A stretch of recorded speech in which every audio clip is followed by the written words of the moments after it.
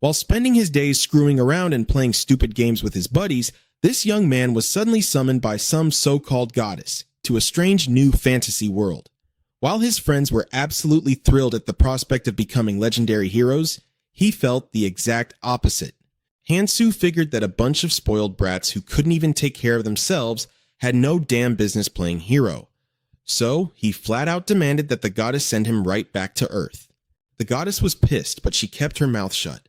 Instead, she opened a spatial portal and softly declared, "Kang Hansu, you are unfit to stand among these great heroes. Therefore, you must leave at once." Hansu stepped through the portal without a second thought. He genuinely believed he was heading back to his beloved Earth. But nope, he was dumped right into a dark, gloomy, overgrown forest. But Hansu still hadn't quite grasped the severity of the situation, cheerfully assuming he'd just been dropped off somewhere far from school. Hearing a strange noise behind him, he excitedly turned around to ask for directions, only to come face to face with three giant monsters staring at him with literal, ravenous hunger. One of them was even carrying an elf who was barely clinging to life. Hansu's legs turned to absolute jelly, and after a moment of sheer shock, reality finally hit him, and he ran for his absolute life. Only then did it dawn on him. That so-called goddess was nothing but a kidnapper dragging high schoolers in to solve her world's problems. Why would a kidnapper with a god complex ever keep her word? Meanwhile, after Hansu's departure, the rest of the students were transported by the knockoff goddess to the town of Sanchiori in Proluzina, where the aforementioned saintess was waiting. Just like the fake goddess, the saintess was drop-dead gorgeous, welcoming the heroes with a warm, gentle smile. But what really caught the girl's eyes was the fiercely handsome guy standing behind her, looking like a literal movie star. "I am the saintess of this temple. I received a divine revelation from the goddess, so I have been waiting here to welcome you all. And this is..." She gently gestured toward the incredibly handsome young man. Taking his cue, he offered a flawless aristocratic bow and introduced himself. "It is my utmost honor to meet you, brave heroes. I am the Sword Saint Prince of the Masta Kingdom, to the north of this territory. I am Answer Smas." Hearing this, the girls' hearts fluttered so hard they felt like they were floating on cloud 9. Aside from being a dashing prince, he was also the one responsible for training the heroes in swordsmanship. The Saiyonist glanced around as if searching for someone, then turned back to ask a servant, "Has the princess still not arrived?" Seeing her terrifyingly cold expression, a maid stammered in reply, Well, about that." Right at that moment, a girl dressed head to toe in bright pink shoved the doors open and hollered, "I'm so sorry, I got totally wasted and overslept." "Oh, princess, honesty is a wonderful virtue, but sometimes it really does more harm than good. There was really no need to be that blunt. Did I mess up again?" The princess mumbled as she stumbled over her own feet, ending up flat on her backside. "This floor is way too slippery. I'm not making excuses, okay? I didn't even bump my head before coming here." Princess Athena, Archmazing of the Archmazing Kingdom, the magic instructor for the heroes, awkwardly tried to defend herself. The heroes stared blankly at Athena until a few just couldn't hold back their squeals. "Oh my god, the princess is way too cute. This fantasy world is freaking awesome." She is the princess of the Archmazing Kingdom, located south of the Grand Temple. This is Princess Athena Archmazing. She, along with Prince Ansis, will be assisting you all. The scientist finished her introductions before activating the system for the heroes. Well, what do you know? A status window, just like in a kid's video game. Oh Han-gu began fiddling with the system. Opening the window, he could clearly see his own level and skills. Let's see. Blessing, curse, multiplier, I get the buffs, but what the heck are these other things? First things first, let's just click on Blessing and see what happens. Hero's Blessing. Automatically translates the languages of races friendly to the hero. Experience gained from hunting and achievements will be massively boosted. Auto-translation is pretty sick. But exactly how much is this experience boost? Still, if there's no level cap, this is a seriously overpowered buff. The catch is, a ton of my competitors just got the exact same blessing. Han-gu muttered to himself, unconsciously glancing over at Choi Kang-min. After studying the system for a moment, Choi Kang-min spoke up. "Saintess, may I ask a question? The goddess mentioned that we must receive blessings from the divine spirits. How exactly do we do that? That is an excellent question. The Sayanist replied with a warm smile. To receive a blessing, you must first earn the favor of the gods. Each deity has their own unique set of standards. Right on cue, the heroes were hit with a barrage of system notifications, announcing the presence of various gods and delivering their personal messages. The Sayanist continued her explanation. While every god has their own criteria, they all share a single hope, to find the one capable of slaying the Demon King. Does anyone else have any questions? Seeing the others stay silent, Kang Min answered for the group. I think that covers it. The gods above are always watching you, the Sayanist added. But please remember, the favor of the gods can be incredibly fickle. I pray that you all receive their divine blessings. Excuse me. A young man with glasses nervously raised his hand and stammered out. What happens if we don't receive any blessings at all? You'd be useless trash, so why bother caring? The Sayanist flashed a blindingly bright smile, dropping that absolutely savage reply and leaving the entire room dead silent. The guy with glasses snapped his mouth shut, wisely deciding not to push his luck any further. And so, their journey in a fantasy world full of hopes and dreams officially began. Meanwhile, back in the monster forest, Hansu was completely gassed after running his absolute ass off. He leaned heavily against a tree trunk, gasping for air. Damn it! If I knew this was going to happen, I would have hit the gym way more. The moment the words left his mouth, a spear flew out of nowhere, slamming into the tree trunk right in front of his face. Shaking like a leaf, he slowly turned his head, only to find dozens of monsters glaring at him, drooling with hunger as they chanted in some bizarre, alien tongue. If he could actually understand them, he would have totally lost his mind, because what they were chanting was, human meat! Ooh, human meat! Hey meat, don't move! Get back here! Lunch! Staring down the horde of monsters, Hansu's sheer burning hatred for that fake bitch of a goddess skyrocketed. One look was all it took to know these freaks definitely didn't exist on Earth. He had been completely played by that hag. From the very beginning, she never had any intention of sending anyone back home. Come on, Kang Hansu, use your damn brain. Hansu desperately tried to calm his nerves, sprinting for his life while furiously analyzing the situation. If this is really some hardcore fantasy world, there's gotta be something like magic around here, right? Come on, please. And as they say, heaven helps those who help themselves. Right at that very moment, a system panel popped up right in front of Hansu's eyes. Name, Kang Hansu. Level, 1. Blessings, none. Curses, E rank hero. Multiplier, 2.56. Huh? Where the hell did this come from? What the hell is a curse? Why is hero classified as a curse for God's sake? Still full of questions, Hansu clicked on the curse's description. The hero's curse automatically translates the languages of species hostile to the hero. Experience gained from hunting and achievements is severely reduced. Hansu felt a wave of despair after reading it. Does that bitch really want me dead? If leveling up in this world is like a game, am I really stuck with this kind of penalty? I'm gonna eat his heart. Meat. I want his meat. I'll chew on his bones too. Hansu could now understand the monster's language, but he wasn't thrilled about this skill at all. Auto-translating hostile languages? Does that mean I can talk to them? Desperate to survive, Hansu decided to risk it all and try reasoning with the beasts. Hey guys, can we talk for a sec? The monster stared at him, dumbfounded for a moment before speaking again. Look, our lunch can talk. The meat is talking. Whatever, let's just eat him first and talk later. Hearing that, Hansu couldn't hide his disappointment. So much for the benefits of communication. Left with no other choice, Hansu was forced to keep running.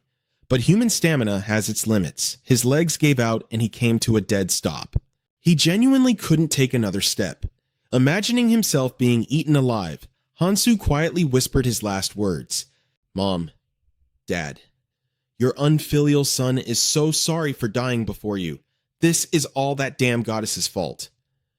Right at that moment, a strange language echoed in Hansu's ears. A split second later, an arrow flew out of nowhere and pierced right through his leg.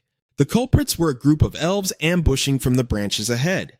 By now, the horde of monsters chasing him had finally caught up. The moment they spotted the elves, the monsters roared in excitement. Elves, let's eat elf meat. It's a fresh lunch. Get down here, you damn elves." With that, the monster swarmed forward to attack the elves. Hansu figured this was probably some typical barbarian turf war in a fantasy world. Seizing the distraction, he dragged his bleeding leg to a nearby tree to catch his breath and reevaluate his miserable life. What am I supposed to do now? Pray to the heavens? Hell no! I'm in this mess because of those absolute bastards. Hansu glared at his injured leg, grinding his teeth in pure rage. Damn it! I'd rather die than beg them for help, but am I really going to die like this? Little did he know, a mysterious figure completely shrouded in a cloak was standing right next to him, watching him with curious eyes. Suddenly, Hansu's system chimed. A certain god is peeking at you.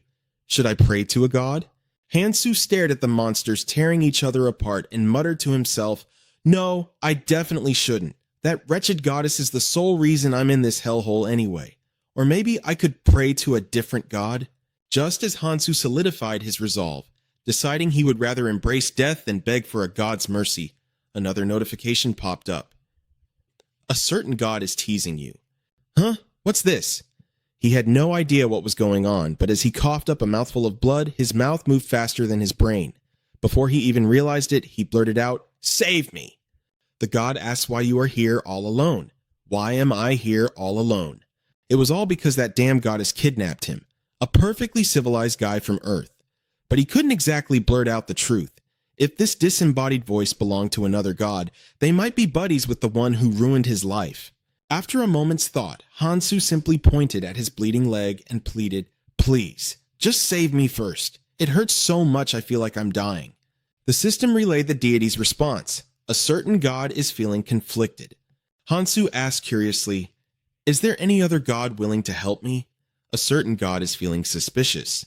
They state that there are no other gods around here. They say you are incredibly lucky that no other gods are nearby. What, are they all a bunch of loners? Hansu let out a depressed sigh. A certain god is wondering what a loner is. Crap, what did I just say? Hansu muttered to himself, then stammered out a reply. Well, a loner is, a term from my world. It means someone who exists entirely outside of regular social circles. What would happen if he accidentally offended them with a weird explanation? Hansu frantically racked his brain and quickly spun a tall tale. A loner is basically a lone wolf, running freely through the wild, untamed forest. The gods seemingly saw themselves in that majestic imagery, prompting another system message to appear. A certain god loves the definition of a loner. The god proudly confirms that they are, indeed, a loner. Hearing that, Hansu let out a massive sigh of relief before begging once more. Anyway, please, just help me. The god asks if you are also a loner. Hansu mentally flinched. What the hell are they talking about? Why me? I only ended up like this because of my trashy classmates. They're all a bunch of spoiled, awful brats. I'm obviously a popular guy, the complete opposite of a loner. There's no way I'm an outcast. That's what he thought, but to save his own skin, Hansu swallowed his pride and lied through his teeth. Yes, I'm a loner too. That's exactly why all my classmates were summoned to the safety of the temple, and I'm out here all by myself. Thanks to that pathetic confession, Hansu successfully earned the god's pity, and the deity finally decided to lend a hand to this poor, abandoned soul in a foreign world. A warm glow of light gathered over Hansu's wound. In an instant, the arrow dissolved into dust, the flesh knit back together, and the agonizing pain vanished completely. Now he knew for an absolute fact, this being was a real god. Hansu cautiously stood up, tested his weight on his healed leg, and smiled. Thank you so much for saving me. My body feels so much lighter too. The god looking after this pitiful outsider is feeling quite proud. Name, Kang Hansu, level 1. Blessing F rank outsider. Curse E rank hero. Ratio 2.98. Why put outsider right next to a blessing, huh? The more Hansu looked at it, the more confused he got. He quickly tapped on the outsider details to check. Outsider. The outsider statuses will all be reset except for death. Terrifying things will emerge if the lone wolf leaves the wild. This sounds way too random. Lone wolf? What the hell is that even supposed to mean? Hansu muttered to himself. Just then, a beast approached his spot, but since its back was turned, it didn't spot him. He quickly ducked behind a tree and whispered to the god, "If I become both an outsider and an insider, you're going to judge me real hard, aren't you?" The god confirmed they only help outsiders. Hansu was left completely speechless, so he just focused back on the matter at hand. Right now, he was way too close to that pack of flesh-eating beasts. Even if he could understand what they were saying, danger was still breathing down his neck. Hansu tried to sneak away, but accidentally stepped on a dry twig. The snap caught a beast's attention, and it whipped its head around, roaring, "Lunch is running away! Human meat, talk to us!" The pack of beasts immediately turned their sights on Hansu. Hansu dropped the stealth act and ran for his damn life. At that very moment, he clearly felt the changes in his body. He suddenly remembered the blessing he'd been given. Outsider. The outsider's statuses will all be reset except for death. Hansu sprinted like the wind, practically buzzing with excitement. It wasn't just when he got hurt. He could feel his exhaustion vanishing entirely. Even running at top speed, he wasn't tired at all. On the contrary, the monsters were starting to gas out, unable to keep up with him anymore. Thinking fast, one of the beasts hurled a massive boulder at Hansu to finish him off.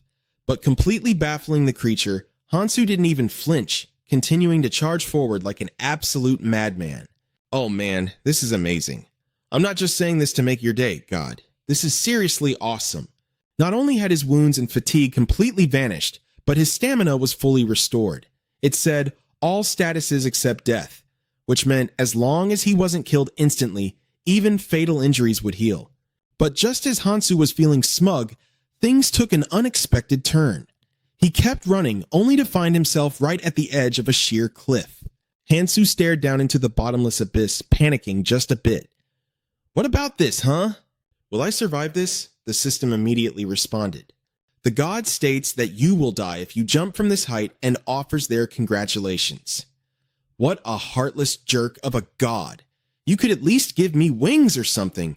Glancing back at the monsters closing in, he realized he was stuck between negotiating with a weird god, a deadly cliff in front of him, and a pack of beasts right on his tail.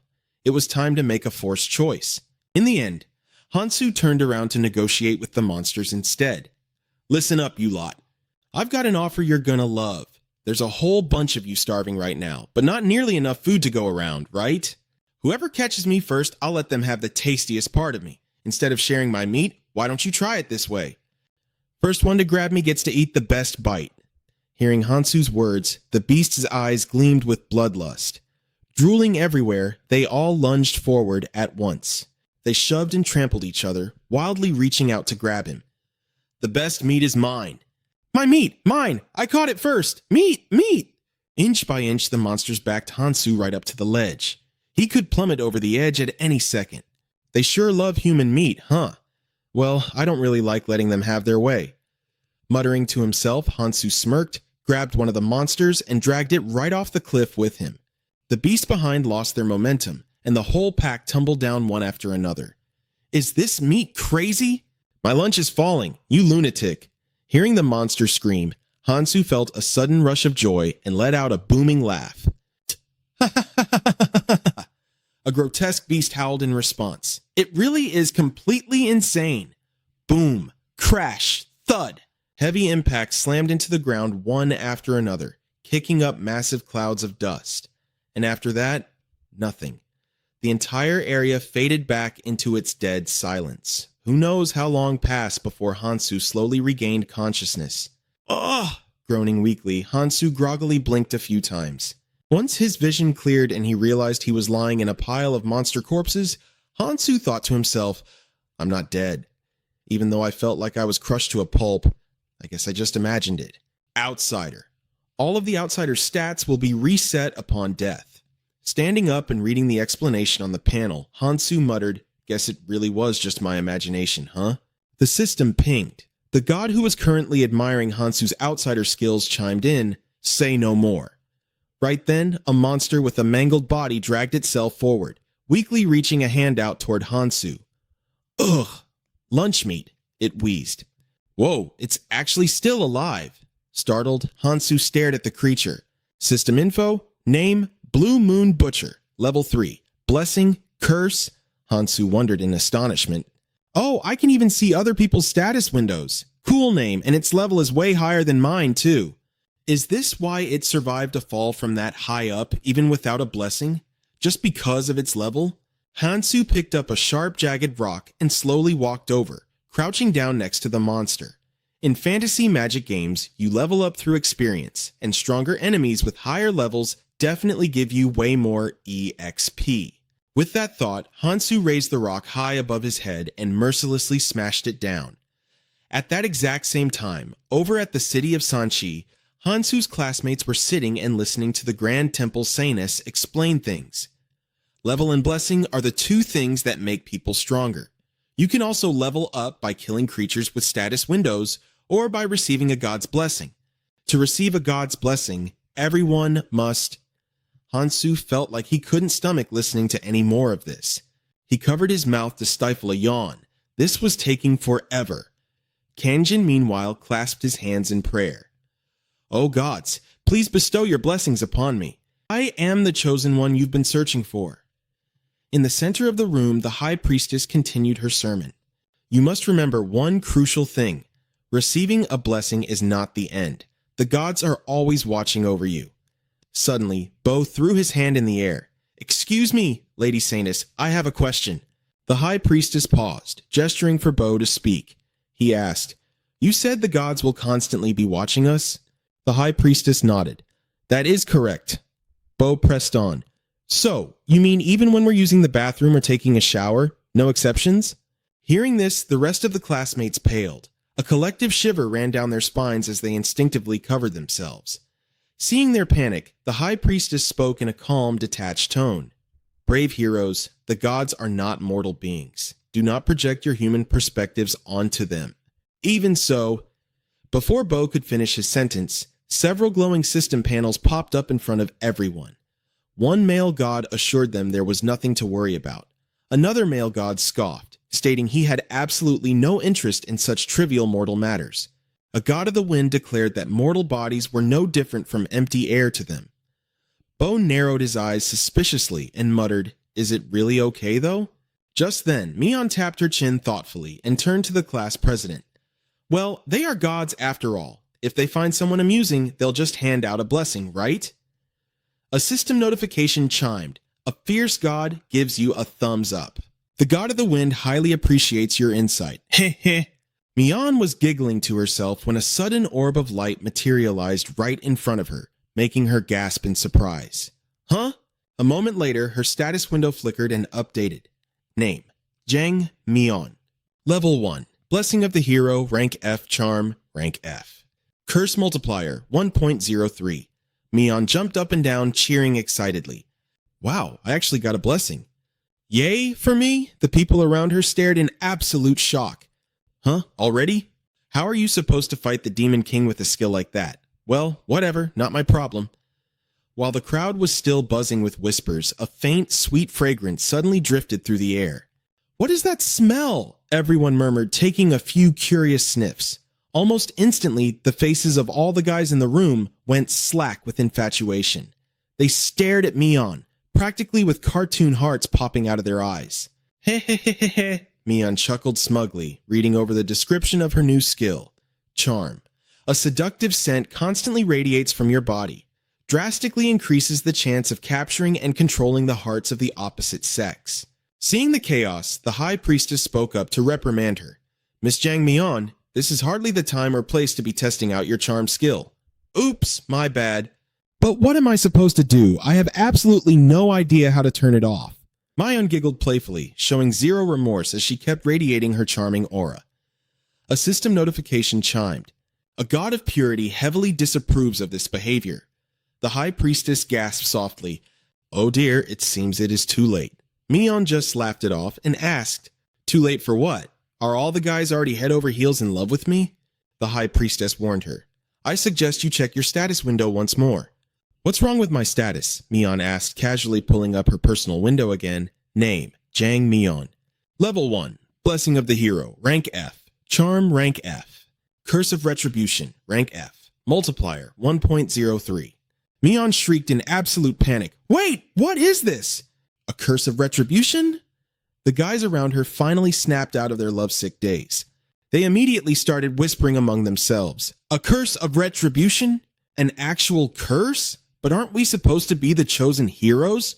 Why would she get cursed? Did a demon show up or something? The high priestess offered a polite smile and clarified the situation. Blessings are not the only gifts the gods bestow upon those gathered here. They are equally quick to curse any hero who falls out of their favor. Mion whined, "Nobody ever told us about that part." The high priestess slowly walked over to her with a serene smile. "Of course not. I was just about to explain that rule." Ugh! Mion was still standing there dumbfounded when suddenly a burning handprint materialized on her back, making her scream in agony. "Ah! It hurts! Make it stop!" A system notification flashed. Retribution. All physical damage and verbal criticism you receive will be severely amplified. You will suffer a terrifying penalty every time you engage in impure behavior. Terrified, Mion desperately started begging.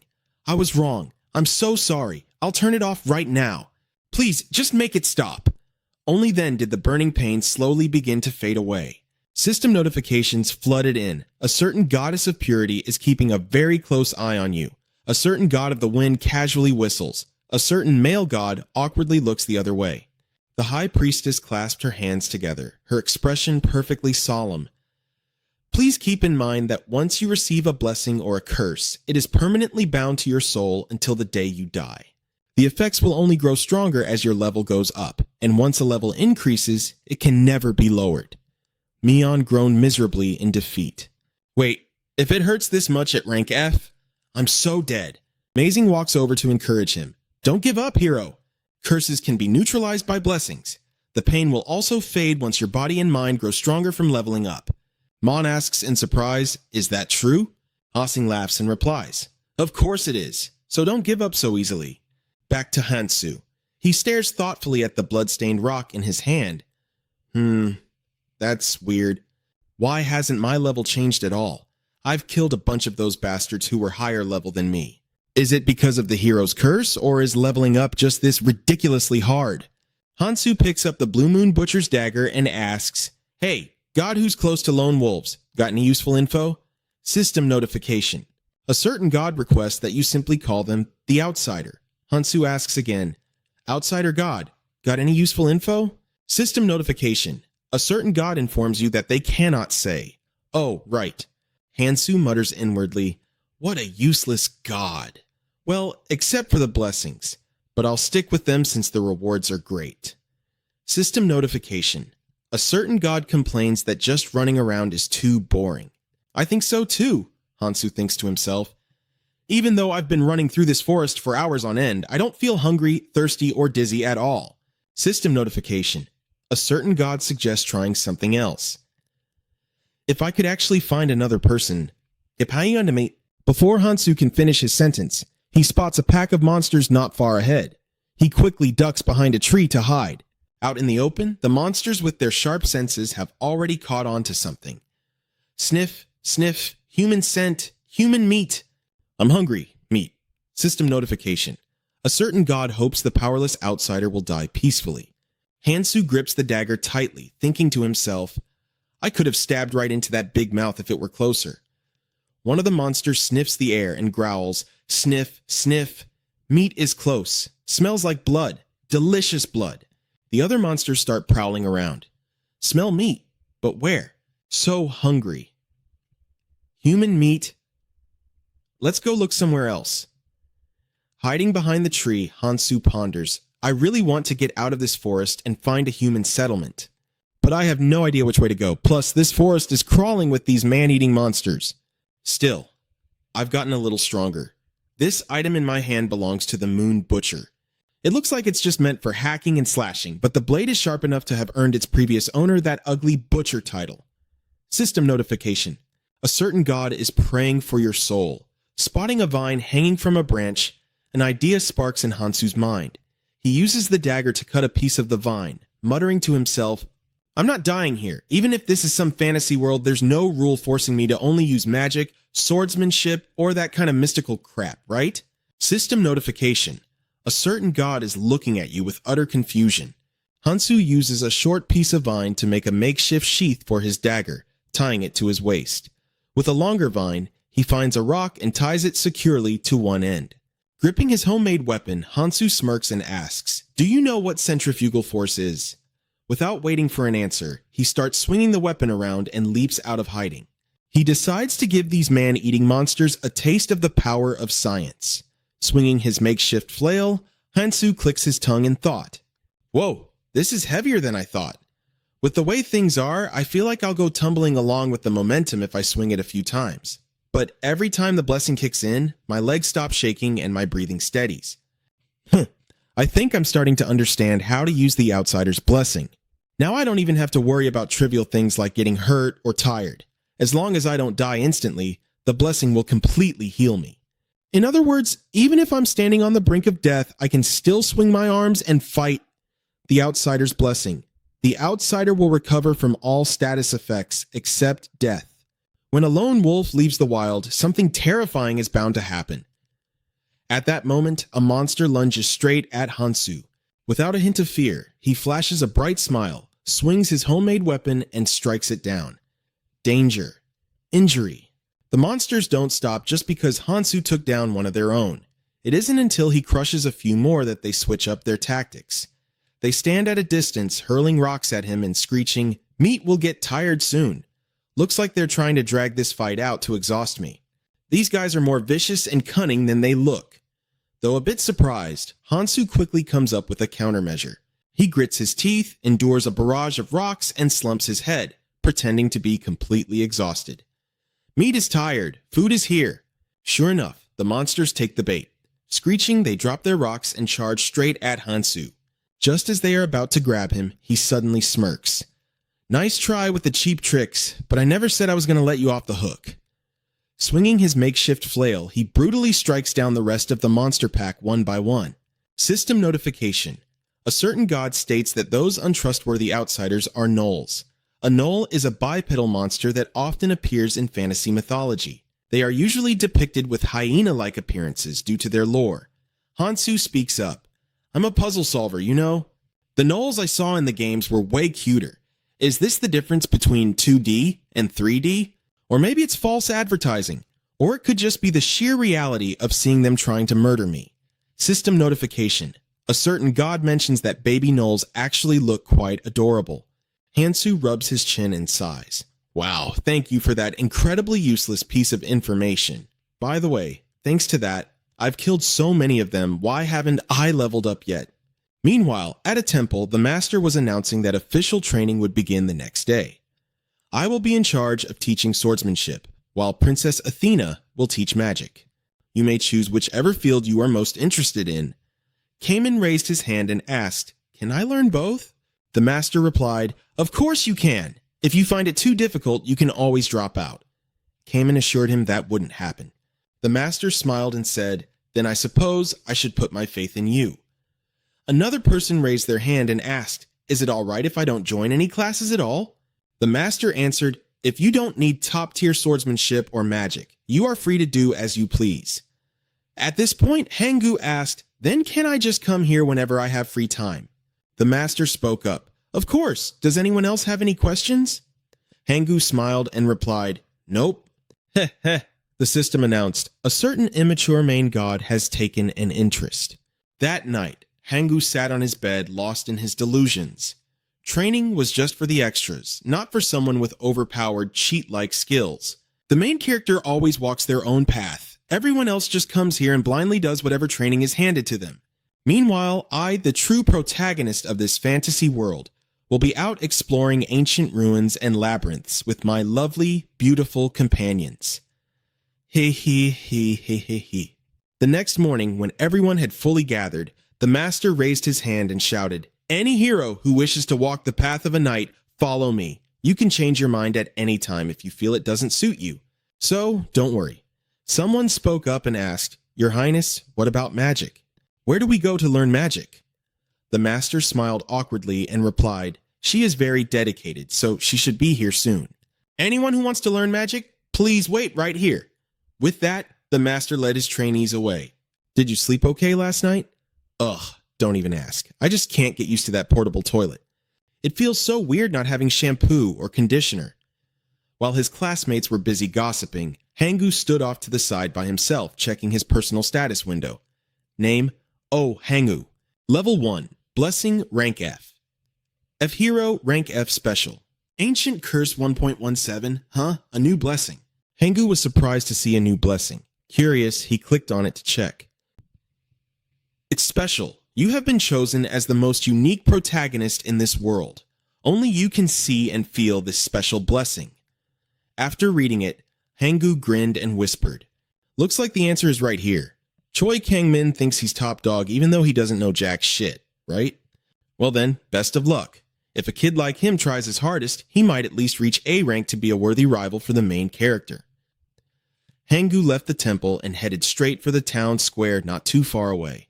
After searching for a while, Hangu finally found the place he was looking for. He quickly pushed the doors open and stepped into a guild hall. Ignoring the probing stares from the crowd, he marched straight to the reception desk. "Welcome! Looks like this is your first time here, huh? What brings you to our guild?" the four-eyed receptionist asked with a bright smile. Hangu replied confidently, "I want to register with the guild and become an adventurer." This was always the classic choice for protagonists in fantasy genres, a perfect place for those who hated being tied down. While Hangu was busy being delusional, a voice called out from behind him, "Hey, this isn't a place for a kid like you to be hanging around. Are you tired of living?" Hangu turned his head and saw that the owner of the voice was a girl with blazing red hair. Seeing that she had Hangu's attention, the girl continued to warn him, "Stop whatever stupid thing you're about to do and go back home. I've seen way too many kids lose their lives just because they got a sudden itch to play adventurer." Hearing this, the delusional King Hangu couldn't help but rejoice inwardly. This is it, the effect of the blessing. Plot armor.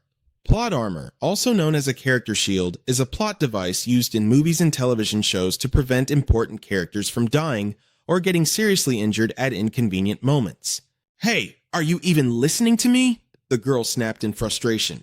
Only then did Hangu snap out of his thoughts. He looked the redhead up and down and quietly evaluated her. "This girl in front of me is probably a princess or the daughter of some noble family in disguise. Is this the ultimate privilege of a protagonist? Looks like that special blessing is really paying off." Thinking this, Hangu smirked at the redhead. "And what if I don't want to go back?" "Excuse me? If you're that worried about me, why don't you come with me? You shouldn't judge someone by their appearance, though I'm sure you've met plenty of people who aren't quite what they seem, haven't you?" The redhead looked surprised at first, but then a knowing smile spread across her face. Well said. Hearing that, Hangu became even more convinced that he was the main character, so he kept spouting absolute nonsense. "I didn't want to reveal this so soon, but I am actually the chosen one." "Is that so?" the redhead replied, looking completely unimpressed. "If I were still on Earth, there's no way I'd ever get to talk to a perfect 10 out of 10 girl like her. But here, I am a hero tasked with saving the world." Somewhere up above, a certain god was laughing their ass off. "So, I wonder, what exactly is the Chosen One's ability?" she asked. Hangu tried to look incredibly cool as he replied, "You'll get to witness my plot armor firsthand if you team up with me." Meanwhile, back with Hansu. After a while, he had finally taken care of almost all the monsters, leaving only a single one alive. Human town in the west. Very far away. The monster stared at Hansu and continued to whisper, "Talking meat, so strong. No joke." "Thanks," Hansu muttered before using his makeshift weapon to send the monster packing straight to the afterlife. "These monsters are honestly an open book. You can spot their lies from a mile away," Hansu remarked to the god, shifting his gaze toward the west. The human village was in that direction, though he had no idea exactly how far it was. He'd interrogated a dozen monsters by now. There was no way he was wrong. He had nearly died at their hands, but now he was the one slaughtering them. In just a single night, the prey had become the hunter. Maybe I actually have a knack for this? Hansu felt a flicker of pride, but then he noticed the countless wounds covering his body, his clothes torn to shreds from rolling around the battlefield. Right. Learning to hunt had cost him some brutal injuries. If it weren't for the outsider's blessing, he never could have taken them down. The healing power of the blessing really wasn't bad. Just keeping him stable was more than enough. I wonder how far the town is from here. I'm so curious about the humans in this world. Seeing Hansu's obvious excitement at the prospect of meeting his own kind, the god immediately sent a system warning. The god seemed displeased. Do you want me to die or something? The god says it has nothing to do with him. How harsh, especially after giving me a blessing. While Hansu was busy bickering with the god, another pack of beasts crept up from behind. They tried to ambush him, but in the end, he wiped them out entirely. This is really weird, though. Hansu stared intently at his personal status window. Name: Kim Hansu. Level 1. F rank Outsider's Blessing. E rank Hero's Curse. Ratio 3.15. My level hasn't gone up at all. Hansu couldn't help but feel baffled. I've killed dozens of beasts that were a higher level than me. Why is this happening? A certain god was getting anxious. Following that notification, Hansu suddenly caught the sound of voices from a group belonging to the god's faction. A language that isn't auto-translated. Could it be elves again? I need to observe carefully. Hansu quickly hid behind a tree to watch quietly, only to see that group shooting arrows at someone who was running away. Just like he had been. Looks like they aren't exactly the good guys either. He peeked out and realized the group consisted of humans, specifically 2 swordsmen and 1 archer. Could they be adventurers? But because of his movement, the archer in the group spotted him. She instantly fired an arrow that pinned itself right into the trunk of the tree where Hansu was hiding. Wait, I'm just trying to find my way to town. Hansu rushed out to explain, but suddenly realized they couldn't understand a word he was saying. They were the first humans Hansu had encountered here, so he refused to let this opportunity slip by. First, he discreetly hid his knife, then dropped to his knees, raising his hands. I swear I won't fight. Even though he couldn't communicate with them verbally, words weren't the only way humans talked. His actions clearly showed he didn't want to fight, and he kept his voice calm to avoid escalating things. Despite the language barrier, it seemed like this was enough. The 3 of them whispered back and forth for a moment, and then the female archer drew her bow, aiming right at him. No, don't! Hansu instinctively threw his hands up to shield his face. I'm a good guy, I don't bite. By some absolute miracle, the group finally accepted Hansu and allowed him to tag along. Along the way, they chatted enthusiastically with him. But of course, aside from hearing his own name, Hansu didn't understand a single thing they were saying. Hansu silently counted his blessings for running into good people. Well, at least they didn't shoot him full of arrows the moment they met. Although he couldn't see their status windows, Hansu could guess they were much stronger than him, a mere level 1 rookie. Watching Hansu get along so well with the 3 newcomers, the god couldn't help but feel a twinge of annoyance. The system chimed. The god says you don't act like an outsider and is feeling annoyed. All right, Hansu muttered. He gave a half-hearted reply just to brush it off. Another notification popped up.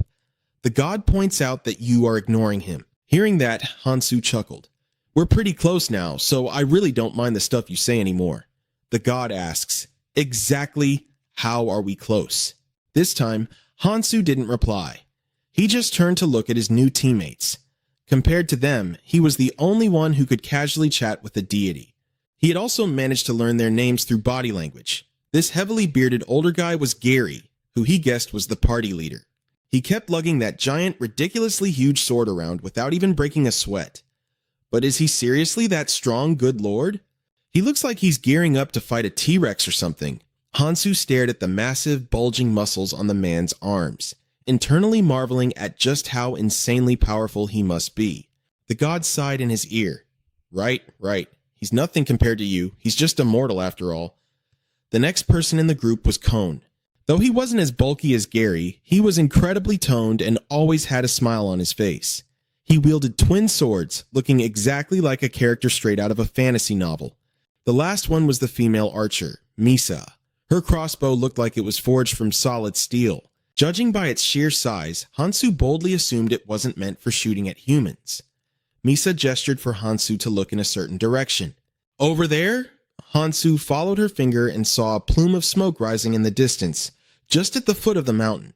If it wasn't a forest fire, it was definitely smoke from someone's chimney. Finally, I've made it to where humans live, Hansu exclaimed with pure joy. These words completely filtered into the ears of that god. Immediately, the system chime rang out. The god points out that your behavior doesn't suit an outsider. Just like before, Hansu gave a dismissive brush off. Yeah, I know. The god glared at the outsider with clear dissatisfaction. I'm only pretending to play nice so I can make it out of this forest. But the moment those words left his mouth, disaster struck. A horde of Nons charged out of the forest straight at Hansu's group. Gary, Kone, and Misa quickly jumped into the fight. Gary and Kone advanced as swordsmen to fight in close combat, while Misa stayed back to provide covering fire with her bow. After a while, right as Misa was knocking an arrow, a Non suddenly lunged at her from behind. Fortunately, in that life or death moment, Hansu arrived just in time to knock the monster away and save Misa's life. From that second on, the entire horde of Nons locked onto Hansu as their target, swarming him like moths to a flame. But he took them all out in the blink of an eye. Once the Nons were completely wiped out, Gary and the others turned to look at Hansu with scrutinizing eyes. You would think they'd be grateful for Hansu's help, but no. After muttering something to him, that girl, Misa, ruthlessly drew her bow and shot an arrow straight into Hansu's chest. Damn this wretched world. That was the only thing Hansu could think before he collapsed to the ground. Waiting until Hansu lay completely motionless, Kone finally spoke up to praise her. Great job, Misa. The Nons completely threw off our plan. Misa smiled and replied, actually, it worked out for the best. Thanks to those Nons going crazy, we finally saw just how dangerous he really is.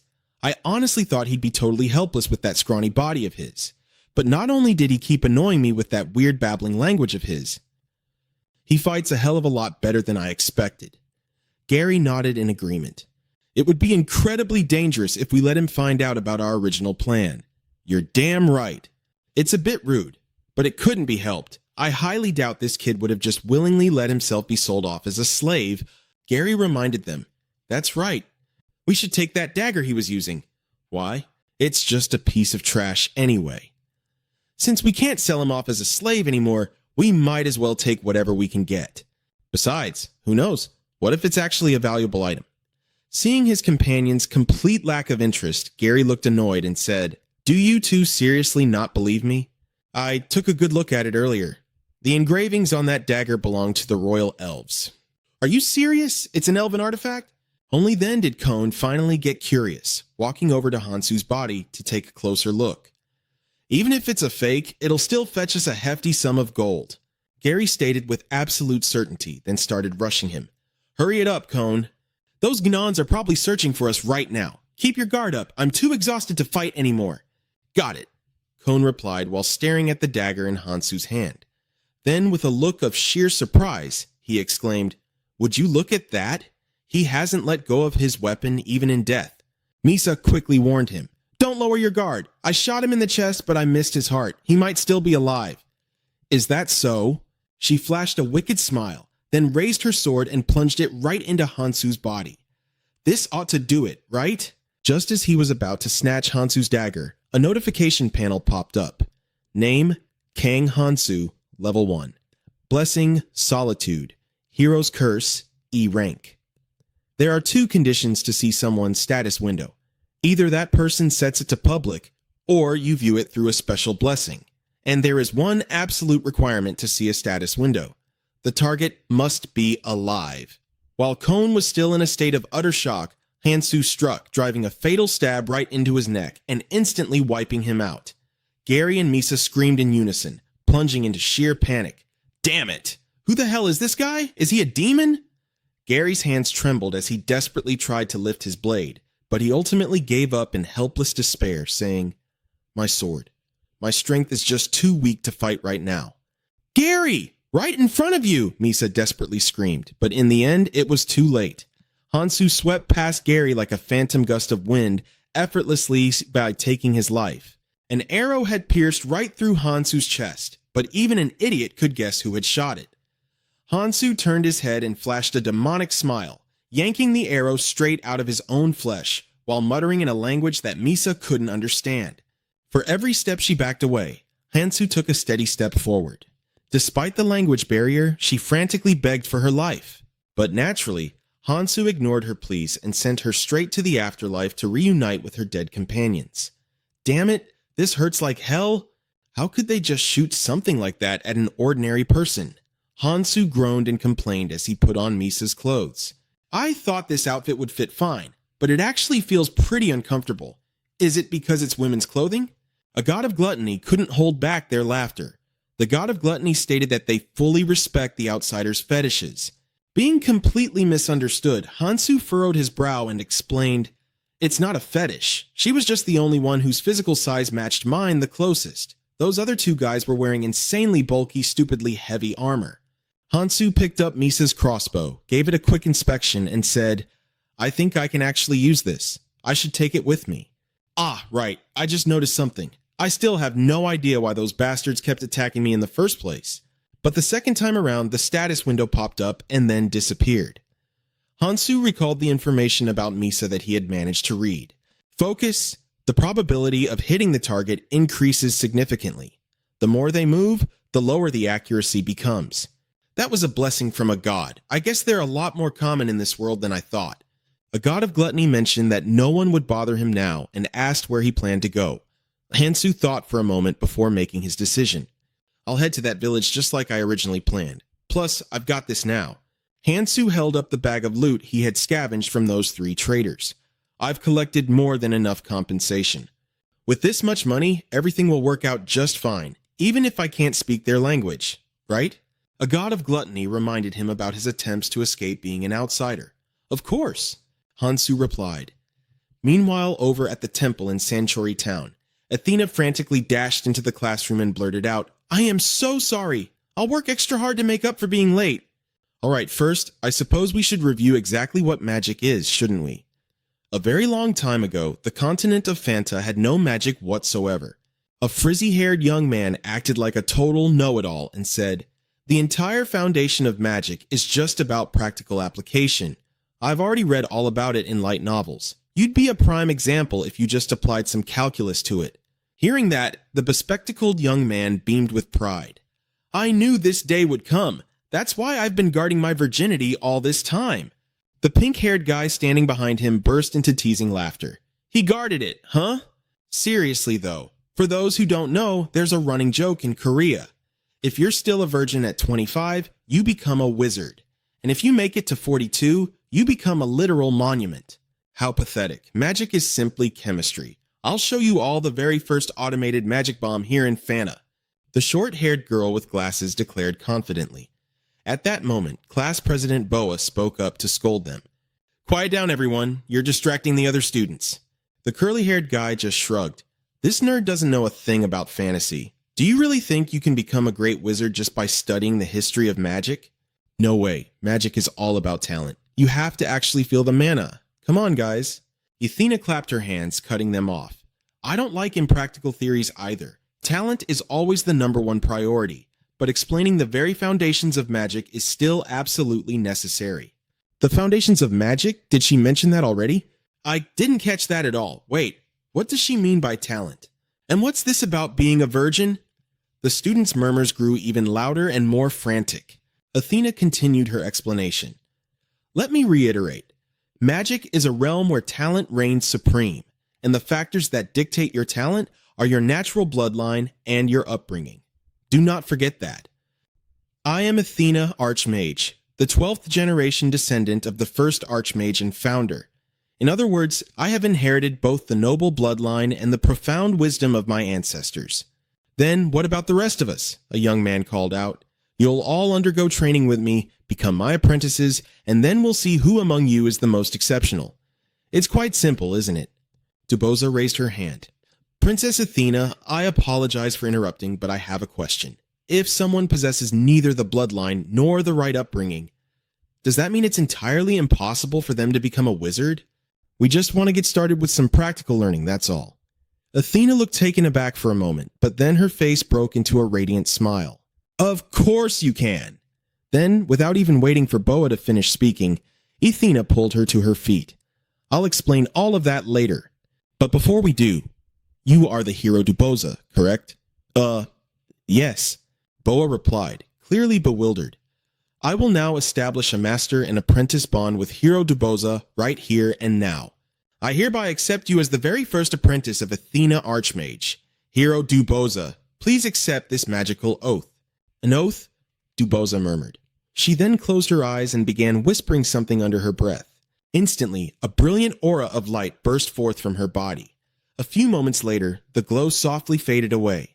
Congratulations, Hero Duboza. As of today, you are officially a wizard. While Duboza was still standing there completely dazed, Athena moved on to coaxing the rest of the students. Oh, I almost forgot to mention, the sooner you become my apprentices, the more talent you'll receive. Name: Duboza, level 1. Blessing, hero, magic, rank C, curse, ratio 1.65. Looking at the system prompt, Boa immediately understood. My blessing ranked up to C the moment we formed our bond. Is this the talent you were talking about? Exactly right, Athena replied with a grin. Therefore, if you don't have parents or a master who wields magic, no matter how desperately you try, you can never become a wizard. Do you finally understand why talent is so crucial? Hero Duboza. Yes, I understand now. Duboza nodded in response. All right then, let's circle back to Hero Duboza's question. With that said, Athena conjured a tiny flicker of flame in her right hand. Our founder ascended to become the god of magic. He bestowed his blessings so that his descendants and future apprentices could master magic with ease. As she spoke, Athena intensified the roaring flame. This right here is white magic. Wizards regularly use it. It's incredibly safe and highly efficient thanks to the blessing. Suddenly, Athena's expression turned dead serious. From Athena's left hand, an eerie purple flame ignited. The dark fire slowly began to scorch her glove, burning straight down to her bare flesh. The students gasped, panicking in absolute horror. Athena just smiled, looking straight at Boa. You asked if you truly needed talent to do this, didn't you? In my right hand, we have the blessed white magic, and in my left, the unblessed black magic. While Athena was deeply absorbed in her dramatic lecture, a dark figure loomed right behind her, followed instantly by her own piercing scream.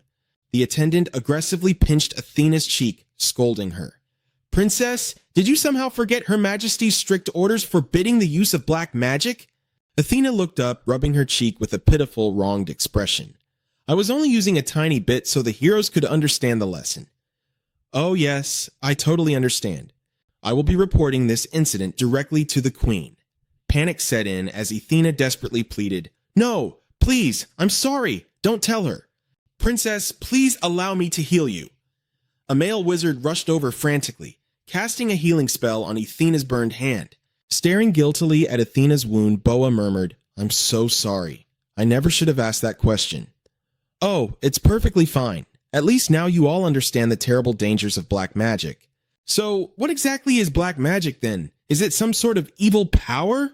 Facing the students' curious questions, Athena replied calmly. Black magic isn't inherently evil. Unlike the magic blessed by our god, black magic is simply magic in its rawest, most natural state. Meanwhile, as his classmates were sitting through their very first introductory lesson on magic, Hansu was wandering the wilderness until he stumbled upon a human village. Despite the obvious language barrier, cold hard cash spoke volumes, allowing him to easily bribe his way past the guards and stroll right into town. This town is smack in the middle of a forest, crawling with man-eating monsters, so nobody batted an eye at Hansu strolling down the street, armed to the teeth. Is this the place those gatekeepers were talking about? Hansu looked up at a sign depicting an elf soaking in a tub. This must be the right place. Yep, definitely an inn. After renting a room, Hansu immediately went to take a bath.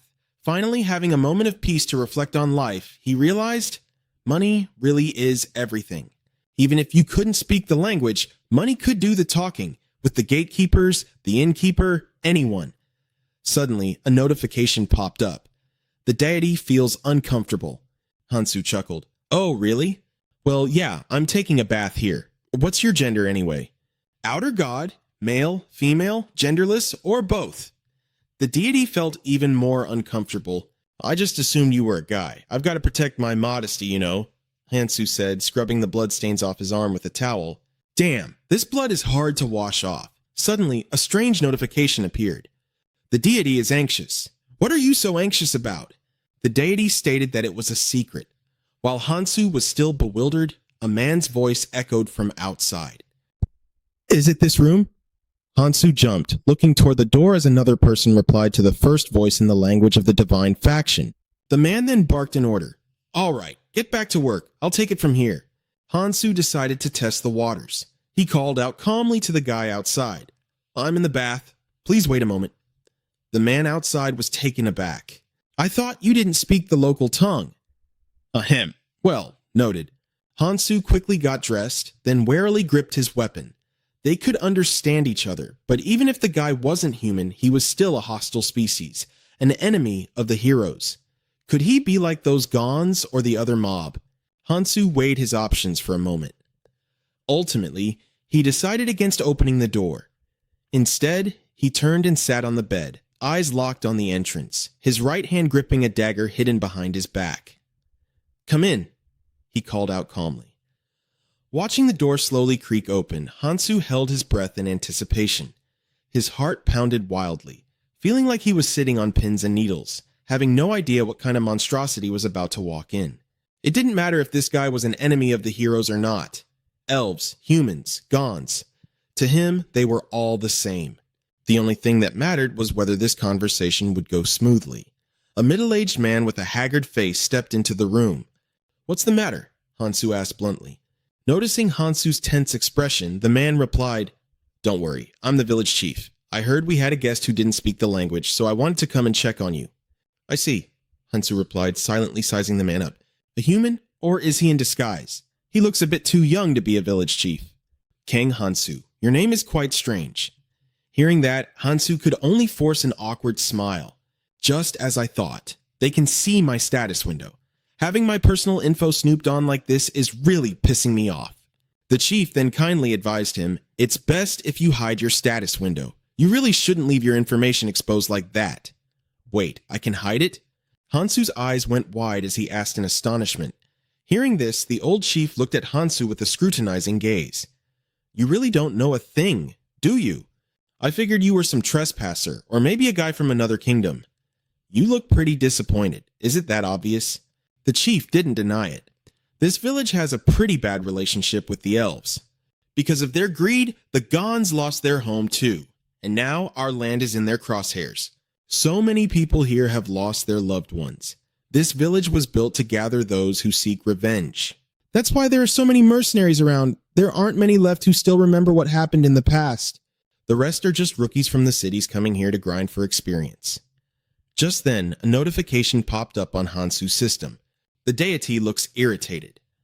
While Hansu was distracted by the prompt, the chief suddenly spoke up. "Before I leave, can I ask you one last question?" The old chief held up a strange vial and asked nonchalantly, "It's been a while since I slipped this into your dinner. Why hasn't it kicked in yet?" Hansu instantly gripped his dagger, ready to stab the man, but before he could even touch him, his body locked up completely, paralyzed. The old chief broke into a smug grin. "Impressive." "What the hell is this?" Hansu gritted his teeth, struggling to move but failing. "Those elven trashes have high poison resistance, so I concocted this for situations exactly like this."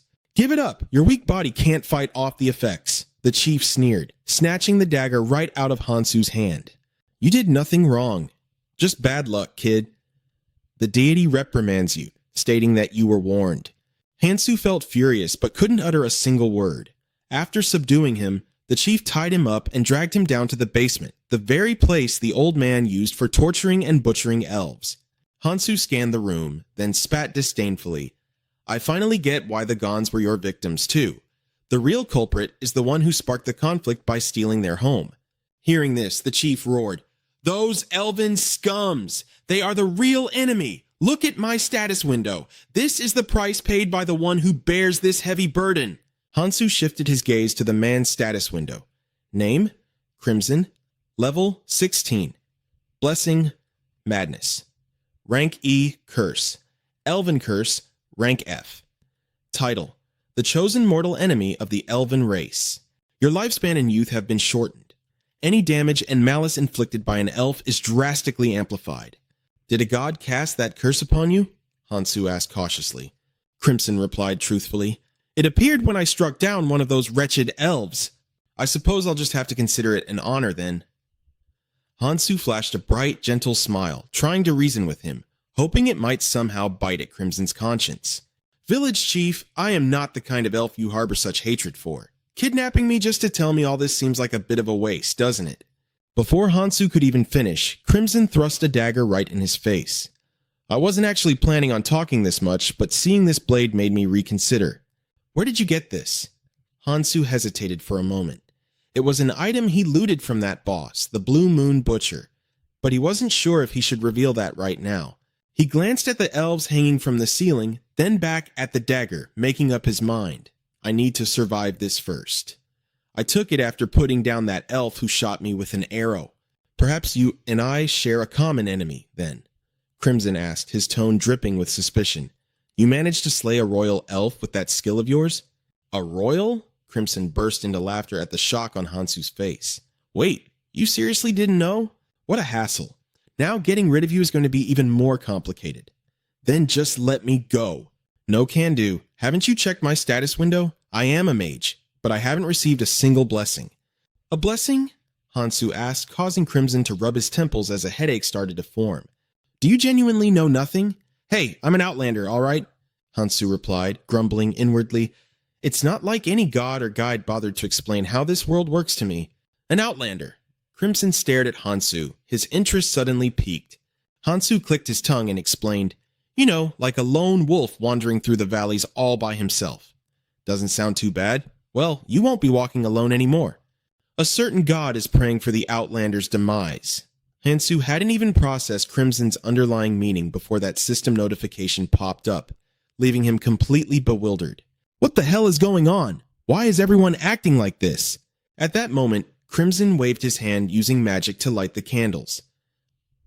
He then loosened a set of chains, sending one of the elves crashing to the floor. Stepping firmly onto the female elf, he declared bluntly, I am a dark mage. You will perish here so that I may extend my own lifespan. Even as that wretched curse slowly devours me, I can still harvest your lives to fend it off. I will grant you a less painful end. Consider it a reward for taking down that royal elf wench. Oh, how incredibly generous of you, Hansu shot back with thick sarcasm. Breaking free is going to be extremely tough, but I refuse to die in a place like this. Let's see if I can negotiate with him. Making up his mind, Hansu called out, Hey, village chief, what now? If you are about to beg for mercy, forget it. No, it's something else entirely. Fine, spit it out. Feel free to state your dying wish. As Crimson spoke, the elf girl on the floor wouldn't stop whimpering in pain. Annoyed, he grabbed a whip and lashed out at her until she went completely still. Finally, some peace and quiet, Crimson said with a deeply satisfied look, before casually turning back to Hansu. Now, what were you saying? Having witnessed the whole brutal scene, Hansu felt a knot of uncertainty in his chest. This guy is acting so bizarre. Is he putting on this sick show specifically for me? There has to be a reason behind it. It must have been incredibly grueling, walking down this dark path all by yourself, right? Hansu probed cautiously. You understand? Crimson's eyes practically lit up as he stared at Hansu. I mean, I'm an outlander too, remember? The type that wanders everywhere completely alone, Crimson muttered, his mood dipping slightly before a sudden realization hit him. His tone suddenly turned cheerful as he continued. I get it now, so doesn't that make me an outlander too? A certain god is fiercely emphasizing that this is entirely missing the point. Yeah, I think so too. Hansu secretly agreed with the notification, but thought, hey, at least I managed to change his train of thought, right? I actually like you now, kid, but since I am a true outlander, I must continue my journey as a lone wolf. Crimson's declaration made Hansu curse violently in his head. What kind of twisted garbage logic is that? First, he wanted to off me in the name of twisted justice, and now he wants to end me just to prove he's a true outlander? A certain god is laughing their head off. Hearing that system message only pissed Hansu off even more. You think this is funny? Today truly is a magnificent day. Finally, someone who understands my soul has appeared. My dear Hansu, please, bear witness to my path. Sure, Hansu replied, groaning internally. Great, my situation is actually worse than before. Crimson no longer paid him any mind, turning his attention back to the elves hanging upside down from the ceiling. After a moment of consideration, Crimson finally singled out one of the men to use for his sacrificial ritual. Let us begin. Crimson broke into a cruel, wicked smile, clasping his hands together to initiate the ritual.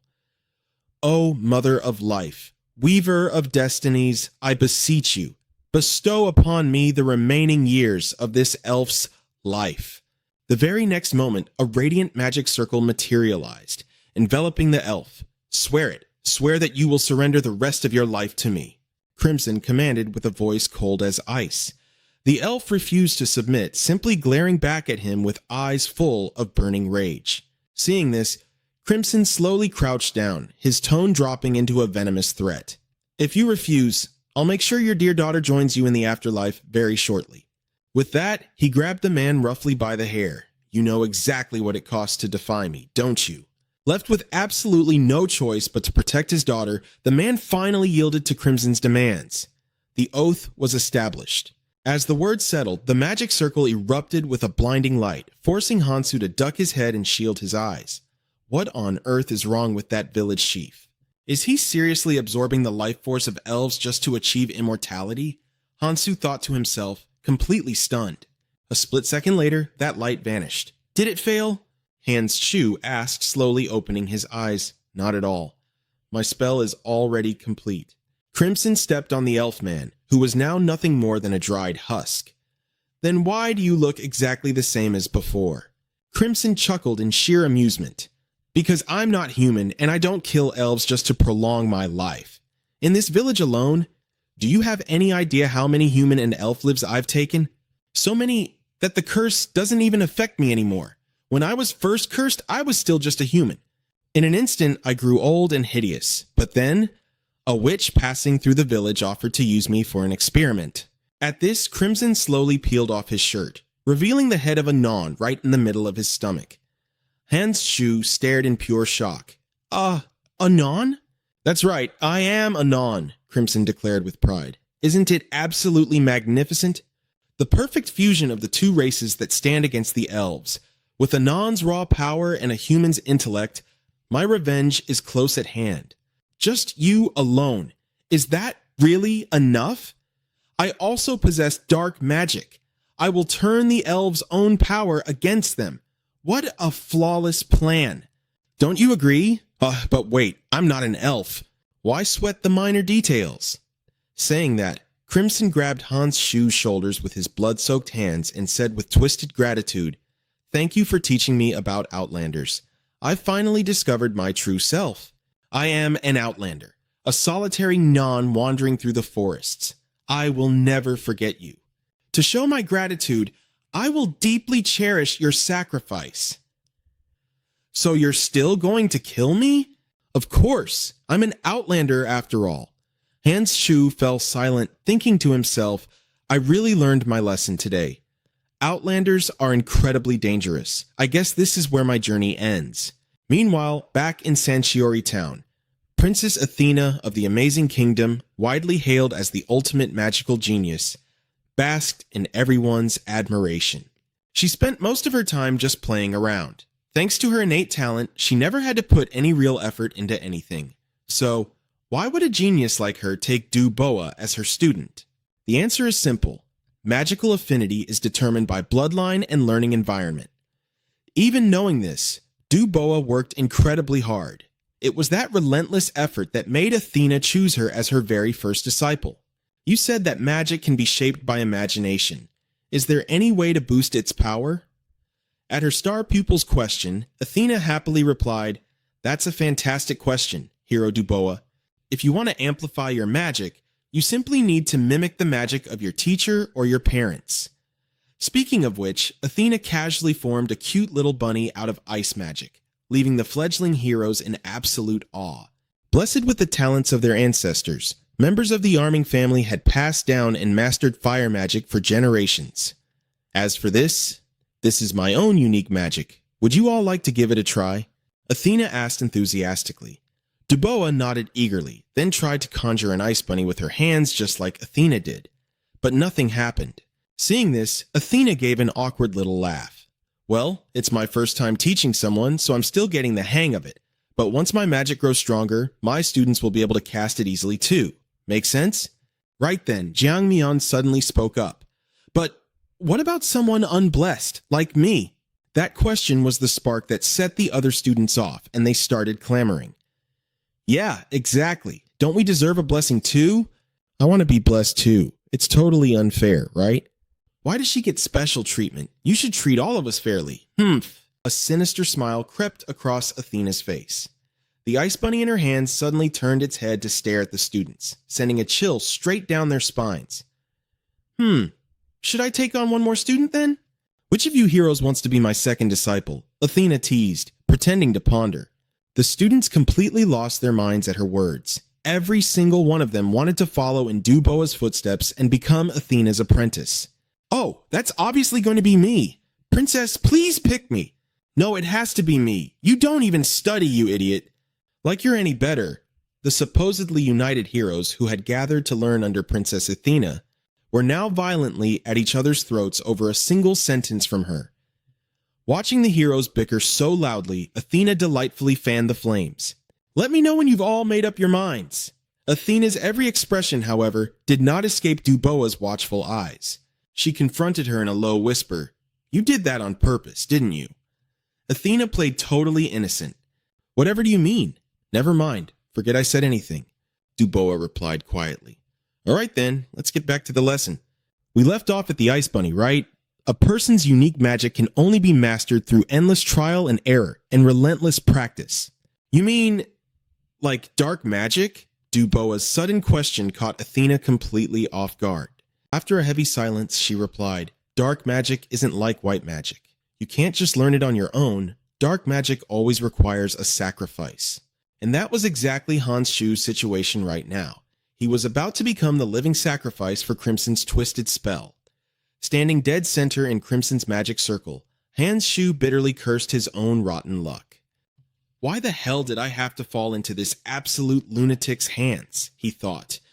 Han Shu, my good friend, swear to me that you will surrender your life to me, Crimson demanded with a sickening grin. Han Shu snapped back in sheer frustration. A sacrifice's consent is required, isn't it? I've only imprisoned your physical body, not your mind. Now quit spouting nonsense and take the oath already. If I just sit around like this, I'm a dead man. What do I do? An idea suddenly flashed through Hansu's mind. He quickly turned to Crimson. Wait, I have one last request before I die. I want to see Misa one last time. Crimson stroked his chin and thought, Misa? That girl who carries around that massive crossbow? Yeah, you know her too, right? Why do you want to see her? I'm her boyfriend. Crimson burst out laughing at that. He stepped forward, grabbing Hansu by the collar. You? Her boyfriend? Ha! I am the village chief, boy. I know everything that goes on around here. Did you really think I didn't know that Khan is Misa's actual boyfriend? Don't think you can fool me with such pathetic lies. So, he hasn't completely lost his mind, huh? Guess he really does deserve the title of village chief. That makes things even easier. Hansu gloated inwardly, then continued spouting his absolute bullshit to Crimson. You're right, but Khan is her ex-boyfriend. Crimson scoffed. So you're saying you are her current one? Prove it. Take a whiff of me and you'll know right away, Hansu replied with total confidence. The reason he was so cocky was that he had worn Misa's clothes earlier, so having her scent on him was perfectly normal. Crimson, half doubting, leaned in close to Hansu, just as expected. He admitted it really was Misa's scent, and there was no way it would be on him unless they were lovers. So, can you bring Misa here? Crimson immediately refused. I'm afraid not. If Misa suddenly vanishes, Khan and Gary will suspect me. I understand, Hansu replied cheerfully, thinking to himself, I can't believe this guy was actually considering kidnapping Misa just to bring her here to see me. How nice of him, but also creepy as hell. Do you desire anything else? Hansu feigned hesitation before answering. If I somehow survive this, please let me go until I can see Misa. Once I drain your life force, you won't live much longer anyway, Crimson sneered. That is my one and only wish, Hansu insisted. Although Crimson found it puzzling, he agreed. Very well, I shall do as you ask. Then I swear to it. The pact is set. The moment Crimson finished his sentence, Hansu was hit with an agonizing pain that felt like dying and coming back to life. So much for promising it wouldn't hurt. It was all a damn lie. Watching Hansu writhe in agony, Crimson said coolly, Farewell, I'll be sure to pass on your last words to Misa. Right then, Hansu suddenly smirked. You can't do that. Misa has already gone on ahead of me. What are you talking about? Crimson stared at Hansu in sheer disbelief. Hansu didn't answer.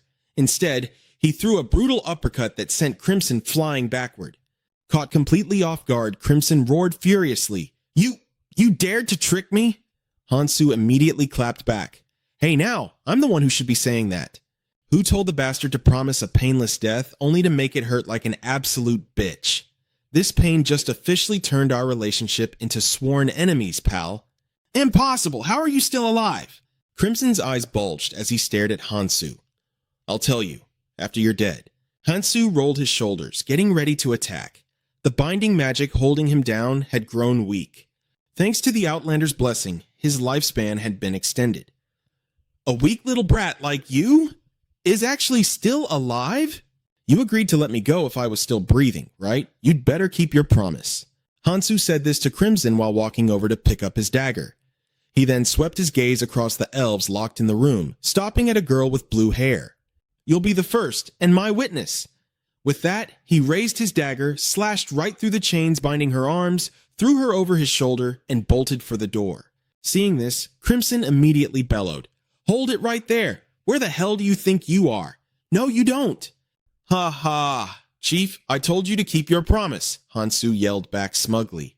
According to the pact they just made, Crimson couldn't lay a finger on him until he met Misa. But how could he meet a dead person? But Crimson wasn't one to be messed with. He broke his word, releasing the lifespan he had just drained from Hansu to forcefully shatter the oath. Just as Crimson thought victory was in his grasp, a sudden, violent surge of agony ripped through him, making him vomit a mouthful of fresh blood. And then, his power vanished. "What's wrong with you?" Hansu asked Crimson. He looked the old man up and down, then let out an "oh" of realization. "Did your magic just disappear?" Ever since being hit by the dark magic, Hansu felt as though his eyes had awakened a brand new ability. Crimson still couldn't process the shock. He screamed frantically, "Impossible! I've drained countless lives, yet I've never been injured like this. Could it be? You're an immortal vampire? You little bastard! What the hell are you?" Hansu was about to speak when he received a system notification. The god watching him warned him not to reveal the truth, so he pulled a massive U-turn and declared, "I am the Outlander Patriarch." The god was physically rolling around in second-hand embarrassment. "As long as you're entertained," Hansu thought to himself, before returning his focus to inspecting Crimson's status. Seeing the man endlessly coughing up blood, an idea popped into Hansu's head. This village chief is level 16. If I kill him, that'd be a ton of EXP, wouldn't it? No, I need to get out of here first. With that in mind, Hansu flashed a grin and bid Crimson goodbye. But before he could even reach the door, he heard the man howling. "I will never forgive you. I'm going to kill you and eat you alive. You ruined everything I've spent all this time building. I'll hack you into pieces." With that, Crimson lunged forward, his razor-sharp claws tearing a deep gash across Hanshu's chest before he even had time to react. "Caught you off guard, didn't I?" "How could you not be? This is a sword technique completely unique to the GN race. I was saving this for those wretched elves, but then I ran into you," Crimson boasted proudly. He thought that strike would finish Hanshu off, but he was dead wrong. After spilling a river of blood, the young man's wound rapidly healed, vanishing as if it had never been there. Terrified, Crimson instantly turned tail and ran for his life. Unfortunately for him, as he bolted past the blue-haired girl, she grabbed his leg, stopping him dead in his tracks. This gave Hanshu the perfect opening to land a fatal blow. But it still wasn't over. The monster had another head. Without hesitation, Hanshu raised his dagger, ready to finish off that remaining head. "You damn mage, my sweet daughter, I couldn't even avenge you." With those dying words, tears welled up in the GN's eyes. "I am so sorry, my sweet child." "Rest in peace," Hanshu said coldly, bringing his blade down to swiftly end the GN's life. Once it was all over, Hanshu freed the elves and gathered the villagers. The guards also arrived to help him get things back in order. Well, that was the story just 1 minute ago. Right now, Hanshu was running for his absolute life from a mob of pursuers, and by some stroke of terrible luck, he found himself trapped right at the edge of a cliff. "Damn these wretched elves! What the hell is wrong with you people?" Right before a rain of arrows could turn him into a pincushion, Hanshu chose to leap off the cliff, swearing to himself, "We will cross paths again someday." Meanwhile, back at the academy, the fledgling heroes were already at each other's throats, all fighting for the chance to become Athena's disciple. But the chaos was quickly put to an end when the mages, who were about to become their masters, arrived en masse. To be the master of a hero was a noble title that countless mages deeply desired. Once they had taken the heroes under their wing, the lessons resumed. Magic heavily relies on one's imagination, making absolute focus extremely crucial. Athena delivered her lecture with deep passion. Thanks to her guidance, the young heroes were now perfectly able to conjure fire. Just then, a curly-haired young man raised his hand and asked, "Princess, could we apply mathematics to this?" Athena looked completely baffled. "Math? You mean that stuff merchants have to learn?" "Well, in magic, 2 is always better than 1, but the efficiency drops quite a bit. I'm talking about applying math directly into magic, like using calculations to..." Before the curly-haired guy could even finish his sentence, the princess cut him off. "Oh, we definitely don't do that here. Is that so?" The curly-haired guy muttered, clearly disappointed. Seeing his reaction, Athena couldn't help but tease him. "My dear hero, exactly what mathematical formula did you use to conjure that fireball? You are only able to use magic because your teacher knows how to wield fire magic." Refusing to back down, the curly-haired guy retorted, "I still don't buy it. I firmly believe I can become a great mage using modern-day knowledge." At that moment, a senior fire mage stepped forward, taking the young man's side. "He is not entirely wrong. Princess Athena, there is a flaw in your explanation. Math can indeed be applied to magic. Since the princess used a fireball as an example, I will use the very same thing to demonstrate. The princess has studied nothing but pure theory, so she might not know that we do, in fact, use mathematics to maximize our magical efficiency." Right on cue, another mage seamlessly cooperated, conjuring an ice sphere and hurling it high into the sky. In the heat of battle, we must avoid wasting our mana on unnecessary maneuvers. To accurately strike a moving target with a fireball, the angle of trajectory is absolutely critical. Furthermore, we must carefully calculate the wind's direction and speed. As the fire mage spoke, he launched a blazing fireball that perfectly intercepted and obliterated the ice sphere, drawing loud gasps of awe from the young heroes. Satisfied, the fire mage turned back to the curly-haired guy. "Now, is this what you were asking about?" Exactly, the curly-haired guy stammered in awe. And so, alongside Princess Athena, the young heroes were now being mentored by some of the most outstanding mages in the land. Under their dedicated guidance, the heroes rapidly mastered their magical abilities. Meanwhile, back with the elves that Hans Shu had rescued, Espresso, the personal maid of the elven princess, was having medicine applied to her wounds by another elf. The stinging pain made Espresso visibly irritable during the treatment. Unfortunately, this was the only thing anyone could do to help ease her suffering. Only the divine power of a holy maiden could truly heal her severe injuries.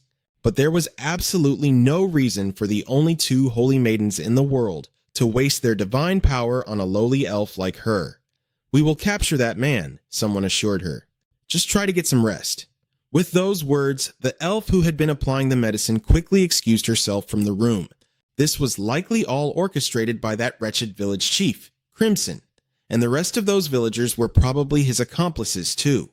"I'll make sure to report that entire village the moment we return to the kingdom," Espresso thought with simmering rage.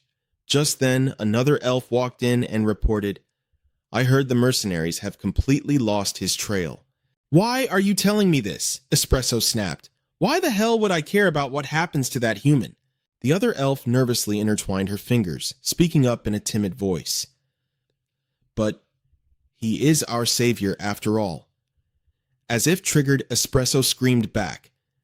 "Then explain the princess's dagger. Why was he carrying it?" "Don't be so naive. Humans are nothing but deceitful animals." "But Espresso, he literally saved our lives. That is the only reason I've kept my mouth shut about this. It's not like we begged him to kill that man. It was just a bunch of lowly monsters slaughtering each other." The other elf frowned, clearly disagreeing. Calling him a monster, suddenly, the blue-haired elf, the very first one Hans Shu had rescued, threw the door open. "Espresso, what exactly are you implying?" she demanded angrily. Instantly, Espresso's tone shifted. "Council member Celeblesse, are you all right, my lady?" A pink-haired elf immediately rushed over to support her. Celebliss was an elf of pure royal blood, bearing a name that meant Holy Sun. Even as the heir to the throne, blessed with true immortality, she had unfortunately become Village Chief Crimson's most prized plaything, having suffered in his captivity longer than anyone else. "Answer my question," Celebliss demanded, leaning heavily on the pink-haired elf as she glared at Espresso. "Please, council member, you must calm down. We will report all of this to our superiors and finally put an end to it." "Put an end to it? What on earth do you mean by that? Nothing has ended yet. Even if he could have just run away on his own, he chose to stay. He is our savior." But Espresso, her eyes clouded with deep cynicism, stubbornly stood her ground.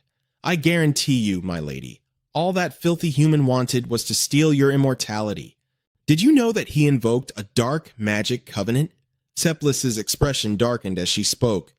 "Hansu broke the covenant, and every breach demands a heavy price. Just look at the Crimson Village Chief. He died because he disregarded Hansu's life." "Poor Espresso. It feels like only yesterday you were running carefree through the palace." "Now, that's nothing but a memory," CL sighed regretfully. Esso choked back a sob. "You have no idea how it feels. That crushing despair and humiliation." "Of course I don't. I'm not you," came the reply. "But I still have to find him." "Commissioner, you are still in terrible shape," the pink-haired girl pleaded anxiously. "If we ever cross paths again, stop calling me Commissioner." This old woman can no longer bear the weight of such a title. With those words, Cepliss turned on her heel and walked away without looking back. Hansu's Outlander god had been secretly watching everything unfold, before returning to the spot where Hansu had fallen. A certain god asked the Outlander whether he was dead or alive. "Well, can't you see for yourself?" Hansu grumbled in annoyance, dangling awkwardly from the branches of a tree. "Heroes wishing to study the way of the sword, please step this way." Ansys led the group into a lavish banquet hall. "Whoa, what's all this? Break time already? Shouldn't we be practicing our swordplay first? Why are we taking a break so soon?" Filled with a mix of awe and confusion, everyone found a seat at the banquet table. Once they were all settled, Ansys raised a teacup. "It is an absolute honor to welcome the heroes who have chosen the path of the sword," he announced. A row of people seated on the right mirrored his movement, raising their cups and shouting in unison, "Welcome!" The sudden shout startled the new heroes. Ansys set his teacup down and offered a gentle smile. "I was actually quite surprised to overhear your conversations just now. The training you all have in mind is not true swordplay. Let me give you a simple demonstration so you can understand." Ansys looked over at a burly man sitting to his right. "Captain of the Knights, would you care for a spar?" "Yes, it would be my honor." The knight captain boomed in response, leaving his seat to step into a clear, open space. Ansys grabbed a sword and walked over to face him, smiling. "First, we will show you the kind of swordplay you usually picture. Just make sure not to use your actual skills," Ansys added. The knight captain drew his blade and nodded. "Understood." As Ansys and the captain began to spar, the new heroes sat at the table, watching closely and whispering among themselves. "This is wild, but isn't this exactly what swordplay is?" Right at that moment, the captain found an opening. With a soft grunt, he swung his blade, sending Ansys' sword flying from his hand. Grasping his injured arm, Ansys praised him. "That was a beautiful strike, Captain," the captain replied humbly. "You flatter me, sir." Ansys picked up his fallen sword.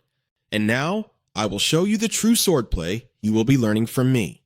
While waiting for a mage to heal the wound on his arm, Ansys smiled and instructed, "Captain, there is no need to hold back. Treat it as my honor." With that said, the captain gripped his weapon with both hands. His expression turned dead serious. To the naked eye, his sword began to glow, emitting surging currents of blue aura. Opposite him, a similar aura flared around Ansys, and the blade in his hand ignited with light. "Ha!" the knight captain roared, bringing his sword down on Ansys. Ansys met him with a strike of his own. The two blades clashed, erupting in a blinding flash of light. A split second later, the sharp ring of a snapping blade echoed through the air. Holding the shattered half of his sword, the captain murmured, "I've lost." "But you have improved tremendously," Ansys praised. The knight captain bowed his head. "Thank you for the compliment." The new heroes exchanged looks of total bewilderment. "Wait, what just happened?" "Is that it?" Seeing their reaction, Ansys chuckled and explained, channeling your power to completely destroy your opponent's weapon in a single strike. That is true swordplay. Forget the Demon King. Without this, you wouldn't even stand a chance against an Iron Knight. One of the new heroes spoke up. I get it now, so it's entirely about raw power. Returning to his seat, Ansys smiled. Since you all understand, we shall begin right away. Heroes, please take a sip of the tea in front of you. The new heroes followed Ansys' instructions. Ugh, this tastes awful. Amid the chorus of groans and complaints, Ansys maintained his smile and reminded them. In the art of the sword, a warrior's blessing is absolutely essential. This tea contains a potion that will allow you to receive that blessing effortlessly, so please try to get used to it. Warrior, you have survived countless life or death moments, and you have earned the right to grow stronger. Vanquish all foes with compassion and justice. Even knowing the benefits of the tea, many of the new heroes were too repulsed to take a second sip, except for Choi Kang-min. He downed the entire cup in one gulp and demanded, "Give me another." If it's too difficult to swallow, feel free to try some of the desserts, Ansys advised the group. Tossing out that suggestion, Ansys looked over at Choi Kang-min with sudden interest and ordered, "Captain, pour the hero Choi Kang-min another cup." Yes, of course, the system chimed in. A certain goddess is curious about the taste of the tea. A certain water god is desperately trying to stop their curious friend. A certain kind-hearted god looks upon the heroes with pity. Meanwhile, back to Hansu. He is currently sitting in a tree, muttering to himself, "That was way too close. No nonce to take the hit for me this time, but thank God for all these trees down here. Good thing I slipped that gatekeeper a bribe, or I'd definitely be locked up by now." Suddenly, a pack of nons approaches and spots Hansu up in the tree. "Meat! Meat in the tree! Look at that chunk of meat! Get down here!" Hansu stares down at the pack of Goyon, thinking to himself, "Always such a warm welcome. Honestly, I trust these nons more than humans or elves right now." Struck by a sudden thought, Hansu smirks and mutters, "Ah, right, I actually have a question for you guys anyway." "Bring it on." Hansu leaps down from the tree. With just a few swift strikes, he easily wipes out the entire pack of nons. Staring at their bodies on the ground, he feels a bit unsure, wondering, was that too easy just because there were so few of them? System notification. A certain god looks at you in dismay. Hansu clenches his fists, analyzing his condition.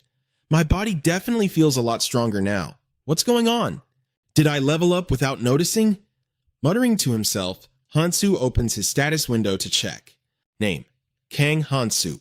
Level 1. Outlander's Blessing F, Hero's Curse. E, ratio 3.43. Nothing changed. Oh, wait, there is one thing. Looking at the line that says ratio 3.43, Hansu asks aloud, "Outlander God, what exactly is this ratio? It's the only thing that went up." System notification. A certain god laughs at you for not knowing what the ratio is. Hansu presses on. "Well, do you know?" System notification. A certain god specifically advises you that the higher this is, the better. Oh, gee, thanks. Finally got some useful info out of him. And as for right now, Hansu mutters to himself, then glares down at a gray Jinyan that is barely clinging to life, interrogating it. "I've got a few things to ask you. You'd better give me some good answers. I'm still pissed off at those elves, got it?" Hearing the word elves, the gray Ginyan's eyes light up as it asks, "Elves? You have elf meat?" Hansu replies, "I do." The gray Ginyan urges him, "Then ask, hurry up." Recalling his clash with Crimson, Hansu asks, how exactly does non-swordsmanship work? He thinks to himself, "I'm still way too weak right now. Even if I hit level 2, getting my revenge is a long way off. Picking up some Ginyan swordsmanship might not be a bad idea. At least I'll get a bit stronger." Hearing Hansu's question, the gray Ginyan tilts its head to the sky, licking its lips as it speaks. Meat. Fresh, raw meat is the best. Looking at the gray Ginyan, Hansu asks curiously, "Why did your eyes just turn red?" The gray Ginyan answers, "I know, that's the power of the meat." "So, how do you use this power of the meat?" The gray Ginyan answers bluntly, "Eat lots of meat." Hansu asks again, "I want to see this power for myself. What do you usually eat?" "Meat." "My bad, stupid question." Saying that, Hansu strokes his chin in deep thought. Non-swordsmanship. The power of meat. That doesn't really give me much to go on. Do I seriously need to study their lifestyle just to pull off the perfect revenge? While Hansu is busy plotting his next move, over on Ansys' side, the first lesson on swordsmanship is still going on. While magic requires natural talent, anyone with enough time and money can learn swordsmanship. Add a bit of magical knowledge on top of that. Ansys is in the middle of explaining when he's interrupted by a pale-faced Choi Kang-min shouting, "One more cup!" Ansys isn't angry at all. He just chuckles, "Ha! Hero Choi Kang-min, you can stop drinking now. The effects diminish if you drink it more than once." Staring at the teacup in his hands, Choi Kang-min mutters to himself, "But I need to get stronger as fast as possible. I'm on a completely different level from these fakes." Just then, a servant steps up behind him with a teapot and suggests, "It'll be much more effective if you wash it down with some honey tea." Ansys also advises him, "Consistency is what truly matters. 1 cup a day, 2 at most if you're feeling greedy." Choi Kang-min says firmly, "2 cups a day, I'll do it." Ansys replies joyfully, "Excellent!" However, a warrior's blessing won't stabilize overnight, just as a child cannot become an adult in a single day. Choi Kang-min asks in a panic, "Well, how long is it going to take?" Ansys replies, "The time varies for everyone, but if you keep absorbing it like you did at the start, you should have it within a year."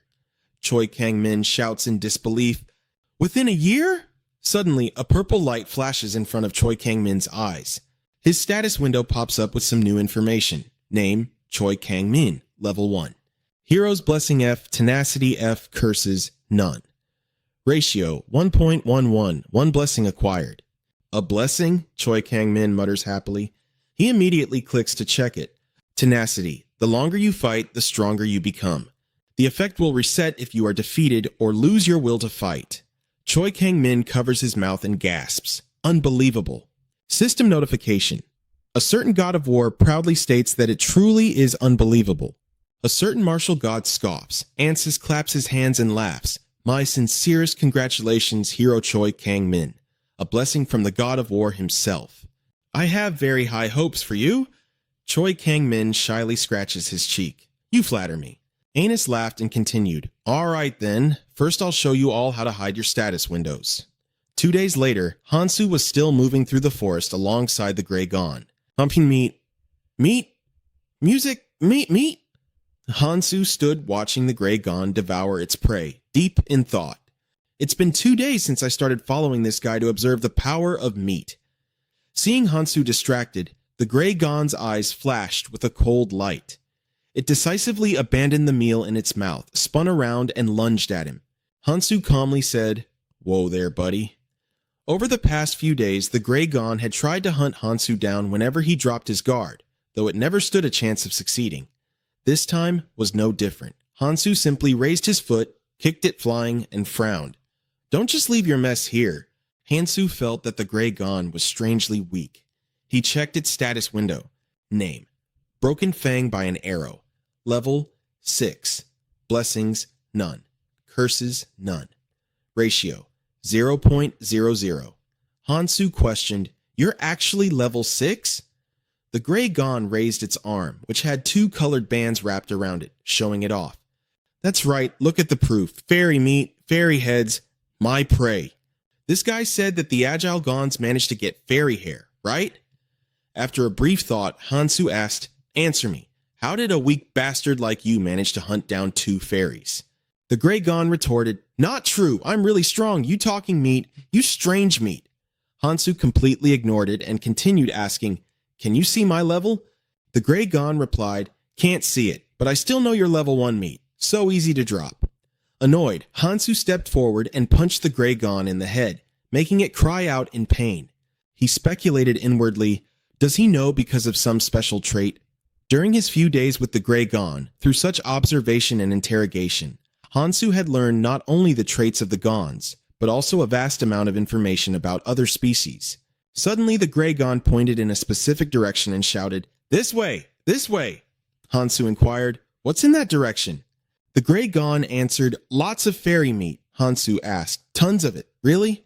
Hansu smirked and muttered to himself, The location of the fairy village that ambushed me when I arrived. And I also confirmed that the pass the village chief spoke of wasn't a lie, but the truth. Just then, the gray gon cried out again, "The meat has been stolen!" Hansu pressed, "Stolen from the fairies!" The gray gon howled. "Fairy meat is awful. Rabbit meat is the good stuff. I love meat." Watching the gon start tearing into its prey again, Hansu thought to himself, the changes in its body are starting to become obvious. Power gradually surged up from the gon's stomach every time it ate something. It was much easier and simpler than the village chief using dark magic to steal life force, even if the efficiency was somewhat lower. Hansu smiled and asked the gray gon, "How does it taste?" "Are you full now?" The gray gon tilted its head to the sky and roared, "I'm full! Feels amazing! Meat! I want more meat! More! More! That talking meat is mine!" As it spoke, the gray gon's fur began turning red, and its body grew massive. Baring its fangs and brandishing its claws, it lunged at Hansu. As if he had anticipated this, Hansu wasn't afraid in the slightest. Instead, he took the initiative and dashed toward the gray gon.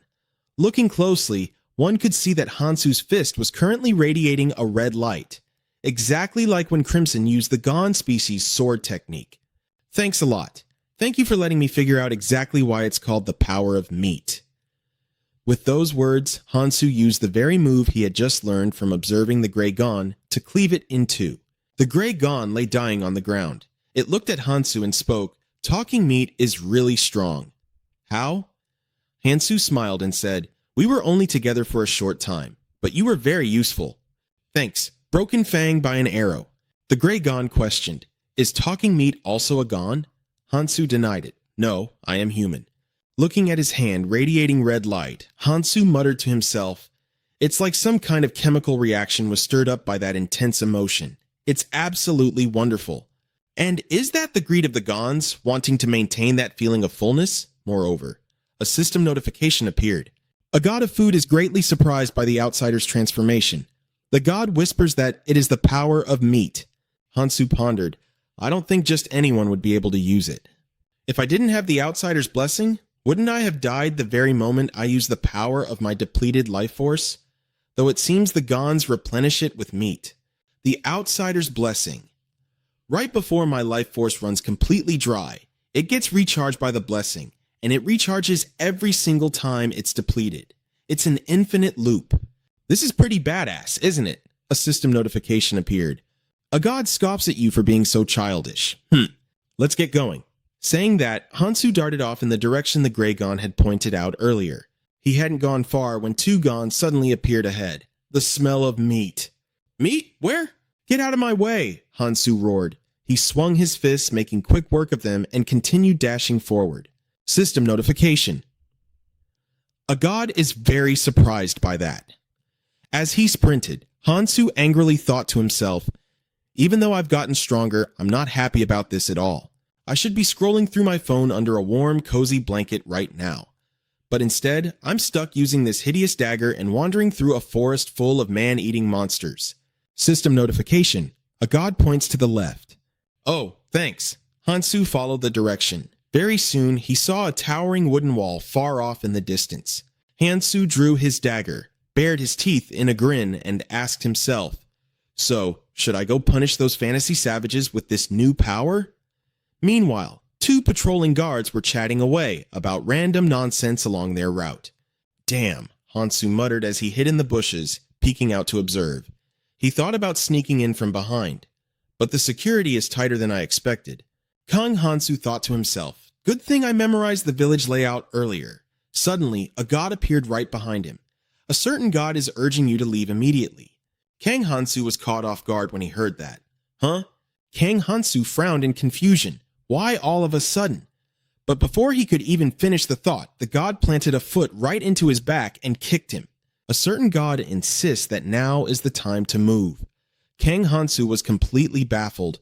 Why would he suddenly want to help me out of nowhere? I have no idea what's going through his head. Still, he bolted after the guards. His instincts were screaming at him to do the exact same thing. Hansu looked up at the towering defensive wall. Can I actually pull this off? Now is my chance. Hansu drove his blade straight into the wall, using it as a foothold to launch himself high into the air, and landed smoothly on the other side. He sprang to his feet and glanced around. Is no one keeping watch out here? Guess I got lucky. The god materialized beside him once again. A certain god is gloating, demanding your gratitude. Kang Hansu forced a smile and muttered, Yeah, thank you so much. I am endlessly grateful. He smirked, already planning his next move. A guard was casually patrolling the area, humming a cheerful little tune without a care in the world. Suddenly, Kang Hansu's hand clamped down on his shoulder. The guard flinched and darted a look back. Kang Hansu's eyes flared with a cold red light as he buried his dagger straight into the guard's neck. Fresh blood sprayed through the air. The man froze, completely paralyzed, unable to put up even the slightest fight. Blood kept gushing from his neck, pouring out from his mouth as well. Kang Hansu stared down at the guard's lifeless body with absolute contempt. It might sound harsh, but I really don't see the difference between slaughtering a man and slaughtering a pig. He stood there, staring at the corpse, and muttered, But surely, this guy had someone out there who would mourn his death. He remembered how the guard had thrown his hands up in surrender, pleading, I have a family too. Kang Hansu grabbed the dead guard by the leg. Staring at the mangled corpse, he coldly muttered, And I almost died without ever getting to see my family again, all because of you people. I am not going to let you trample all over me anymore.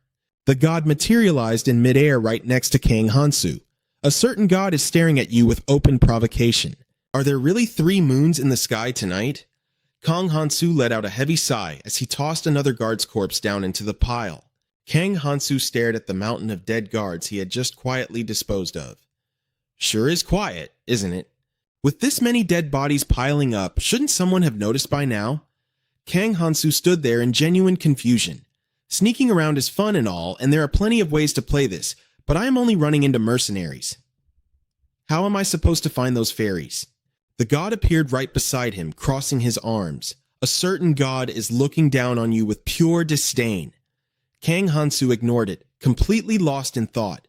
Both fairies and humans have to use the restroom eventually, so why haven't I spotted a single fairy around here?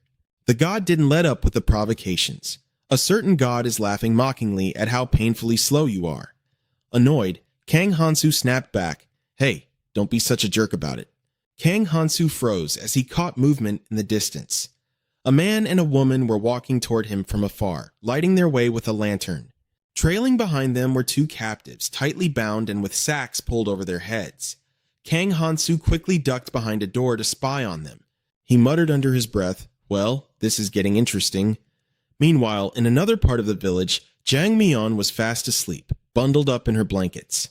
A hand crept closer, aiming to muffle her face, but the movement roused her from her slumber. Instantly realizing that someone was trying to kidnap her, Jang Myeon clamped her teeth down hard on the attacker's hand. The man yanked a sack over her head, but not before she managed to catch a quick glimpse of half his face. Shut your mouth and keep quiet, he snarled at her. Tied up and blindfolded by the thick sack, Jang Myeon was forced to sit on the edge of the bed. The 2 thugs who grabbed her started talking to each other. One of them pointed at his partner's hand. What happened to your hand? Why is it bleeding? The other guy grumbled, The crazy bitch bit me when I tried to gag her. The first man clicked his tongue. You need to be more careful, idiot. The 2 thugs roughly pulled Jang Myeon to her feet to take her away. Move it. Follow us. They kept shoving her forward. Keep walking. Underneath the suffocating sack, Jang Myeon thought to herself in a panic, Were the other fairies captured just like this too? Suddenly, Jang Myeon heard strange voices echoing around her. This echo. Are we in the village chief's basement? A blue-haired girl spoke with grim seriousness. Crimson believed that we were entirely ignorant of what we were doing, but we chose to turn a blind eye to his actions, because we simply wanted to protect our new way of life. Jang Myeon strained her ears to listen, trying to piece it together. Wait, is that the voice of the healer from earlier? The blue-haired girl's voice echoed clearly over the group of bound and blindfolded fairies. This is your rightful punishment. She enunciated every single word, letting the heavy, suffocating weight of her sentence crush down on them. The punishment for abandoning our dearest friend, leaving him to fight all on his own.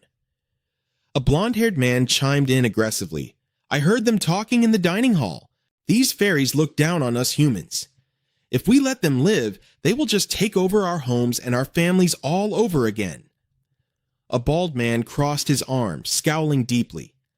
I've already told the others to stay locked inside because something is about to go down in the village. Honestly, even the mercenaries should be out here right now." The blue-haired girl shut her eyes tightly. When she opened them, her voice was dead calm. "Let's begin." The blonde man and another man with braided hair raised their swords with savage looks in their eyes. "In the name of Crimson, for our fallen brother." Without a single ounce of mercy, they plunged their swords right into the helpless fairies. Blood sprayed out like rain. The bald man was even more brutal, violently sinking his dagger into them over and over again, grinding his teeth with pure malice. Jang Mian collapsed to the cold floor. Tears welled up in the corners of her eyes as warm blood poured from her mouth. Goodbye. Espresso. All the fairies lay dead, their bodies scattered messily across the blood-soaked floor. The killers exchanged glances. Now, there's only one left. They turned their eyes to Celeblis, who was bound to a chair. "What should we do with this one?" they muttered to one another. Without a shred of fear, Celeblis spoke up. "Isn't that your objective?" Her gaze was razor-sharp as she glared them down. "Your little massacre won't be complete until you kill me too, will it?" The man with the braided hair broke into a nervous sweat. I only caught her because she was trying to sneak out of the village," the blonde man cut in, pacing anxiously. "But her rank in the council is way too high. If we kill her, who knows what kind of retaliation we will face." Celeblis lowered her head, her voice laced with sorrow. "I entirely understand how you all feel." The group hesitated, feeling a pang of guilt as they thought about Kang Hansu. "But to kill our savior..." Celeblis suddenly raised her head, her voice turning fierce. "But expecting me to keep your disgusting secret fills me with absolute rage." Seeing this, the blonde man quickly tried to strike a deal with her. "Councilwoman, if you just swear to keep this a secret, we will let you walk out of here alive." Celeblis barked back at him in pure disgust. "Do you really think a pathetic deal built on blackmail is going to hold any weight?" The blue-haired girl spoke up, her tone chillingly detached. "Councilwoman Celeblis, why did you have to go and say that? We would have gladly let you go, even if you just lied to our faces." Celeblis gave them a mocking, defiant smirk. "Then use this opportunity to learn something new.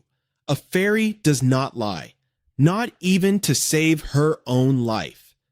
The bald man gripped his sword and lunged straight at her without an ounce of hesitation.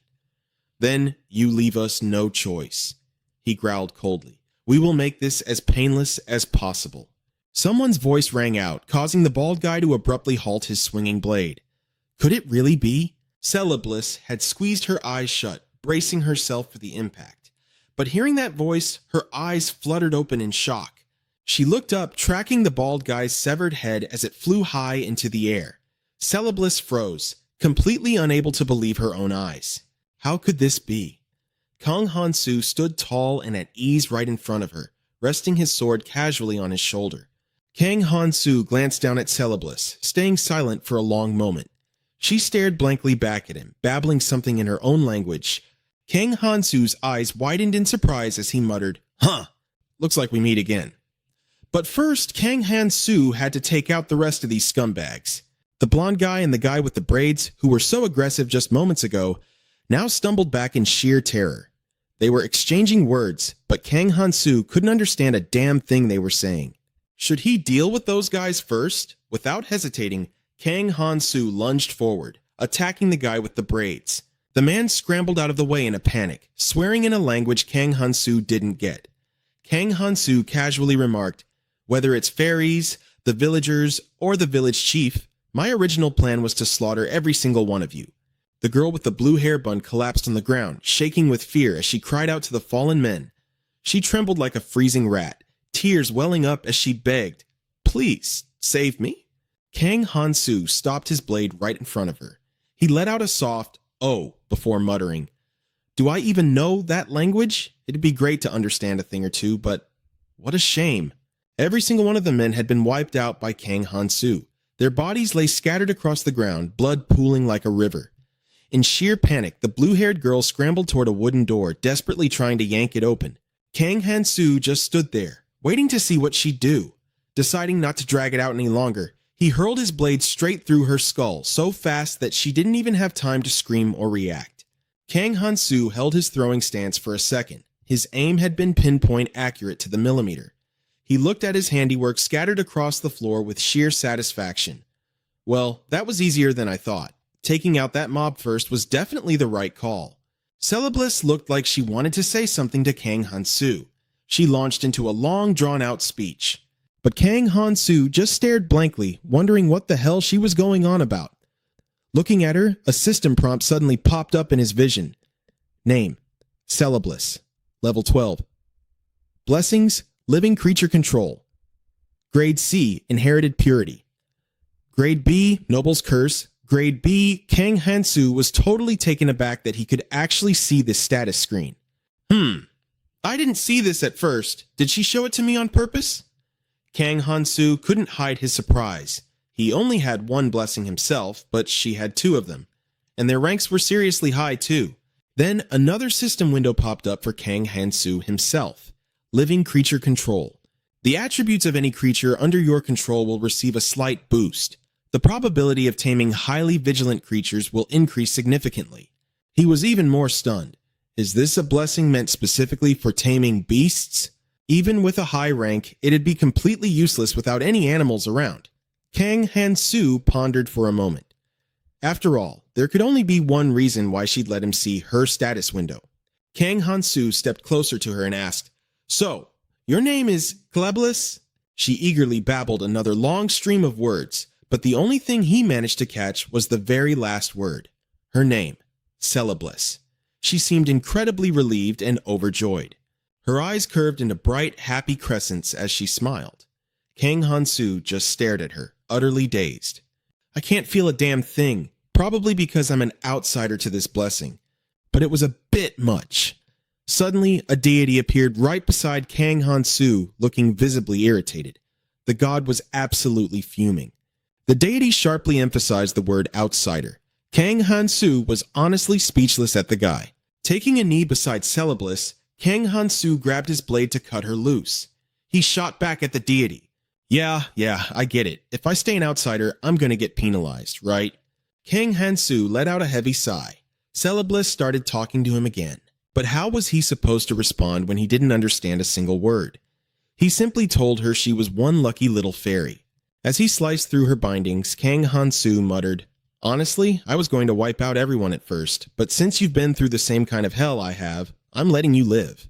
He internally scolded himself for it. Giving my name to the natives of this world, what a massive mistake.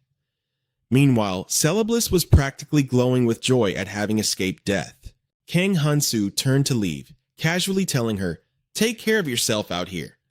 Deep down, he figured that if he slaughtered all the fairies in this place, he'd be no better than those other scumbags. Suddenly, Celebliss trembled, leaning against a chair. She murmured something before lunging toward him. He quickly caught her by the waist to steady her. Annoyed, he snapped, "Don't go causing me any more trouble, all right?" But Celebliss just kept smiling and talking endlessly, and amidst her babbling, he could clearly hear his own name. Surprised, he asked, "Wait, you know my name?" Celebliss called his name once more, beaming brightly as she chattered away in a language he still couldn't comprehend. High above, the three moons were full and blindingly bright. Together, Kang Han-soo and Celebliss set off. He couldn't hide his surprise as he looked at the road ahead. Sure, there were dead bodies everywhere, but why the hell was it so eerily quiet? Raising his voice, Kang Han-soo asked the deity, "Oh, esteemed spectator god, what do you think is causing this?" The deity popped up walking right beside him, arms crossed in thought. "Humph." The god stated plainly that they weren't in the mood to chat. Kang Han-soo was rendered completely speechless by that response. "Yeah, sure, you're physically here, but you're as useless as if you weren't," he muttered in response. "I honestly think I should just get rid of this fairy to appease the god's anger." Looking around, Kang Han-soo couldn't help but feel a wave of helplessness.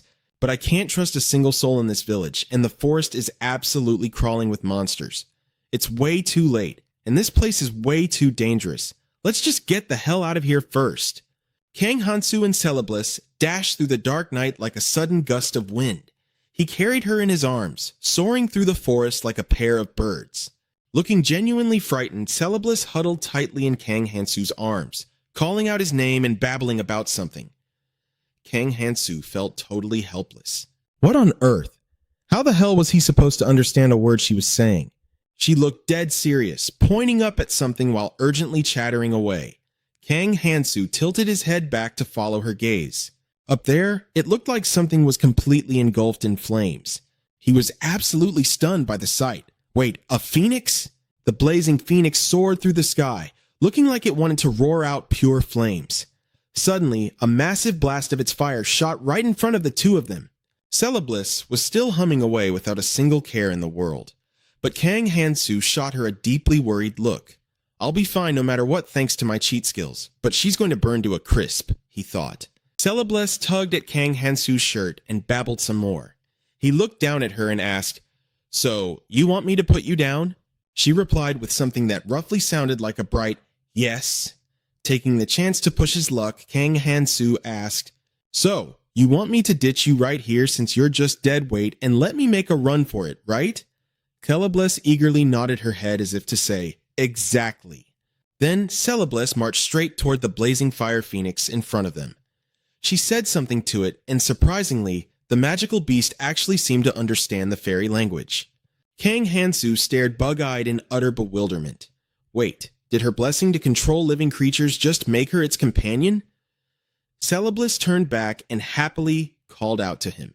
She gave a cheerful laugh and started saying something else, even throwing her own name, Celebliss, in at the very end. Celebliss skipped right over to Kang Hansu. Then she started blabbering away again, talking a mile a minute like anyone could actually understand a word she was saying. Annoyed and frustrated, Kang Hansu snapped, "What the hell are you talking about?" Huh? Celebliss suddenly planted a soft kiss right on Kang Hansu's lips. The deity shrieked in absolute terror. The deity was completely shell-shocked by this wildly unexpected turn of events. Kang Hansu shoved Celebliss away, covering his mouth as he yelled, "What the hell do you think you're doing?" But Celebliss just looked back at him, beaming with an even more satisfied smile. The fire phoenix narrowed its eyes, glaring as if it were intensely furious. It roared out a massive ring of fire, entirely trapping Kang Hansu and Celebliss inside.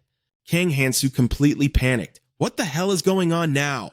He threw his arms up to frantically shield his face. By the time he peeked out, Celebliss had already mounted the fire phoenix. She called out his name one last time, saying something that sounded a lot like a sweet farewell. The fire phoenix kicked off the ground with immense force, launching into the sky and carrying Celebliss far away. Kang Hansu just stood there, completely dumbfounded, watching Celebliss and the phoenix disappear into the distance. Suddenly, the deity materialized, grabbing two huge handfuls of Kang Hansu's hair and yanking them fiercely. The deity forcefully declared that the Outlander had committed a blatant crime. Startled and in pain, Kang Hansu cried out, "Hey, wait a second!" With its head practically fuming with rage, the deity violently gritted its teeth. The deity is now passing judgment on the sinner. Wincing from the agonizing hair pull, Kang Hansu threw his hands up in total surrender. "Come on, I'm just as pissed off about this whole thing as you are." Still covering his mouth, Kang Hansu grumbled bitterly, "That was my first kiss. I absolutely cannot believe she repaid my kindness with straight-up harassment like that." Suddenly, Kang Hansu's eyes lit up. A notification panel unexpectedly popped up right in front of him. What's this? Kang Hansu stared at the system panel. Blessings, Outlander, Rank F, Fairy, Rank C, Curses, Hero, Rank E, Interest Rate, 4.85. Kang Hansu instantly lit up with joy, a brand new blessing. And it was a high-ranking one too. Still perched right on top of Kang Hansu's head, the deity huffed and announced, "The deity is glaring at you with daggers in its eyes. The deity is incredibly displeased." Kang Hansu gave a sheepish smile to calm it down. "Hey, stuff like this just happens in life sometimes, you know?" Tugging on Kang Hansu's hair again, the deity sternly repeated, "The deity is extremely, profoundly displeased." But Kang Hansu couldn't care less. His eyes were glued only to the glowing panel in front of him. "Fairy, one who is destined to be a true friend to all fairies. Your lifespan and youthful vitality have been vastly increased. All the positive influence and favorable reputation you receive from fairies will now be rapidly amplified. Kang Hansu rubbed his chin in thought. Is this actually a good thing? Kang Hansu began secretly scheming in his head. So, my lifespan and youthful vitality have been increased. It's pretty similar to the Outlander's blessing, but if I combine both Outlander and Fairy together, my average lifespan will increase significantly, giving me way more physical power to burn through. The deity hopped down from Kang Hansu's head and huffed. The deity is fiercely grumbling at you, complaining that you're way too happy about this. Scratching the back of his head, Kang Hansu chuckled. The only reason I'm this happy is because I finally got rid of that fairy girl. The deity instantly froze in its tracks upon hearing his words. He immediately broke into a bright, cheerful smile again. The deity was finally feeling a whole lot better about the situation. Kang Hansu just shook his head at him helplessly. Man, he's way too easy to fool. Kang Hansu casually spoke up, asking, Hey, Outlander deity, should we try pushing a little further ahead? Glancing over to the other side, a massive, imposing werewolf stood menacingly. Kang Hansu leaped at it from behind, throwing his arms around its neck and casually calling out. Hey buddy, how's everything going? He cheerfully asked. But as the werewolf glared back at Kang Hansu, all it saw was fresh meat, a deliciously tempting snack. Kang Hansu let out a wicked smirk. Mind if I take a little tour of your home? The very next morning, Asis and Athena Arch Amazing were standing in front of a gathered crowd. Asis firmly announced, It's been exactly 3 days since all of you first arrived here. So, starting today, after some careful consideration, everyone is going to level up by hunting monsters. He also didn't forget to offer some quick reassurance. Now, don't be too terrified of it, okay? To help you confidently practice your hunting, the knights will be using talismans to summon some monsters right here. Even after being reassured, everyone still seemed anxious and restless. Athena, on the other hand, was bouncing on her toes, absolutely thrilled to enter the dungeon. Blessings are absolutely essential. As your blessing ranks and levels go up from hunting monsters, your overall power will skyrocket too. Hearing this, the whole group instantly lit up with excitement. Leveling up! It's finally time for some real fantasy-style monster hunting. A few of the girls chatted happily among themselves. I heard your skin clears up when you level up. One girl proudly replied, and your figure gets better too. And so, their monster hunting journey began. The boy walking at the very back heard a strange rustling from the bushes and quickly turned his head. A slime! Look! He shouted eagerly.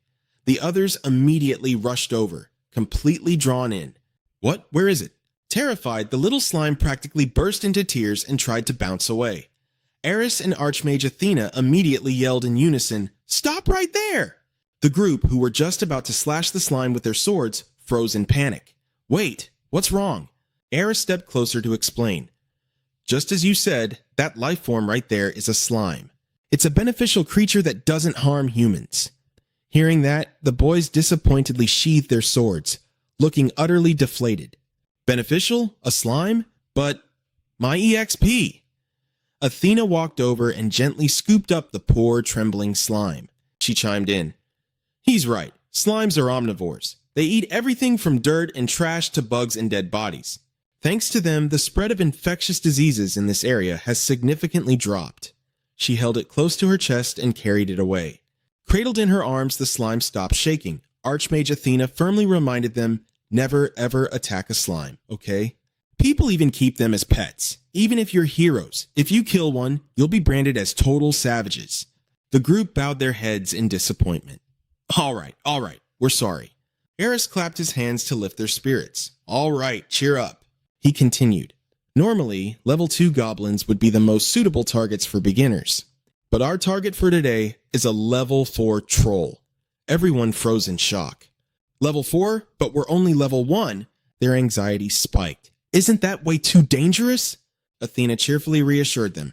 Don't worry, we have our priestess with us. Even if you die, you'll just be resurrected. The group immediately started muttering in absolute terror. Die? We're going to die? Eris smiled confidently and said, with the team we brought today, we could even take down a level 6 orc. Unless you're horribly unlucky, you won't actually die. Suddenly, a massive foot stomped heavily onto the ground. Several terrifying monsters emerged, growling menacingly. The group burst into an uproar, shouting, Ah, they're here! Come to Papa, my sweet EXP. The most overly excited guy in the group stepped right to the front. Awesome, you're all mine. Without a second of hesitation, he lunged forward to attack them. Let's go! But his arrogance didn't last long. With just a single swipe of its hand, the beast knocked the sword right out of his grip and slashed his face. Ah, my eye! Blood poured relentlessly from his eye. The massive beast towered over him, glaring down as he collapsed to his knees, screaming in absolute agony. Trembling in pure terror, he clutched his wounded eye and stared up at the monster. Worse still, anyone else who tried to get close was violently swatted away. One guy even got his arm snapped in half. A blue-haired girl with glasses tried to cast a spell, chanting, "Grant me the power of fire magic." But the beast just swatted her away like a fly. She scrambled backward, staring at her shaking hands in disbelief. Why didn't my magic work? Seeing her completely distracted, another guy screamed a warning. Hey, keep your eyes on the front. A brunette girl who hadn't even fought yet was already terrified to the point of tears. And entirely as expected, the entire group was brutally beaten to a pulp, screaming out in utter despair. Ah, somebody, help me! Furious, Eris finally raised his voice. That is quite enough. He stepped forward and swung his sword straight at the monsters. Easy as pie, Eris wiped out both beasts in an instant. Their corpses lay split cleanly in half on the ground. The group of newbies lay right beside them, groaning in pain. It hurts! God, it hurts! What the hell was that? Mommy. Mom. Amidst the crying, a woman walked up to Eris. It was Princess Sentes. She spoke up. Prince Eris, you've really had a hard time guiding these heroes. Eris looked back in surprise and called out, Princess Sentes. She knelt beside the battered and bruised group. There must be some sort of reason the gods chose these people as heroes and brought them here, right? Somewhere out there, a male god was probably asking himself, wait, was there actually a reason? Even the god himself was clueless. Sente sat with her hands elegantly clasped beside those guys. A certain pure god presents a riddle. A certain demonic god just shrugged, and the gruesome wounds on the group healed up like absolute magic. The dead jolted upright, completely stunned. I'm alive again. Lady Sentes, please, over here. Sentes offered her gentle praise. Oh, what a magnificent hero, fighting to your very last breath. She smiled so sweetly as she looked at them. Every time you die, I'll just bring you right back. The sunlight had grown piercingly bright. That group was still fiercely battling those relentless beasts out there. A blue-haired guy patted the shoulder of the green-haired guy next to him. Thanks for acting as bait, man. The green-haired guy looked completely clueless. Huh? What the hell is he talking about? Right after that, the blue-haired guy charged straight into the fight. He aggressively lunged at the monster right in front of him. The beast was sent flying by his powerful kick. It slammed hard into a tree, crashed to the ground, coughed up blood, and died. The blue-haired guy smiled, completely satisfied as he checked his system prompts. A god is praising you. Another god is heavily criticizing your methods. His status board showed he had leveled up. Choi Gang-min, level 2. Blessings. Hero rank E, Grit rank F, Magic rank D, Haste rank F, Command rank F. Interest rate 3.22. He beamed with joy. Finally, level 2. He was smugly satisfied, knowing it was all thanks to this newly acquired blessing. So hunting isn't that hard after all. Choi Gang-min's notifications kept pinging. Haste. Move at extreme speeds for a set duration. The longer the skill is active, the longer the cooldown. Command.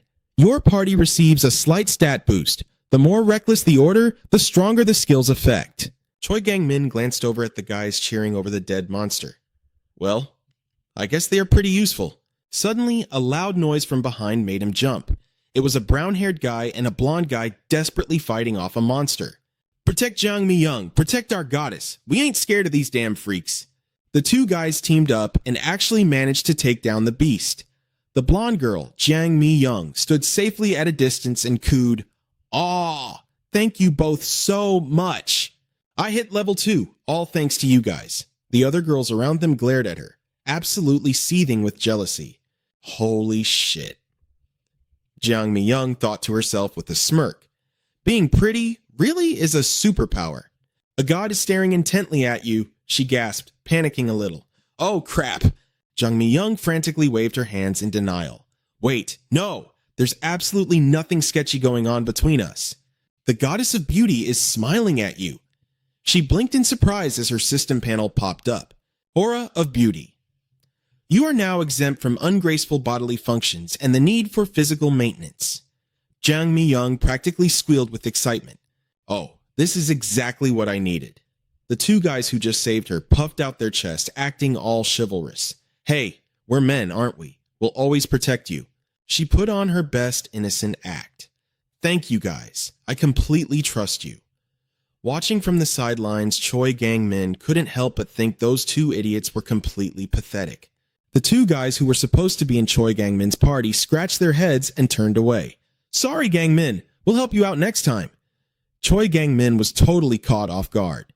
What the hell is this? To make it worse, they kept shouting back at him. Bros for life, man. Bros for life.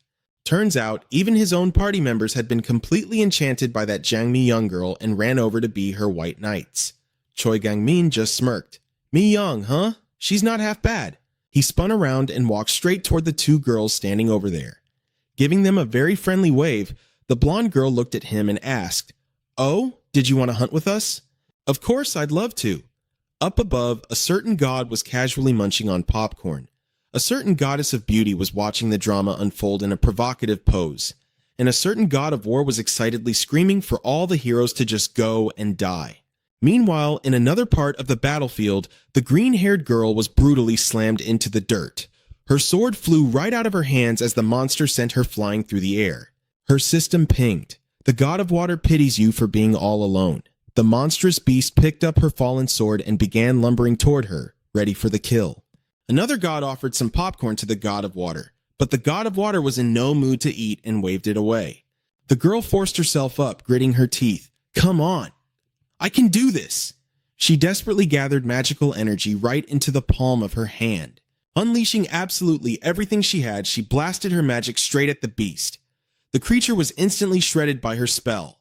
She let out a massive sigh of relief and collapsed right onto the ground. Her system panel flashed. Name: Yu Bora, level 2. Blessings: Outsider rank F, Magic rank C, Armament rank F. Interest rate 2.04. She gasped, her eyes going wide. Wait, what? I actually hit level 2. Yu Bora smiled, looking at her status board with pure satisfaction. Sure, I might not be leveling up as fast as the others, but hey, this is just the beginning.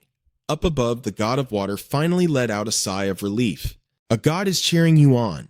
She pushed herself up, retrieved her wooden sword, and started walking away, making sure to whisper, Thank you.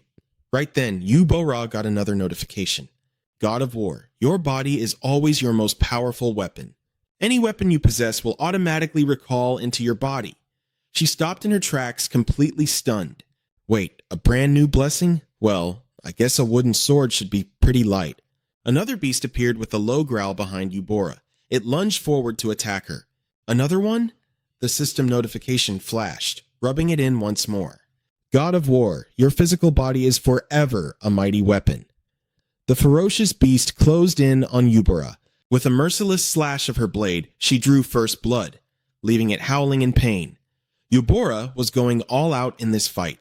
It swiped at her with its massive arm, but she remained completely unscathed. Startled, the beast stared blankly at its own claws. Is this thing useless? Seizing the opening, Yu Bora blasted it with a magic spell. Channeling every last drop of her power into her sword, she let out a fierce battle cry. Die! A clean, swift strike severed the beast's head. A system panel popped up. She had reached level 3. Yu Bora smiled, looking down at her hands. I did it.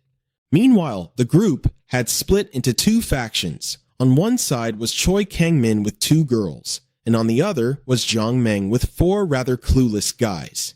They reassured one another, let's keep going, we can do this together. High up on the mountain peak, 2 shadowy figures were silently watching them. The gods were still tuning in. Athena Arch Amazing and Enos stood upon the high peak, observing them. The god of wind cheers you on with the refreshing breeze. The hot-tempered demon god is looking for a seat. A certain god notes that dusk has already fallen. Down below, a beast picked up someone's severed hand, about to toss it into its mouth. By the time the moon rose high in the sky, Kang Hansu was clashing with the very last beast. Carcasses of the monsters were piled high all around the area. A certain god is curious about how many you have killed so far. Kang Hansu checked his system panel and replied, "I'm not exactly sure, I haven't been counting, but probably a few thousand by now." He slumped down exhaustedly onto a monster's corpse.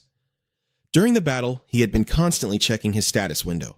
His panel read, Name, Kang Hansu, Level, 1, Outsider, F, Blessing, C, Hero's Curse, A, Butcher, E, Profit Rate, 5.46. I got slapped with another curse. Things are looking worse than I thought. He gazed up at the sky in frustration, then dropped his eyes back to the system panel. At this rate, I'm never going to level up. A certain god is feeling annoyed. Kang Hansu muttered, unsure if he was reassuring the gods or just comforting himself. It's fine. I knew leveling up would become a massive pain because of that evil god's curse. The system panel detailed the hero's curse. The languages of races hostile to the hero will be automatically translated. Experience points gained from hunting and achievements are drastically reduced. Kang Hansu felt a wave of dismay. But I didn't think it would be nerfed this badly. He gritted his teeth in anger. My level hasn't budged a single inch. A certain god is gazing at a distant galaxy. A certain god remarks that today is just like any other day. Are there really that many stars in that galaxy? Kang Hansu found it bizarre and asked out loud, did something suddenly possess them? He looked genuinely surprised. I figured they'd be having a blast and enjoying the show right now. A certain god is trying their absolute hardest to look the other way. He brushed it off, turning his attention back to his system panel in deep thought. Anyway, what's the deal with this new curse, Massacre? Friendly races will fear you slightly and view you as a terrifying threat. The likelihood of them opposing your ruthless actions increases significantly. Kang Hansu dropped his head and let out a heavy sigh. I was literally forced into becoming an outcast. The divine entity floating next to him started skipping around and singing. A certain god is in a remarkably good mood. Suddenly, he froze, catching the gleam of a radiant bracelet on the dead monster's wrist. He glanced over at the hefty basket of loot he had already gathered. I really tried my best not to loot too much treasure, but man, who am I kidding? A basket this huge, and I'm calling it not much? He picked up the glowing bracelet to inspect it, knowing full well these items belong to humans or elves. But since I can't level up right now, my only viable option to get stronger is cold, hard cash. Heavy footsteps of a beast stomped toward Kang Hansu. Wait, not just one. An entire horde of monsters was closing in. They roared in a bloody frenzy. Kill! Human flesh! Meat! Vengeance! Kang Hansu jolted in surprise at the sheer noise. He calmly stood up, casually glancing over the approaching mob. So, there are still some gnolls left, huh? The leading beast standing before him had already broken through to level 9. Quite intimidating, actually. Yet Kang Hansu remained completely unfazed. Sounds like an organized little uprising you've got here. They probably thought a sheer numbers advantage wouldn't be enough. And by the looks of it, these freaks have been gorging on tons of meat. Screeching relentlessly, the horde charged right at Kang Hansu. They looked like a pack of starved rabid dogs. Strong meat, our meat, swallow his heart, eat! Kang Hansu leaped into the air, gracefully dodging the beast's lunge, and smirked.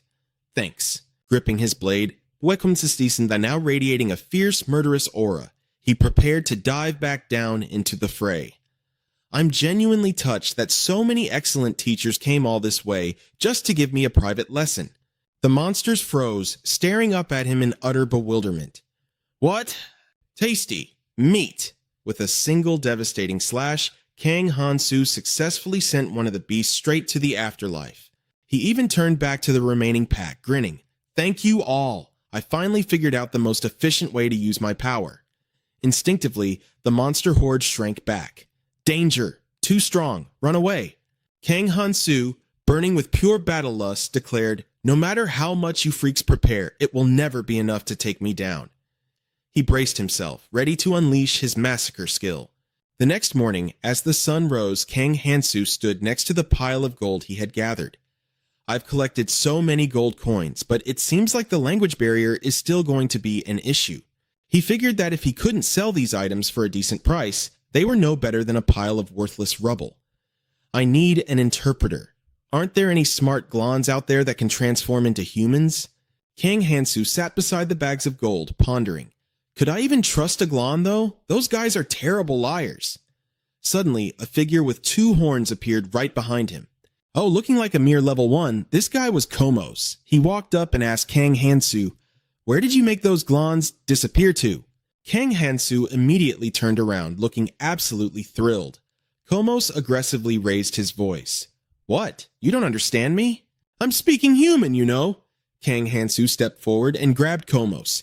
"Gotcha! Caught a live one!" Komos panicked and yelled, "You bastard! What the hell do you mean by that?" Kang Hansu looked quite pleased with him. He actually looks pretty smart. A glon that's on the handsome side, huh? Kang Hansu excitedly asked him, "What's your name? I don't know what breed of glon you are, but I think we're going to be great friends." Komos frowned and snapped indignantly. "I'm a demon, not a glon." Kang Hansu was stunned. "Eh? You're a demon. I thought demons were these incredibly powerful, towering creatures." He remembered that child kidnapper telling them that the hero's ultimate goal was the demon lord, that they wanted to defeat the demon king. He looked at Komos standing right in front of him. If even the gods had to ask outsiders for help, the demons had to be terrifyingly strong. But this guy... While he was lost in his random thoughts, Komos started screaming. "You lunatic! You mentally attack someone right during the first introduction and then have the nerve to call us friends? The idea that every demon is strong is just a ridiculous human stereotype." Kang Hansu put on a downcast expression and said, "My bad, sorry about that." Then he delivered an even more devastating blow. "But you really are on the weak side, aren't you?" Komos looked like he was about to burst into tears right then and there. Kang Hansu panicked and quickly waved his hands. Hey, don't cry. You're making it look like I'm the bad guy here." Komos angrily retorted, "You're just barely stronger than a normal person yourself. Just who the hell do you think you are? What kind of level 1 is this ridiculously strong?" Kang Hansu chuckled and replied, "It's all thanks to my blessings." Komos screamed back, calling out his blatant lie. "Do you think I'm blind? How can you lie through your teeth like that when you have way more curses than blessings?" Hearing that, Kang Hansu was genuinely shocked. "Wait, you can see them?" Komos pointed at his own glowing green eye and said, "Of course I can. I have a blessing that lets me see through all things, and I have another blessing that's even better than that. I can peek right into other people's status windows." Involuntarily, Kang Hansu's hand twitched with excitement. He muttered, "I knew it." Komos glared at him and asked, "Just how long are you planning to hold me by the neck?" Kang Hansu quickly let out a laugh. "Now, don't misunderstand. This is just a friendly gesture of our new bond." Komos shot back sarcastically, more like, "If I refuse to be your friend, you'll slap a collar on my neck." Kang Hansu stared at him in genuine surprise. "You actually are pretty sharp, way smarter than those glons." Komos scoffed, "I'm a dark mage. If you're an idiot, you could never master dark magic. Right now, I'm just training outside my homeland so I can find someone to marry." Kang Hansu was even more taken aback. "Marriage? Someone like you is getting married already?" Komos smirked. "Stop treating me like some lowly human. I had already reached marriageable age long before you were even born." A deity suddenly appeared beside Kang Hansu, brimming with curiosity. A certain god urges you to dig deeper into his personal life. Kang Hansu gripped Komos even tighter. "Say, my dear buddy, how come you still haven't managed to get married after all this time?" Komos, who was being shaken around like a rag doll, groaned. "Just kill me already. I refuse to be mocked by a lowly human like you." Kang Hansu burst out laughing. "But you're not even married yet, and you're still a virgin. Wouldn't it be a total waste to die now?" Komos turned his face away in deep embarrassment and muttered, "For demons, the stronger you are, the more mates you get. I was just too weak. I ran away because I didn't want to end up as the 243rd husband of some ancient demon hag." Kang Hansu let out a sympathetic sigh. "Man, that's just pitiful." Komos snapped, his anger flaring up again. "Don't you pity me?" Then a look of confusion crossed his face as he asked Kang Hansu, "Wait, but how are you even moving around right now?" Kang Hansu didn't quite catch his drift. "Huh? What do you mean?" Komos explained, I used a massive amount of paralysis potion around here. A dose that large could completely paralyze even a highly resistant fairy. Sure enough, a small bottle of purple liquid had been emptied onto the dirt nearby. Como stared at him in disbelief. You're only a level 1. How on earth are you completely immune to it? The deity, who was now floating nearby and spinning the empty potion bottle in their hand, also seemed curious. A paralysis potion, huh? Kang Hansu gritted his teeth, his temper suddenly flaring. You little son of a bitch. Komos visibly trembled, terrified by the sudden murderous shift in his attitude. A dark, menacing smirk crept across Kang Hansu's face. You just had to remind me of such an infuriating memory, didn't you? Kang Hansu violently grabbed Komos by the collar. He leaned in, giving the demon a truly wicked smile. Seeing that terrifying grin, the demon broke out in a cold sweat, completely paralyzed by fear. In a sheer panic, Komos hastily cast a dark spell to bind Kang Hansu. A stream of dark magic slithered out like a viper, wrapping around Hansu's leg before quickly coiling up his entire body in a tight grip. But Kang Hansu simply flexed his muscles. With just a single forceful shrug, he easily shattered the dark magic into pieces. His hand remained clamped onto the demon's collar. Furious at the cowardly sneak attack, Kang Hansu tightened his grip. His face twisted in rage, his eyes bloodshot as he glared murderously at Komos. Seeing Kang Hansu's unbridled fury, the demon went deathly pale with panic. What the hell kind of monster is he?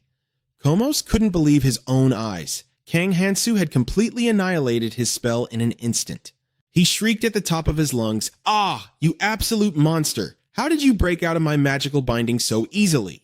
Kang Hansu just stared him down in dead silence for a long, suffocating moment. The heavy glare terrified the demon so much that he started stammering, What? What is it?" Kang Hansu narrowed his eyes and asked in a deadly serious tone, "What's your relationship with the village chief?" Hearing the question, Komos actually burst into laughter, immediately mocking him. "Are you stupid or what? Do you have any idea how many village chiefs I've met in my lifetime?" Kang Hansu growled furiously, seeing the creature's mocking attitude. "I'm talking about the village chief with a null head tattooed right on his chest." Hearing Kang Hansu's description, the demon froze for a few seconds to think. Finally, it remembered. "Ah, right, I remember now," it said. "You mean that guy who was standing on the brink of death? His tragic past sounded so much like a fairy tale it'd make anyone cry, so I just freed him from the fairy realm's curse, right?" But before the demon could even finish its sentence, Kang Hansu furiously hoisted it into the air. The demon turned pale with fear, not daring to utter another word. Kang Hansu exploded with rage. "So you're the sorcerer who helped that depraved village chief?" Kang Hansu's face contorted into something truly terrifying. With a chilling, gruesome smile, he looked like a demon straight out of hell. Meanwhile, over in the forest, the students were gathering to hunt down the gnolls. Sente stepped in front of them, sadly covering his face. Unfortunately, the other heroes have given up on the training and returned to the temple. The remaining funds will now be invested in the heroes who stayed. Two of the students chatted happily. The bald one cheered, "Awesome!" while the other let out a loud whoop. "Ha ha!" Prince Arnis stepped forward to praise the students. "Jumping 3 levels in a single day is truly unprecedented, just as I expected. You humans are incredible." Though he smiled on the outside, inwardly he calculated, the hero's blessing really is the ultimate prize. Just then, a cavalryman galloped up, frantically reporting to Arnis. "Your Highness, I have an urgent report. My unit has spotted an out-of-control gnoll. The summoned knights are currently—" Before the soldier could finish, Sentes cut him off. "What level is that gnoll?" The soldier replied, "Level 5, sir." Sentes stroked his chin in thought and asked Arnis, "These 3 heroes are also level 5 now, right?" Arnis nodded seriously. "Yes, their growth rate is absolutely staggering." Sentes immediately made a decision. "I believe this will be a rare opportunity for them to gain some excellent experience." After that, the group headed to the area where the rogue gnoll was roaming. They quietly hid behind the bushes, observing the beast, and signaled for everyone to stay completely silent. "Shh," Arnis whispered softly. "It might look stupid, but this type of gnoll is highly dangerous. It can go toe-to-toe with someone much stronger than me. So please, be careful. Hearing Arnis's warning, Princess Athena happily and innocently chimed in. A fully grown one can even use dark magic. She looked thoroughly excited, completely forgetting that they were standing right next to the deadly creature. She even added, everyone needs to watch out when its eyes turn red, okay? Right at that moment, the gnoll heard Princess Athena's voice and snapped its head around, immediately on guard. Unfortunately, its eyes were already glowing a sinister blood red. Seeing this, everyone gasped, taking in a sharp breath of cold air. A heavy silence fell over them, utterly dumbfounded by the princess's idiotic innocence. Realizing the gnoll had spotted them, Princess Athena squealed with excitement. Oh no, I'm so sorry, I totally gave away our hiding spot. Then she simply covered her mouth and giggled. Tee-hee! The gnoll let out a furious roar and charged violently at the group in hiding. Seeing the situation escalate, Princess Athena and Prince Arnis quickly backed away to watch from a safe distance, throwing the students forward to face the ferocious beast. Arnis smiled, crossing his arms as he watched. We'll be staying right here. Athena stood beside him, cheerfully throwing her hands up and cheering them on. Choi Gangman glanced over, and seeing the royals retreat to the back to watch, he gritted his teeth in sheer anger. The other students, watching the massive beast charge at them, trembled in panic. Are we gonna be okay? Choi Gangman quickly stepped up as the captain to reassure his classmates. You guys don't need to be afraid of it. If only I had a little more time, he thought to himself. Observing the gnoll's massive build, he shouted to the others, its huge size means it'll move slower than the gnolls we fought before. First, just dodge its attacks. But before Choi Gangman could even finish his sentence, the gnoll used blinding speed to dash right behind him. It attacked like a rabid wolf. Gangman turned his head, but before he could even process what was happening, a massive explosion shook the ground. Boom! Boom! Thick smoke billowed into the air, turning the surrounding area into a dense fog of dust. The students caught in the blast started coughing violently. They called out for Gangman in panic, but giving the students zero time to recover, the gnoll flashed its cruel, blood-red eyes. It bared its terrifying fangs and in a single motion sent all the students flying high into the air. Ah! While the bloodthirsty beast was mercilessly thrashing the students around, its head suddenly erupted into roaring flames. Scorched by the fire, the beast roared and cursed in fury. It turned out the one who had just set the monster's head ablaze was Bora. Her hands were still smoking heavily. After extinguishing the flames on its head, the gnoll let out an ear-piercing, rage-fueled howl. Bora immediately summoned a razor-sharp sword using her weapon's blessing. Gripping the blade bravely, she charged forward and slashed directly at the gnoll's body.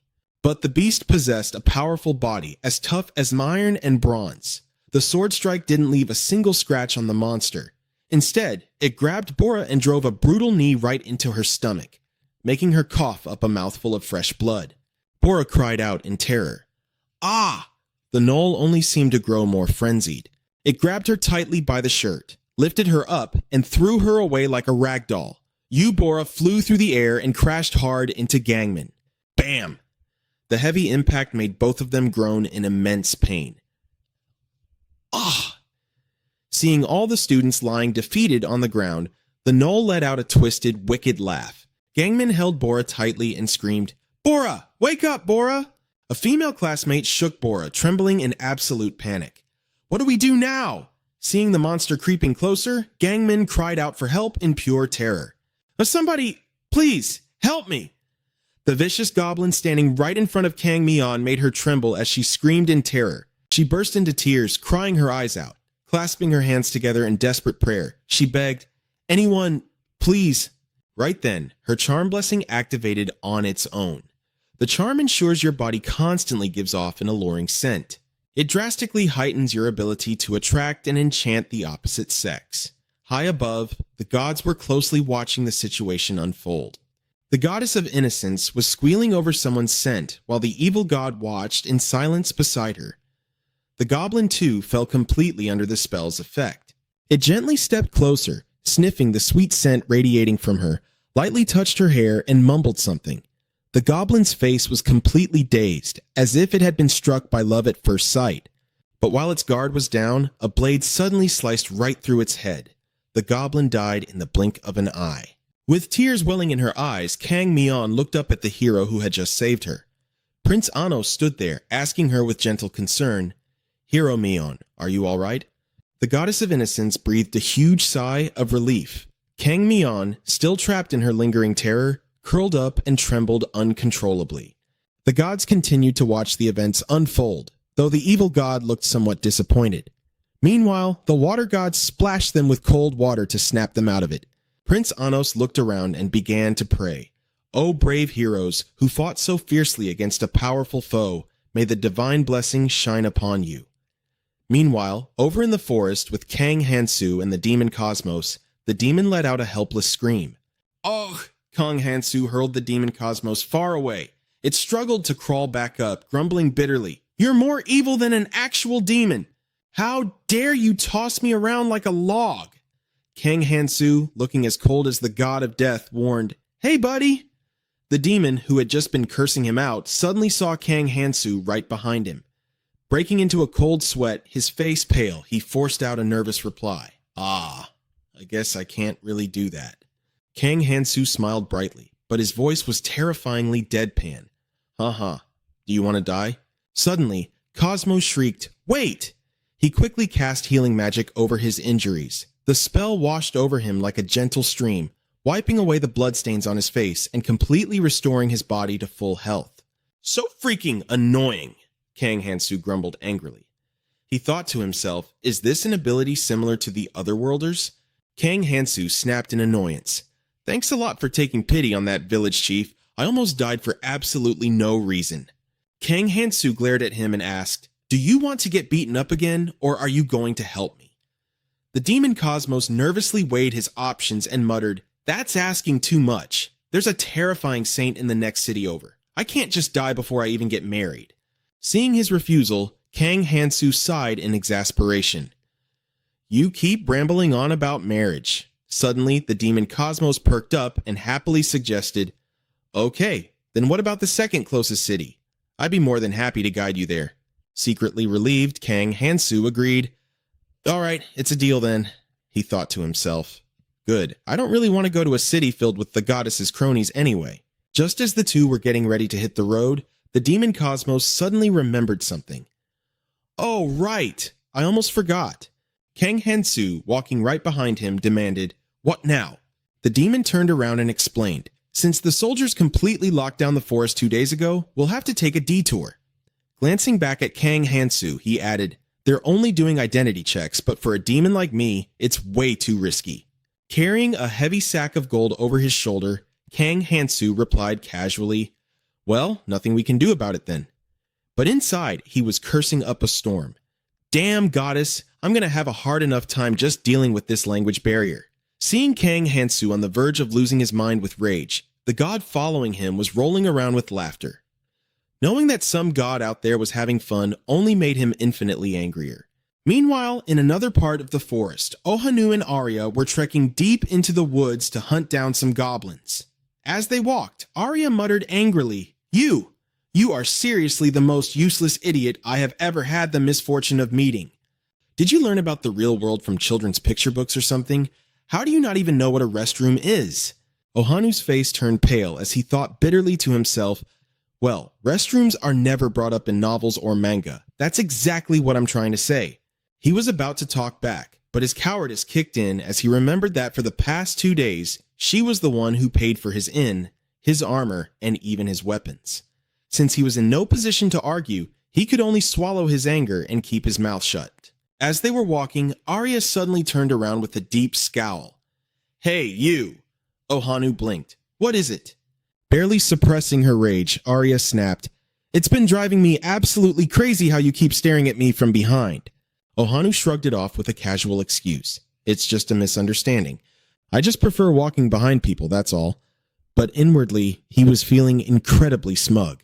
For such a gorgeous girl to be helping and watching over me like this has to be the power of my blessing. The classic main character buff. Remembering his special blessing, he couldn't help but chuckle to himself. Furious, Arya pointed right at his face and yelled, "Hey, are you even listening to a word I'm saying? And do you have any idea how shocked I was by the way you attacked that slime earlier? Do you seriously lack zero common sense?" Seeing Arya act so fiercely, Ohanu panicked and stammered, well? Arya immediately cut him off with a strict warning. Anyway, once we pass this point, we'll be entering elf territory. Normally, a rookie like you should start by doing simple chores back in the village. Ohanu quickly shook his head. I don't want to do that. Arya sighed, completely out of options. Well, we have no other choice then, but remember, the monsters out here are generally far more dangerous than goblins. You'd better stay on high alert if you want to make it out of this forest alive. Ohanu replied casually. Yeah, I get it. Arya let out an exhausted sigh and asked, Are you absolutely sure you understand? Ohanu kept his nonchalant expression, grinning playfully as he joked around. Crystal clear, don't worry. Just then, a sudden gust of wind swept through, carrying a flurry of dancing leaves with it. A god of fate waved a hand to beckon him over, while a god of wind wondered aloud if something major was about to happen. Noticing that a few gods were actively watching him, Ohanu flashed a triumphant, cocky smile. The number of gods is clearly on the rise. While everyone else is growing soft like greenhouse plants, I'm going to charge right onto the battlefield and seize the blessings of the gods. Arya saw Ohangu's sleazy grin and just sighed in pure exasperation. Could you wipe that creepy smile off your face and keep your guard up? Ohangu thought to himself, this is null territory. Pretty tough for a slime rank mercenary.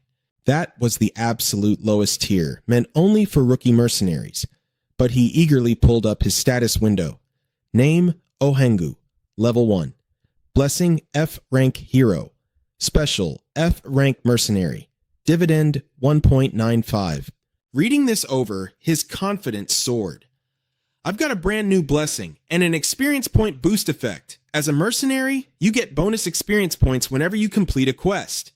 Sure, if you fail or abandon a quest, you lose a massive chunk of experience. High risk, but hey, that's nothing for a main character like me.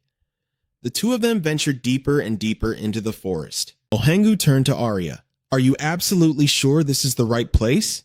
He kept glancing around as they walked, but there wasn't a single gnoll in sight, not even a shadow of one. Arya was also frowning in confusion. That is strange. Why aren't there any around? Could something have happened in this forest? Ohangu, however, was still completely lost in his own little hero fantasy. He smirked and muttered, Trouble always follows the main character after all. Arya, hearing him babble complete nonsense, shot him a weird look. What did you just say? Ohangu just looked smug. Heh. Oh, nothing at all. Arya pulled out the quest log to double check. This is annoying. We only need 5 gnoll ears. I really thought we could wrap this up early. While Arya was stressing over the situation, Ohangu casually stuffed his hands into his pockets and declared with sheer arrogance, Let's just push deeper into the woods. Arya realized they had already gone way too far. On top of that, a creeping sense of dread was telling her something bad was about to happen, making her want to turn back immediately. It's never that simple. Let's head back to the guild first and see if there are any new updates. Ohangu glanced back with a cocky grin. Relax, it'll be fine. Just trust me on this.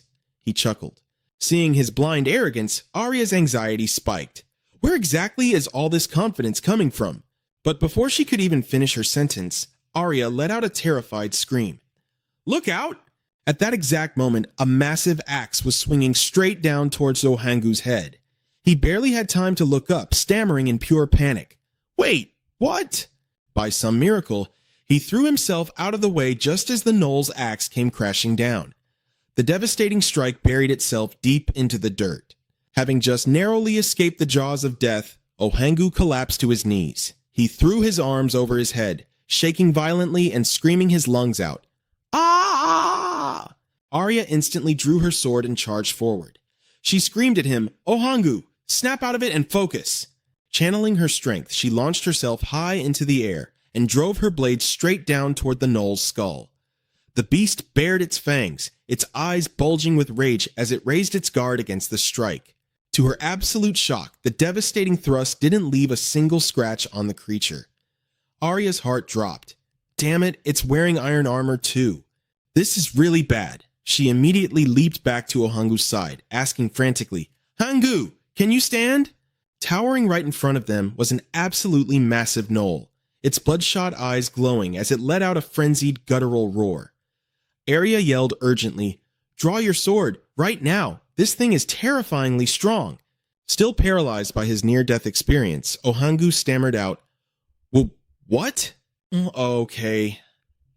He fumbled to draw his sword, but the moment he came face to face with the hulking beast, pure panic took over. His hands shook uncontrollably around the hilt, all the color draining from his face. His previous cockiness was completely gone. This is a null? It's way more horrifying than I thought.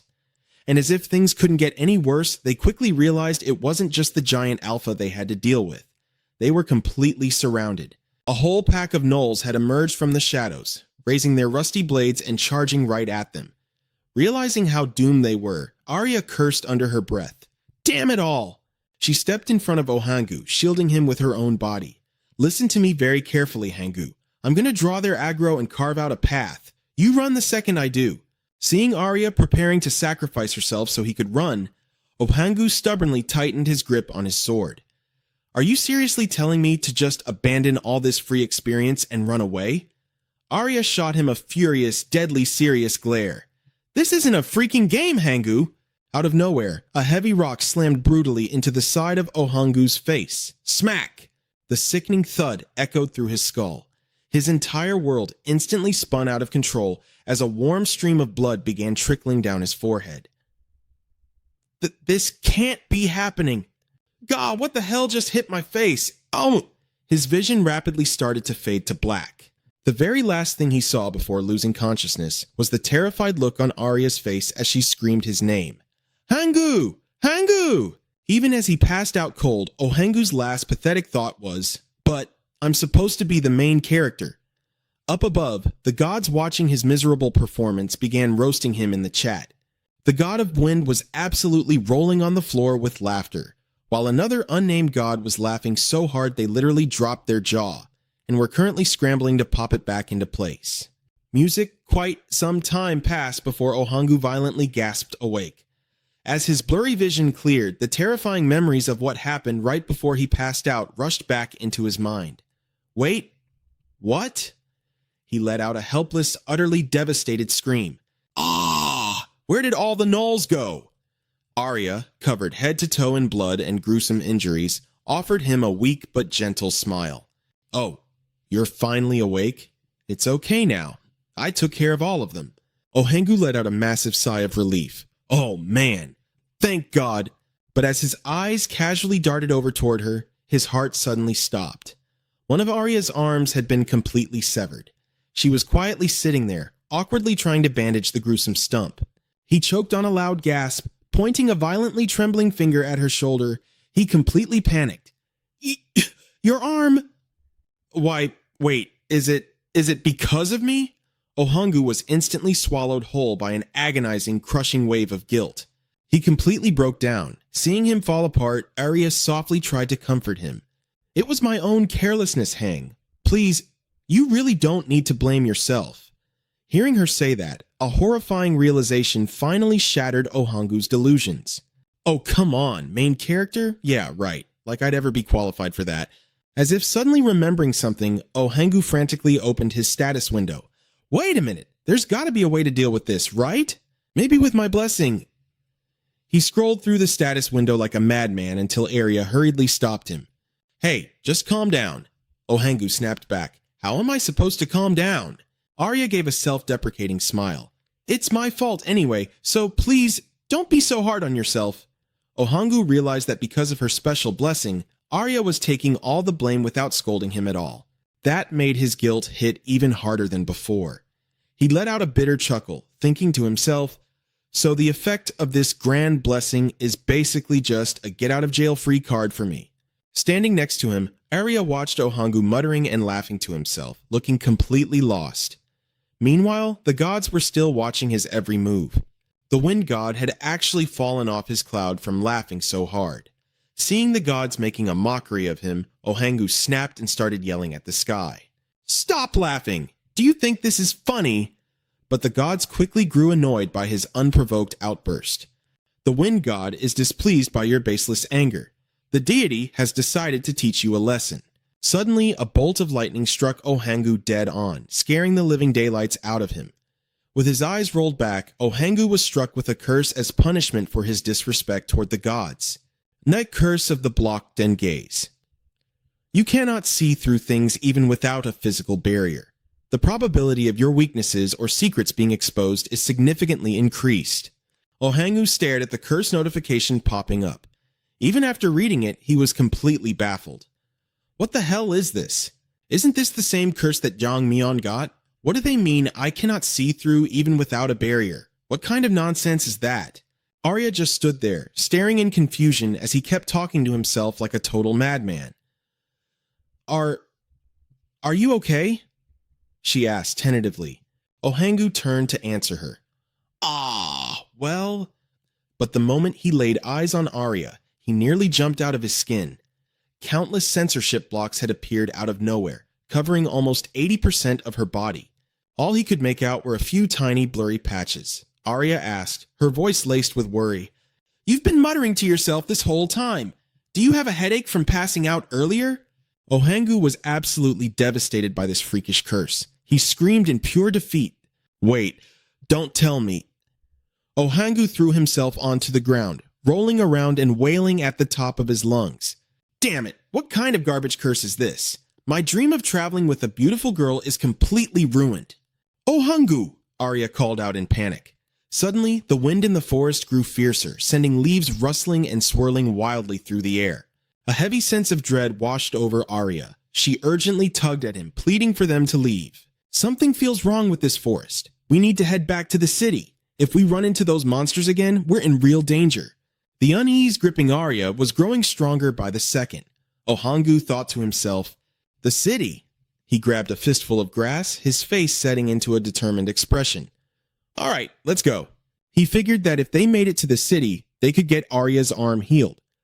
That's right, the Holy Maiden is in the city. If the Holy Maiden is really in this fantasy world, she can definitely heal the wound on her arm. Ohangu turned to her with absolute certainty. "I promise, I'll take full responsibility and make sure your arm goes back to normal.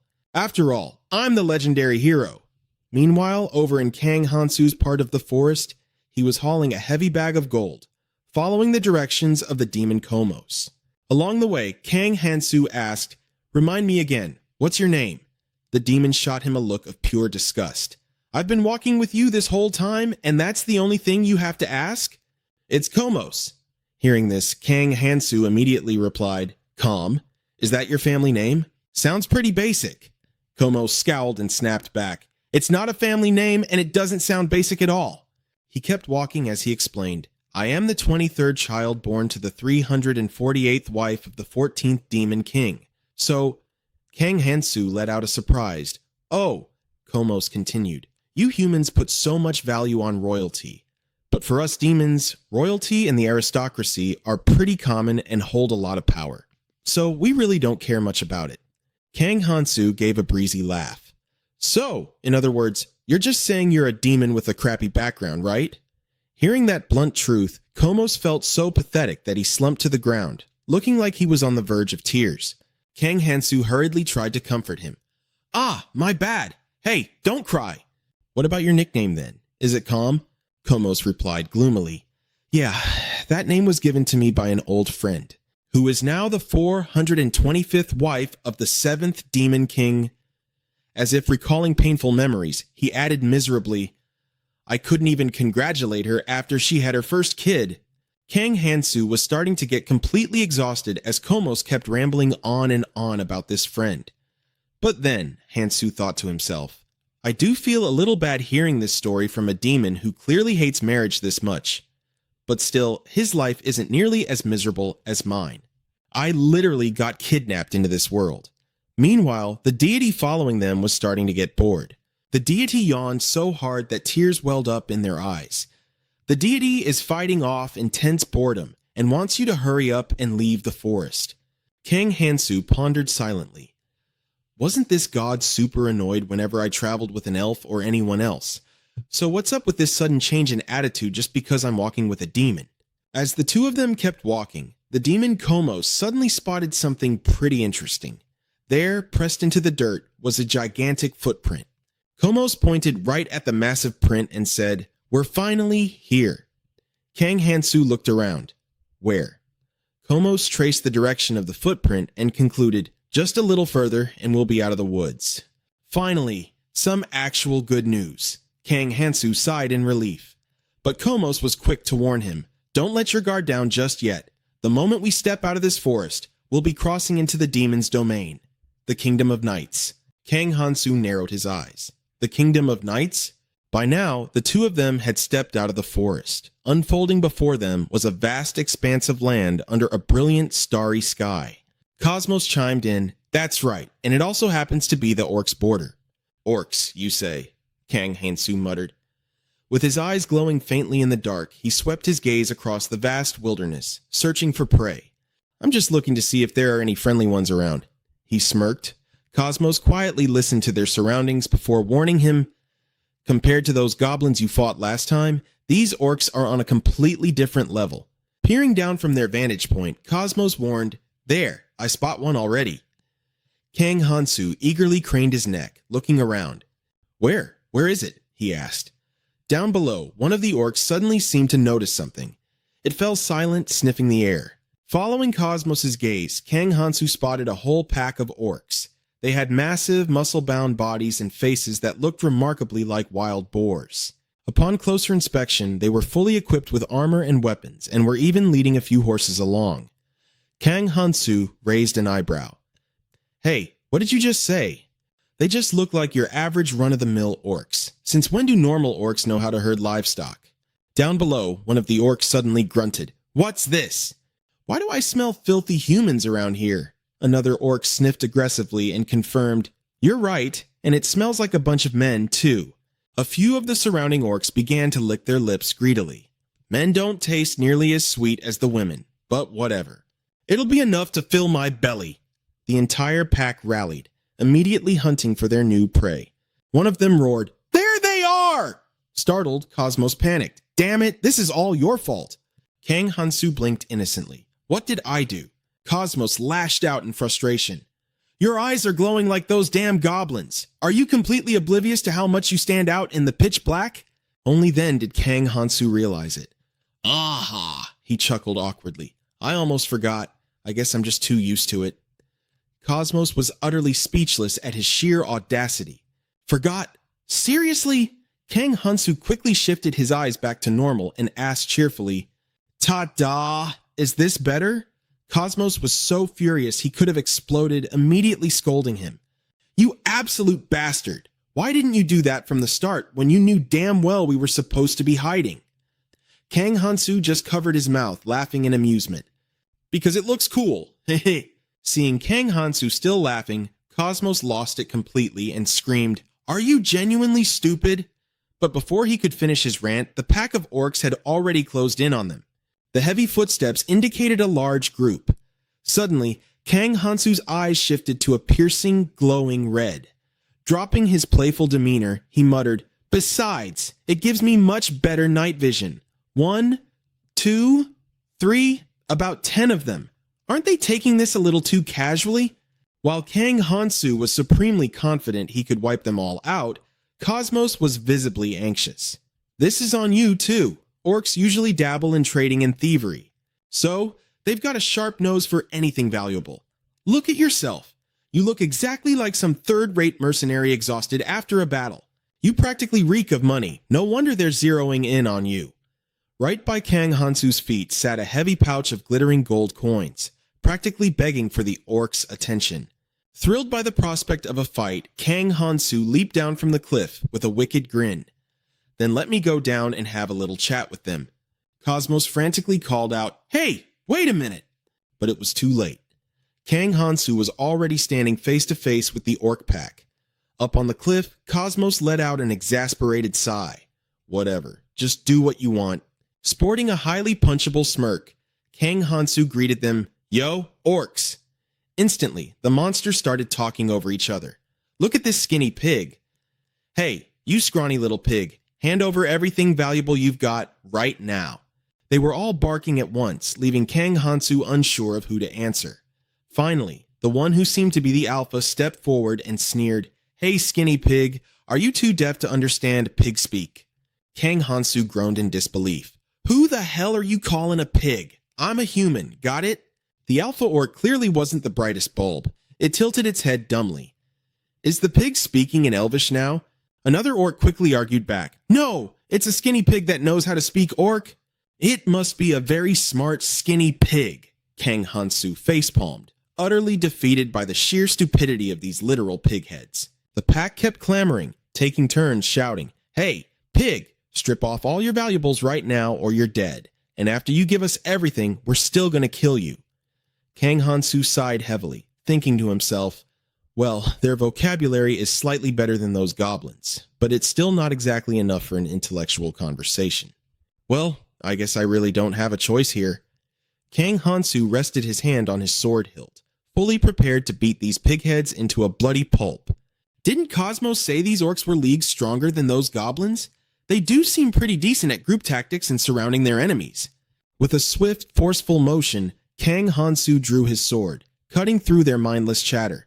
Yo, you ugly green pigs, I highly suggest you hand over everything you've got right now.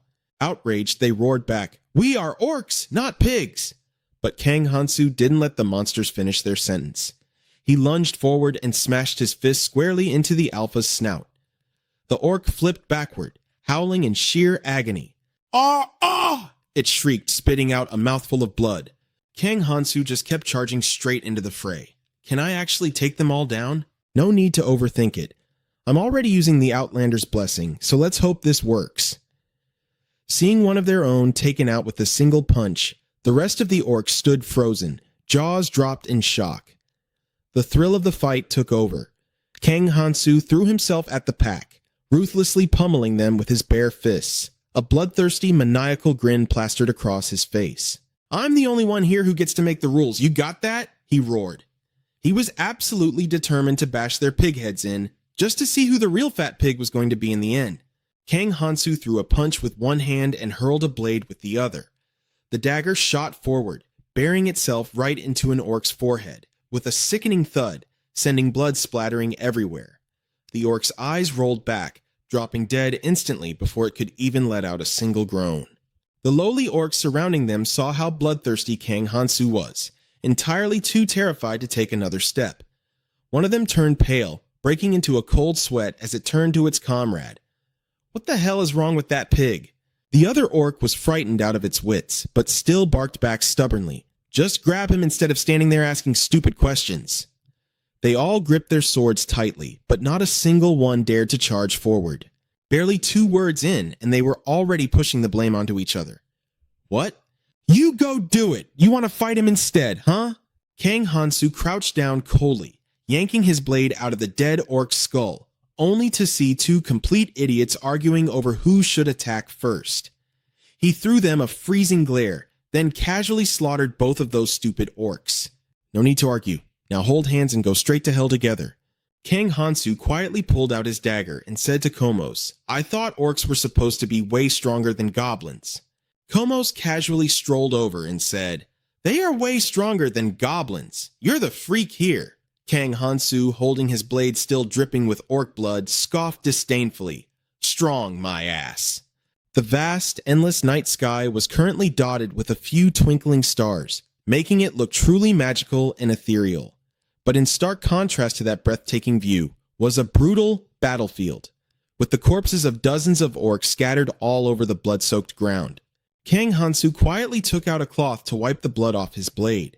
He glanced around for a moment and muttered in awe, "Did I really take them all down? That was easier than I thought. Besides, if you want to tag along, shouldn't you be helping out a bit?" Kang Hansu was talking to Komos, but when he turned around, he got no response. He wasn't anywhere to be seen. Looking closer, Kang Hansu suddenly spotted him tucked in a small corner behind a large rock. Komos' legs were being completely engulfed by a raging fire. The demon was writhing in excruciating pain, letting out muffled groans. "Cough! Cough!" Kang Hansu frowned, asking, "What the hell are you doing?" Upon seeing the sheer state of him, he panicked. "Whoa! What happened?" "What is this? That looks seriously dangerous." Kang Hansu stood there awkwardly, completely at a loss on how to save the demon. Komos gritted his teeth, breaking into a cold sweat from the sheer agony, and managed to gasp out, "Look! Look up at the sky." Right at that moment, a massive gust of wind swept violently through the air. Kang Hansu looked up, utterly bewildered. The sky? Hovering high above was a pure white dragon, spreading its massive wings as it soared through the heavens. Its 4 legs resembled those of an eagle, armed with terrifyingly sharp, heavy talons. Kang Hansu's jaw dropped in awe. Whoa, it's huge. Is that a lizard or a dragon? Kang Hansu was completely mesmerized. Whether it was a dragon or not, its surreal beauty captivated him so deeply that he couldn't tear his eyes away. He muttered unconsciously, "Where is it going?" Como, still frantically struggling to put out the flames eating at his legs, groaned in agony. "There's a goddess riding on that dragon's back." Kang Hansu turned around, clearly startled. "A goddess?" Komos forced the words out with great difficulty. "Yeah, truly the ultimate weapon of humanity. To detect me from such an insane distance and still land a pinpoint strike." Kang Hansu finally connected the dots. The raging fire on Komos' legs was caused by that very dragon. The demon grimaced. "The Elven Kingdom lies in that direction. It must be something massive for a goddess to make a move personally. I managed to cheat death, but running into one of the only 2 goddesses in existence? Talk about absolute garbage luck." Komos was so caught up in his thoughts that he almost forgot about his burning legs. Why would she be heading straight for the Elven Kingdom? Could it be? Kang Hansu kindly interrupted, pointing downward. "Ah, hey man, your lower half is almost burned to a crisp right now." Komos dropped the goddess topic, frantically focusing on extinguishing the flames. "An injury like this is practically nothing for us demons, but a wound inflicted by a goddess takes quite a while to heal." Giving Kang Hansu a rather meaningful, desperate look, the demon demanded, "Carry me."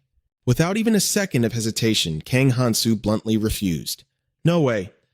But a little while later, he finally gave in with a heavy sigh, ending up carrying Komos on his back anyway. As they walked, he grumbled internally.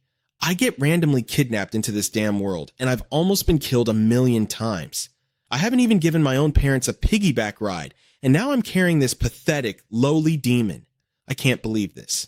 One of the gods watching Kang Hansu danced around gleefully and casually tossed out a suggestion. They told him he should just leave the demon behind as orc food. Reading the suggestion, Kang Hansu's face completely soured, looking absolutely disgusted. Meanwhile, Komos, clinging to his back, was gritting his teeth, bearing the ultimate humiliation.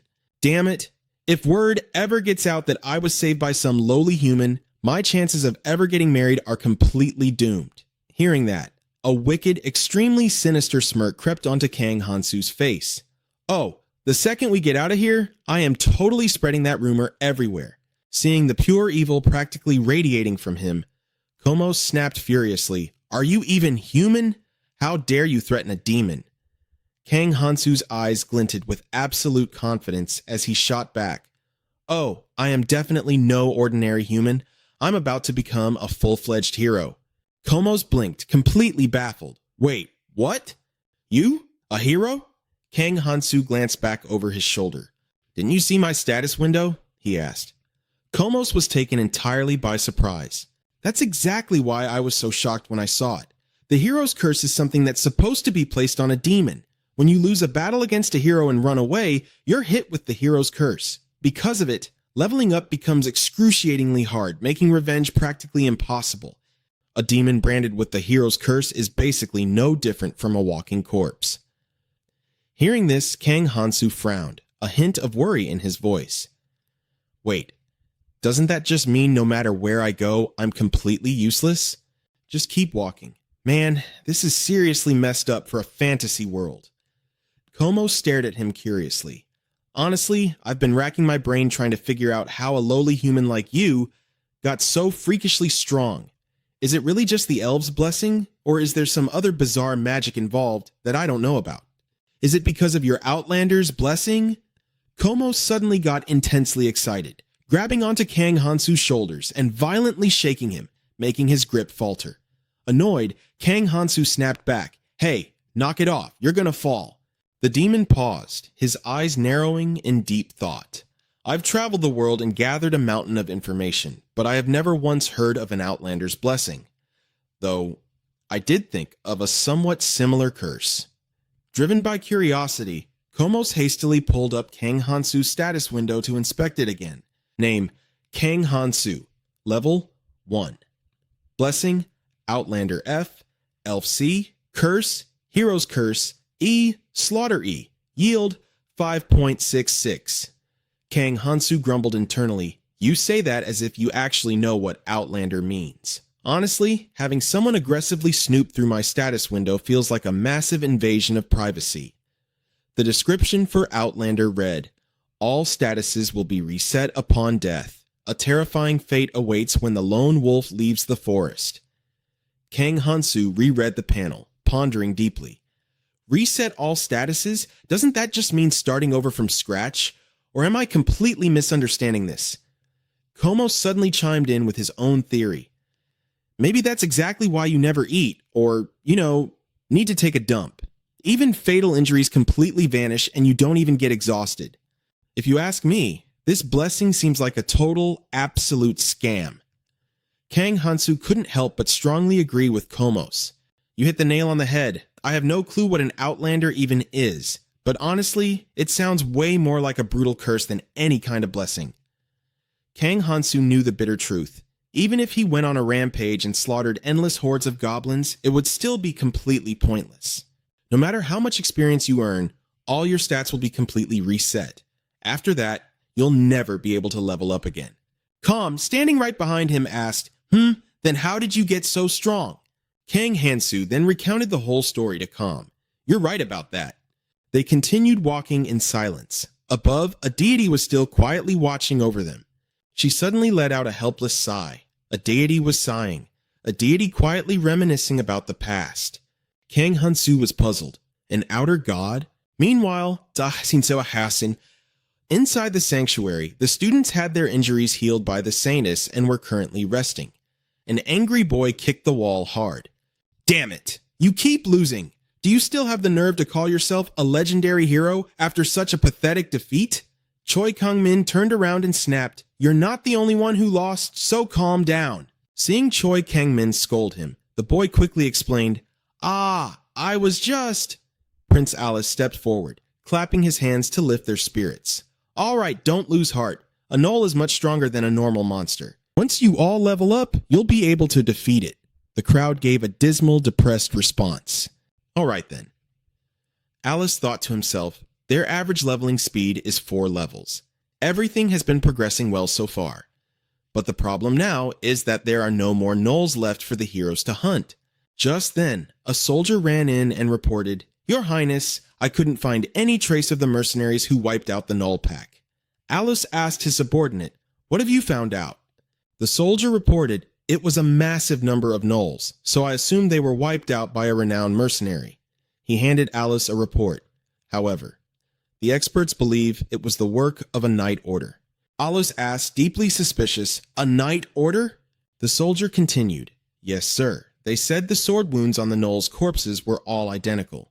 After reviewing the report, Alice couldn't help but remark, That is incredibly strange. He thought to himself, to let the heroes hunt freely, access to the forest was restricted. Yet, a mysterious night order raided and wiped out all the gnolls in just a single day? And the possibility that it was all done by one person. Alice smiled, finding his own thought utterly absurd. Alice then issued an order. General? The general stood ready to receive the command. Yes, sir. He continued. It's still a bit early, but make preparations for the heroes to hunt orcs. The soldier asked Alice for further instructions. What about the investigation, Your Highness? Alice replied nonchalantly. Hand it over to the Intelligence Guild. There's been a slight change of plans, so we can't keep worrying about this forever. The general bowed to leave and prepare. Understood, Your Highness. Alice added, In that case, I will accompany the heroes now. Slam. A loud crash echoed as the door was thrown open. Oh Han-gu burst in, panting heavily. Huff! Huff! Huff! Alice looked at Oh Han-gu in sheer astonishment. Hero. Oh Han-gu. And on his back was Arya. He had carried her from the forest to the city at top speed to get her severed hand healed. He grunted at Alice. Ugh. Then he screamed at the top of his lungs, Where is the saintess? Choi Kang-min was completely taken aback seeing him and hurriedly said, "Oh, Hangu." The classmates started whispering among themselves, "I thought he went out to train on his own." Ignoring everyone, Oh Hangu yelled frantically, "I heard the Saintess return to the temple. Where is she?" Seeing Oh Hangu's immense disrespect, Alice said angrily, "Hero Oh Hangu, watch your manners." Oh Hangu replied in distress, "I'm sorry, Prince Alice, but this is my fault." A girl's life is in grave danger. Princess Athena, seeing Arya on his back, gasped in shock. "Oh my god, it's her!" Arya calmly stepped down, looked at Athena, and said softly, "I am simply a mercenary now, Your Highness. Furthermore, I plan to retire and return to my manor." Athena asked anxiously, "Your manor? Why the sudden—" Before she could finish, Princess Athena saw Arya's severed hand. She let out a horrified scream. Feeling awkward, Arya hid her injured hand behind her back, sheepishly saying, "Well, things just ended up this way." Oh Hangu desperately pleaded, "Ah, Princess, please hurry and call." Before Oh Hangu could even finish his sentence, the Saintess walked out, escorted by a squad of soldiers. She grumbled in irritation, "What a ruckus!" Seeing the Saintess appear, Oh Hangu called out in sheer joy, "Saintess!" She looked at him coldly. "What is the matter?" Prince Alice reported, "Hero Oh Hangu has returned." Seeing the Saintess, Oh Hangu recklessly lunged forward to beg, but was immediately blocked by the soldiers. "I need your help," the soldiers warned coldly. "Halt right there."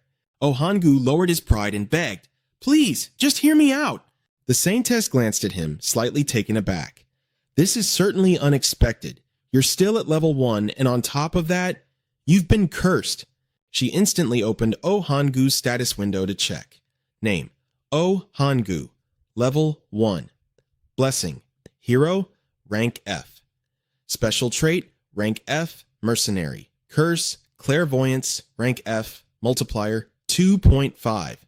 Oh Hangu quickly argued, "But I found an outstanding companion." The Highness immediately shifted her gaze to Arya. She opened Arya's status window to inspect it. Name: Arya. Level 12. Blessing: noble rank. B, charm. Rank E, warrior. Rank D, mercenary rank. C, curse. Student rank E. The Highness thought to herself, "A B rank noble's blessing. If she isn't a marchioness herself, she must be the daughter of a duke." Resting her chin on her hand, she mused, "I don't think that's quite enough to be considered outstanding." Ohangu frantically scrambled for reasons to convince the Saintess to heal her. "She protected me with her very life. She's definitely a high-tier fighter." Ohan thought to himself, "Just as I guessed, she comes from a noble family." Ohangu secretly rejoiced, assuming that Arya's noble status would make the Saintess reconsider and heal her. But he never expected the Saintess to coldly and flatly refuse. When Hero Ohangu desperately pleaded for the Guildmaster's help, the Saintess simply pointed at the Guildmaster. They walked over and told him, "Don't you see that the priests and knights who vow to sacrifice themselves for the people are all at least level 30 or higher? Just how outstanding is she to even be compared to them?" Hearing those blunt words, Ohangu practically collapsed in despair. Trembling, he struggled to come up with another valid excuse. "Well, she is a warm-hearted noble." The Sayanist replied firmly, "That answer is still not enough. Let me ask you one more time. What exactly makes her so outstanding?" Ohanu gritted his teeth, struggling to speak. Ohangu gathered all his courage, stood up, and shouted, "It's her potential." The Saintess replied, "I see. I'm sure she'll grow into a charming young lady in a few years." Ohangu quickly explained, "Right? I'm talking about her talent." The Sayanist scoffed at the idea. "Talent? If we're talking about talent, every single one of your friends around here is full of it. While you were wandering out there for 5 whole days at level 1, your friends have already shot up to level 6. Their talent far exceeds expectations." Ohan turned around in shock to look at his classmates, stammering speechlessly, Suddenly, terror gripped him, as his classmates looked at him like a pack of bloodthirsty demons. They let out cruel, eerie laughs and mocked him ruthlessly. "You sure talked a big game out there, but you're still stuck at a pathetic level 1, huh?" Heh. The Saintess was slowly losing her patience with him. She asked if he had anything else to say. Helpless, Ohangu slammed his fist into the ground, thinking to himself, "This is so humiliating." Having no other choice, he decided to use his special persuasion skill, lacing his words with his blessed power. "Arya is my precious companion. Please heal her hand."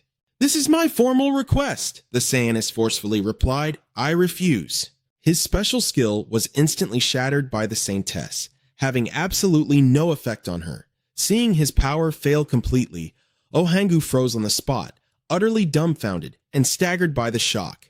The Sayanist warned Ohangu, "Before making a request, prove that you are worthy first. Why should I pay off a debt that you brought upon yourself?" Hero Ohangu. Utterly defeated, Ohanu fell to his knees, unable to say another word. He stammered, That's because... Seeing him kneeling and begging, the Saminist gracefully crouched down to his eye level to gently explain it to him. "Oh, hero, it seems you're taking the miracles of a Saintess far too lightly." Ohanu hastily replied, "That's not it at all." The scientist turned to the scholar standing nearby. "Then let me show you exactly what I received for the miracle I just performed." "Scholar?" The scholar hurriedly pulled out a ledger and said, "Yes, my lady." Then he read aloud, addressed to the esteemed Saintess, who cured our senator's brain illness. "We are deeply honored to express our reverence with these offerings. 15 forest spirit swords, 200 ancient moonbows, 600 tamed unicorns, 15 phoenix feathers, along with 40 other assorted items." Hearing the extravagant list of offerings, everyone standing around exchanged looks of absolute shock, their jaws dropping. "Whoa!" The Saintess spoke softly to Ohangsh. "Are your eyes open now? This is what we call proof of someone's worth." "Can you match that?" Ohangu frantically insisted. "An investment! Just think of it as an investment. I'll get stronger real fast and—" Before he could even finish his sentence, the Saintess cut him off. "Then come talk to me when you actually get stronger." Utterly powerless, he could only groan, "Ugh!" At that moment, his ears were ringing with the harsh criticisms of his classmates. They mercilessly tore into him. "He's got zero patience, just storming off like that." "I knew it. He always acts like he's so high and mighty." The classmates surrounding Ohangu kept laughing at him, tossing out insults one after another, leaving him so humiliated he didn't even dare to look up. Taking on a companion again? That's disgusting, bro. What the hell is he thinking? Ew, he's seriously so unlikable. Drowning in the endless barrage of insults, Ohan let out a frustrated scream. "Not bad." The gods watching the spectacle were eagerly eating up the drama. One god declared that lying is a sin, while an evil god king expressed disappointment at his pathetic lack of confidence. Suddenly, Euboa raised her hand, wanting to speak. "Excuse me, Saintess, I apologize for asking, but could I take that mercenary as my own companion?" Seeing that Euboa wanted a companion, the Saintess quickly mulled over a few justifications. Even though she seems to be falling behind the other heroes, her talent would go to waste all alone. I've been trying to find a way to tap into that potential. The Saintess immediately accepted Euboa's request. "If an outstanding warrior like Hero Euboa wishes for it, please, be my guest." The Saintess concluded that she would definitely be useful as a companion. Walking up to Arya, she spoke politely. "Lady Arya, please hold out your arm." Arya was completely caught off guard. Thrilled, she blurted out, What? Yes!"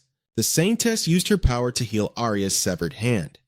"From this day forward," the Saintess declared, "you shall become the sword and shield of Hero Euboa. Carve this into your very soul until your dying breath." Inwardly, the Saintess thought, it would be great if she doesn't end up being a burden to the hero. Thanks to the Saintess's healing magic, her hand had completely regrown. Arya stared at her hand in sheer disbelief, choking back tears. The Saintess asked, "What are you doing?" Overwhelmed with joy at having her hand restored, Arya quickly wiped her tears away and asked, "Pardon me?" The Saintess smiled and repeated her instructions. "Now, leave with Hero Eubo at once." Arya immediately stepped up to Eubo, offering a polite greeting and showing she was fully prepared to be her companion. Having settled everything, the Saintess sighed and said, "Prince Anus, I've wasted far too much time on those worthless nobodies. Let's proceed with our schedule immediately." Anus hurriedly went to prepare. "Yes, your holiness." Meanwhile, Ohangu was still sitting quietly in a corner, completely devastated. The group of friends preparing for their mission walked past and sneered at him. Haha, hey Ohangu, good luck with that. Let's go, what are we supposed to do now? Asis also noticed his absolute despair. At that moment, Ohangu was overwhelmed by a crushing sense of failure. He hated his own incompetence, furious that he couldn't help Arya. Hating the arrogance he had shown, he repeatedly punched the dirt, screaming, "Damn it! Damn it! Damn it!" Princess Athena gently stepped forward, reached out her hand, and said, "Hero, please raise your head. I know you weren't acknowledged, but you did absolutely nothing wrong." "Princess," the hero Ohangu called out to her. Princess Athena told him, "You were the one who brought Arya to the temple, weren't you? Thank you for helping my childhood friend." Ohangu asked in surprise. "Childhood friend?" Athena stepped closer and gently took Ohangu's hands. "That's right, and to repay you..." Princess Athena was deeply grateful that Ohangu had tried his absolute best to beg the Sainess to help Arya, her childhood friend. She stepped forward with a warm smile and held Ohangu's hands. A magic circle appeared, radiating a brilliantly beautiful light and a soothing wave of energy. She said softly, "Please, become my second disciple." As soon as she finished speaking, the magic circle materialized right behind Ohangu. Surprised, he turned to look at the swirling magical power. Still in a state of sheer shock, Ohan muttered, "Second disciple, magic?" After passing her magical power on to him, Princess Athena offered a polite bow.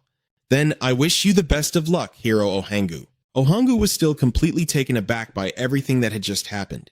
He sat there in a daze, petrified for a moment. Having transferred her magic to him, Princess Athena quickly took her leave, urgently calling out after Prince Anus, "Wait for me!" Then the two of them hurried off together, leaving Ohangu sitting there all alone. He stared blankly for a second, then wondered to himself if Princess Athena had actually taken a liking to him. As it turned out, Ohangu's delusions had reached astronomical levels, his face flushing bright red with embarrassment as he muttered those shameless thoughts. He looked more like an absolute idiot. Even the gods watching from above had to applaud his wild mental gymnastics. A certain unpretentious goddess of beauty dropped her jaw in sheer shock. A certain male god clapped his hands praising this next-level delusion. A certain minor god of dice gave him a perfect 10 out of 10. Bursting with energy, Ohan quickly leapt to his feet and shouted, "All right, let's start over, let's go." Meanwhile, over on Kang Hansu's side, a mob of orcs was screaming their heads off. "Run! Run away!" They scattered in total panic, their terrified wails echoing everywhere. Almost all of them had kicked the bucket courtesy of Kang Hansu's fists. Ugh! Kang Hansu had no intention of letting them escape, swiftly chasing them down. Seeing him close in, one of the orcs turned around and cursed, "You filthy pig! I'll..." Before it could even finish its sentence, Kang Hansu planted a foot straight into its mouth. Taking the full force of the kick, the orc let out a tragic shriek before collapsing on the spot, dead before it could even gasp for air. Having dealt with the last one, Kang Hansu casually stepped over the orc corpses. Just another day of getting ganged up on by trash looking for a fight, he thought.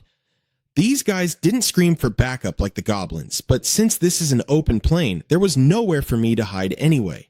Besides, Kang Hansu turned his head to look at the goat bleeding loudly. It trotted over to the horses and eagerly started chewing on the rope tying Kopmos to the horse's back. He hurriedly called out, "Hey, that's not food, you know." Hansu looked at the horses and the goat with an exhausted sigh, thinking to himself, "Plus, all this free loot the orcs gifted me is way too flashy." He walked over, grabbed Kopmos' sleeve, and offered it to the goat to chew on instead, flashing a wicked smile. "Good boy, chew on this instead of that." The goat chewed on the piece of fabric, looking rather annoyed. Kopmos, still tied to the horse's back, opened his eyes and said, "You seem entirely too excited about this." Seeing that Kopmos had fully recovered, Kang Hansu cheerfully said, "Well, look who decided to come back from the dead." Kopmos replied nonchalantly, "Of course I'm fine. I've fully regenerated, so untie me."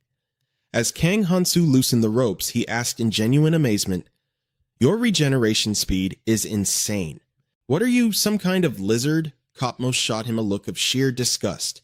"I absolutely despise hearing that coming from your mouth." Noticing the horns on Kopmos' head were gone, Kang Hansu asked in surprise, "Are you using magic to hide your horns?" Kopmos explained, "It's just a simple disguise spell. Because we have to enter the human city now. Kang Hansu looked at him blankly and asked, "Why didn't you just do that from the start?" Kopmos patiently explained. "Doing that would have slowed down my regeneration. Besides, it would look even weirder for a lowly human to be missing half his body and still be breathing." Kopmos suddenly looked down in panic, only to see the goat trying its absolute hardest to gnaw off a corner of his shirt. He furiously shouted, "What the hell is this?" Hearing Kopmos mention they were about to enter the city, Kang Hansu fell deep into thought. "I'm pretty worried about that myself. Still, at least this guy is somewhat smart. But didn't he say we were heading to the second closest city? I thought we would get there pretty fast. I wonder how much further it is."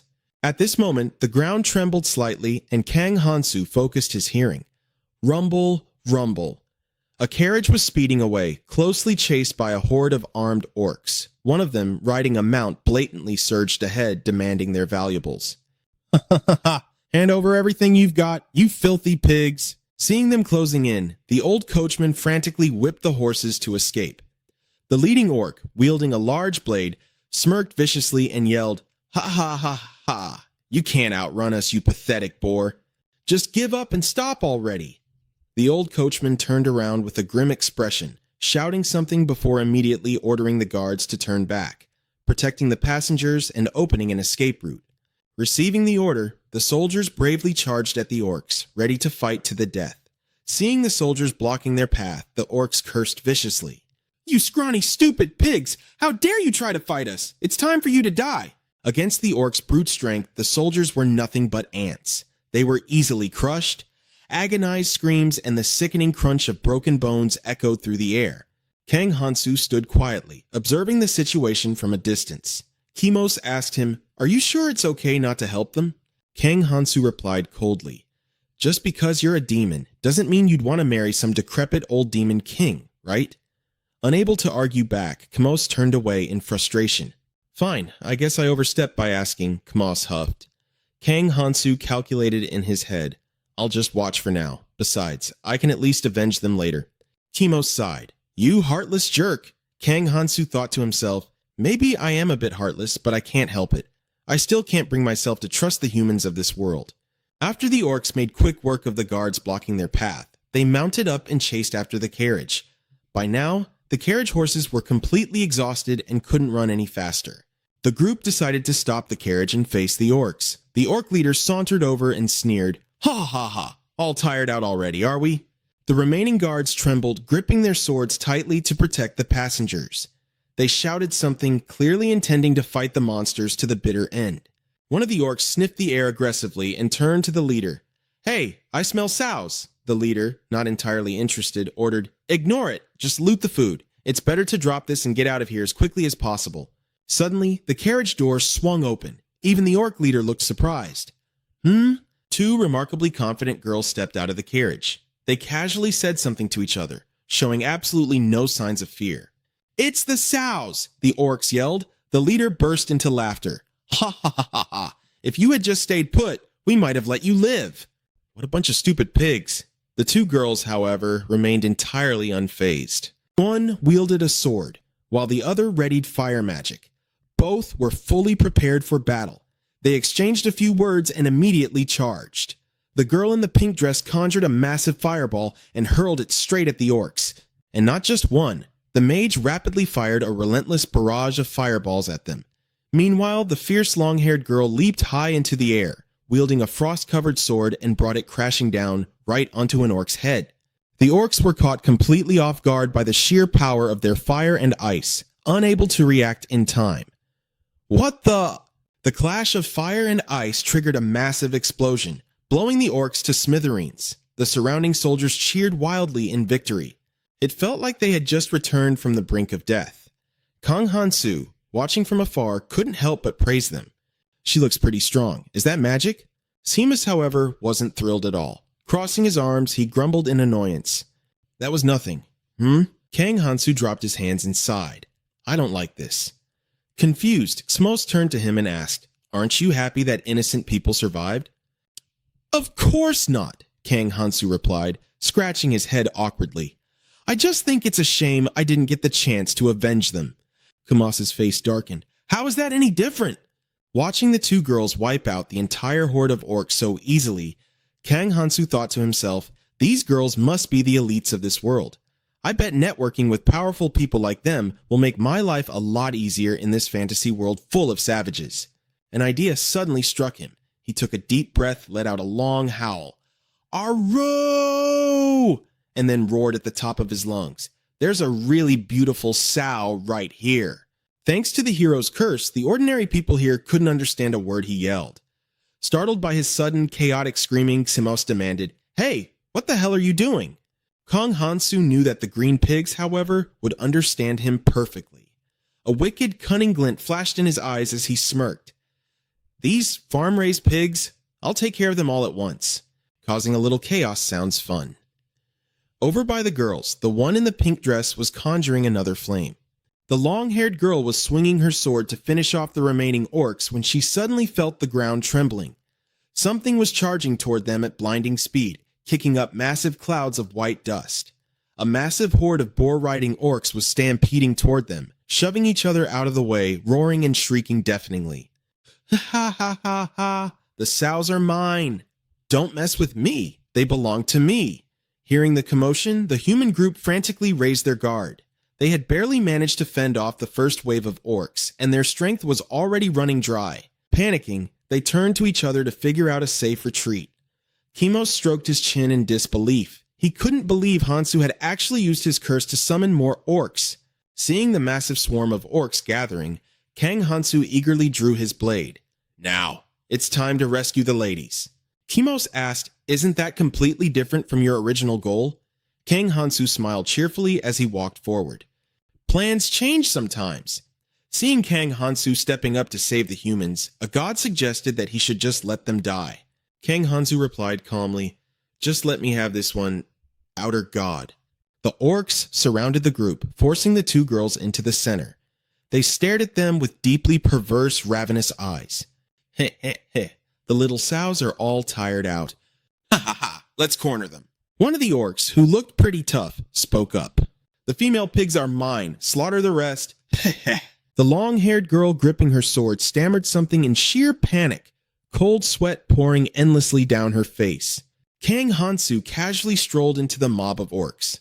Smiling, he observed the two girls and muttered to himself, wow, they still look perfectly fine. Maybe I should hold off a little longer. The orc leader, deeply annoyed that Kang Hansu dared to stand in his way, growled, what the hell is wrong with this scrawny pig? Kang Hansu just smiled at him and introduced himself. I'm just a passing apostle of the outer god.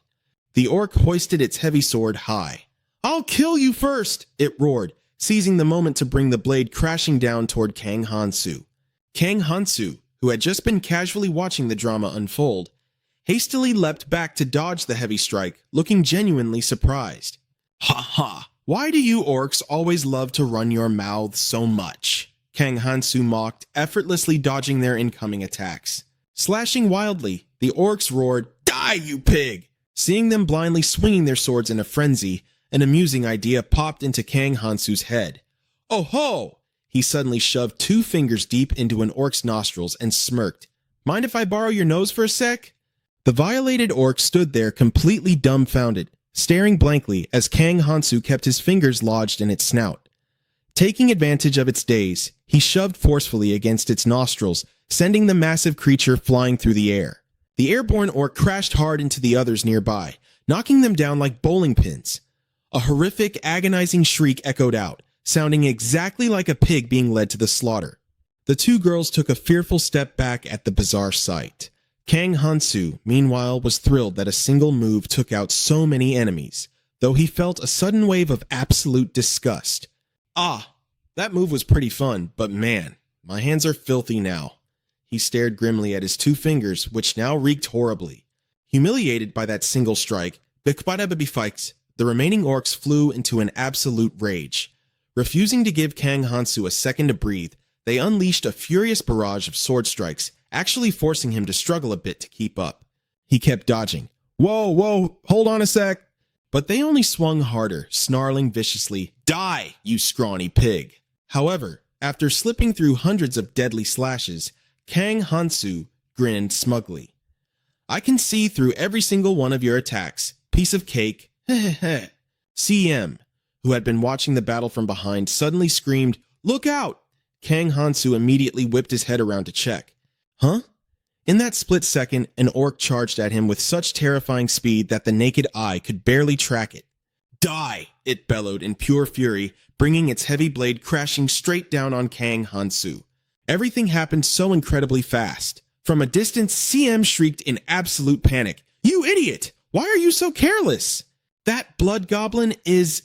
But before CM could even finish his sentence, Kang Hansu had already driven a brutal, echoing punch straight through the orc's chest. Blood splattered everywhere as the creature collapsed instantly, dead before it even hit the ground. Kang Hansu casually turned back to CM. "Man, I've got to admit, that actually startled me a bit when it charged from behind." The two girls, having just witnessed Kang Hansu's terrifying power, stared with wide, bewildered eyes. Their jaws dropped, utterly speechless. He yanked his bloodied hand out of the orc's body and tilted his head. "Anyway, what were you telling me to be careful of?" Seeing Kang Hansu's innocently clueless expression, CM cursed silently. "This little punk," and just slumped his shoulders. Nothing, just forget it. Remembering the creature's sudden burst of speed, Kang Hansu thought to himself, but why did that goblin suddenly go completely berserk like that? Is it some kind of skill similar to those gnolls? Maybe I shouldn't have killed it right away. I could have observed how that skill actually works. Meanwhile, the surrounding soldiers were so intensely moved they looked ready to cry. They were joyfully shouting things that Kang Hansu could only partially understand, catching scattered phrases like, "almost died," and "saved us." Hearing those key words, he couldn't help but flash an arrogant, deeply satisfied grin. Heh, he thought to himself. Not too shabby. It's not much, but I'm finally starting to understand a few words here and there. Guess learning from that idiot wasn't a total waste of time. Suddenly, the deity accompanying him angrily smacked him hard on the back of the head. The god was deeply annoyed that he wasn't acting at all like a proper outlander. The deity vehemently demanded that he be absolutely fair by simply slaughtering everyone present. Kang Hansu sighed helplessly in his mind. Please, just chill out for a second. The remaining orcs were visibly terrified by Kang Hansu's raw strength. That damn pig is way too strong. But one foolish orc, still not grasping the danger, rallied the others. It's fine. There's no way he isn't exhausted after fighting that much. Just as it shouted and geared up to charge, an unidentified flying object rocketed through the air and smacked it squarely in the head with a loud thwack. The orc clutched its head, violently grinding its teeth in sheer agonizing pain. Ugh, what the hell was that? But as it looked closer and realized it was a severed goblin's arm, panic instantly set in. A goblin's arm! Kang Hansu casually strolled toward them, beaming with a terribly cheerful smile. All right, kiddos, let's see a show of hands. Which one of you can turn red and go berserk? The orcs were sweating profusely now. You scrawny pig! How the hell can you speak our language? Kang Hansu's smile remained, but it now radiated pure, suffocating malice, like the literal king of hell had just descended. Well, he whispered coldly, since it seems the rest of you can't pull off that neat little trick, goodbye. The slaughter continued from the bright afternoon heat until the crimson dusk finally settled. As the very last orc crashed to the bloody earth, CM walked over and tentatively asked, Is everything all right? Kang Hansu stood quietly amidst the mountain of slaughtered orc corpses. What do you mean, all right? After finally processing CM's question, he shrugged. I mean, after all that, I'm honestly still feeling completely fine. CM sighed deeply and pointed a trembling finger bluntly toward the group of survivors they had met that morning. Not you, you idiot! Look over there! Kang Hansu cheerfully turned to look at their expressions. Oh! The group of people no longer possessed any of the relief and joy they had shown earlier. Instead, they were staring back at him with sheer, unadulterated terror and intense defensive caution. Awkwardly scratching his chin, Kang Hansu nudged CM. Yeah, it seems I might have flexed my strength just a tiny bit too much. You should probably step up and say something to them. CM furiously glared as Kang Hansu literally shoved him forward to deal with the traumatized crowd. What the hell? CM yelled. But having no other choice, he trudged forward to speak to them, bitterly muttering under his breath. God damn it. Standing before the trembling group, CM offered a deeply polite bow. Greetings. I am the mage, CM, and that man over there is the swordsman, Kang Hansu. I am quite sure you can infer the rest from his name. That my friend doesn't speak your language. Seeing Kang Hansu smiling so amicably, the soldiers finally let their guard down. Komo saw Kang Hansu's expression and thought to herself, this guy is a total pro. His face isn't even red and his legs aren't shaking at all. Suddenly, the girl in the dress pointed at Kang Hansu, saying something in a fearful voice. Seeing this, Komo laughed cheerfully and explained, just as you pointed out, my lady, he really does bear the hero's curse. If you look closely, he also has a grade C elf blessing. Because he is destined to be a friend of the elves, his lifespan and youth will be extended. Any positive effects and favorable remarks you receive from the elven race will be amplified many times over. It's an incredible symbol of trust, considering that even someone who marries an elf only gets a grade E blessing at best. Kang Hansu covered his mouth and muttered, it seems this elf blessing is actually pretty useful for me. That's something I didn't even realize before. But as Kang Hansu turned his face away, a wave of anger hit him as he suddenly remembered something. Wait a minute. This whole damn misunderstanding is entirely that goddess's fault. The girl in the pink dress said something apologetic to Kang Hansu, then looked up with sparkling eyes and smiled. Komo translated, she says she's so sorry for doubting the person who saved her. That night, beside the flickering campfire, Kang Hansu sat alone, quietly reflecting on everything that had happened. Being an outlander with this cheat-like blessing had its perks, but it also came with a massive drawback. All character classes were neutralized to ordinary status, every single one of them. He muttered to himself, it's been a while since I've done anything, either. While he was sitting there in a daze, the long-haired girl walked over and called his name. Kang Hansu turned his head, completely lost because he couldn't understand a word she was saying. He made a wild guess. I think her name was Julia, a noble lady studying at the prestigious fantasy academy. Kang Hansu felt a bit awkward. This is going to be tough. My damn translator is already asleep. Seeing the girl sitting quite a distance from him, Kang Hansu thought to himself, why did she call my name just to sit so far away? Is she trying to shoo me away? Suddenly, the girl called out his name, Kang Hansu, and added something else that startled him, making him blurt out, Why? Early the next morning at the temple, contrary to its usual solemn and reverent atmosphere, it was quite noisy. Oh Hangu stood before the temple doors, shouting at the top of his lungs, Why won't you let me in? The guard stationed in front of the shrine replied coldly, You are not permitted to enter. Oh Hangu angrily argued back. But I'm a hero too. Suddenly, a sarcastic voice echoed out.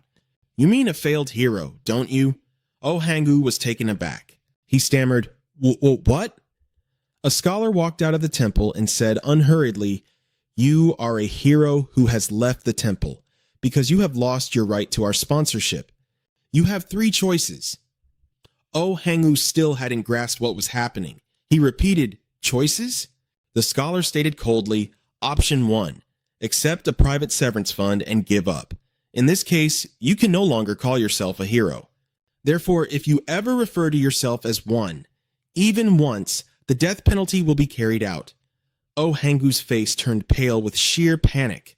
The death penalty? The scholar held up 2 fingers and continued, Option 2. Return to training. But you must stay until we see actual results. Otherwise, you will permanently lose your sponsorship.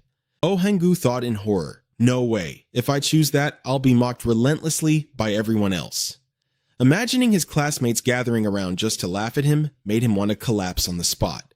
Oh Hangu anxiously asked, What about option number 3? The scholar replied, Option 3. Become entirely dependent on the temple. We will arrange a marriage for you with a noble until you retire. However, you will not be allowed to step foot outside this temple until the day you die. Oh Hangu pictured himself being forced to marry a noble and confined to the temple until death. He quickly made his decision. I'll go with option number 1. He thought to himself, no matter what, I absolutely cannot force myself to live in a prison like that. The scholar immediately handed him a parchment scroll and said coldly, Very well, sign here. Oh, Hangu was surprised. Eh? He mumbled vaguely. This is the contract. Oh Hangu picked up the scroll to examine it, then asked, "Why do we even need a contract?" The scholar seemed to be losing his patience. "Because we cannot allow a hero who has abandoned the temple to tarnish the reputation of the other heroes. Think of it as a form of insurance." He signaled his subordinates to bring forward a box, then opened it right then and there. Inside are gold coins, jewelry, and several precious gemstones. "This is the private fund I mentioned earlier, along with your new identification card to replace your hero card." Seeing the chest full of glittering gold coins, Oh Hangu was overjoyed and a bit stunned. "Wait, what? This is completely different from how it goes in the novels." The scholar suddenly spoke up. "Excuse me?" Oh Hangu hurriedly explained, I was just rambling. Don't mind me." Hugging the chest of gold, he happily agreed to the terms. In fantasy novels, the kingdoms or temples that abandon the main character are usually the villains. But what is up with this extreme generosity? Oh Hangu happily asked the scholar, "How I spend this money is completely up to me, right?" The scholar confirmed. "Yes, that is correct." Oh Hangu grinned. "Thanks." He cheerfully walked out of the temple, thinking to himself, "Meeting a noblewoman sounds pretty tempting, but getting married? That's basically the end of the harem life. The path I'm heading towards is entirely different. It's the path of a supreme commander." Oh Hangu announced excitedly, "Next stop, the slave market." The childish god king trailed behind him, munching on a bucket of popcorn. Meanwhile, in the city center where the goddess's statue stood, the saintess was inside the shrine, kneeling devoutly before the idol. An attendant approached and called out softly, "Your Holiness, the hero Oh Hangu has abandoned his mission." Hearing the attendant's report, the scientist felt a deep wave of sorrow. She thought to herself, "We will probably lose, even if more heroes appear in the future. And even if we don't suffer any more defeats, this is going to be incredibly troublesome. There are 2 saintesses on the Fantasia continent, but if a real war breaks out, I'm going to have to handle it all on my own." The saintess then asked her attendant, "After I returned from my trip to the Elven Kingdom, I heard that the number of hyenas has decreased significantly. Is that true?" The attendant respectfully reported, Yes, there are rumors that a group of unknown knights was behind it." The scientist was quite surprised. She turned around and asked, "An unknown group of knights killed that many hyenas? Are you sure?" The attendant replied, "It seems to be a small number of elites trained in swordsmanship." The saintess, finding it hard to believe, muttered, "I see. They must have miscounted the hyenas. There is even a tribe hoping those beasts would just get the hell out of the forest. But you said they were elites? Still, I really don't think ordinary knights could pull this off." The attendant closed her eyes, arriving at a rather grim conclusion. "In that case, don't tell me it's the Demon Lord." Hearing the report, the saintess was suddenly struck by an ominous premonition. Realizing she had misspoken, the attendant hurriedly begged for forgiveness. "I am so sorry. I spoke out of turn." The saintess pondered before giving her orders. Jumping to conclusions is extremely dangerous, but this crisis is undoubtedly on par with the Demon Lord's invasion. Investigate whether the Demon Lord is involved in this. The attendant accepted the command and immediately went to investigate. Understood. Watching her attendant leave, the scientist stood deep in thought. This is the far west. Most of the demon lords reside in the far east. A few demons do reach the center of the continent to carry out their tasks, but never in such a stealthy manner. I just hope we have enough manpower to investigate this. But her train of thought was abruptly interrupted by a voice. "Saintess!" a scholar called out, presenting an orb. She asked coldly, "What is this?" The scholar hurriedly reported, "This is a message from the academy. They are requesting to invite the heroes for a visit." Upon hearing this, the saintess was visibly taken aback. "What did you just say? They know about the summoning of the heroes? Where on earth did they get that information?" The scholar winced and stammered, Well, it seems a student spotted the status window of Hero Ohangu at the Mercenary Guild." The saintess facepalmed in sheer helplessness. "That's a mess he will have to clean up himself. I suppose he'll just come crawling back once he's exhausted." She thought wearily to herself, there's nothing inherently wrong with letting them know about the existence of the heroes, the hope of humanity, but they are still incredibly weak. However, considering it might be a good opportunity for them to find a useful disciple or master as a companion, the saintess ordered the scholar, "For now, tell them we respond positively."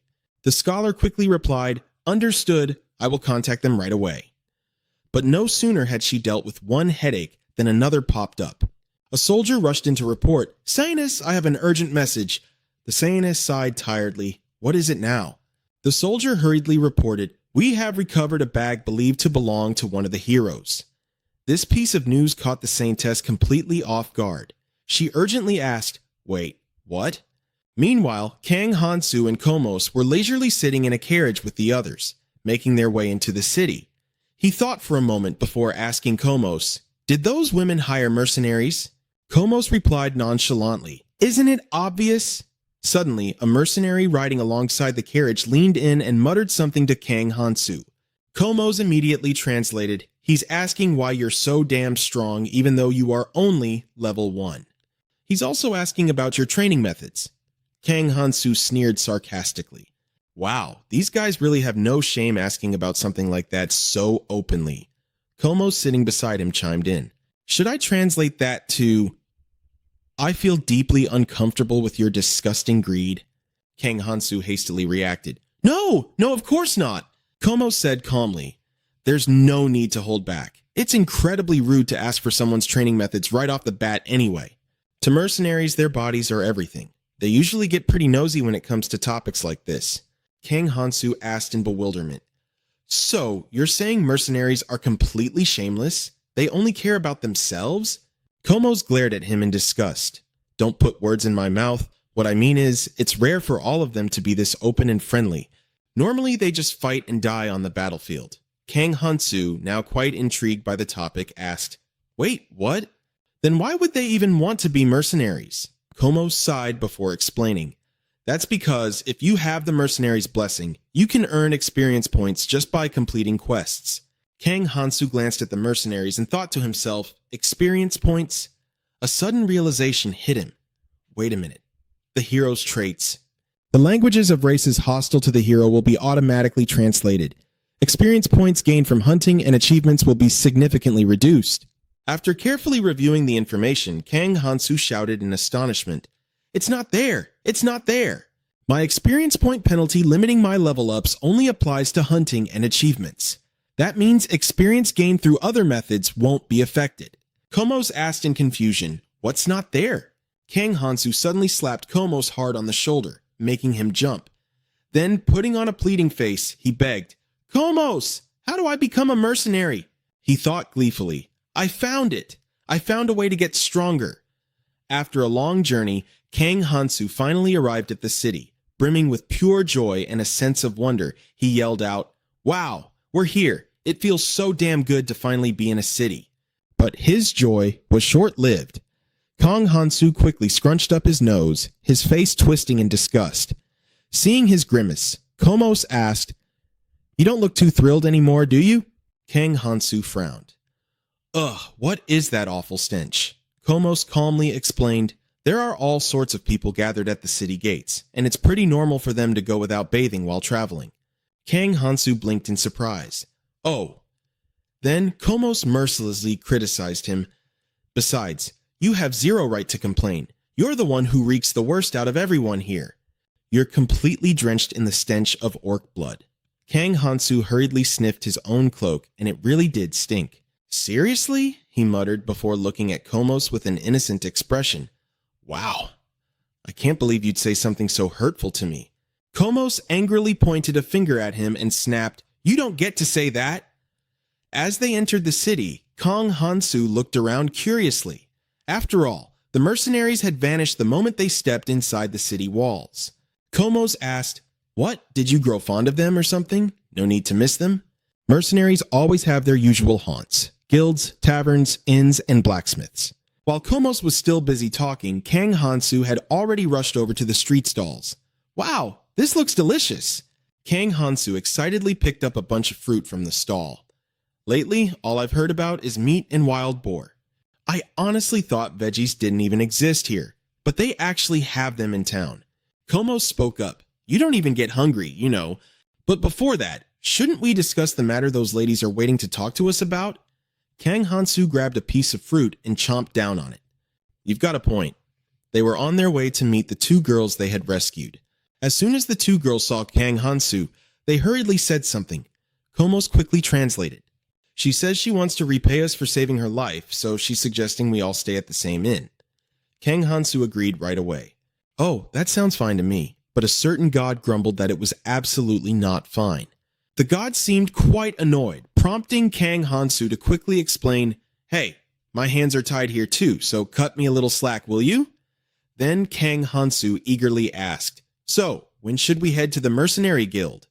Komos looked at him and said, If you don't want to get kicked out the moment you step inside, you need to take a bath first. Kang Hansu hurriedly sniffed his clothes. Sniff, sniff. He truly stank so badly that even the god following him had to pinch their nose in disgust. Meanwhile, at the inn, Kang Hansu cheerfully watched a bunch of slimes cleaning his clothes. Oh, hey now, eat up all the dirt on these clothes. They're like nature's very own washing machines. I really like these slimes, living vacuum cleaners. Komos straightened his clothes and warned, Trained slimes are extremely expensive, so don't even think about stealing them. Kang Hansu happily watched one crawling on his shoulder to clean his shirt and asked, Just how expensive are we talking? Komos immediately replied, Their weight in gold. Kang Hansu poked it and said, You little rascal, you're pretty pricey too. That just makes you even cuter. The slime wiggled happily at the teasing. Komos turned back to remind him, Stop fooling around and get dressed. Kang Hansu replied innocently, Didn't you say we were going to buy clothes later? I don't have any spare clothes on me. Komos adjusted his cravat and said, Gentlemen are expected to arrive early and wait for the ladies, so I already prepared an outfit for you just in case. Hearing that, Kang Hansu stuck his tongue out in dismay. Ugh, I seriously don't get how you're not married yet. Komos shouted angrily, Do you get a kick out of teasing a demon? Down at the dining hall, Kang Hansu leaned against the wall out of boredom. Did I really have to change clothes? What a pain. In the distance, Komos was making conversation with the ladies, making them giggle happily. Kang Hansu watched him in disgust. The guy was putting on a charming act despite treating humans like livestock, like a high and mighty god looking down on a wild wolf. I hope he gets struck by some divine punishment. Just then, the two girls walked downstairs. Kang Hansu glanced over and said, Oh, here they are. Every young nobleman in the dining hall turned to stare at their beauty. Dressed in gorgeous, elegant gowns, the two girls stepped down and greeted them. Komos rushed over and said politely, We just arrived ourselves, so please don't feel bad. Kang Hansu sneered internally. What the hell is this demon spouting? We've been waiting for ages. The god standing behind him was also quite annoyed by his attitude. Kang Hansu rushed Komos. Whatever, just tell them to hurry up so we can go eat. Komos smiled and said, I know a restaurant you ladies will love. We haven't had a proper meal since our long journey, so why don't we grab a bite first? The two girls happily replied something, causing Komos' face to darken. He turned back and said, She says a meal sounds lovely, but she wants to go wherever you want to go first. Kang Hansu said cheerfully, Haha, Komos, tell her I want to go eat too. Komos helplessly retreated to a corner. What blatant favoritism. Whether human or demon, everyone only cared about strength. Kang Hansu thought to himself, I guess there are some decent folks in this fantasy world after all, huh? The god behind him shot him a dark, chilling glare. Meanwhile, over with Oh Hangu. After hugging a chest of coins all the way from the temple to the slave market, he stood frozen at the entrance, still in utter shock. No way. How can a slave market be operating right out in the open like this? The massive gates of the slave market were situated right near the city center, and on top of that, the bustling crowds were endless. He glanced over and immediately spotted a slave with an incredibly rugged, muscular physique, standing perfectly still as people gossiped about him. Whoa, look at the build on that guy. He looks absolutely perfect to be an errand boy. Yeah, he looks really strong. The slave stood in silence with a somber expression, prompting a buyer to say, Come on now, say something, boy. On the street corner, a massive brute was barking at his slaves. Walk straight, you maggots! You useless trash! You're all going back inside to be re-educated! Ohangu watched them for a moment before deciding to ignore it. He told himself, All right, let's go. Time to get this over with. A certain god had opened a betting pool and an indecent god of gambling had accepted the wager. Oh Hangu walked into the holding area, wandering for quite a while but finding no one to his liking.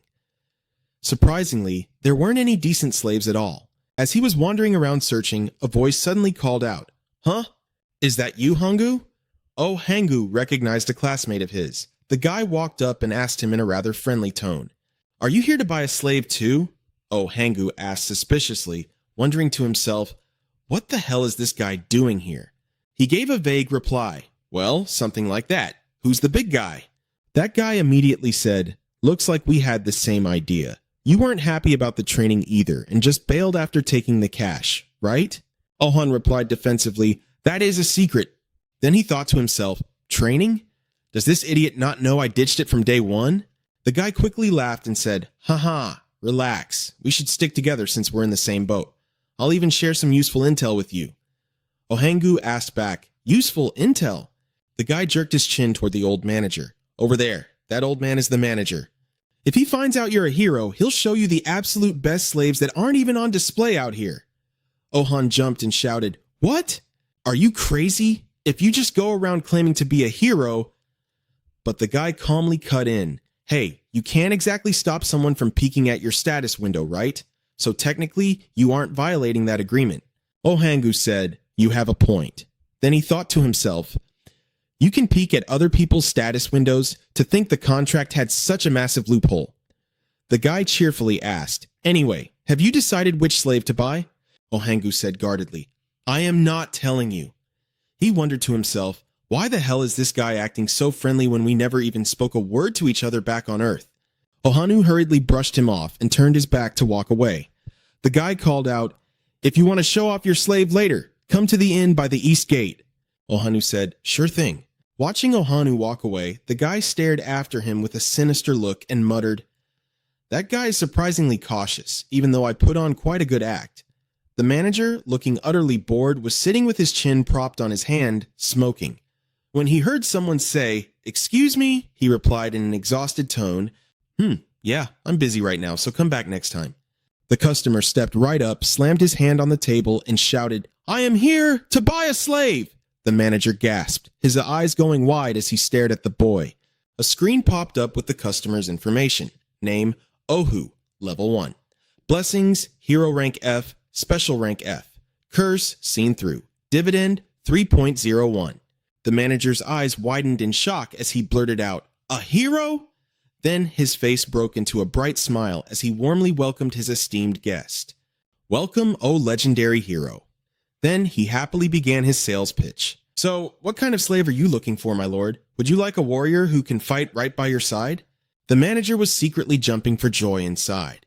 That hero brat from before was absolutely loaded with cash too. "Today is definitely my lucky day." Ohanu slammed the table again with a loud thwack. He shouted, "A strong female warrior!" The manager stammered in surprise. "A strong female warrior?" Ohan asked hesitantly, Are you out of stock?" The manager quickly turned around and shouted to correct him, No. In fact, we have a female warrior who perfectly matches your request." Standing in front of a strange-looking door, he smiled at Ohangu and said, "Please, follow me." Ohangu gasped in awe. "Whoa." The manager continued, "We do not show this particular merchandise to just anyone, but for you, my lord, we will make an exception. Sir Hero." A blinding light poured out from the crack in the door, forcing Ohangu to squeeze his eyes shut. The sight before him left him completely stunned. He thought to himself, "Are we outside? Is this where they dress up the slaves to put them on display or something?" Standing in front of a slave with bulging, rippling muscles, the manager turned to ask his opinion. "Now then, Sir Hero, what do you think of this slave?" Ohan replied excitedly, "Let's take a look." He then looked her up and down, taking in everything from her massive muscles to the fierce look in her eyes. The manager happily gave a brief introduction of the slave's background. She is a female bandit who brazenly plundered the northern reaches of the Night Kingdom, though she was captured and sold into slavery after being betrayed by her own underlings. Ohu suddenly felt a chill run down his spine and let out a dry cough. He shivered and froze as the old man continued, "She possesses extraordinary strength. She is so powerful that she can single-handedly wield a battle axe that normally requires 2 hands. The manager, looking a bit displeased, turned to the female slave and said, "Hey, you should show the customer your status board." A screen popped up displaying the information. Name, Marasi, level 17. Blessings, mercenary rank B, warrior rank E, writing rank E, morale rank F, slave curse rank F, the manager explained. The slave curse applies to those who have sworn to the gods to forfeit all their personal rights. The system displayed a note. The slave has forfeited all rights. The cursed individual will acquire the trait of being owned as property. If they resist their master's orders, they will suffer the corresponding pain. The manager reminded him, as long as your commands are clear enough, they absolutely cannot betray you.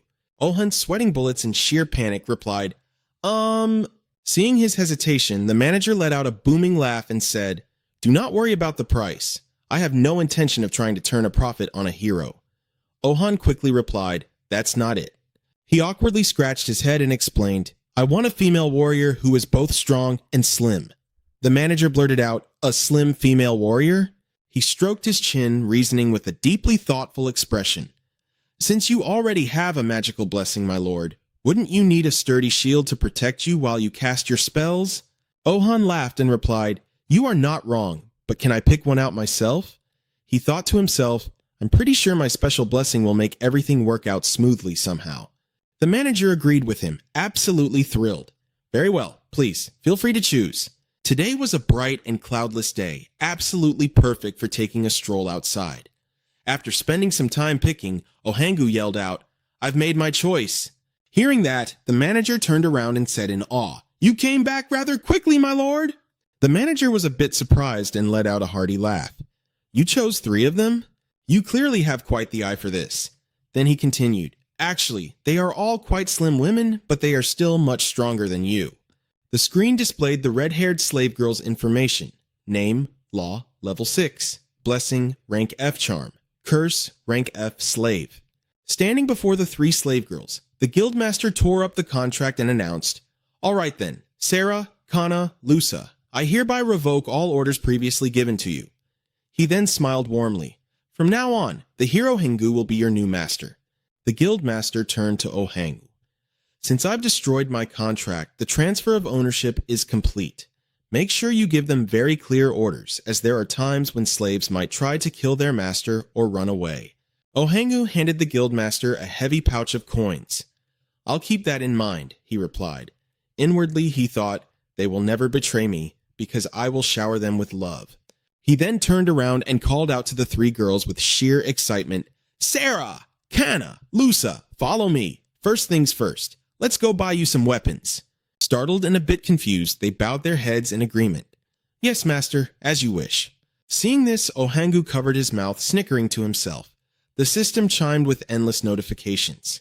An indecent god of betting continues to laugh wickedly. An evil god is looking for popcorn. A god? Meanwhile, Kang Hansu was absolutely miserable. Drenched in sweat, he cursed out loud. "Damn it all," he grumbled to himself, thinking that getting a meal and heading to the mercenary guild had been going so smoothly. Staring at the incomprehensible symbols on the paper, Kang Hansu wanted to cry. To think I get stuck on something like this. He let out a heavy sigh, wondering, do I seriously need to learn how to write? He hadn't realized that signing his name was a strict requirement to register with the mercenary guild. I completely miscalculated that one. He suddenly frowned and glanced up. Right in front of him stood a beautiful girl, smiling brightly at him. Kang Hansu wept internally. Damn it, and I'm not even allowed to have someone else sign it for me. Calm stepped closer, teasing him with a playful smirk. Oh, there's no need to be embarrassed. Plenty of mercenaries can't even spell their own names, you know. Shut your mouth, Kang Hansu snapped angrily. Calm simply pushed a slip of paper toward him, containing 3 symbols that made up his name. Here, just copy this. Kang Hansu leaned in and muttered, You make it sound so easy. It's probably because of this damn curse that even tracing it is a nightmare. 10 minutes later, Kang Hansu held the paper up high and cheered, Let's go! I finally did it! Scrawled on the paper was his name. Messy, sure, but he had actually done it. Calm suddenly covered her mouth, flashing a wicked smile as she thought to herself, What an idiot. She kept her head down, her shoulders shaking with silent laughter, which annoyed him enough to snap, What? The blonde receptionist took the paper and said, I will finalize your registration now. A glowing screen suddenly popped up in front of him, making him jump. The system displayed his stats, name, Kang Hansu, level 1. Blessing Outlander, mercenary rank D. Curse of the Hero, he screamed at the top of his lungs. It's a mercenary's blessing and a rank D at that? Com glanced over with a smirk. Getting rank D on your very first evaluation. You really ought to thank those two ladies over there. Looking at the two beautiful girls in front of them, Com explained, they verified your skills using their own mercenary ranks. Kang Hansu replied with total indifference, Oh, tell them I said thanks. Com exploded, yelling at him, You bastard! The least you could do is thank them yourself. He maintained his deadpan expression. I would if I could. Com gave a sarcastic thumbs up and said, Right then, guess I'll have to go buy you a children's picture book. Annoyed, Kang Hansu shot back, Hey, you little shit, don't treat me like a toddler. Lisa stepped forward, handing him a piece of paper. She said something in the local dialect, leaving him completely baffled. Huh? What's this say? He asked. Com quickly translated, You should treat this as your very first quest. It's a subjugation mission. Com continued, It's a simple job. The goal is to suppress the orcs' breeding grounds and thin out their numbers. The reward depends on how many orc noses you bring back. Kang Hansu's eyes lit up with excitement. Now that's a sweet gig. He grinned smugly to himself. Not to mention, he stared intently at the girls, a wicked thought crossing his mind. I've got these lovely ladies right here to use as perfect bait. Seeing his creepy demeanor, the two girls looked utterly bewildered. Suddenly, a god manifested, placing a heavy hand on his shoulder and leaning in close. Right on cue, a system notification popped up. A god is wondering if there will be another massacre. He didn't even hesitate. Of course not. Kang Hansu suddenly flashed a dark, knowing smile. The system pinged again. A god is deeply curious. He thought to himself with vicious glee, It's going to be a total extermination. Under the clear blue sky, a desperate voice screamed out, Julia! In swift response, a blade flashed forward at the speed of light. Julia threw herself into the attack, screaming with fierce determination. The monstrous beast was sent flying by her strike. Grinding its teeth in a fit of rage, it roared and lunged right back, grabbing Julia by the face and violently slamming her into the dirt. Trembling in agonizing pain, Julia weakly lifted her head. Suddenly, a familiar sound cut through the air. Julia instantly ducked down. Caught off guard, the beast turned to look. It was hit by a devastating surprise attack, tumbling backward with a face full of agony. Lisa rushed over, her face pale with worry. Are you okay? She cried. Her face streaked with dirt, Julia managed a weak smile. Yeah, you saved my life. Lisa scolded her with a deadly serious expression. Don't push yourself so hard. Do you have any idea how many of them are still out there? Julia calmly tried to reassure her friend. It's fine, really. I can handle this much. But the beast had already recovered. Clutching its head, it staggered to its feet and began cursing at them. You filthy bitches, it snarled. Lisa gasped in panic. Crap! Was my fire magic not strong enough? Driven into a frenzy, the beast roared, I'm going to kill you!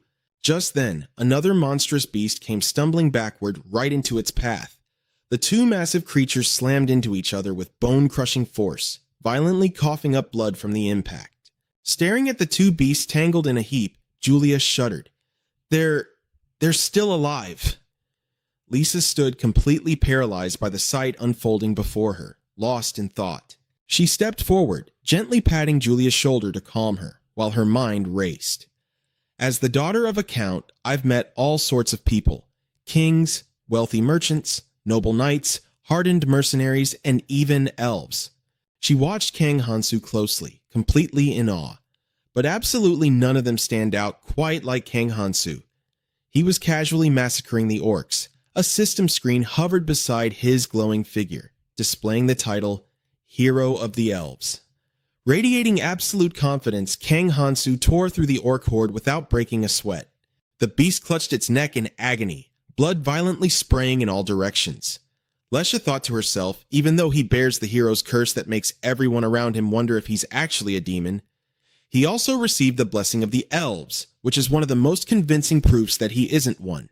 The orcs recoiled in absolute terror the moment they saw him. Kang Hansu took them down effortlessly, with just a few swift strikes. Lesha glanced over at Julia, murmuring awkwardly, We should probably try harder too. She thought to herself, he really is a strange guy. Meanwhile, Kang Hansu seemed absolutely thrilled by the slaughter of the orcs. He practically leaped onto them as they scrambled away in terror. Seeing this, Lesha clenched her fists, trembling as she gasped, "Please, that's enough!" Drenched in sweat, she squeezed her eyes shut and screamed at the top of her lungs, "Please, let's just take a quick break." Hearing her, Kang Hansu turned his head in surprise. He walked over and sighed helplessly. "Let me tell this meathead, my friend, that we should take a short break."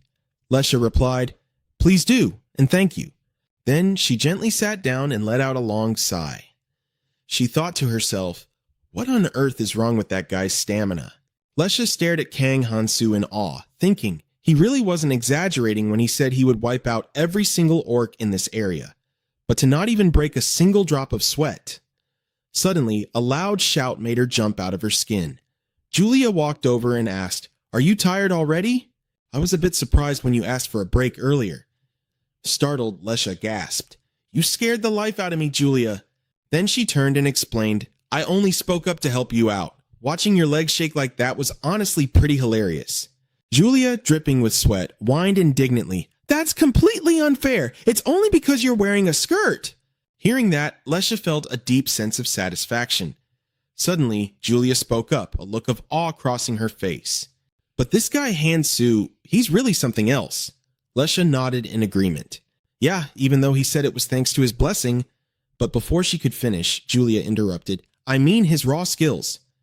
Lesha blinked. "His skills?" A sudden chill ran down Julia's spine as she marveled. "Well, since you're a mage, you probably can't see it, but his swordsmanship is absolutely insane. How do I even explain it? It's kind of hard to put into words," Julia explained. "He uses a wildly dangerous and unstable sword technique. If he makes even the slightest mistake, the recoil could completely destroy his own body. And yet, he fights like that every single day." Lesha's jaw dropped in absolute shock. "What? Is that even physically possible?" Julia hesitated slightly before replying, "I'm really not sure, and to think people used to call me a genius when I was a kid." Suddenly, she shouted, "Ah, he can probably explain it. We finally get a break." They then gasped in surprise. "Huh? What is that?" They watched as he pulled out a children's illustrated picture book for basic vocabulary. Kang Hansu struggled to sound out the words, Human, Daemon, Girl, Bowie. Seeing this, they realized in awe, "Ah, he's studying the language." They blurted out, "Save me, I'm sorry, please spare me. You have a death wish, don't you? I was wrong, it freaking hurts. Please, go easy on me. Stop right there." Julia gave a dry chuckle. For some reason, his pronunciation is only perfect when it comes to very specific phrases. Lesha offered a stiff, awkward smile and agreed. "You can say that again." Julia turned and winked. "Oh, by the way, I just hit level 15. Lesha gasped. "Wait, really?" Then her expression turned serious as she thought, "The level gap between us just keeps growing." A system prompt appeared reading, "Student, you will receive a massive amount of experience points as a reward upon successfully graduating a semester. All students possess divine tier potential and are in constant competition with one another. In this system, the higher your level, the easier it becomes to rank up. And the higher your level, the vastly easier it is to secure a top rank. However, if your rank drops, it means you will lose absolutely all of those privileges." Julia stared into the distance with a fierce, determined gaze and declared, "Lesha, I'm aiming for rank B this time."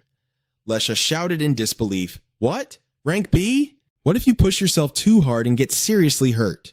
Julia turned to her with a confident smile. "Don't worry about it. If it were just the two of us, it'd definitely be a rough fight. But this time, we're going to be just fine." She explained, "That guy? He might look like he only cares about hunting, but he's actually incredibly mindful of our safety." Lesha's cheeks flushed bright red. Resting her chin on her hand, she stared at Julia and teased, "I thought you said you had zero interest in men. Yet here you are, watching him like a hawk." Flustered, Julia quickly raised her voice to defend herself. No, it's not like that. Observing other people's movements is just a basic necessity for a swordswoman like me." After studying for a while, Kang Hansu finally snapped his book shut. Then he yelled out loudly, "Girls, time to go!" Panicking, Julia and Lesha replied one after another, Is it time already? Please, let's just rest a little bit longer. Seeing their dramatic reaction, Kang Hansu rested his chin in his hand, deep in thought. After a moment, he shouted back in broken words, "Girls, you strong, so we go." His exaggerated response left everyone completely speechless. Lesha thought to herself, as both a mage and a scholar, "No, this guy is reckless and dense, yet somehow utterly impossible to read." Kang Hansu was currently mumbling something with a dead serious expression. Lesha pondered, "He really sparks my curiosity." Kang Hansu bellowed again, "Girls!" Helpless, they shouted back, "Yes, yes, we're coming." Lesha sighed inwardly. But first things first, I definitely need to teach him proper pronunciation. The scene shifted to a magnificent towering castle. Sentez, looking utterly elegant, asked the priest, "So, this is the bag you all mentioned?" The priest bowed respectfully and replied, "Yes, my lady." Sentez was momentarily struck speechless, her eyes locked onto the strange school backpack. Sentez remarked with a hint of astonishment, "These items, they clearly don't belong to our world." The priest pointed at the book inside and noted with skepticism, "And this printing technique is unbelievably advanced." Sentez asked, "Where was this found?" The priest replied, "In the lone forest where the heroes train. This knight here is the one who discovered it." Hearing his report, Sentez turned her sharp gaze to the knight and asked, "Including yourself, exactly how many people know about the existence of this bag?" Sweating profusely in pure panic, the knight stammered, "Oh, only the knight commander and myself, my lady." Sentez narrowed her eyes in deep thought and probed further. "And what are the chances that the commander has already reported this to Prince Asus?" The knight, his face etched with anxiety, answered hurriedly, "Not at all, my lady. I was ordered to report to you immediately." Sentez glanced down at the strange backpack and thought to herself, "I already checked all the personal belongings of the heroes at the temple, including those who have already left, of course." With that thought, she turned to the young knight and offered her praise. "You've done well." The young knight smiled joyfully and replied, "Thank you, your grace." Then she made a promise, "I will ensure that you may serve the temple for the rest of your life." Thrilled, yet a bit surprised, the knight exclaimed, "Excuse me?" Sentez let out a sigh and warned him, "You must forget everything you saw regarding this bag. Or would you prefer an honorable death?" Terrified, the knight quickly bowed his head and panicked. "But please, let me serve the temple," Sentez replied with satisfaction. "Good. Now, follow the priest." As they turned and left, a dead silence fell over the entire palace. Sentez stepped forward and picked up the neatly placed name tag on the table. Suddenly, she asked, "You heard all that, didn't you?" A figure, their head completely hidden beneath a white hood, stepped forward and bowed respectfully. "Yes, Holy Saintess." Sentez held up the name tag and instructed, "Learn the letters from the heroes at the temple and find out how this is pronounced, but you must not reveal your true intentions to them." The hooded figure replied, "I will keep that in mind." Sentez touched her lips, deep in thought, pondering if the very existence of this backpack was a mistake made by the goddess. For the perfect goddess to make such a blunder, I wonder if bearing this secret is for the best. The hooded figure suddenly spoke up, interrupting her train of thought. "Holy Saintess, I know you are troubled, but I have a matter to report. A massacre has occurred in the Hunter's Village forest." Startled, Sentez demanded, "What do you mean? I thought that incident was already covered up, just as Commissioner Celebless requested." The figure explained, "Fresh corpses have been discovered, believed to belong to the evildoers, as well as the elves who perished. According to the villagers, this is an act of revenge by the spirit of an outlander." Sentez gasped, "A vengeful spirit?" The figure continued. "They claim that an outlander has returned as a vengeful ghost." Sentez rested her chin on her hand, deep in thought, and replied, "Did you say an outlander?" She mused to herself, usually they would refer to them as travelers. Could it be that this person was wearing foreign clothes, just like the heroes? With that in mind, she spoke up. "In that case, the logical conclusion is that this is no vengeful spirit, but a living person out for blood. First things first, go and bring me a rough sketch of what this person looks like." The figure answered respectfully, "Yes, my lady." Meanwhile, on Kang Hansu's side, the night sky had fallen, and a flickering campfire illuminated the surrounding darkness. Kang Hansu was reaching out toward the flames to warm his hands, his expression pensive.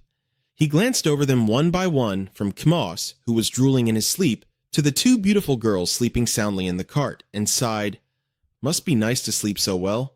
Holding a literacy book in his hand, he muttered, "And as for me..." He let out a thoughtful sigh. "I'm stuck studying from a children's picture book." A system notification popped up, stating that a certain god highly appreciates these cute illustrations. Startled, Kang Hansu turned and asked, "Huh? You like picture books?" "A certain god says that she really likes it." Panicked, he quickly asked, "But where did all the other gods go?" "A certain god says she isn't sure either." Kang Hansu furrowed his brows and gritted his teeth in frustration. "I need to know where the other gods are so I can avoid them." The system chimed in, noting that a certain god points out there are many other gods in that direction. "I thought you said you didn't know," he grumbled inwardly. Kang Hansu reasoned to himself, "That direction is probably near the temple Kmos mentioned. The scientist who serves that wicked goddess must be there too." Then he muttered, "I'll have to hurry." Kang Hansu glanced up, his mind set. "I need to make a run for the northeast, and fast. At least until I'm strong enough, I have to steer clear of them." Right then, another notification appeared, where a certain god suggests reading another picture book. The deity beside him reached out and pinched his cheek. Kang Hansu replied, "Only after I've memorized this whole book." The system began spamming notifications as a certain god suggested reading another picture book, giving him a massive headache. Kang Hansu spoke up, completely helpless. All right, stop pressuring me." Suddenly, his eyes widened as he looked up. With a bewildered expression, he continued, "Dear God, let's leave the reading for another time. We are being surrounded. They aren't orcs. They're humans?" A notification popped up on the screen, showing that a certain god is displeased that the reading session was interrupted.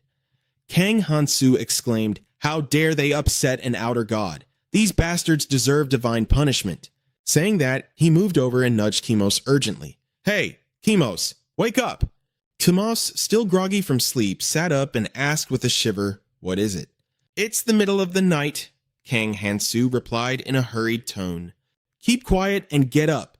We're being surrounded by humans around the same level as those girls." Hearing this, Kmos snapped completely awake. He focused his senses and replied, "You're right, we've been surrounded." Kmos asked in disbelief, "But how can you even gauge their levels from this distance?"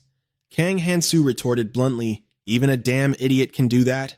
Kang Hansu walked over to the two girls and called out softly, "Hey ladies, do you want to die?" Kmos snapped at him, "You bastard, you're going to give them the wrong idea." Julia and Lisa woke up with a start, staring at him in sheer panic. Kang Hansu shot a glance at Kmos and asked, "Is my pronunciation off?" "I'm trying my best here," Kmos retorted. "That is completely missing the point." Kang Hansu's eyes suddenly lit up and he yelled, "There they are!" Standing before them were two men holding torches, wearing rather strange expressions, alongside two others aiming crossbows with fierce, murderous looks. A man with a massive scar across his face, sword in hand, looked at them. He gave an eerie smile and muttered something. Then he suddenly furrowed his brows and gritted his teeth. Kang Hansu asked in surprise, "What did they say?" Standing beside him, Simos replied, "He wants you to hand over the monopoly on hunting orcs in this area." The scarred man pointed at himself and said something else. Simos translated, "He says that you and I are definitely going to die, while these lovely ladies will be spared if they surrender." Kang Hansu's eyes bulged with veins from sheer anger as he replied with a laugh, "You lustful, prejudiced bastards." The mob then relentlessly charged toward them. Julia shouted, "There are more of them than we thought. Are you okay?" Trembling with rage, Kang Hansu spat out, "I'm already pissed off enough about being summoned here." Calm felt a sudden chill down his spine hearing him continue. "Since we're in an unfamiliar place, I'll obliterate your status boards." Kang Hansu's eyes glowed a menacing red as he added dangerously, "Watts, and send you straight to the afterlife." Looking at the massive crowd in front of him, Kang Hansu thought to himself, "There are way more than I expected." He suddenly turned to look at his two female companions, feeling a bit worried. Fighting them off while protecting these ladies was going to be a real pain in the ass. Sighing, he realized he had no choice but to use that method. The scar-faced man and his thugs panicked when he suddenly shouted, "Hey, there's a strong woman over here!" Meanwhile, 3 razor-sharp arrows were hurtling straight toward Kang Hansu.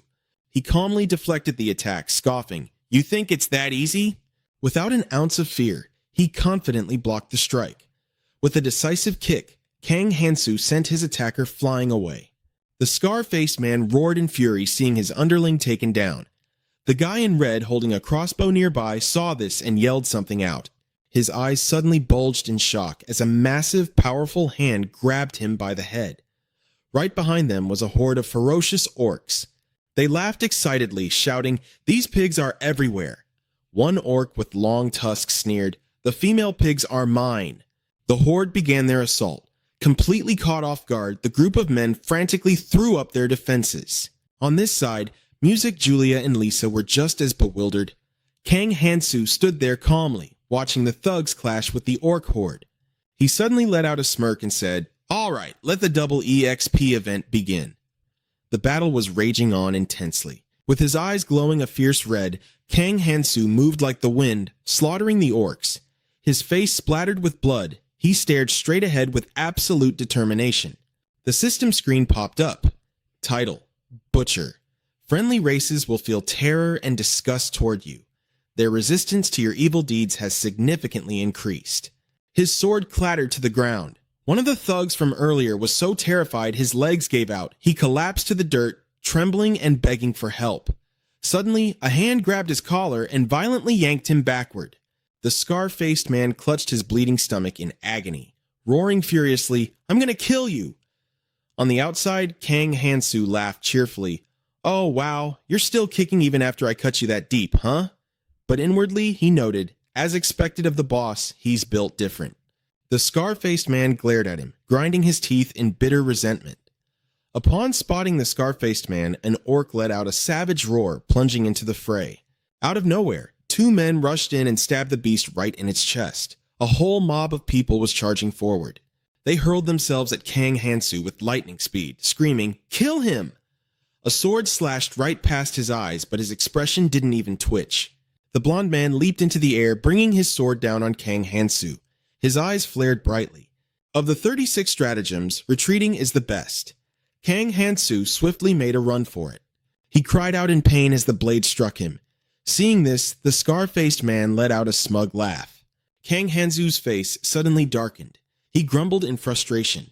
"Damn it, I really like this cloak." The scar-faced man broke out in a cold sweat. His eyes widened in absolute terror as he stammered, "Monster!" Suddenly, an arm pierced straight through his body. Kang Hansu took the man down, leaving everyone around them staring in sheer disbelief. He glanced over and muttered, "Let's see here." Suddenly, a massive explosion erupted, blowing everyone away. Looking at Lisa, he noted, "The female mage is still holding up, and that swordswoman is no slouch either." Julia, still in shock, blurted something out. Kang Hansu said with a puzzled look, "Seems like everyone's got their hands full." The system flashed a notification. "The god suggests you wrap this up quickly and go back to reading your picture books." He quickly retorted, Yeah, I'm trying to finish this as fast as I can." The sun had already risen, marking the start of a beautiful sunny day. Out on the street, the townsfolk were all looking in one direction, murmuring amongst themselves. A large sack filled with orc noses was slammed onto the counter. Kang Hansu smiled and said, "I'm not sure if this is enough." He clicked his tongue and added regretfully, "If it weren't for those ladies, I could have hauled in a lot more." Com groaned helplessly, "You absolute lunatic! Do you have no sense of restraint? They almost died of exhaustion out there." Kang Hansu suddenly called out, all right. Hey girls, get over here," leaving Lisa feeling incredibly confused. He handed them a piece of paper and said, "Here's the proof of request completion. Take one each." Hearing this, Lisa and Julia gleefully accepted it. Julia beamed, her eyes crinkling into crescents. "They said I leveled up twice while hunting with you." The system screen displayed the information. Name: Julia, level 16. Blessings: Noble rank D, Warrior rank D, Charm rank F, Student rank C, Curses none. Someone exclaimed, "Oh, really?" Com laughed excitedly. "Looks like I leveled up too. I guess I should be a little grateful to him." The screen also displayed his stats. Name: Simos, level 20. Blessings: Charm rank B, Occult rank D, Magic rank B, Warrior rank E. Curses, noble rank A. Kang Hansu chuckled. If even an ordinary demon like this guy is level 20, I wonder how many levels I've jumped. Then he checked his own stats. Name, Hansu. Level 1. Blessings, Outsider rank F, Fairy rank C, Mercenary rank B. Curses, Hero rank E, Butcher rank E. Combat power 6.60. He couldn't believe his eyes, staring at it in absolute bewilderment. Glued to the screen, he exclaimed in disbelief. What the... Kang Hansu looked up at the heavens and asked incredulously, what the hell is going on here? As the system spammed notifications, the god averted his gaze to the distant horizon. The god casually remarked, wow, there sure are a lot of stars out today, huh? The god pretended to fall asleep. Feeling confused, Kang Hansu asked, Outer God, what is going on? But all he got in return was the cold shoulder. The god snapped, saying he absolutely despised being doubted, and it frustrated him to no end. In the primordial era, the world was nothing but an endless night. A star formed in the distant void, and over time, life took shape. This is the story of a certain god. Whenever people saw a brilliantly shining star in the sky, they would cry out in awe, "Oh, a god!" The very first living beings had early on begun to discover their presence. Upon seeing the deities, they would bow in deep reverence. Placing absolute faith in them, they would kneel respectfully and beg for their mercy. "I believe in you. Please save us." They became gods, and humanity constantly sought their divine aid. The gods watched their every move from up high, and by answering these prayers, they found purpose and joy in their own existence. The system endlessly spammed notifications that a certain goddess was hugging a pillow, drifting lazily through the air. Meanwhile, a certain demon hastily forged a river.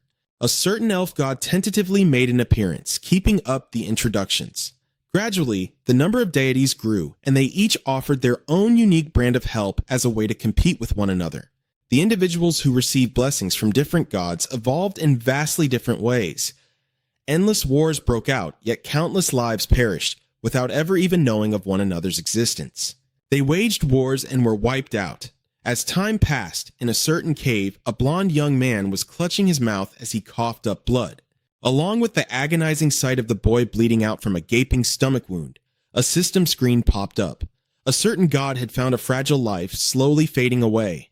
Trembling with emotion, the young man gasped, "Oh, God!" A certain god asked if he wished to keep on living. Tears welled up in his eyes as he frantically replied, "Of course I want to live! I can't just die like this!" A brilliant light flashed. A certain god wanted him to head to the western cave. The boy was stunned to find himself floating in midair. Being completely stark naked, he shrieked in absolute embarrassment upon coming face to face with the goddess. The goddess soared through the sky. Before her lay a cozy little wooden cabin. The system notified that a certain god wanted him to head to the western cave. Seeing the deity, an elderly couple gasped in sheer astonishment. Oh my, a god? Honoring the dying boy's plea, the goddess had saved him, and just like that, the young boy and the elderly couple became a happy family. Seeing this, the goddess beamed with radiant joy. The system prompted that a certain god was feeling quite proud of how things turned out.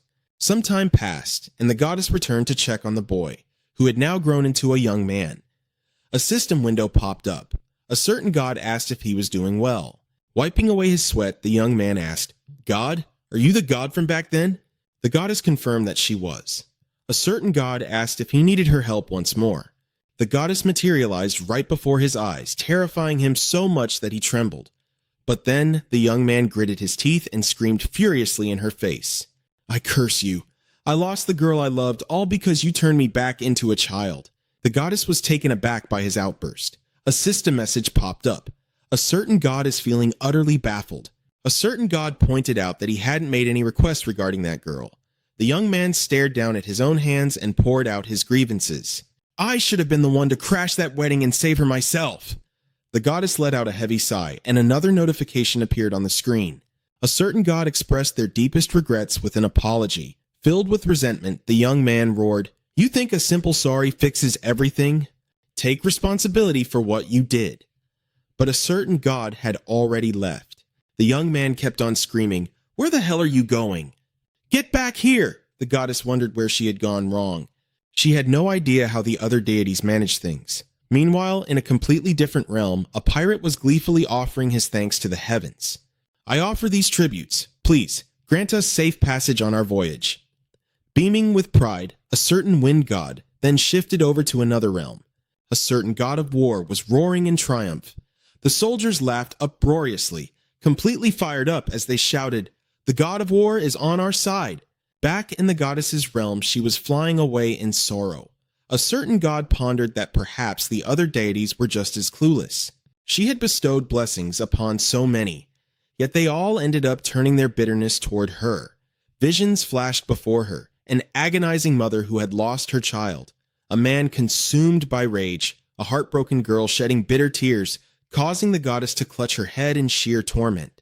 Unable to understand why, she buried her face in her hands, desperately searching for a reason. 100 years passed just like that, and the goddess remained in anguish, still unable to find any answers.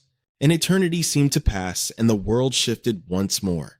A king cried out in desperation, "Gods, grant us the strength to claim victory." A devoted nun prayed fervently, "Oh God, please save me." More and more mortals began to treat the gods as nothing more than mere tools to be used. And so, the Pantheon forged a new system. Heroes, demons, levels, blessings, and curses. Every single deity agreed to these new laws except for one, the goddess with the long purple hair. She was suddenly taken aback by something she witnessed. Right before the goddess's eyes, a young woman was desperately trying to heal a wounded man. Trembling in sheer agony, the man grunted, "Call the holy maiden." The girl shook her head. "Just give it up. She took off to God knows where while you were busy fighting." Furious, the man used every ounce of his strength to roar, "Then cast a damn recovery blessing at least." The girl snapped back, "I'm already doing it." A status screen popped up displaying his information. Name, Ken, level 38. Heroic Knight Blessing, rank B. Trust, rank E. Weapon, rank D. Greed, rank S. Myth, rank D. Boldness, rank A. Reflexes, rank B. Mermaid, rank B. Endurance, rank A. Blessing, rank B. Hunting Curse, rank E. Natural Demon. Rank E interest, 31.51. Ken's face scrunched up in agony as he groaned, "Damn it all! To think a great hero like me can't even endure this." Suddenly, a notification flashed before his eyes. A certain god asked if he wished to be saved. Ken frantically nodded and babbled his reply. "Yes, yes, yes!" The screen immediately issued another prompt. A certain god warned that he might just lose absolutely everything. "It's still better than dying like this," Ken replied. A certain god burst out laughing. Hearing Ken say that, the god chuckled in amusement. Then the deity conjured a blindingly bright sphere of light. That sphere of light slowly floated over and merged right into Ken's legs. As the god bestowed their blessing upon him, they couldn't help but feel that they were still truly needed in this world. Ken looked down at his perfectly healed legs in sheer joy and screamed at the top of his lungs, "All right, it looks like I'm finally completely healed." Then he turned to the girl and said, "Now, I need to get back to the Holy Maiden." Those words left the girl completely baffled, making her blurt out, "Huh?" Ken blurted out in confusion. "Wait, what is this, level 1? Seeing the information pop up on the screen, the system announced that a certain god had strongly warned him. Ken clenched his fists, muttering with absolute resolve, "I've lost everything." "Fine. The important thing is that I'm still alive. I can just start all over again from level 1. Seeing this, the god smiled in deep satisfaction. The screen displayed a notification. A certain god is feeling completely relaxed. Breaking the quiet silence, a heavy sigh suddenly echoed out. Ken was stunned, his eyes going wide as he gasped, "What the—" A young man stammered awkwardly, "Ken, I'm so sorry, but—" Seeing his hesitation, the girl in the witch's hat beside him cut in and finished his sentence. "We can't help you anymore. Did your level really just drop?" They quickly turned on their heels and ran away, shouting back, "We're sorry. Just please forget about us." Ken screamed out in pure frustration, "Damn it all, you call this a freaking blessing? It's more like the absolute worst curse ever." The system chimed in, "A certain god is watching closely." Ken tried his best to hold it together, reminding himself that getting angry wouldn't change a single thing. Taking a deep breath, he continued, "You really did save my life, so I won't complain or stay mad at you anymore, but Let me give you a piece of advice. The screen flashed a new notification. A certain god says they are very curious and want to hear what you have to say. High above, the holy maiden was observing Ken with a deeply thoughtful expression. Clenching his fists in lingering anger, Ken warned, "Never give this blessing to anyone else ever again. This is a curse that strips away something even more precious than their own lives." Leaving the god in complete shock, Ken went on, "This so-called blessing resets the user all the way back to level 1. I will never, ever use it again, even if it kills me." Hearing those heavy words, the gods silently pulled their hood up over their head. It was a massive blow. They had been living in denial of the harsh truth, that this world was slowly outgrowing its need for them. The deity finally came to terms with it. Some time had passed, and now that same god was shyly hiding behind a large tree. Nearby, a young boy sat leaning against the trunk, gritting his teeth in agonizing pain. The boy had taken a brutal arrow straight to his right leg. Once again, the god had stumbled upon a dying child. And that boy was Kang Han-soo. The system beeped, "A certain god is peeking at you." The gods stared blankly at Kang Han-soo's wound, thinking to themselves that they were simply curious. Why grant him a blessing when he was burdened with a hero's curse and standing right at death's door? The god's jaw dropped as a sudden realization hit them. I can change the name of the blessing, but if he finds out the truth, he's probably going to be absolutely furious with me. Back in the present, inside a certain castle. Just as the god had feared, he had already uncovered the truth behind the blessing. Kang Han-soo was stroking his chin deep in thought before suddenly groaning out, "Damn it, this really sucks," leaving the god feeling a bit panicked. The screen popped up with an explanation. Outsider. As an outsider, your entire status will be completely reset, sparing only you from death. Terrifying things will happen once the lone wolf willfully leaves the wilderness. Kang Han-soo helplessly clutched his head and groaned. "A total level reset? I'm so incredibly stupid. I should have seen this coming. Why the hell did I even waste my time grinding all those damn pigs?" The system notified him. The god is feeling very awkward. The god wonders if you are currently angry. Kang Han-soo turned to CM and sighed. "Alright, that's enough. Let's just go buy some picture books." Seeing his reaction, the god tightly clasped their hands together. The system chimed in. The god is praying in utter desperation. Kang Han-soo asked softly, "Wait, are you praying for this miserable, shattered soul of mine?" The screen immediately flashed a notification. The god insists that is absolutely not the case. The god couldn't help but smile when they heard Kang Han-soo ask, "Then, what exactly are you praying for?" The deity replied that it was a secret. Looking utterly confused, he blurted out, "Huh? What is that supposed to mean?" Today was a beautifully sunny day with a clear blue sky. Ohangu's eyes went wide. He was sprawled out on the dirt, covered head to toe in grime, frantically wondering to himself, "Why the hell am I lying on the ground?" He gritted his teeth, thinking to himself, "No way, this can't be happening." Remembering all the times he'd been bullied, he bitterly complained in his mind, "There is no way a main character is supposed to end up like this." Then a faint smirk tugged at the corner of his lips. Just a little while ago, Ohangu had been shouting out commands. "Sarah, attack!" And Sarah swiftly followed her master's orders. She leaped into the air, delivering a fierce slash to the monster's body. Ohangu hurriedly yelled out his next command. "Kana, Lusa, now!" The two girls nodded in sync and launched a rapid assault on the beast. Thanks to Ohangu's brilliant guidance, the monster was completely defeated and sent flying backward. Ohangu cheered in pure excitement. "Sweet! We got it!" He clapped his hands together, showering the three girls with praise. "Great job, everyone! We finally pulled off a perfect combo." He didn't forget to remind them, "Let's keep hunting exactly like this. Make sure you all get used to the rhythm, okay?" Wiping the sweat from her forehead, Sarah replied politely, "Yes, master." Ohangu smiled, thinking to himself, "Those Glon monsters are right around the average level of the four of us. Sarah, Kana, and Lusa are already at levels 5 and 6. Hunting the Glons is going to be so much easier now." He glanced down at his coin pouch, sighing internally. "I spent almost all my money buying this stuff. But that's fine. I can just start saving up again from now on." Suddenly, Sarah looked behind them, her face paling in absolute shock. Startled, she screamed out in panic, "Wait, they're not dead yet!" As they looked at the beast glaring at them, its eyes burned with a blazing fire, a fire of absolute boundless fury. Then it spun into a violent tornado and lunged right at them. Ohangu quickly blocked the strike. A system screen popped up. Name: Ohangu, Level 1. Hero's Blessing, Rank F. Special, Rank F. Mercenary Magic, Rank C, Piercing. Curse, Rank F. Stats, 3.2525.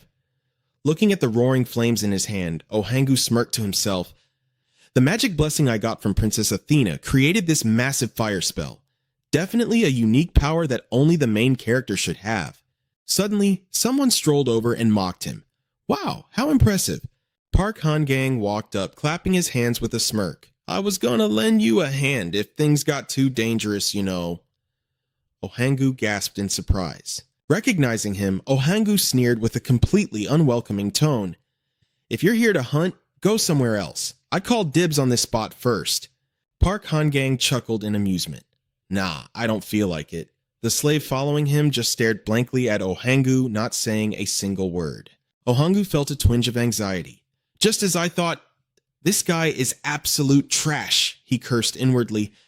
His mind drifted back to his original world, back when he was just an ordinary high schooler.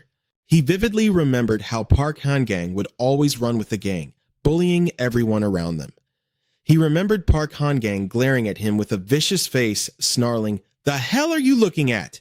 Whenever they saw him, they would laugh loudly and curse. "Wake up to reality, you idiot!" Snapped back to the present, Ohangu furiously clenched his fists. But here, I'm a hero. I am the main character of this fantasy world. No one can stop me now. Bolstered by his own thoughts, Ohangu gritted his teeth and growled a challenge. If you've got the guts, then come at me. Hearing that, Park Han-gang just smirked. I was planning on it anyway. He then patted his slave's shoulder, giving the silent signal to attack. Standing in front of them were Ohangu's 3 female slaves, glaring back with fierce determination as they took their fighting stances. The system chimed repeatedly. The evil god is watching with great excitement. The rebellious god king has gone to grab some popcorn. Both sides were now fully primed for battle, the tension so thick you could cut it with a knife, right as a single green leaf fluttered slowly to the ground. Park Han-gang's slave, wearing a savage expression, bolted violently toward Ohangu's group. They broke into a cold sweat, completely terrified. Ohangu shouted his orders. Sarah, Lusa, Kana, keep your guards up while I chant my spell. Suddenly, his eyes went wide with shock. The beastly slave dashed in, launching a relentless barrage of attacks that sent Kana flying through the air. The slave delivered a brutal punch to Lusa's stomach, the agonizing pain sending her crashing down, before effortlessly taking out Sarah as well. All 3 girls were left kneeling on the dirt, desperately struggling just to sit up. Ohangu's jaw dropped, his eyes bulging in sheer disbelief as he stammered, What? What? Just one punch? Unable to believe his own eyes, he screamed. No way, that's impossible, Park Han-gang sneered, asking in a drippingly sarcastic tone. Do you finally understand your situation now? Ohangu, absolutely furious and stunned, yelled back. What? You dirty bastard, what kind of cheap trick did you use? Park Han-gang replied with a smug, triumphant voice. A cheap trick? Are you blind? My slave's level just completely crushes yours, that's all. The 3 girls trembled in fear as Park Han-gang continued. What was that little line you said to me earlier? Park Han-gang gave a wicked grin, throwing the challenge right back. If you've got the guts, come at me. Standing there casually, Park Han-gang demanded, Oh, just surrender and hand over your slaves to me. Ohangu gasped, Say what? A quiet, peaceful atmosphere blanketed the streets in the early morning. Meanwhile, Hansu was still burying himself in his books. Carrying a massively oversized backpack on his shoulders, he evaluated the book in his hands. Doesn't seem all that special. The system chimed. A certain god is requesting you to read that book. Kang Hansu glanced up at the bookshelf and muttered, If I can't level up, I should at least try to find a decently strong weapon. Like a mythical grade item, for example, he thought to himself. Calm, standing right beside him, snarked, Seems like you've been reading way too many fairy tales, buddy. Weapons like that have already been confiscated. Then he reminded him, Did you forget? Even the nobles said there was nothing like that before they packed up and left. Your only chance of finding a treasure like that is probably on some lost island in the middle of the ocean. Kang Hansu looked confused and asked, "But what if some super dangerous ancient artifact accidentally gets unearthed?" He turned around with a wide grin and said, "Wouldn't that be incredibly exciting?" Calm burst into a fit of laughter and replied, "The entrances to places with artifacts like that are all heavily guarded by the kingdom's imperial knights." Kang Hansu frowned, asking, "Just how strong are these guys anyway?" He scowled in annoyance, pouting his lips when he heard the blunt answer, "Guaranteed to be way stronger than you, that's for sure." Kang Hansu turned around and called back as he walked away, "I'm going out for some fresh air." Standing at the edge of the mountain and looking down, he asked himself in sheer disappointment, "Is it really impossible for a level 1 nobody like me?" Gazing into the distance, he thought, "Imperial Knights, huh?" Imagining what those knights looked like, he pondered, "I always figured knights were just arrogant blowhards with nothing to show for it. But is there really no other way?" Suddenly, the system sent a notification. "A certain god tells you to cheer up." Tears welling up in his eyes, Kang Hansu thought, "I really thought it was a brilliant idea." Suddenly, a loud, booming voice roared, "Hey, you scrawny little male pig," startling him as he whipped his head around. Standing before him was a purple-haired orc, threatening him with a growl. "Hand over everything you've got, right now." Kang Hansu let out a heavy sigh and replied, "Listen here, you green pig. I'm in a really bad mood right now. You get that?" The orc looked thoroughly confused, muttering to itself, "A pig? That speaks orc? Am I dreaming?" Kang Hansu glared sideways at it and warned, "I'm asking you nicely right now, so just walk away."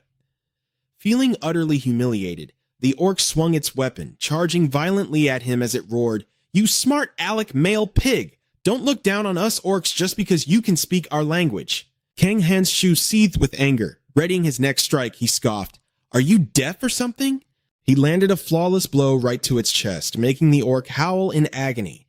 The massive beast trembled, racked with pain. Kang Hansu raised his fist high, then brought it crashing down with a deafening boom. Straddling the beast, he grabbed it by the jaw and growled, "Do you know what it feels like to watch your entire world crumble?" Raining down punches, he roared right into its face. "How the hell are there no artifacts left to dig up, huh? What the hell am I supposed to do in this fantasy world now? I have zero hopes, zero dreams left." He vented, unleashing all of his pent-up frustration. The orc trembled, begging for mercy. "Stop! Please, just stop!"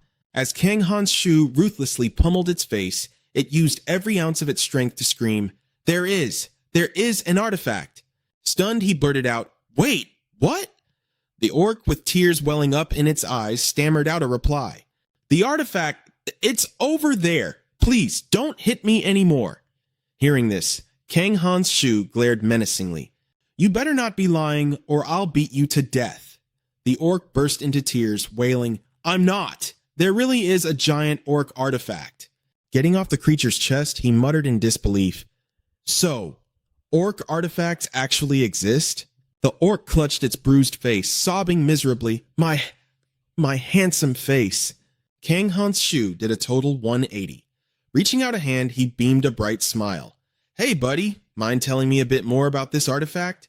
The orc stared blankly at his sudden smile. An eerie, uncomfortable silence filled the air. The orc began to explain. Just as different regions had their own dialects, the western continent of the celestial realm had a very unique way of speaking. Whether it was dragon-rank knights or cowardly monsters like slimes, they measured everything using a monster-based ranking system, with goblins and slimes sitting dead last at the bottom, which means barely decent. And of course, they use barely decent to describe me too.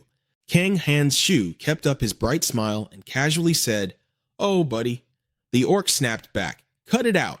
You keep calling me buddy. Don't you think it's time to drop the act?" Kang Hansu patted it heavily on the shoulder and retorted, "You should realize just how lucky you are right now. Where else are you going to find a human friend who communicates with you this well, huh?" The orc snapped back loudly, "Do you think I'm an idiot? What kind of friend beats you to a pulp?" Kang Hansu burst into laughter. "Just lead the way." The orc muttered bitterly, "Stubborn bastard." As it walked, it warned him, "I might be able to take you there, but a violent pig like you won't be able to get inside." He asked in surprise. "Why not?" it replied. "I don't know. It's just been like that since the day I was born." After a while, the orc came to a halt. "Here we are. It's right in front of us." Kang Han's Shu let out an excited "whoa," but the anticipation quickly faded. "You really know how to build suspense," he noted dryly. Before them was nothing but a desolate, wild forest. Kang Han's Shu frowned. "But there's absolutely nothing there." Suddenly, his eyes went wide. An ancient structure began to materialize out of thin air. Massive stone pillars rose up, revealing a sprawling ancient city right before their eyes. The orc burst into triumphant laughter. "You might be a strong pig, but you're still a stupid one. You've walked right into your grave." Kang Han's Shu stared in awe, his jaw dropping. "Wow, incredible. How did I not see a massive city like this?" The orc absolutely panicked, shrieked, "Wait! How is this pig still standing here?" Kang Han's Shu looked at it thoroughly confused. "Huh? Do I look like someone who couldn't get in?" he added. "Besides, you're the one who brought me here."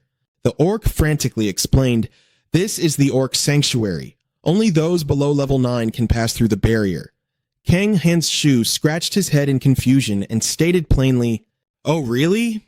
Well, then there's no problem at all. I'm only level 1. Naturally, the orc didn't buy a single word of it. It lunged at him, screaming in denial. "Level 1? You lying piece of trash?" Kang Han's Shu's eyes flashed sharply. He dodged the attack in a split second, though the strap of his backpack was severed in the process. Nearby, 2 other orcs muttered to each other, "Look at that scrawny pig. Great. Another human wandering into the city." One of the orcs sneered, "It's a male. Let's just eat him." Kang Han's Shu looked around, thinking to himself, "So this is the orc village?" A whole horde of orcs stepped out from the shadows. The ferocious pack roared with cruel laughter, mocking him. "It's a male pig. You've only got yourself to blame for stumbling into the orc sanctuary. If you manage to step foot in here, it means you're level 9 at best." But the purple-haired orc from earlier was terrified. It screamed a desperate warning to the others. "No! No, brothers! Watch out for him!" Writhing in pain from its earlier beating, it yelled to its comrades, "This pig is built different." Kang Han's Shu casually adjusted his collar and spoke with deadly calm. "Orcs, let me pass. Or, feel free to try and stop me." His cloak fluttered wildly in the sudden gust of wind. He finished his thought, "You'll caught, because I'll gladly walk right over your dead bodies." With that, he shot forward like a missile, the sheer force of his launch triggering a massive shockwave. The horde of orcs stared up at him in sheer bewilderment. Their jaws dropped in disbelief as they gasped. "Wait, is that male pig flying?" The gods clasped their hands in prayer. A system notification chimed. A certain deity is praying for the souls of countless pigs. The orc horde broke into absolute panic, running wildly as they screamed, "Run! Run away! Someone stop him!" Furious and panting, the surviving orcs barked among themselves, "That damn pig! Where did he go?" "I can't tell. The stench of our own kind's blood is masking his scent." They frantically scoured the area, roaring in rage. "Look at what he did to our kind. We have to find him. We will avenge our fallen brothers no matter what." They spun around, splitting up to search. "That area looks suspicious. Go check over there." Meanwhile, Kang Han's Shu was hiding safely behind a ruined wall, observing their every move. He muttered under his breath, "Man, this..." Keeping his eyes locked on their patrol routes, he sighed. "At this rate, I'll be stuck here forever." Kang Han's Shu glanced at the lifeless bodies of the orcs scattered around his feet and whispered, "Just how many of these orcs are out there anyway? I've already slaughtered a fair amount of them by now." A system screen popped up with a notification. A certain deity shrugs and shakes their head at the sheer massacre before their eyes. He asked curiously, "I'm trying to find a way out of here, but for some reason I keep running back to the exact same spot." Just as he wondered if there was some special requirement, a loud shout suddenly rang out. "Ah!" 2 orcs bellowed the moment they saw him. "Found him! You damn pig!" They charged at him like starving predators and roared, "Butcher that male pig! You are the enemy of our entire race!" Kang Hansu leaped up and mocked them with a sarcastic tone. "These guys are truly pathetic." They had all been so eager to squeeze through the door that they ended up getting stuck. Trembling, they cried out, "Ugh, it's too tight!" Panicking, they yelled at him, "How the hell do you still have the energy to run? Aren't you completely exhausted?" Kang Han-soo laughed excitedly and replied, "All right, let's see who the last one standing really is." Hearing this, they were thrown into absolute panic. An explosion echoed out along with the agonized screams of the orcs, sending fine dust flying everywhere. Kang Han-soo mused to himself about how often he was looked down upon just because of his level 1 status. He sat cross-legged on top of a mountain of orc corpses and casually said, "But that's totally fine." Looking down at the little slimes, he remarked, "Though, it seems like I actually killed way more than I expected this time, huh? Good thing I brought these little slimes along. They'll easily handle cleaning up all these orcs." After that, he opened the system and excitedly said, "Let's see. If anything changed this time around, the butcher skill must have definitely leveled up to rank C." However, what caught his eye was the text reading Destruction rank D. He blurted out, "Wait, a brand new curse?" The screen displayed the details for destruction. The probability of entities slain by your own hands appearing in your dreams is greatly increased. The nightmare will continue to persist until the deceased soul either achieves its goal or completely surrenders. Surprised, he muttered to himself, "Huh? Does that mean—" Feeling a sudden twinge of anxiety, he pictured the orcs and wondered, "Are all the orcs I've been slaughtering lately going to come back and torture me in my dreams?" Kang Han-soo sighed and said, "Well, whatever. It's not worth worrying about since I don't even need to sleep anyway. But with all these powerful curses, and now this brand new one on top of them, hey, God, don't you think this is a bit much?" A notification suddenly popped up on the screen. The deity angrily declared that they didn't do anything at all. Kang Han-soo immediately corrected himself. "Not you. I'm talking about the gods who are constantly spreading these curses." He continued complaining, "Isn't swallowing another curse as the price for saving people completely ridiculous?" Suddenly, two strange people walked up and muttered something to him. A notification popped up on the screen where the deity suggested he should listen to what the orcs had to say first. Looking at the two strange men, he thought to himself, the people imprisoned by the orcs, I've already rescued every single one of them. But as he jumped down, he grumbled, "Is there really no translation exception for outsiders? I can't understand a damn thing they're saying." Landing on the ground, he said with a tone of regret, "I really should have brought my translator along." He locked his eyes on a nearby orc and yelled, "Hey, you, the orc playing dead over there, I know damn well you're still alive." It trembled in absolute terror and stammered, "Gulp, terrifying male pig." He raised his voice and asked the monster, "How the hell do I get out of this place? No matter how far I walk, I just keep ending up right back at the starting point." The creature replied with a weak, trembling voice, "The entrance and the exit to this city are completely different. In the heart of the city center, the only exit is located right there." Kang Han-soo exclaimed in surprise, "The city center? Well, no wonder I kept wandering around here this whole time. I really should have headed straight for the center instead of just circling the outskirts of the city." Saying that, he started walking straight toward the heart of the city. The two strange men hid behind a wall, keeping a close eye on him. Kang Han-soo looked around and skeptically asked, "Is this the place that orc was talking about?" He sighed in disappointment. There's really nothing special about it at all. But since this is a fantasy world, maybe the gate will only appear if I use magic or something similar to that." Suddenly, a blinding flash of light erupted right in front of him, followed closely by a massive, earth-shattering explosion. The guardian of the orcs emerged from the blast and demanded, "Are you the one who slaughtered my homeland?" The people Kang Han-soo had just run into were absolutely terrified at the sight of this. The orc guardian furiously roared, "Answer my question." Kang Han-soo broke into a nervous cold sweat and thought to himself, "Wait, that's an orc. Its appearance is completely different from all the others." The guardian furiously bellowed, "You arrogant human, answer my question at once." Although deep down he felt a twinge of anxiety, realizing that this orc was far stronger than his current self.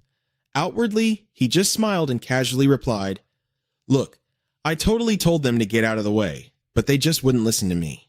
Hearing his careless response, the orc furiously roared, "And because of that, you cold-bloodedly murdered 300,000 of my orc brethren?" Kang Han-soo smugly replied, "Oh, it was 300,000? Well, I get it now. No wonder it took so damn long. The Orc Guardian looked down at his razor-sharp spear and proudly declared, I am the eternal guardian of this city and the protector of the entire Orc race. I will never let anyone who knows the secret of this city leave here alive. Kang Hansu carelessly tossed his backpack to the side and mockingly asked, A guardian, huh? He continued with a highly defiant tone. Well, that just makes things even better, doesn't it? This caused the Orc Guardian to exclaim in absolute shock. Ugh, what did you say? Kang Hansu's face lit up with wild excitement as he spoke. The very fact that a guardian is actually stationed here? He muttered, right as he launched himself toward the Orc Guardian like a speeding rocket. Ya seems that there has to be some kind of rare treasure hidden here. The Orc Guardian panicked and yelled, I must protect it. Kang Hansu swung his sword with everything he had, deciding to pour his entire remaining strength into this one single strike. The Orc Guardian quickly aimed his massive weapon right at him. Kang Hansu pointed his sword straight at the beast and roared, Just die. Kang Hansu inwardly cursed, Damn it, he's seriously not messing around. Staring down the deadly tip of the enemy's spear, he realized that this guy was on a completely different level compared to all those other trash orcs. His eyes went wide the moment he saw his own wrist cleanly severed from his arm. He gasped inwardly, Wait, huh? The Orc Guardian stared at him and calmly declared, It is finally over. Then he launched a merciless attack. Kang Hansu was sent flying, crying out in pain. He struggled to stay on his feet. The Orc Guardian stared at him in awe and muttered, Impressive. He looked at Hansu, who was groaning and clutching his arm, and continued, Did you shift your body at the very last second, just to protect your vitals? The Orc Guardian glared at his blood-soaked face and sneered, Just one eye and one arm. As he spoke, he glanced down at Hansu's shattered limb. The Orc Guardian scowled and spat. That is still not enough. You must pay for slaughtering 300,000 of my kin. Do not even dream of an intact corpse. Suddenly, Kang Hansu's wounds began healing at an astonishing rate. He smirked arrogantly and scoffed. Man, you talk way too much. The Orc Guardian gasped in absolute shock. What? The two stood there, glaring at each other, staring at Kang Hansu's fully restored arm. The Orc Guardian muttered, I knew it. You had some kind of trick up your sleeve. Then he demanded, Are you immortal? Kang Hansu flashed a cheeky grin and replied, Ah, close enough. The Orc Guardian readied another attack and roared furiously. It matters not. This is the only way out of here. It might take hundreds of years, even millions of years. But I will never let you leave this city alive. You will rot here until the end of time. Kang Hansu smirked, dripping with absolute sarcasm. Wow, you sure have a lot of free time on your hands, don't you? He thought to himself, All right then, what's the plan now? Night fell. Bizarrely, 3 moons hung high in the dark sky. Meanwhile, in another location, Bora was sitting on a windowsill, gazing up at the starry night when a loud voice called out, Hero Bora! She hopped down from the window, smiling warmly. Come on in. Arya! Arya beamed with excitement. I can't believe you've already reached level 7. You're absolutely amazing. Bora smiled modestly and replied, It's honestly all thanks to the blessings. No matter how hard I tried, I could never achieve the hero's blessing on my own. Arya chimed in, a hint of pride in her voice. Well, I was born with the noble blessing. Do you know what the noble blessing actually does? Bora gasped in surprise. A system window suddenly appeared, displaying the details of noble. As a descendant of a noble bloodline, one must protect their family. Family members will share a portion of the experience points they acquire with you. Arya continued, puffing her chest out with sheer pride. It is absolute proof that I am the daughter of a Class A ducal family. Bora's jaw dropped in sheer amazement. Whoa, that's incredible. She thought to herself, so this blessing basically gives the user free experience points. Suddenly, Arya's tone dropped, turning melancholic. But it's also a source of shame. I don't have a family anymore, so I guess it's pretty useless to me now. There was even a time when I kept throwing tantrums, telling my mother I didn't want this blessing at all. She opened up, her mind drifting back to the stern scoldings from her mother. She yelled right in my face. She told me to say those exact words to the people who had sacrificed absolutely everything just to obtain the noble blessing. The younger version of her had cried her eyes out that day. Eubora offered a comforting, polite smile. Being granted a blessing means you must carry the weight of its responsibility. She then added cheerfully, "Thank you for sharing. I actually learned a lot from you." Arya beamed, her eyes turning into little crescents. "Oh, stop it! You're flattering me!" But then she paused, her expression shifting. Say, though, Arya strolled over to the window and asked with genuine curiosity, "I wonder if Oh Hangu is doing all right out there?" Eubora tucked a strand of hair behind her ear and teased softly, "Ooh, do you have a little crush on Oh Hangu?" Arya burst into a flustered, awkward giggle. "What? Me?" She shot a sidelong glance at Bora and quickly deflected. I don't know. What do you think?" Eubora could only chuckle at her adorable panic. Suddenly, a voice called out from the other side of the door. "Hero Eubora! The Saintess has arrived!" Arya jumped out of her skin, screeching in absolute panic. The Saintess? Why on earth is she visiting at this hour? The heavy door slowly creaked open. Samantess Sanes gracefully stepped inside. "I sincerely apologize for intruding on you at such a late hour." Meanwhile, she was secretly observing everything, thinking to herself, "Ah, I see. So this is what Eubora's room looks like." Eubora stepped forward and offered a deep, respectful bow. "Greetings, Holy Saintess. Is there anything I can assist you with?" Arya was hiding in the back, trembling like a leaf. Sanis smiled warmly, her eyes crinkling. "Oh, I just came by for a little chat. Also, Lady Arya, could I trouble you to fetch us some tea?" Arya scrambled to attention. Yes, right away, Your Holiness." She darted off to prepare the tea as quickly as humanly possible. Once they were seated at the table, Senis casually asked, "Tell me, have you experienced any discomfort or inconvenience during your stay here?" Eubora bowed her head slightly and answered, "No, not really. Everything has been quite fine." Sens let out a soft sigh of relief. "Thank goodness. It seems you're adapting to Fantasia wonderfully." On the outside, Eubora maintained a bright smile, but on the inside, she was sweating bullets, thinking, "Man, this totally feels like getting called into the principal's office." Sanes delicately set her steaming teacup down on the saucer and asked, "The other heroes are fiercely competing against one another, aren't they?" Eubora nodded cautiously. Yes, they are." Sanes gazed out the window, a deeply troubled look crossing her face. "These cutthroat, disadvantageous competitions. Honestly, they worry me to no end. If you notice anything unusual at all, please report it to me immediately. Hero Eubora," she added, her tone turning grave, "we must act before those heroes completely collapse." Eubora blinked, utterly bewildered. "Collapse?" Sanes nodded solemnly. "Yes. The inevitable downfall of the heroes," Cenas explained with a heavy heart. "Sooner or later, those who are corrupted by their blessings or succumb to dark temptations will reveal themselves. In fact, they might already be hiding among us." Eubora, visibly anxious, leaned in to ask more about the situation. If something like that actually happens, what should we do?" Cenas replied, her expression turning profoundly somber. "Even if they lose their way, a hero is still a hero. They are bound by the system's absolute rules. So, they won't simply die." Sipping her hot tea, she went on, "It's really that simple. Their downfall is a complete betrayal of the trust placed in heroes by the people."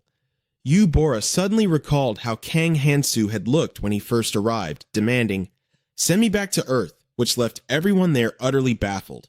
Kang Hansu had poured his heart out in agony. How can someone who just causes their family to worry? Eubora hadn't been able to take her eyes off him as he finished. "Ever protect the world?" Her eyes suddenly lit up. When Sentis asked what was wrong, she hurriedly replied, "Oh, it's nothing. I just zoned out for a second." Eubora wondered to herself, why did his words just pop into my head out of nowhere? I wonder if Hansu made it home safely. Could it be that Hansu made the right choice after all? Sentis suddenly asked. "Hero Eubora, do you happen to know Kang Hansu?" Eubora's eyes went wide and round as she asked back, "Where did that come from? How do you know Hansu?" Seeing her reaction, Sentes asked, "Is he your boyfriend?" Eubora quickly clarified that he wasn't. "He was in my class, so I just happened to know him." Sentes looked a bit skeptical. Then she practically lunged forward, grabbing Bora's hands tightly, and squealed, "All right, spill it. Tell me everything." Bora jumped in surprise, but Sentes just kept begging her. "Come on, tell me. Don't hold back. Just let it all out." System notifications began to spam. A certain innocent god is also eagerly listening to the gossip. A certain wise god is asking for more details. A certain god. The scene shifted to the bedroom of a certain someone. Sentes thought to herself with suspicion, she just happens to know him? Yeah, right. She recalled Bora's excited expression and began to speculate. Just as I thought, she's completely smitten with Hansu. Who knows how many hours she spent talking about him. She held Kang Hansu's name tag in her hand and pondered. Kang Hansu. You refused to become a hero, and the gods supposedly sent you back. She fell into deep thought. If people ever found out that he actually couldn't return home, the belief that heroes are blessed by the gods would be completely shattered. If he's already dead, then it's no big deal. All the evidence has been covered up. But what if he's still alive? Suddenly, a system window popped up. A certain extremely arrogant god is watching you. She looked up. The system kept pinging. A certain extremely arrogant god is glaring at the items. The god's gaze is fixated on the items. Sentes' eyes widened in alarm as she gasped. A god? A god is here? The system updated again. A certain extremely arrogant god is feeling incredibly annoyed. A certain extremely arrogant god has left the channel. Sentes collapsed back onto her bed, panting heavily, her body drenched in a cold sweat. She thought to herself, thanks to the blessing of the god of warriors, she could access anywhere a hero was present. But if even a god couldn't locate Kang Hansu, she sweated profusely, anxiously wondering, could another god have already interfered? She pulled out a letter, resolving herself, I have to track him down and wipe out every last trace of him. This is a top-secret emergency search. Absolutely no one else can know about this. Suddenly, a deity drifted by. The system pinged. A certain god has peeked at your plans. Then it pinged again. A certain god is stealthily slipping away. While that god awkwardly tried to make an escape, the scene shifted back to Hansu. Night had already fallen, but the fierce, bloody battle was still raging on. The Orc Guardian scoffed. You don't know when to quit, do you? He glared at Kang Hansu. Just how long do you plan on keeping up this pointless resistance? Kneeling in the dirt, Hansu echoed the words. How long, you ask? The Orc Guardian was caught completely off guard as the boy suddenly burst into manic laughter. Covered in grime and blood, Kang Hansu pointed straight at the beast and snarled, I'm going to keep trying to kill you until you're dead, you ugly orc bastard. With that, he charged forward again, like a wild, untamed beast. The Orc Guardian unleashed a devastating strike, roaring, You stupid, arrogant brat! The two clashed fiercely once more. The razor-sharp tip of the enemy's weapon stopped a mere 2 centimeters from his eye. A massive explosion echoed out, unleashing a blinding blue light that illuminated the entire area. Recalling the memory, Kang Hansu absent-mindedly traced jagged lines into the dirt. He was mentally mapping out their entire brutal clash. Propping his chin on his hand, he let out a long, exhausted sigh. Kang Hansu scratched his head in frustration, muttering, Should I have dodged like this back then? He mumbled the answer to himself. No, that wouldn't work. He was attacking from this angle. Suddenly, a voice called out from right behind him. Hey there. Kang Hansu turned around in surprise and greeted the newcomer. Oh, Brooks, is that you? Brooks flashed a beaming smile as his system window popped up with his info. Name, Brooks Level 9. Blessing, Exploration F, Mercenary C. Curse, none. Kang Hansu noted mentally. He's the temporary leader of the natives we rescued from the orc's lair. He blinked in confusion. Huh? What did you just say? Brooks was rattling off something in the local dialect, and Hansu couldn't understand a single word. Brooks then pointed to the girl standing next to him, laughing as he said something else. Suddenly, the girl collapsed to her knees, gasping for air. Kang Hansu raised his fist, ready to punch Brooks in the face, growling, This guy seriously has a death wish. Seeing the incoming fist, Brooks scrambled away as fast as his legs could carry him, screaming, I'm sorry, please spare me. Hansu lowered his fist and turned to the gasping girl. Are you... Wait, who even are you? She babbled back frantically. Yes, I am... followed by a flurry of completely unintelligible local dialect. Kang Han-soo just rolled his eyes, turning around to walk away as he called back over his shoulder. Yeah, whatever. Just do what you want. The girl was left completely stunned, staring after him with wide, disbelieving eyes. Kang Han-soo plopped down cross-legged in the dirt, muttering to himself, "Now, where was I?" He stroked his chin, plunging back into deep concentration. So, first I'll do this here, and then just follow the sun. Kang Han-soo stretched his arms wide and yawned. Ah, it's already morning. Yeah, this should be good enough. Time for the strategy against the Orc Guard. He glanced over at the girl from last night, letting out a heavy sigh as he muttered to himself, "Seriously, what is up with her?" "Whoa, she's dead to the world," he muttered in surprise. The screen suddenly displayed a notification. A certain god snaps at you to mind your own damn business. All right, I get it, he replied helplessly. Kang Han-soo thought to himself. My top priority right now is taking down the Guardian of the Ruins, and I think I finally got a solid lead. Ha! The god of outsiders is leaving the other gods absolutely speechless, he exclaimed. With that, he began to unleash his technique, whispering to himself, all right, time to focus. A blinding red light flashed. He snapped his eyes open, a fierce glint in his gaze. Quick as a flash of lightning, he slashed right across the Orc Guard's torso. His boots skidded hard against the dirt, his robe snapping wildly in the wind. So, how was that? Kang Han-soo asked with a smirk. Did it leave you completely speechless? The system chimed in. A certain god is staring in utter disbelief. I've been practicing that nonstop since yesterday, Kang Han-soo boasted proudly. Pretty spot-on imitation of the Orc Guard, wouldn't you say? The system pinged. A certain god asks if that is actually true. Kang Han-soo beamed with pride, thinking to himself, it's all because I pushed the orc's swordsmanship to its absolute peak, just so I could finally beat them. Another notification popped up. A certain god snaps at you, calling you an absolute freak. Startled, he blinked at the screen and muttered, "Oh?" The status screen flickered to life. Name, Kang Han-soo, level 1. Outsider's Blessing, E. Fairy, C. Mercenary, B. Hero's Curse, E. Slaughter, C. Destruction, D. Dividend, 14.01. He smiled to himself. I trained relentlessly until I perfected it, and now it's finally paying off. Yes, he cheered excitedly. My Outsider's Blessing went from F to E. My blessing leveled up. I have nothing but the utmost respect for you, God of Outsiders, he praised. The system chimed in. A certain god is currently acting very smug. But then he completely froze. Staring at his hero's curse, which had jumped from E to C, he exploded in anger. Oh, come on, that is way out of line, you damn goddess. He fell into a deep, tense silence. If the hero's curse leveled up right at this moment, that means the goddess has finally figured it out. She knows the dwarves didn't kill me. She knows I'm still breathing.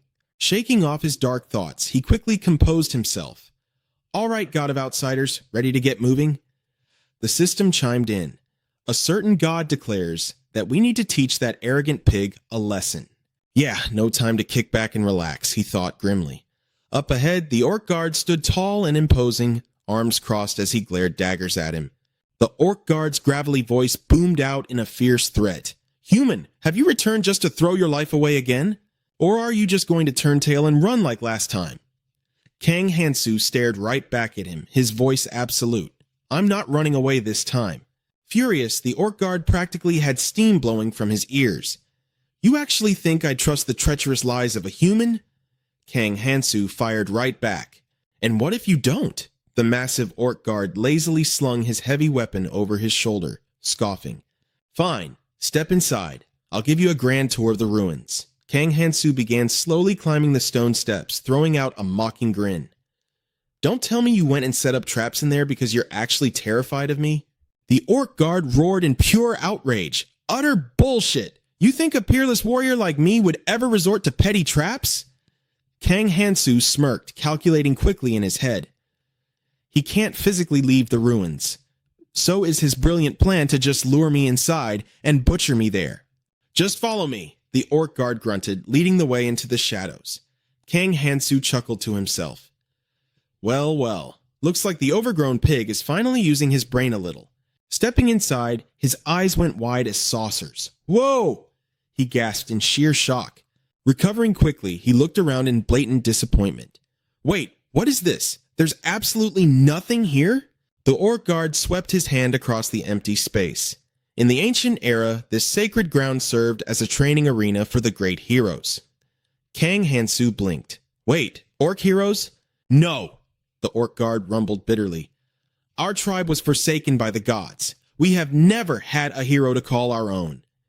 He turned his massive head, locking eyes with Kang Hansu.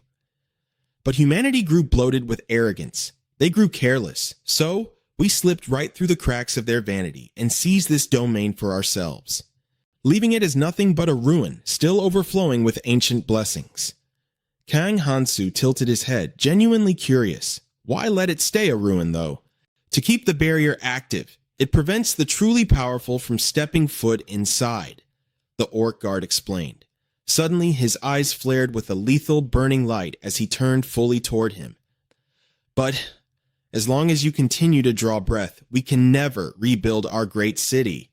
And because of that, the massive guard hoisted his weapon high into the air and lunged forward with terrifying speed. He thrust his heavy spear straight at Kang Hansu's chest, roaring, I will slaughter you right here! Yet Kang Hansu didn't even flinch. He remained completely unfazed. Instead, a thrilled laugh escaped his lips. The orc guard froze in his offensive stance, growling, I said, I will end your life right here. Still smiling, Kang Hansu held up a single finger. Hold on. Before you do that, there's just one thing I need to ask. The orc guard glared suspiciously. Ask what? Kang Hansu's grin widened as he leaned in. Is there actually any real treasure hidden in this dump? Like some overpowered legendary weapon, maybe? He prayed excitedly in his mind. The orc guard merely scoffed. What you see is what you get. Just piles of discarded weapons left behind for rookie heroes fresh out of basic training. Wait, seriously?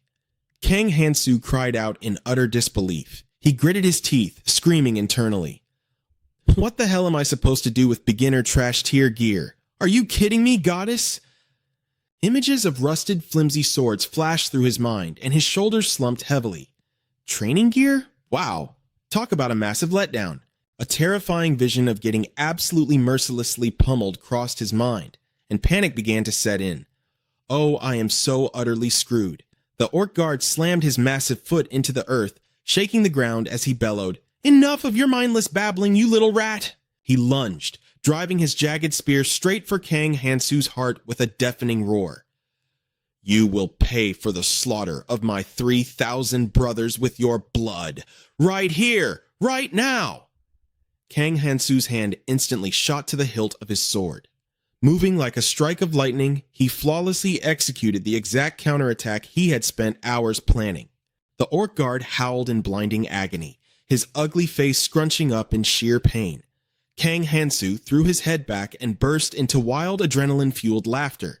A cold spike of terror hit the orc guard. How in the world has this human improved this much in a single day? Then a jolt of pure panic struck him as he realized where the human was heading. Wait a minute, is that coward trying to dive back through the escape portal? Desperation taking over, the orc guard watched him sprint toward the exit. He charged after him like a mad bull, screaming, You think I'm going to let you slip through my fingers again? Throwing all his brutal strength into one final devastating strike, he roared, Die! Kang Hansu's voice rang out, cool and steady. You know, all throughout yesterday, I kept asking myself a very important question. The massive orc guard was utterly stunned for 5 seconds as Kang Hansu gracefully slid right beneath his lethal guard. I wondered... Kang Hansu continued. Planting his foot firmly, he delivered a crushing upward kick that sent the colossal orc guard launching into the air. How you'd feel if someone completely bypassed your precious ruins. As the words left his mouth, a swirling black rift violently tore open against the clear blue sky. No, this is absolutely impossible. How did the portal... The orc guard raged in his mind, gnashing his teeth in pure, helpless fury as he was sucked into the rift. He violently tumbled out the other side, crashing hard into a completely different dimension. Kang Hansu stepped through, his jaw dropping in sheer amazement. What in the world is this place? So, it actually exists? The system pinged frantically. A certain god simply cannot believe what just happened. Kang Hansu let out a breathless, exhilarated laugh.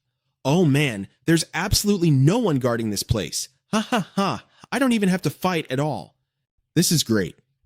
I really hope he just disappears for good, he thought to himself. Since I can't level up anyway, there's no point in torturing myself with grinding. Just snagging the treasure is good enough. With that thought in mind, he kept walking. The system chimed in. A certain god has spotted a treasure up ahead in that direction. Kang Hansu looked up and asked, where? He thought to himself, there's a place like this hidden behind the wall? Is there actually a treasure in this pile of junk? He gasped, his eyes wide and his jaw dropping in surprise. Oh! Seeing a battered old chest right in front of him, he asked curiously, is this it? A notification popped up on the screen. A certain god reveals that this is the sword of a trainee hero. Gripping the blade in his hands, he felt an overwhelming surge of excitement. It's a holy sword, he marveled inwardly. It looks incredibly plain and unadorned, but music. It's a weapon practically glowing with immense holy power. I just know this has to be the ultimate beginner's weapon. He then swung the sword around in all directions, wondering aloud, why would something like this be abandoned in a place like this? A notification popped up. A certain god states that only a true hero can wield the holy sword. Music. He looked down in a panic and blurted out, huh? Why did it suddenly get so heavy? The system notified him. A certain god points out that you must be a hero to claim it. Kang Hansu asked in a panic, wait, so this sword hates cursed heroes or something? With that said, he shattered the sword and casually tossed it aside. A notification popped up on the screen. A certain god is absolutely stunned. Kang Hansu scoffed in utter frustration. If I can't use it, then it's only fair that the other heroes don't get to use it either. The system displayed a message. A certain god admires the Outlander's sense of fairness. Fuming with rage, Kang Hansu launched all the surrounding swords into the air, decisively destroying every single one of them. He let out an angry sigh, and then went right back to his rampage of destruction. Suddenly, Kang Hansu stopped dead in his tracks. He swung the blade a few times and muttered in surprise, weird. This sword is glowing brighter. Seems like it's actually top-tier quality. The screen displayed a notification. A certain god notices that the sword has a defect. He asked in surprise, oh, so the curse doesn't work on it, huh? He then stroked his chin, lost in deep thought before roaring furiously, in that case, I'll just destroy all the other swords. Once the deed was done, he smiled cheerfully and declared, now that it's the only one left, it doesn't have any flaws anymore. It's officially the best sword. The screen displayed a message. A certain god admires the Outlander's way of thinking. Seeing this, Kang Hansu burst into a fit of gleeful laughter. The screen displayed his status. Name, Kang Hansu. Level 1. Blessings. Outlander F, Elf. Tribe C. C, Mercenary B, Hero's Curse E, Slaughter C, Destruction D, Holy Sword E, Yield 14.01. His eyes locked onto the line that said Holy Sword E. Panicking, he grabbed the screen and screamed out loud, realizing to his horror that he had just been hit with yet another Holy Sword curse. The scene shifted to another location.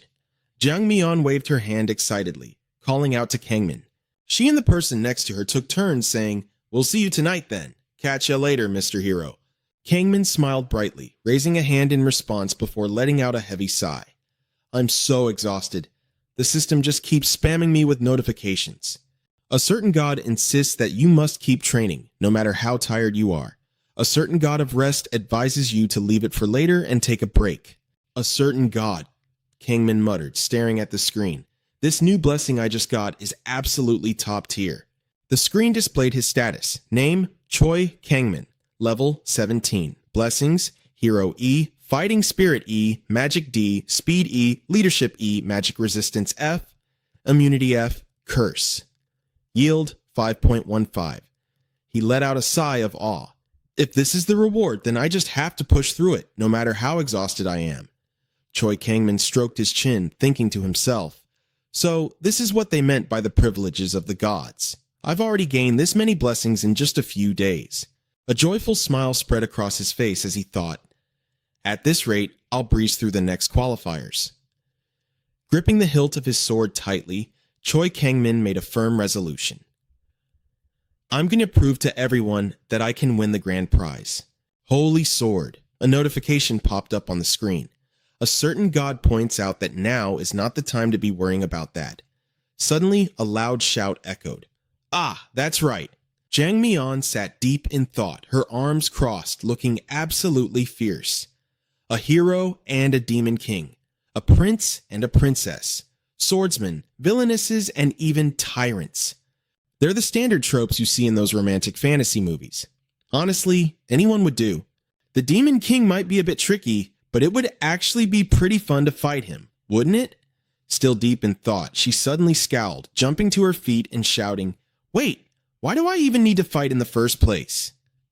The young man next to her quickly tried to do damage control, stammering, Mi-on, please, just calm down a little.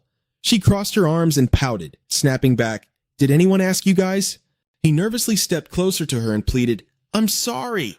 She maintained her utterly dissatisfied expression, her mind visibly racing with thoughts. All I ever wanted was to be protected by incredibly handsome knights. But reality is so cruel. She rolled her eyes, glancing around the room. Knight A, a total coward and a complete idiot, ranked 4th. Knight B, stingy and overly cunning, ranked 5th. Knight C, weird overall, but at least he actually listens, ranked 7th. She stared at the three of them and continued her mental rant. Just knights A, B, and C. She let out a long sigh, quickly realizing, not to mention, there is exactly one person here I can actually rely on. Her expression flipped a complete 180 in a split second. Speaking in a sickeningly sweet, whiny tone, she said, No, I'm so sorry. I guess I was being a little grumpy, wasn't I? I truly apologize, so please forgive me, okay? He looked at Mi-on with a total what the heck expression. Sure, alright. The other two knights quickly chimed in. So, why did you call us here anyway? She hurriedly answered, I have something extremely important to tell you, which is why I gathered you all here. With a sly smile, she continued where she left off. I got my hands on some top secret information. Very soon, they're going to randomly select a hero to send off to the academy.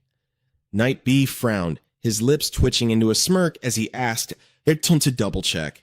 Wait, this world actually has academies too? Looking absolutely thrilled, she raised her wine glass, her voice practically dripping with confidence. I am absolutely guaranteed to get into that academy. Just you watch. And what's more, my dream fantasy life is finally about to begin. Mysterious messages popped up in her mind. A certain open-minded god completely supports you. A certain innocent goddess is highly suspicious. Knight C bowed respectfully before her and asked, My queen, if I may, could I ask you a question? She gave him a slightly stiff, awkward smile and replied, Sure, go right ahead. Music. He continued, Will those who actually wish to join the academy be allowed to enter? Her eyes instantly lit up, her fingers subconsciously fluttering as she answered, No, only the heroes with the highest overall scores will be allowed in. Apparently, only 4 people will be selected in total. Hearing this, Knight C simply gave his thick-rimmed glasses a subtle push up the bridge of his nose. There's bound to be some serious faction wars over this, but are you truly not worried about anything at all? She could only force an awkward laugh at his probing questions. Ha ha! Everything is perfectly fine. Still finding it hard to believe, Knight B questioned her again. But seriously, why did you only share this information with the 3 of us? Mon clasped her hands together, gazing at him with a playful smirk. It's because I want us to go in there together. His eyes full of suspicion, he blurted out, You're kidding me, right? A sly glint flashed in her eyes. Not at all. I'm being completely serious. He scowled, slamming his hands on the table as he yelled, You think I want to clean up this damn mess of yours? What about that Prince Charming on his white horse you're always hanging around with? She stroked her chin thoughtfully, then looked up at him. I promise I won't do that. And if I break my word, I'll grant you a wish. How does that sound? Startled, he quickly stammered back. You mean it? She flashed a smile, raising a hand in a provocative gesture as she fired back. The gods hear everything. Do you really think I'd lie? Hearing this, Knight A eagerly butted into their conversation. I'll go with you. As long as it makes you happy, I'll follow you anywhere. Not wanting to be outdone, Knight C crossed his arms, bowed deeply, and declared, My queen, your wish is my command. Only Knight B stood there with a frown, grumbling. I've thought about this a lot, but I still feel like I'm getting scammed. All right, I'll tag along too. She looked at the three of them, a sweet smile curving her lips. Thank you all so much. The scene shifts, and a booming sound from the Han Shu mine echoes across the sky. Damn it, he cursed, glaring at his sword. I broke a few of these damn holy swords, and now I'm cursed. Suddenly, a massive system prompt popped up right in front of his eyes. The holy sword, the blood and tears of the gods, amplifies the power of all surrounding holy swords. It will be extremely difficult for you to destroy or seal any harmless holy swords. He read it, muttering absent-mindedly. This has got to be it. But is this really a curse?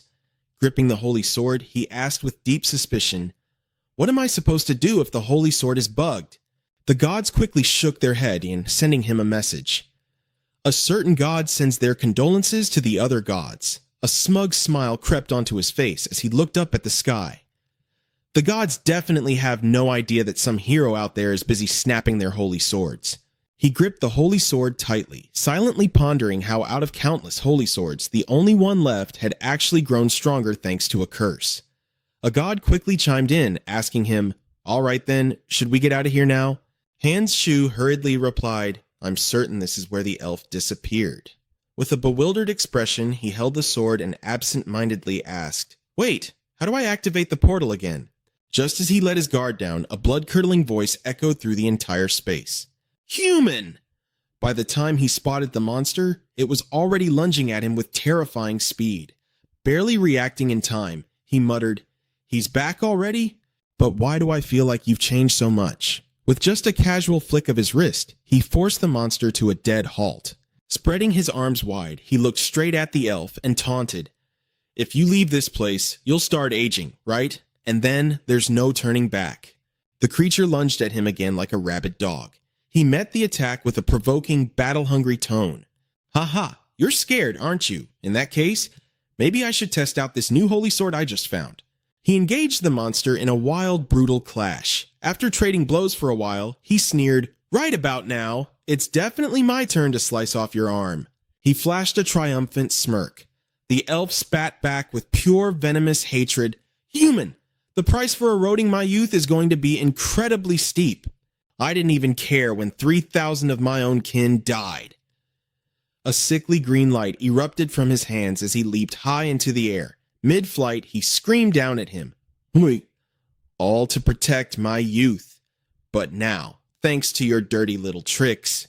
He swung his sword up, mocking him endlessly. Ha ha, all that just for a reason like that? The elf grew more and more frenzied, charging forward. I will never forgive you. But before it could even process what happened, its head was severed from its body, a look of sheer disbelief frozen on its cold, decapitated face. He stood firm and remarked, Since when did you get so weak? It's already been a day. You could at least try a little harder. The headless body hit the ground with a heavy thud. Only then did he look down at his sword, muttering thoughtfully, What the hell is this? Playing dirty, are we? If I were weaker than you, then this would definitely be playing dirty, right? Out of nowhere, the system popped up. A certain god warns you that it is not over yet. Surprised, he blurted out, Wait, what? The elf's corpse had actually started to move. He turned his head, letting out a dry, exasperated laugh. You really are a stubborn bastard. The elf glared at him with dead, cold eyes and rasped out, Die, human. He clashed with the monster all over again, absent-mindedly asking out loud, Is he dead yet? Nope, he's still absurdly durable. Furious, he lost his temper and cursed out loud. What the hell is wrong with this stupid pig? Suddenly, he froze as a thought struck him. Ah, that's right. He looked off into the distance and yelled out, If I just toss him over there, he'll die for sure, right? Hearing this, the elf screamed in absolute terror. Wait, my lord, I yield, I've lost. I'll do absolutely anything you ask, just please, don't throw me over there. Hearing the desperate plea, he paused for a beat and asked, "Anything? What could someone like you even do?" The elf trembled violently as he stammered, Well, didn't you say you wanted to leave this place? I can move the entrance to the city closer to the Holy Sword." With tears welling up in his eyes, he continued, "But the Holy Sword can only be wielded by a true hero, so even if I did..." He casually lifted his blade and smugly replied, "You mean this Holy Sword?" Still failing to process the situation, the elf mumbled, "Yes, exactly, that Holy Sword." Once it finally clicked, the elf went dead silent for a moment before bursting out in awe. "Just as I thought. You really are the hero." He tilted his head and smirked. "Buddy, status window!" Hearing the command, the elf eagerly shouted out, "Yes, sir!" The system window popped up. Level 8 Green Guardian, Blessing. Warrior A, Observation B, Super Strength A, Stamina A, Endurance B, Dignity B, Hero's Curse A, Destruction D, Human C. He stared at the system for a moment, then asked, "Hero's Curse?" The goblin quickly explained, "That usually happens when you kill a hero, sir." He rubbed his chin in confusion and pressed on. "Then, what about this Destruction Curse?" The system window reappeared, explaining the curse. "You have acquired the Destruction Curse. You cannot take any action against the target of your destruction." The goblin hurriedly chimed in, "It's basically like a quest, sir." "If I activate that curse, I become immortal?" He asked again. "How exactly?" "That's because I am the ultimate final boss meant to test the new heroes," the goblin replied. He crossed his arms, looking haughtily down at the creature. "So, you're not a guardian?" The goblin turned away, gazing thoughtfully into the distance. "I never once claimed to be a guardian of humanity. I am a guardian of the orcs, protecting my own race rather than serving personal interests," he replied calmly. "But you still lost to me." Hearing this, the orc turned back around, his face streaming with tears. Then the man began to speak with a cocky smirk. "Even the weakest demon I know is better than you." Without giving the creature a chance to speak, he cut him off. "Are you a hero?" he shot back immediately. "Wait, what? Aren't you leaving, sir?" the orc asked, his eyes still brimming with tears. He stood tall, crossing his arms, and demanded, "Didn't you just say you wouldn't let me leave?" The orc dropped to his knees, looking up at him as he answered, "Honestly, it would be great if you left right now, sir." He flashed a dangerously sharp glare and said, "I want to get out of here right now, too." But even as he spoke, he thought to himself, "This orc is completely untrustworthy. Tisk, they're all the same." He then pointed off into the distance and ordered, "In that case, take those people with me as well." In the distance stood a group of miserable, ordinary humans.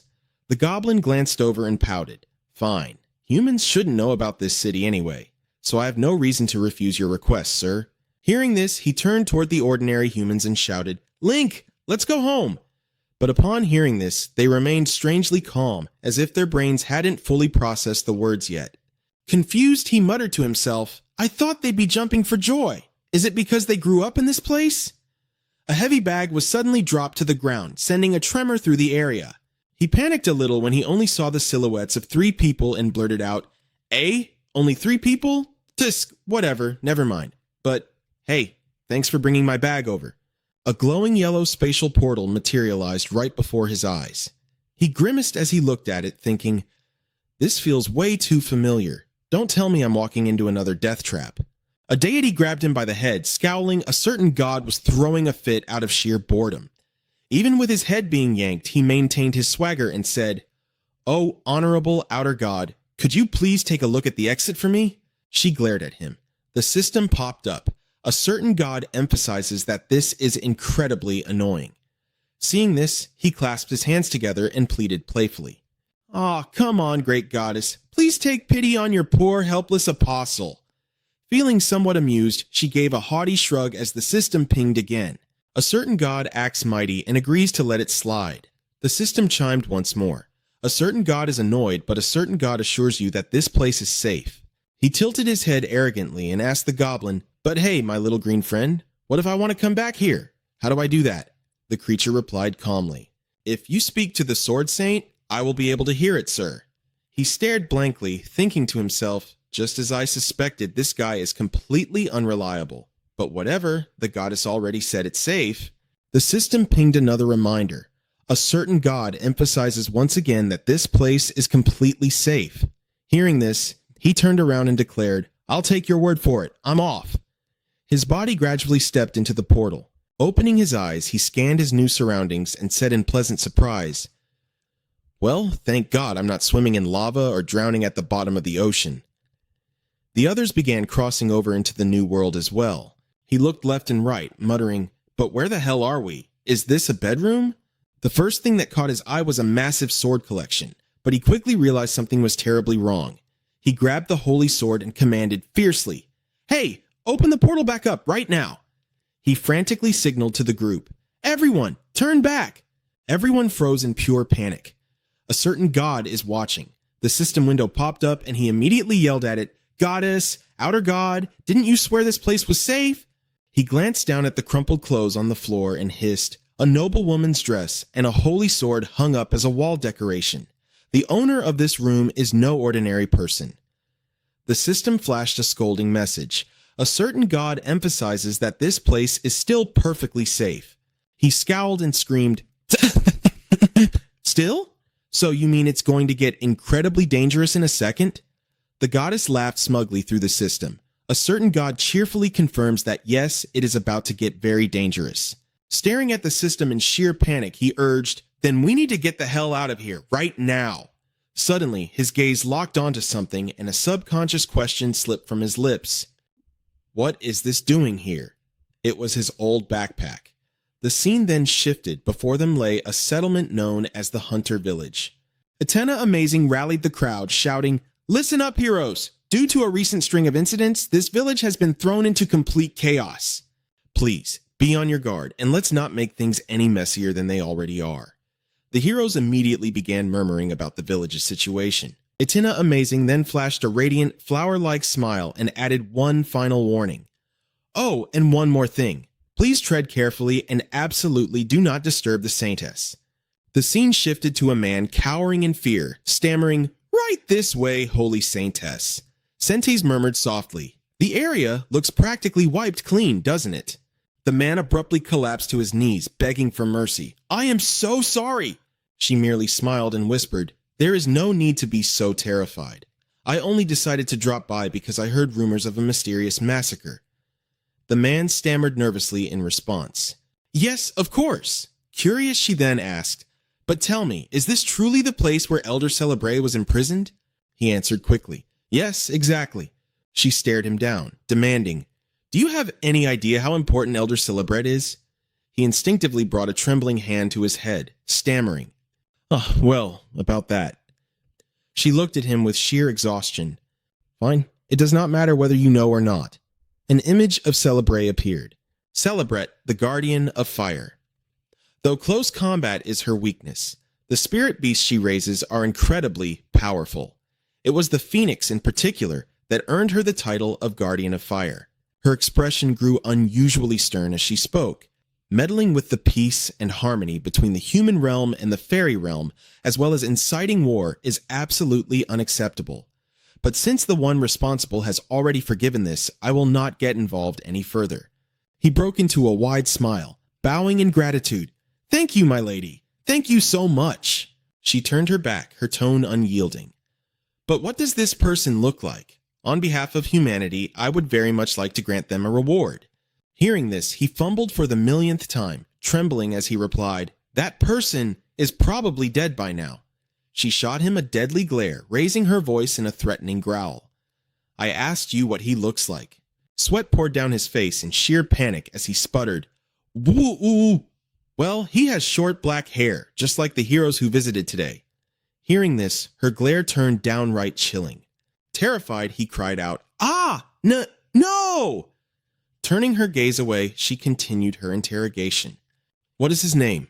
He kept his head bowed low and replied, "I do not know. I really do not know." She pressed on. Before she could ask anything else, her companion gently reminded her, calling her saintess.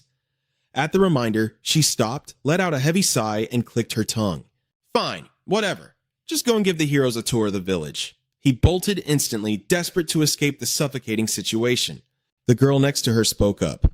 "Saintess, what about that spirit?" Sentis answered in a rush. Yeah, I have no idea if he's still alive, but it is definitely him. The brunette girl asked another question. What if he has a blessing? Sentei's replied with a faintly arrogant look. No matter how many blessings he has, there is no way he can defeat a level 1 grown. Just look at our heroes. Do you not see? Even in their absolute best condition, the heroes were still defeated by 2 groans. There is zero chance he could pull it off alone. She turned around, raising a hand in question. Besides, who would have even given him a blessing? All the gods are right here at the temple with us. The brunette quickly chimed in. But Saintess, if that spirit and the owner of that bag are the exact same person, isn't it incredibly dangerous to bring the heroes along? Sentes flashed a mysterious, cunning smile. Not at all. I can still control them perfectly, so it is fine. A flood of system notifications popped up. A certain arrogant god peeked nervously. A certain arrogant god was highly displeased. Sentes' eyes grew increasingly hollow as she spoke with total indifference. I am not going to be fooled, so do not worry too much. You know the guy is already dead, and I have solid proof of it. If so, there is only one issue left to resolve. I think the information about the tournament has been leaked, the brunette pointed out helpfully. Sentes replied calmly. I know, I am just pretending to be clueless. The girl looked at Sentes in sheer shock. What? Sentes began to explain it to her. How someone handles information depends entirely on them. Do you not think the hero, Kang Mi-hun, has been changing for the better lately? She smiled and continued, I have no idea why she wants to enter the academy, but I will do everything in my power to support her until the tournament begins. I am really looking forward to it. The scene shifted as a single drop of rain fell from the sky to the earth. Choi Gang-min muttered absent-mindedly, Rain? Since when did these dark clouds roll in? Looks like it is going to pour. Someone's voice echoed nearby. Ugh, this is so annoying. How much longer do we have to wait? Yes, that was none other than Kang Mi-hun. She complained with a pouty expression. I already hate this on a normal day, and now this crap? I am so sick of it. Night C looked at her in a panic and offered, If it is too heavy, please let me carry it for you. She replied cheerfully, Really? Thank you so much. A faint smirk touched Gang-min's lips as he thought to himself, She has not changed a bit. Beside him, Arya was also laughing out loud, gossiping away with Yu Bo-a. And then what happened? That guy's big mouth. He watched them and pondered for a long while. It seemed Yu Bo-a was no different. He flopped onto the ground, lost in thought. It felt so relaxing, almost like a picnic. He did not have a single worry about the tournament anymore. Just as everything seemed peaceful, an eerie dark shadow suddenly loomed in the distance. He immediately warned the group. Everyone, stay on guard. Someone is trying to approach Princess Athena. It might be Seo's Vlone making a move. Mon's face went pale with terror as she stammered. Vlone? Arya looked equally panic-stricken. Ah, no way. The figure gradually emerged from the shadows. Arya cried out, Hero Ohangu! Gang-min, Ohangu looks absolutely awful. Hengu looked around and said casually, What, is it you guys? This right here is my glorious medal of victory. Gang-min said mockingly, A glorious medal? Are you really going to keep putting on this act until the very end? He looked at Gang-min with a confident smile. Yeah, this is a medal of victory from a real battle, you know. You guys probably couldn't even imagine it. A real battle? How ridiculous, Gang-min sneered with contempt. Hengu suddenly burst out laughing. If you don't believe me, then let's fight and see. Gang-min drew his sword and said arrogantly, All right then, I will show you the absolute gap in our skills. Hengu observed and assessed Gang-min. He definitely has a higher level than me, but with the blessing I just received, there's no way I'll lose.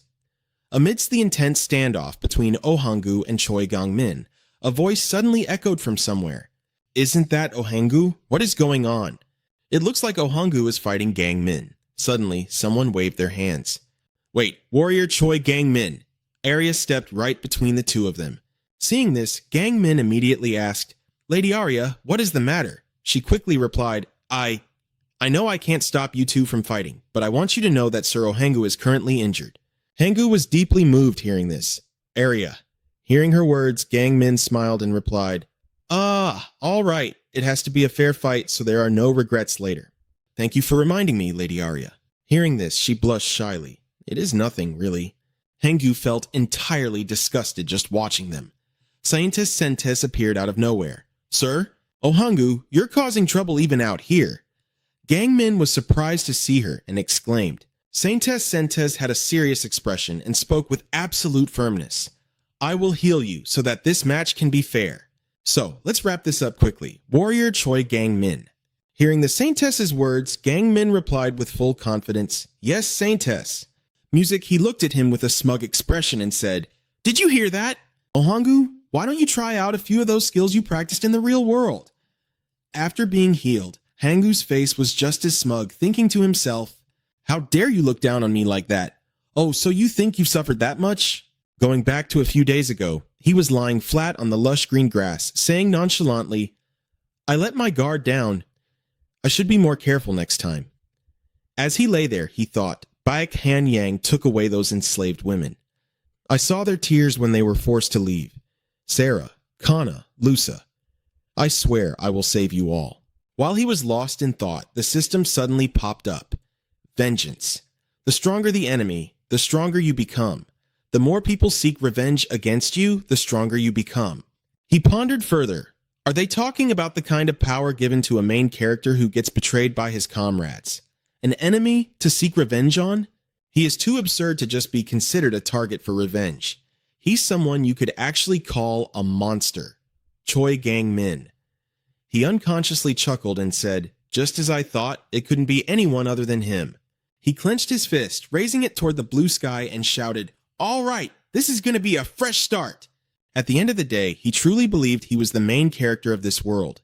Meanwhile, a little slime was just living its peaceful life. He dashed out, screaming like a starving beast spotting fresh meat. Found you! Slime! Seeing this, the slime got furious, scowled, and rammed into him so brutally he got completely wrecked and practically coughed up blood. He winced in bitter pain after being sent flying by the slime, grumbling, Damn it! Have slimes always been this high level? The system popped up. An evil god is investigating his missing cursed belt. He kept thinking, I got hit with some weird curse while hunting those slimes. Suddenly the system spammed a million things. Name, Ohangu. Level, 3. Blessing, F rank warrior. Specialty, F rank mercenary. Magic, C rank. Vengeance, F rank. Curse of clairvoyance, F rank, 4.63. The system popped up with an explanation. Hunting is the result of your poaching. All creatures around you will become stronger. The probability of your traps failing increases significantly. After reading this, he thought for a moment. Ever since I got hit with this curse, I can't even kill a slime. Something I used to do so easily. How could I, the main character, be stuck with a curse that completely ruins my growth like this? Area, you should have told me that a curse like this existed. The system popped up, telling him that an immature god was rolling on the floor laughing at him. He clenched his fist tight and grumbled, Tuck, fine. His hands began to burst into flames as he said with dead seriousness, If this is the destiny of a main character. The two streams of magic collided. Gangmin had a thoroughly amused expression. You've gotten a bit better since the last time we met. Hangu shouted like a madman, Don't tell me you're already scared of my magic. It's going to be a lot harder for you if you're scared. Hearing this, Gangmin thought to himself, Man, you are getting really annoying. Then he called out to him, I will show you the harsh reality of what you truly are. With that, he used a speed dash skill while Hangu charged at him like a blazing fireball. Gangmin dodged it, smirking as he mocked. A powerful attack like that means absolutely nothing if it misses. But before he could do a damn thing else, an unusually bright flash of light struck Gangmin's eyes. He unconsciously thought, a second attack? That light flared brighter and brighter. Gangmin frantically wondered, has Ohangu's magic really improved this much? After blasting Gangmin with his attack, Hangu laughed and taunted, Ha! How do you like that? Before his joy could even settle, his eyes widened in shock. Gangmin unleashed both his spiritual energy and warrior aura, charging right at him with a roar.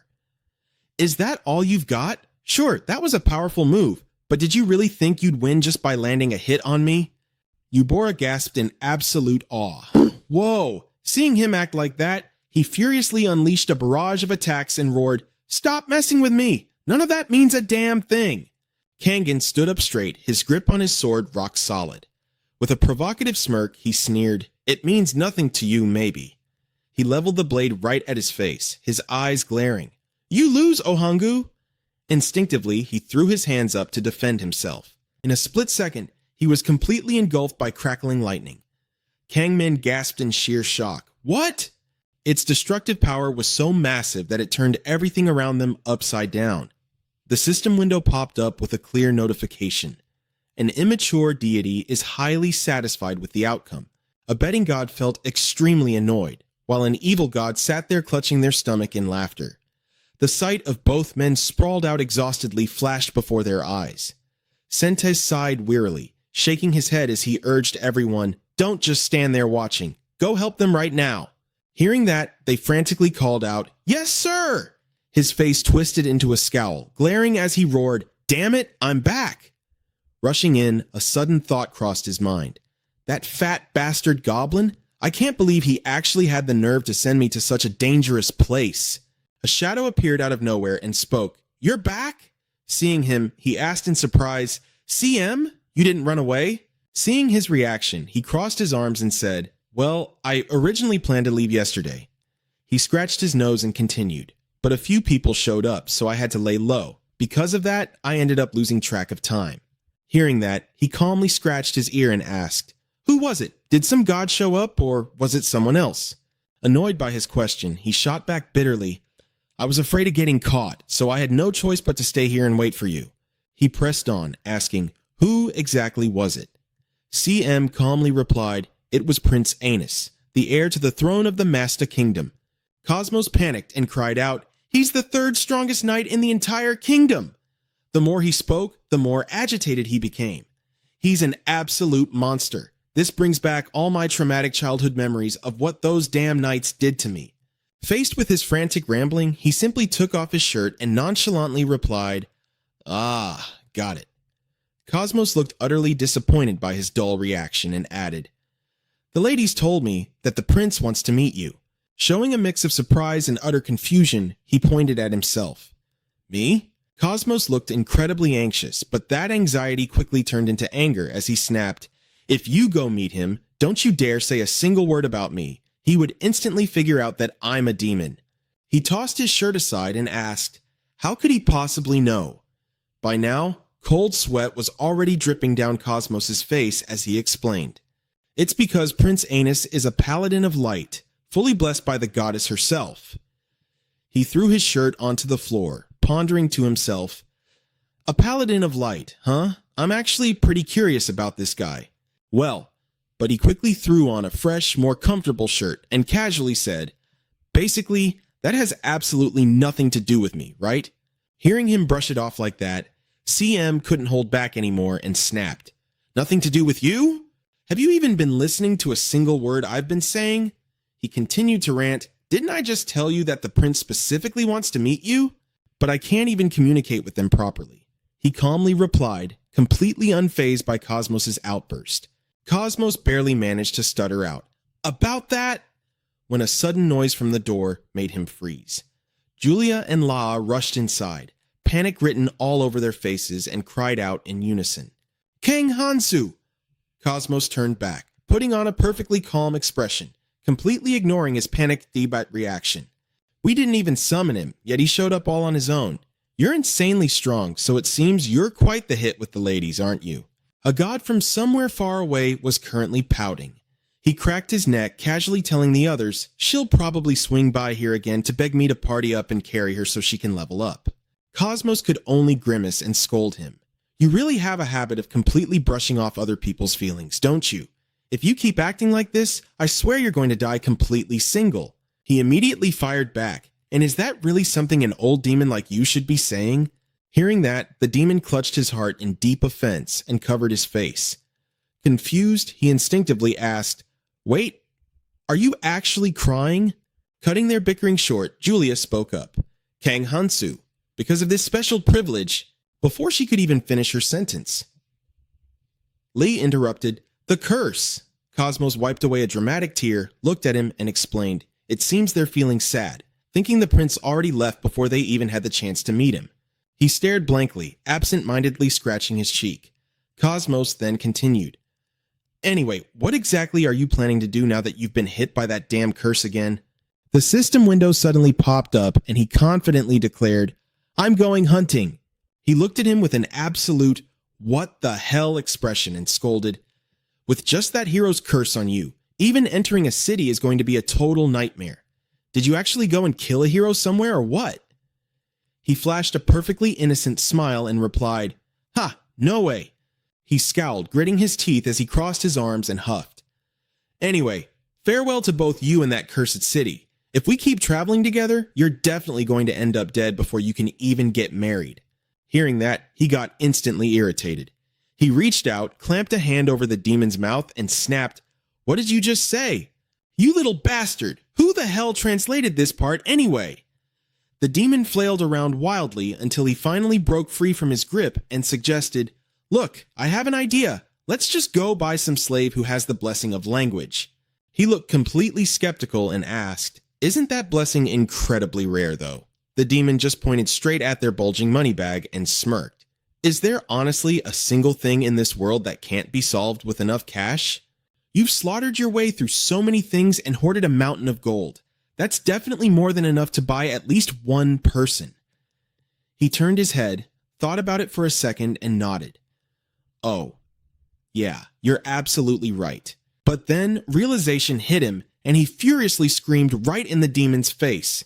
Wait a damn minute! Are you planning to milk me dry and drain every last coin I have, you bastard? He replied with the utmost nonchalance. Well, yeah, because that's exactly how you always operate. Julia and Elsa just stood there, completely stunned, watching the two of them bicker. Right in the middle of him mercilessly beating the crap out of CM, Elsa called out his name, Kang Hansu. He stopped, turning around with the most innocent look on his face. Yeah? What is it? Meanwhile, Cosmos, who was still dangling from his grip, groaned loudly. You really are a clueless idiot, aren't you? Why else do you think a woman would dress up so beautifully just to come meet a man? He instinctively gasped, covering his own mouth as he whispered, Wait, is it true love? CM let out a massive, exhausted sigh, staring at him. You are completely and utterly hopeless. He simply stood up, flashed a bright smile, and extended a hand out towards CM. All right, enough of that. It looks like they want to go out and have some fun. Come on, let's all go together. Hearing the suggestion, Cosmos' face turned pink as she stuttered out a reply. Then he glanced over at Julia and Lisa, thinking to himself, those girls definitely have a thing for this guy. Cosmos grabbed his hand and muttered softly, Fine. I'm not about to invite any more trouble while that prince is still in the city. Hansu blurted out without thinking, Is that so? Then he muttered under his breath, You sneaky coward. Cosmos bristled with anger and snapped back, Hey, aren't I the one who's supposed to be calling you an idiot?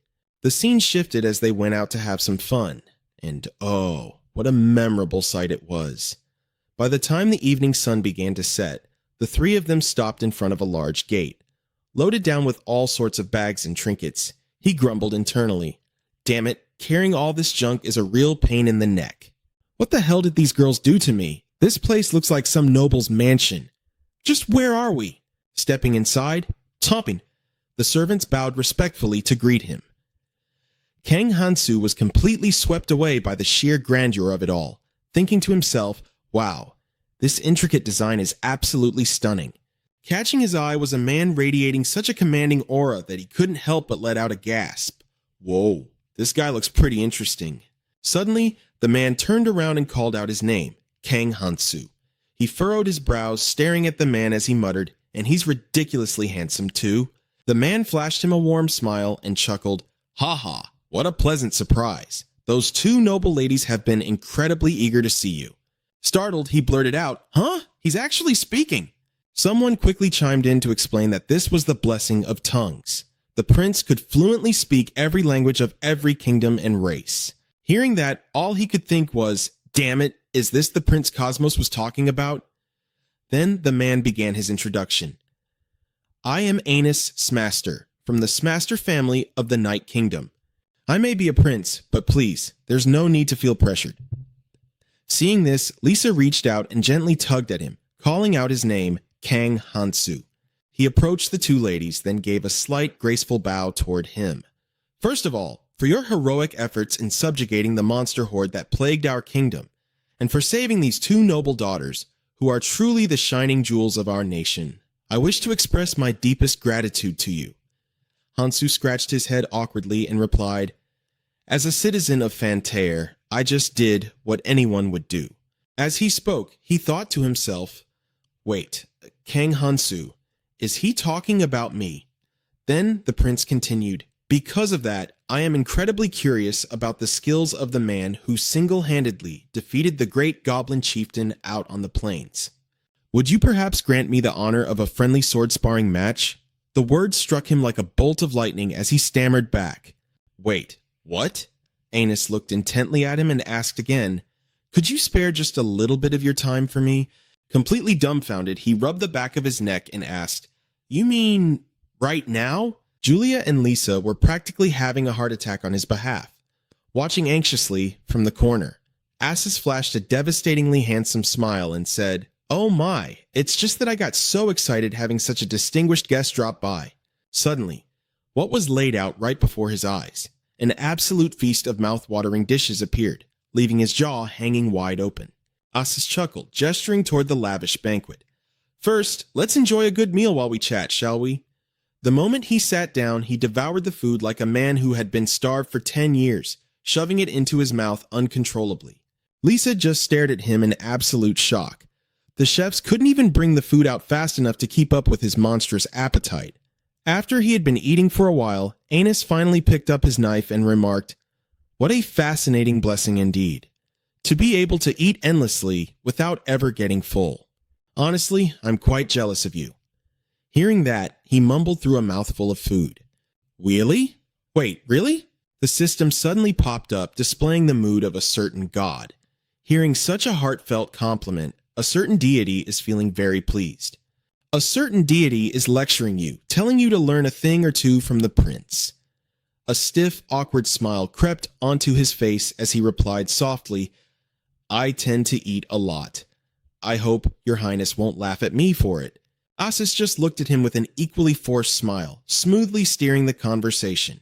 Ha ha ha, not at all. It's much better than letting good food go to waste. Then, out of nowhere, he dropped a question. By the way, Kang Hansu, how exactly did you end up with the warrior's curse? Hearing that, he froze instantly, groaning internally, Ugh, I knew this prince was going to ask about that. Snapping out of his thoughts, he stopped eating, flashed Anus a polite smile, and said casually, It might sound a bit hard to believe, but a while back, I taught a lesson to some warrior who was harassing a fairy.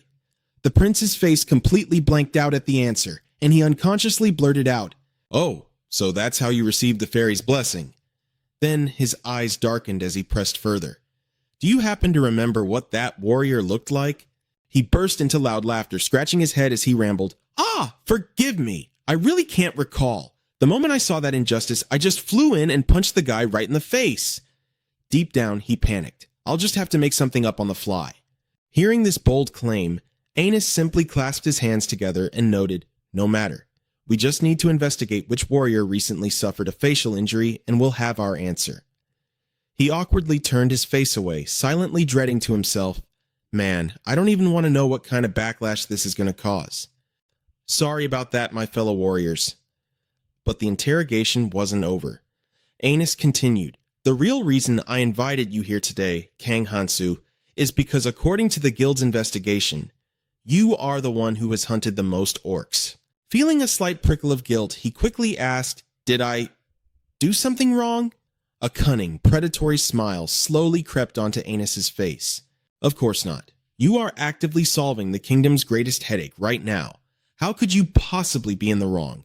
Just consider this a routine inquiry. Shivering in his boots, he stammered out, An inquiry? Anus began to brief him on the current situation. Every single orc out on the plains has mysteriously vanished without a trace. To say they simply disappeared into thin air wouldn't be an exaggeration. What do you suppose is the cause behind this? Hansu gave a goofy, clueless smile as he offered his theory. Well, maybe I just accidentally hunted a few too many?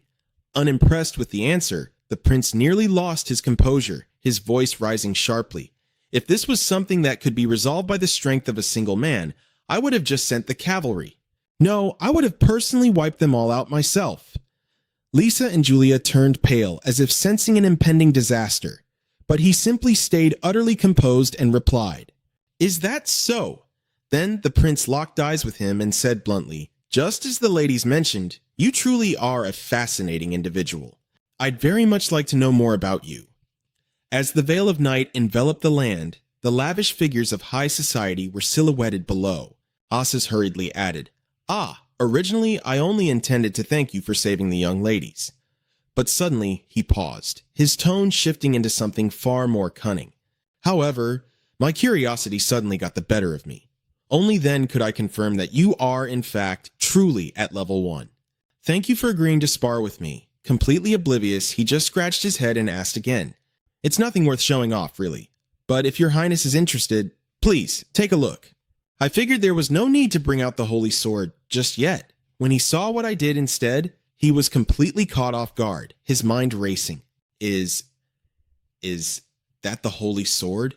To smooth over the awkward tension, I explained, I was just showing off a little. Drawing my actual weapon would be way too flashy. With a wicked smirk, I raised a single finger and told him, "This is all I need." Everyone's jaws dropped to the floor, and the prince couldn't help but gasp in sheer amazement. Staring at his own hands, now glowing with a faint blue aura, he murmured, "To wield such a dangerous finger technique with so much ease. To reach that level of mastery, my hands would have been shattered 1,000 times over." With a completely deadpan trolling expression, I replied, "Yeah, same here." The system suddenly popped up, revealing a deity's mood. "A certain god thinks you are a terrible liar." Ansys turned away with a smile and declared, "To master such a skill at merely level 1, we shall bestow upon you a sword worthy of your power." Happily accepting the blade, I beamed, "Thank you, your highness." The prince stood tall, pointing his sword directly at me. "I will allow you the first strike," he challenged. "Come at me whenever you are ready." My blood was pumping with excitement as I shot back. "Then I definitely won't hold back." As I readied my stance, a thought crossed my mind. Prince Ansys is the 3rd-ranked knight in the kingdom. This is the perfect chance to go all out. "Celestial Maiden Technique," I chanted, unleashing the skill. The prince panicked, blurting out in shock, "What? Hansu, what are you doing?" I was entirely engulfed in an unimaginably massive surge of magical energy. Brimming with utter confidence, I locked eyes with the prince and yelled, "Here I come!" The magic triggered an absolutely massive explosion, tearing up the ground and completely obliterating the surroundings. Honestly, even I was shocked by its sheer destructive power. Seeing the aftermath, I subconsciously panicked. "Oh crap, no, I definitely overdid it. What if I just killed the prince?" Catching sight of a path, I thought, there's the exit. Like a gust of wind, I bolted straight for the door, my desperate apologies echoing through the air as I fled. Meanwhile, the prince slumped onto the dirt, sweating bullets after experiencing that terrifying strike firsthand. Ansys let out a breathless chuckle, murmuring, "Ha! Kang Han Su." He stared up at the sky, utterly questioning his own reality. Even if my reaction was a split second too slow for my magically reinforced sword to shatter so completely, you truly are an anomaly. After finishing his spar with Ansys, our terrified hero had already sprinted for the hills. Seeing the destruction, Julia rushed over to the prince, crying out in panic, "Lord Ansys, are you all right?" Lesha was just as frantic as Julia, desperately checking on him. "You're not hurt anywhere, are you, your highness?" Reassuring the 2 worried girls, he just gave a weak wave of his hand. "I am fine." Slowly getting back to his feet with an incredibly awkward, self-deprecating laugh, he sighed. "The world truly is a vast place." Lesha stepped closer to him and whispered, "I think he shocked himself too." Julia quickly chimed in, "Yeah, he completely bolted." Prince Ansys broke into another smile, rubbing the back of his neck. "Because of my own weakness, I nearly falsely accused the savior of our kingdom of attempting to assassinate a royal."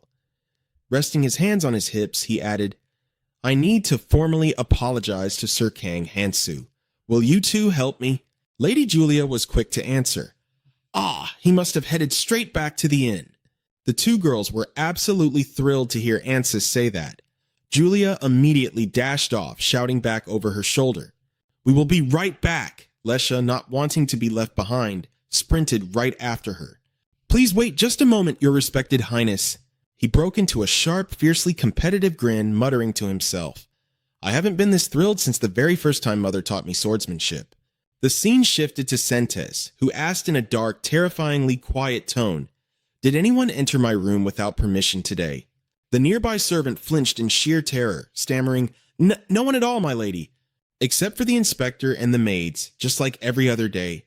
Is something wrong?" Staring intensely at the ground, she coldly told her servant, "Someone broke in. I am absolutely certain of it." "Look at the floor!" The servant jumped slightly, immediately dropping his gaze to the floorboards. Unfazed, she casually ordered, "Everyone, all of you, stay outside." Frozen in fear, the servant cried out, "My lady, it's too dangerous. An assassin might still be hiding in there." She shot a lethal glare over her shoulder, her voice dripping with killing intent. What kind of assassin leaves behind blatant footprints? Hearing the undeniable logic, the servant could only stammer in response. Slowly stepping into the room, she issued a stern warning. "Until I give the word, no one steps foot in here." But the moment she crossed the threshold, she gasped in shock. "It's gone?" Sente scanned the room, her mind racing. Out of all the things in here, even if the rest of this furniture were stolen, it wouldn't matter. It can all be replaced. But that item, that is irreplaceable. Gritting her teeth, her internal monologue grew furious. Kang Hansu's bag, the definitive proof that the corrupt officials have vanished. The system suddenly chimed in. "A certain arrogant god of fortune asks why you are making such a massive fuss." Lowering her gaze, Sentes whispered bitterly, "Kang Hansu's bag. It's been stolen."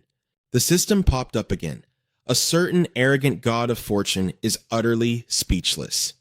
With a deeply somber expression, she spoke aloud to the deity. "Someone snuck into my room and stole it. And that was the only thing they took." The goddess flared up in anger, triggering another system alert. "A certain arrogant god of fortune scolds you, stating that you should have completely destroyed it from the very start." Unbothered, Sentes calmly replied, "Oh, please, do not try to test my faith." The goddess glared with sheer malice, making the system display, "A certain arrogant god feels extremely displeased." A certain arrogant god of fortune asks, "What exactly do you plan to do now?" "I suppose I will just have to leave it up to fate," she stated flatly. She answered with blunt honesty. Immediately, the system flooded her vision with an incredibly long wall of text. "A certain arrogant god of fortune demands to know. Is that seriously your answer? A certain arrogant god of fortune asks if you have absolutely any way to retrieve it." Keeping her head bowed, she snapped back quickly. "Instead of barking questions at me, why don't you try finding it yourself, O mighty deity?" The goddess's fury bled through the system interface. "A certain arrogant god of fortune feels extremely displeased. A certain arrogant god of fortune leaves in a huff." Sentes clutched her head, her facial features violently contorting into a twisted grimace of pure frustration. "Just thinking about Kang Hansu makes my head throb. Who the hell is this guy?" The orb nearby suddenly chimed. My lady, are you all right? May we come in?" Sentes glanced at the orb and replied, "Yes, and please send a letter to Prince Anus and the Elven Kingdom." A maid ran over frantically, calling out to the prince. Hearing her, Anus quickly turned his head and asked, "What is it?" The maid quickly answered, "The lady is looking for you." He looked a bit startled and replied, "Oh no, I completely forgot to inform her. I'll leave the destroyed fountain and the rest of the matters to you." Sitting in his room, he looked into the orb and said, "My lady, were you looking for me?" The projection flickered to life and a clear voice rang out. "Prince Anus, how is your investigation into the disappearance of the orcs going?" Seeing her, he quickly replied, "I'll give you my report. I'm afraid our plan to hunt the orcs with our warriors will be incredibly difficult to carry out under the current circumstances." She asked almost instinctively, "Is that so?" He continued the conversation, explaining that the orc population had dropped drastically, with zero signs of recovery. Hearing this, she pressed on, "Have you figured out why?" Without a moment of hesitation, he said, "According to what we gathered from an orc we captured and interrogated using the blessing of language, it seems their territory has been taken over by a demon." Stroking her chin in deep thought, she murmured unconsciously, "A demon?" Asus stammered slightly as he replied. However, that information hasn't been confirmed yet. Sentes, filled with skepticism, responded, "I think we need to double down on tracking the demons who might be behind this." "Good effort." Suddenly, he called out to her, "My lady." She responded on reflex, "Yeah." It's getting late into the night. Everything is starting to blur, but you can still make things out thanks to the faint moonlight. At the teleportation gate, piles of luggage were slowly being spat out, while a large crowd gathered around, waiting. The moment Brewer caught a glimpse of Kang Hansu, his eyes lit up with joy, and he laughed, "You're back!"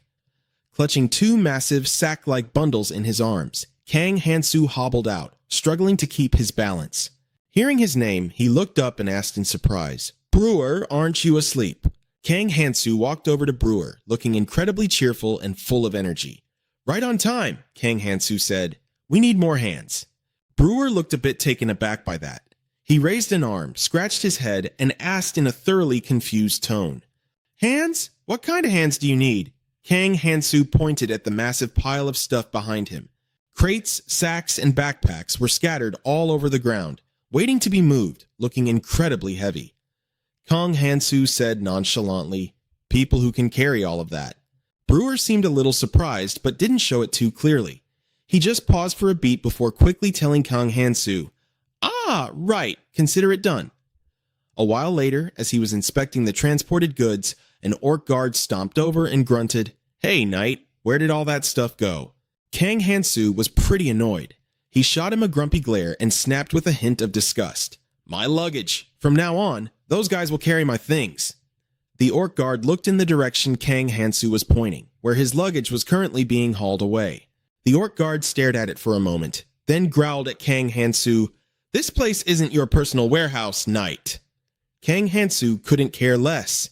He watched the porters bustling about under Brewster's command, then said in a reckless tone, "Just move the things I ordered through the Holy Sword over to the exit." Faced with Kang Hansu's arrogant attitude, the orc guard had no choice but to bite his tongue in silence. A moment later, he glared sideways at Kang Hansu, his eyes seething with frustration and bitterness at his own powerlessness. He spat out with sarcastic, helpless rage, "I've met countless types of humans before, but this is the first time I've ever felt so pissed off just because I'm weaker than you." Kang Hansu barely batted an eye. He slung the holy sword over his shoulder, glanced at the orc guard, and smirked. "I'll take that as a compliment." The scene shifts to a pitch-black, misty forest. Massive tree canopies completely blocked out the moonlight, leaving the woods starved of any light, save for a few faint rays struggling to slip through the leaves, creating an eerie, blurred atmosphere. Cosmos was walking through that very forest. The surroundings were pitch black, as murky as the future of the class of 2007 taking the new curriculum exams. This terrified him, leaving him biting his nails in extreme anxiety as he walked. Suddenly, a shout of "Cosmos!" rang out from behind. Cosmos jumped in fright, looking back to see Kang Hansu happily greeting him right over his shoulder. Cosmos, caught completely off guard and panicking, blurted out, "Where the hell did you pop out from?" Kang Hansu cupped his chin, looking rather thoughtful, and said, "Let's get moving. Where do you think we should go?" Seeing Kang Hansu's utterly carefree attitude, Cosmos was ready to blow a fuse. He screamed, "No! At the very least, you need to explain the situation to me." Seeing Cosmos flare up like that, Kang Hansu dropped the joking act. He declared that, from now on, they had to run as far away from the ladies as possible. Hearing this incredibly bizarre statement, Cosmos was confused, but honestly, not too surprised. He quickly pieced things together and asked, "Does this have anything to do with you getting hit by the warrior's curse?" Turning his head, Kang Hansu smiled with total composure. He replied, "Of course it does." Seeing that look on Kang Hansu's face, Cosmos silently cursed him as a bastard in his heart. Outwardly, he rubbed his chin, stared off into the distance, and said, "If you want to get away as fast as possible, I think we should head south." Kang Hansu was surprised. He asked, "What's in the south?" Cosmos replied, "The largest slave market in the western continent is there. Then I'll find you a slave who possesses the blessing of language. Kang Hansu looked at Cosmos with a deeply meaningful expression and let out a long sigh. Seeing Kang Hansu's attitude, Cosmos asked in confusion, "What's with that stupid look on your face?" Kang Hansu crossed his arms, sounding amused as he said, "You're not running away. That fact is actually quite charming." Pushed over the edge by Kang Hansu's sarcasm, Cosmos snapped and yelled, "Are you being serious right now? You're the one who took all my stuff." Cosmos finished speaking, then looked away. Looking rather awkward, he added, "And because of that, I can't even afford to buy a horse. Let's just move quickly. We might run into those swordswomen soon." Kang Hansu cut him off, not being helpful in the slightest. He suddenly scooped something up. It was Cosmos, carrying him in a princess bridal style. Kang Hansu swiftly swept him off his feet, leaving him utterly shocked.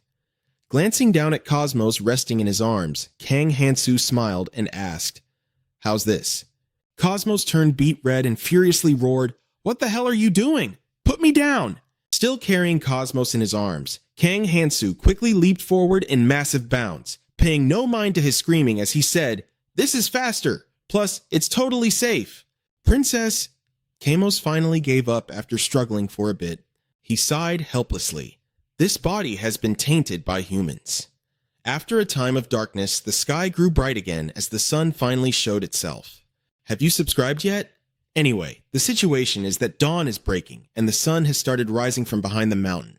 Seeing that the situation was getting tense, Camos said anxiously, "How can you still say that at a time like this? Don't lump me in with a monster like you?" Kang Hansu reluctantly drew his sword. Well, I guess there's no avoiding it. He used a portal created by his sword to take out plates of food for himself and Camos. Looking at the steaming hot food in front of him, Camos let out an audible gasp of surprise. Right beside him, Kang Hansu was wolfing down his food as if this was completely normal. Once he finished, he opened the portal again and tossed all the empty plates inside. The clattering sound of the plates crashing together was oddly satisfying. Kang Hansu stood with his hands on his hips looking at it with a rather nostalgic expression. It's not as great as eating with the princess, but it's good enough. Hearing that from right behind him, Camos was utterly speechless. He seemed incredibly annoyed at being judged like that. Camos said, "Even if I'm looking right at it, I still don't understand it. I've never heard of any kind of magic that can prepare meals and even wash the dishes." Kang Hansu replied, "That's just because you're ignorant, isn't it?" Camos glared at Kang Hansu with extreme irritation, gritting his teeth as he spoke. Ugh, what a pain in the ass. Kang Hansu stretched his arms in the other direction, completely unfazed as he said, "We're done eating, so let's hurry up and get going." Camos put his hands on his hips and said, "Stop whining, we're almost there." "What did you say?" On the way to the market, Kang Hansu walked while complaining, "Excuse me? I should have just waited to eat until we got there." Camos sighed helplessly. "Just shut up!" After walking until their legs were about to fall off, Camos turned to the distracted Kang Hansu. "We're here." He introduced the place as the largest slave market on the western continent. Looking at the scene before them, the massive open space was packed with a suffocatingly fast-paced and bustling crowd. Kang Hansu marveled, "It really is huge." Glancing around with intense curiosity and excitement, Kang Hansu eagerly added, "And pretty damn impressive too." His visible awe at everything around him drew the attention of quite a few people who stared at him with probing eyes. Seeing that Kang Hansu was distracted and lagging behind, Camos turned back and said, "Drop the country bumpkin act and hurry up." Seeing Camos acting so irritated, Kang Hansu silently cursed at him in annoyance.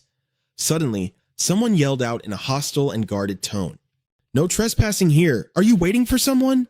Hearing the noise, Kang Hansu quickly whipped around, caught slightly off guard. "Oh crap, is he a security guard?" On the outside, Kang Hansu just scratched his head and awkwardly replied, my bad." When he took a closer look, he realized the guards here were all huddled around a table, playing cards. They looked completely sloppy and unkempt. One guy even had his feet propped up on the table and muttered an annoyed curse at Kang Hansu's reply. Even though this whole group was wearing armor and supposed to be maintaining order, they looked like a bunch of street thugs. Seeing this, Kang Hansu was left completely frozen in disbelief. He stood there dumbfounded, unsure of how to handle the situation. Kamos quickly guided Kang Hansu away to avoid any unnecessary trouble. "Stop looking at them so weirdly," Kamos explained to Hansu. "In heavily populated cities like this one, the security checks are incredibly strict." Hearing that, Kang Hansu was actually pretty surprised. With an indescribable expression, he looked back at them and muttered, "What a bizarre town." Kamos suddenly turned to Kang Hansu, holding out his hand and said, "By the way, I'm not going to run away, so give me my stuff back first." Turning to look at Kamos with a cautious glare, Kang Hansu asked, "Just until we find a slave with the blessing of language?" He then added, "Is this a magic sword?" The sword seemed to be mid-tier at best. Kamos just hummed in agreement. Holding the holy sword in his hand, Kang Hansu ordered it, "Give me that old brown bag from the back." Upon hearing its master's command, the sword quickly conjured a portal, and a brown bag flew straight out of it. Kang Hansu effortlessly caught it. Watching Kang Hansu handle it so casually, Kamos stroked his chin in deep thought. The sword looks mid-tier at best. This guy clearly hasn't studied magic himself, so does that make it a magic sword? Kamos finally spoke up. "Can I take a closer look at that?" Kang Hansu handed the sword over to Kamos and said, "Here, if you really want to." Holding the sword in his hands, Kamos inspected it very carefully.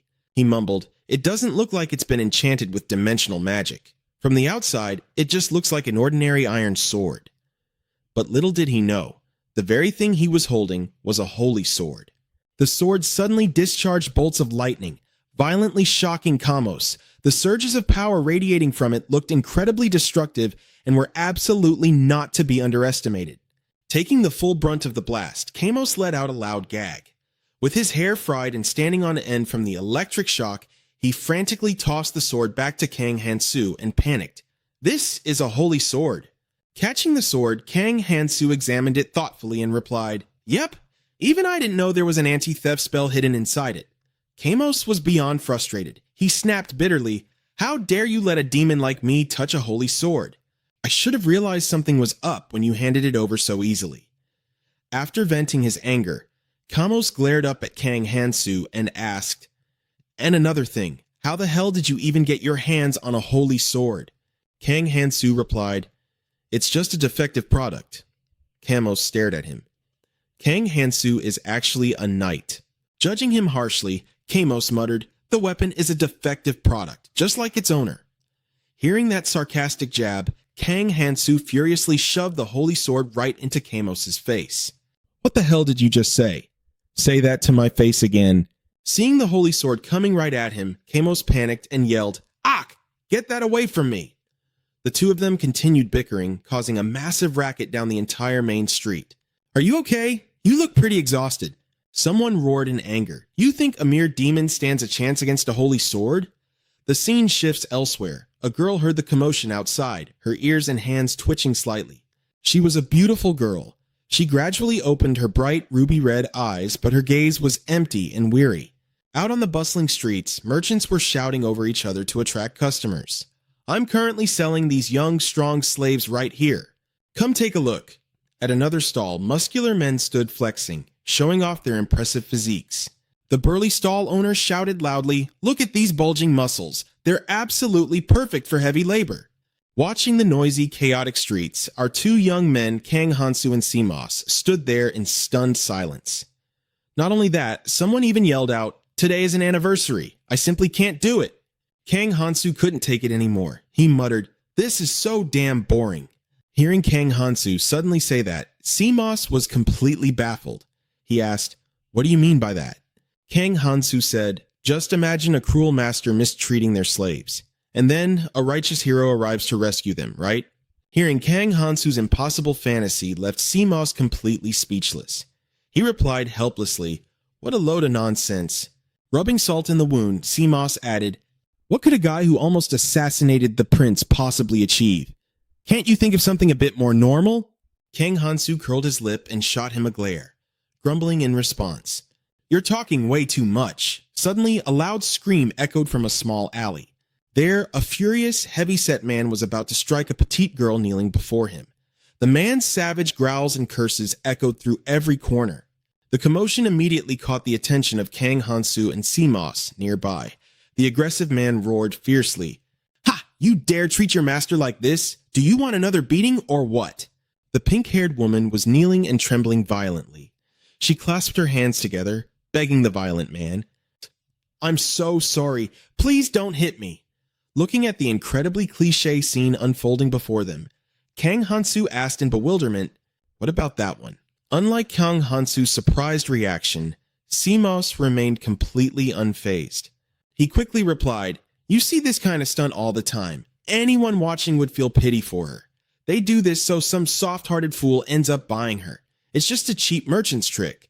Kimos pointed out, just look at that slave. If she were really beaten like that, would her skin still be so flawless? Realizing this easily overlooked detail, Kang Hansu let out an impressed, ooh.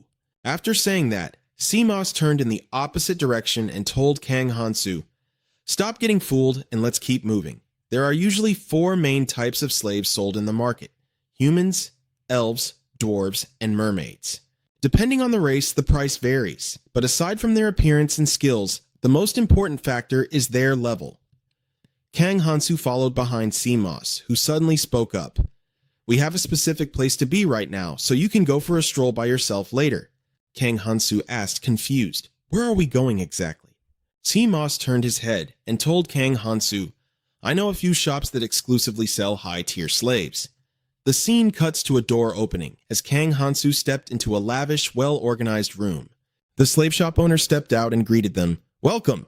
The shop owner asked warmly, are you here looking for a labor slave, or perhaps you're interested in a pleasure slave? Kimos replied, I'm looking for a slave with the blessing of language. The owner stroked her chin in deep thought. What level are you looking for? Simos replied, level doesn't matter, as long as they have the blessing of language. Standing behind him, Kang Hansu chimed in softly, I want a slave who can follow me through my entire journey. Hearing Kang Hansu's condition, Simos looked utterly unconvinced. Are you serious? Do you really think there's a slave in this world who'd be that loyal? Despite saying that, Simos couldn't bear to turn Kang Hansu down. He sighed. Fine, let me ask around and see. Kang Hansu stared blankly as Simos negotiated with the owner. His dazed expression made him look incredibly cute and endearing. After a brief exchange, the owner smiled brightly and said, I have exactly 1 person. Timos muttered, of course that won't work. Then he suddenly yelled, wait, only 1? After that, he turned to Kang Hansu and said awkwardly, I'm already starting to feel worried about this. Let's see what she's like. Seeing Simos acting like this left Kang Hansu speechless as he muttered, hey.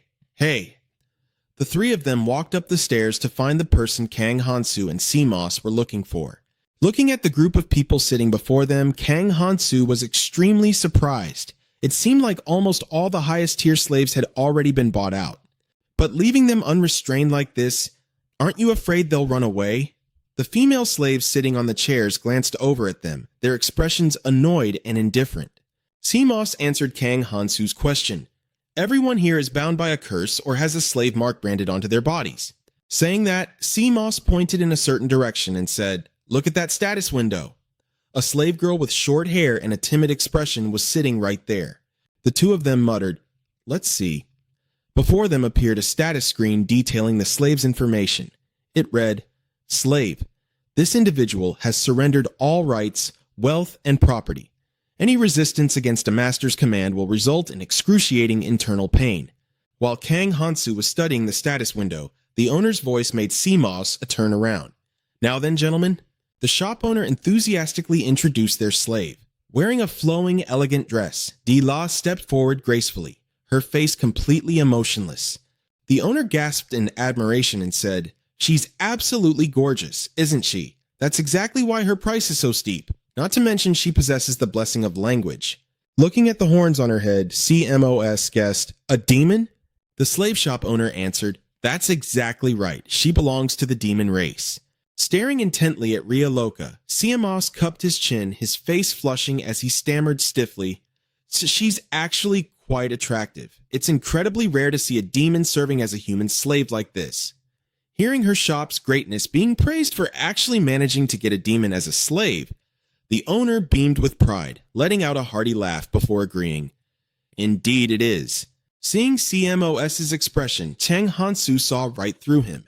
He gleefully covered his mouth, a mocking smirk playing on his lips. I knew it. You fancy her, don't you? Caught completely red-handed, CMOS jerked in surprise, his face turning crimson as he snapped, "What the hell are you spouting?" Chang Hansu and the god stood there, snickering mockingly. He teased, "You're just looking for a slave to suit your own tastes, aren't you? And of course, only a demon could possibly satisfy you." Chang Hansu laughed along with the god, both of them looking as devious as thieves who had just pulled off a successful heist.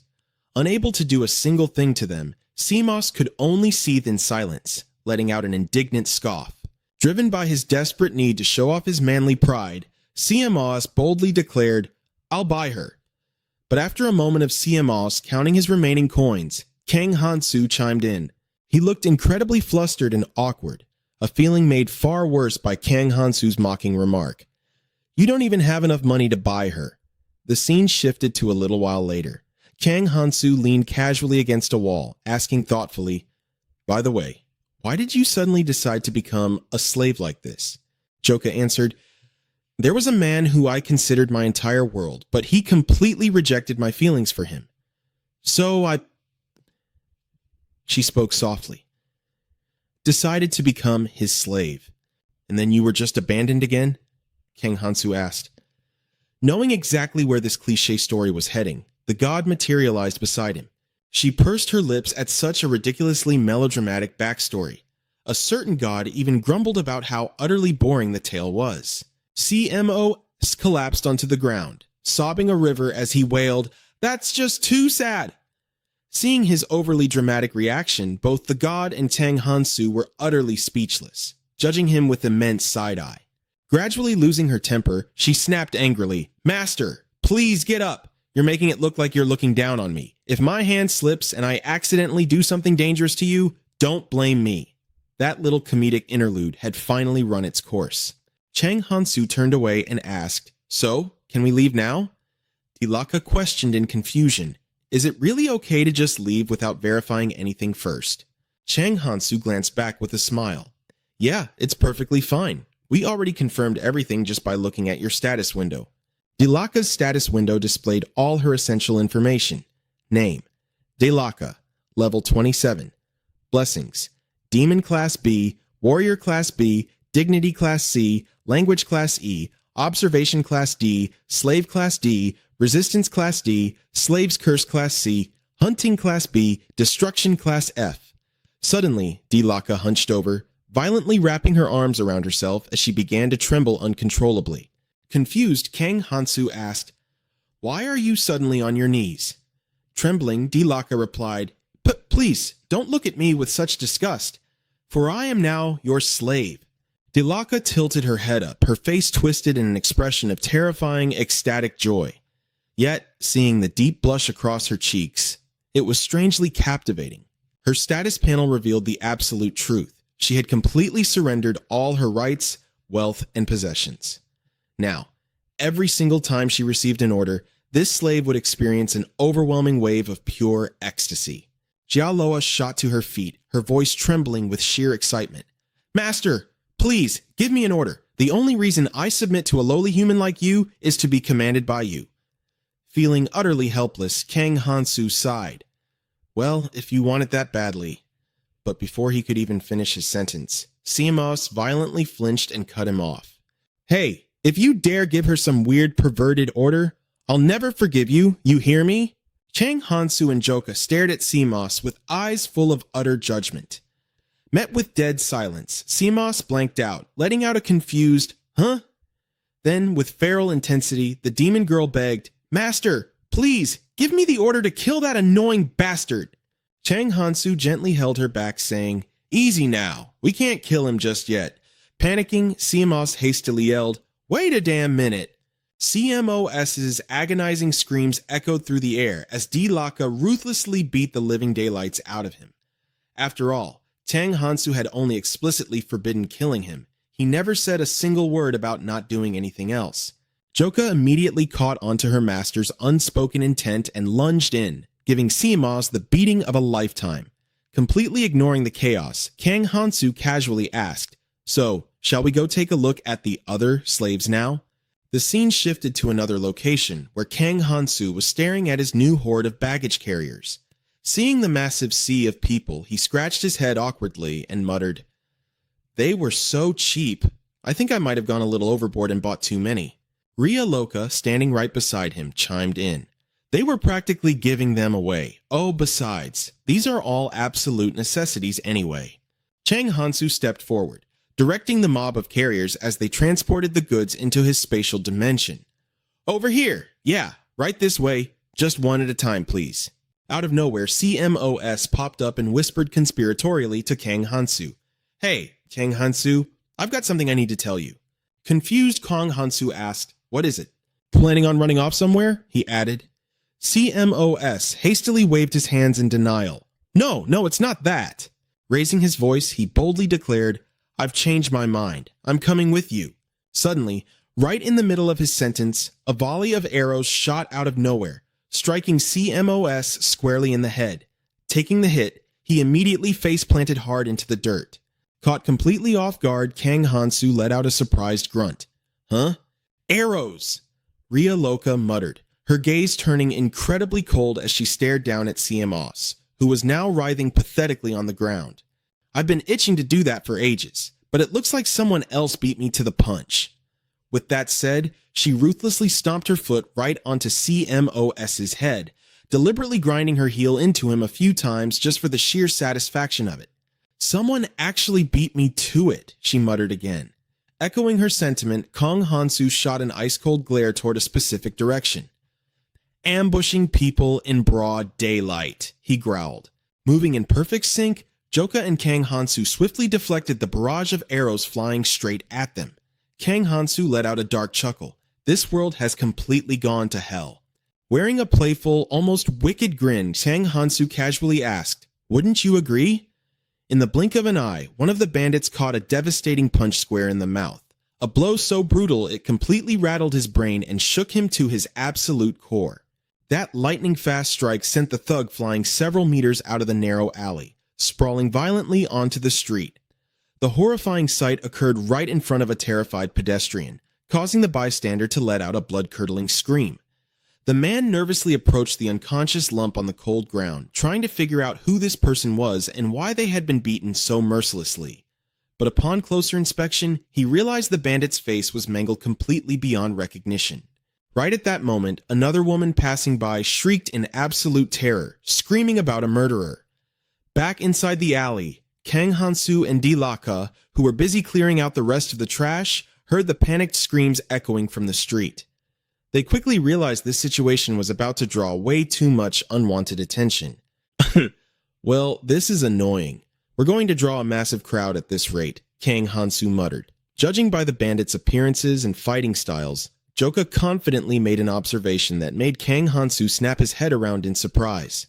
He cast an indifferent glance at the demon slave he had acquired just moments ago, listening closely to her analysis. "These scum are slave raiders," she stated. "It seems the rumors have already spread. Word got out that a mere level 1 human just bought up a massive horde of slaves." But bad luck had truly arrived. A group of soldiers, alerted by the commotion from the townsfolk, rushed toward them immediately, holding 10-foot-long spears and shouting a warning. "Hey, what are you doing over there?" Kang Hansu hadn't even regained his senses before the soldiers ambushed them, ready to drag them to the station. His face was full of panic, sweat pouring down his cheeks, and his voice trembled. "Oh no, the soldiers are coming so fast." Laraka, on the other hand, was still strictly following the rules. Wanting to deal with the trouble, she obediently asked her master, "Shall I kill them?" Kang Hansu let out a long sigh, glancing down at Cosmos, who had been unconscious on the ground for a while. "Since you're a slave, it doesn't matter to you.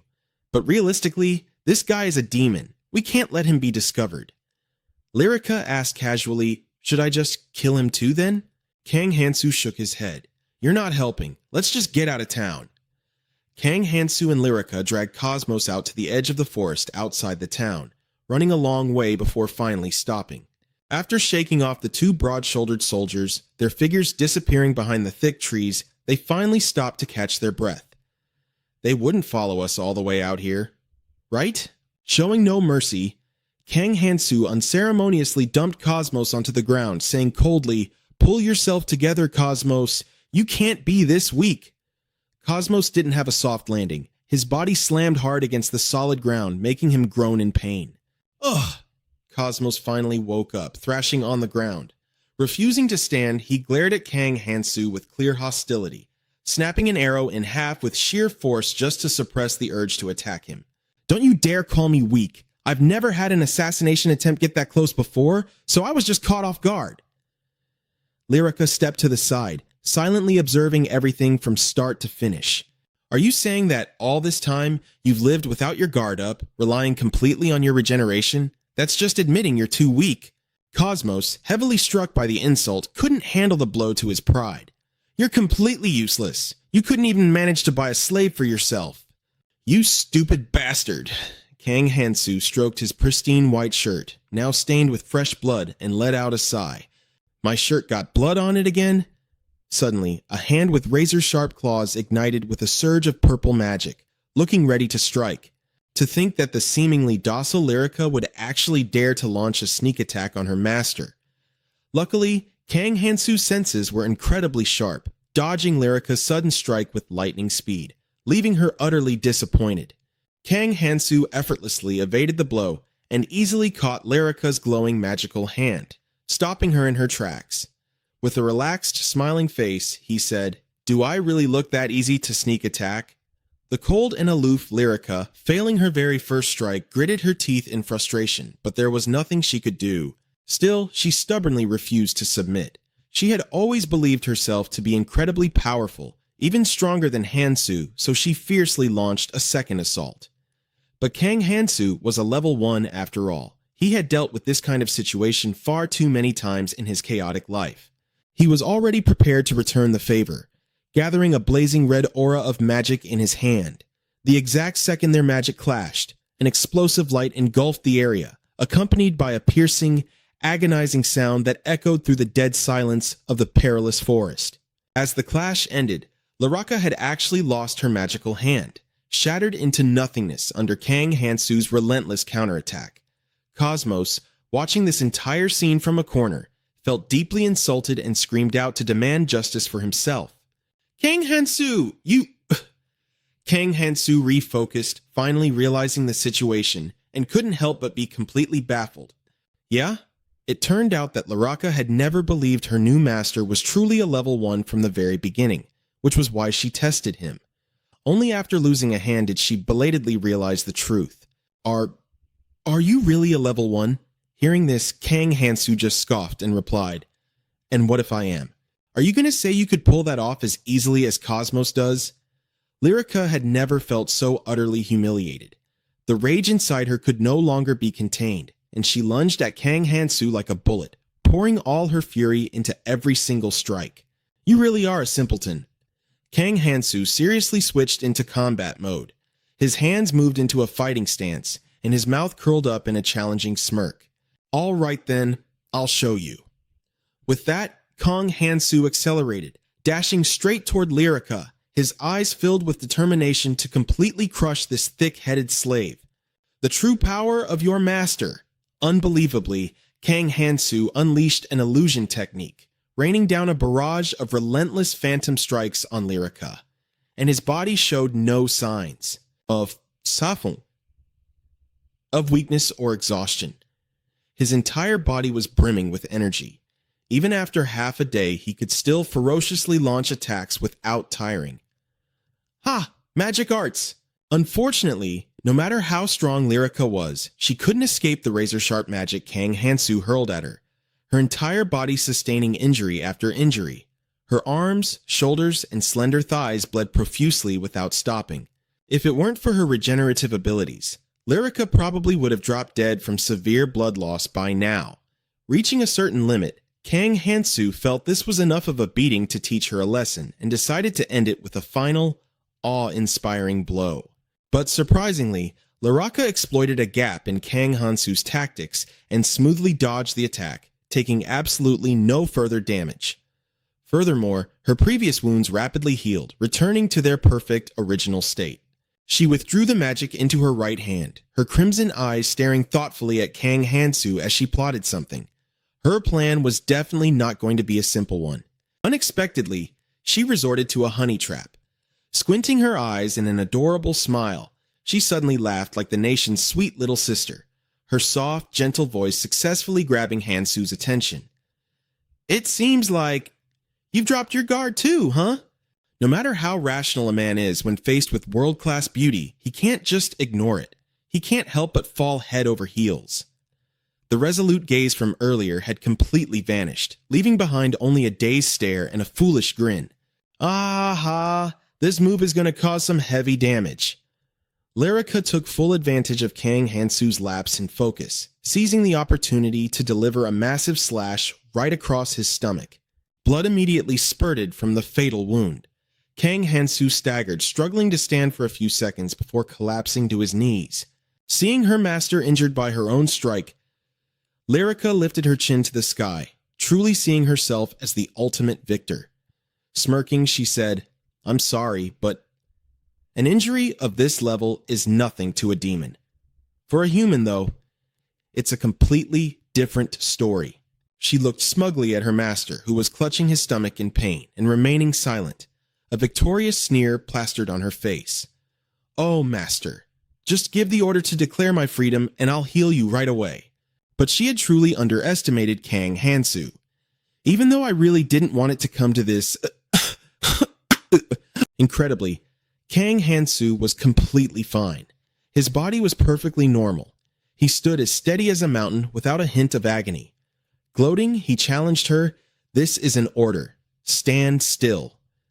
The words shocked her back to reality. Lyrica ground her teeth in fury, realizing all her efforts to gain the upper hand over Kang Hansu had been completely wasted. She never expected that not only was he unharmed, but he also had countermeasures. It seemed she would never escape this life of slavery. The wound Lyrica had inflicted on Kang Hansu took only 3 seconds to completely heal back to its original state. Kang Hansu confidently declared, "Your master isn't easily weakened by this kind of injury, you know." Lyrica used her magic to regenerate the arm he had destroyed earlier, which didn't take much time either. Bewildered, she asked, Are you really human?" Kang Hansu smiled with satisfaction. "So, we both have healing abilities, huh? Then let's try fighting to the death and see what happens." Lyrica had struck 3 times and still couldn't bring him down. Naturally terrified, she frowned, staring at him nervously while dripping with sweat. Needing absolute confirmation, she asked clearly, Is that your order?" Meanwhile, that guy Cosmos, who still hadn't managed to stand up and was awkwardly crawling on the ground, couldn't hold back from throwing an insult at him. "Ugh, you freaking lunatic." In a moment of madness, Cosmos openly supported the treacherous slave, even cheering for her to overthrow Kang Hansu. "Lady Lyrica, I'll help you." But even Lyrica had to question life itself, asking him back, "You?" Kang Hansu crossed his arms, tipping his chin arrogantly to the sky as he listened to CMOS's commentary. "I've been traveling with him this whole time, so I know his fighting style inside and out." "If I support you with my magic..." Before the poor CMOS could even finish, he took a massive strike from a heavy blade, making him shriek in agony. Kang Hansu bluntly stated, "This idiot claims to know me so well, but he never saw this coming." Even Gia Loca had to shake her head in sheer disappointment at him. That guy. His actions are so unbelievably stupid, it's baffling. As for me, I find his foolish behavior pretty easy to predict. Kang Hansu made the first move, launching a fierce attack against her. "Do you realize that everything he does is just to impress you?" Gia Loca remained unfazed, effortlessly blocking Kang Hansu's strike, and even had the nerve to retort, "I absolutely despise people who betray the trust of others like that." Hearing this, Kang Hansu merely scoffed. "Aren't you the one betraying my trust right now?" Gia Loca stubbornly refused to yield. With her left hand already gathering enough magic for another strike, her eyes burned with defiance as she said, "I may be a slave, but I never swore to be your slave." Right after, an earth-shattering explosion erupted, accompanied by a dazzling burst of intertwined crimson and violet light that illuminated the entire sky. No matter how high level of a demoness Gia Loca was, compared to a first-tier entity like Kang Hansu. Her power was nowhere near enough. Facing his relentless assault, she couldn't avoid getting hurt. Even with her regenerative abilities, her healing simply couldn't keep up with the wounds he inflicted. Gianluca had attacked dozens of times but still couldn't break free. Furious, she gritted her teeth, her right hand clenched so tightly her knuckles turned pale white. In her mind, she cursed, "What the hell is this guy? How is he so ridiculously strong?" Kang Hansu, with his terrifying blood-red eyes and his internal energy fully charged, stood ready to lunge at Gianluca, a contemptuous smirk never leaving his face. "Ha ha ha, that's a pretty good excuse." Another deafening explosion ripped through the air. This time, the crimson light from Kang Hansu's magic completely dominated. It engulfed the violet glow of Gianluca's magic, spiraling and obliterating everything in its path. The pitch-black night sky lit up as bright as day. Gianluca resorted to her old trick, using a pitiful, pleading gaze to distract Kang Hansu just like before. But Kang Hansu wasn't one to fall for the same trick twice. The moment Gianluca's magic circled behind him, he had already anticipated her tired textbook scheme and instantly saw right through it. Kang Hansu threw a devastating punch at Gianluca, unleashing every ounce of his fury. "Don't even think about it." Kang Hansu leaped high into the air, driving a powerful left kick straight into Gianluca's head, hitting hard enough to rattle her skull and knock her brain completely out of orbit. Fortunately, Gianluca managed to stay conscious, quickly retreating to buy time to heal. Otherwise, she would have truly met her end against Kang Hansu. Blood smeared across her face, a crimson trail trickling from the corner of her mouth down to her chin. Her disheveled, battered state was beyond words, a complete night and day difference compared to Kang Hansu. Holding the upper hand and facing no counterattacks while she healed, Kang Hansu was brimming with confidence. His voice carried all the arrogant provocation of a youthful conqueror. "You claim you have weak stamina, but you seem even tougher to kill than those pesky goblins, don't you?" But right at that moment, Gianluca spread her rarely seen wings, shocking even the incredibly powerful Kang Hansu. Huh? Kang Hansu absolutely did not expect her to unleash such a desperate, hidden trump card, revealing her massive, powerful wings. Wings? Kang Hansu figured she was exposing those demonic wings for a very specific purpose. The battle from here on out definitely wouldn't be easy. So, aiming to stay one step ahead, he channeled all his magic and launched a preemptive strike straight at her. "Then I guess I'll just have to take you down before you get the chance to use them." However, Gianluca was one step faster, taking flight just before his magic could reach her. The tip of her shoe landed directly on Kang Hansu's arm. In the very next second, Gianluca used his arm as a perch, landing on it as lightly as a feather, leaving Kang Hansu staring up at her in stunned disbelief. She kicked off his arm once more to gain momentum, performing a flawless flip in midair. Her movements were incredibly graceful, like a seasoned grandmaster who had simply fallen on hard times. Down below, Kang Hansu couldn't help but curse out loud. "Damn it!" Still standing below, Kang Hansu watched dumbfounded as Gianluca darted wildly through the air, his mind racing. She's been constantly switching between offense and defense like that. She has to be running out of gas by now. With that in mind, Kang Hansu dared to invoke an ancient outlander fairy magic against her, possessing only one single, resolute thought: to eradicate her for good and vent his frustration. "You're not even that strong anyway."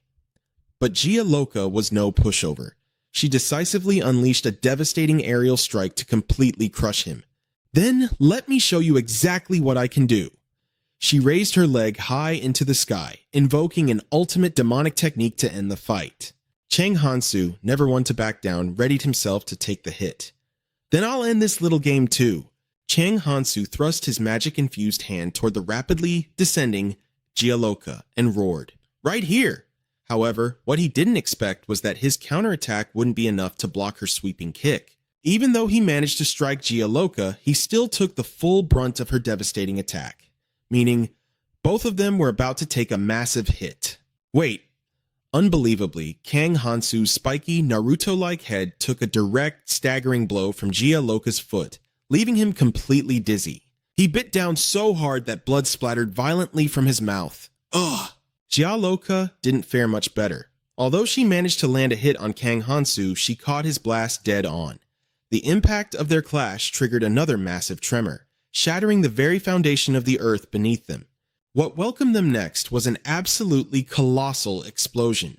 A seemingly endless amount of time passed before Kang Hansu groggily jolted awake beneath a blindingly bright, crystal-clear blue sky. Right now, Kang Hansu's mind was completely blank regarding anything that happened after his explosive battle with Gianluca last night. His head throbbed agonizingly, as if he had just taken a massive physical beating. Ugh, did I lose? After taking a moment to clear his head, Kang Hansu finally received a system notification. A deity has determined this to be a meaningless battle. The deity has erased the Outlander's memories. The gods have deemed this an unfair fight. Kang Hansu let out an exhausted sigh. I guess that's an absolute divine order, huh? Damn it. While Kang Hansu was still distracted and oblivious to his surroundings, Gianluca spoke up with a request. Master, you're finally awake. It seemed she had regained consciousness even earlier than he did. Kang Hansu miserably clutched at the shredded rags hanging off his body, desperately trying to cover up his indecently exposed bits. Even Moss in the distance, who still had Kang Hansu's heavy blade lodged straight into his skull from earlier, spraying a bloody mess everywhere, was busy fawning over his goddess. After the brutal clash, somehow only Kang Hansu still had somewhat intact clothing, while Gianluca's outfit was so utterly shredded she had to huddle and pull at it just to cover up. It couldn't be worn for a single second longer, forcing her to swallow her pride and ask, "Could you give me some clothes to wear?" Kang Hansu didn't even care. His expression and tone remained coldly dismissive. He showed absolutely no mercy, not even to a woman. Why should I do that? Only the little demon CMOS, completely blinded by her beauty to the point of losing all sense of right and wrong, was ready to jump into action at her mere request. Hold on, I'll find you some clothes right away. Right away, Lady Gianluca. However, Gianluca found CMOS incredibly annoying. Since he wasn't her master anyway, she saw no reason to give him the time of day, coldly punching him so hard that the blade stuck in his forehead, flew right out. Taking care of a slave is the master's responsibility. Kang Hansu sheathed the blade into the scabbard he always carried, shooting Gianluca a look of pure contempt and zero sympathy as he scoffed. So shameless. Despite acting so cold on the outside, Kang Hansu still opened a magical portal, pulling out a bright blue maid outfit and tossing it to Gianluca. D-Law had nothing to wear, so she quickly grabbed the clothes and threw them on. Otherwise, that totally shredded outfit of hers wouldn't have held together much longer. If she didn't cover up fast, she was going to end up flashing everyone. At least she still had a bit of decency left, pouring out her true feelings to Kang Hansu without holding back. Even though it's incredibly humiliating that I couldn't take you down. With both hands, Gianluca tightened the purple bow at her waist, genuinely looking the part of a little maid. I didn't see this coming, she continued, but when her gaze shifted towards CMOS, the look in her eyes completely changed. Utter contempt was practically written across her face. But I guess I'm lucky that I didn't end up as a slave to a piece of trash like him. Hearing such cutting words from his absolute goddess, Kopmos was deeply heartbroken, so devastated he couldn't even cry. What the hell? Joka dug her high-heeled boots into the soft grass, as if trying to suppress the fiery resentment burning inside her. She gritted her teeth and spoke slowly.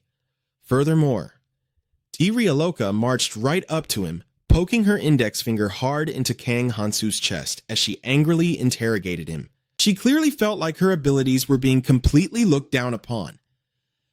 You totally held back on purpose, didn't you? That really pisses me off.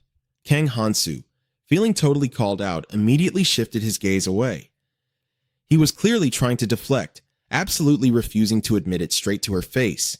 Well, the sharp-tongued Kang Hansu changed the subject in the blink of an eye without even a hint of embarrassment. Seems like you're forgetting something, aren't you? Shouldn't you be saying, although I lost? Or, I'll obey your every command, master? D-Law sighed helplessly. Honestly, she was already exhausted by this incredibly childish master of hers. I already acknowledged you, a lowly creature, as my master. Do you think that was easy for me to accept? D-Law put on the act of a shy, delicate noblewoman and turned her face away. To put it bluntly, she had lost, and she was just too embarrassed to look him in the eye. Just thinking about how I'll be mocked and humiliated for the rest of my life. Ugh, just treat that battle as a test, okay? Kang Hansu, completely immune to feminine charms, wasn't moved in the slightest by Ryoloka's little act. His voice was as cold as ice. That's your problem. Up ahead, Ryoloka whipped her head around and shot him a rather hostile glare. Faking a smile but clearly furious, she snapped, "You're incredibly greedy. You know that? I've already become your slave. What more do you want?" That guy CMOS was such a dramatic, petty busybody. Kang Hansu and Joka were literally just having a normal conversation. Yet this idiot assumed his precious darling was being bullied. So he started screaming his head off again. "You bastard!" This guy was sprawled out on the grass, totally unable to stand, yet he was as stubborn as a cockroach. He still managed to roll around a few times, desperately trying to demand justice for his darling. "If you force Lady Ryoloka to do anything sick or twisted, I swear I won't let you get away with it." The pathetic part was Ryoloka didn't ask for his help, and she certainly didn't need it. Listening to this brain-dead idiot just left her completely speechless. An invisible ... was practically glowing on her totally indifferent face. Joka might have lost the battle, but she was definitely starting to care more about her new master. Aside from her notoriously foul mouth, she actually knew how to step up and protect him from that rabid dog, CMOS. "Shut your mouth! What exactly are you planning to do to him?" she snapped. "Do you honestly think you're a match for my master?" Calm was in absolute agony as she dug her thick heel right into his bleeding, unhealed wound. He shrieked at the top of his lungs, wailing endlessly, "Ah! Oh God! My wound!" Kang Hansu just stepped to the side, watching Ryoloka punish CM without the slightest intention of stepping in. In fact, a highly amused smirk was playing on his lips. The deity concluded that this demon was completely beyond saving. He was genuinely out of his mind. Suddenly, Joka stopped and reached out, trying to throw her arms around Kang Hansu, but he caught her in the act. Being the ultimate straight-laced guy, Kang Hansu swiftly swatted away Joka's hands before they could even reach him. The lingering paranoia from their recent battle was still keeping him entirely on edge. With a stern glare, he interrogated her, "What exactly are you trying to do?" But Joka wasn't deterred in the slightest. She lunged forward and threw her arms tightly around Kang Hansu, closing the gap until there was absolutely zero distance between them. "Didn't you demand a reward from me?" It turned out that Ryoloka's mind wasn't exactly pure and innocent. She actually thought the reward Kang Hansu wanted from her was some sort of physical intimacy. Because of that, she didn't hesitate for a second, catching Kang Hansu completely off guard. Frozen in place, he only managed to blurt out, "That is not the kind of reward I meant." In front of this man, Ryoloka instantly switched off her swearing at the whole world mode. Squeezing her eyes shut, she let her entire body relax against Kang Hansu's chest, whispering softly, "Since you hurt me, you have to take responsibility." But seriously, why did her little demand sound exactly like some innocent maiden trying to claim back her honor? Kang Hansu's icy demeanor began to melt. In response to Ryoloka's intimate embrace, he naturally wrapped his left arm around her slender waist. Still, he was seriously questioning reality at how fast her attitude had flipped, like night and day. The words he was about to say caught in his throat. As for Ryoloka, being this physically close to a man for the very first time and actually getting a response made her incredibly sensitive. Besides, the waist is a highly sensitive spot for a woman, so it was inevitable she'd suddenly feel vulnerable and entirely out of her depth. She was no exception. Completely panicking, she did the only thing she could think of, screaming at the top of her lungs in the middle of the deserted forest. "Kang Hansu, you absolute bastard!" Meanwhile, in a sprawling mansion, under a bright blue sky and golden sunshine, a magical sphere flickered to life, projecting the image of a kindly, smiling anus. He spoke with flawless politeness. "On his behalf, I can guarantee that this will be an incredibly worthy reward." The person on the other end simply replied, "I trust you." The one communicating with Anus turned out to be CS. The sheer mountain of daily paperwork, combined with countless unpredictable disasters, had her closing her eyes in sheer exhaustion. She let out a long, heavy sigh and muttered, "Well, this is going to be a massive headache." The goblins in the plains have been completely wiped out. From a short distance away, a clear, chiming voice rang out. Last time it was the hyenas, and this time it's the goblins. The woman continued, asking gently, "Have you looked into this matter for me, child?" Sentes didn't entirely confirm it. The information was incomplete and definitely not 100% accurate. No, not exactly. Elder Celebretter. It turned out the woman she had just been speaking with was Elder Celebretter. She was the youngest of the elders, radiating a kind, breathtaking beauty, with fresh mint green hair and shimmering golden eyes that absolutely brimmed with the vibrant life force of nature. This absolute master of magic sat comfortably on the highest seat of power, gently cradling an adorable, rainbow-colored creature in her hands. Smiling warmly, she happily asked about the recent chaos that was causing her most trusted and beloved subordinate such a massive headache. The Forest of Beasts, huh? Her mind was suddenly flooded with deeply buried memories, flashing back to childhood scenes she hadn't thought about in ages. She remembered the days when she and her lover were deeply intoxicated by romance, the exact place where they had once shared a passionate, youthful kiss, right under the watchful eyes of the sacred firebird. Sentes turned around and asked Celebretter, "That's right. Is that impossible?" Celebretter smiled softly and replied, "I have no intention of hunting down the culprit myself, but if I really wanted to, finding them would be a piece of cake." Celebretter reached out, gently stroking the smooth, cool body of the slime as she said, "I'll just order this little friend of mine to help track them down." Cess, sounding highly skeptical, asked, "Please forgive me for asking, but does this friend of yours actually have that kind of ability?" Celebretter let out a cheerful laugh, lifting the rainbow-colored slime into the air. "Oh, don't worry. This little guy is an incredibly special slime." Hearing that, Cess raised an eyebrow in heavy doubt. "Special?" Celebretter held Molang high up in the air and declared, "Just look. This little buddy isn't a magical beast like those ordinary slimes. This is Molang." Right on cue, Molang puffed up with a fiercely proud expression. Staring at the utterly ridiculous pride radiating from both of them, Sentes sighed helplessly. "I'm so sorry, but I literally have no idea what you're talking about." Celebretter just giggled, telling her she would completely understand once she saw Molang's true power in action. Right on cue, Molang let out a happy little giggle. Celebretter then shifted gears, asking, "So, where are the clues we need to track down this culprit?" Sentes replied, "We're standing right at the crime scene as we speak." She then relayed the client's exact request. "Please help me find the thief who broke into my room." Celebretter gasped, quickly covering her mouth in shock. "A thief actually broke into your room?" Celebretter immediately turned to her pet. "Molang, sweetie, do you know who this intruder is?" Right after she spoke, Molang's soft, squishy body erupted into a brilliant, blinding golden light. A brilliant golden light flared up, as blinding as a high-wattage bulb. Beside it, Molang let out a long, drawn-out cry. "Molang," Sentes called out, questioning the little slime. "What in the world is Master Molang saying?" Sez wondered to herself. "I can't believe even the blessing of language isn't helping me understand a single word." Celebret replied, "According to Molang's analysis, the intruder managed to escape using the holy sword hanging on the wall." Hearing this, Sentes gasped, "The holy sword?" Antez's face darkened with dread. This is the worst-case scenario. The culprit is a warrior. Noting her expression, Celebre said, "It seems you've already figured out who did it, haven't you?" Sentes snapped out of her daze and quickly replied, "Ah, yes, thank you so much for your help. How can I ever repay you?" Celebre paused thoughtfully before answering, "Repay me, huh? Well, I'm currently making arrangements to join the Magic Academy. If you could help me with that, it would be wonderful."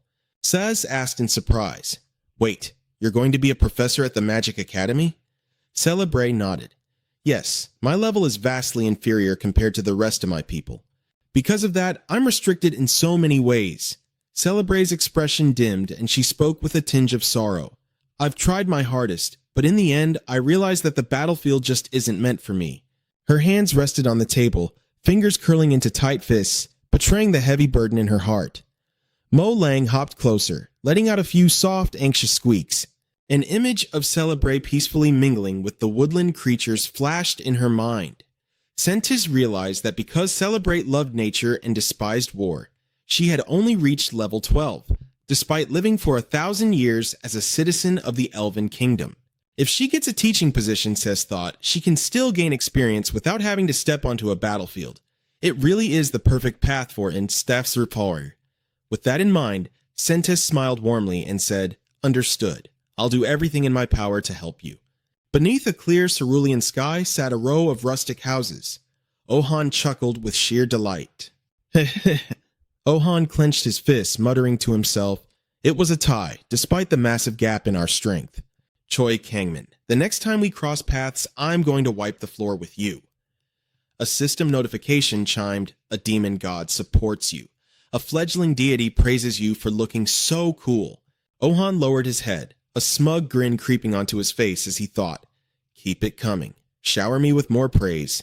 Just then, a burly porter hauling 2 large sacks walked up and called out, "Warrior, Ohan, I've got the supplies you asked for." "Ah, hello there, sir," Ohan greeted him. Peering into the bags and seeing the massive pile of swords, Ohan's eyes bugged out. "Whoa, that's a ton of them!" The burly man chuckled. "It's just a small token of gratitude for the man who saved our world." Ohan scratched his head, replying, "Still, I feel like this is way too much." "Well, thank you so much."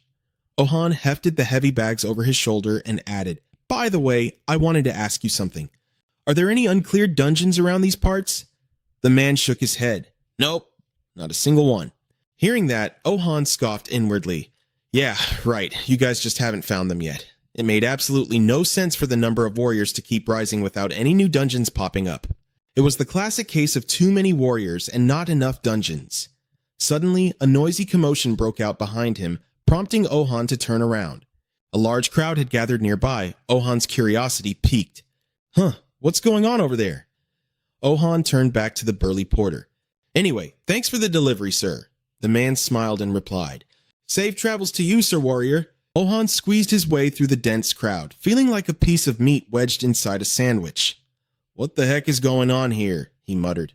When he finally caught a glimpse of what was at the center, Ohan gasped and slapped a hand over his mouth. Holy crap, it's Celebrate, just casually standing right there in the middle. "She's so cute," Ohan thought, absolutely captivated. "Who on earth is she? Some kind of noble?" Looking flustered, Celebrate spoke up. "Oh dear, I am so sorry for causing such a commotion here. I assure you, I haven't come with any hostile intentions, so please, there is no need to panic." Murmurs rippled through the bystanders. What is someone like her doing here? Goodness, I really shouldn't have come. Celebrate sighed. Hearing this, Ohan glanced around at the wary crowd, his confusion growing. The little firebird perched on Celebrate's shoulder puffed up its feathers in a fierce display of anger. Molang also let out 2 long, furious squeaks. "Molang! Molang!" Helpless, Celebrate could only stand there in awkward silence. Just then, a bearded middle-aged man in a striking hat pushed his way through the throng. "Excuse me, please, let me through." Seeing him, Celebrate asked, "Are you the newly appointed mayor?" He rubbed the back of his neck and nodded. "That I am." Celebrate's expression brightened. "In that case, could you please spare me a few minutes of your time?" "Is the basement still exactly as it was?" she inquired. The mayor gestured politely, leading the way. "Yes, my lady. Right this way, please." Watching the exchange, Ohan's gamer instincts kicked in. Aha! This has main heroine plotline written all over it. Eagerly, he stepped forward to strike up a conversation. "Excuse me, miss," he called out. Hearing him, Celebrate glanced over and politely asked, Yes? Can I help you?" Ohan pointed to his own face with a confident smirk. "Is there, perhaps, something you'd like to tell me?" Internally, he was buzzing with excitement. With my stats, I definitely have some hidden aura that triggers special NPCs and secret quests. But reality was a harsh mistress. Looking utterly baffled, Celebrate asked with a very distinct "what the heck is wrong with this guy" expression.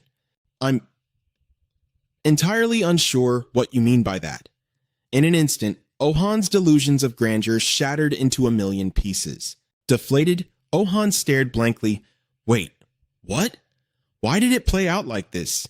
Should I not have thrown up a signal during this kind of event trigger? Did I do something wrong here? The system announced, "A certain male god analyzed that the situation here is quite hilarious. A demon god agreed with that assessment. Ohangu, still refusing to give up, leaned in and asked, "So, are you married?" Celebret pondered for a moment, then replied, "I was almost married." Her cheeks flushed a deep red as the memory of that kiss flashed through her mind. A second later, she snapped back to reality. A soldier behind her stepped forward and barked, "You insolent brat!" Celebret quickly intervened. "Don't," Celebret said, her face dropping into a scowl. "I am not amused in the slightest, so both of you, stop it right now." She turned on her heel and started walking. "Mr. Mayor, let us move on." The mayor scurried after her, replying, "Yes, ma'am." The system announced, "A certain male god asks if you are okay." Ohan sighed heavily and muttered, "She is seriously hard to read. But as the main character, I'll definitely lend her a hand." The system announced, "A certain male god slaps his thigh in sheer admiration." A young god utters a gasp of awe. Ohan picked up his 2 bags and kept walking, muttering to himself, "Well, no need to rush. I barely know anything about her. Maybe I should do a little investigating." Meanwhile, at the palace, 3 differently colored moons hung high in the night sky. That evening, the warriors had been gathered together. Asis stood before them and declared, "As you all know, our ultimate goal as warriors is to vanquish the Demon King. And to achieve that goal, we will use every single method at our disposal. This tournament is no exception."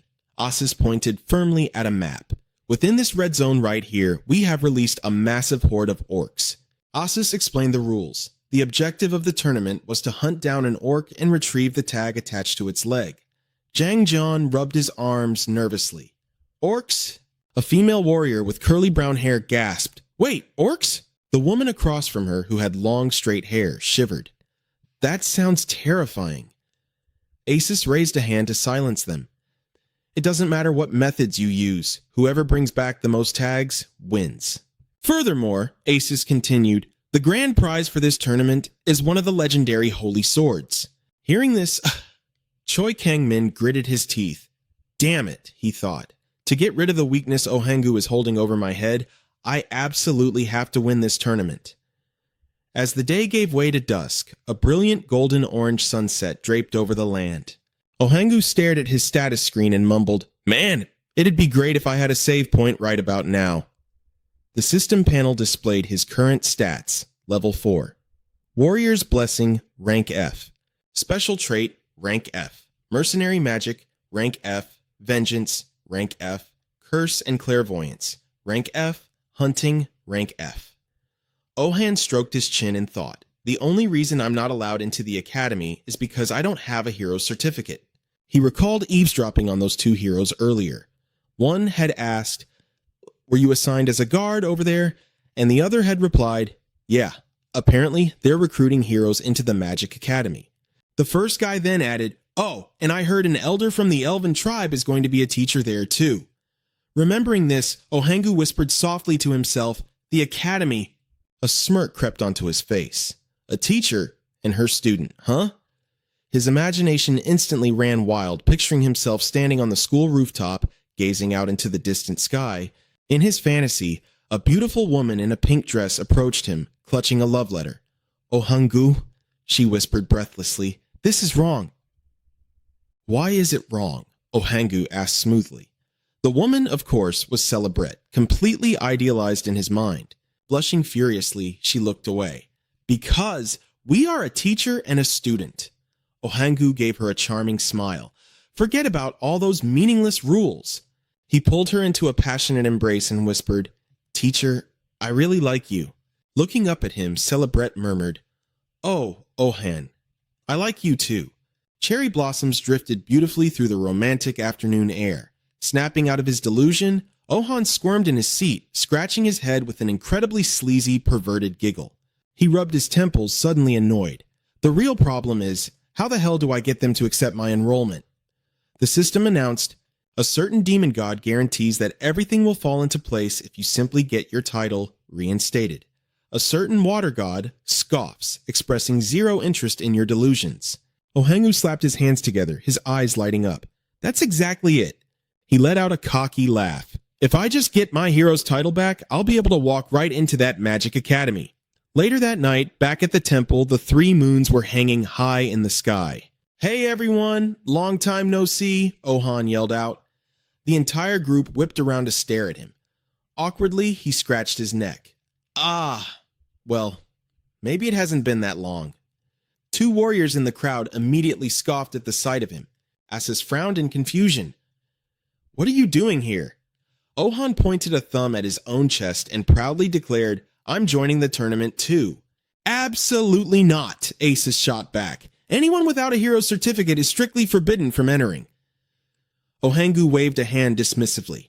"Oh, come on. I'm working on getting reinstated. Besides, my skills are more than enough to compete, right?" He covered his mouth, stifling a snicker.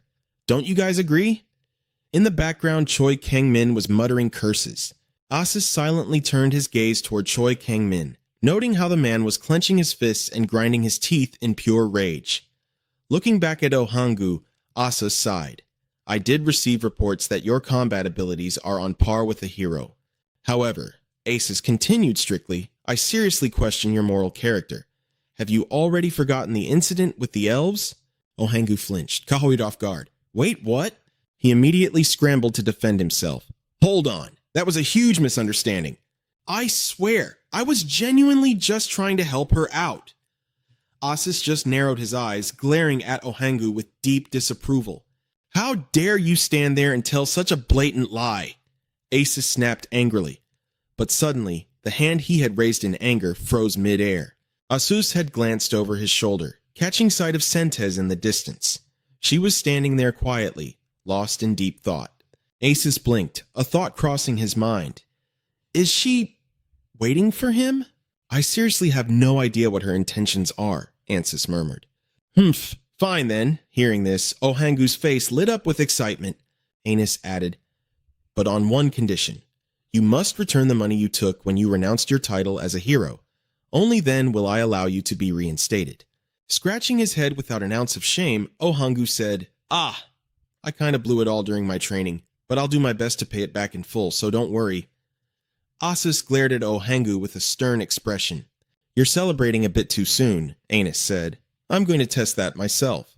A brilliant blue magic flared to life in Anis's hand. As he clenched his fist, the mana within erupted with an overwhelming surge of power. "Just how much have you improved since leaving the temple?" Anis demanded. Seeing this display, the crowd erupted into astonished whispers. Ohangu smirked. "Oh, you're going to be completely blown away." As Ohangu and Anis faced off, the system chimed in with notifications. A certain demon god was grumbling about running out of popcorn, while another deity watched the unfolding scene with profound amusement. Unleashing a blazing orange-yellow magic that roared like a fierce inferno, Ohangu shouted, "Here I come!" A deafening boom echoed through the area as Choi Kang-min muttered under his breath, "Is he even still alive?" When the dust settled, Ohangu was planted upside down in the dirt, his legs sticking straight up into the air.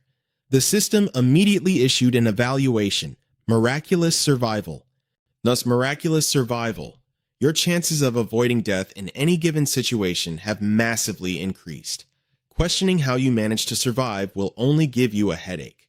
Asus called out, confirming for the final time, "Those who wish to participate in the tournament, raise your hands. Be warned, every hero must take full responsibility for their own life should any unforeseen tragedies occur." A young man with messy hair spoke up, his voice trembling with fear. "Full responsibility?" A brown-haired girl gasped.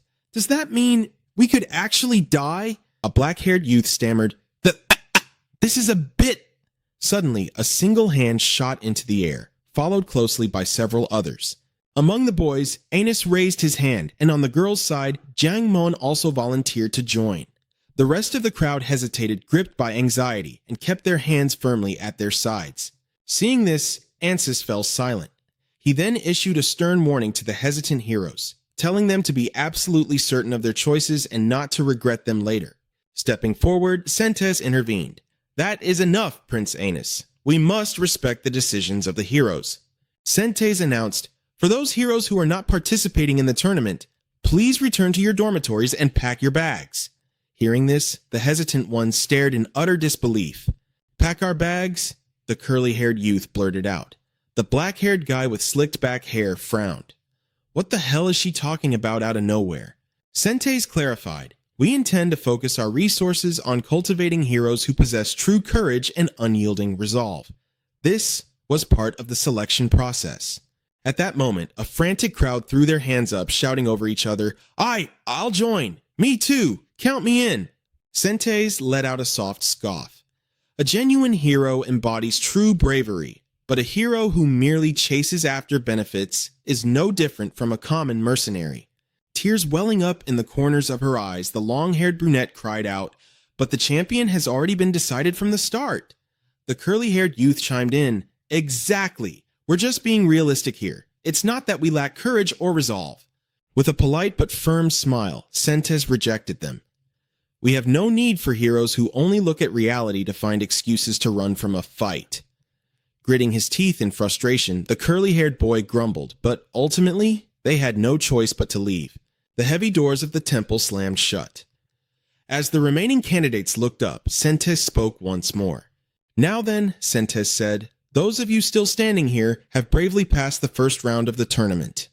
Flashing a warm smile, she added, as for the next round, I pray that you all receive the goddess's blessing.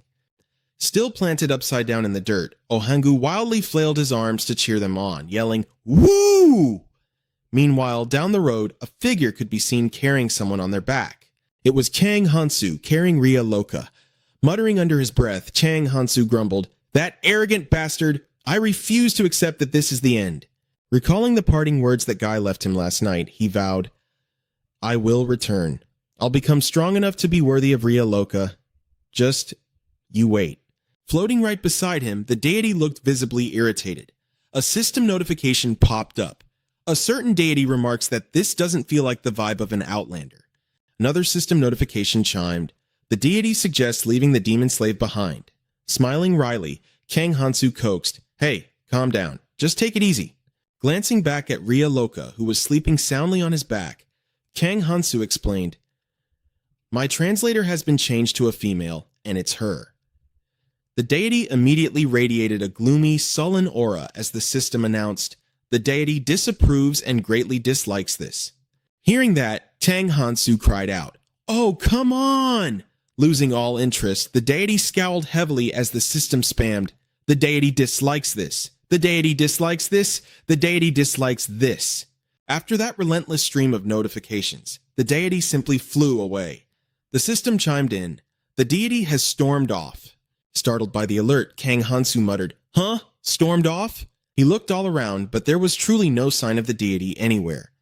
Puzzled, he mumbled, Wait, where did the god go? Are you still there?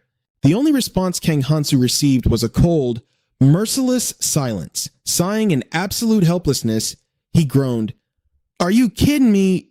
Peeking its head out elsewhere, the system noted that the deity was now watching the temple. Meanwhile, Anus confidently declared, I can firmly attest that he has grown immensely. Ohangu's voice roared through the air, Here I come! The deity tilted its head, glancing around. The system notified, The deity is looking high and low. The very next second, Ohangu was sent flying back, tumbling across the ground. A system prompt appeared. The deity is watching the match. Right in front of the map, a glowing holographic board popped up. On the system board, the rewards for the Sword Saint champion were listed. The top rankers would earn a chance to enter the Howl Magic Academy. The deity's mind immediately filled with an imagined scene of two mighty mages hurling spells at each other. The deity seemed absolutely thrilled and delighted by this prospect. Later, at an inn, Kang Hansu heaved a heavy sigh as he gently placed Ria Loka down onto the bed. Gazing at Ria Loka's peaceful sleeping face, Kang Hansu softly remarked, She really does look beautiful when she sleeps. Kang Hansu looked at the system panel. The outer god. The outer god had reset all his stats except for death. Like a lone wolf wandering into the wild, terrifying things were bound to strike. After reading it, Kang Hansu murmured thoughtfully. Kang Hansu said, The blessings are still here. That means the god hasn't completely abandoned me. The inn's female receptionist opened the door and said, Excuse me. Seeing this, Kang Hansu wondered in confusion, What could the staff want? The receptionist smiled awkwardly and said, We received a report from the other guests. Perhaps the demon will... Then her face paled in terror as she cried out, "Ah, it's the effect of the slaughter attribute." In her eyes, Kang Hansu looked absolutely terrifying, radiating a dreadful, murderous aura. It felt as if restless, wailing spirits were swirling all around him. The receptionist hurriedly said, "I won't bother you anymore. I'm so sorry." Kang Hansu was completely dumbfounded, having no idea what the hell was going on. Kang Hansu let out a sound. "Ah!" He opened the system panel to check the slaughter attribute. People around you will feel a sense of fear and steer clear of you. There's a high chance they will rise up and attack you. Kang Hansu realized what was happening and muttered to himself, "Aha, so it's because of this thing." Kang Hansu chuckled and said, "It's been a bit ticklish lately, but now I'm feeling quite itchy, and there's a rather weird sensation." He sat up and added, "Well, it's no big deal since it doesn't really get in my way anyway." Kang Hansu leaned against the window, gazing at the scenery outside. He remarked, "By the way, right now is the perfect time for those thieves to run wild, isn't it?" Looking at the streets and rows of houses out there, Kang Hansu said, "I have to teach those scumbags a lesson before leaving this city." The god sneakily appeared, but the system notification completely sold her out. As the god stealthily returned home, Kang Hansu said, "Oh, you're back earlier than I expected." The god proudly patted her chest. The system notified that she was praising herself for her recent solo journey, demanding that he compliment her. Kang Hansu immediately humored her, saying, all right, good job." Then he asked, "By the way, outer god, do you want to go somewhere with me?" The system notified that the god asked if he had finally ditched that little demon. Delasa was still sleeping soundly on the bed. Kang Hansu said, "Yeah, she's asleep." The system notified that the god asked where they were going now. Kang Hansu flashed a cruel, wicked smile and smirked, "We're going to grab those scummy thieves by the neck. Gotta leave a little goodbye gift before we head out, right?" The system notified that the god asked where he would go after that. Kang Hansu replied, "Well, I'm not entirely sure yet." The system notified that the god urged him to head to the academy. Kang Hansu listened, sounding utterly bored. "The academy?" Kang Hansu rubbed his head in annoyance and said, "Sigh. Let's wait until we catch the thieves first." The system notified, the god does not like this. The god then threw herself onto the floor, thrashing around in a tantrum. The system notified, the god is throwing a fit on the floor. The god wanted him to promise right this instant. Kang Hansu said, "I'll think about it after you help me catch the thieves, okay?" The god looked at Kang Hansu with utter dissatisfaction. The system notified that she was glaring at him. The god asked if he would really go to the academy after getting help. The system notified that she was curious about what kind of help he needed. Kang Hansu replied that to catch a fish. He smirked with a mischievous grin and continued. "You need bait, right?" 3 moons hung high in the night sky. A middle-aged man wearing a white cloth on his head with a sparse mustache said, Yes, thank you very much." "Please come again next time," Kang Hansu said. "Just leave it right here, thanks." Kang Hansu added, "And thank you too. Outer god, I really need an interpreter." The system notified that she wondered if he needed another slave. Kang Hansu scratched his head and laughed. "Ha ha, everything will come in handy." He continued, "Still, the daughters of those mages, the sons of those knights." Looking at the group of people on the ground, Kang Hansu said, "The bounty always seems so low for the low levels, regardless of their background or class." He sighed. "That makes me incredibly depressed." The system notified that the god said outward levels meant nothing. She affirmed that true capability was what really mattered.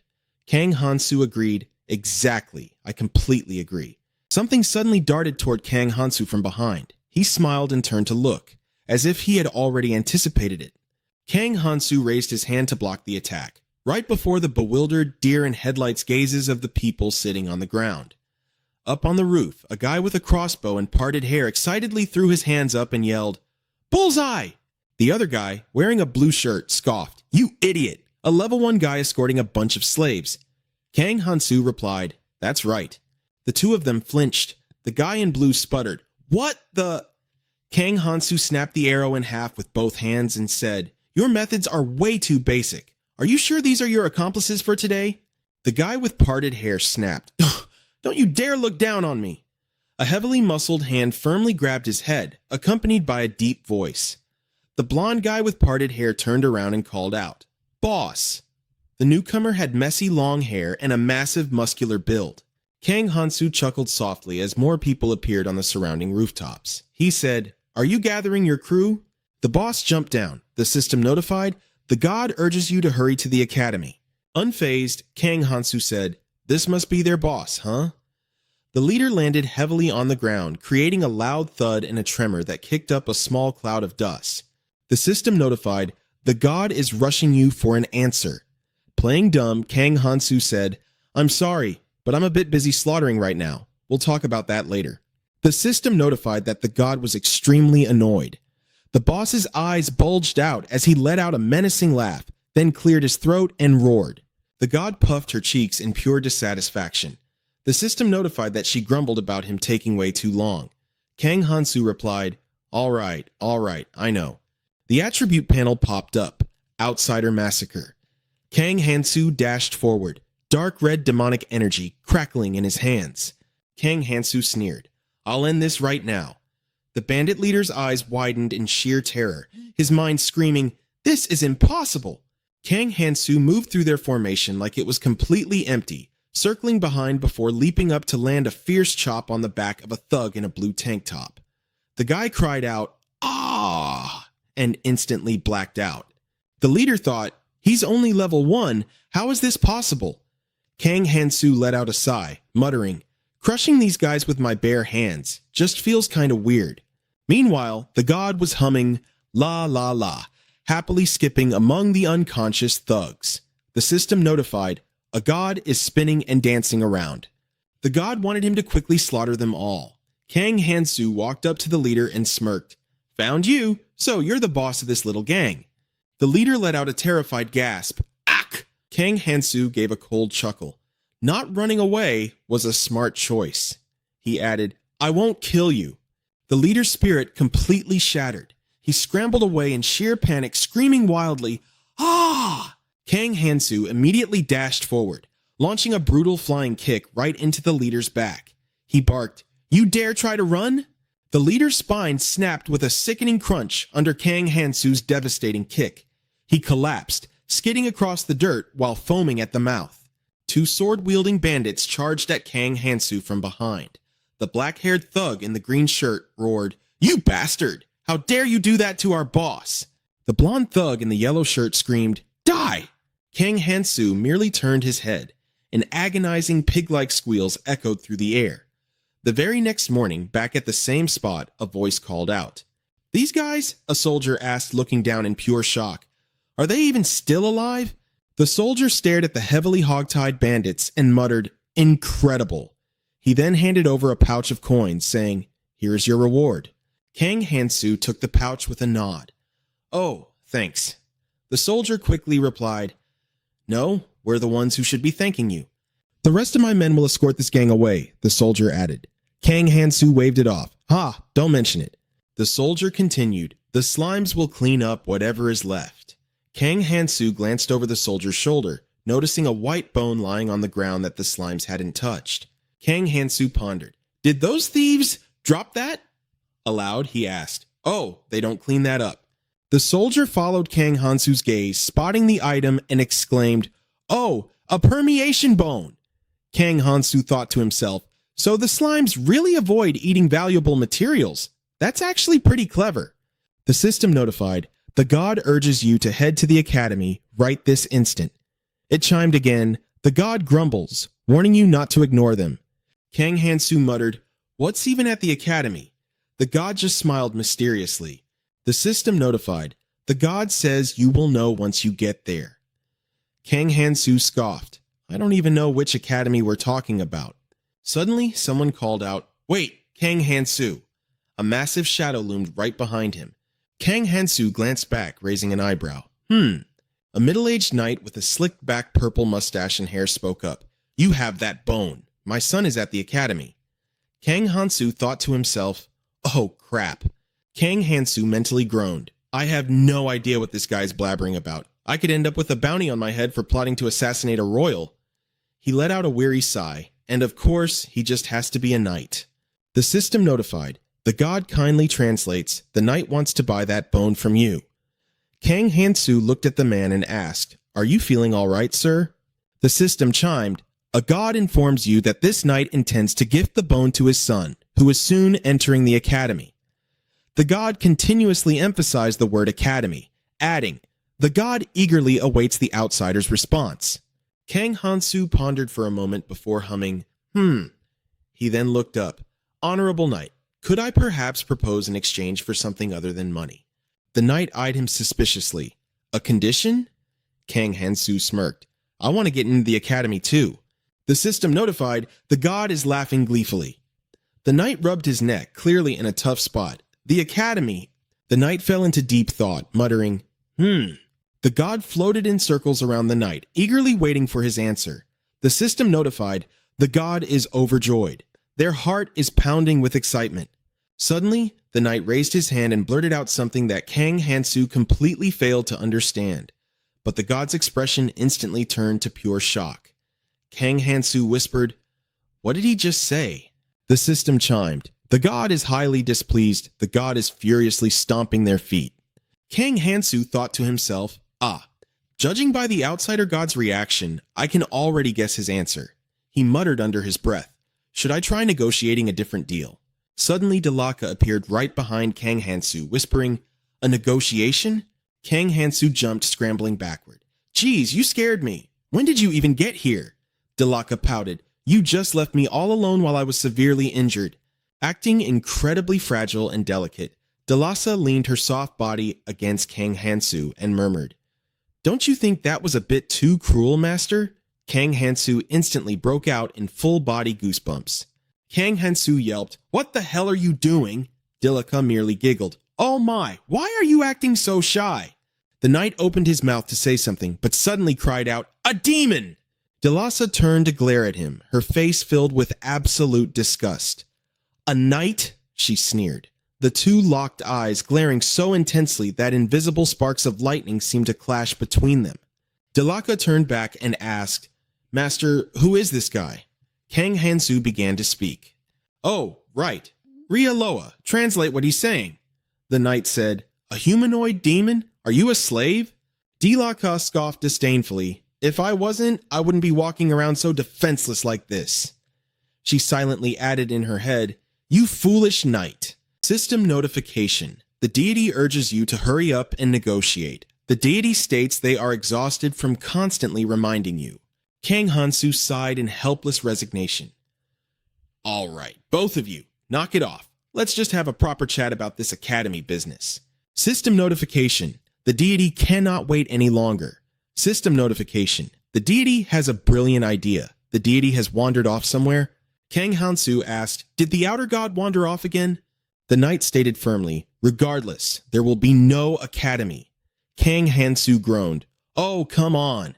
Suddenly, the ground began shaking violently like an earthquake. The knight gasped, "What in the world is that?" Kang Hansu cried out, "What? What the hell is going on?" A soldier shouted, "Look over there!" while another soldier screamed in panic. "Oh, gods above!" The knight trembled in fear, muttering something that Kang Hansu couldn't quite catch. A massive crimson-clawed foot slammed down. Someone screamed, "It can't be! It's a massive red dragon!" Another voice gasped, "A dragon!" The dragon opened its mighty jaws and roared, "Listen well, you pathetic humans!" The red dragon bellowed, "A despair far worse than death has returned." The dragon snarled, "This time I shall slaughter every last one of you, along with that female hero you put so much faith in." But mid-sentence, the dragon suddenly panicked and let out a startled shriek. "What the hell? Why is that brat only level 1? The dragon shrieked, "What in the world is happening?" Kang Hansu muttered under his breath, So that's what's going on. The dragon frantically clutched its head and roared, "Who did this?" "Who would dare?" Kang Hansu, still a bit stunned, replied, "Who are you asking?" The deity hovered high in the sky, their eyes glowing with an eerie crimson light. Kang Hansu sighed. Our lovely god, of course. Down below, the terrified townsfolk were scared out of their minds, frantically running for their lives. People were screaming, crying out, "Somebody help me!" The dragon's massive foot slowly descended. Watching the dragon land on the ground, someone screamed in absolute terror. A dragon! There's a dragon! The red dragon glared down with eyes as bright as blood rubies, its expression pure malice. Rioloa crossed her arms and remarked, "A dragon, huh? One that huge is definitely a calamity-level threat."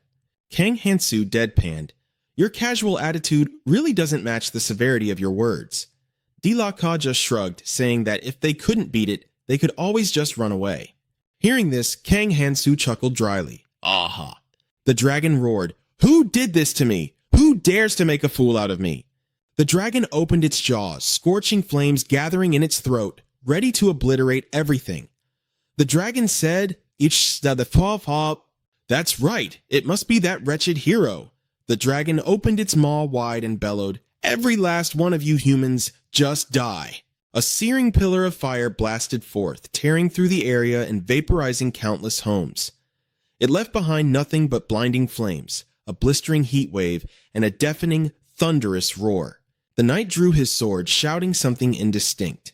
The knight with the glossy purple hair charged forward, his face full of absolute resolve as he called out, "I guess I'll be seeing you two later." System notification. A certain deity is absolutely thrilled to finally have something to do after so long. A certain deity is instructing you to defeat that monster as quickly as possible. Kang Hansu blurted out, "Defeat that thing?" The deity mimed throwing a punch forward. System notification. A deity suggests you should show off your skills for that knight to see. Kang Hansu smirked. "Aha, so that's what you want." With that, Kang Hansu drew the holy sword. Beside him, Dilauka gasped in shock the moment she saw it. "The holy sword?" Kang Hansu spoke up. "Oh, so you recognized it right away too? The other guy only figured it out after he touched it." Joka scowled in disgust. "Don't you dare put me on the same level as that idiot, but anyway, Master, are you a hero?" Kang Hansu casually replied, "Nope, this is just a defective sword." Dilaka blinked in surprise. "I didn't know the gods could actually make mistakes." She paused. "Defective? Are you serious?" Meanwhile, the dragon, flames dripping from its jaws, taunted, "Come on out, little hero. Show your face." The dragon breathed a volley of fire and roared, "If you don't show yourself right now, I will reduce this entire city to ashes." Kang Hansu grumbled, I'm coming. Nearby, a soldier barked, "Archers, at the ready!" "Fire!" the archer captain screamed. Tens of thousands of arrows launched from the city walls, blackening the sky as they rained down like a relentless storm. The dragon grunted dismissively.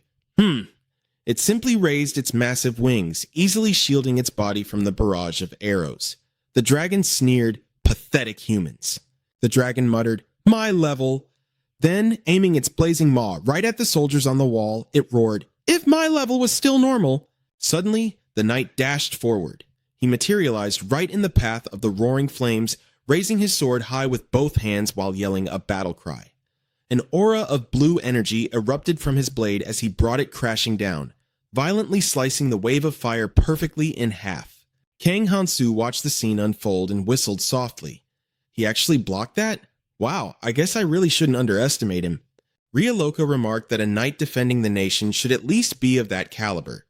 Kang Hansu agreed, "Yeah, they should at least be that strong, huh?" Joka chimed in, "True, I could have blocked that strike too, and that dragon isn't exactly in peak condition anymore." As Kang Hansu leaped onto the roof, Rioloka called out to her master in confusion. Kang Hansu's face lit up with excitement as he asked, "Is that so?" On the other side, the dragon swung its massive claws downward. The knight hastily jumped away to dodge the blow, leaving the claws to smash right into the two soldiers behind him. In an instant, the dragon's level skyrocketed. The dragon sneered, "Oh ho! So I can regain my lost levels just by hunting?" The system announced that a certain god strongly advised you to defeat it quickly. Kang Hansu muttered, "I guess I should take it down before its level gets any higher, huh? Think I can pull it off?" Rioloka flapped her wings, hovering as she asked, "Master, who on earth have you been talking to this whole time?" Kang Hansu replied casually, "With the guy who resurrected that dragon." Rioloka blinked in sheer confusion. "Excuse me, what?" Watching the dragon rampage in the distance, Kang Hansu ordered, "Well, an order is an order, and I need to prep a few things. You go bait it and buy me some time." Rioloka bowed her head. "Yes, my lord. As you wish. With a powerful beat of her wings, she soared straight toward the dragon. The dragon glared up at Ryaloka and mocked. Oh ho, level 27 are we? What is a high demon like you doing all the way out here in the western continent? Absolutely perfect. Become my prey and help me level up. Ryaloka brought her hands together, conjuring a sphere of pitch-black energy. She then unleashed a massive pillar of dark magic right at the beast. Ryaloka barked, "In your dreams, lizard!" The piercing beam shot past its wings and slammed directly into the dragon's body. It roared in agony. "Ah!" the dragon snarled furiously. "How dare you!" "You insignificant little bug!" the dragon bellowed. "Fine then." Blazing flames instantly erupted around its massive feet. The beast roared to the heavens. "In the name of the Fire Dragon King!" Burned to ashes, its entire body erupted in a violent, scorching inferno. The fierce, wild flames surged forward, swallowing Ryaloka. Ryaloka threw her hands up to block the blast, struggling as she cried out, "Oh!" Meanwhile, a certain god raised a hand with an exasperated expression, muttering something. The system chimed in. A certain god is asking what the hell you are doing. A certain god is scolding you, calling you a stubborn outlander.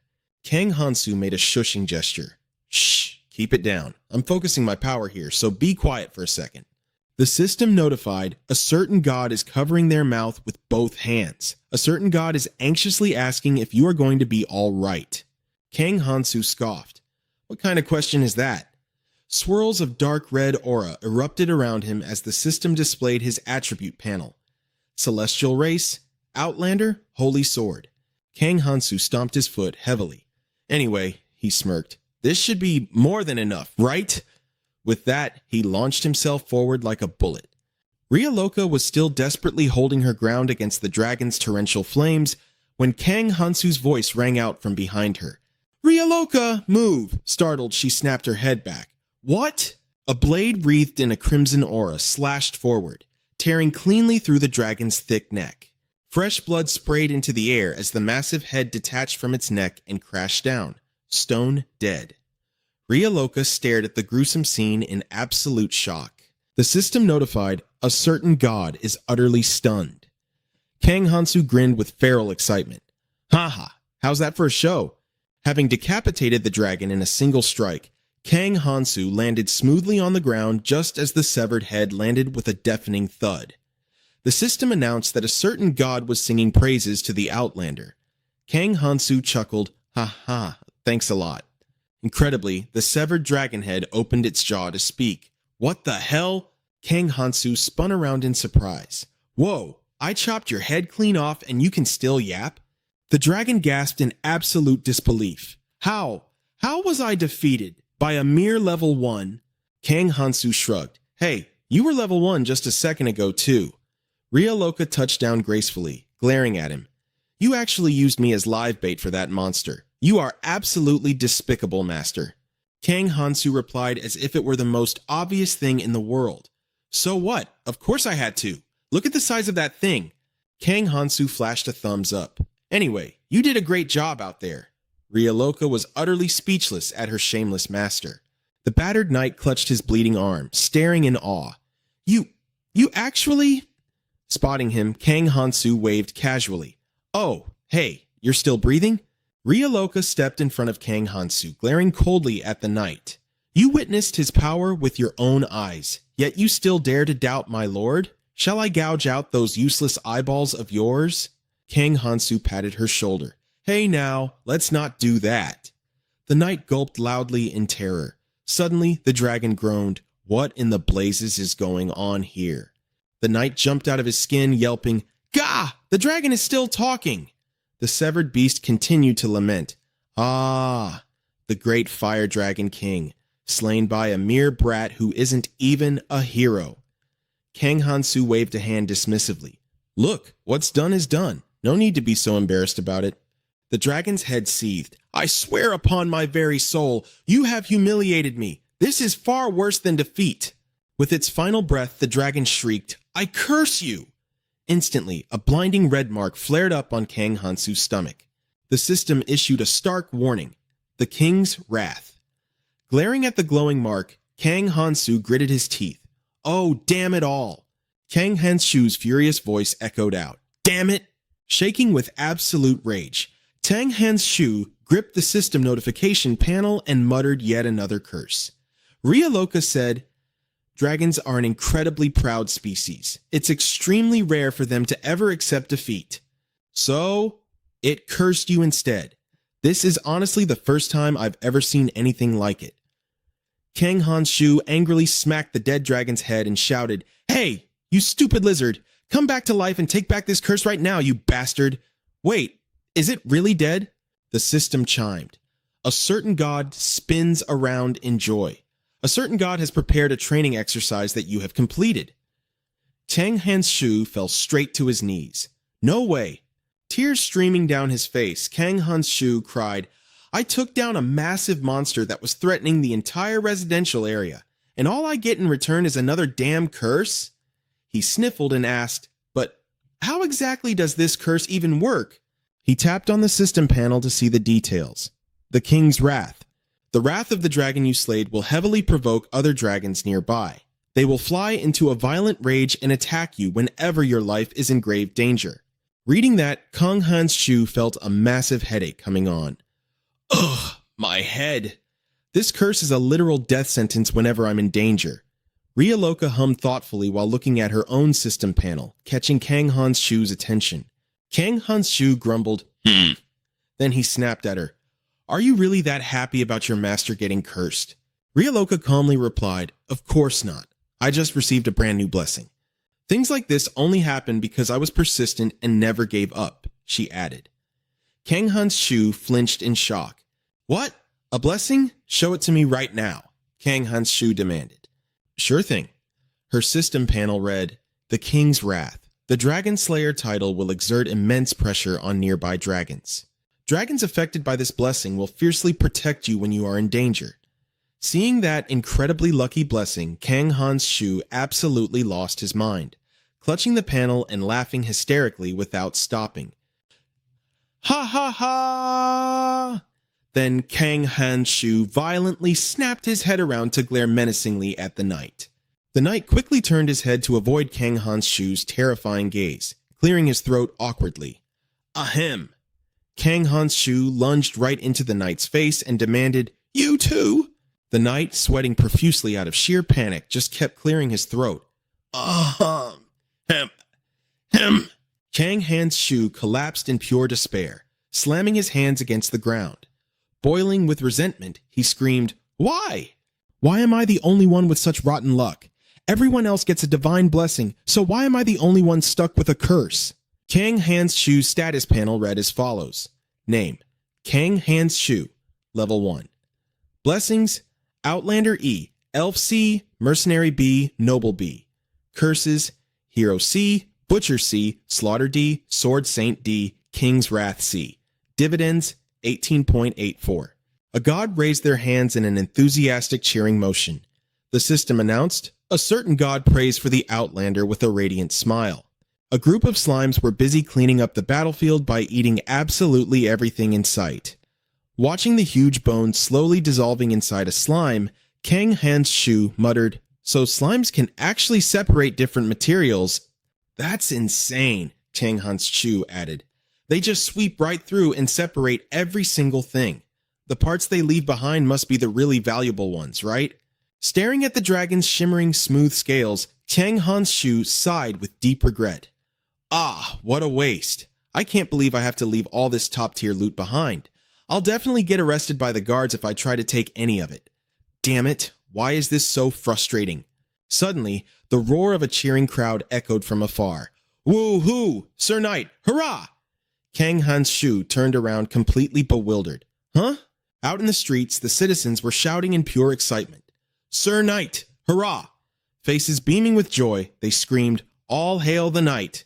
The pink-haired knight rode his horse right through an ocean of praise. Wow, Sir Knight. Towed on a large cart right behind the pink-haired knight was the massive severed dragon's head. Suddenly, the knight caught sight of Kang Han-shu and Ryaloka standing back in a dark alley. Kang Han-shu and Ryaloka just stood there with their arms crossed, staring in total silence. Kang Han-shu gave a knowing smile. A little while later, the massive celebration finally died down in a quiet corner of the city. The knight bowed his head and said, "I am forever in your debt." Kang Han-shu waved it off casually. "Don't mention it." The system chimed. "A certain god says that all you need to do now is head straight to the academy." Kang Han-shu told Ryaloka to pass on a message. "Tell him I want to share this loot to help rebuild the city and support the families of the casualties." Ryaloka nodded. "Understood, master." Then, dripping with absolute disdain, she relayed to the knight, "You should feel deeply honored that my master and I bothered to save your pathetic lives." "We don't need that pathetic pile of trash. Keep it for yourselves and the others." The knight froze stiff in pure shock. Kang Han-shu squinted at Ryaloka in deep suspicion. "Hey, that sounded a lot like you were just provoking him." Ryaloka gave a sly, cheeky smile. "That was all you, master. I translated your exact intentions perfectly." Kang Han-shu muttered, "If you say so." But suddenly he stopped mid-sentence. Pointing up at a strange cloud of white smoke forming in the sky, Kang Han-shu asked, "What the hell is that?" More and more thick clouds of smoke began to materialize. Kang Han-shu muttered, "Looks pretty weird, doesn't it?" The thick smoke slowly started pooling together into a solid shape. The system panel suddenly popped up, flashing the words, "The King's Wrath." The knight gasped in sheer horror and yelled, "The Dragon's Fury!" Huge skeletal foot bones burst out of the smoke. Next came a massive skull, its eye sockets blazing with eerie blue ghost fire. It was a bone dragon. Kang Han-shu pointed it out, but Ryaloka quickly corrected him. "Master, that is still a dragon." Kang Han-shu scoffed. "Well, it looks way smaller than the last one." Ryaloka warned, "That is the manifestation of the dragon's soul that was enraged by you. It has been summoned right into a physical form." Kang Han-shu scratched his head. "Fascinating, isn't it?" he said sarcastically. Then, completely snapping, he roared in a fiery rage, "I effortlessly slit the throat of a living, breathing dragon. Who the hell does that pile of bones think it is to look down on me like that?" Early the next morning at the Divine Temple, a middle-aged man's booming voice rang out. "What a beautiful sunny day. And today, right here in this sacred place, brave warriors destined to slay the Demon King have finally gathered." The MC was a middle-aged guy with a rather long face and slicked back hair. The MC shouted, "However, among this elite lineup of warriors, who is truly the absolute best?" Ohangu smirked with overflowing confidence. The MC declared, "Today we shall find out." The MC shouted, "Oh, the hero tournament!" The audience below cheered and screamed with excitement, making the entire arena rumble like thunder. Senteis announced, "You have been an immense source of support for the growth of our heroes up until this very day." Senteis continued, saying the tournament would be a chance to prove that everyone's support has not been in vain. A noble dressed in white asked, "What do you all think?" The blonde noble in black rubbed his chin and said, "According to the rumors..." He looked over at Choi Gang-min and continued, "It seems the hero, Choi Gang-min, will be the strongest." A balding noble in white disagreed. "Impossible. As far as I know, it has to be Jang Mi-on." A noblewoman in a blue dress, peering through a telescope, asked, "Wait, is that Yu Bo-ah over there?" Arya shyly hid behind Yu Bo-ah. Yu Bo-ah asked, "Arya, what's wrong?" Arya whispered, "My mother is watching us right from the front row." Looking at the elegant, refined noblewoman fanning herself in the stands, Yu Bo-ah finally understood and gasped. "Ah!" Yu Bo-ah clenched her fists and said, "Then you really have to do your best. If you just keep hiding behind me, you'll end up disappointing her." Arya looked at her softly. "You're so strong. I really need to do my best too." Yu Bo-ah giggled. Arya hesitated, then asked, "Sorry for asking this out of nowhere, but what would you do if another hero was in danger during the tournament?" Yu Bo-ah replied instantly, "I'd help them, of course." Arya smiled. "No hesitation at all. You really are amazing." Yu Bo-ah rubbed her neck shyly. "What? Come on, it's nothing special." Yu Bo-ah muttered, "That idiot would definitely say the exact same thing." Arya, entirely confused, asked, "What was that?" Yu Bo-ah got flustered and waved her hands frantically. "Huh? Nothing at all," Arya hummed in suspicion. She narrowed her eyes, scrutinizing Yu Bo-ah. Just then, Senteis announced the opening of the event. "And now, We shall officially begin the tournament. A soldier waved a flag and roared. Begin! A black-haired young man looked around in utter confusion. Huh? What? Wait, it's already starting? Choi Gong-min suddenly dashed forward. Right after him, the others frantically scrambled to catch up. A commoner driving a horse carriage called out, Sir Choi Gang-min, right this way. Choi Gang-min turned to his group. I've prepared a carriage in advance. Everyone, get in. A blue-haired girl gasped, Whoa, that's amazing. A blonde girl cheered, That's our Choi Gang-min for you. Choi Gang-min smirked to himself. Information is invaluable power. Keep getting distracted, you fools. I'm going to wipe out every last one of those orcs. Arya, running far behind, yelled, Hey, that's completely unfair. Yu Bo-ah suddenly looked dead serious. Arya, wait a second. Arya blinked. Huh? What is it? What do you mean? Yu Bo-ah grabbed Arya's wrist tightly. Yu Bo-ah activated her acceleration skill. Instantly, she turned into a blur of wind, dragging Arya along as they bolted forward at breakneck speed. Dragged through the air like a kite, Arya screamed in pure panic. Ah! A system window popped up. Acceleration. Your legs move significantly faster than normal. You cannot slow down or rest until you reach your destination. Jang Mi-on puffed her cheeks out and complained. What the heck? Have Choi Gang-min and Yu Bo-ah already left? I totally thought I'd be the fastest one, Jang Mi-on grumbled. Come on, everyone. We need to hurry or we'll be left behind. They quickly clambered onto another carriage. The short, black-haired guy leaning over the side of the carriage shouted out, Whoa! Meanwhile, a figure in a white cloak hurriedly approached to call for Sentes. Saintess, the believer gasped out. Last night, in the northern city of the Night Kingdom, the Blood Dragon King and Kaiser vanished. Sentes flinched in shock. The Blood Dragon King? Are you absolutely sure? The believer reported frantically. Its shape, the number of horns, the color of its scales, every single detail matches the historical text perfectly. That dragon is without a doubt the Blood Dragon King and Kaiser, the very same one you sealed away hundreds of years ago. Saintess. Sentes murmured, Yes, I defeated it alongside a hero back then. I remember it vividly. She frowned in deep suspicion. But I'm certain the Blood Dragon King died that day. The believer offered a cautious guess. Could the gods have resurrected it? Sentes shook her head. I highly doubt that. But little did she know, that was exactly what had happened. Sentes reasoned, all the gods are currently enjoying the tournament. Resurrecting it now would be entirely pointless. She muttered to herself, or could a god who didn't know the tournament's location have resurrected it by accident? But the believer hesitated. Why would the gods do something like that when there aren't any heroes around to fight it? Sentes froze. A hero? Sentes realized. That's right, every single hero is currently at the tournament. Suddenly, a figure flashed through her mind. The hero, Kang Hansu. Sentes remembered that Kang Hansu had a god by his side who could block her divine tracking. What if this is that god's doing? Sentes snapped. Why on earth didn't you report this sooner? I'll have to go there myself immediately. It needs to be subjugated before it can cause any more devastation. The believer stammered frantically. Saintess! And music. The Blood Dragon King, it has already been slain. Hearing this, Sentes stopped dead in her tracks. Sentes turned around and asked, Defeat the Blood Dragon King? Who could possibly do that? The messenger replied, We don't have any more information, but rumor has it that the dragon's breath was blocked by just a single royal guard knight. Sess let out a heavy sigh and said, Then it definitely wasn't the Blood Dragon King. It's impossible for one person to block the Blood Dragon King's breath alone.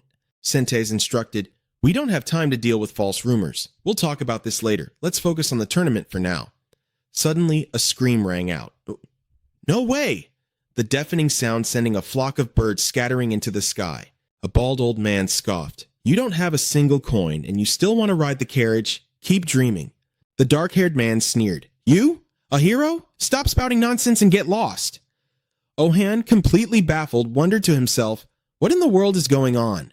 Isn't it completely normal for commoners to help out a hero? The system notified him that some evil god was asking if he was going to give up. Ohan retorted that it wasn't about giving up, but rather that a voice had just suddenly echoed in his head. A hero, huh? Julia, sitting on her horse, asked, "Weren't you heading to the tournament gathering? Why are you still standing here?" A bunch of system panels covered in the number 10 popped up over Julia. The system announced that Gravol couldn't look at a target even without physical obstacles. The risk of your weaknesses being exposed has increased significantly. Ohan thought in sheer frustration, "Is she a witch knight or what?" "Damn it, I can't see a thing because of this curse," Ohan muttered. Exactly. Ohan figured that if he really was the main character, there were bound to be moments like this. A special system notification chimed. Under the effect of a blessing, Julia immediately offered, "I can give you a ride, if you'd like, though it might be a bit uncomfortable since I only have a horse." Ohan quickly replied, "Thanks a lot." Ohan immediately hopped onto the horse and said, "Pardon the intrusion, then." Julia warned him to hold on tight. "Oh, and don't sit too close to me," she added. Ohan just chuckled. All right, he said, while thinking to himself, "That's more like it." Julia then assured him, "I'll get you there as fast as I can." Ohan replied, "Goodness, taking it a little slow is fine too." He thought to himself, riding with a beautiful female knight is so much better than being stuck with those stinky old men. Should I just recruit her into my party? Over in the city where Kang Hansu was, the land had been reduced to ruins. Buildings of all sorts were utterly destroyed, with thick smoke and dust rising amidst deafening rumbles. Dia Loca was kneeling on the ground while the knight lay completely unconscious nearby. Dia Loca cried out in absolute terror, "Master, what is that thing?" A vicious bone dragon forcefully exhaled a plume of white smoke. Up in the sky, two more bone dragons were fiercely breathing fire at each other. Down below, Kang Hansu, practically burning with rage, screamed, "What the hell is going on here?" Glaring at the bone dragon hovering above, Kang Hansu gritted his teeth and thought, "Everything was perfectly fine until I decided to kill that damn monster." Right as the bone dragon had its bones thoroughly shattered by Kang Hansu, the system suddenly popped up with a message, "Outsider, the King's Wrath." That notification panel flashed and repeated endlessly. Kang Hansu let out a confused grunt. "Huh?" A bony skeletal claw suddenly thrust up from beneath the dirt. Soon after, a massive horde of bone dragons emerged from the earth and roared, "I will kill you! I will kill you all! You pathetic, chaotic humans! Destruction! Death!" Kang Hansu, wondering what the hell was actually going on, blurted out, "What the hell is this?" A bone dragon charged straight at Kang Hansu, roaring furiously. "I will tear you apart!" Kang Hansu exclaimed. "Whoa, there are giant mobs now too?" A fierce gust of wind swept through the area. The knight raised an arm to shield himself and asked, "Why are there suddenly so many bone dragons appearing?" A bone dragon had silently materialized right behind the flashy pink-haired knight and snarled, "I will kill you all!" "You filthy humans!" The knight flinched, spinning around and cursed, "Son of a bu—" But the dragon whipped its tail, sending the knight flying through the air. The pink-haired knight slammed hard into a wall and slowly slid to the ground, letting out a painful groan. Ugh! A wisp of white smoke drifted from the knight's chest as the system announced, "The King's Wrath." The King's Wrath. Your renowned Dragon Slayer title has exerted absolute pressure on the surrounding dragon monsters. An enraged dragon will step in to protect you when your life is in critical danger. A surprisingly small dragon's foot stepped onto the knight's shoulder armor. This particular bone dragon, glowing with vibrant green eyes, opened its jaws and declared, "I will protect you, human. I will protect you, my brother." The green-eyed bone dragon lunged forward, roaring, "I shall protect!" Meanwhile, a hostile red-eyed bone dragon charged back, snarling, "I shall kill!" The two massive dragons brutally rammed their heads together. Kang Hansu watched in deep thought, letting out a low hum. Remaining completely unbothered amidst the absolute chaos, Kang Hansu simply crossed his arms and calmly stated, even as another dragon breathed fire right behind his back, "What the hell is this? They just keep respawning endlessly." Dia Loca snapped in fury, "Stop being such a nuisance to everyone." Her hands violently flared with dark purple magic. She swung her arm, completely shattering a bone dragon as she screamed, "Die!" The bone dragon crashed to the ground, crumbling into countless scattered fragments. Dia Loca stood there, panting heavily from total exhaustion. Dia Loca turned back and said, "Hey, Master, this is really weird." Right then, the voice of the green dragon echoed out. I will save you, human. But its roar was almost entirely drowned out by the vicious screech of a red-eyed bone dragon. I will slaughter you, you filthy humans! The two dragons aggressively shoved each other backward, barreling straight toward Dialoka. With absolutely no strength left to dodge, Joka just stood there frozen and mumbled, I don't have a single ounce of energy left to fight. A massive collision occurred and Joka's piercing scream rang out. Ah! Ju was pinned under a heavy pile of dragon bones, her head spinning wildly as she completely lost consciousness. The system chimed once again. The King's Wrath. Your renowned Dragon Slayer title has exerted absolute pressure on the surrounding dragon monsters. The wrathful dragon will protect you when your life is in mortal danger. And so, another green-eyed dragon soared into the sky and let out a deafening roar. I will protect you, demon. I will protect you. Love and hope. Looking at the swarm of red-eyed bone dragons flying wildly in the sky, Kang Hansu muttered, If this keeps up, this whole place is going to be completely destroyed. Kang Hansu raised his sword behind his head, gathering his strength as swirling red and black auras converged. I have to end this, he said. Dashing forward, Kang Hansu shouted, I need to make this fast! The tip of his sword slammed into the ground with a loud clash. Resting his hand on the hilt, he looked at the massive pile of bones and sighed. That's a lot of bones. The slimes are going to be awfully busy. Delasa hobbled over, leaning on her staff like an old woman. To think the bone dragons would swarm like this? I've never seen or heard of anything like it, she exclaimed. The King's Wrath curse shouldn't just trigger so recklessly. Do you have any idea why? She asked. Kang Hansu pondered for a moment. Why, huh? I might have one idea, he said. Delaka jumped in surprise. Wait, really? Kang Hansu thought about his Outlander's blessing. He mused to himself, someone with a cheat skill like my Outlander's blessing. Unlike the gluttonous monsters that only gain power by devouring endless amounts of food. Kang Hansu realized he gathered his strength by draining vitality. Because his stats were constantly being reset, his life force was repeatedly drained out. That artificially low lifespan was exactly what triggered the threat response. He couldn't help but think about the activation conditions for his King's Wrath curse.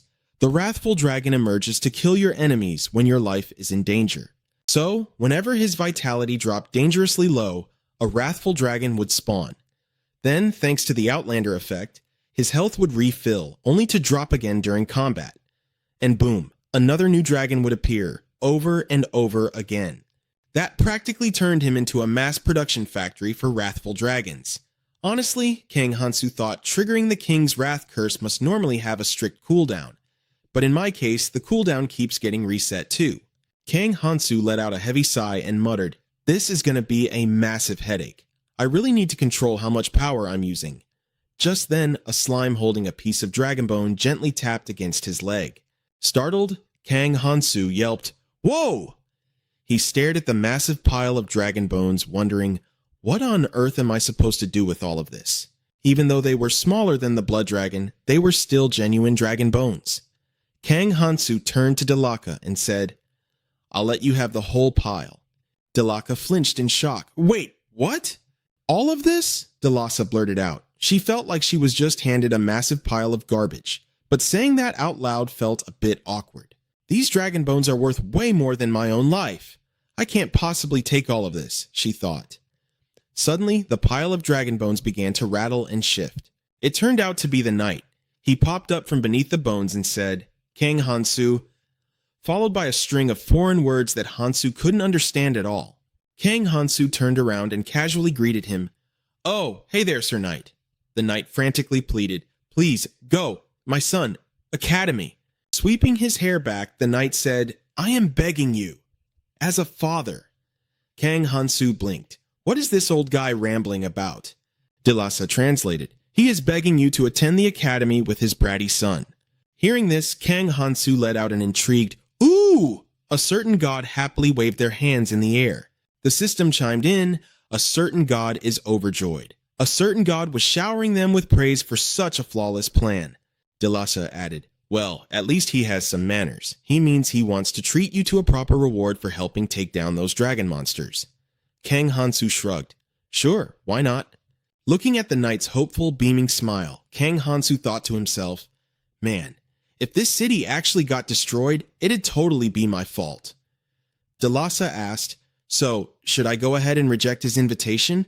Kang Hansu reached out to shake the knight's hand and said, well, I guess I don't really have a choice. A knight's pride demands that you reward me, right? Someone spotted the massive pile of bones and shouted, oh my god, look at all those bones! Someone come help me out here! Kang Hansu glanced over at the commotion and muttered, the more people show up, the messier this gets. They're just gonna get in the way of the cleanup. Delatsa hugged a few large bone fragments to her chest and urged, let's get out of here! Kang Hansu smirked, you seem pretty thrilled about this. You're imagining things, Delaka retorted quickly. The knight, leading the way, announced, we are here. The knight turned back to Kang Hansu and said, this is it. Kang Hansu gasped in awe. Whoa, a place like this exists on the outskirts of the city?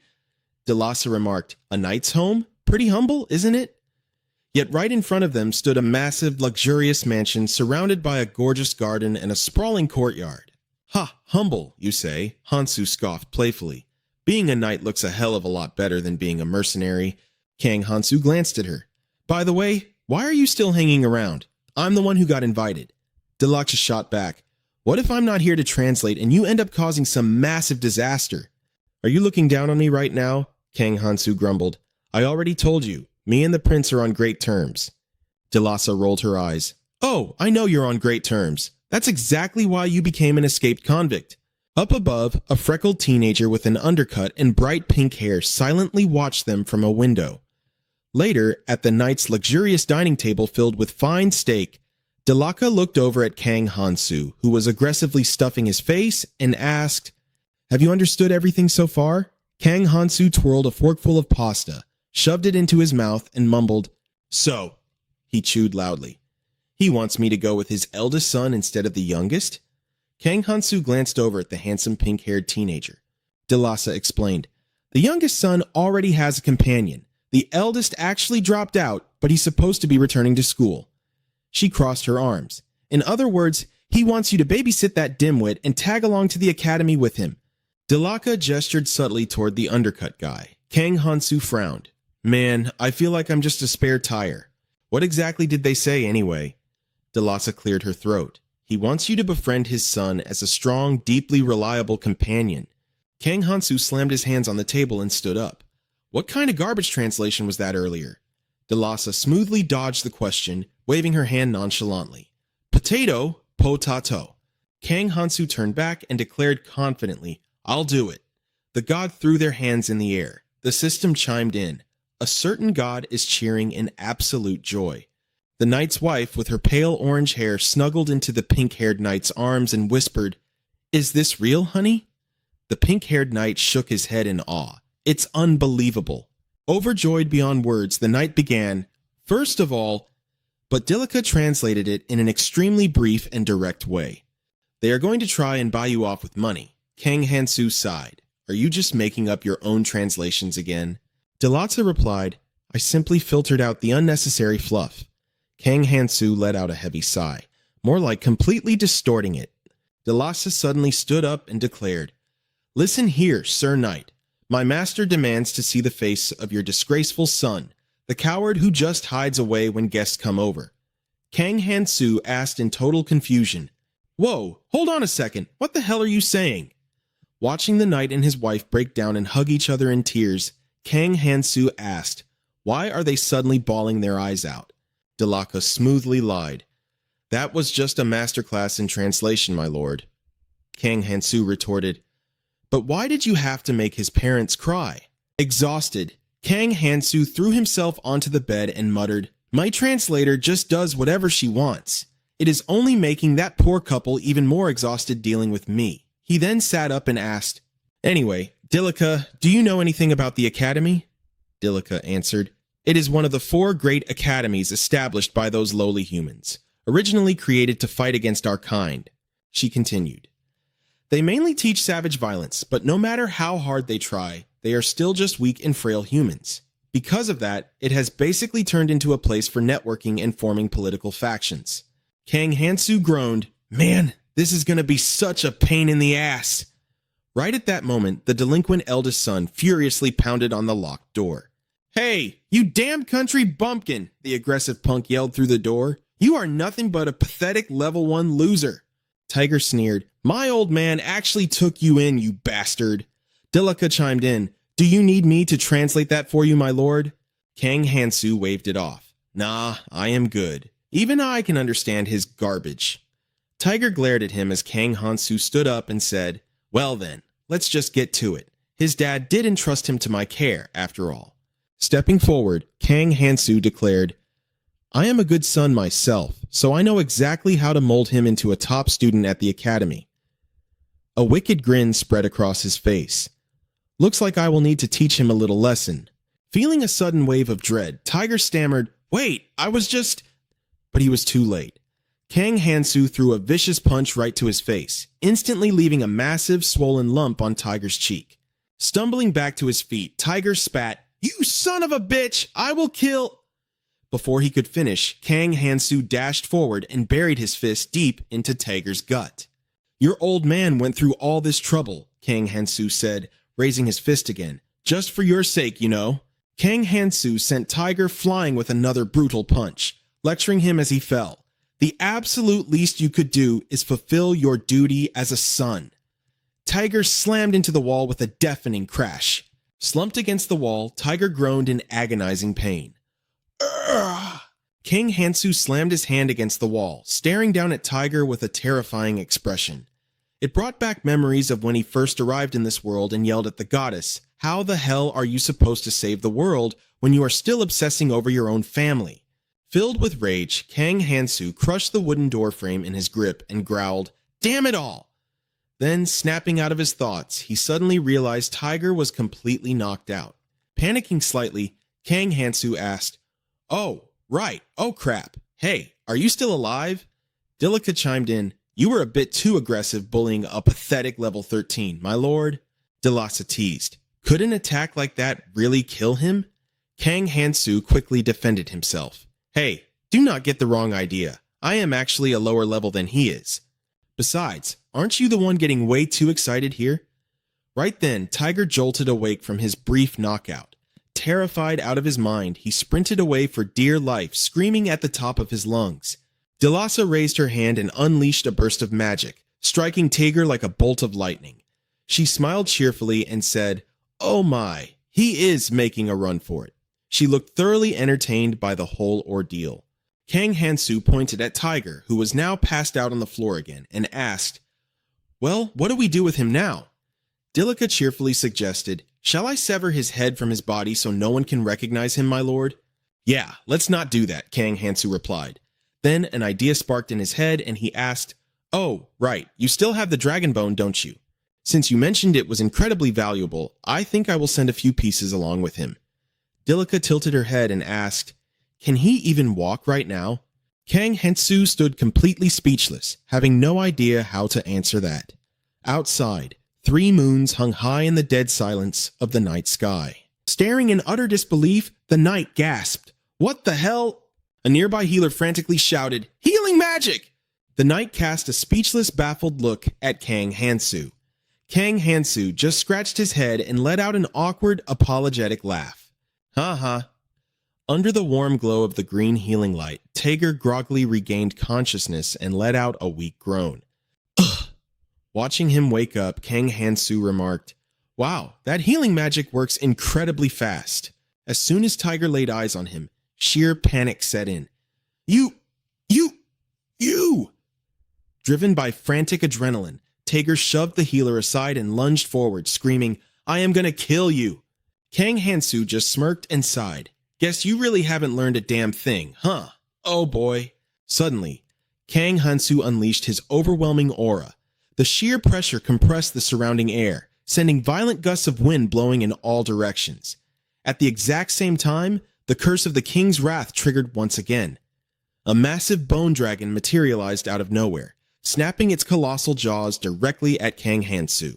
It roared with terrifying fury, "Slaughter the humans! Chaos! Destruction!" As its monstrous jaws slammed shut, fresh blood violently splattered through the gaps in its teeth. The bone dragon let out a low, menacing growl. Completely terrified, Tiger scrambled backward, choking out a horrified, "Gah!" The dragon bone? Suddenly, a fist violently punched straight through the skeletal dragon's massive teeth. A pale white fang shot right past Tiger's face, slamming into the ground and leaving a bloody scratch on his cheek. Looking like a demon crawling straight out of hell, Kang Hansu pulled himself from the bone dragon's maw and gave a chilling smile. "Now then, Tiger, let's be absolute best friends." The door to the room creaked open softly. The Saintess gazed exhaustedly into the empty room, letting out a heavy, tired breath. She closed the door and leaned heavily against it, her mind swirling with anxiety. She thought to herself, the voluntary donations from our sponsors absolutely cannot drop below our current level of support. Trying to sustain the warriors using nothing but the temple's own power is simply too difficult. Lost in her thoughts, the Saintess slowly made her way to the bed. She tiredly collapsed face first onto the mattress, but her mind wouldn't stop racing. Just as she feared, no matter what era they were in, some things never changed at all. "My head is just completely filled with all these stressful thoughts," she mumbled to herself. Suddenly, the crystal ball resting on her vanity lit up, and a voice called out from it. "Hey there, Saintess, do you have a moment right now?" Sentes asked, "What is it?" The person on the other end replied, "Headmaster Howard has been waiting to speak with you since this morning." Sentes propped herself up and asked in confusion, "I thought we were already done with the warrior entrance exams." The voice on the other end said, "The problem is, she insists she has a private matter to discuss with you, Holy Maiden." Hearing this, Sentes pursed her lips in displeasure but said nothing. She let out a helpless sigh. Sliding out of bed, she said, "If that's the case, I have no other choice." The voice on the other end added, "But there is some good news." Hearing that, Sentes asked, "What is it?" The believers report that the incident supposedly caused by the Fire Dragon King has been successfully contained. They reported that the damage is extensive, but there are 0 casualties. Sentes sat down at her desk and said, "That is indeed good news, but let's talk about it later." Sentes ordered, "Connect me to the headmaster now." Headmaster Howard chuckled, "Ho ho ho, Lady Holy Maiden, how are you feeling?" Sentes frowned. "Not very well, considering someone contacted me knowing full well how busy I am." The long green-haired woman with pointed ears possessed an alluring magical beauty. Headmaster Howard noted that everyone could now live without a care in the world, all thanks to the effectiveness of humanity's shield. Sentes said coldly, "If there's nothing important, I'm hanging up." Headmaster Howard teased, "Oh my." Headmaster Howard brought her pipe to her lips and took a deep drag. The green smoke she exhaled took on her own shape as she spoke. "So impatient. Why so cold today?" Sentes grew annoyed. Headmaster Howard continued, "All right, I'll get straight to the point. We are really looking forward to the new members this year. We are planning to open the underground ruins so the students can learn alongside the warriors." Sentes tapped her fingers on the desk and repeated, "Underground ruins?" Sentes said, "You mean the labyrinth? Sounds like you've successfully unlocked the divine seal." Headmaster Howard covered her mouth and giggled. "Spot on. Are you surprised?" Sentes replied, "That is indeed good news. In my hands, the divine seal is nothing but child's play." Sentes stayed silent, thinking to herself, "Shh." Sentes recalled that the labyrinth was a place where the gods once reigned with their power, forging an era of myths. The structure of that place was entirely unique. She figured that was why the holy relics retrieved from there possessed such unnatural power. Sentes frowned, contemplating the unforeseen dangers that came with it. Headmaster Howard said, "That realm is like a place with a mind of its own. It's calling out to us to open it quickly, so I really can't wait any longer." Sentes replied, "It seems this is a necessary element for the current warriors, who are in need of a real challenge." Headmaster Howard agreed. "Exactly. Cough, cough." Sentes said, "All right, I'll send it over to you as soon as the tournament ends." Headmaster Howard said, "That's right, Holy Maiden. I'd also like you to do it as quickly as possible. Cough, cough. Hey, open the window. Hurry." Sentes said, "I'm cutting the connection now." Headmaster Howard hastily replied, "Wait, why not chat a little longer?" The crystal ball went dark under Sentes' control. She slumped over her desk and sighed heavily. Sentes muttered, "How many of these warriors will actually survive?" The sun slowly set and the warm fire flickered brightly. Lisa said friendlily, "It's a pleasure to meet you, Warrior Ohangu. I am Mage Lisa, a friend of Julia's. Ohangu, who was starting the fire, spaced out for a moment before cheerfully replying, "Welcome, Miss Lisa." Julia and Lisa gave faint smiles. Ohangu was lost in a delusion where the two of them threw themselves into his arms, one girl on each side. Ohangu thought, "Oh, such beauties! The two lovely flowers, Lisa and Julia, right in my arms." Noticing Ohangu's suspicious behavior, Lisa whispered, "Is this guy really a warrior?" Julia whispered back, "I'm sorry." Then she spoke up. "So, whichever warrior scores the most points from hunting the orcs will be the winner, right?" Ohangu replied, "Exactly. You really are a smart mage." Lisa thought to herself that using magic depended on mastering it, and time spent training one's intellect also played a part in casting stronger spells. Julia hugged Lisa tightly and said, "Lisa, thank you so much for coming." Lisa's eyes glowed with the green light. "She's using magic," Lisa said. "I'm the one who's honored to have the chance to meet such a capable warrior." Ohangu's attribute panel appeared. Name: Ohangu, level 6. Blessings: Warrior F, Special F, Mercenary Magic B, Defender E, Survival F, Superhuman F, Storm F, Primal Clairvoyance F, Hunting F, Prophet 4.63. Lisa thought in surprise. So many blessings at just level 6? Is this what a god-chosen warrior is like? So this is what it means. A true warrior really is amazing, isn't it? Over on the other side, Ohangu muttered to himself, "Where should I go next?" Thinking of Hansu and his evil smirk, he said, "Well, I'd be even more surprised if I hadn't already met him." The owl turned its head, glaring down gloomily, and let out a haunting hoot. Under the light of the 3 moons, Ohangu's voice echoed, "That's weird. Why haven't we seen a single orc yet?" Lisa crouched down, picking something up, and said, "There are faint tracks right here. That means a few groups have already beaten us to this spot." Hearing this, Ohangu exclaimed, "Someone got here before us?" Julia said, "You and I took a shortcut, but there was no guarantee we'd beat everyone here. Plus, we did spend quite a while waiting for Lisa." Seeing some slimes slithering by, Lisa pointed, "Look at those slimes cleaning up over there. We're getting close." Julia stepped forward and immediately spotted an orc corpse behind the bushes. Julia said, "An orc corpse covered in slash marks and burns. It was done by a group with a warrior and a mage, just like us." Ohangu asked angrily, "Who in the world is it?" Suddenly, a bizarre screeching noise rang out. Ohangu pointed in a direction and said, "Over there." Rushing forward, he declared, "That's my prey. I won't let it get stolen from me again." The 3 of them froze, staring ahead in shock. Ohangu cried out, "Oh my god!" It's Arya and Boza, fighting right in the middle of 4 orcs. Ohangu muttered, "Looks like a lively party." Boza leaped into the air and thrust a hand forward, unleashing a fierce blast of fire right over an orc's head. Seizing the chance, Arya dodged to the side and slashed her sword across the orc's stomach. Blood sprayed wildly from the deep gash. An orc wielding an axe charged straight at Arya, roaring, "Oh! Die!" But Boza dashed forward, throwing out a hand to blast the orc's axe away, injuring it in the process. "Hero!" Arya cried out. System notification, Eubora's blessing. The bracer on Eubora's wrist flared with a sharp, fiery orange aura. System notification, weapon. Your body will become a formidable weapon, adaptable to any situation. Any weapon you wield will automatically regenerate, just like your own flesh.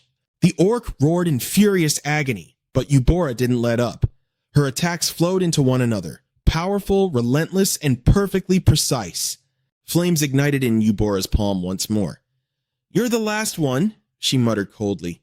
Eubora slammed her flaming hand straight into the orc's skull. Fire erupted, instantly incinerating the monster's head. The headless beast slumped to its knees before collapsing. "Class Rep," Ohangu called out. Eubora turned around. "Ohangu, you got here sooner than I expected." "Hey, I should be the one saying that," Ohangu retorted. "Since when did my sweet, gentle class rep become such a powerhouse? There's no way." "I have no idea what you're rambling about," Eubora replied flatly. Back at school, the class rep was always the top student with perfect grades across the board. It's no different here. She shrugged. "The only difference is that this is a magical world." "Exactly!" Ohangu exclaimed. "That's exactly what I'm talking about. This is a fantasy world. You can't just level up by hitting the books. Eubora gave him a baffled look. Perfect grades include physical education, you know. A class rep has to rank at the very top in practical exams, too. Seriously, what are you even talking about? Ohangu groaned in frustration. Ugh! But in the web novels... System notification. A certain male god shakes his head in disappointment. A certain innocent goddess gently presses the agree button. Ohangu continued. Yeah, but... Eubora completely ignored him and turned to walk away. Just leave him be, she told the others. We're heading over there. Let's stay out of each other's way. Ohangu shouted after her, Yeah, well, enjoy second place, class rep, because I'm taking first. Aha, Eubora let out a long sigh. Second place is perfectly fine by me. I genuinely hope you get first. Ohangu blinked, muttering suspiciously to himself, Wait, what? Did she just cheer for me? Does that mean I'm the main character and the class rep is... Ohangu's delusions kicked into overdrive. That's it. The class rep is the main heroine. She totally has a crush on me. System notification. A certain god is seriously contemplating cursing you. System notification. A certain innocent goddess feels her heart flutter. Ohangu cheered excitedly. Eubora is the heroine. Suddenly, two massive dark green silhouettes loomed up behind them. Julia glanced back suspiciously, then gasped. Oh, it's two orcs. One of them snarled. I smell human flesh. Women. Get lost, you pathetic pigs. Leave the wenches behind if you want to keep your lives. Julia and Lisa immediately dropped into a defensive stance, both crying out in alarm. Orcs! Ohangu stepped up. Leave them behind and run away? Not a chance in hell. Lady Lisa, Lady Julia, step back! Ohangu threw both hands forward, summoning a massive roaring fireball. Eat this! He roared. Ohangu hurled the roaring flame straight at the orc. System notification. Hunter. The orc blinked, confused after the blinding flash of fire, and grunted in sheer bewilderment. System notification. Curse effect triggered. The hunter trait has drastically buffed all nearby prey. The failure rate of your set traps has skyrocketed. And so, incredibly ironically, the orc stood there completely unscathed. Ohangu stared blankly at the massive, hulking shadow looming over him and let out a choked gasp. Uh-oh! The orc swung its heavy weapon down with a brutal roar. Die, human! Ohangu desperately dove out of the way. But he wasn't so lucky the second time. The orc swung its massive mace horizontally, batting Ohangu through the air like a baseball. Gwah! Ohangu crashed violently into the dirt, bouncing and tumbling backward, kicking up a massive cloud of thick dust. System notification, miraculous survival. Thanks to this blessing, Ohangu merely passed out half dead instead of being completely obliterated. Lisa let out a heavy sigh. The hero is absolutely useless, as expected, completely different from a certain someone. Right? Julia agreed. He's truly special. He took down a level 6 orc when he was only level 1. Lisa mused, Do you think we'll ever run into him again? If he ends up going to the academy, we'll definitely see him again, Julia replied confidently. Fireballs suddenly flared to life in Lisa's hands, while Julia drew her sword and charged forward. System notification, Hunter. The orc's wooden mace was sliced into pieces in an instant. The orc gaped in sheer shock. Huh? Lisa swept her arms outward, and a roaring inferno instantly swallowed both orcs whole. As the massive beast collapsed into the dirt, Julia smirked. Even with that weird hunter's curse buffing them, they still didn't stand a chance against us. Julia, that really isn't the issue right now, Lisa pointed out. Julia followed her gaze and gasped. Ugh! Lisa pointed at Ohangu's limp, twitching body on the ground. She frowned, clearly annoyed. What are we supposed to do with our grand unconscious hero over here?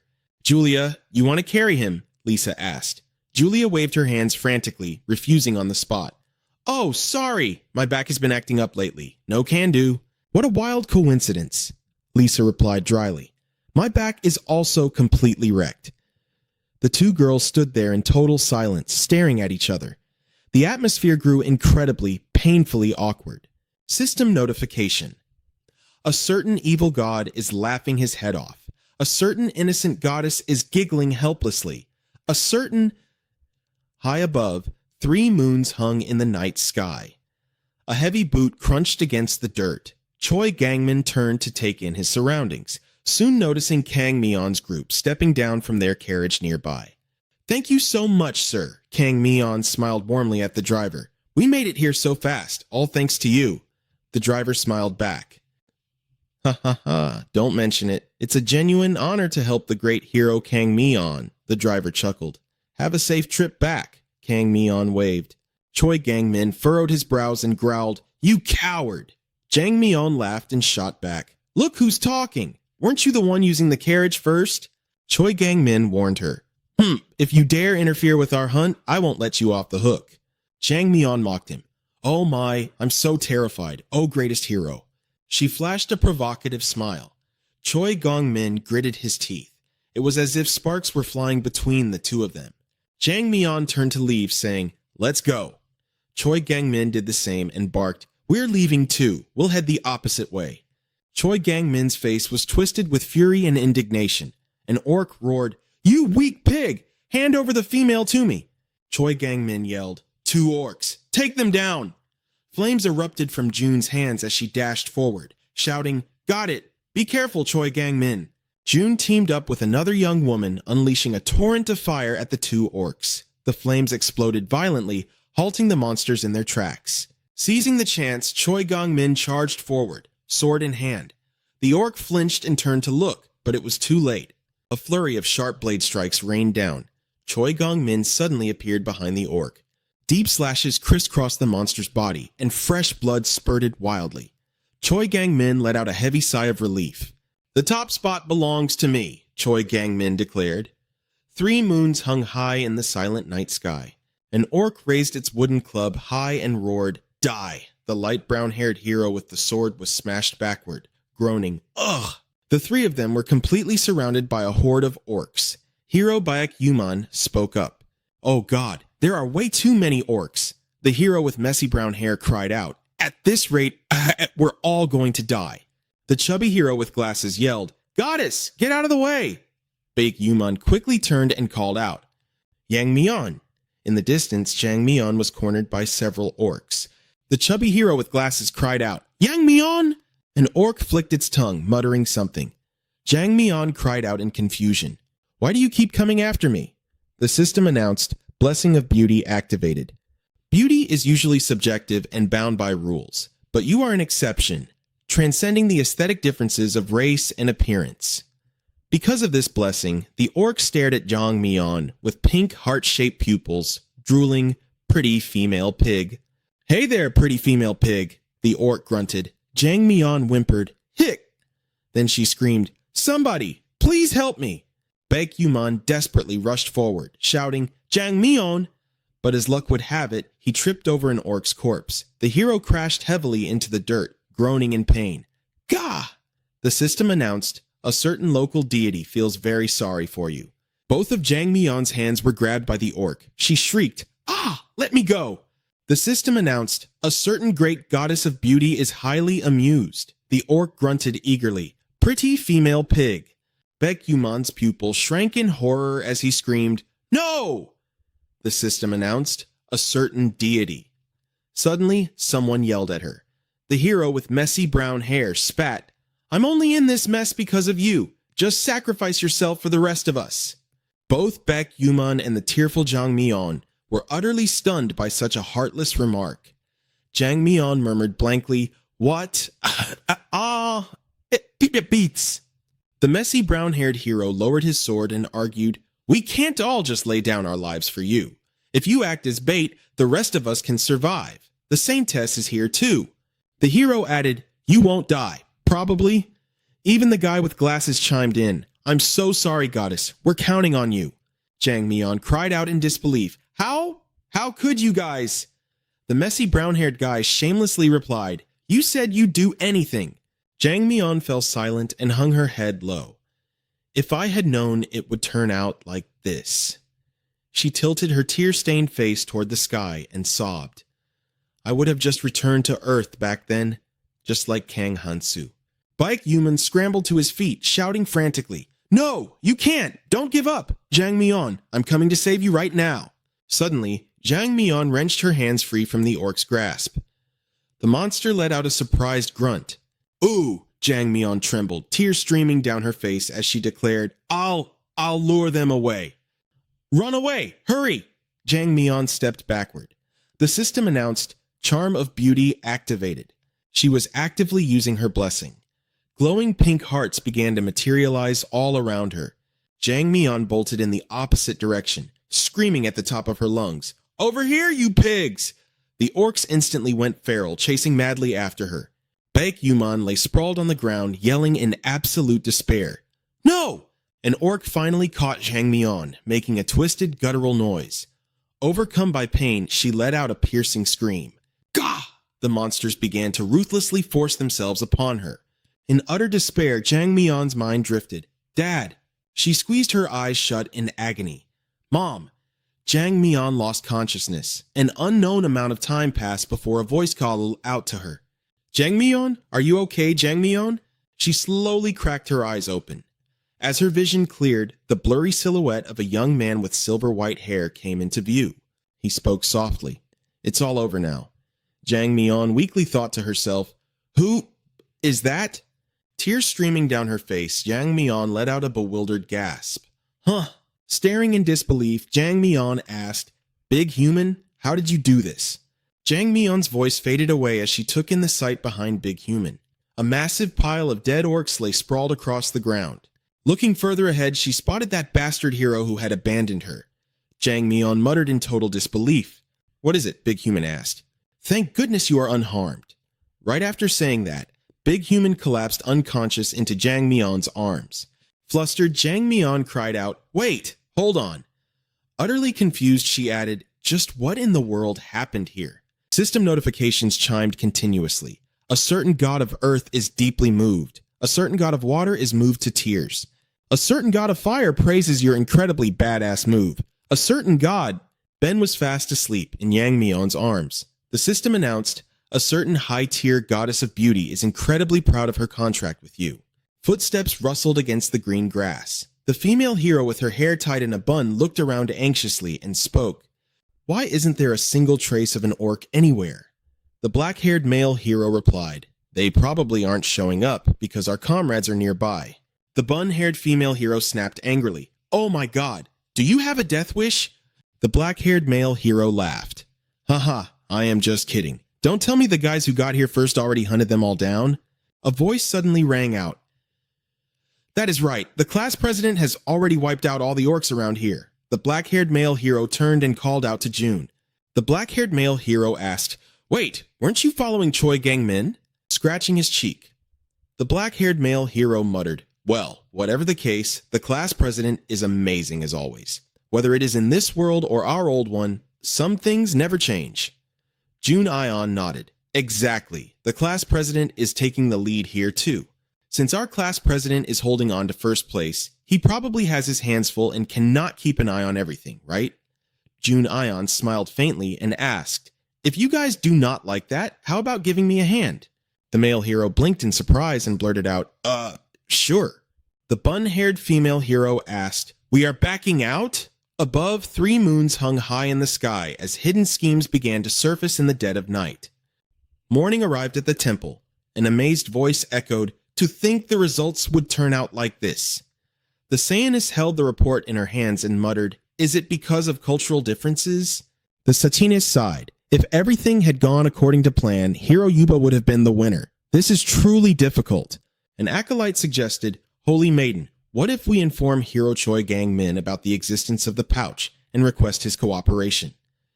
The Saintess rested her chin on her hand, deep in thought. A hero who manipulates his own friends. The Sayanist shot the acolyte a sideways glance and asked, Do you really think someone like that can be trusted? The acolyte panicked and bowed hurriedly. I spoke out of turn. Please forgive me. The Saintess pushed herself up, deciding to leave the rest in the hands of the gods and fate. Pushing the doors open, the Saintess announced, All that is left now is the award ceremony for the knockout rounds. Let us go wrap this up. The acolyte bowed deeply. Yes, Holy Maiden. Choi Gang-min's group stood in formation, with Yu Boza and Arya lining up as well. The Saintess stepped up onto the podium, grabbed the microphone, and smiled. "I am sure you have all been waiting for quite a while now, haven't you?" The Saintess announced, "I will now reveal the final rankings of the heroes." Meanwhile, a carriage rolled down the road.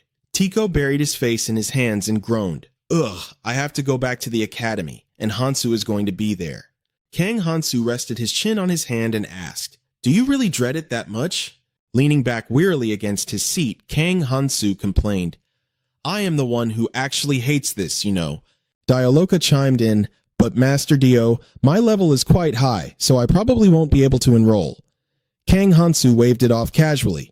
"Slaves are treated as property anyway, so I can probably just drag you in." Rioloa sighed. "I am literally a fugitive being hunted by the royal family, and you want me to go to school?" Meanwhile, a god was goofing around outside the carriage door. The system chimed in, "A certain god guarantees that absolutely nothing will go wrong. A certain god swears upon the truth." Kang Hansu thought to himself, "If they are that confident about it, I guess I have no choice but to trust them." Kang Hansu muttered, "Could you at least whisper it to me?" The system announced, "A certain god is feeling incredibly flustered." "I am talking about the real reason we absolutely have to go to this academy," Kang Hansu pressed. "Even if it is something I hate, I promise I won't run away from it." The system notified, "A certain god insists that you will find out once you get there." Kang Hansu shook his head and threatened, "If you do not tell me right now, you are not getting any manga for the next 2 days." The system chimed, "A certain god furiously denounces your savage threats." It was a threat cruel enough to make a certain god burst into tears. Meanwhile, the carriage continued rolling forward without stopping. Kang Hansu peered out the window and asked, "Dialoka, what does the sign on that bridge over there say?" Dialoka turned her head to look and asked, "Wait, where?" "Ah, look at the pure white road up ahead," Dialoka pointed out, then answered, "It says How." A guard stationed ahead announced, "Welcome to How Academy. Please present your student ID or entry permit." The devastatingly handsome youngest son of the night, brushing back his fluffy hair, handed over a letter and said with a smile, "Here, I am enrolling." The earth-red-haired female guard quickly inspected the document and nodded. Everything is verified. Please proceed inside." Tico slumped down, clutching his head in despair. "I am back in hell. I don't want to do this. I don't want to. I don't want to." Kang Hansu glanced out at the god lounging outside and muttered, "Hey, a certain god. I am starting to doubt if I am actually going here to study." The system chimed in, "A certain god is currently hugging a pillow and pretending to be asleep." Kang Hansu gazed off into the distance, letting out a thoughtful hum. Staring up at a giant stone statue of a man, Kang Hansu continued, "Honestly, rather than calling this an academy," he took in the sight of the endless rows of marching soldiers, the blazing weapon forges, the bustling stables, and the heavy training posts. Kang Hansu finished his thought. This place honestly looks way more like a massive military fortress. Suddenly, someone nearby spoke up awkwardly. Excuse me?" Kang Hansu shifted his attention to them, raising an eyebrow in confusion. "Yeah?" The youngest son, with his wavy, slicked-back hair, rubbed his hands together. "Well, you see a lot of that at the academy, so," he explained. Kang Hansu simply agreed. "Just speak comfortably," Hansu told him. At that, the boy spoke up with sheer excitement. "Got it," the youngest son replied. "Kang Hansu, then." The casual address sounded a bit awkward. Hansu smiled, thinking to himself, a lowly servant enrolling in the academy, playing the role of a noble young master's friend. The young woman with a brownish-orange ponytail placed a hand over her heart in a formal bow. "Kang Hansu, I look forward to your guidance from now on," she said politely. The system chimed in. "Salona, level 9. Blessings, noble, rank F, angel, rank F. Curse, aristocrat, rank E." Looking at Salona, Hansu thought to himself, "So this young lady is actually a noble." The carriage rolled to a stop. Wearing his new uniform, Kang Hansu stepped down and sighed. Finally, here.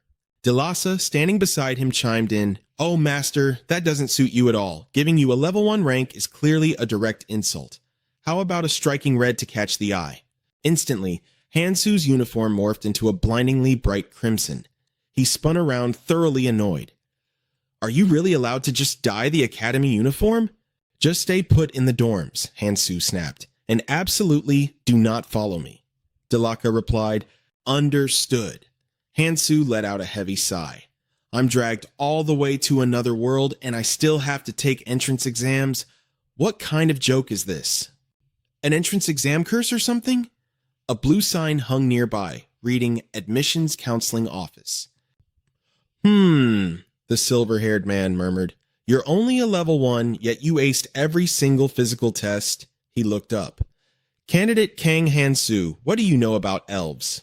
Sitting across from him, Hansu frowned in thought. Elves? Is this a standard admission question? Out loud, he recalled, Well, I've been shot by an elf's arrow before. Ha ha ha ha. What a fascinating expression, the man chuckled. The middle-aged examiner had a ruggedly masculine beard and wore a single monocle. He stroked his chin thoughtfully. If you've gone toe-to-toe with elven archers, you must be carrying quite a few blessings and curses. With a firm thud, he stamped a bright red seal onto Hansu's admission papers and made his announcement. You passed. He added that an elf had taken up a teaching post at the academy this year. I'm hoping you can act as a bridge between us. Hansu shook his hand, giving a polite nod. I'll do my best, sir. The man smiled back. Thank you. If anything ever comes up, feel free to ask me or the other staff for help at any time. Tuning out the rest of the speech, Hansu just offered an awkward, polite smile. Ha ha ha. Right. With that, Hansu stepped out of the office. So I passed. Hansu wondered to himself. Now what? Do I just head straight back to the dorms? The system chimed. A certain god suggests you head over to the bronze statue. The deity in question was currently perched right on Hansu's shoulders. Why the hell would I go to a bronze statue out of nowhere? Hansu asked mentally. The system replied, A certain god really likes that bronze statue. Ah, seriously. Hansu grumbled, standing at the base of the towering statue of a man and looking up. You mean this statue? Hansu asked. The system notified a certain god is whistling innocently. Suddenly, a voice called out from behind him. Kang Hansu, are you curious about it? About the hero Podonicus, I mean. Seeing the two of them approaching, Hansu called out cheerfully, Oh, if it isn't the young master and the young lady, who's the statue? Is he famous? At that, the young master puffed out his chest with pride. He's incredibly famous as the comrade in arms of the ancient summoned heroes. He actually graduated from this very academy. The boy with slicked back pink hair looked up with shining eyes. I want to become a great hero just like Podonicus, Hansu. Hearing this, Hansu pondered. A comrade of the hero, huh? Given the god's reaction too, there's definitely something suspicious going on here. Staring intently at the statue's face, Hansu muttered under his breath, I should probably come back and investigate this thing when no one's around. Suddenly, a booming voice echoed across the courtyard. Hey, you over there, you're a new student, aren't you? A brown-haired teenager glared at him, pointing aggressively at the rolled-up banner resting on his shoulder. Don't even think about coming over here. Hansu blinked. Is that a banner? Hansu asked. What does it say on it, senior? The brown-haired upperclassman unfurled the banner with a vicious snap and shouted angrily, Are your eyes level 1 too, you idiot? It clearly says, Welcome, hero. What else would it be? Music. The pink-haired young master gasped in absolute awe. Whoa, a real hero. This prestigious academy really is on another level. A legendary hero is actually enrolling. Hearing the word hero, Hansu instantly thought of his old classmates. Disbelief washed over him as he muttered, A hero is enrolling? Boiling with a frustrated rage that turned into a hollow laugh, he called out, Ha ha! Hey, certain god. The deity feigned complete innocence. The system chimed, A certain god assures you that everything is perfectly fine. Panic crept in as Hansu thought, Ah, crap. Is it too late to make a run for it? Pinching the bridge of his nose to soothe a growing headache, he groaned, You god of outlanders. If the heroes show up here, you're going to get completely ignored like some random outsider. Are you seriously okay with that? The system pinged. The god says you don't need to worry about a thing. The god swears to you that none of your other peers are anywhere nearby. Hansu gritted his teeth, thinking, If my old classmates show up, I'm bound to run into that wretched goddess and the rest of her divine clique.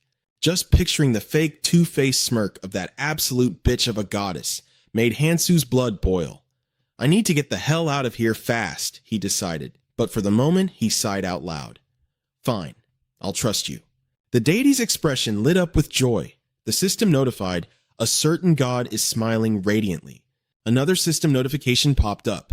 The god insists that it is an absolutely magnificent statue. Look, if you're trying to tell me something, just say it straight to my face, Hansu thought in exasperation. Wait a minute, or is it that they physically can't?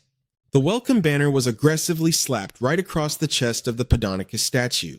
The brown-haired upperclassman glared at him and snapped, Hey, brat, stop your useless mumbling. If you're done staring, get the hell out of my sight. Kang Hansu gave an annoyed smirk, then immediately plastered on a totally fake smile. Senior, I really have no idea what you're talking about. The young man's forehead veins bulged in anger, his brows knitting tightly together as he grunted, Shh. The brown-haired guy then grabbed Kang Hansu violently by the collar and roared, I'll make sure you get it. Follow me. Kang Hansu chuckled dryly. Haha. Yes, boss. As the two walked away, the pink-haired junior watched their retreating backs and muttered softly, Kang Hansu. Podonicus said he'd be fine. Down a deserted path, as he passed a dark alleyway, a miserable plea echoed out, sparking Kang Hansu's curiosity. I'm so sorry, Senior. Please, just let me go. In the corner of the alley, a girl with dark pink hair was aggressively grabbing a blonde girl by the collar. The pink-haired bully raised her hand high and shrieked, Can't you even stand up straight? The girl with the brownish-yellow bowl cut was slapped so hard her face flew to the side, and she cried out in pain. Ah!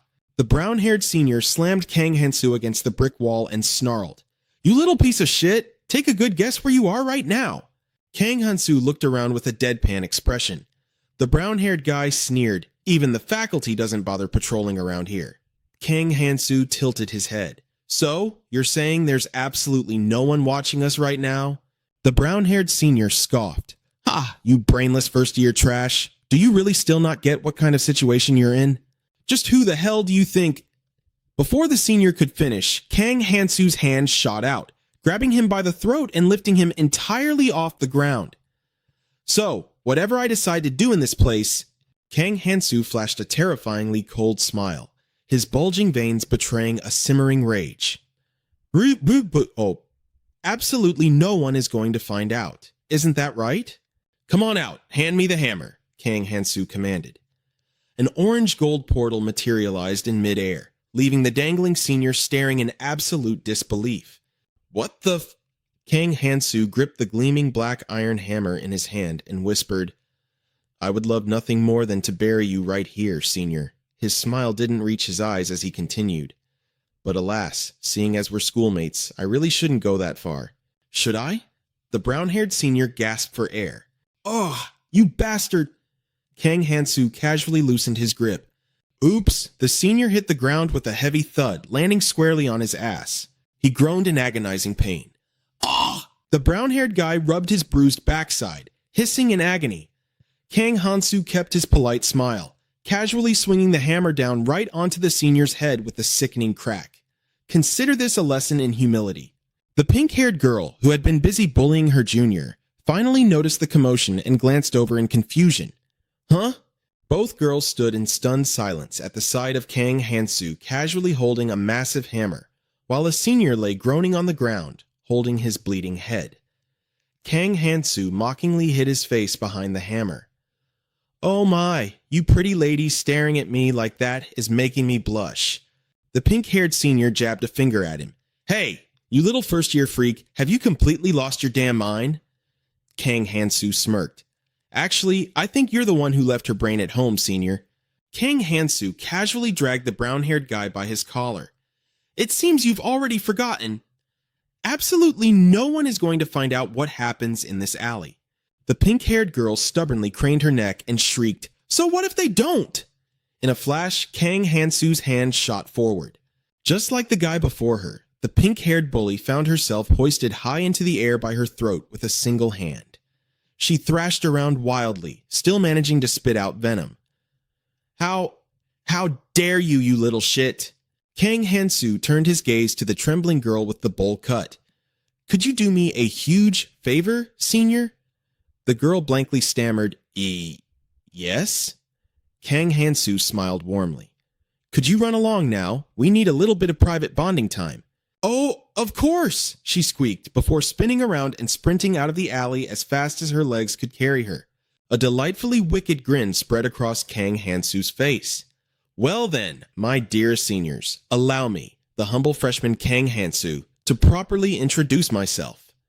He tightened his grip on the guy's throat, making him gag and roll his eyes back with a choked ugh, while his other hand kept the pink-haired bully firmly suspended in the air. Staring into their terrified eyes, Kang Hansu beamed. I really hope we can build a wonderful relationship together. Soon after, agonizing screams echoed through the completely deserted alleyway. Night fell, casting the glow of 3 moons across the sky. Dialokia was doing gymnastics, casually stretching her leg all the way back to touch her head. Kang Hansu stepped into the room, letting out a heavy sigh of relief as he shrugged off his jacket and tossed it aside. Seeing him, Dialokia chirped playfully, "Ah, master, you've returned?" Kang Hansu stared in disbelief. I was only gone for a minute. How did my room end up like this? Hey, Kang Hansu grumbled. If you hog the entire bed, Dialokia, where the hell am I supposed to sleep? Dialokia didn't stop her stretching. I was just making absolutely sure that little human wench wouldn't come snooping around the window next to your bed. You're more than welcome to sleep right here with me, you know. Kang Hansu narrowed his eyes. Human wench? Yep, Dialokia replied. That pathetic little girl you were hanging around with earlier. Kang Hansu suddenly realized she was talking about Pedonicus. You mean Pedonicus? Kang Hansu muttered. What kind of crazy damn school puts guys and girls in the exact same dorm building anyway? Dialokia chuckled dismissively. Well, aren't they all just lowly servants anyway? Obviously, trash like them wouldn't get any sort of special treatment. Wait a second, Kang Hansu interrupted. Then where exactly were you planning to sleep? Dialokia smiled smugly. Normally, common familiars like me are expected to curl up right at the front door. Then Dialokia let out a loud, boastful laugh. But I'm nothing like those pathetic weaklings, which means I'll be sleeping right here next to you. My beloved master, Kang Hansu scowled in absolute annoyance. And what makes you think I'd ever allow that? Dialokia pouted dramatically. Well then, I suppose I'll just have to go kick those human wenches out of their rooms and take over. Kang Hansu pinched the bridge of his nose. No, I'm going out. Dialokia crossed her arms, acting deeply offended. Are you really going to abandon me here just so you can hog a bedroom all to yourself? Master, if that is truly what you desire, I won't stand in your way. However, I absolutely will not take responsibility if those human wenches mysteriously die in some tragic, entirely unavoidable accident. Got it? Kang Hansu let out a long, weary sigh. Could you just stop for 1 second? Just follow me. There's somewhere we need to go. Dialokia instantly cheered up, happily raising her hand like an eager student. Yes, master.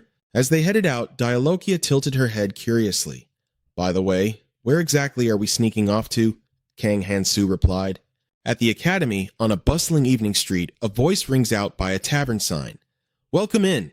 Seeing Kang Hansu, the patrons inside immediately start whispering. A bald guy sneers, Who's that? Is he new around here? Wait, what did they say? A level 1? Another person chimes in, And who the hell is that woman with the horns? A drunk blonde guy slurs, What are you doing here? Hey there, newbie. Kang Hansu smiles and replies, Excuse me, sir, but I came here because I heard you're an expert in this line of work. Senior, the blonde guy demands, Who the hell sent you here? Kang Hansu thinks of the 2 guys who were beaten to a pulp earlier today, then says, Just some seniors I happened to meet today. I can't really go into the details right now. Kang Hansu places a pouch of coins on the table and says, I need to sneak into this academy undetected. This is your payment, the blonde guy scoffs. At this hour? The blonde guy asks, But before we get to that, who's the lady with the horns? Kang Hansu replies, She's a level 27 demon, and also my bodyguard. The blonde guy sneers, Ha! What a load of crap! Why would a high-level demon like her escort a pathetic level 1 like you? Kang Hansu turns and whispers, I told him the truth, but he still doesn't believe me. Jiloka replies, That punk is only level 13. Just let me handle him, and they'll have no choice but to believe you. Kang Hansu asks softly, "Won't there be consequences?" Jaloka answers, "That's for you to deal with, master." The blonde guy slams his hand on the table and snaps, "Hey, level 1, what the hell are you whispering about? You got a death wish?" The blonde guy licks his lips lecherously and adds, "Tell you what, level 1, leave your little bodyguard here and get lost. If she satisfies me, I might just let you live. And, of course, keep the money." Before he can finish his filthy fantasy, a golden heel smashes right into his face. Jaloka kicks the blonde guy completely away, shattering the table along with him. The surrounding patrons immediately jump to their feet in anger. A bald guy in a gray shirt yells, "What the hell? This bastard is out of his mind." Another guy with a shaved head roars, "A pathetic level 1 dares to pull this? You're freaking dead." Kang Hansu asks, "Wait, why are you mad at me?" Jaloka merely glances to the side as the thugs charge forward, screaming, "Die!" Kang Hansu gasps in amazement. "Whoa!" Jaloka swings her leg, effortlessly kicking them away one by one. Kang Hansu winces, thinking about how those guys just got their teeth shattered and noses busted. Kang Hansu thinks to himself, "It's not white." The tavern owner and the waiter cower behind the counter, terrified as they watch the brutal massacre unfold. "It's actually a gorgeous shade of black," Kang Hansu muses. Then he slaps his forehead and says, "Oh man, I really should stop her." I got a bit too distracted staring," Kang Hansu admits to himself. Outside, 3 moons hang high in the night sky. A lone figure in a black cloak carrying a lantern walks down the quiet path. While she is entirely off her guard, a shadow suddenly lunges from behind. Kang Hansu whispers, "Sorry about this, senior."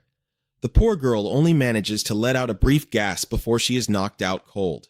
Holding the black cloak, Kang Hansu mutters, "Infiltrating the night watch just to get a performance evaluation? Well, whatever. Thanks to her, sneaking in here was a breeze. This cloak is definitely going to come in handy."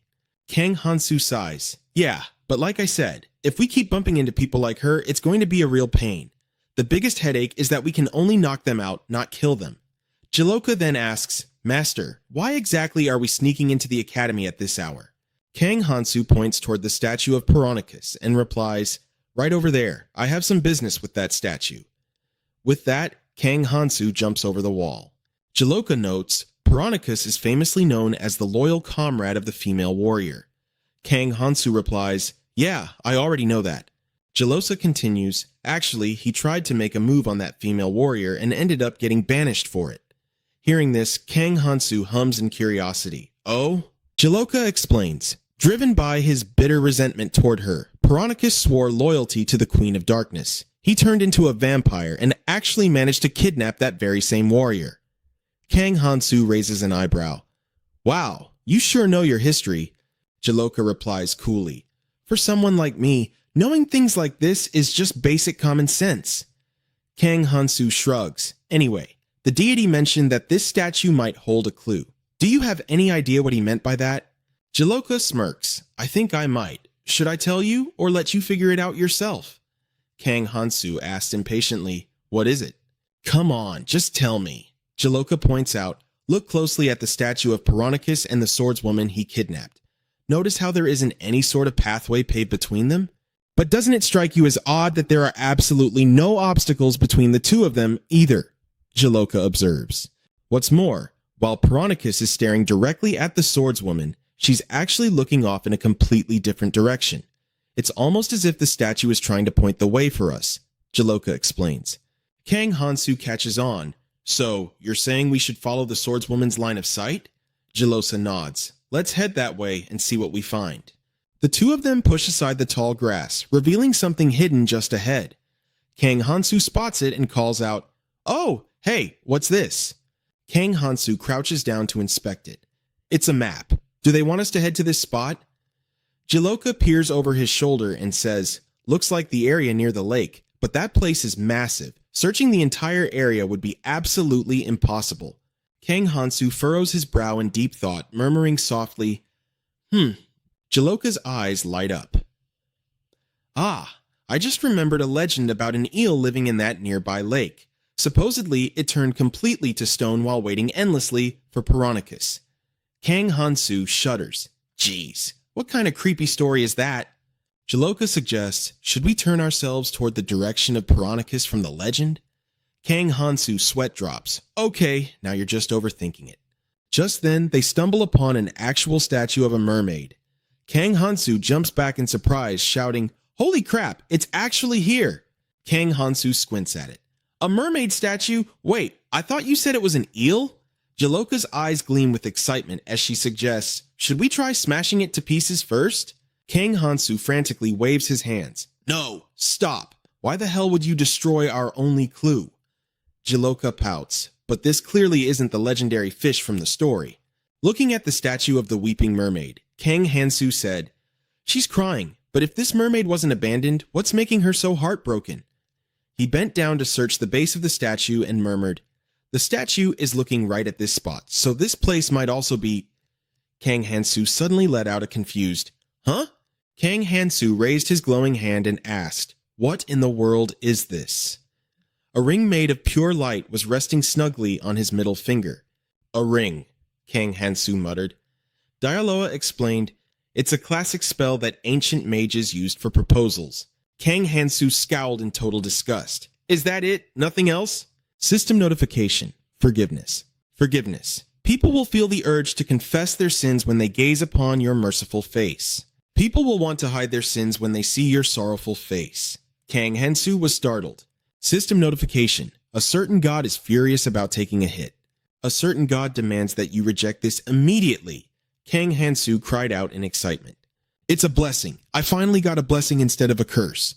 System notification. A certain god is stomping their feet in utter frustration. Thanks to his excited shout, the guard spotted Kang Hansu. A guard with long, golden brown hair and glasses spoke up. We already announced that unauthorized personnel are strictly forbidden during the practical assessment. The long-haired girl with glasses muttered, his name is Kang Hansu. Just who is he? The soldier behind her whispered, seeing as he's hanging around a high-ranking demon, he definitely isn't an ordinary guy. Kang Hansu raised both of his hands and started to say, I am, before someone shouted, freeze! Don't move a muscle if you want to live! Kang Hansu immediately stopped in his tracks, suddenly remembering the blessing he had just received. Forgiveness. Putting on a completely fake, pitiful expression, Kang Hansu whimpered, Okay, I won't move. System notification. Forgiveness. When I look at your merciful face, it makes me want to confess my sins. But when I look at your sorrowful face, it makes me want to hide them. The long-haired girl with glasses sighed. Just make sure to strictly follow the Academy's rules from now on. A guy with durian-like spiked hair and a beard muttered, looks like a freshman. We're busy preparing for the entrance ceremony, so we'll let this slide. Kang Hansu nodded eagerly. Yes, I'll definitely keep that in mind. Bye now. Dialoa grumbled, Master, please don't ever use that kind of tone with me. Kang Hansu blinked. Why not? Dialoa pouted, because it's obvious that I'd forgive you even if you didn't use that skill. Kang Hansu chuckled. Oh, really? All right then, I guess I should apologize to you. Dialoa asked in confusion. Why would you say that? Did you do something wrong to me? Kang Hansu vaguely replied. Well, you know how things are. Inwardly, Kang Hansu thought to himself, I definitely can't tell her that I saw that terrifying pitch-black aura. The next morning, fireworks burst brilliantly across the clear blue sky. A young boy with slicked side pink hair grinned. We actually got accepted into the academy? What a fantastic morning. Tiger grumbled in deep annoyance. We're really going back to this hellhole? This is the absolute worst morning. Suddenly, a loud voice rang out over the crowd. Congratulations on your admission, everyone. The young boy looked up toward the stage and whispered, It's starting. A silver-haired man stepped up to the microphone. First, after introducing our esteemed teaching staff, we will have a few words of guidance from the Academy's director, Kang Hansu muttered to the others. Isn't cheering for the teachers a total joke? Joka scoffed in reply. Judging by how they've gathered so many powerhouses, they're probably big names. Kang Hansu turned his head and asked, Wait, why are you here? How did you even get in? Dialoa shrugged. I was bored out of my mind in the dorm, so I came over. How do I look? Does the school uniform suit me? Kang Hansu sighed. Yeah, it looks fine on you. But seriously, tone it down and don't go overboard. The silver-haired man announced, The professor in charge of our newly established course is none other than the guardian of the flame and leader of the Elven Kingdom. Please welcome Miss Celebretter. Celebretter offered a warm smile as she stepped forward to the podium. I look forward to working with all of you, she said gracefully. Kang Hansu stared at the fiery bird perched on Celebretter's shoulder. Is that a phoenix on her shoulder? Flashbacks of a certain white-haired girl flooded his mind. A phoenix? Terrible memories bubbled up to the surface. Just then, the fiery bird tilted its head and locked eyes directly with Kang Hansu. Oh, Kang Hansu panicked inwardly. I think I just made eye contact with that phoenix. He quickly tilted his head away. Or maybe I'm just being paranoid. Tiger gasped in awe. Oh my god, we actually get to be taught by the Guardian of the Flame? Coming back to this academy might actually be worth it. Kang Hansu turned to him with a deadpan look. Weren't you just acting like you wanted to die 5 minutes ago? Glancing back at Celebretter, he asked, Is she really that big of a deal? Tiger threw his hands up in total disbelief. What? You seriously don't know a thing, do you? The silver-haired man spoke up once more. And finally, a few words of guidance from our esteemed director. Light footsteps echoed as they approached the stage. The director of the academy began to speak. Welcome, new students of How Academy. This year is incredibly important for all of you. A highly respected guest will be coming here to assist us, the principal of How Academy announced. The Warriors will also be enrolling in our academy very soon. Hearing this, the students below immediately broke into a flurry of excited whispers. Warriors? Did she just say warriors? What is she talking about? A sudden, ear-piercing screech echoed through the hall. The students cried out in pain, frantically clutching their heads and covering their ears. Silence, unless you all want to be punished on your very first day, the principal warned. Blood was literally trickling from Kang Hansu's ears, but his expression remained perfectly calm. Man, she's got one hell of a temper, he muttered.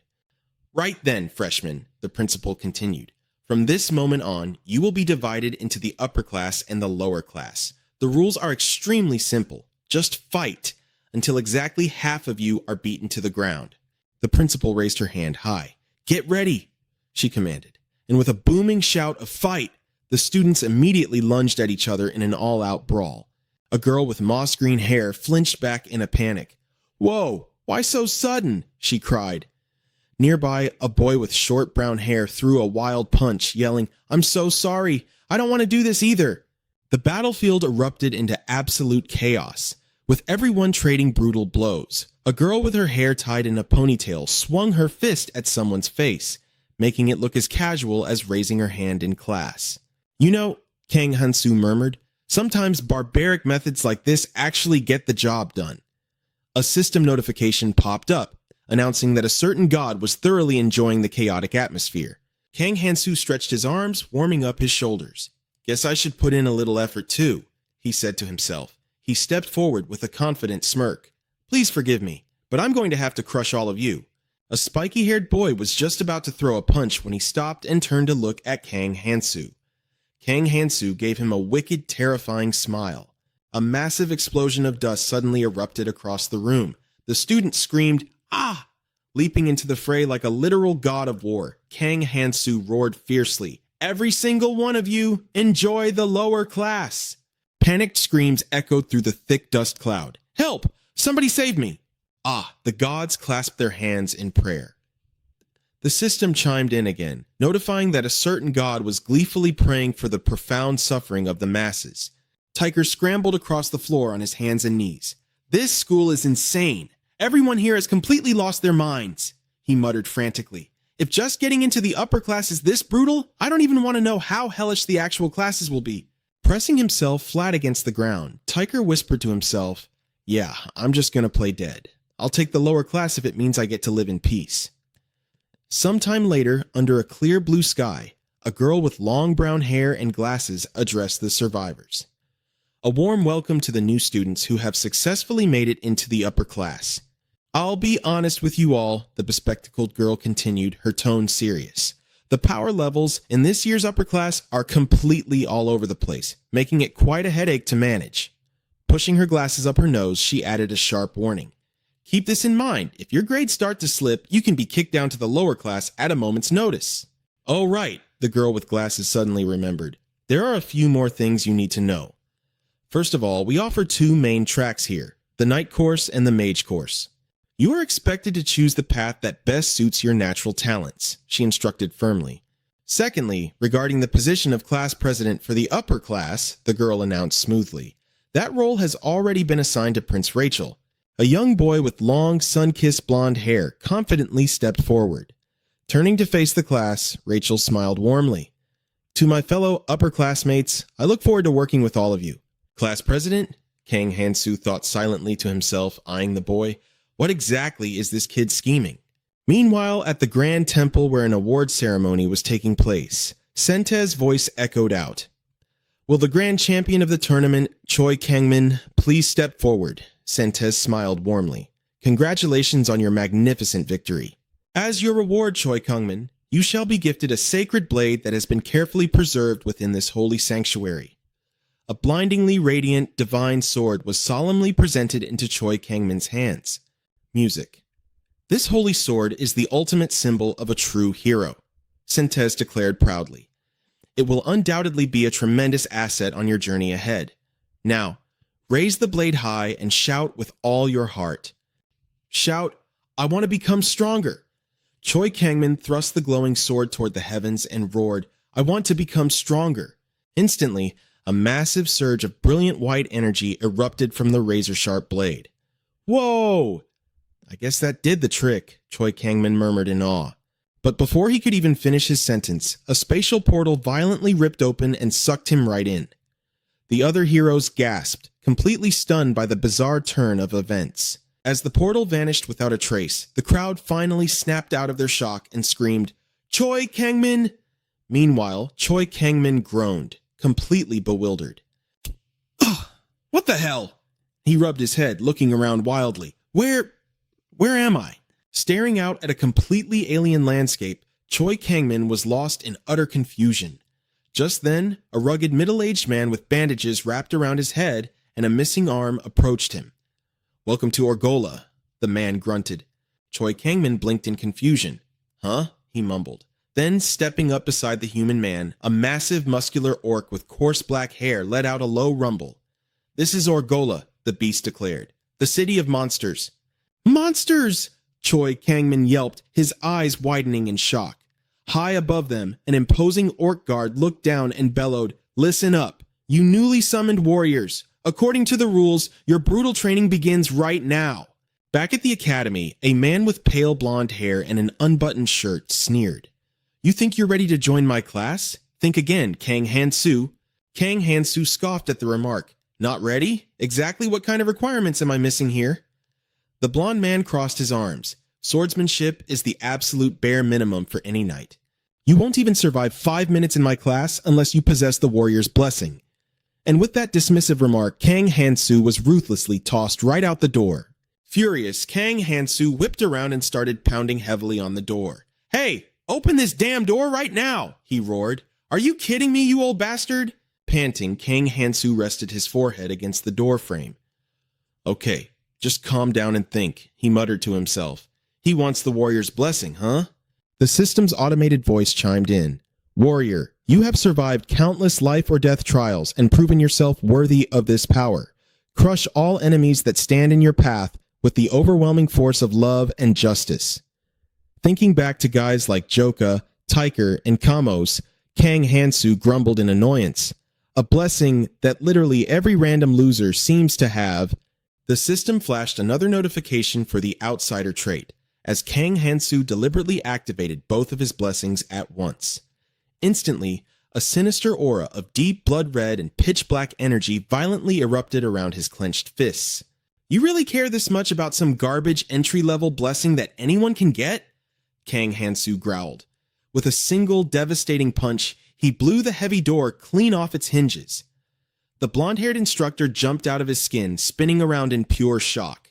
The instructor pointed a trembling finger at him and bellowed, Kang Hansu, are you completely deaf? Did you not hear a single word I just said? Kang Hansu just glared right back at him, his fists still radiating terrifying dark energy.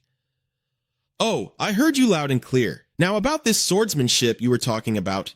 Kang Hansu brought two fingers together and raised them. A dark red energy shot out, as sharp as a blade. Kang Hansu said, "It doesn't matter how I do it, as long as I can manifest it, right?" The blond man with his unbuttoned shirt stared in disbelief. "How?" he stammered. "But without a blessing?" The energy blade surged even stronger, radiating a hint of killing intent. The blond man with the unbuttoned shirt quickly backtracked. "All right, we'll continue the lesson." A male student threw his hands up in defeat. "He can use sword aura without a blessing." "Wow, sir, he's incredible." Kang Hansu asked the person next to him, "But how exactly do you learn a warrior's blessing?" The youth with light pink hair stammered, "Sir, I acquired it by taking elixirs." The brown-haired girl chimed in, "I used elixirs too." Hearing this, Kang Hansu gritted his teeth in annoyance. "These brats don't even know the meaning of hard work," he thought. His mind drifted. "I guess blessings can just be bought with potions after all." At that moment, Rachel suddenly appeared behind him out of nowhere, calling out to Kang Hansu. Kang Hansu turned around, eyeing her with suspicion. Rachel spoke up. "I saw what you could do at the entrance ceremony. You need a warrior's blessing. If you become my subordinate, I'll provide you with a limitless supply of elixirs." Kang Hansu replied coldly. "Get lost." Hearing this, Rachel flared up in anger. "What did you just say? Then, forced by her blessing of altruism, Rachel's tone became unnaturally sweet. "All right, I'll take my leave for now, but I won't back down so easily next time." Kang Hansu smirked, letting out a soft, "huh." A system notification popped up. A certain god is convinced he's the type to become class president. A certain god is eagerly anticipating the next development. Kang Hansu thought to himself, "Gods, could you not sound so creepy?" The unbuttoned blonde man cleared his throat, gathering everyone's attention. "Ahem," the unbuttoned blonde man said. "Starting with a theory lecture on the very first day seems a bit boring. So, I've prepared something that will pique your interest." The unbuttoned blonde man held up something that looked like a bone and declared, "Now, look at this." The unbuttoned blonde man proudly announced, "This is a tooth from the dragon that was recently defeated. I bought it with 10 years' worth of savings." The unbuttoned blonde man held the bone up high like a precious treasure and said, "This size, this color, no matter where you display it." Kang Hansu rubbed his nose and muttered, "I didn't expect to see that here. It really is a small world." The system notified. A certain god nods in agreement. Under the blue sky and white clouds, everyone was starving. Finally, a group of students gathered in the middle of the courtyard. One of them grumbled bitterly, "We just wasted hours listening to that professor brag about himself." The youngest pink-haired guy smoothed back his slick hair and said, "But other than that, this is genuinely the best class. I still don't get why you hate it." Salona said, "It really was a great class." Rachel added, "I think so too." "The class was really interesting, wasn't it?" Kang Hansu thought to himself, "This guy keeps acting like we're best buddies. I should have sent him down to the lower class back then." The system popped up. A certain god advises him to just give up. Kang Hansu thought, "What exactly are you telling me to give up on?" Gods. Suddenly, someone marched up aggressively and snapped, "Hey, you, come have a little chat with us." Kang Hansu turned around and noted, "Isn't that the trio? The blonde guy, the girl with long black hair, and the brunette with a ponytail?" Kang Hansu thought, "That pathetic bunch I got kicked down to the lower class." The youngest pink-haired guy pushed his hair aside and said, "Kang Hansu," Salona asked anxiously. "Is everything okay?" Kang Hansu replied, "Yeah." Kang Hansu smiled wickedly and said, "It's fine. You guys go on ahead. Perfect timing, honestly. I was starting to get bored anyway." So, Kang Hansu followed them, humming in his mind, Sunlight filtered into an alleyway. Stepping inside, he saw an even larger, intimidating group of thugs. In the middle, a blonde guy with hair like a durian sneered, "There you are, Kang Hansu." He grabbed Tiger by the hair, lifting his head up and mocked, "This little punk is your desk mate, right?" Tiger's face was beaten to a bloody pulp. Anpis spat, "This guy is actually pretty decent. If we hadn't been kicked down to the lower class because of you, he wouldn't be in this state." The muscular youth with a massive sword on his back threatened. Kang Hansu, we're going to destroy you too. The girl with her light blue hair tied back hissed, I'll make you pay for the humiliation you put me through. An eerie, dark red aura began to erupt around Kang Hansu. Kang Hansu scoffed, You absolute idiots. Ampis stared at Kang Hansu in panicked disbelief. Kang Hansu placed a hand on Tiger and said, Did you really think getting demoted to the lower class meant you were off the hook? Kang Hansu looked up and told Tiger, Just lie down here and rest. Glaring at the group, Kang Hansu thought, So they actually dared to mess with the person the congresswoman entrusted to me. Kang Hansu reached out his hand and commanded, Dragon Bone. A small spatial portal opened, and he firmly gripped a stark white bone still dripping with fresh blood. Hansu said, Now, as an apology, I'll take responsibility and get revenge for him. The youth with the sword reached back, gripped his hilt, and laughed mockingly. Ha! You plan to fight us with that thing? Oh, please. During the entrance ceremony, I was just caught off guard. In the blink of an eye, something slammed violently into his face, making him scream in agony. Ah! The guy was sent flying through the crowd with a heavy crash. The rest of them stared back in dumbfounded confusion.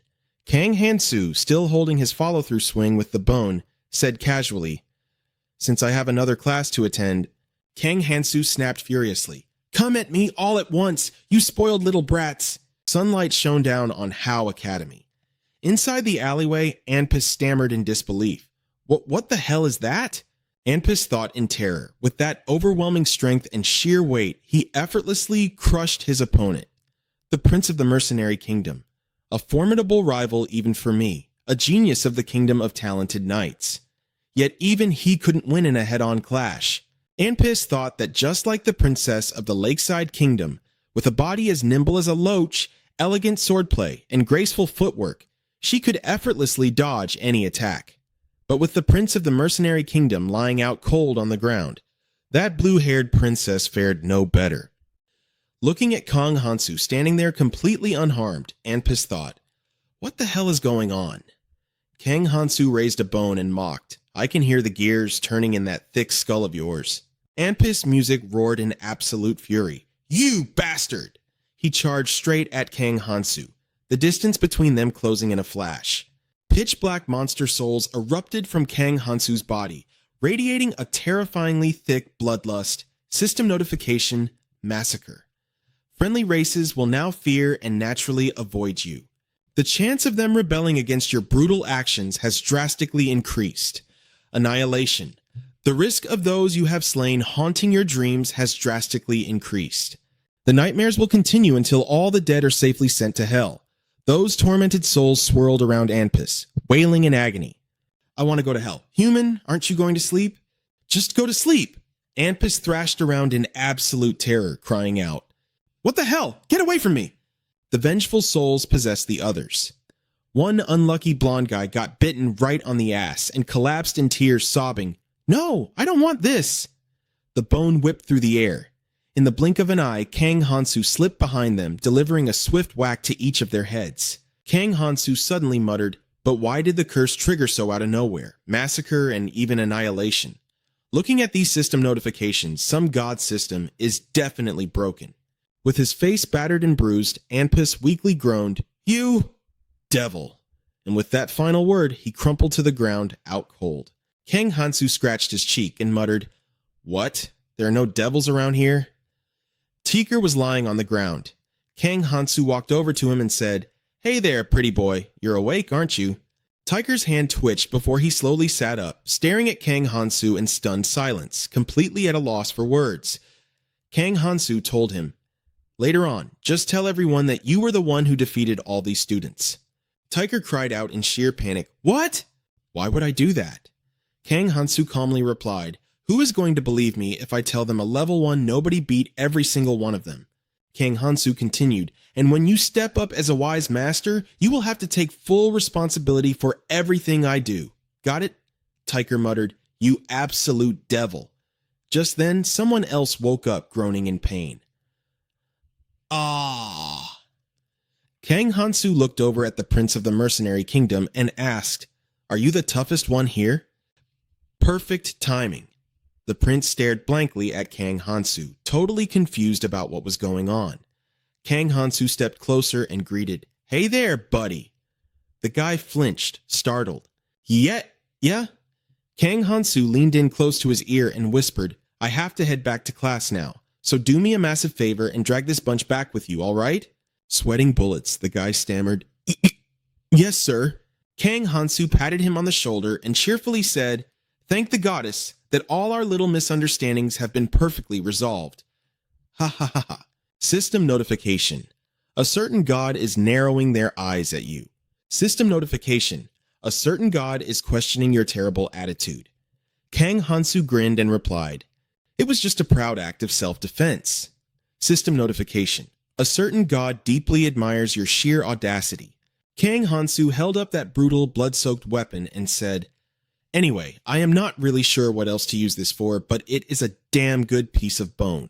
Staring at the bone, Kang Hansu muttered to himself, "That elf bastard is not secretly spying on me, is he? I felt a weird sensation the exact moment I used this thing. System notification. A certain god is asking for your honest opinion." Kang Hansu laughed and said, "Wait, what? He would not give me another weapon just to beat people up with, would he?" Kang Hansu mused. "Nah, that can't be it, right? After all, he did say that absolutely no one is allowed to lay a finger on anything in that territory." As dusk settled over a ruined wasteland, Choi Kangmin was sent flying backward, crying out in sheer pain. "Ah!" Choi Kangmin propped himself up with his sword, coughing violently. The Orc Guardian clenched his massive fists and rumbled, "Man, holding back my pure strength bare-handed is seriously tough. I know what I am supposed to do, but I just cannot rein it in." "Well, guess it cannot be helped," the Orc Guardian shrugged nonchalantly. "Now hurry up and get back on your feet." Choi Kangmin shakily pushed himself up with his sword, gasping heavily for air. He is way too strong, Choi Kangmin thought to himself in despair. Those goblins I fought before do not even hold a candle to this guy. Choi Kangmin raised his blade high once more. "But this is training," he hyped himself up. "I have to go through this to get stronger. If I am truly the legendary hero, then I will definitely— Ah! Choi Kangmin shouted out with fiery resolve. "Win!" The Orc Guardian nodded approvingly. "That is the spirit. Since this ancient training ground has completely lost its original function, I will be giving you some very special, one-on-one personal training." The Orc Guardian flashed a wicked grin. "So, you will not be leaving this place until you manage to defeat me." The moment he finished speaking, he lunged forward. Choi Kangmin froze like a deer in headlights. The Orc Guardian swung both heavy arms out and violently grabbed him by the shoulders. The crushing pressure forced Choi Kangmin to cough up blood in agonizing pain, his eyes rolling completely back in his head. The Orc Guardian laughed maniacally. "Relax! What I mean is, Mr. Hero, you learn a whole lot faster when you are taking a good beating." Choi Kangmin struggled desperately to speak. Wait! Before Choi Kangmin could even finish his desperate plea, the Orc Guardian violently slammed his own forehead right into Kangmin's face with a sickening smack. Choi Kangmin's face caved in, blood spurting wildly from his nose. "You really should not be losing consciousness right now," the Orc Guardian barked. Grabbing Choi Kangmin tightly by the ankle, he swung his massive arm and violently hurled the hero high into the air. "Come on, show me your answer to this." The Orc Guardian laughed in pure exhilaration. "Ha ha ha, here I come again." Gritting his teeth, Choi Kangmin glared down and cursed, "You son of a bitch." Meanwhile, across a distant, towering mountain range, Cosmos trudged slowly down a winding dirt path, his mind tortured by the vivid image of Dia resting intimately in Kang Hansu's arms. Cosmos let out a heavy sigh and muttered miserably, "Oh Dia, why are you with that brutal demon?" As Cosmos stepped into a massive cavern, the elves inside erupted into joyous cheers to welcome him back. "He is back! He is finally back! All hail our great king!" Calm sighed. There is no place like home. But suddenly, CM jolted as if struck by lightning, letting out a sharp cry. "Yeah," Calm replied, turning back with a cautious glare. "This aura!" CMOS gritted his teeth, his voice trembling with dread. "That is impossible. Not in a low-level hunting ground like this. Glancing at Sentes, who was casually running a hand through her hair, Scott Moss muttered, "What is the Holy Maiden doing here?" Suddenly, the horde of bright green monsters erupted into a chorus of roars, with one tearing its mouth open to let out an ear-piercing screech. Chuckle, chuckle. The creatures next to it giggled with smug delight. Among the party of heroes, a young boy flashed a wide, eager grin at them and cheered, "Whoa, it is goblins!" Behind him, the hero with glasses gave a condescending smirk and chimed in. "Is it really just a bunch of goblins?" Without missing a beat, the two of them bolted toward the green horde, shouting in unison, "We will wipe the floor with them in no time!" But suddenly, their feet slipped on a patch of leaves. Before they could even process what was happening, the two of them tumbled straight into a pit filled with viciously sharp wooden spikes, screaming out in sheer agony. "Ah!" Hearing their agonizing screams from above, Sentes rubbed her temples in deep frustration, closing her eyes with a heavy, drawn-out sigh. So reckless! Meanwhile, Jiang Mian quickly gathered her magical flames, her face darkening with pure rage as she roared. "Whether it is an orc or a goblin, I absolutely despise anything green." Thrusting her blazing fireball into the air, she glared fiercely at the monsters and screamed at the top of her lungs, "Drop dead, you filthy creeps!" With a sweeping motion of her arm, a massive wave of fire erupted, instantly incinerating the slimy green creatures. But the horde was completely unfazed. Even more of them came marching toward the group, screeching and cackling wildly. Seeing this, the entire party immediately braced themselves for a brutal fight. Behind them, the massive monster that had just been set ablaze finally collapsed. But then an urgent shout rang out, "Watch your backs! Another wave is charging right at us!" In the blink of an eye, a swarm of tiny, club-wielding monsters lunged forward, their twisted grins stretching wide beneath glowing, blazing orange eyes. Without a moment's hesitation, Leon bolted straight into the fray to meet them. One swung their blade upward, while the other brought theirs crashing down. Working in perfect harmony, the two of them effortlessly sliced through the low-level grunts.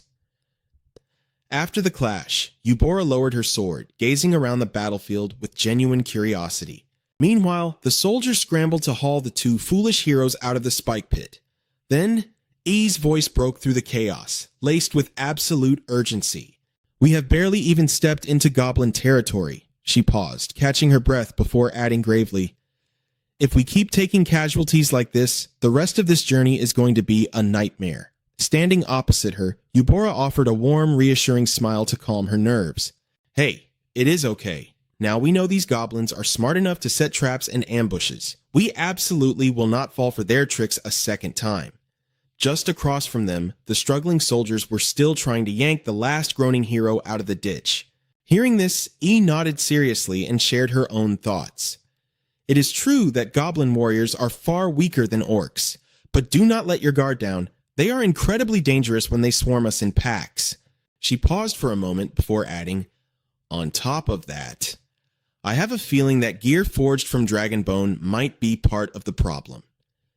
Hearing this, Iza flinched, suddenly hyper-aware of the heavy cloak draped over her shoulders.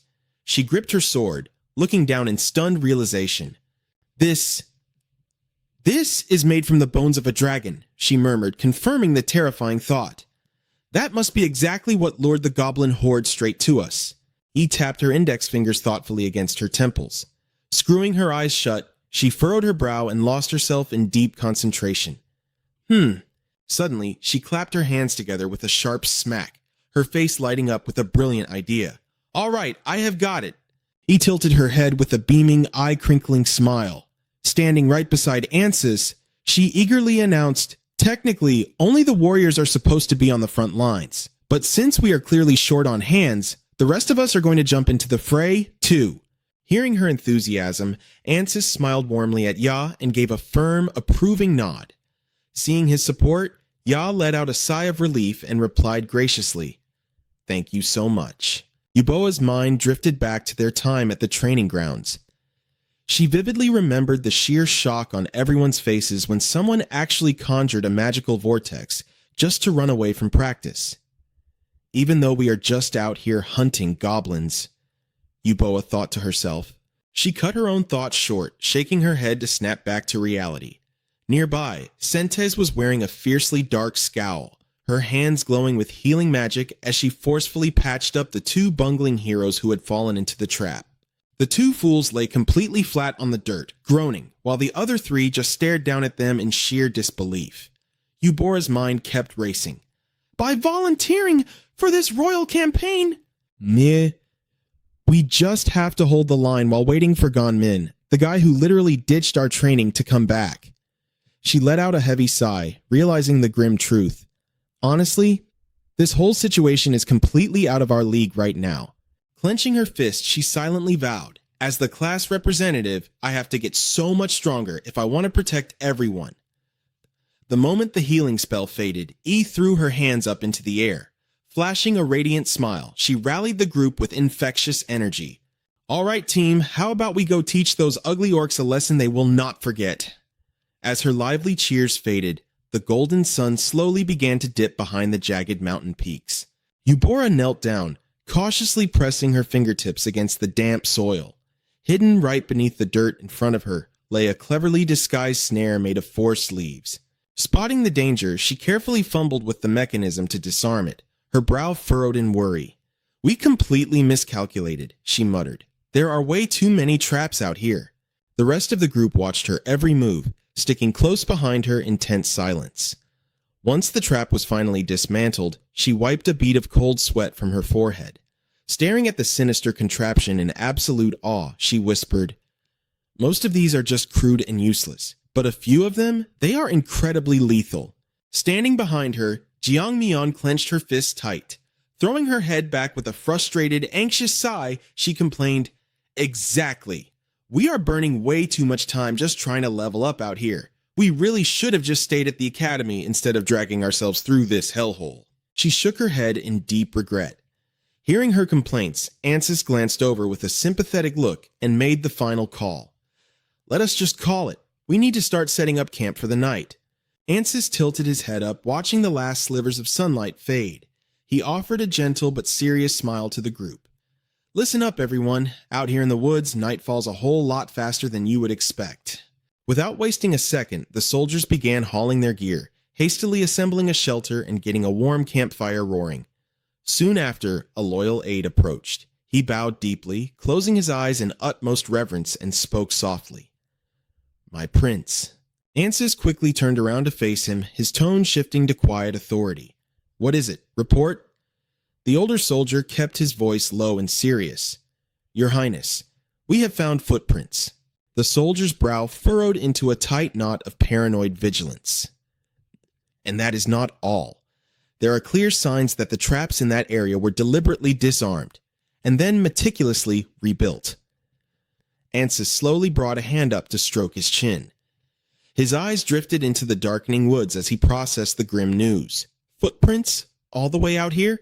Could they belong to humans? He muttered to himself, his mind racing through the terrifying possibilities. No, that does not add up. It makes absolutely no sense for them to belong to demons either.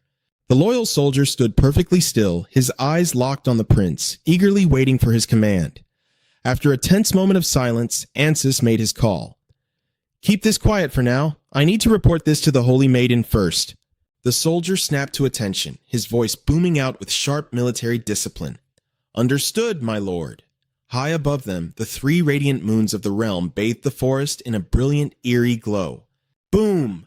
Boom! Relentless blasts of magical fire tore through the darkness. The hideous green monsters were blasted into the air one by one, yet the horrifying swarm refused to stop. More and more of them charged straight through the scorching flames, shrieking like absolute maniacs. Standing safely in the back line, thrust her hands forward, weaving magical spells into the air. With an adrenaline-fueled grin, she cheered at the top of her lungs. Come on, brave heroes! Show them what you are made of. Right next to her, Jiang Mian unleashed another blistering wave of fire magic. But her face twisted in pure exhaustion as she shut her eyes and groaned.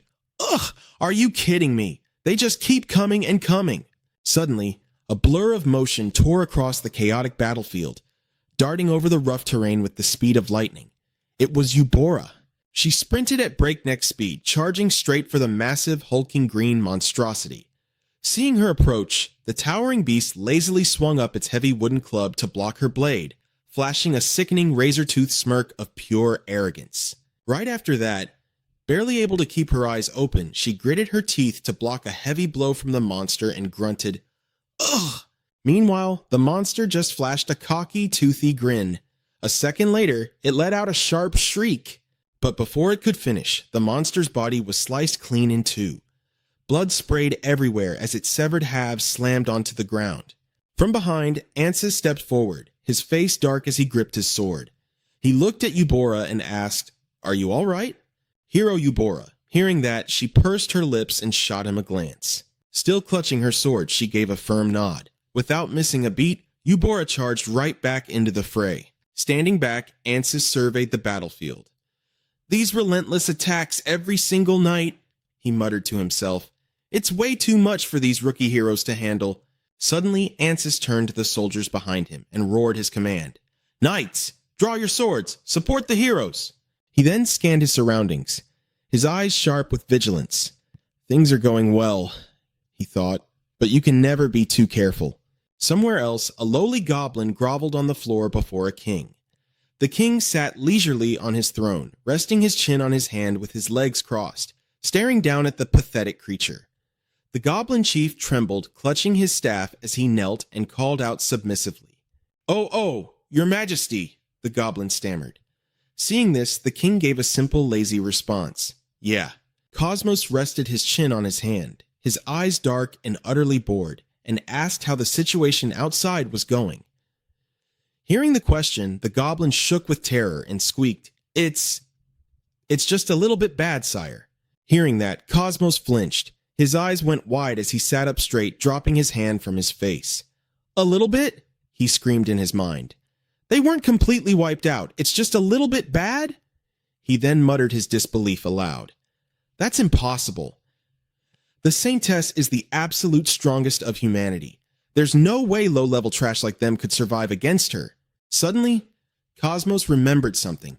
His pupils shrank as a realization hit him like a truck. "That's right, the hero!" he yelled internally. A mental image flashed in his mind, Kang Hansu's infuriatingly smug face, flashing two peace signs with a cocky smile. Cosmos finally pieced it together. Because Kang Hansu already drove the trolls and orcs to extinction, they had to come all the way out here to find a new hunting ground. He gripped the armrest of his throne so hard he shook with rage. "Are you kidding me? Are they really just hunting my monsters to farm experience points for these stupid heroes?" Letting go of the armrest, Cosmos brought a hand to his forehead. A disdainful smirk crept onto his face as he muttered in his mind. "Wait, no. If the Saintess isn't with them right now, and I'm only dealing with these idiotic heroes..." His furious eyes darted around for a moment before his smirk widened into an excited, vicious grin. "Then I actually have a chance to slaughter them all." Wasting no time, he sprang up from his throne, thrust his hand forward, and roared his command. "Rot, hear my order. Summon every single goblin, right this instant." Down below, the goblin chief frantically scrambled to acknowledge the order. Yes, your majesty." Cosmos let out a wicked, arrogant laugh, his brow furrowed in a dark sneer, his hand still outstretched as he declared, "It's time for our counterattack." Meanwhile, outside, the three moons were shining brightly in the night sky. Down below, the little monsters were relentlessly smashing supply crates to pieces with their crude clubs. Seeing this, someone panicked and shouted out, "The goblins are destroying our supplies again, and they're getting faster!" But Eubora just stood there, completely frozen. Noticing her hesitation, another person snapped at her. "Are you just going to stand there and watch?" "Ah, Eubora." Right then, a fireball came out of nowhere, blasting into a goblin and instantly burning its head to a crisp.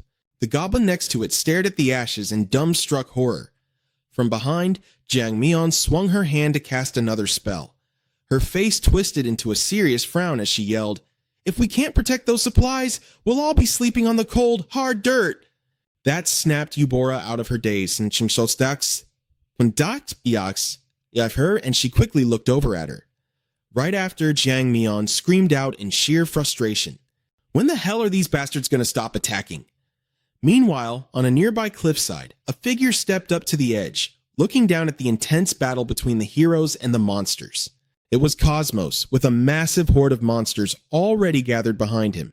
He stood casually with one foot propped on a rock and his hands shoved into his pockets. Watching the chaos below, he gave a dark chuckle and declared, "Now, we begin our counterattack."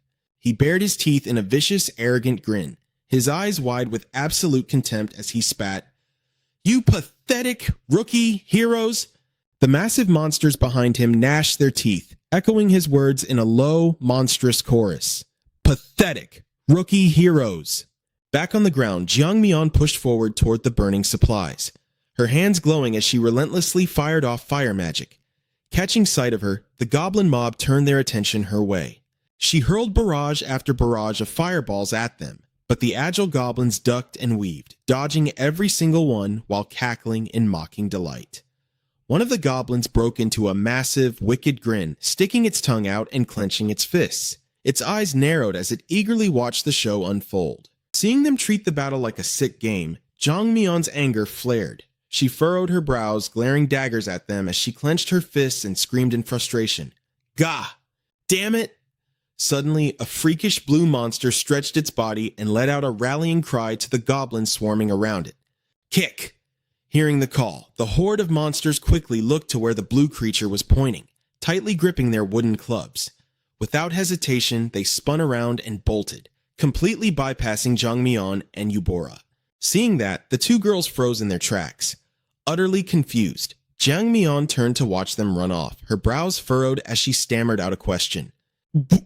What the? Beside her, Eubora also stared at the retreating mob. Her face tightened as she realized what was happening. It looks like he's giving them orders. He must be the commander.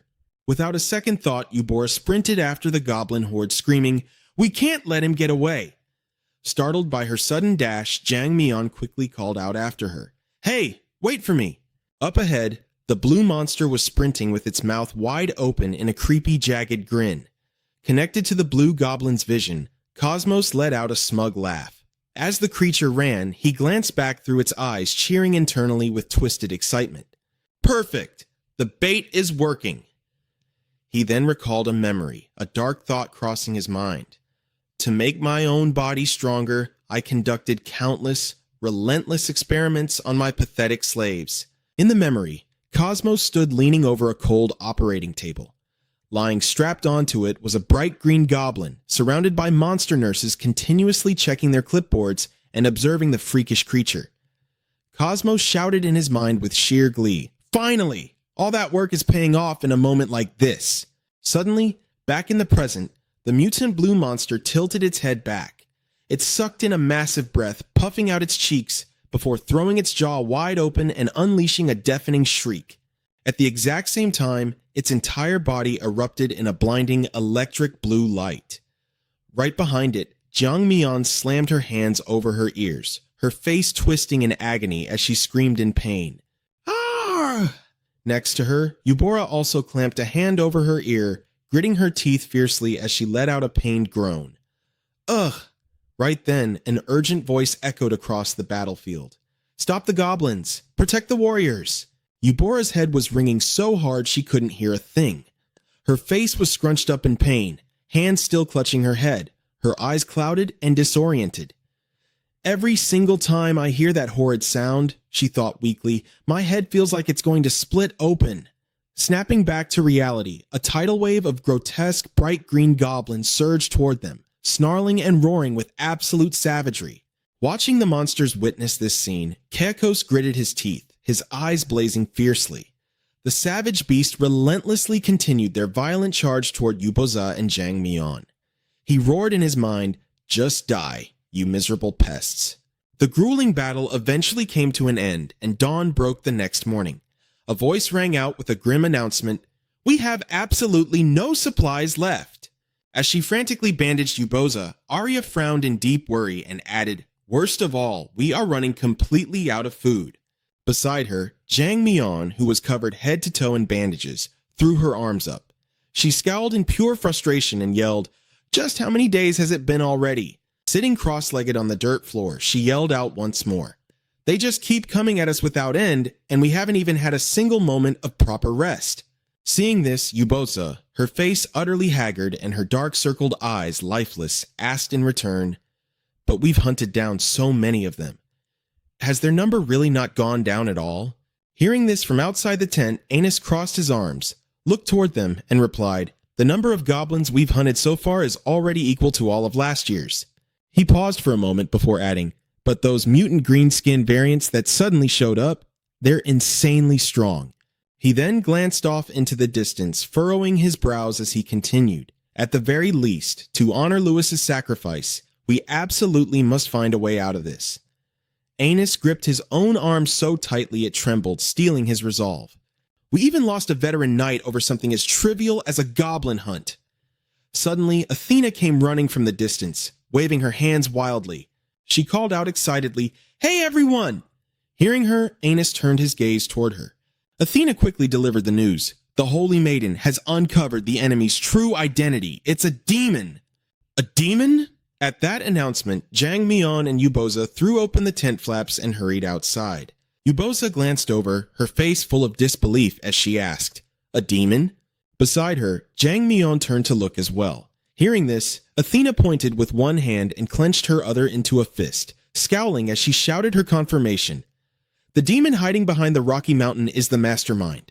High up on a rocky cliff, Sente stood silently against the blowing wind. Deep in thought, she gazed down at the lands below. Soon after, a trusted attendant appeared behind her and stepped forward to deliver a report. "Holy Maiden, we have relayed the message to the warriors through Princess Athena." The attendant was draped in a heavy cloak that concealed her body, with a strip of cloth completely covering her eyes. Hearing this, Sentes turned her head and looked at her with serene calmness, nodding in acknowledgement. "Excellent." Sentes then turned her gaze back toward the distant mountains ahead, stating firmly, "We cannot afford to suffer any more casualties." She then added, "I'd planned to use this goblin hunt to push the warriors to grow, but now we've lost a knight, and we haven't even figured out the source of the curse yet."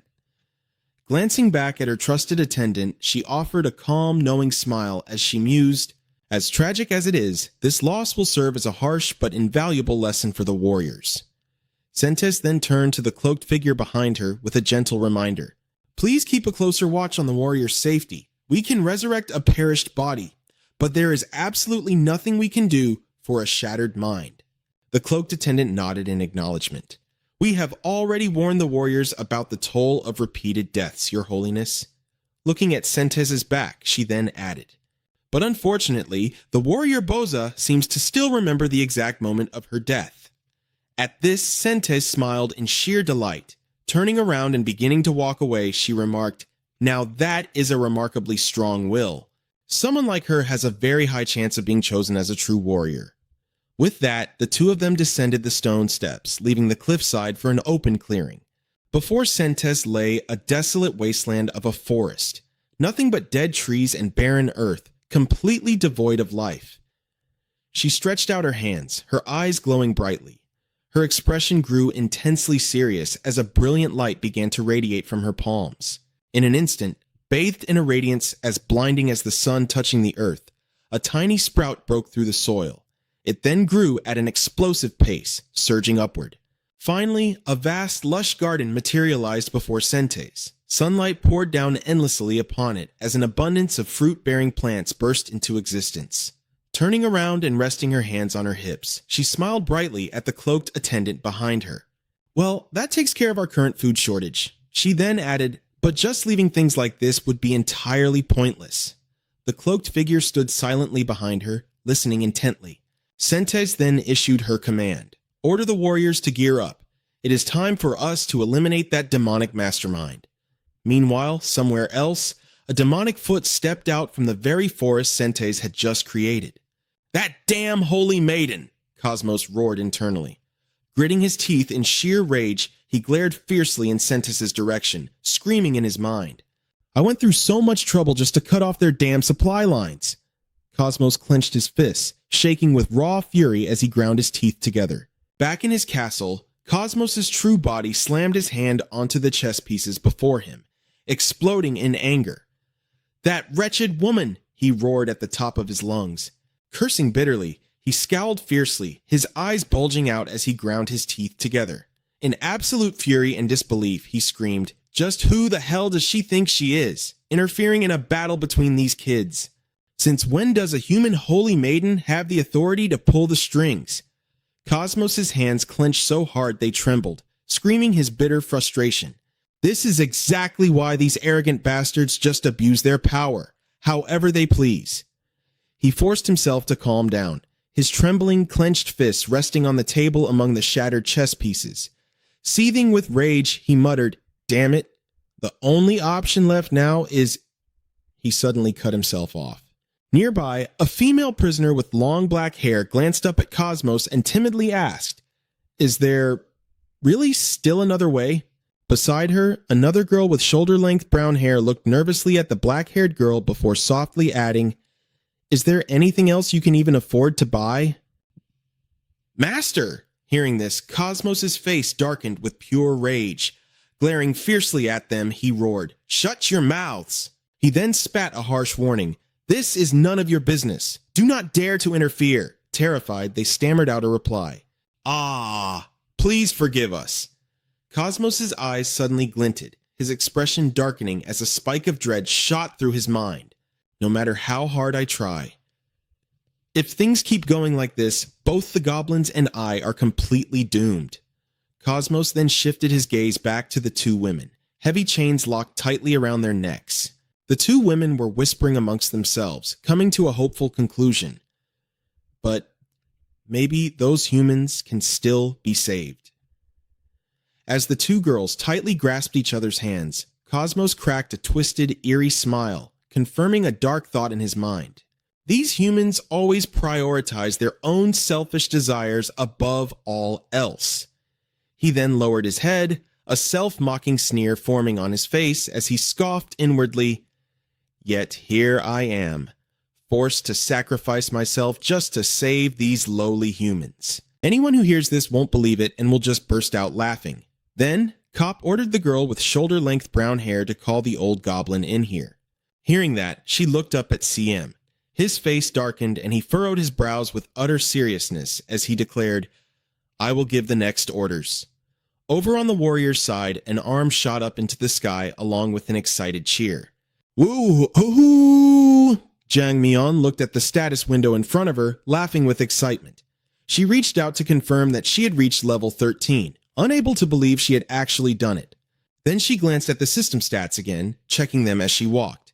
"Has Yura reached level 14 already?" "Just you wait, it won't be long before I catch up to her."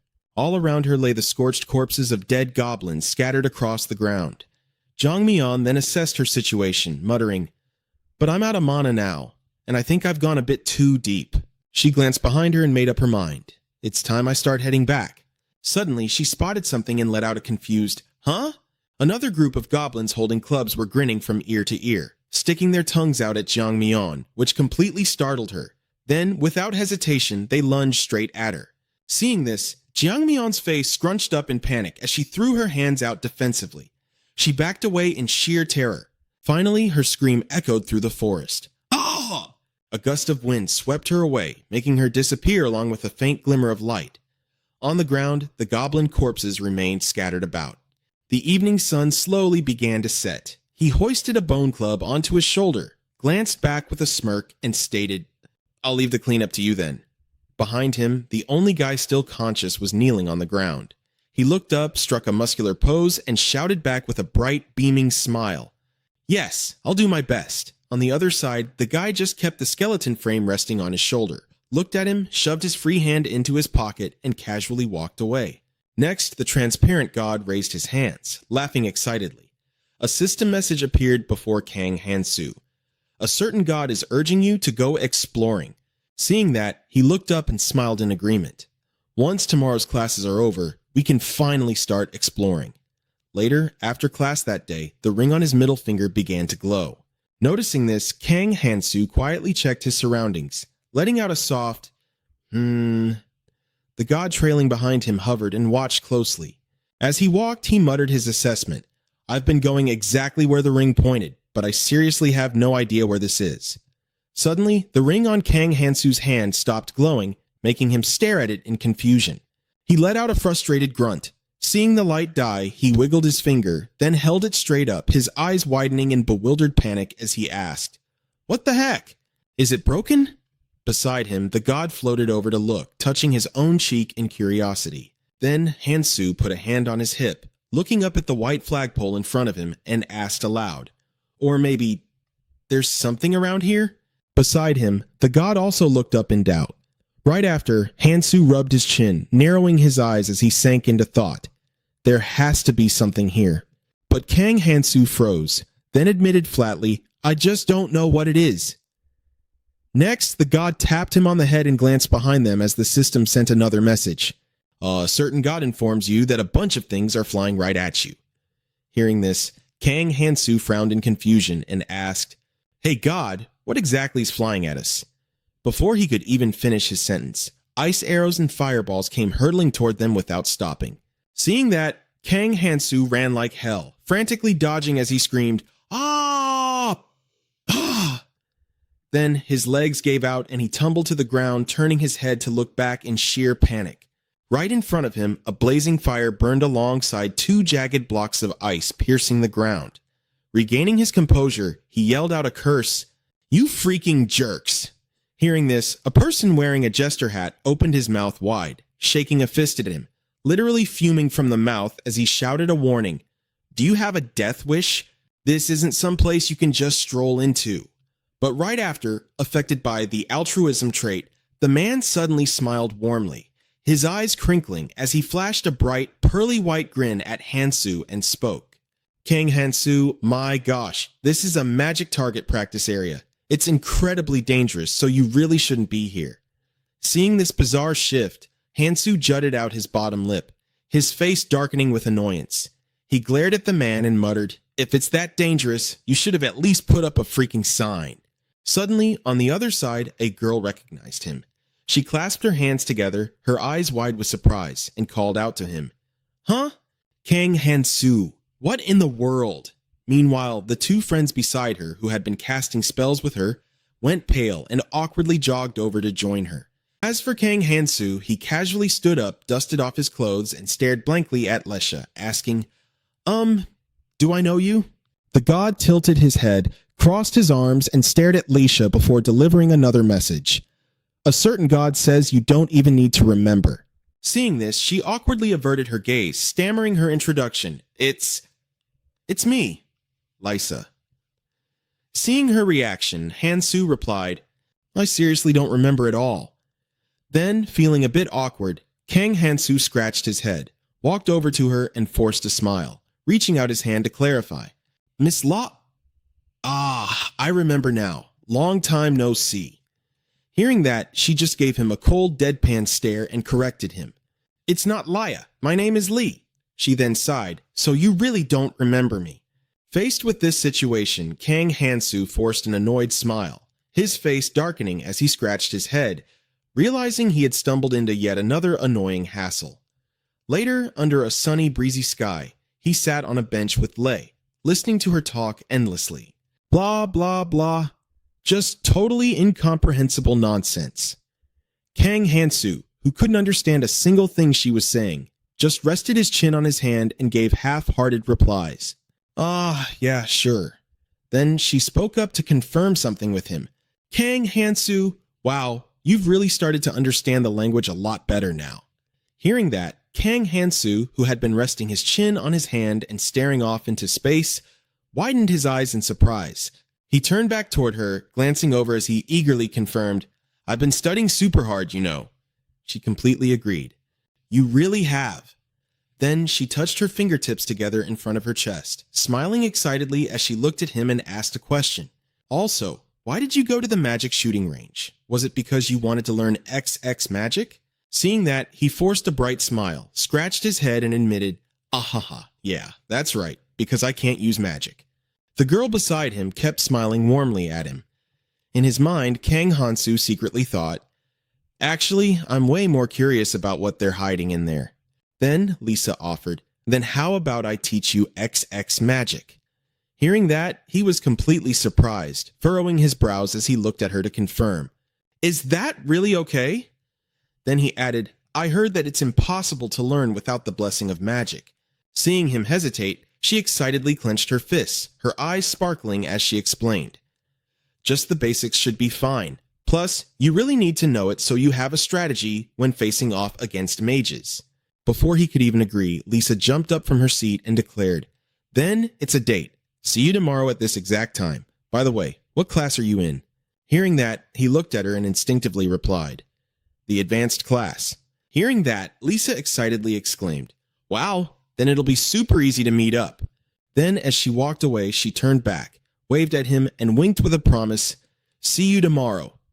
Meanwhile, Kang Han-soo, still processing what just happened, just sat there watching Lisa leave. A classmate nearby noticed her and called out, "Hey, Lisa!" Then, unable to hold back her curiosity, the friend asked her, "Who was that? Is he your boyfriend?" Hearing that, Lisa laughed awkwardly, glanced at her, and quickly explained, "No way! Come on, let's just get to class." Nearby, another friend peeked over to gossip. On the bench, only Kang Han-soo remained, sitting with his fingers intertwined in deep thought. Watching Lisa's fading figure, he asked the god beside him, "What do you think, oh, respected god?" Floating in the air, she brought a hand to her chin in confusion, then relayed the message to him. "A certain god says that the girl's actions are incredibly strange." Hearing that, he immediately corrected her. "No, I'm talking about the shooting range." The god beside him rubbed her chin and the system notification rang out again. A certain god pretends to be a know-it-all by saying that there is definitely something over there. Following that, Kang Han-soo stood up from the bench and concluded, "Looks like you just don't want to tell me." Suddenly, a loud shout rang out. Hearing it, Kang Han-soo flinched in surprise, looking over and speaking up. The god beside him also poked her head out to watch the drama. It was Prince Rachel, running towards them with a scowl on his face and a rolled-up piece of paper tightly gripped in his hand. Seeing this, he groaned inwardly at the nuisance. "Ugh, this guy again!" Then, standing right in front of him, the prince's face darkened as he frowned and complained, "I've been looking for you for absolutely ages." Seeing this, Kang Han-soo couldn't help but wonder out loud, "Why are so many people looking for me today?" Immediately after, he started to speak. "You did," but was suddenly interrupted by the forgiveness skill. Seeing this, Kang Han-soo smirked, glancing sideways at him and thinking to himself, "Please, just let it go." But the guy still stubbornly reached out to stop him. He tilted his head, blocking his path with an arm as he gave a warning. "That won't work on me anymore." Seeing this, Kang Han-soo furrowed his brows in utter shock and confusion. Next, he held up the piece of paper in front of his face and loudly declared with absolute confidence, "Ahem, listen closely.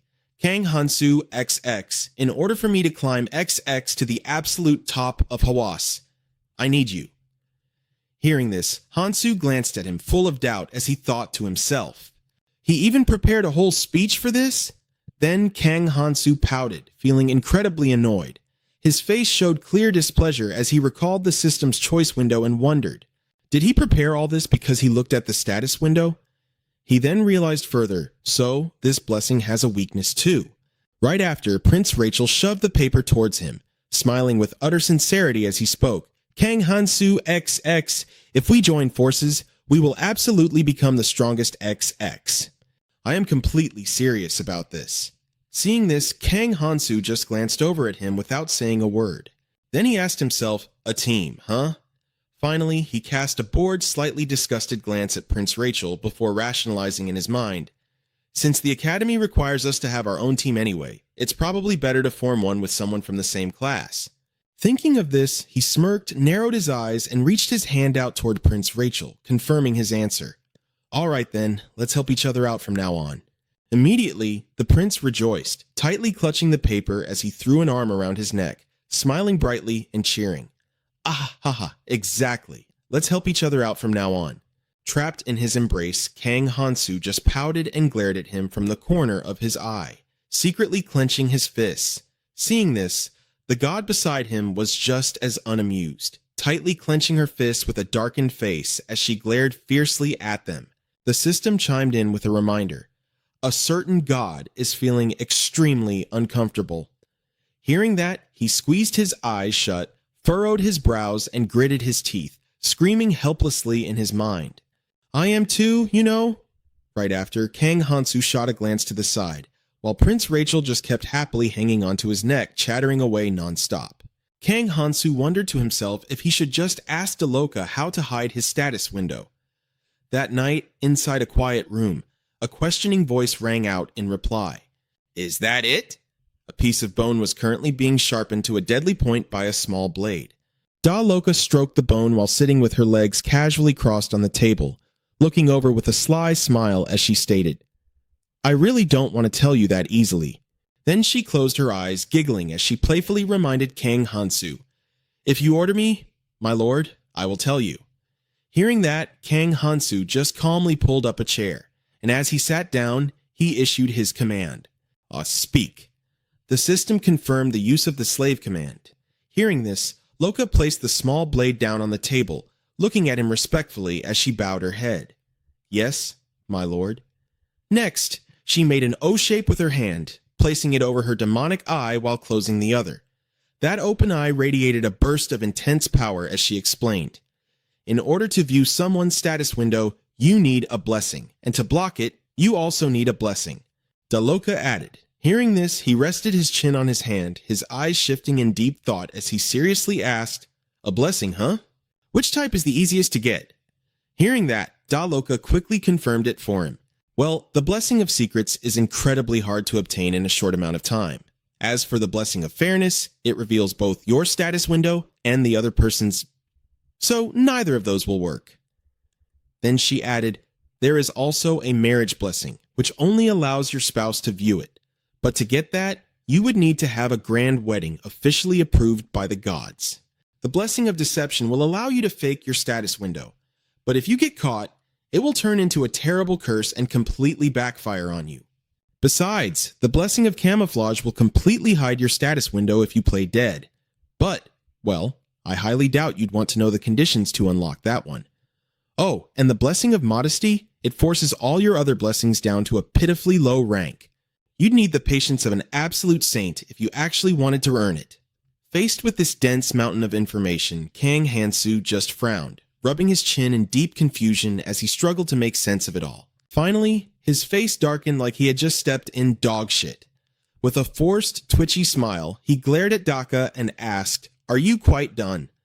Meanwhile, she just beamed, resting her chin on her intertwined fingers as she giggled in confirmation. That is everything I can think of, master, she said, glancing at the sharp bone fragment and the small dagger resting on the table. Suddenly, Salona's voice chimed in. Wait, Hansu? Does it absolutely have to be a blessing? She had just finished her bath, strolling out casually with her wet hair still wrapped up. Pulling the towel down to drape it around her neck, she gripped both ends and innocently repeated her question. Wouldn't a curse work just as well, even if it's a little dangerous?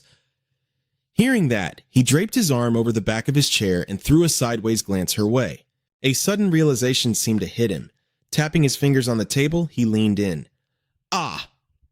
So, you're saying I could block the blessing that exposes my status window by using a curse? He let out an impressed sigh.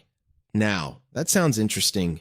Across from him, Daka maintained her stance, though her face darkened with glaring hostility as she stared down Salona, who simply blinked right back at them. Finally, Daka stood up, planted her hands firmly on the table, and offered her thoughts. For a lowly human, she actually makes a fair point. There is a curse that would suit you perfectly, master. Daka pushed off the table and planted her hands on her hips. Standing tall, she let out a wicked, malicious sneer. Something along the lines of, the curse of greed. Hearing this, Salona lowered her towel and looked over.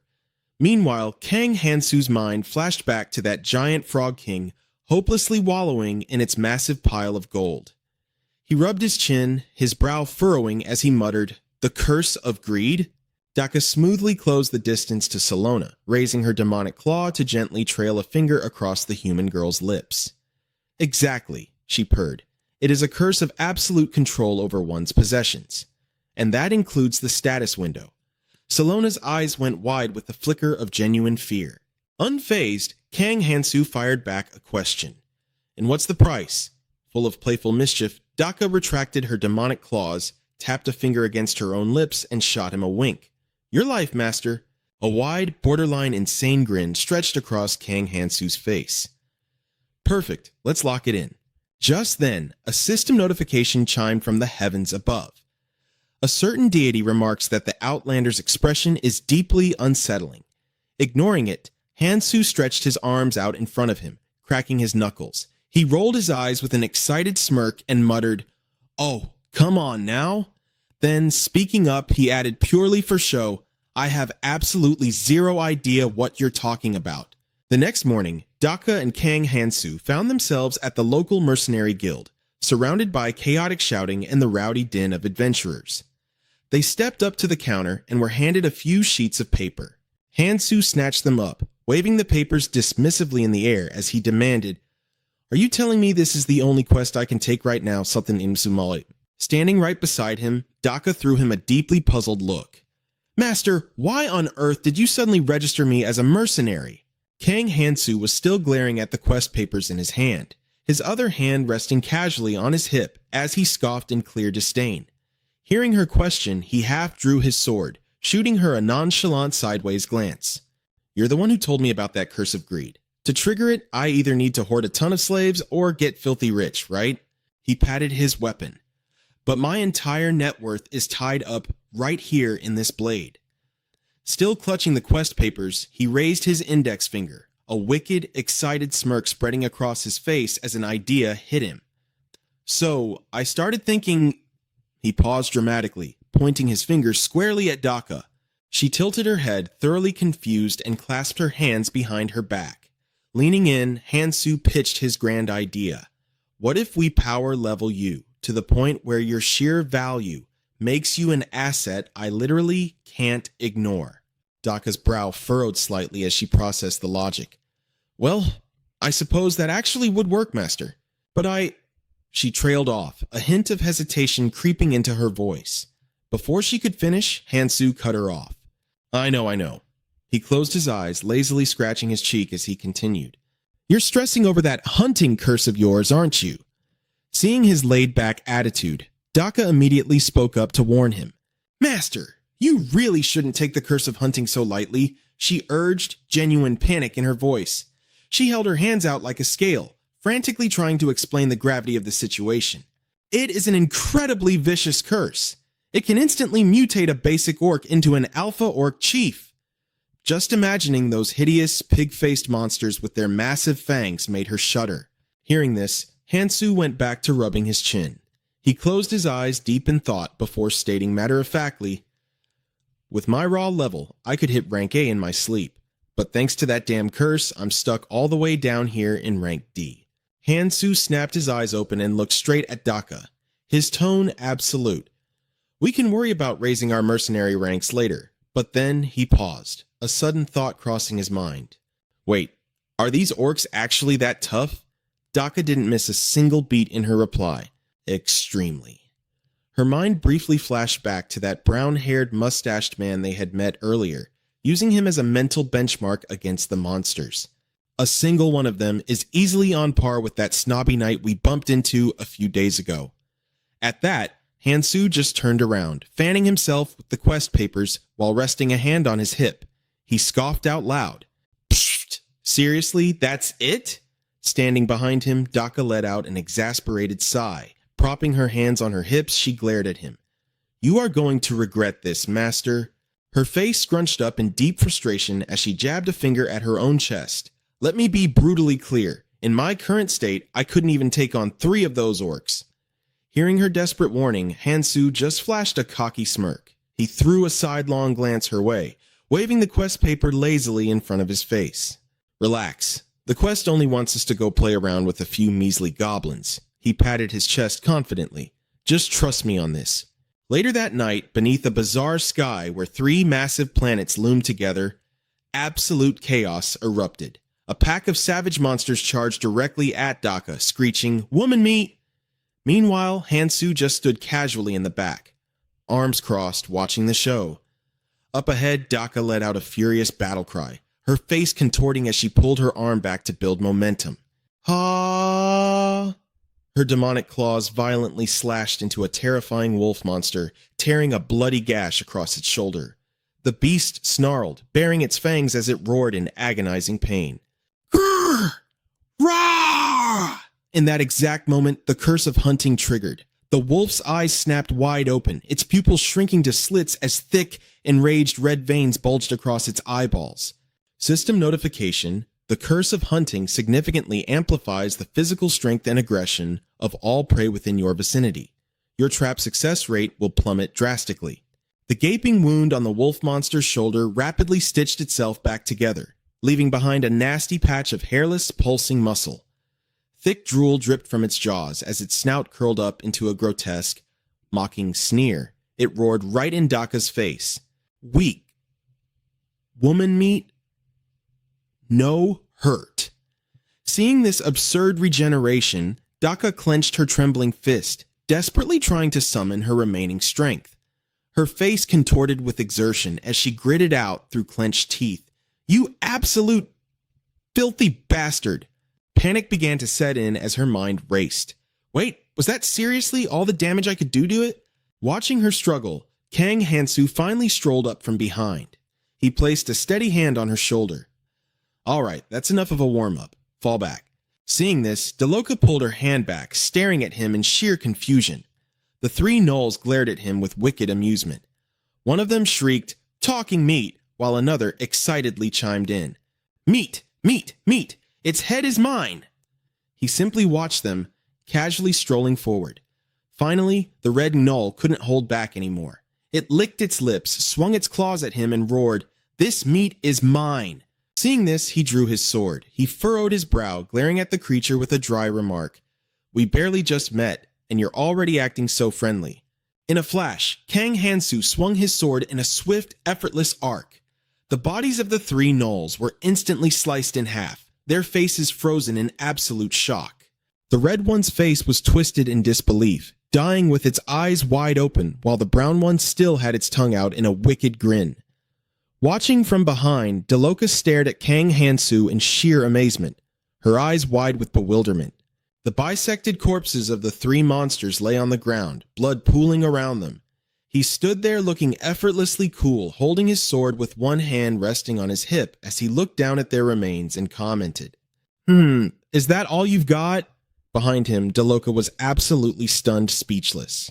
Kang Hansu casually rested his sword on his shoulder, turning his head toward Deloka with a blunt order, "Deloka, pull their teeth out." But she still hadn't snapped out of it, staring blankly without any reaction. Seeing this, Kang Hansu called out to her again. "What's wrong? Can't you hear me?" Or is the slave curse not working anymore? Meanwhile, her cheeks puffed up and her face turned bright red as she desperately held back her laughter. Psh! A second later, Deloka couldn't hold it in anymore and burst into a bright, joyful laugh. "Ah ha ha ha ha ha!" Seeing this, he looked at her in total confusion. Still resting his sword on his shoulder, he asked, "What is it now? This really isn't the time to be messing around." Suddenly, he paused, looking over at the corpses in utter surprise. He yelled out a warning to Deloka. "Hey, look at that! The slimes are eating everything again!" A swarm of tiny blue slimes was crawling all over the gnoll corpses, corroding them away. Kang Hansu scolded Deloka. "Why didn't you give them a clearer order?" He furrowed his brows, pointing sharply at the dead bodies and shouting a command. "Go get the loot!" Hearing that, Deloka broke into an excited smile. She threw her hand up in a playful military salute and eagerly ran forward to acknowledge the order. "Yes, master." After that, she happily ran forward, her eyes curving into cheerful little crescents. Seeing her go, Kang Hansu called out a quick reminder. "That's our proof for completing the quest, so make sure you don't miss a single piece." The three moons high in the night sky continued to bathe the forest in their glow. Hearing his words, Deloka called back to confirm. "You got it, boss." The following morning at the academy, he and Siona were strolling along the path taking in the sights when a sudden shout rang out. "Hey, Kang Hansu!" Hearing that, Kang Hansu glanced over with a look of utter annoyance. It was Tiger. The guy was furious, jabbing a finger right at his face and screaming in pure indignation. "Damn it, because of you, we're stuck scrubbing the toilets for 15 whole days." Standing beside him, a much friendlier-looking student looked at Hansu and spoke up. "Good morning." Kang Hansu blinked in surprise at the polite greeting. Beside him stood Salona. Keeping his hands casually stuffed in his pockets, he smirked and mocked the angry boy. Tiger, I see you haven't changed a bit. You wouldn't have to scrub them again if you just did a proper job the first time. Need me to lend a hand? Tiger was still fuming. He pointed a trembling finger at him, stomped his foot, and yelled, Who said I didn't scrub them properly? From a distance, someone was walking toward them. A sweet voice called out to him, Kang Hansu? Hearing his name, Kang Hansu turned his head. Tiger, meanwhile, looked absolutely panic-stricken as Lessa walked right up to Hansu, flashing a warm, friendly smile. Good morning? The entire courtyard immediately froze, completely mesmerized by her radiant, blooming beauty and that incredibly sweet smile. Then, looking up at him with big, doe-like eyes, she spoke with a hint of bashfulness. Ah, you're hanging out with your friends. Instantly, the crowd erupted into absolute chaos, filled with excited fanboy screams. Over by Kang Hansu, an arm suddenly hooked around his neck from behind, catching him so completely off guard that his eyes went wide. Right beside him, Tiger's face was as dark as the bottom of a charred pot. He shoved his face close to Hansu's, hissing in furious interrogation. Hey, commoner, what the hell's going on here? Since when do you know her? Kang Hansu glared right back at him, gritting his teeth as he angrily shot back. I barely even know her, okay? Hearing this, Tiger immediately screamed back in denial. No way, this has to be a nightmare, my precious Lessa. Seeing his dramatic reaction, Hansu felt his own patience snap. He bared his teeth, shouting back in total frustration. Why is everyone jumping to crazy conclusions? He shoved his hand right into Tiger's face, forcing the guy's head back and peeling him away as Tiger let out a muffled groan. Standing just behind them, Lessa simply tilted her head, watching their antics with a bright, innocent smile. A soft blush crept onto her cheeks as her smile widened. Looking up with those big, expressive eyes, she called out to him again. Kang Hansu, starting today, I want to teach you magic. Hearing this, he looked utterly bewildered. Wait, what did you just say? Then, as if something finally clicked, Kang Hansu turned his head back to her and gave a nonchalant nod. Ah, sure, why not?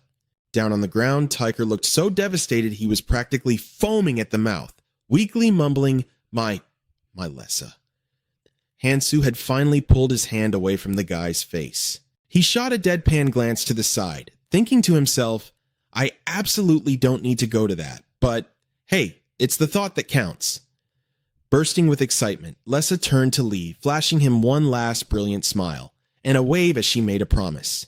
I'll see you later then, she called out, quickly adding a playful warning. And don't you dare ditch me this time. After skipping a little ways down the path, she spun back around, throwing her arms wide open as she shouted to seal the deal. It's a promise. Hearing that, the crowd panicked again, looking back and forth between the two of them as they whispered. Whisper, whisper. Kang Hansu and Tiger also looked over toward her. The panicked whispers grew even louder. Lisa is involved in that? Why is Lisa fooling around with a first year? Seeing that the screaming was impossible to stop, he scratched his face in shock, realizing she must be quite famous around here. Right after, he grabbed Tiger by the back of his collar, hoisting him up and urging him on. Young master, let's get out of here. Down below, the guy was dragging his feet on the dirt, sobbing his eyes out over his broken maiden heart. Wah! Then he wailed even more pitifully. My hopes and dreams are ruined. The onlookers were completely speechless watching him drag the guy across the ground like that. Soon after, they came to a stop. Right in front of him stood a massive, gloomy wooden mansion. Flocks of birds circled ominously overhead. Kang Hansu kept his firm grip on Tiger's collar, resting a hand on his hip as he looked up, while the guy remained slumped on the ground. His eyes twitched and he forced a wry smile, mentally noting that the facilities here were impressively terrible. Suddenly, a voice called out, Kang Hansu. Hearing that, he glanced over at the group that had just arrived. They were staring right at him with expressions like they had just stepped in dog crap. Confused by the hostility, Kang Hansu spoke up first. And you are? The leader of the group immediately furrowed his brows, staring at him with grave seriousness as he introduced himself. I am Prince Anpis, from the Night Kingdom. Hearing this, Hansu nodded in realization to confirm. Wait, Moon Pass? For context, Moon Pass is a popular Korean remedy, a topical liquid ointment used for mosquito bites. Without another word, Anpis placed a hand on his knee and dropped to the floor. Immediately, the entire group fell to their knees alongside him, bowing their heads with dark, remorseful expressions. Startled by this sudden shift, Kang Hansu's eyes widened in shock as he blurted out, "What the hell are you guys doing?" At his words, they all raised their heads to look at him. Acting as their representative, Anpis explained, "We are all nobles, representing our respective nations." Then they spoke in unison. Kneeling before a commoner is utterly unprecedented, both in this academy and across the entire empire. Anpis then looked up at him, his brow furrowed with absolute seriousness as he continued. "But by doing this, at the very least, He paused for a moment before shouting, "We want to make peace with you."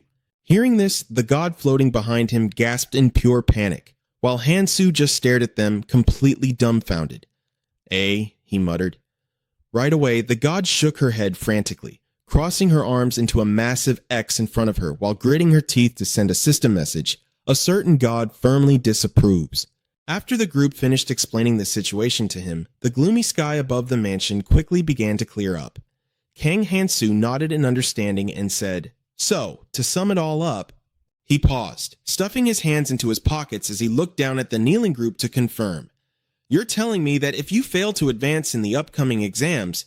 He trailed off before adding, "You'll lose your noble titles and suffer a curse, is that right?" Hearing that, they hung their heads, their faces turning grim as they replied, "That is correct."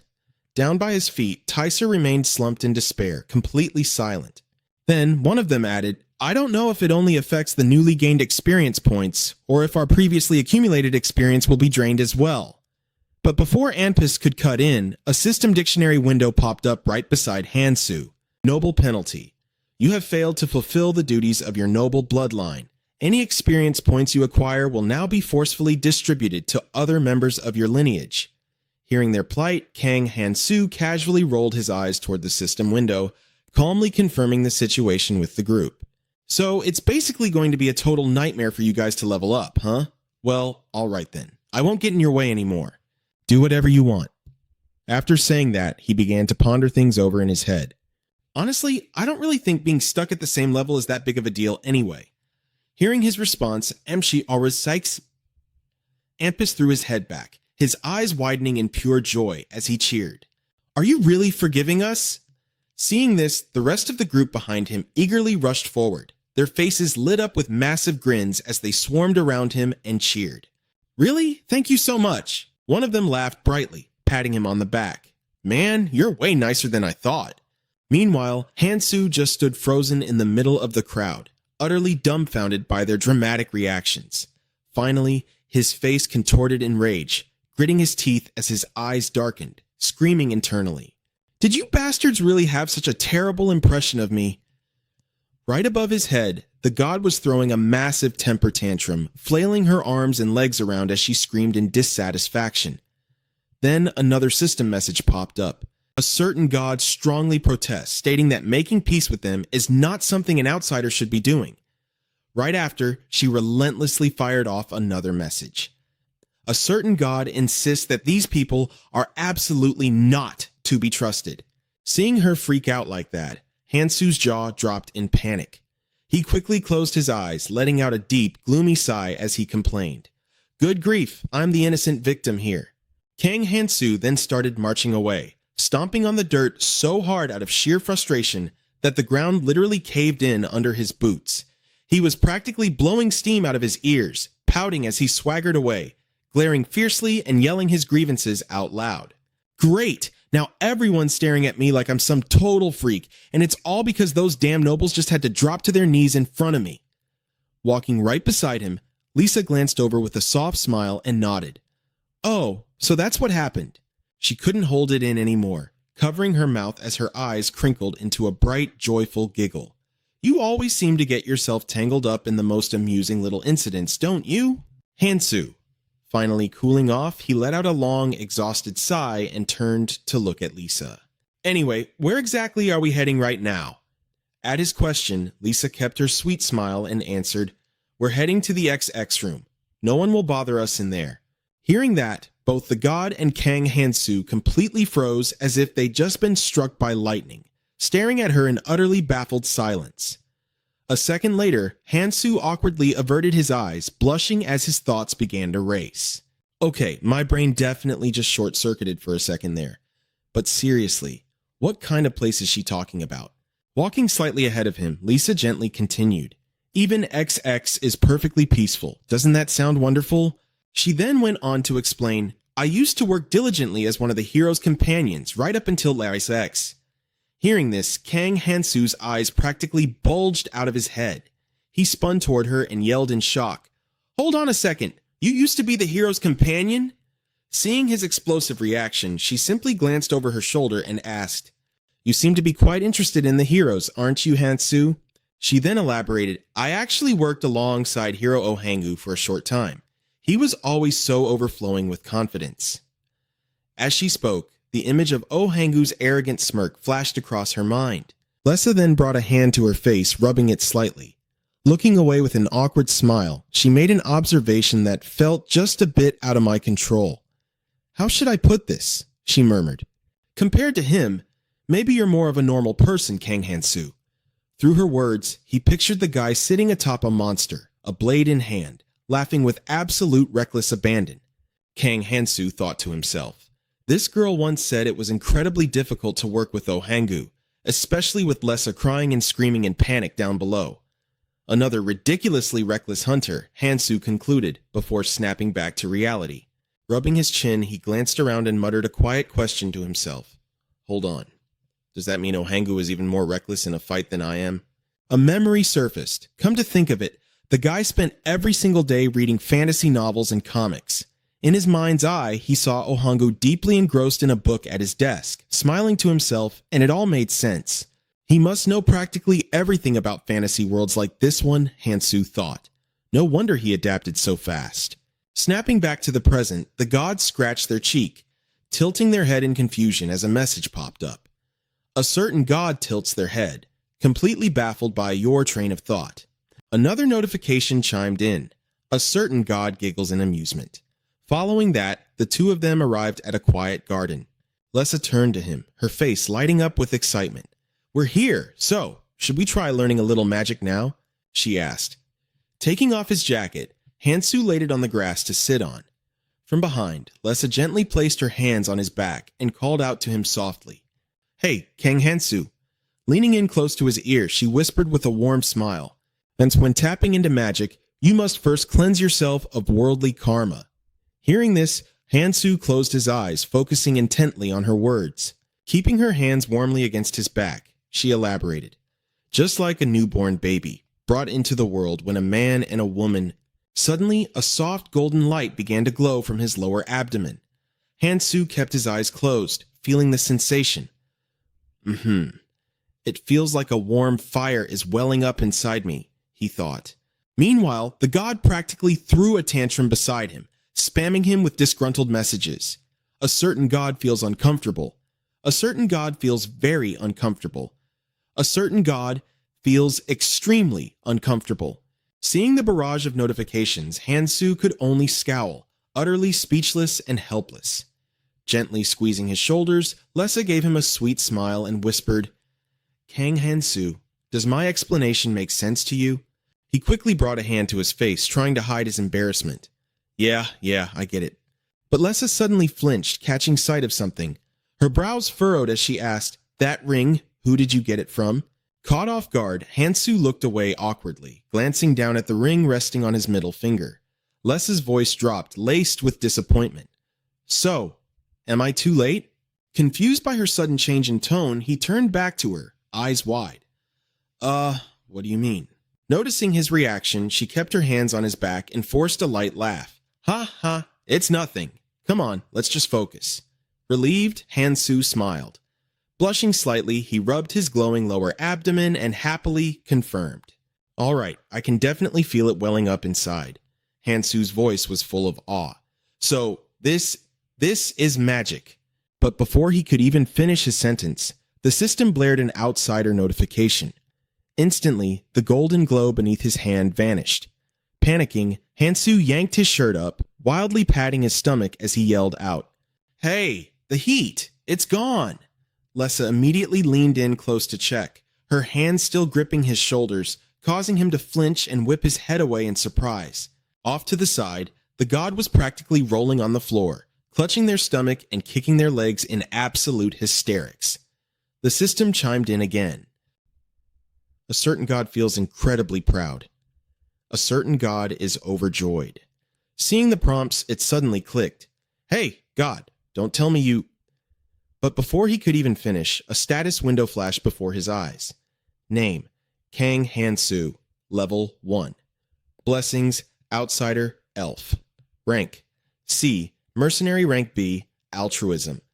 Rank F, former hero rank C, slaughter rank B, destruction rank D, holy sword rank D, restoration rank C, dividend 23.03.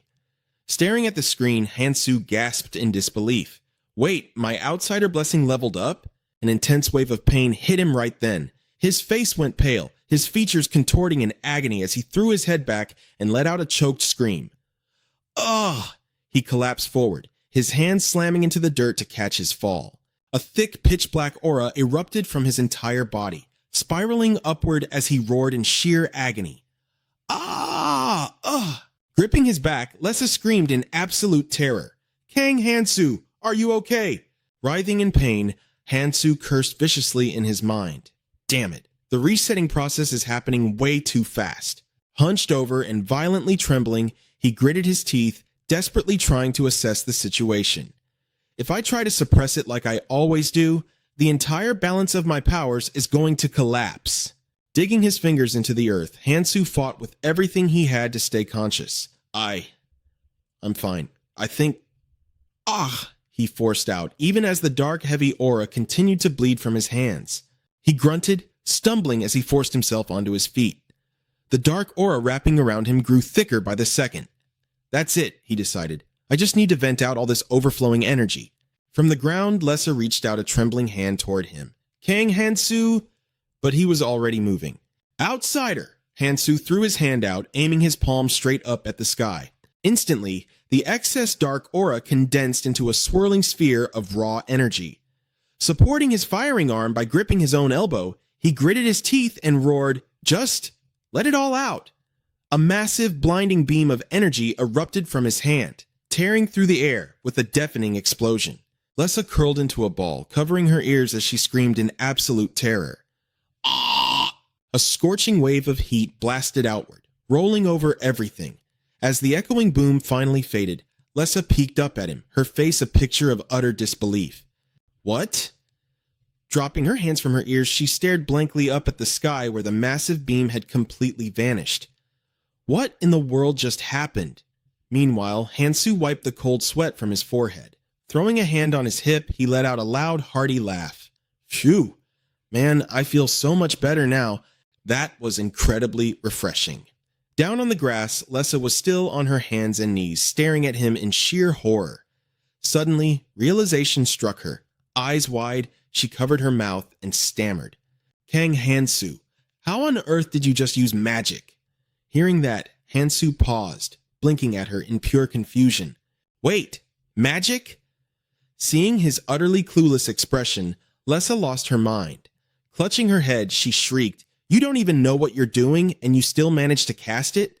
Smirking, Han-soo turned around, striking a dramatic pose with his hand raised. His eyes gleamed with excitement. Magic, huh? He thought about it for a second. Well, it makes sense. I managed to copy sword techniques just by using the power of those hyena guys, didn't I? Still on the ground, Lessa could only stare at him, completely and utterly speechless. Then the system announced his skills. Outsider, elf, and a small concentrated sphere of energy began to form right in the palm of his hand. So why the hell wouldn't magic work too? Han-soo cheered in his mind. Completely hyped, he began rapid-firing glowing orbs of energy high into the sky, completely unaware that off in the distance, a mysterious man was quietly watching him. He opened his mouth, completely speechless. Meanwhile, Kang Han-soo threw his hands in the air and cheered, "Ah ha ha ha! So this is magic?" Beside him, Lisa jumped up. She clasped her hands tightly against her chest, her eyes sparkling with excitement. "I'm absolutely sure that's magic." But then she tilted her head in confusion. "Wait, How are you casting spells when you don't even have a magical blessing? Suddenly, the man who had been watching them stormed over. He yelled, interrogating them. You brats! Which one of you has the nerve to use such dangerous magic on academy grounds? Startled, Lisa spun around, her face pale as she stammered, Pete, Professor! Behind her, Kang Hansu flinched. With his hands still frozen in the air, he slowly turned his head to see the professor, trembling with absolute rage, his face dark as thunder, spitting out every single word. Kang Hansu, is it you again? The professor furiously listed off his offenses, having the audacity to skip swordsmanship practice, and on top of that, blatantly violating academy rules. The professor suddenly swung his arms, his shirt ripping to shreds from his bulging muscles. His eyes glowed with such intense fury that he burst into a manic laugh and roared, If you're thinking about running away again, you'd better drop that idea right now. Terrified, Hansu's eyes widened. He screamed, Pete, Professor, please have mercy. His body stiffened in panic, and right then, his system automatically activated the skill. Altruism. Veins popping on his forehead, the professor scowled but let out a booming laugh, shouting back at him, Oh, I'll show you mercy, all right, but first, come over here. Instantly, the skill notification panel shattered into pieces. Seeing this, Kang Hansu panicked and screamed, What the hell? Even the blessing doesn't work? The very next second, the professor leaped into the air and lunged at him, kicking up a massive cloud of dust. The other two stood frozen in shock, unable to move a muscle. The professor's face darkened, a furious, unhinged grin spreading across his face as he locked eyes with Hansu. We are going to make up for all those missed classes, with some real swordsmanship lessons. Seeing this, Hansu forced a wide, awkward smile, his eyes narrowing as he furrowed his brows. Aiming his palm, which was rapidly gathering energy, straight at the professor, he boldly declared, Sorry, Professor, but I think I'm way more talented at magic. Suddenly, a blinding burst of energy flared up. The professor froze in his tracks, his eyes bulging in utter shock as he stared at Hansu. A massive wave of energy surged forward, blasting right through the professor and shredding his clothes into pieces. Standing right in the middle of the energy beam, the professor roared in pure fury. Ah, Kang! Hanzo! Meanwhile, on the ground, Hansu furrowed his brows but burst into joyful laughter. Ha ha ha! He cheered, his hand still confidently aimed at the professor. Beside him, Lisa squinted, utterly speechless at his childish behavior. Sometime later, in a greenhouse garden, bright sunlight streamed down.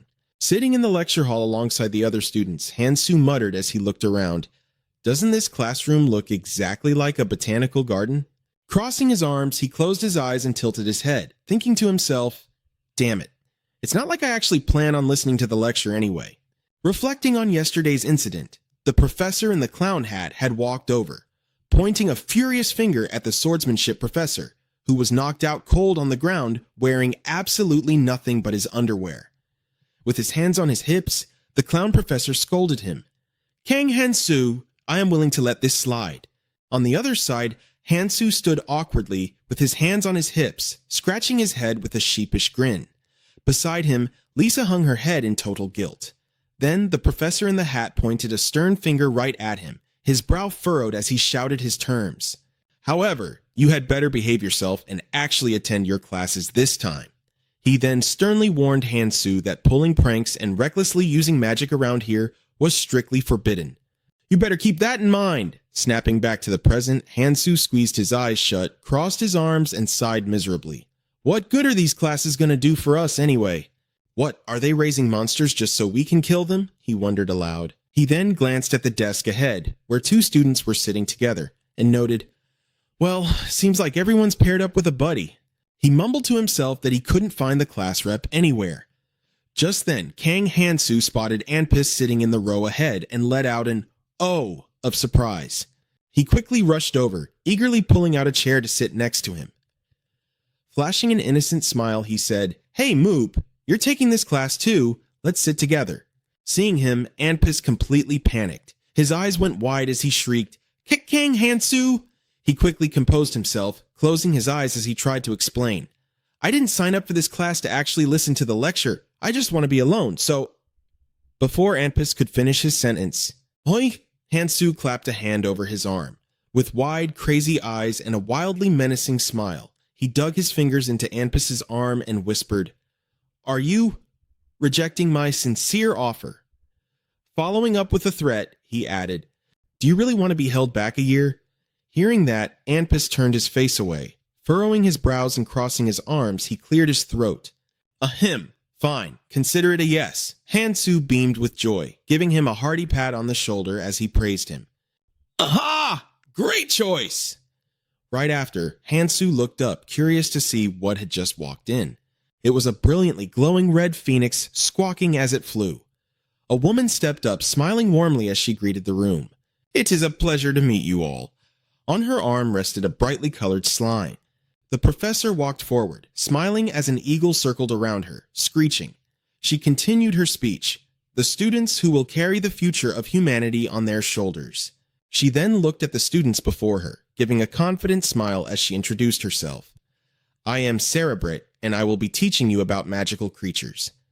Then she warmly added, "I hope we can all move forward together on this journey." The professor stood at the center of the podium, her voice echoing clearly throughout the entire room. The fire phoenix chirped as it fluttered around her. Watching her, Kang Hansu crossed his arms and muttered an observation. "Even back at the entrance ceremony, she really seems like some famous fairy or something, huh?" Suddenly, the fire phoenix landed right on the desk in front of him. Kang Hansu stopped talking, staring down at it in complete confusion. "Huh?" He let out a baffled grunt. Beside him, Anpis glanced over, frowning, looking just as confused. Then the bird's face scrunched up. It furrowed its little brows and let out a sharp cry. "Peep!" Seeing this, Hansu was even more bewildered. Pouting, he glared at the bird with furrowed brows, wondering to himself, "Why is this stupid bird acting so weird toward me specifically?" Then he thought, "Wait, did I do something wrong?" Down at the front, the professor looked up at her students. Still holding the multicolored slime, she explained, "We need to find out exactly why the creatures around the academy have recently fallen into a state of panic." She added, "So, for now, we plan to hold these field classes once every 2 weeks. Hearing that from his seat up top, Hansu turned his head. Squinting his eyes, he side-eyed Anpis and pointed out, "So that means we only have to show up twice a month." Hearing that, Anpis scrunched up his face, his jaw dropping as he shot Hansu a dirty look. At the desk, the fire phoenix was still staring at them.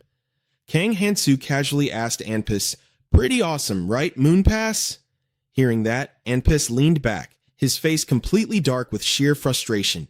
He yelled, correcting him, "My name is Anpis. Why do you keep butchering people's names like that?" He was absolutely furious, but Hansu just leaned closer, laughing happily. Thanks to Anpis's loud outburst, every single pair of eyes in the classroom instantly locked onto him. Right after that, Cerebrit Brad scowled in anger and shouted her warning, "Hey, keep it down. If you disrupt the class, I swear." The little creature in her hand furrowed its brow and screeched in agreement. Seeing this, Kang Hansu looked down with curiosity, while the teacher suddenly froze and let out a gasp. Her face flushed bright red and her eyes widened in absolute shock as she trembled and stammered, "Why is he here?" Her entire body trembled, squeezing the slime in her hand so hard it looked completely dazed. Cerebrit continued, I take back what I just said. Class is dismissed for today." With that, she spun around, clutched the slime, and ran out of the classroom in tears. A fire phoenix trailed right behind her, taking flight. Cerebrit Brad shouted an announcement to the remaining students. "From tomorrow onward, we will have a special class every day at this exact time. So, I will see you all tomorrow." Seeing this, Kang Hansu stood in the back, completely baffled. His face darkened with anger as he shouted out in total frustration, "Hey, what the hell was that?" Gritting his teeth, he immediately spun around, grabbed Anpis by the collar, and furiously pinned the blame on him. "Listen here, this is all your fault." Facing Kang Hansu's blazing fury, the guy awkwardly stammered in his defense. "Huh? Get the hell away from me." He let out a heavy sigh, regaining his composure as he muttered, "Phew, seriously." He caught himself, wondering internally why he even bothered. Trailing off, he recalled the image of Kimos waving and smiling at him, which led him to a realization. Why do I keep running into weirdos like this no matter where I go? Meanwhile, outside the academy, the sky remained a crystal clear blue. In a damp, dreary place with water dripping from the ceiling, a blonde girl lay fast asleep on the cold stone floor. Slowly, she fluttered her eyes open and let out a groggy groan. Struggling to sit up, she weakly murmured, Where exactly am I? Suddenly, a dark, eerie voice echoed through the room, cutting her off. Ah, the brave hero Jiang Mon. A figure with 2 horns on his head sat upon a throne, legs crossed and fingers steepled together, greeting her with an imposing tone. Welcome to my domain. Down below, Jiang Mian pushed herself up from her knees, looking toward the source of the voice. Getting to her feet with high guard, she furrowed her brow at Smos and demanded, Who are you? Seeing her reaction, he simply stared down with cold composure, his fingers still steepled, and countered her question. Even after seeing me in the flesh, you still cannot figure it out? He then offered a grand introduction. I am the 14th son of the Dark King. Gamos. Hearing this, Jiang Mian let out a terrified gasp, her eyes bulging as she stared up at the Dark King's heir before quickly slapping a hand over her own mouth to muffle her scream. But then, Jiang Mian narrowed her eyes in deep thought. With her hand still over her mouth, she did a little twirl, her cheeks flushing red as she closed her eyes in a giddy smile. Looking closely, he is actually super handsome, she thought to herself, quickly adding, and his voice is so dreamy too. Up on his throne, Simos overheard her mumbling. His face immediately darkened. Pinching the bridge of his nose in sheer annoyance, he called out, Look here, hero, I have absolutely no idea what nonsense you're whispering down there, but Jiang Mian simply peeked back up at Kumas with a shy, flirtatious smile. Trembling with excitement, she cupped her warm cheeks with her hands and reasoned to herself, Well, even if he is the son of the Dark King, he's technically still a prince, right? A giddy mutter escaped her lips. This is it! This is my golden chance to fulfill my lifelong dream! Without a single ounce of hesitation, Jiang Mian gleefully shouted out loud, Hey there, handsome prince, why don't you become my darling slave? Reaching her hand forward, she summoned a glowing magical heart and eagerly cast her charm skill. Instantly, a barrage of pitch-black arrows shot out from the shadows. They ripped right through Jiang Mian's body. The brutal impact sent her staggering backward, her face frozen in pure shock as she stared at the dark arrows protruding from her chest. Blood started trickling from the corner of her mouth. Her eyes remained wide open in absolute disbelief, entirely unable to process what had just happened. Wait, since when was Klaus standing up? His expression turned grim as he let out a breath. That was far too close. With his palm facing forward and smoking from the magical discharge, a faint purple aura radiated from his body. I truly did not expect her to launch such a lethal sneak attack. With her eyes still wide open and blood spilling from her lips, Jiang Mian collapsed onto the cold stone, dead. Staring down at her lifeless body, Smos tilted his head in genuine confusion. Even someone as pathetic as her can be chosen as a hero? Suddenly, he flinched, his eyes locking onto something floating in midair. A system window chimed out his stats. Name, CMOS, level 20. Blessings, secret charm, rank D. Magic, rank B. Warrior, rank E. Arithmetic, rank C. Trap judgment, rank D. Curses, noble, hero, rank F. Right after that, a second notification window popped up with a ping. Hero class activated. All languages of hostile races will now be automatically translated for the hero. Warning, experience and achievements gained through hunting will be significantly reduced. Reading the penalty, he let out a furious shout of frustration. The hero's curse? Are you kidding me?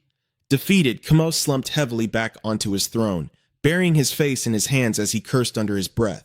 Oh, God damn it! Losing whatever was left of his temper, he screamed at the top of his lungs. She was supposed to be my hostage for negotiations, and I just killed her with my own bare hands. Slowly peeling his hands away from his face, Kamos scowled, gritting his teeth in deep frustration as he muttered to himself. If I can't level up and grow any stronger... He quickly realized the grim truth. He would never be able to rescue Lady Dairoka from that absolute bastard, Kang Hansu. A sudden flash of Kang Hansu's bloodthirsty rampage crossed his mind, forcing him to a harsh conclusion. Just like that psycho, I need to find another way to gain power outside of the standard leveling system. Right on cue, the robotic voice of the system chimed in with another notification. My king, you have received a new quest. Hearing this, Kimos furrowed his brow and shot a sideways glance at the glowing text, his hand still resting heavily against his temple. As he read the quest details, his gaze sharpened with absolute resolve. So, you finally arrived. Right on cue, the massive doors at the end of the hall began to creak open. It was Eubora. Standing just past the threshold, she pushed the heavy doors open, her fierce glare sweeping the room with high caution. But a second later, her eyes blew wide open in sheer horror. Gripping her sword tightly, Eubora stared at Jiang Mion's lifeless corpse bleeding out on the stone floor, and she let out a gut-wrenching scream. Mion! Up on his throne, Kimos remained seated with his legs casually crossed. His dark, piercing gaze locked onto her from above as he stated in a chillingly calm voice, I assume you followed the trail my goblins left behind? Seeing her genuine despair, Kimos felt a surge of excitement. Pushing himself up from his throne, a wicked smirk spread across his face as he boomed, Welcome to my domain, warrior Eubora.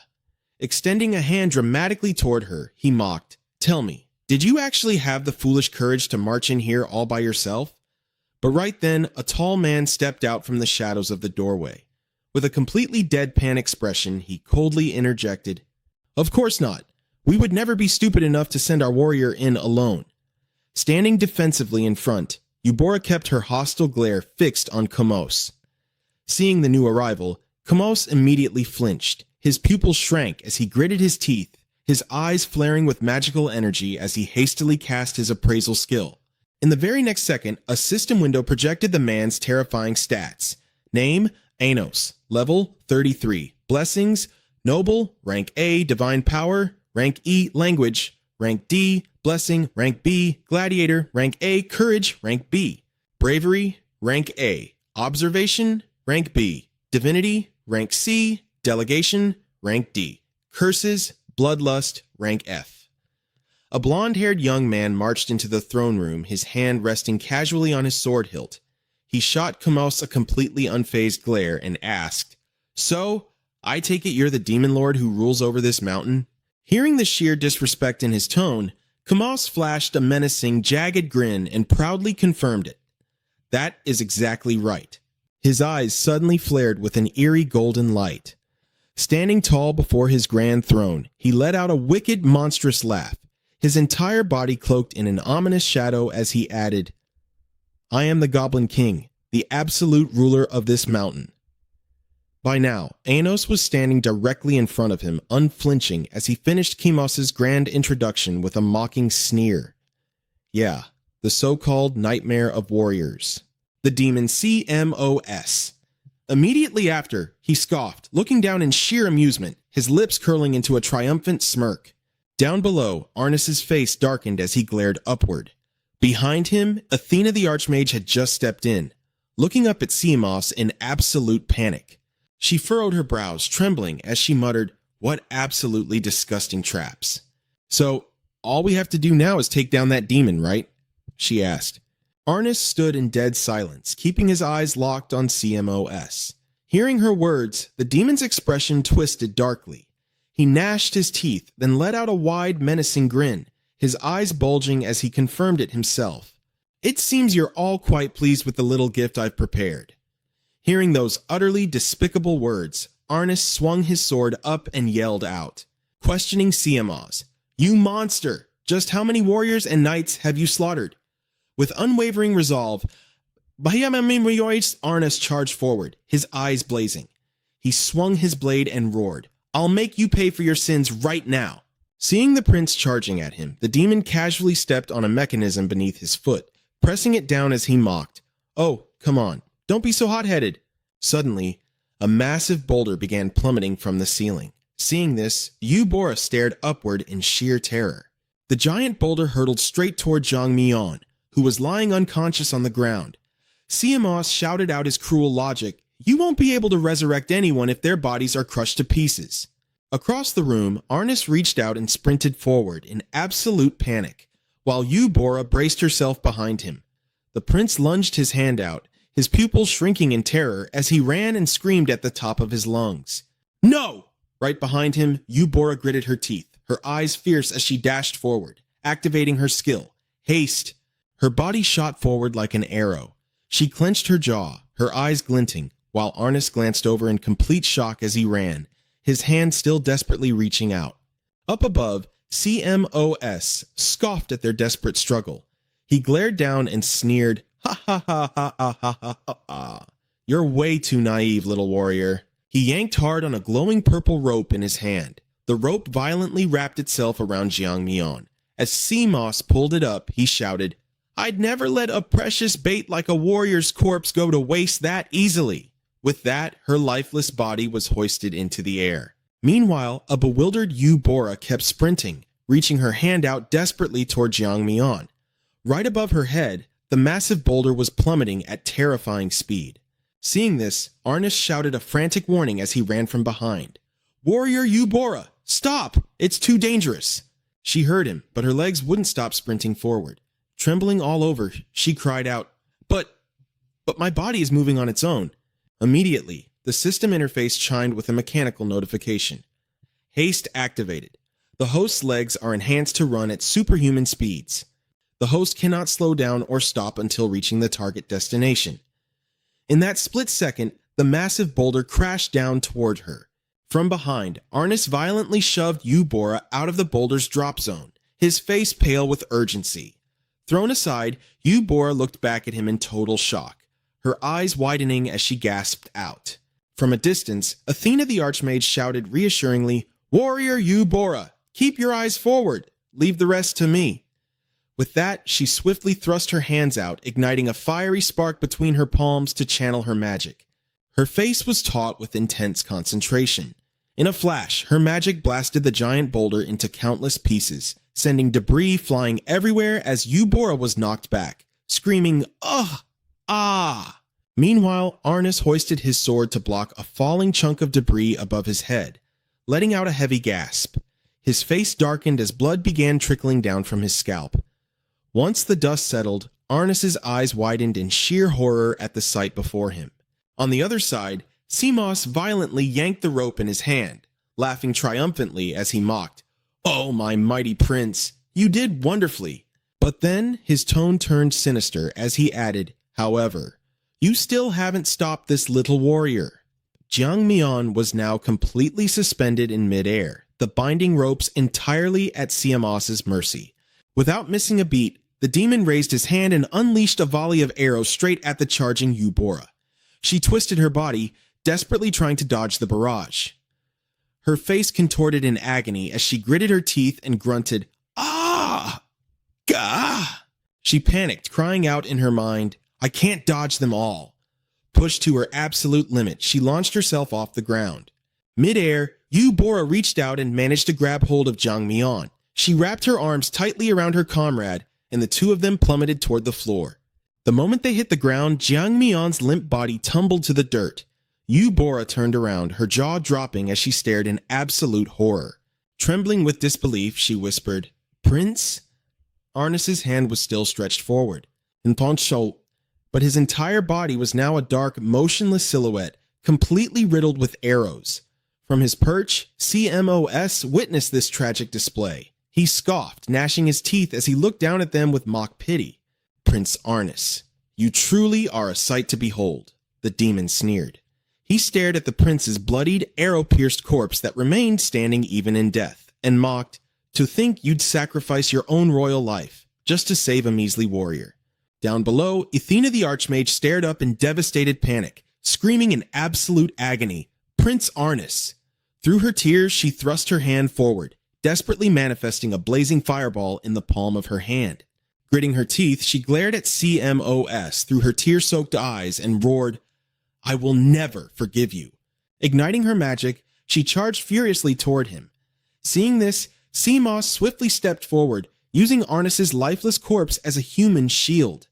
With a twisted, sinister smirk, he warned, "You'd better be careful there, Princess Athena."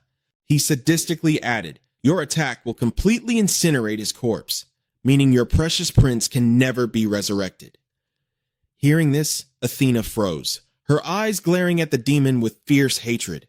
She ground her teeth, letting out a whimper of total helplessness as tears welled in her eyes. Ugh. Seeing her crumble, Siamos burst into sinister, mocking laughter, thoroughly enjoying the cruelty. Yes, that's exactly the look I wanted to see. In that very instant, a hidden arrow blasted straight through Arnis's dead body, rocketing toward the back. The arrow plunged violently into Athena's heart. Caught completely off guard, her body jerked to a dead halt. She stared down in absolute shock at the bloodied shaft protruding from her chest. With that, Siamos casually rested his crossbow on his shoulder. He closed his eyes, smiling with smug satisfaction as he declared, "And that makes two." Across the room, both Athena and Arnis's bodies collapsed lifelessly to the floor, blood pooling violently around them. Still clutching Jangmyeon in her arms, Bora glared at the demon, her face twisted with grief and hypervigilance. He tilted his head and taunted, "Well now, looks like the only one left breathing is you." Little warrior Bora, her brow furrowed in utter disgust, and she spat at him with venom in her voice. "You cowardly piece of trash!" Hearing this, Siamos let out a cold chuckle, repeating her word, "Cowardly." He scoffed, aiming his crossbow directly at Bora as he delivered a ruthless reminder. "You're the one who dragged an entire party of elite knights down here just to hunt a handful of goblins. And you still have the nerve to call me a coward?" The status window brought up Kimos' information once again. Name: Simos. Level 22. Blessings: Secret Charm, Rank D. Magic, Rank B. Fighter, Rank E. Tactical Genius, Rank C. Trap Setting, Rank F. Observation, Rank D. Curse. Noble, Rank A. Warrior, Rank F. He went on to prove his point. I'm level 22. The gap between us is only 3 levels, and overall my blessings are significantly weaker than yours. Hearing his accusation, Boza flinched slightly. She frowned, glaring at him with her guard up. Her own status window popped up. Name: Boza. Level 19. Blessings: Warrior, Rank C. Magic, Rank B. Weapon Mastery, Rank C. Courage, Rank D. Acceleration, Rank E. Counterattack, Rank D. Integrity, Rank E. Recklessness, Rank EE. Then Simas narrowed his eyes in anger and snapped, "If you guys hadn't been so careless, the one lying dead right now would be me." He threw another question at Boza. "Do you really think I'm the coward here?" Standing in the shadows, Kumos aimed his crossbow at Boza. He let out a dark chuckle, his eyes glinting as he warned her, "Oh, great warrior, let me give you a piece of advice. We are enemies." Down below, Boza kept a tight grip on her sword behind her back. With one arm supporting the dead body of Jangmyeon on the ground, she glared fiercely at Timos, who still had his crossbow trained on her. His voice rang out again. "When it comes to life and death, there's no such thing as fighting dirty or being a coward." Right after that, Boza swung her sword at Shmos, her face twisting in rage as she screamed at him. "Thanks for the tip!" Without a second of hesitation, she charged forward. Gripping her sword with both hands, she scowled and brought the blade crashing down toward Simos' head. Seeing this, he pulled back his crossbow and raised his arm to block, grinding his teeth and glaring at her. In a flash, a gash appeared across Boza's face, making her wince in pain. But the wound quickly healed itself as the system announced, "Weapon Mastery. The body becomes a powerful weapon in any situation. Any weapon you possess will automatically repair itself, just as your body naturally heals." Immediately, another notification chimed in. "Counterattack. Did you think offense was the only absolute truth? A portion of the damage you take will be reflected back at your attacker." On the other side, Timos gritted his teeth and glared, clutching his own body. Blood trickled from a fresh cut on his face as he cursed furiously in his mind. What a completely absurd blessing. Without missing a beat, he ripped off his cloak, keeping a firm grip on his crossbow with his other hand to calm himself down. Even so, Kumos angrily acknowledged, "Still, this is nothing compared to that bastard." Suddenly, the discarded cloak flew forward and wrapped itself around Boza. Caught completely off guard, she found herself and her sword tightly bound. Her pupils shrank in sheer panic. In an instant, her body was subdued inside the cloak like a cocoon, her mouth muffled as she let out a muffled cry. Right beside her lay the corpse of Chang Mion. Kamos then looked at her and asked, "You don't even know how to use simple dark magic, do you?" Rolling up his sleeves, Kamos slowly walked toward her.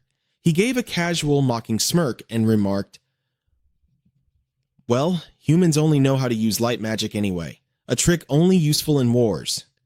Bound tightly in the cloak, Yu Boza could only glare at him with absolute hatred. Timos chuckled, clearly pleased with himself. "Now then, warrior Yu Boza, it looks like you'll be my next hostage for negotiations." Hearing this, a flash of panic crossed her eyes. She looked down at the cloak, gagging her mouth, screaming in her mind, I can't breathe." Soon after, her eyes slowly began to close. Struggling helplessly, she started to lose consciousness. In her heart, she murmured one final name, Hansu. Just then, another voice echoed through the air. "That is enough." A brilliant ocean blue light suddenly flashed. Struck by the blinding glare, Kamos squeezed one eye shut in pain. He threw an arm over his face, shouting in disbelief. "Ugh! What is—" A figure slowly materialized in the light, stating firmly, "This is not the ending I wanted." But she paused as Kamos's body began to spontaneously burn. He screamed in agony, "Ah!" All around him lay the scattered corpses of the heroes. The voice called out his name, Demon Kimos. Bathed in dazzling light, the girl looked down at him from the sky. With eyes full of divine judgment, she declared, "You have crossed the line." The scene then shifted to the academy, where the sun was shining brightly. In her office, Principal Hao rested her arm on the windowsill, staring outside. Holding a smoking pipe in her hand, she asked the man standing behind her, "Tell me, Dean, how has that person been doing lately?" Hearing this, the man continued mixing a drink and echoed her question, "How has he been doing?" Impatient, Principal Hao turned around. She glanced at him, pointing her pipe forward, and asked flatly, "Yes, how is he reacting to the classes and what are his results?" She then voiced her observation. None of the holiday classes seemed to be showing any results. Behind her, the dean poured some tea, listening to her intently.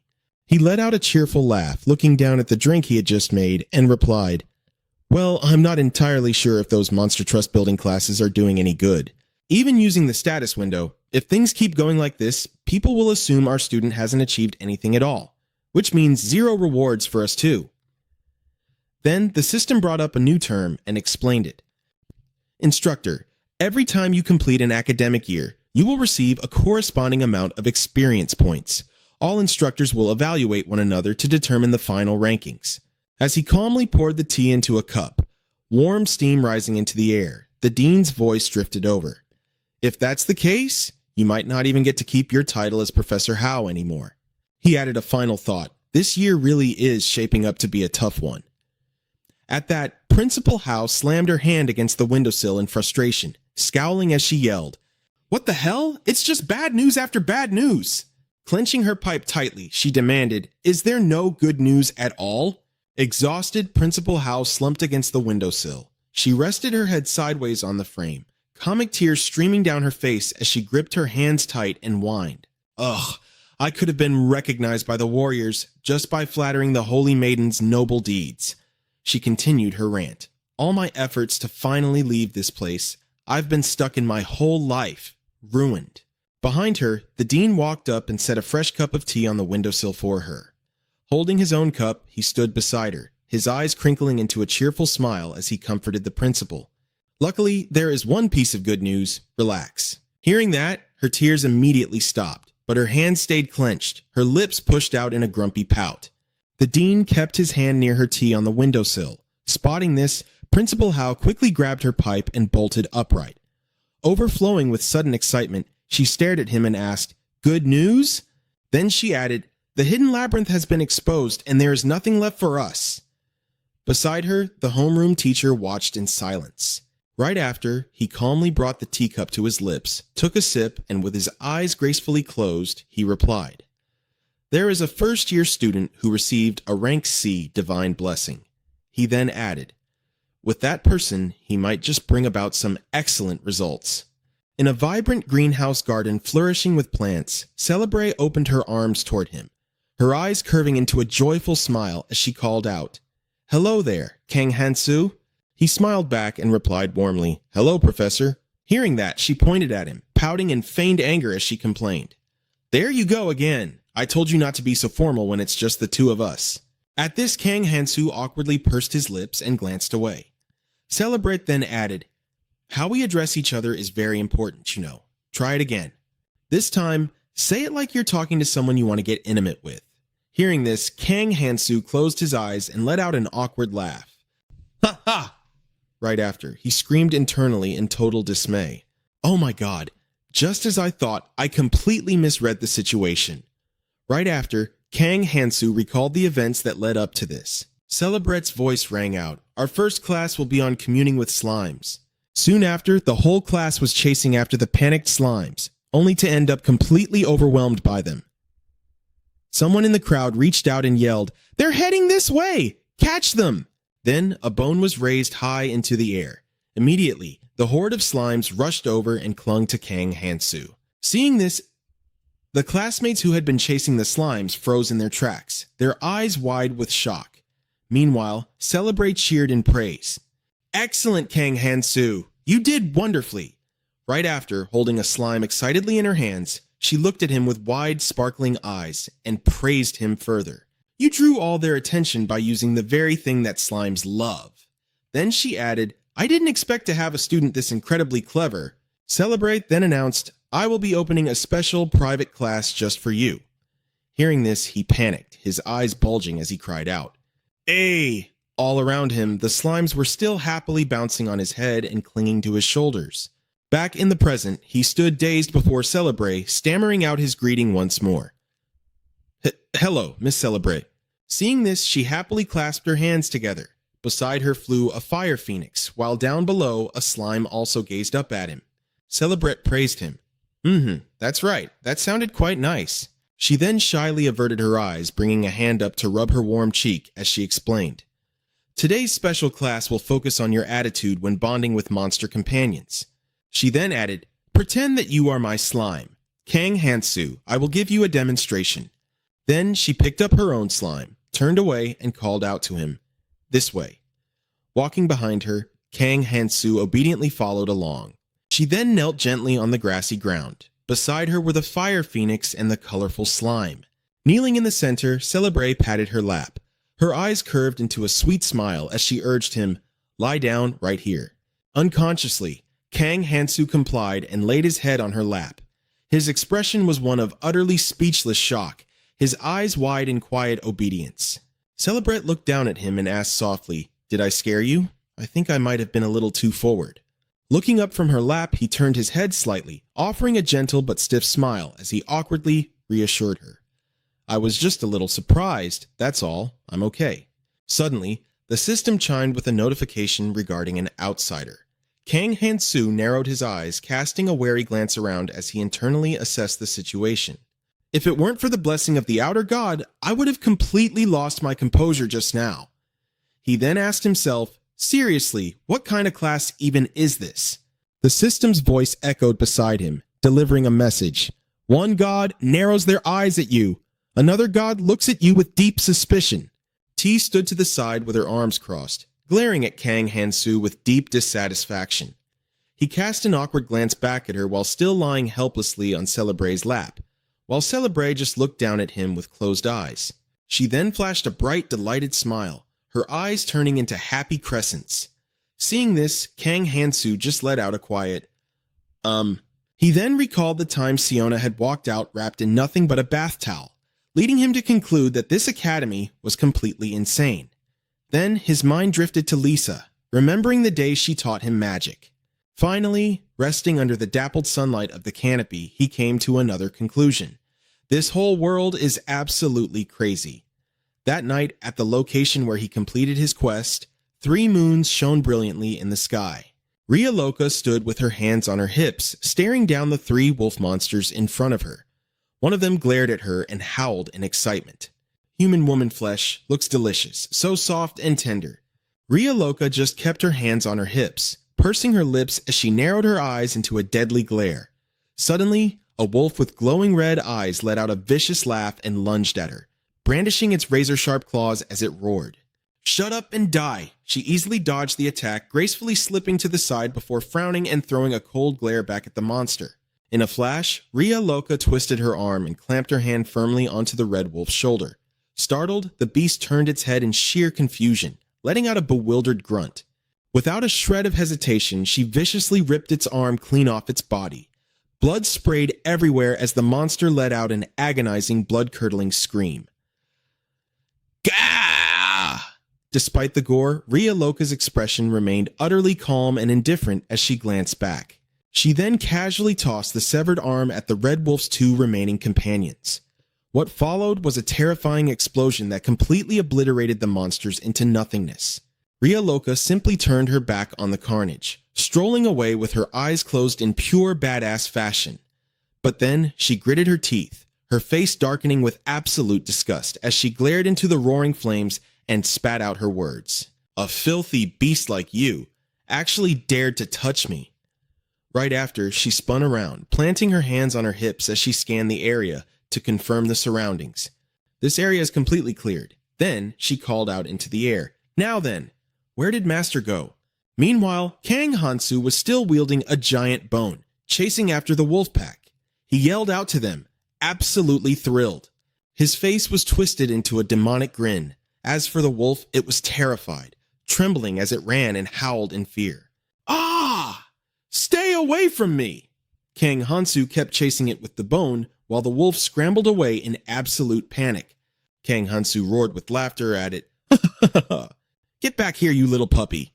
Watching from behind, Deloka chimed in. "Ha ha ha, look how much fun he's having." Some time later, as the three moons shone even brighter, he sat on a stone pedestal. He watched the slimes happily celebrating their victory, bouncing excitedly on the corpse of a wolf monster. He threw his head back and grinned from ear to ear, leaning back on his hands as he declared, "Hunting is definitely way more fun than going to class." Kang Hansu sighed in pure bliss. "Oh, this is so satisfying." Then he decided to check his growth rate. Right then, Joka's system stat window popped up. Name Dairoka, level 31. Demonic Blessing. A. Combat. B. Character. C. Language. E. Observation. O. Slave. A. Stamina. O. Reversal. E. Opportunism.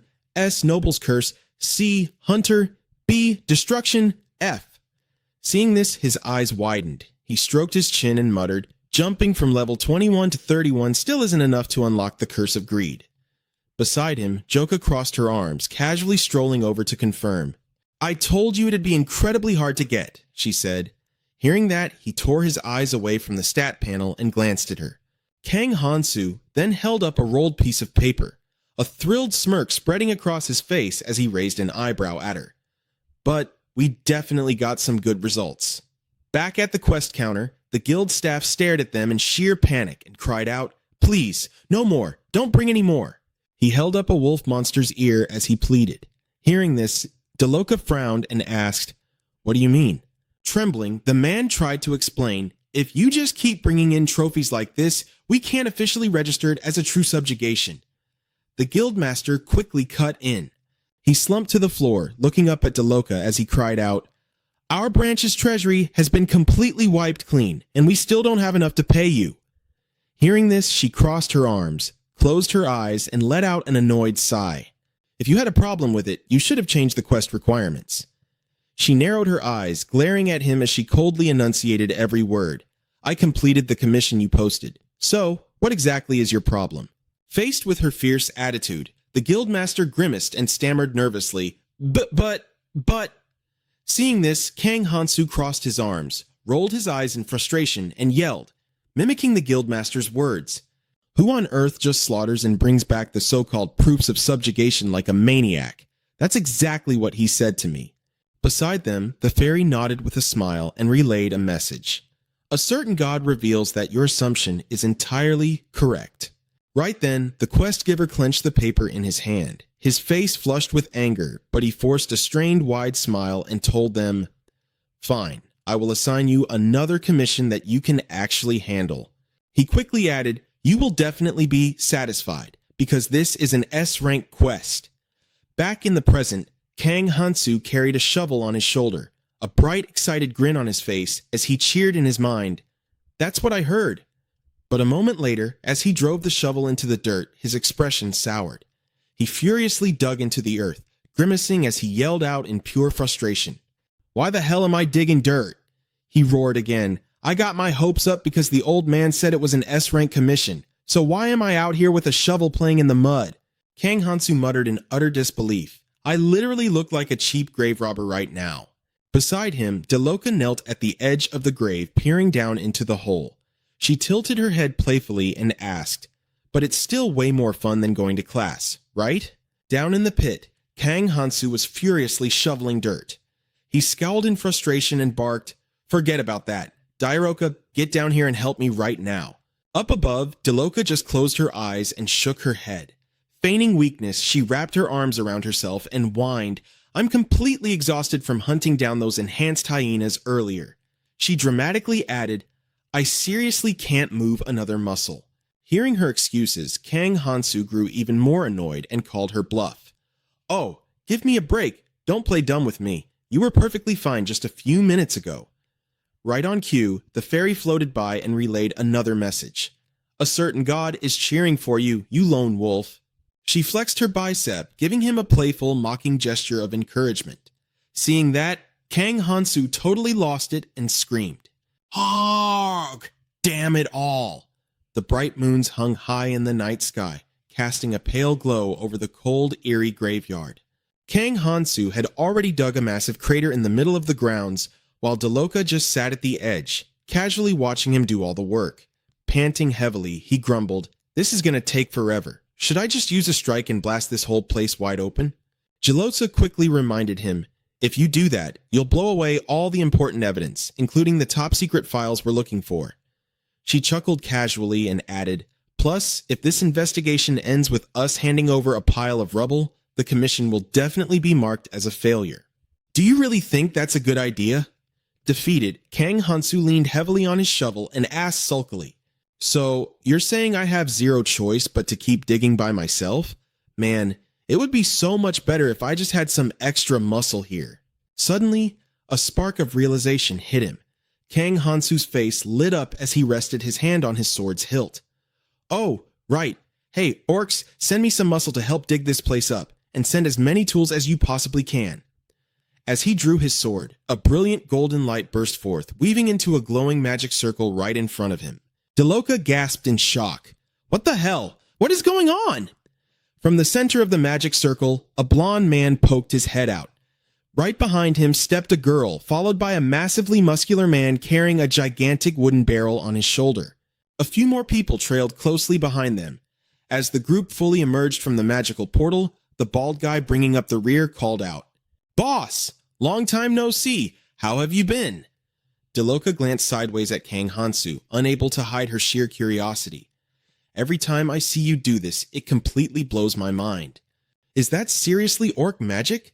Kang Hansu burst into laughter and teased. Are you seriously just now questioning that? Kam asked me about it the literal second he saw it. Deloka furrowed her brows in deep offense. Are you really comparing me to a meathead like him? I feel incredibly insulted right now. Kang Hansu just kept poking fun at her. Wow, that's way too unfair to GM, don't you think? The three moons continued to shine brightly in the night sky. Now Kang Hansu and Jiloka just sat comfortably on the sidelines, watching the show. The heavy lifting was entirely handled by the squad of tough, muscle-bound guys he summoned. Kang Hansu sat back, laughing with absolute smugness.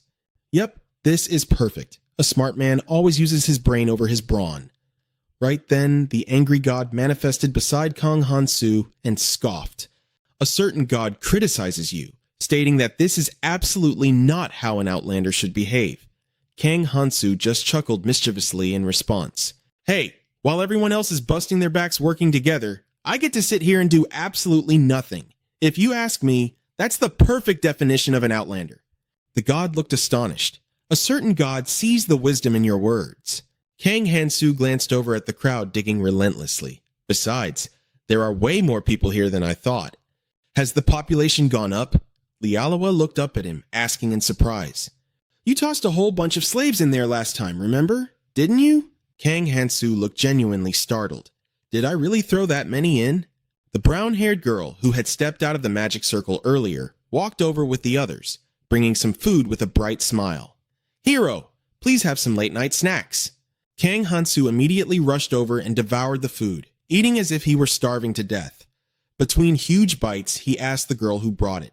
Another hero came as a guest to the pleasure house? The girl nodded and replied, yes, he said his goal was to get stronger, because that guest kept training relentlessly until we stepped out, you know? Kang Hansu narrowed his eyes shiftily, thinking to himself, this is a huge headache. If I go to the pleasure house alone, I might get caught by that goddess. I better avoid going there for a while. Kang Hansu suddenly jumped up, getting ready to head somewhere. Lialoa followed him, asking, Master, where are you going? Kang Hansu turned back and answered, it's almost dawn. I need to get to class. While I'm gone, make sure to take good care of the workers. The workers immediately panicked, gripping their shovels tightly as if defending themselves. It's fine, he said. She's just a demon under his command. The scene shifted to Kang Hansu's academy. He strolled leisurely down the spacious path. The class where they raised monsters and then ate them was known as the locked room. The frequency of the locked room teacher seeking me out is increasing day by day. Kang Hansu recalled the image of the classroom in his head.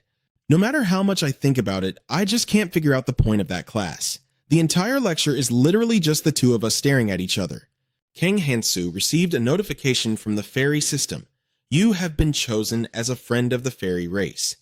Your lifespan and youth have been extended. All effects and reputation gained from the fairy race will massively increase. Kang Hansu glanced at it, feeling utterly baffled. Is it because of this blessing? He spoke up, asking, what do you think? The god crossed his arms, fuming with anger. A certain god feels extremely uncomfortable. A certain god states that your trust level is decreasing. Kang Hansu looked at him with disgust. Why are you acting like this again? Suddenly, the teacher walked up from behind and called out to him. Ah, Kang Hansu, there you are. Kang Hansu startled and turned around. Oh, Professor?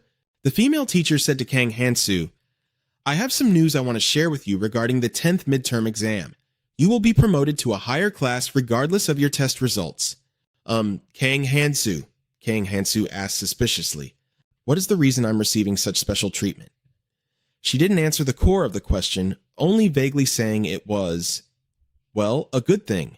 Shh, Kang Hansu. 10 times the benefits never come for free.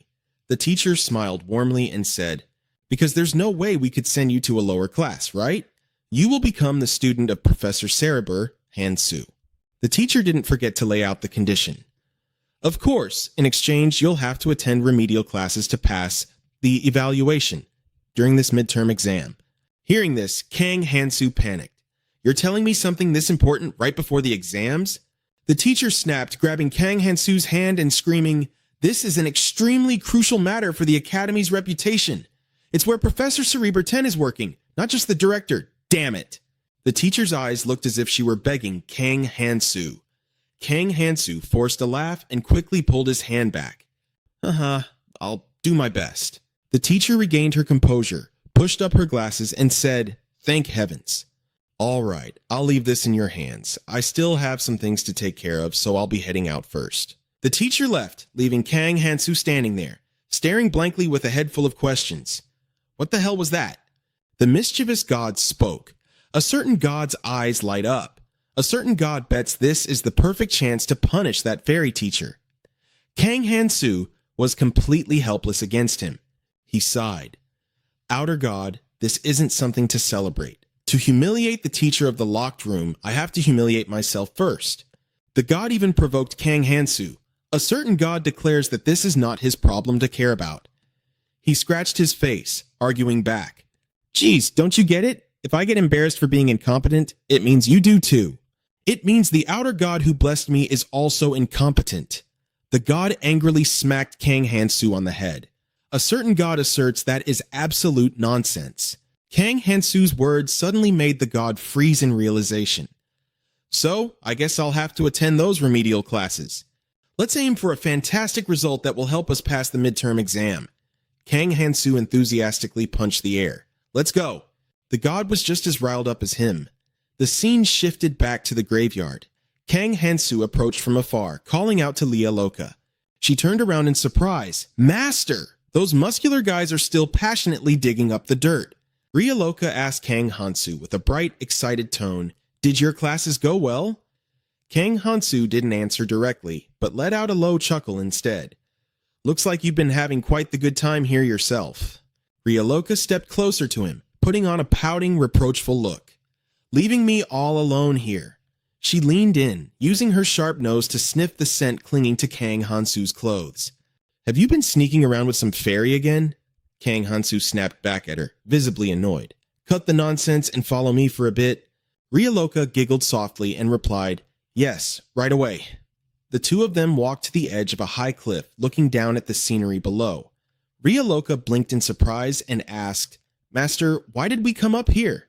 Kang Hansu laid back against a large rock, his eyes fixed on the path ahead. "To catch ourselves a powerful monster," he answered. Ryaloka grew even more curious. "Is there something special about this place?" Kang Hansu's face remained tense. "We're staying hidden. It's much easier to catch them with a surprise attack. You get down and hide too." Ryaloka immediately looked deeply wronged, her eyes brimming with fake tears. "Master? You already have a powerful demon like me. Why would you ever want anything else?" "Shut it," Kang Hansu barked. "This is a test, an exam." Meanwhile, the gods wouldn't stop playfully harassing him. A certain god suggested catching a giant dragon. Another god demanded a mighty guardian dragon. Yet another god pushed for a ferocious dragon. Kang Hansu finally lost his temper, furious at the divine nagging. "Your suggestions are getting way out of hand. You think I can afford to feed those things?" Beside him, Ryaloka decided to chime in. Personally, I think a monster fitting for someone like you, Master, would be a black dragon or maybe a wyvern." Kang Hansu shot up from the rock, his frustration boiling over. "How on earth am I supposed to find things like that in a place like this? Does no one have any ideas that don't involve dragons?" Suddenly, a thought struck Ryaloka. There is one monster that might just be perfect for you." Kang Hansu grew incredibly impatient, firing back eagerly. "What monster?" "Spit it out!" She pointed a finger right at herself, dragging out the word playfully. "Me!" Both Kang Hansu and the watching gods were left completely dumbfounded, virtual question marks floating over their heads. A stray thought crossed Kang Hansu's mind. Should I just go ahead and formally tame this annoying demon? Kang Hansu and Ryaloka continued to sit on the high rock, observing the valley below. Kang Hansu furrowed his brow in deep thought. Back on Earth, any creature that didn't exist in reality was simply lumped into the category of monster. But monsters in this world were a bit different. Over there was a fierce lion aggressively hunting down a slime, but over here was a completely different monster, happily and peacefully playing with a slime, regardless of whether its species actually ate them or not. Kang Hansu's train of thought was abruptly cut short by the appearance of a massive lumbering beast. It scooped up the tiny slimes with terrifying ease. From his vantage point high on the cliff, Kang Hansu locked eyes on it. He muttered in confusion, "Is that an elephant?" Ryaloka crossed her arms and stated casually, "Master, that right there is a Lamborghini." Kang Hansu stared at her, completely baffled. A Lamborghini? Why the hell is it named that?" Ryaloka answered without missing a beat. "A knight riding a Lamborghini and tearing through enemy ranks is hailed as the absolute blooming flower of the battlefield." Kang Hansu didn't bother listening any deeper into the lore, knowing full well it wouldn't make a lick of sense to him anyway. Whatever, let's just drop it. If the teachers who obsess over slime saw this massacre, they'd probably pass out on the spot.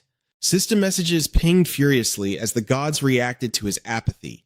A certain god felt deeply disappointed. A certain god was furious that you ignored such a prime opportunity. Suddenly, out of nowhere, a massive snake lunged into the clearing. It coiled its thick body tightly around the Lamborghini, forcefully stopping the beast from attacking any more slimes. The giant snake then morphed into a horrifying monstrosity, viciously attacking the Lamborghini and causing it to shriek in pure terror. Kang Hansu's jaw dropped, his eyes wide in utter disbelief at the chaotic scene unfolding before him. The Lamborghini's eyes flared with a desperate light as it gathered all its strength to counterattack the snake spirit. A deafening explosion ripped through the air, sending thick clouds of dust and smoke billowing in every direction. Through the hazy, shifting smoke, the snake spirit's face became visible, twisting into a wicked, cunning smirk as its eyes glowed with an eerie red light. It chuckled, deeply satisfied with its brutal victory. Looks like meat is on the menu for today. It turned out the true identity of this creature was a lamia. Suddenly, the lamia's gaze snapped upward, spotting Kang Hansu hiding on the cliff. Huh? Just a human brat? Caught red-handed, Kang Hansu flinched in surprise. The lamia licked her lips, baring her sharp fangs with a ravenous, predatory expression. A handsome, tasty-looking little brat. How incredibly rare. Oh, I'm going to take very, very special care of you. Ryaloka tilted her head, letting out a cold, utterly condescending laugh. Without wasting a single second, she leaped straight off the high cliff, plummeting toward the ground below. I'll handle this filthy thing, master! Kang Hansu panicked, reaching out, but he was entirely too slow to stop her. Ryaloka, wait! Down below, the lamia hissed, aggressively lunging forward to meet her attacker. I have no appetite for women, the lamia screeched. But Ryaloka was blindingly fast, ruthlessly grabbing the lamia by the tail before the snake woman could even register the movement. Ryaloka smiled a dark, eerily calm smile. Oh my, what a coincidence. I was just thinking the exact same thing. Held firmly by her tail, the lamia was completely immobilized, thrashing about in furious, helpless discomfort. Winding up for a devastating, soul-crushing punch, Ryaloka sneered, You know, my master isn't someone a lowly, pathetic lamia like you ever gets to touch. The moment the words left her mouth, Ryaloka unleashed a brutal, explosive punch straight at the snake woman. The sheer force of the impact sent the lamia flying backward in agonizing pain. As she crashed into the dirt, Ryaloka scoffed, asking if she finally understood her place in the pecking order. A filthy toad daring to lust after swan meat. Not quite finished, Ryaloka delivered a ruthless kick right to the lamia's neck, striking so hard the snake woman's tongue lolled out of her mouth. Stepping heavily onto the lamia's crushed body, Ryaloka's face darkened with pure demonic malice. Her eyes flared a terrifying crimson as she growled in a deeply menacing tone. You arrogant, insolent trash, know your damn place. Just as Ryaloka raised her hand to deliver the killing blow, the battered lamia choked out a desperate plea. Wait, please. But Ryaloka had absolutely zero intention of letting her finish that sentence. She raised her razor-sharp claws high into the air. Just die. Up on the cliff, Kang Hansu frantically yelled out to stop her. Hold it right there, Ryaloka. That thing can actually talk. Why don't we just tame it instead? Hearing his order, Ryaloka hesitated, her claws freezing in mid-air. Wait, what? She sputtered. But beneath her boot, the lamia's eyes instantly gleamed with a sharp, cunning light. Seizing the momentary distraction, the lamia executed a sudden, slippery escape skill that violently jolted Ryaloka off balance. In a flash, the snake woman slithered desperately away from the scene. Just before vanishing into the brush, she threw one last venomous taunt back at Ryaloka. You crazy bitch! Consider yourself lucky I'm letting you off the hook today. She narrowed her eyes, glaring at Ryaloka with pure hatred. But then, the unexpected happened. For some reason, blood suddenly burst from the lamia's body, splattering everywhere. Joka couldn't help but gasp in shock. Oh no! That's the very thing Master has been looking for. Another beast with sharp eyes and razor-sharp fangs was gnawing on the snake spirit. Kang Hansu stared at the creature in surprise. Right then, a god patted his shoulder and excitedly declared, A certain god is feeling quite pleased. A certain god tells you that this is a cute little dragon. Everyone stared intently at the dragon as it devoured the snake spirit's corpse. Kang Hansu immediately rushed over to the beast. He asked the god, You call that a dragon? It looks completely different from the red dragon I saw earlier. Kang Hansu burst out laughing. Ryaloka, standing nearby, chimed in with amusement. It must be a different species from the red dragon and Kaiser. This one looks like it could be the king of all dragons, doesn't it? Just then, Kang Hansu received a notification from the inverse system. Killing the mad dragon earlier has provoked nearby dragons. Now that your life is threatened, a mad dragon will attack you. Kang Hansu was a bit caught off guard. The inverse curse had activated, so this really was a dragon. Ryaloka didn't quite understand. What do you mean? The dragon let out a heavy huff and tensed its legs, preparing to strike. It lunged straight at Kang Hansu, executing a predatory strike. Kang Hansu felt utterly helpless against this absurdity. But instead of panicking, he just stared right at it and burst into laughter. Why does everybody want to kill me? Kang Hansu and the dragon clashed fiercely. A brilliant golden light erupted from him. Tears streamed down the dragon's face as the severed tail of the lamia fell from its jaws. Leaping high into the air, Kang Hansu swung his blade. To the elven race and to the outsiders! The power within his sword rapidly condensed into a formidable surge of demonic energy. And to that wretched goddess who tossed me into this damn world, Kang Hansu roared. With that, he brought down a devastating strike, unleashing a violent flash of crimson light. The dragon looked up at the incoming attack, its eyes suddenly welling up with tears. The crimson slash from Kang Hansu's sword grazed right past it, missing its body by just a hair's breadth. Terrified, the dragon stared at the ground beside it, where the sheer force of the blade had carved a massive fissure into the earth. Kang Hansu gave the dragon a wicked crescent-eyed smile. You're mine now. Be a good boy. The poor dragon looked like it wanted to sob but couldn't make a sound. Kang Hansu scratched his cheek, pondering. It's so cute. Should I take it with me? Hey, Dia Loca, what does this thing even eat? The little dragon curled up, trembling in fear. Dia Loca replied, Dragons will eat just about anything. She picked up the half-eaten snaketail and added, if they ever get sick, it's definitely because they stuff whatever they see into their mouths. This kind of food is nothing. They can even crunch down on solid steel. Kang Hansu's eyes lit up with excitement. Really? Then it'll be super easy to raise, Kang Hansu gently called out to the creature. Hey there, little dragon. The dragon slowly peeked open an eye and looked up at him. Kang Hansu gently patted its head, trying to reassure the beast that there was nothing to fear. He coaxed it softly. Want to come with me? The dragon seemed to understand his words. It stared back at him in absolute astonishment. Kang Hansu glanced over at Dia Loca and declared, His name will be CMOS II. How does that sound? Dia Loca crossed her arms and let out a tired sigh. I just feel bad for the poor sea dragon. Kang Hansu flashed a mischievous grin, his eyes gleaming with a cunning light. He and Dia Loca mounted the dragon. All right, let's head back to the academy. Up we go, CMOS II. The dragon let out a mighty roar, ready to take them to the skies. Amidst a vast, lush green forest, a girl named Cassandra was happily laughing and chatting with the muscular man. Suddenly, a voice cursed beside them. Damn it! Oh Hangu slumped dejectedly in his seat, glaring at the pair. How much longer is this journey going to take? I need to get to Hwa's Academy and fast. A male god expressed that he was feeling dizzy. Oh Hangu rested his chin on his hand and sluggishly replied to the deity. Tell me about it. The scene then shifted to the Manhwa Guild. Oh Hangu stood at the counter, chatting with a blonde receptionist. Hey there. Looking as beautiful as ever today, she handed him a logbook with a bright smile. You can check the available guild quests right here. Oh Hangu smiled casually. Give me an escort mission for a noble or maybe a merchant heading to Hwa's Academy. The blonde girl activated her observation skill, a technique that allowed her to view a person's status window, provided it wasn't blocked. The higher the target's level compared to the user's, the greater the chance of the observation failing. She successfully viewed Oh Hangu's status and shook her head. Your level and rank are far too low. You can't accept those kinds of missions. Not even a legendary warrior gets an exception to this rule.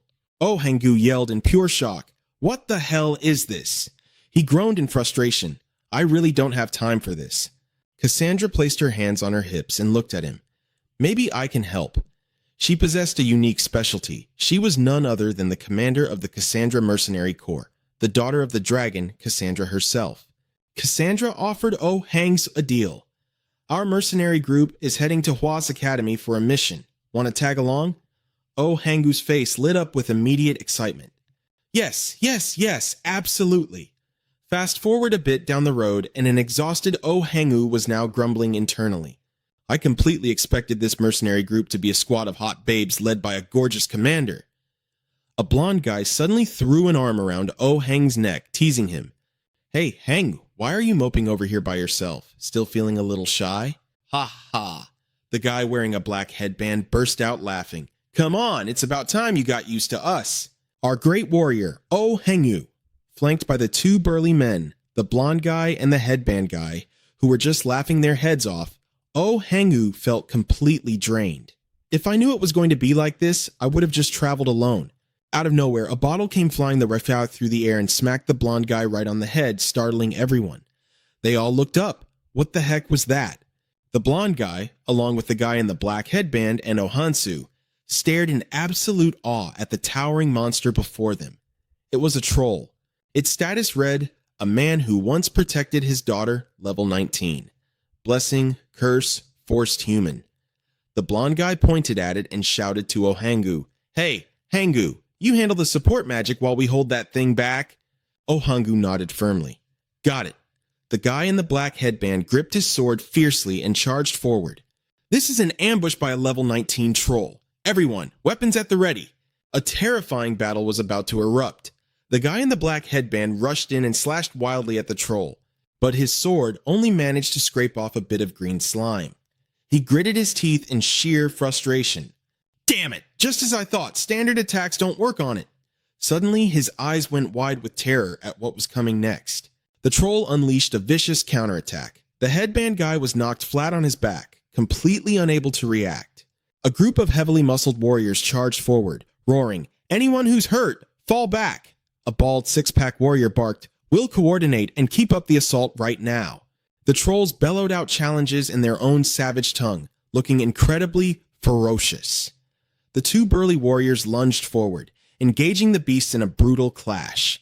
"We hold the line until warrior Ohangu activates his magic." Hearing this, Ohangu watched the scene in absolute shock. Was that really a troll? Everyone else had already thrown themselves into the bloody fray, leaving Ohangu standing there, completely frozen. He panicked, desperately asking himself how he was supposed to face a monster like that. Suddenly, Cassandra collapsed right beside him, making him jump. He frantically caught her in his arms. "Leader, watch out!" He furrowed his brows, wincing. "Right? I'm the only one who can get us out of this nightmare." The legendary warrior Ohangu lifted his head, staring straight ahead at the pack of trolls and his comrades fighting for their lives. The wind god had said this was a trial worth facing, but the guy in the black headband suddenly looked back and shouted, "Hold on, warrior! We don't need that magic anymore!" The muscular brunette guy chimed in, "Yeah, just watch Cassandra, the daughter of the dragon." Ohangu exploded in anger, yelling, "You guys are all bleeding out. What are you trying to do? Are you saying we just give up?" Suddenly, something resembling an inverted cloud materialized in the sky. Everyone stared up in awe. As the cloud-like anomaly drew closer, its shape became terrifyingly clear. Was that a giant skull? Even the trolls started to look panicked. The skeletal figure descended toward the trolls. It looked absolutely menacing as it unleashed a bone-chilling snarl at the beasts. Cassandra commanded it to attack, and the skeleton instantly obeyed. It flew forward, launching itself at the troll. The solid bone structure viciously tore into the slime-covered monster. In mere moments, the trolls were reduced to nothing but a puddle of oozing slime. Then, the skeleton's tail whipped high into the air. The skeletal tail lashed out, smashing the remaining trolls to pieces. The blonde guy gently helped Cassandra back to her feet. Wow, just as expected from the daughter of the dragon. Even through her pain, Cassandra clutched her head and let out a hearty laugh. The muscle guy grinned with sheer delight. "Leader, I freaking love you." Ohangu just stood there, grimacing in silence as he listened to them shower Cassandra with praise. The cheers echoed throughout the entire forest. "All hail the daughter of the dragon." Ohangu felt utterly disgusted. "I just want to get to Hoas already." Meanwhile, on the academy campus, students were strolling around, chatting and laughing cheerfully. Suddenly, something caught their attention, causing a massive uproar. Kang Hansu's dragon was descending from the sky. The crowd watched in pure astonishment. "That's a sea dragon! How on earth did a sea dragon get inside the academy?" Kang Hansu wrangled the dragon, playfully smacking it on the head. "Hey, stay put, all right?" The massive beast landed safely. Kang Hansu hopped down smoothly, but a pathetic orange-sized lump had already swelled up on the dragon's head. A man in the crowd gasped in shock. "Holy crap, it's actually Kang Hansu!" The girl beside him was equally terrified. "Wait, is that really the freaking Kang Hansu?" Meanwhile, Hansu affectionately rubbed the dragon's head and said, "I found this little guy on my way here. I'm thinking about keeping him as a pet." Seeming to understand his words, the dragon perked up happily. Now that's what I call true compassion. Kang Hansu laughed, giving a cheeky wink. You guys are gonna let me off the hook this time, right? Standing next to a large log, he patted his own muscles and muttered, "All right, this should be good enough." He unleashed a special technique on the log, then growled, "And now, you little beast," he shouted, "fetch!" The massive log was hurled right at the dragon. Copmos flexed its body, letting out a few roars before eagerly bounding over to catch the wood. Celebret watched the display and praised him. Copmos really listens to you, doesn't he? Right, Hansu? Kang Hansu burst into laughter, glancing over at her. Oh, you think so? Just then, a male student ran up, looking completely flustered. Miss Celebret, could I please borrow you for a minute? Celebret snapped her head around, glaring at him angrily. How incredibly rude. Can't you see I'm holding a highly important tutoring session in this blasted place? What is it? If you need something, take yourself down to the main office in that classroom over there. The male student held out the adorable pink pet in front of him and said, with a little buddy like this, you're definitely going to say yes, aren't you? The cute pet bowed respectfully and spoke up. Greetings. The male student said, this here is my partner, a guardian spirit. It's a remarkably rare divine beast. Kang Hansu stared at it in absolute disbelief. That thing? It just looks like some cheap toy you'd get for free with a puppy. Celebret waved her hand in annoyance. Oh, so it's a descendant of... Whatever, just get out of here. The male student pleaded awkwardly. But the thing is, I really want to join the supplementary class too. He kept whining and begging. I feel like this should be more than enough to prove I've got what it takes to join, right? Celebret fired back firmly. I am not repeating myself. Kang Hansu suddenly had an idea, a sly smirk creeping onto his face as he muttered, if I play my cards right, I might just be able to ditch this boring class. The male student's face turned as dark as the bottom of a pot, looking utterly furious. Kang Hansu sluggishly headed back to his classroom.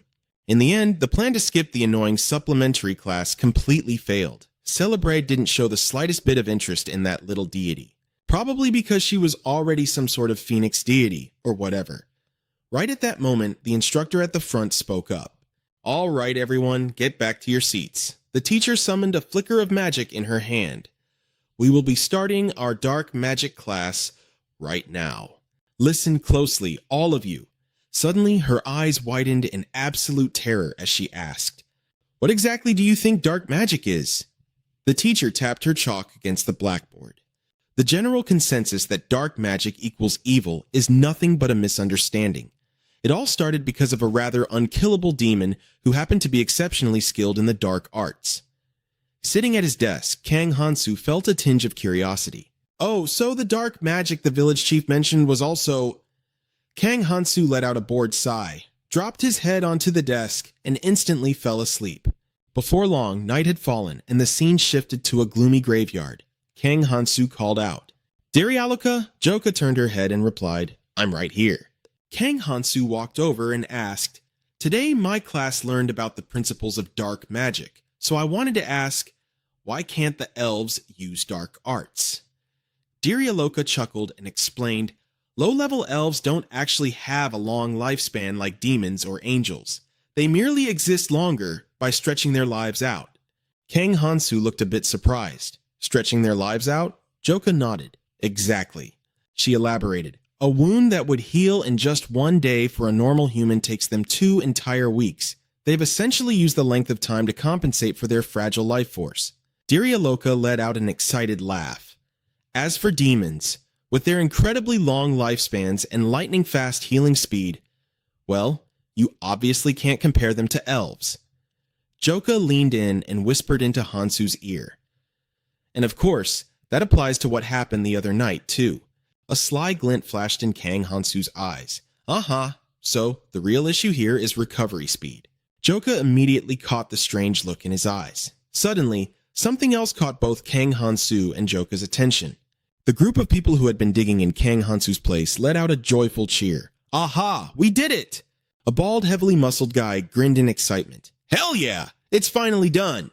Kang Hansu was just as thrilled. Oh, is it finally finished? Joka slid down the slope as fast as a gust of wind. Kang Hansu and Darialuka peeked over the edge, looking down into the pit. Kang Hansu remarked, Looks a lot deeper than I thought. Darialoka asked, "Shall we head in right away?" Master Hansu let out a hearty laugh. "Of course we are! What else would we do?" Darialoka smiled, her eyes crinkling into half moons. "Do you really even need to ask me? Just give the word and that's enough." Kang Hansu jumped down first, calling back, "All right then, follow me." Darialoka quickly jumped down after him. "Right behind you, master."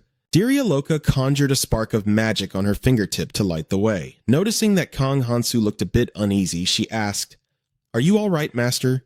Kang Hansu covered his mouth with his hand and mumbled, "I think I just bumped into something." Joka shone the light ahead and said, "But there's nothing there at all." Suddenly, a strange noise from behind made Kang Hansu and Joka whip their heads around. A bright green monster had its fist raised, ready to strike them.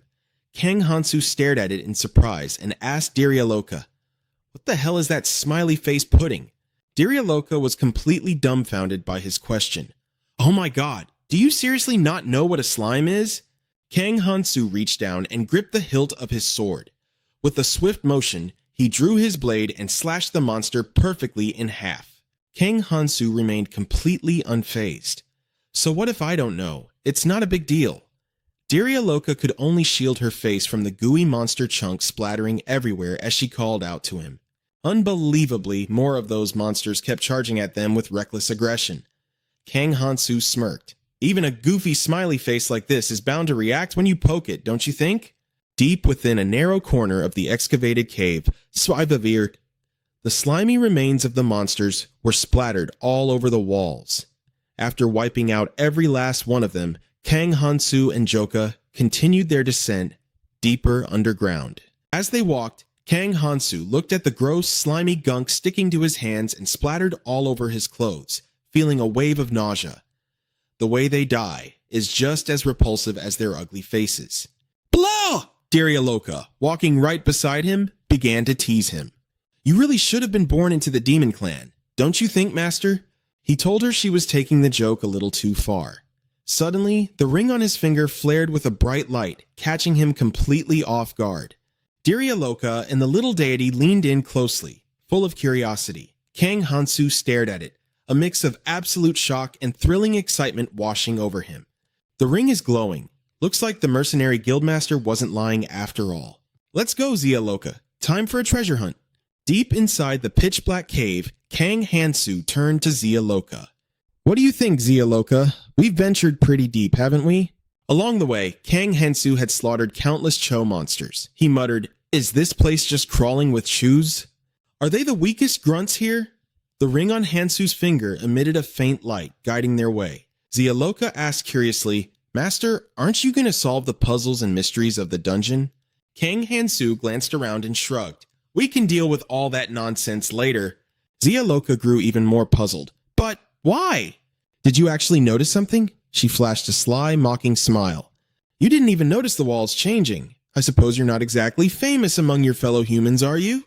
"What a pity. If you were a demon, you'd be quite a big deal." Annoyed, Hansu snapped back, "Shut it," before pushing deeper into the darkness. The two fell silent, relying on the glow of Hansu's ring to light their path. The ring shined brighter and brighter until they finally stopped.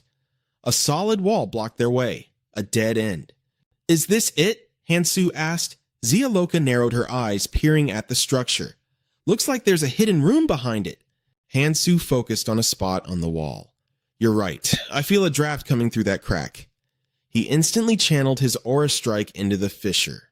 His eyes gleamed as he smirked. "Got a knock before entering, right?" A blinding flash erupted with a deafening boom and the wall blasted into pieces.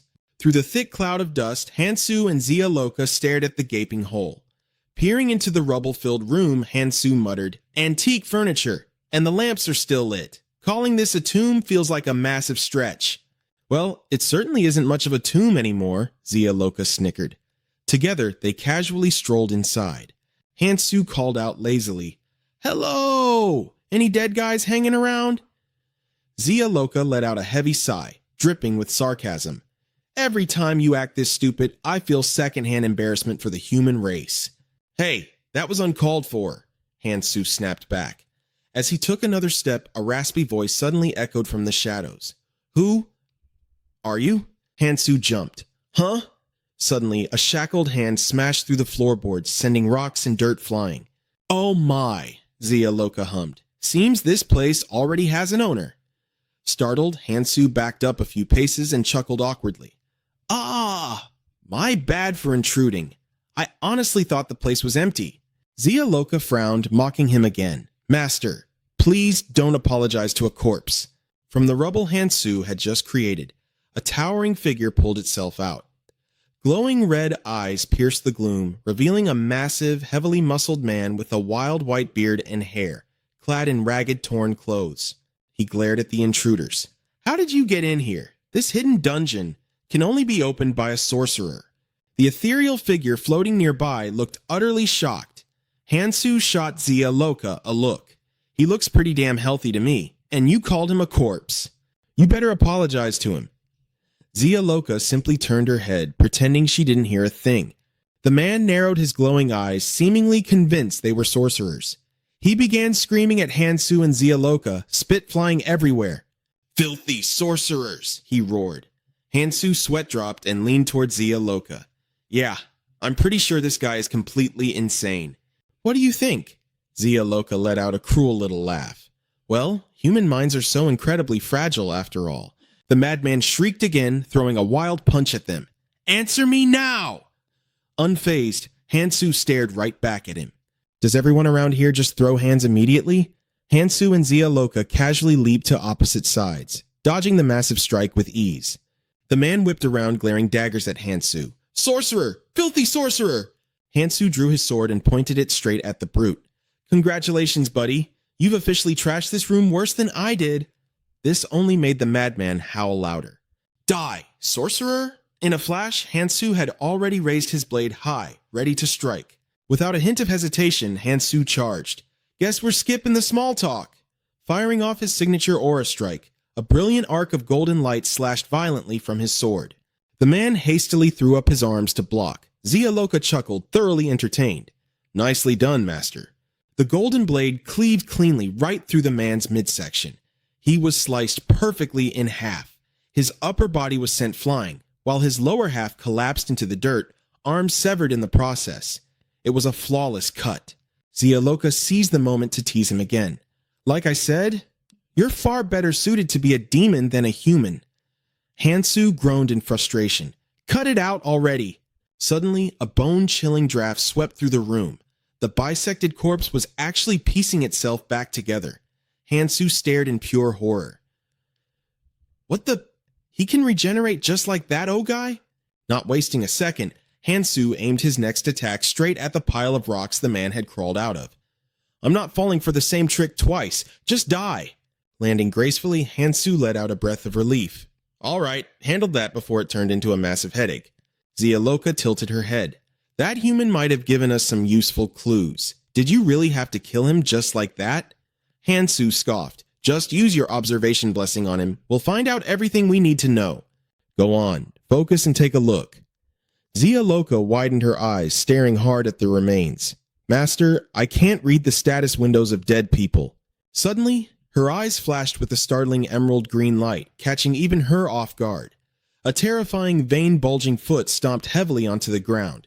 Joka screamed. He's still alive? The man, his body completely intact, was charging straight at Kang Hansu and Joka. Kang Hansu roared, Go, Dioka! Stop him!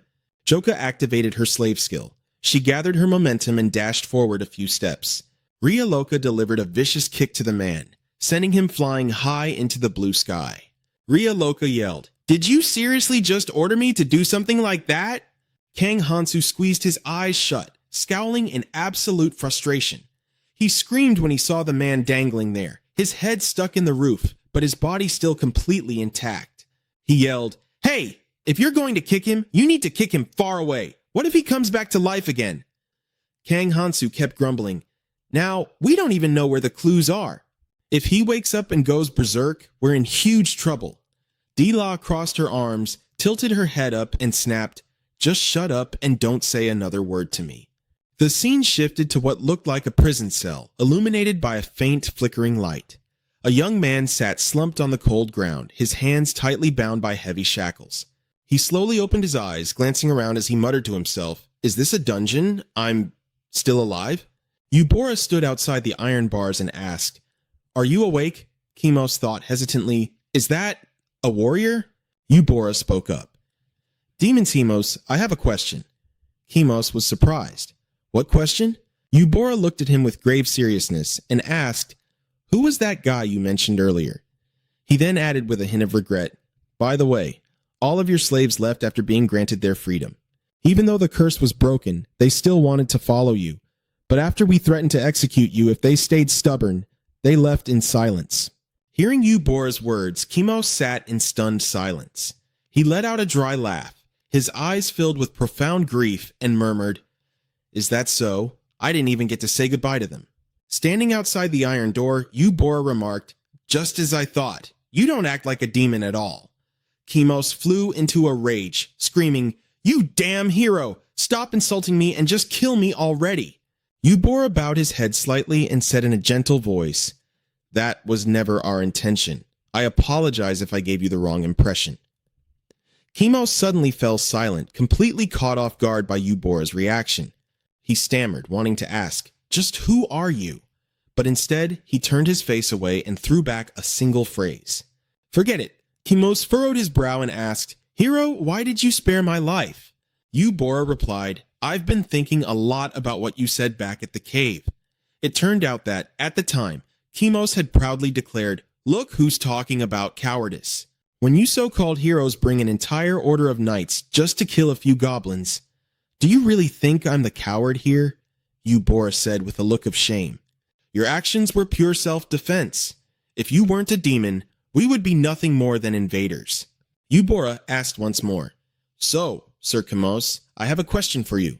Timos turned to him with a cold stare. Eubora hesitated before asking, That man you mentioned earlier, who is he? Kimos slowly began to speak about the person Eubora was asking about. That guy is a human, a true monster who has never once backed down or tasted defeat. To him, levels are nothing more than numbers. Whenever that guy challenged the dungeon, all the strategies and traps I set up to protect it became utterly useless. His name is Kang Hansu. Poison has absolutely no effect on him. Back then, Kang Hansu noticed that Kimos was using poison, yet he didn't suffer a single scratch. And he never knows the meaning of fatigue. Goblins are much weaker than orcs, so he would slaughter every last one of them within a single day. Kimos clenched his hands into tight fists. The more I think about him, the more baffling and terrifying he becomes. Eubora grew curious, eager to dig for more information. Do you have any other details about him? Kimos offered a cautious warning. He is nothing but a monster. Knowing too much about him won't do you any good. Eubora's expression softened into a calm, gentle smile. Do you have any plans from now on? Kimos looked down gloomily at his bound arms. My plans were completely ruined by the Sanus. As for what I'll do next, right now I honestly can't think of anything. Suddenly, Eubora let out a sigh of relief. That's a relief. Timos looked up in surprise at Eubora's words. Eubora then extended an offer. Kimos, would you like to become my comrade? The heavy iron shackles on Timos's wrists shattered, freeing his hands. Rubbing his aching arms, Kimos glared at Eubora and asked, Are you seriously asking me to betray my own kind, to side with the lowly human race? Eubora gave an honest nod. He stepped closer to Kimos and replied, That is exactly what I am asking. Kimos thought to himself, Even if I refuse this offer, as long as the Saintess is around, they won't just let me go. Kimos felt increasingly conflicted. Even if I somehow managed to escape, I could never return home in this state anyway. Kimos reached out to shake Eubora's hand, sighing. Fine. I don't know how much help I'll be, but I will become your comrade. Eubora reached out and firmly shook Timos's hand. Thank you. I hope you can help guide me on the right path. With their hands clasped together, Eubora said, Let's go. Outside, the night sky blanketed the world. Eubora told Timos, I will introduce you to the people of the kingdom and my fellow heroes. They'll be fighting right alongside you from now on. Prince Asis pointed at the map, addressing the crowd gathered to listen. Based on the recent reports regarding the subjugated dragon, Rorchani Bahishan, from the eastern borders of the Night Kingdom, I expect the heroes are fully aware of the situation. Asis continued with a stern expression. We will assemble our forces and subjugate the monsters that fled their territory after the incident. A young man sitting in the audience spoke up. Hey, Prince, do I seriously need to spell it out for you? A few girls sighed in total boredom, adding, I've already got a super important date. Aces had no choice but to lay down the law. Their levels are under 10, so your participation is strictly mandatory. Calm was also right there, and he had heard everything clearly. He thought to himself, the heroes should have been fighting tooth and nail to break past level 10. But instead, here they were, whining and crying. Calm silently cursed them. Ugh, these guys are just pure trash. This young man's name was Bang Cheonsu, level 7. Blessings, F rank, hero, E rank Iron Wall, E rank Iron Fist, and Noble. To put it simply, what does noble mean?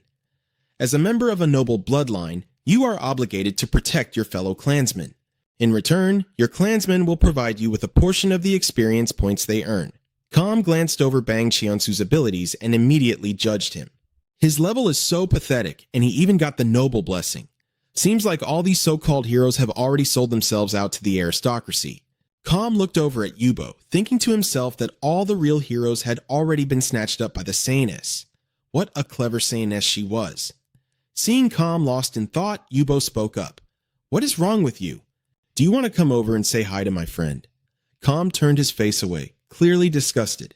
Calm turned around and walked away, dropping a single sentence. I am fine. I am going to get some rest. Call me if you need anything. Meanwhile, over with Kang Hansu and Joka. Kang Hansu was having the people who stepped out of the magic circle clean up the massive mess left behind from his fierce battle with that man earlier. The maid eagerly ran over and called out, The cleanup is all finished, Sir Hero. Kang Hansu praised her. Great job. Have a safe trip back. The girl bowed respectfully to him and left. He turned to look at the other side and asked, Just how much longer do you guys plan on staying in that position? It was Ria Loka. She was using the man Kang Hansu had just defeated as her personal chair. The poor guy was already trembling violently, but Ria Loka showed no signs of letting him go. Ria Loka let out a few yawns, stood up, and said, I am all prepared. Everything is packed up too, so I guess we are done here, right? Honestly, I do not get why the female heroes of the past had to fight tooth and nail over this old geezer. Behind her back, the man had already collapsed to the ground, groaning in sheer pain. Kang Hansu's eyes widened in surprise as he asked Ria Loka, There is actually a history like that?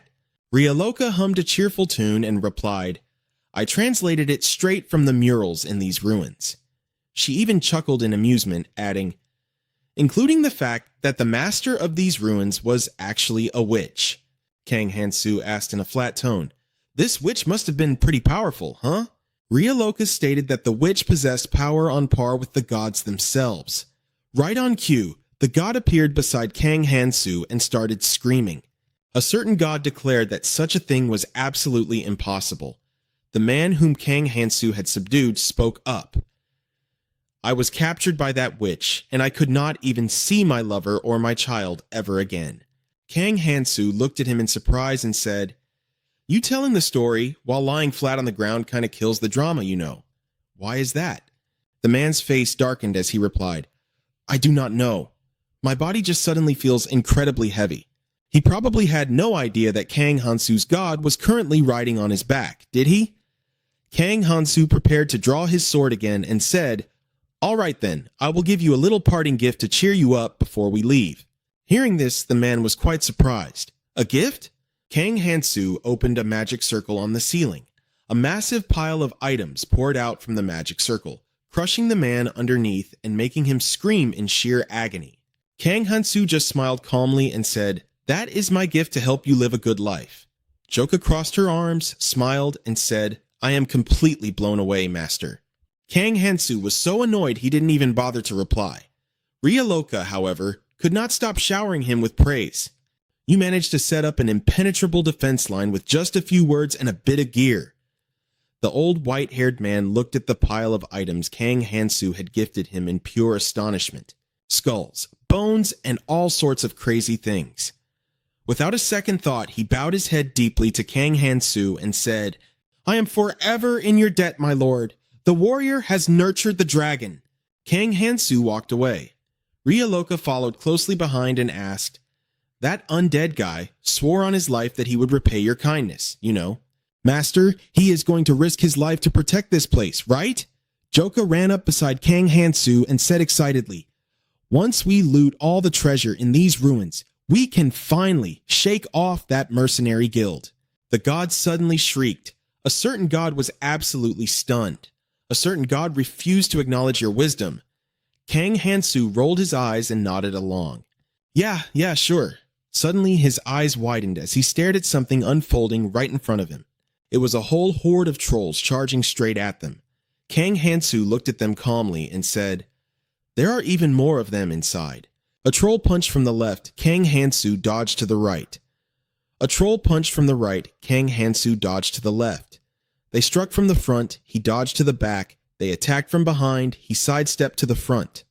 It was a piece of cake. Not a single hit managed to land on him. Ryaloka charged forward once again.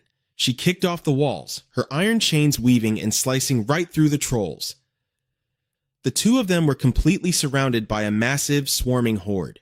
Ryaloka called out, Master, there are way too many of them. Taking them all out at once is going to be a real pain. Kang Hansu continued weaving through the trolls' attacks as he replied to Ryaloka. Yeah, we kill one and a dozen more come chasing after us. Do you think something went wrong inside the dungeon? Kang Hansu suddenly scooped Ryaloka up into his arms and said, this is getting us nowhere. Hold on tight. Before Ryaloka could even process what was happening, she panicked and screamed, what are you doing? Kang Hansu replied, I do not want to lose another translator. An idea suddenly sparked in Kang Hansu's mind. I have an idea. It might be a bit tricky to control them, but... Kang Hansu then executed the Outlander Elf technique. Right after, he chained it with a reversal. A horde of skeletons suddenly surged forward to slaughter the trolls. Even Kang Hansu was quite surprised. The Dragonbone skeletons enthusiastically charged forward to slaughter. They looked at Kang Hansu and Ryaloka standing in the middle of a sea of beasts and cursed, what the hell is this place? Then the skeletons went absolutely berserk, tearing into the horde of trolls. Ryaloka screamed in utter shock, while Kang Hansu, reaping all the benefits, burst into loud laughter. Ha ha ha ha. All he had to do was stand there and watch them butcher each other. Ha ha ha. Just die already. Kang Hansu gritted his teeth, bracing himself as he muttered, this thing is heavier than I thought. Ryaloka, are you still alive in there? For some reason, Ryaloka's face was completely flushed red, and she could only stammer, unable to give a proper answer. Finally, she blurted out, I am dead. Kang Hansu was utterly confused. Ryaloka cried out, my self-control is completely dead right now. As it turned out, Kang Hansu had been pressing his body right against Joka's massive chest, leaving her blushing furiously. Losing all self-control, Dairoka grabbed Kang Hansu by the collar, completely startling him. Before he could even process what was happening or try to pull away, she leaned in and kissed him right on the lips. The god gasped, covering his mouth in shock. A certain god is completely astounded. The god flew into a rage, screaming endlessly. A certain god is furious. A certain god is heavily criticizing you. A certain god is heavily criticizing you. A certain god. Suddenly, a massive crack formed on the wall, and just a split second later, it completely shattered into pieces. Everyone plummeted into another room below. Once they hit the ground, Dairoka asked him, Master, did you already know there was another floor down here? Kang Hansu was still reeling in shock, covering his mouth. Damn it, she actually kissed me. Kang Hansu's status window suddenly popped up. Name, Kang Hansu, level 1. Blessings, Outsider, Affinity C, Opportunist, Altruism, F, Curses, Warrior, C, Slaughter A, Destruction C, Holy Sword D, Inversion C, Stats 23.03. Hansu breathed a sigh of relief. Luckily, everything was resolved, but she had naturally activated Slaughter and Destruction for absolutely no reason. Dairoka looked around and said, I'm starting to figure out which era these ruins belong to. Looking a bit confused, Kang Hansu asked, What do you mean? Looking up at the ceiling, Dairoka explained, The ceiling we just broke through is slowly repairing itself. That's a common phenomenon in ruins from the mythological era. Kang Hansu thought for a moment before saying, You mean like that guy trapped in here? And the orcs too. Dairoka nodded and replied, Yes, the same test can reverse death. But Diaroka slowly explained, just like how that corpse kept coming back to life over and over, she can't fully restore it, much like trying to breathe life into a statue. When the physical body dies, the soul is damaged right along with it. Can you see that through your unique blessing, Master? Kang Hansu asked, a little surprised. My blessing? Are you talking about the outsider blessing? Outsider. For an outsider, all stats except in the event of death will be reset. Something terrifying is bound to happen when a lone wolf steps out of the forest. Seeing this, Kang Hansu was full of questions. Death? Actually, right from the start, I was wondering about the description of body and soul that I saw in the status window. Maybe it's because of the curse's influence, but I can actually see the souls all around me. Sure enough, those worthless souls were still clinging around Kang Hansu. Slaughter. The kill rate of undead creatures in your area increases drastically. The nightmare will continue until all undead are sent to hell or surrender. Kang Hansu eagerly grabbed one of the souls twisting around him and asked, So thanks to the outsider blessing, my soul won't be damaged even if I die. Does that mean I can be resurrected? Diaroka hesitated for a moment before answering. In theory, it's possible, but I've never heard of any blessing that can control the soul itself. The god was frowning deeply again. A certain god is feeling uncomfortable. A certain god dislikes the influence of other blessings. Kang Hansu forced an incredibly awkward smile. Hearing a strange noise, Diaroka began to feel a little anxious. She said, Oh no, it looks like those annoying things are down here too. We can't handle them. What should we do? On the contrary, Kang Hansu was thrilled. Oh, the ring is glowing again. We must be really close. Kang Hansu immediately dashed off, using the ring to light the way. Diaroka! Let's go, right now before those slimy bastards get here. Diaroka quickly ran after him. Yes, master! Diaroka found it a bit strange. It's getting awfully quiet in here, isn't it? Kang Hansu felt a surge of excitement. The ring was glowing even brighter. We're probably almost there. Suddenly, Diaroka's eyes widened as she stared at something up ahead. Master, I think we've arrived. The two of them stood before a sparkling golden door that looked incredibly luxurious. A golden door? Kang Hansu said. Looks like this is the boss room. Finally, it's over. Diaroka looked at her status window excitedly and said, My level went up so much while hunting in here. Kang Hansu was utterly speechless at her. You just finished off the ones I beat half to death. How much did it even go up? Diaroka beamed at him and said, Look for yourself. Name, Diaroka, level 35, and see. Blessings, Demon A, Gladiator A, Character B, Language D, Observation D, Slave A, Stamina E, Opportunist S. Curses, Noble C, Hunter B, Destruction F. She added, Looks like you'll be getting the Curse of Greed a lot faster than you thought, Master. Checking Diaroka's status window, Kang Hansu gasped in shock. What? How did it go up so fast? Recalling how they killed that white-bearded man in the previous room, Diaroka replied, I killed a whole bunch of them, but those corpses must have been around level 38. Hearing that, Kang Hansu was completely dumbfounded. Just how many times did you kill him? That poor guy. Suddenly, the ring on his finger began to glow.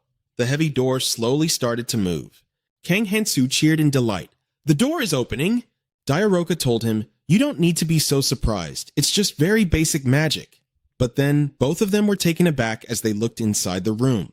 Inside, a massive waterfall was crashing down.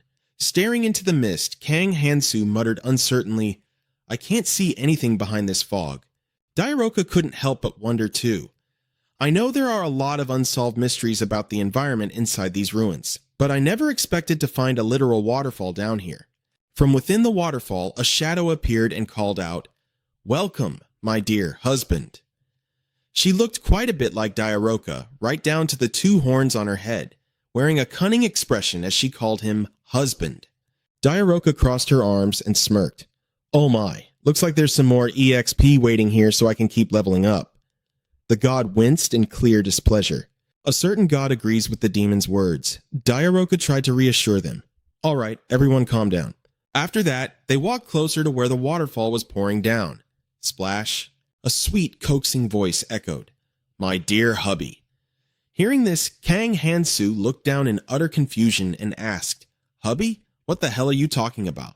beside the homeroom teacher, who was so furious she crossed her arms, tilted her head, and smiled a dark, gloomy smile. The deity next to her didn't look much better, crossing their arms and glaring straight ahead. Right in front of them, Ambrora's face darkened, but her eyes lit up as she murmured calmly, "Oh my, how careless of me!" Then her eyes widened as she let out a ringing laugh, looking at the group before asking, "You did receive the ring and blessing I sent as an invitation, didn't you?" Beside her, a beast raised its paws to its mouth, licking them clean. The mermaid sat on the stone pedestal, leaning on one hand with the other resting on her waist. Seeing her, the homeroom teacher's eyes widened in sheer panic as she finally recognized her. "Wait, the witch, Ambrora?" She then screamed in absolute disbelief. "You're still alive?" Seeing this, Kang Hansu glanced at her, mildly confused, and calmly asked to confirm, "You know her?" Hearing this, the homeroom teacher quickly explained, "She's the only person in the history of Fantasia to single-handedly kill the Demon King, despite not being a hero." Ambrora reached out, gently petting the heads of the beasts surrounding her. They purred happily, nuzzling closer to her. Ambrora smiled brightly, playing with them on the rocks by the waterfall, while the homeroom teacher firmly added, "A true monster." Hearing that, she smiled with giddy excitement, her eyes glowing as she looked at him and calmly confessed, "That's right, someone like me, who gave up everything for a dead love, simply cannot accept failure." Ambrora then smiled, slowly adding, "I am a monster who betrayed my hero comrade and stole XX. Swirling the water in the lake beside her, she explained, "The only way I can earn forgiveness is through the ultimate end of XX. Below her, pillars of water began to churn and splash violently. Right after, she called out to him again, "So, my darling hubby?" She raised both hands, and behind her, two fierce-looking water dragons took shape. Ambrora stood in front, smiling in absolute delight. As she furrowed her brow, the pillars of water crashed to the ground, scattering like pearls. An instant later, Ambrora's eyes narrowed, becoming razor-sharp. With a smile, she asked, Can you put an end to me?"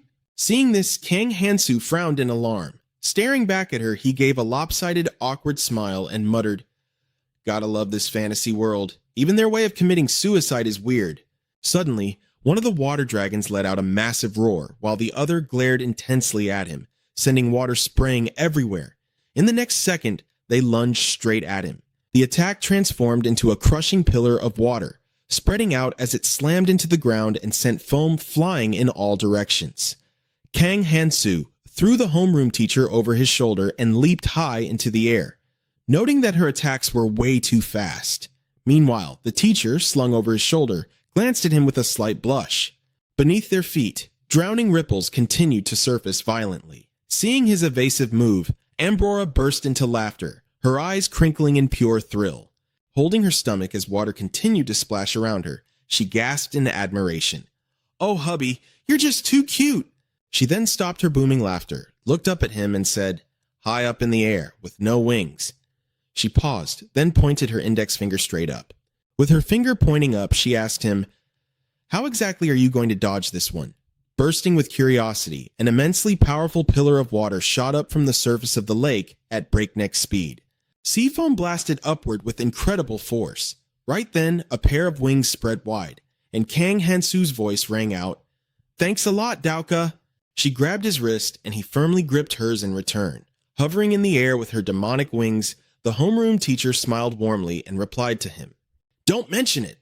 Hanging below her, he glanced up with a cheerful grin and shouted his command, "Throw me over there, I'll use slave." Immediately following the order, the homeroom teacher quickly acknowledged it. "Yes, master." With that, she hurled him forcefully forward. Kang Hansu grabbed the hilt of his sword, his expression turning deadly serious as he hurtled forward from the momentum. Water poured down from above like heavy rain while his hand gripped the sword tightly at his hip.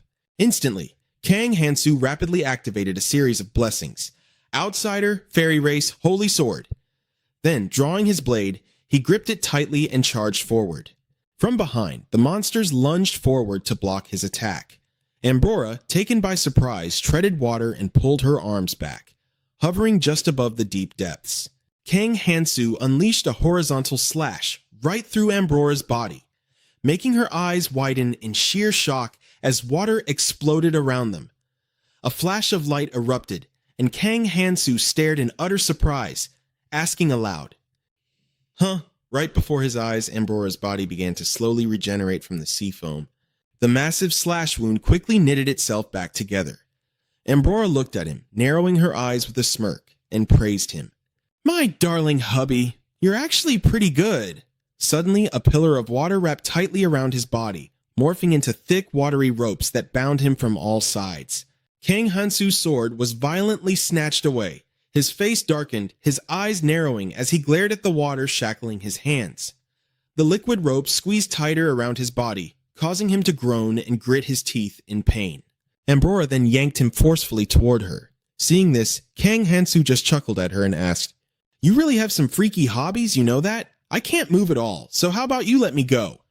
Ambrora put her hands behind her back, her eyes curving into happy little crescents as she replied to him.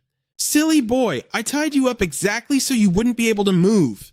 She then smugly concluded, "Heroes really are way too simple-minded."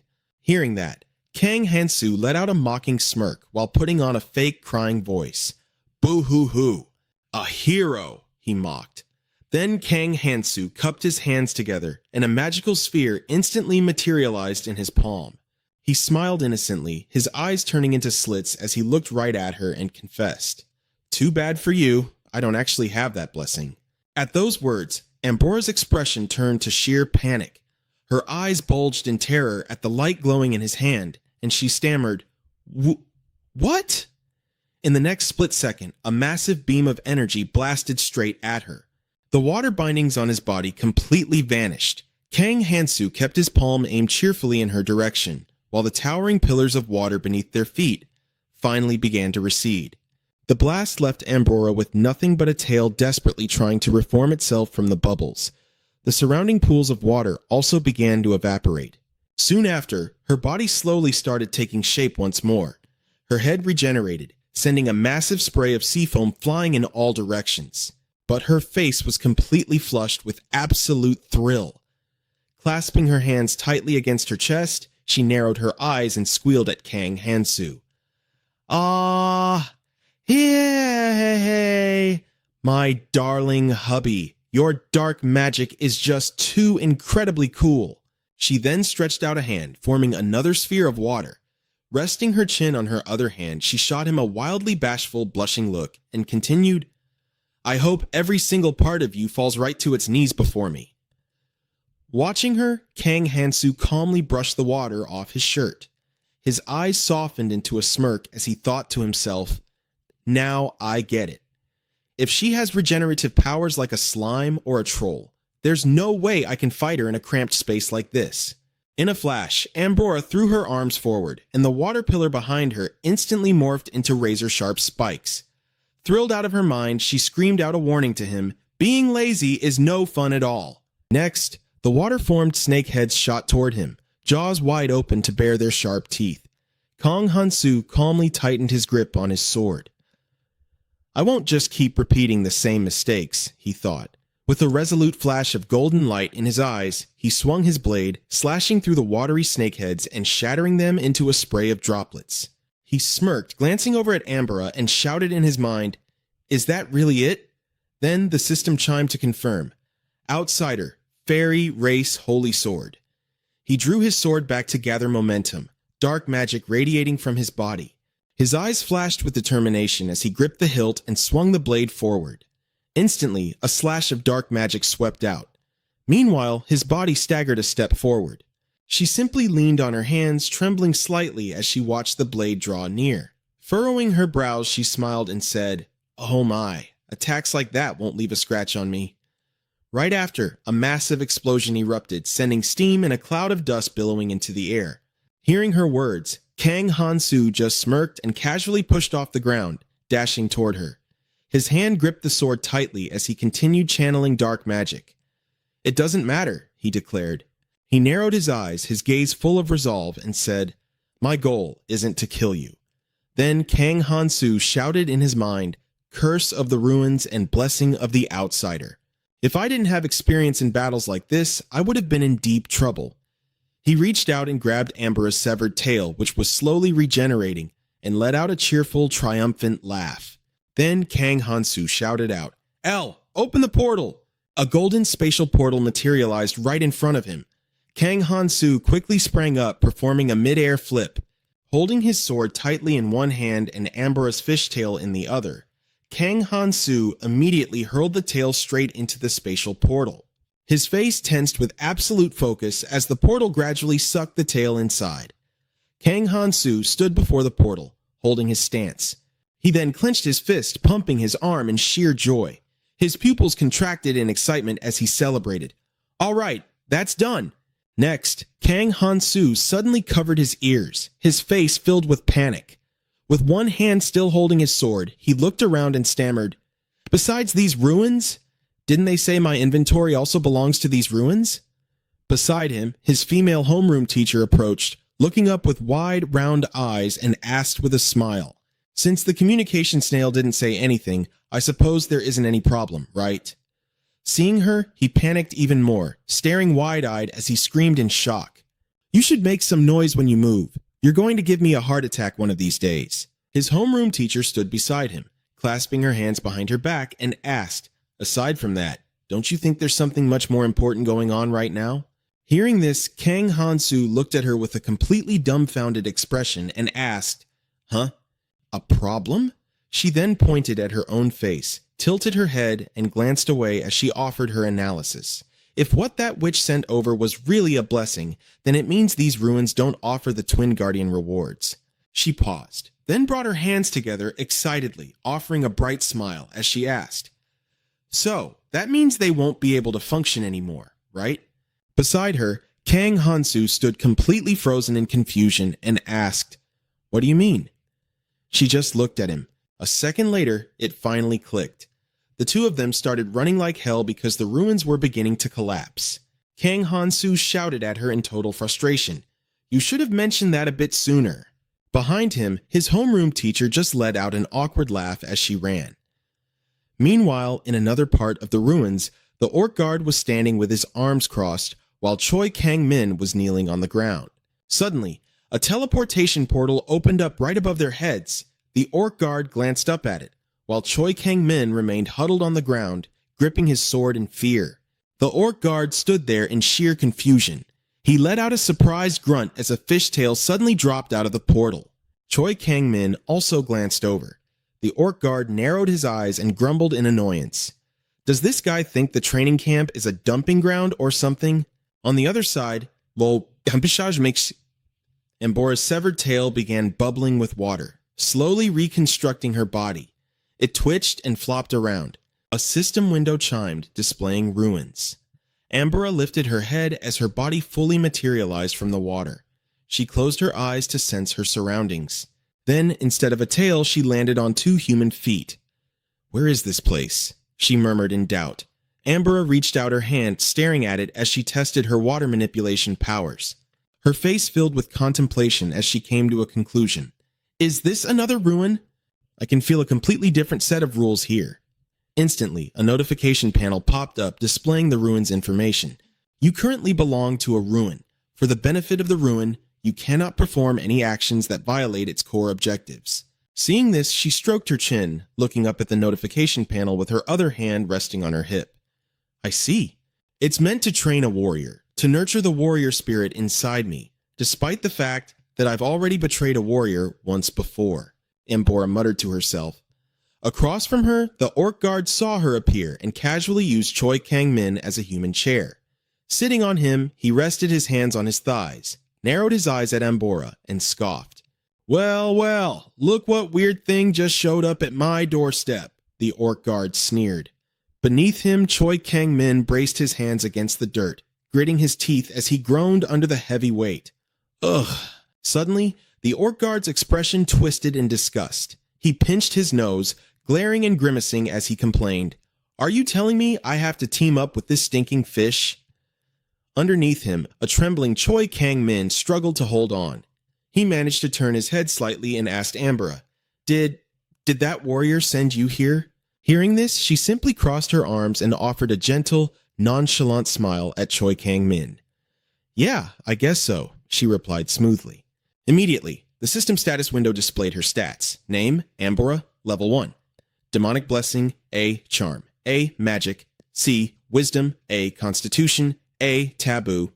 B, Poisoning. A, Blessing. B, Reversal. D, Warrior. B, Hero. C, Slaughter Curse. C, Noble. B, Humanity. D, Fairy. C, Demon. C, Fighter. E, Angel. F, Marriage. B, Ruins. A. Then Ambora lifted her chin, flashing an arrogant smile as she glanced at the two of them. I am the Great Witch, Ambora, Guardian of the Ruins. She introduced herself before adding, You and I will be seeing a lot of each other from now on. Reserve Warrior. Hearing this, Choi Kang-min was utterly stunned. His eyes widened as he blurted out, Guardian? Does that mean... But before he could even finish his sentence, Ambora cut him off. That's exactly what it means. Crossing her arms, her expression darkened with a murderous aura as she issued a grim reminder. Aside from this rude pig, she sneered, pausing for effect. Beside her, the orc guard also crossed his arms, his face darkening as he glared down at Choi Kang-min. Ambor's chilling voice rang out again. You have to defeat me as well, or this training will never end. Faced with this absolute nightmare, he could only stare wide-eyed, completely and utterly speechless. Meanwhile, outside at the academy, a massive, chaotic protest was taking place right in front of the principal's office. A male student with a bowl cut raised a protest sign high, screaming along with the roaring crowd behind him, Open up the ruins! Beside him, another girl cupped her hands around her mouth, frowning deeply as she yelled out, Protect the student's safety! Open up the ruins! Up at the principal's office window, the deafening chants echoed relentlessly. Stop interfering with the expedition! Open up the ruins! Open them now! Meanwhile, Hundfos Imeshispaks Winspas Kimpais in her office, Principal Howard sat at her desk, clutching her head. Her face twisted into a scowl as she spoke. I thought the earthquake had already made a total mess of things. But now, it's the students' parents and the adventurers who are starting to panic. Sitting across from her, the homeroom teacher calmly watched her panic. He placed one teacup on the table, holding another in his hand, and said, It seems that while we were trying to monopolize the ruins by using the temple, something went completely off script. Hearing this, the principal just kept pulling at her hair in sheer frustration. Shortly after, the teacher smiled at her and added, Because the ruins are right underneath the academy and the people protesting out there aren't exactly easy to ignore. The teacher trailed off. Seeing this, Principal Howard dropped one hand from her head, resting the other against her forehead. She squinted, her brow deeply furrowed in anxiety as she assessed the situation. The warriors already stated they would accept the risk of disappearing in there, and that damn saintess won't even give us a straight answer. She recalled Sass's words. Completely fed up, Principal Howard slumped onto the desk, throwing a tantrum as she slammed her hands down and screamed, At this rate, the students will all drop out and will be completely ruined. She then went on to complain that they wouldn't just become a bottom-tier academy. The entire school would disappear completely. Beside her, the homeroom teacher just kept looking at her with total indifference. A moment later, he calmly offered a suggestion. Well then, why don't we just do exactly what they want? Hearing this, Principal Howard, who was still slumped over the desk, peeked up at him and repeated, Do what they want? At those words, she suddenly sprang up, slamming her hands on the table. Her eyes widened, and a look of absolute astonishment and glee spread across her face as she shouted, You're right! If we have to deal with this mess anyway, we can't hide from it forever.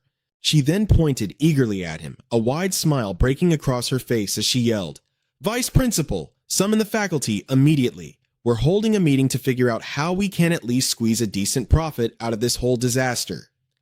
Hearing her, the teacher just smiled warmly, his eyes crinkling as he brought his teacup to his lips and muttered to himself, Haha, survival is the most important thing after all.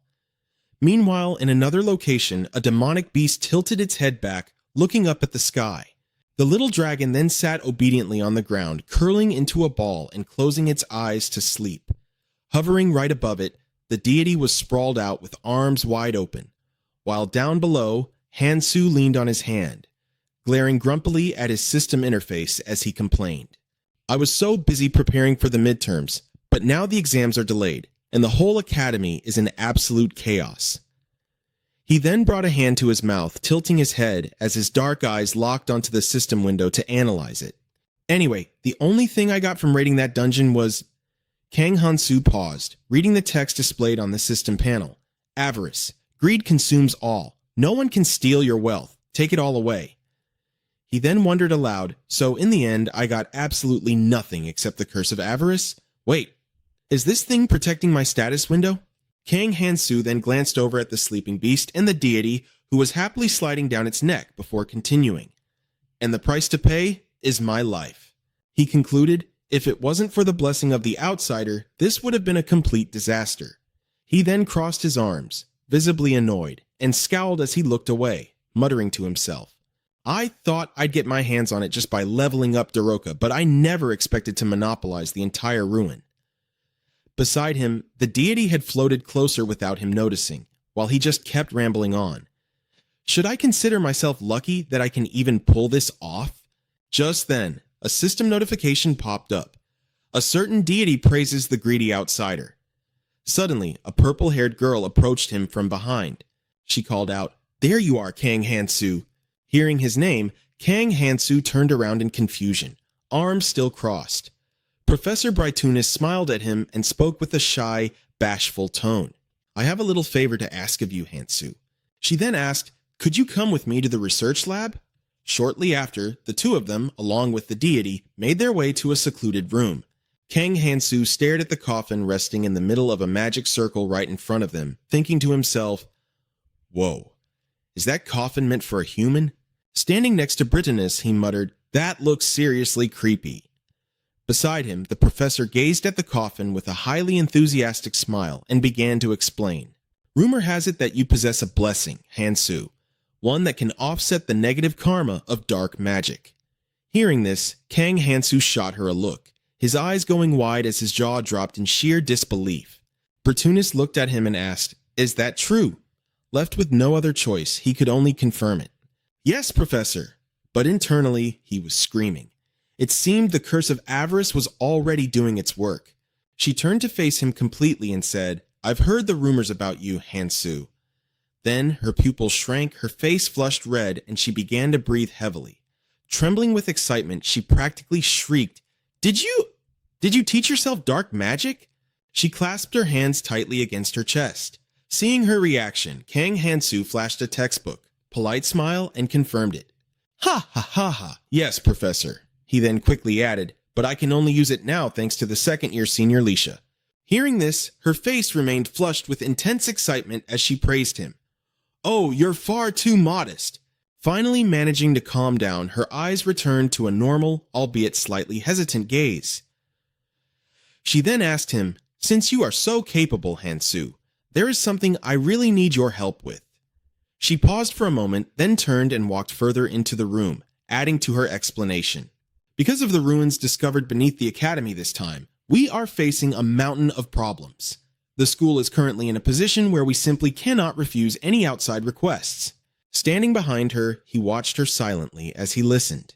Kang Hansu's eyes darted to the side as he recalled the image of Ambrora, wondering to himself, is she talking about the ruins that giant fish was guarding? Brightoonis stopped in front of the coffin. Resting her hand on it, she leaned over to gaze at the corpse inside, which was surrounded by flowers that never wilted. She explained, "Because of this, under the direct orders of the Royal Duke, we must uncover the culprit behind his wife's death." Brightoonis then added, "The principal and I tried using dark magic, but..." Before she could even finish her sentence, Kang Hansu stepped up to the coffin. Peering down at the body, he smiled in sudden understanding. "Aha, so you mean we can use dark magic to revive the corpse and just ask her who the killer is, right?" he clarified. Beside him, the incredibly curious deity also floated over to take a peek, bringing a hand up to its mouth in thought. Thrilled that he caught on so quickly, Brightoonis looked up at him, her eyes practically sparkling with joy as she confirmed, "Exactly, I will do the heavy lifting. I just need you to support me with your blessing." "Who?" Exhaling sharply, he rolled up his sleeves. Grinning eagerly at the coffin, he said, "All right then, let's get right to work." Beside him, the deity threw its hands up in the air, babbling away excitedly. However, seeing Kang Hansu's sudden proactiveness, Brightoonis looked flustered and began to stammer. "Huh? Wait, I meant..." I haven't mentally prepared myself for this yet. At that moment, a system notification pinged brightly. A certain deity highly approves of the outsider's sense of urgency. Ignoring her panic, he reached out, placed his hand on the lid of the coffin, and closed his eyes.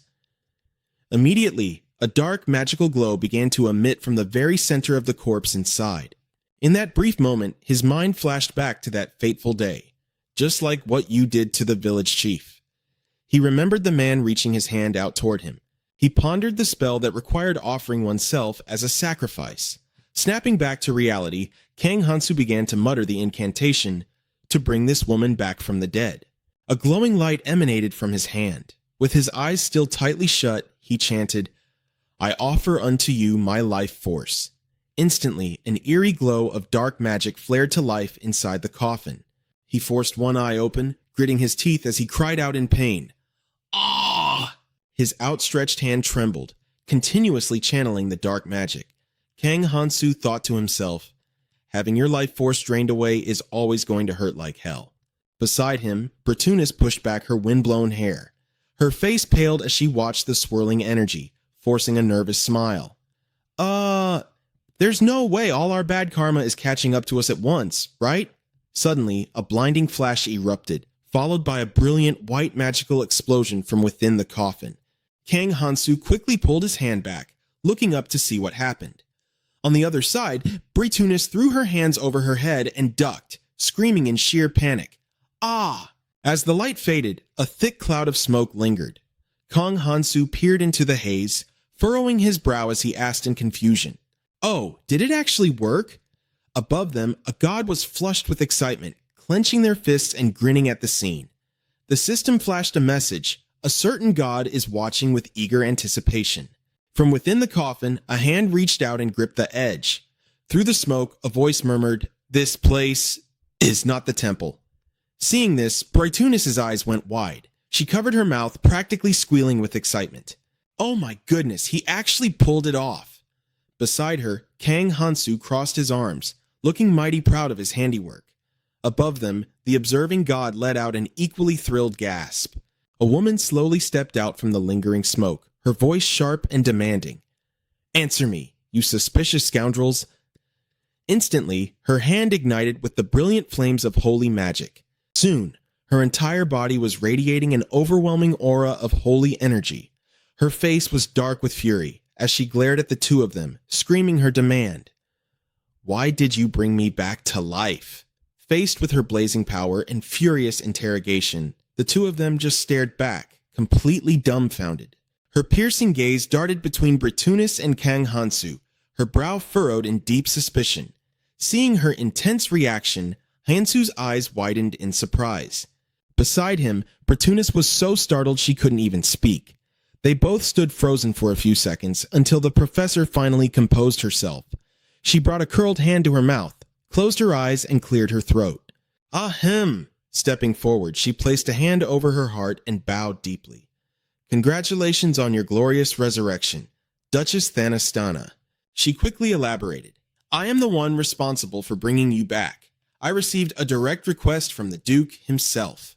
Thanastana's expression remained dark, eyeing them with unwavering suspicion.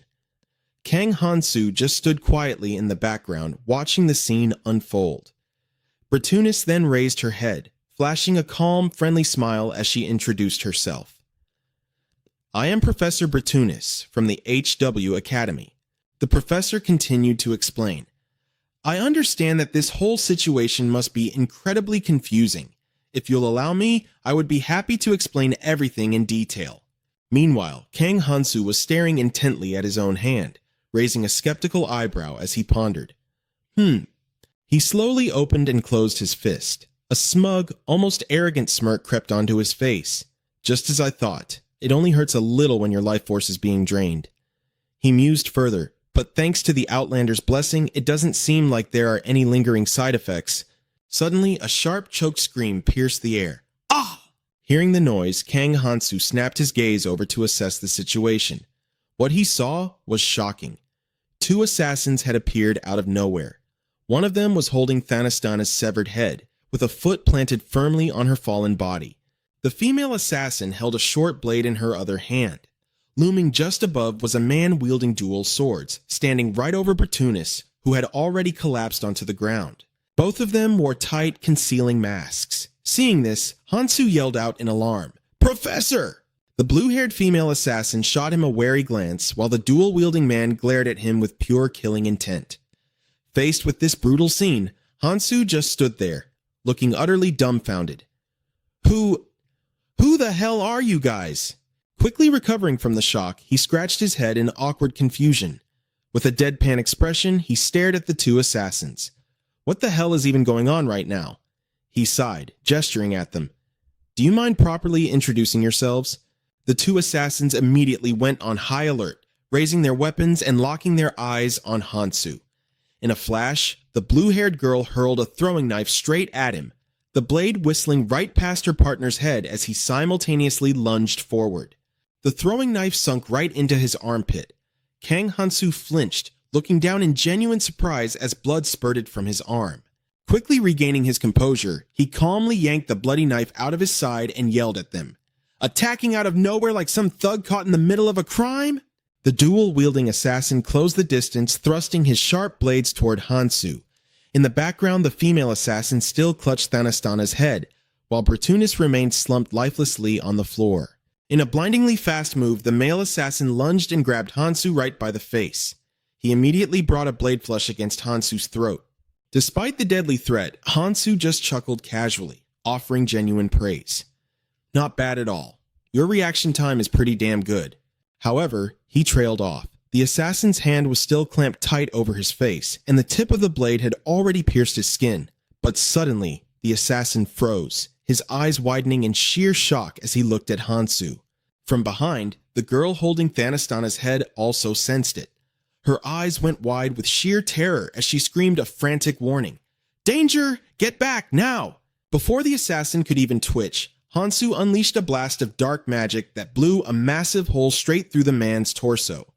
"You really shouldn't get so carelessly close to people you don't know," Hansu chided. The assassin shakily reached down to touch the gaping void in his chest. His eyes filled with absolute horror as he let out an agonizing scream. Ah! The man collapsed heavily onto the floor, blood pouring from the grisly wound. He died instantly, his eyes still wide open in terror. The blue-haired assassin grimaced, glaring at her fallen comrade with disgust. "What an idiot," she muttered. Then she turned her fierce gaze back to Hansu. "Identify yourself. Are you even human?" Hearing this, Hansu simply raised his hand, channeling magic to heal his wound. With his other hand, he absent-mindedly twirled the bloody throwing knife he'd pulled from his armpit. He shot her an offended look and drawled, "Ouch, that actually hurts my feelings. I'll have you know I am 100% human. Top to bottom, left to right, pure human all the way." He tilted his head, thinking aloud. "Well, since your buddy kicked the bucket, maybe I should spare you and lock you up somewhere for questioning." The assassin was utterly speechless at his casual arrogance.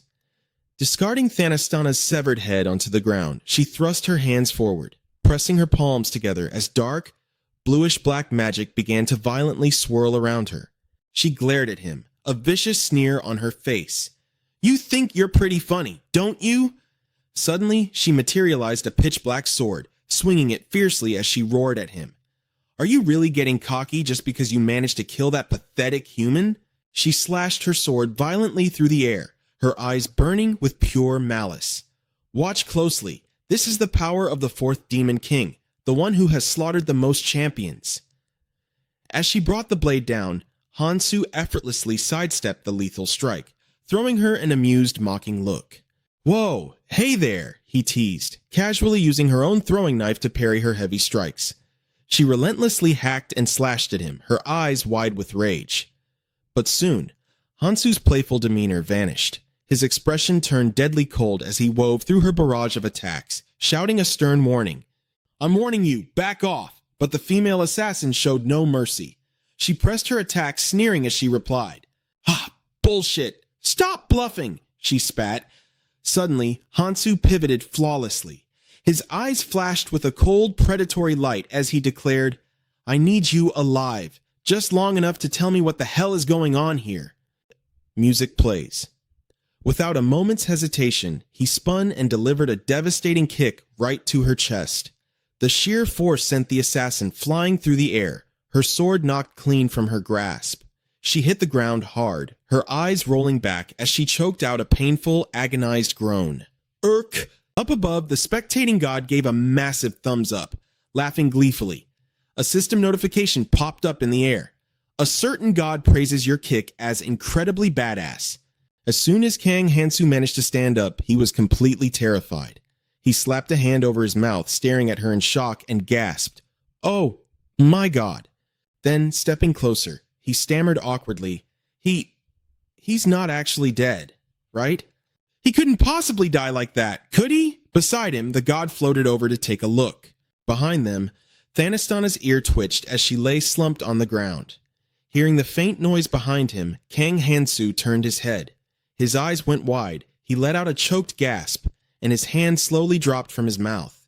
A second later, his eyes darkened, his pupils dilating in pure, speechless terror.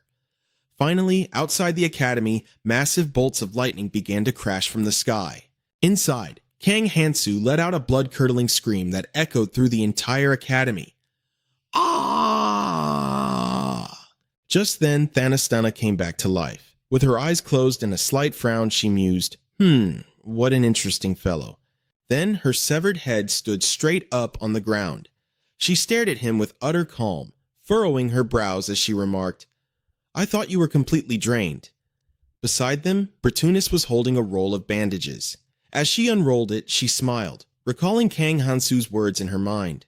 "I offer you my life force to fend off this woman's death." Kang Hansu closed his eyes and held his hand out toward the coffin, pulling himself back to reality. She smiled so widely her eyes curved into crescents and explained, "This is highly likely due to the exact words Kang Hansu used while performing the dark magic." Hearing this, Hansu, who was sitting cross-legged on the floor holding his ankles, nodded mindlessly like an idiot. Yep. Beside him, the god also crossed her arms, smiling and nodding in confirmation. Meanwhile, Thanastana sat in silence, letting Bertunis pick up her head and reattach it to her body. Standing behind Thanastana, Bertunis shook her head and elaborated. But more importantly, to bring someone back from the dead, it absolutely requires the life force of at least 5 people. The professor then voiced her own confusion. "So? How on earth are you still perfectly intact and completely fine?" Phew. Faced with this question, he answered honestly, "That's because I've received the absolute greatest blessing of them all, the blessing of the outsider." Hearing this, the god placed a hand over her heart. She let out a long, prideful exhale, sending a message directly through the system. A certain goddess is feeling incredibly proud right now. At that, Bertunis touched her chin in total bewilderment. Frowning deeply, she asked, "The blessing of the outsider?" She then muttered to herself, "A blessing that even I, a professor at Hawass, have never heard of." "This world truly is unfathomably vast, isn't it?" Bertunis marveled. Now that her head was fully attached, Thanastana calmly clasped her hands behind her back and observed him. "This boy, and this so-called outsider's blessing," she began, before adding, "I do acknowledge that he played a massive role in bringing me back to life." Then she looked straight at him and asked, "So, how long exactly will this resurrection last?" The moment the words left her mouth, Thanastana's head wobbled and completely tumbled off her neck again. Seeing that, his hands cramped up in sheer panic. He winced, his jaw dropping straight to the floor. Behind them, Professor Bertunis flailed around awkwardly, screaming, "Ah! Ah!" She scrambled to catch the falling head. From behind, as Bertunis carefully reattached Thanastana's head once more, she smiled and offered further explanation. Well, according to magical theory, wouldn't she stay alive until Kang Hansu's life force is completely drained? Hearing that, Thanastana rolled her eyes. She scoffed softly, sinking deep into thought. Over on his side, upon hearing this, Kang Hansu turned to the god. Furrowing his brows, he asked her directly, "Hold on. Does that mean the Duchess also indirectly received the blessing of the outsider?" The god, however, merely kept her chin raised, smiling mysteriously. Back to Thanastana. She gave her freshly attached head a little shake to test it, glancing over at him as she drifted back into her thoughts. Her expression turned deadly serious. To think a human life is so fragile that it can be snatched away at absolutely any moment. Meanwhile, Kang Han-soo, still sitting on the ground, looked up at her. Startled, his eyes went wide with utter confusion, and he let out a confused grunt. Thanastana kept her gaze fixed on him, her mind racing.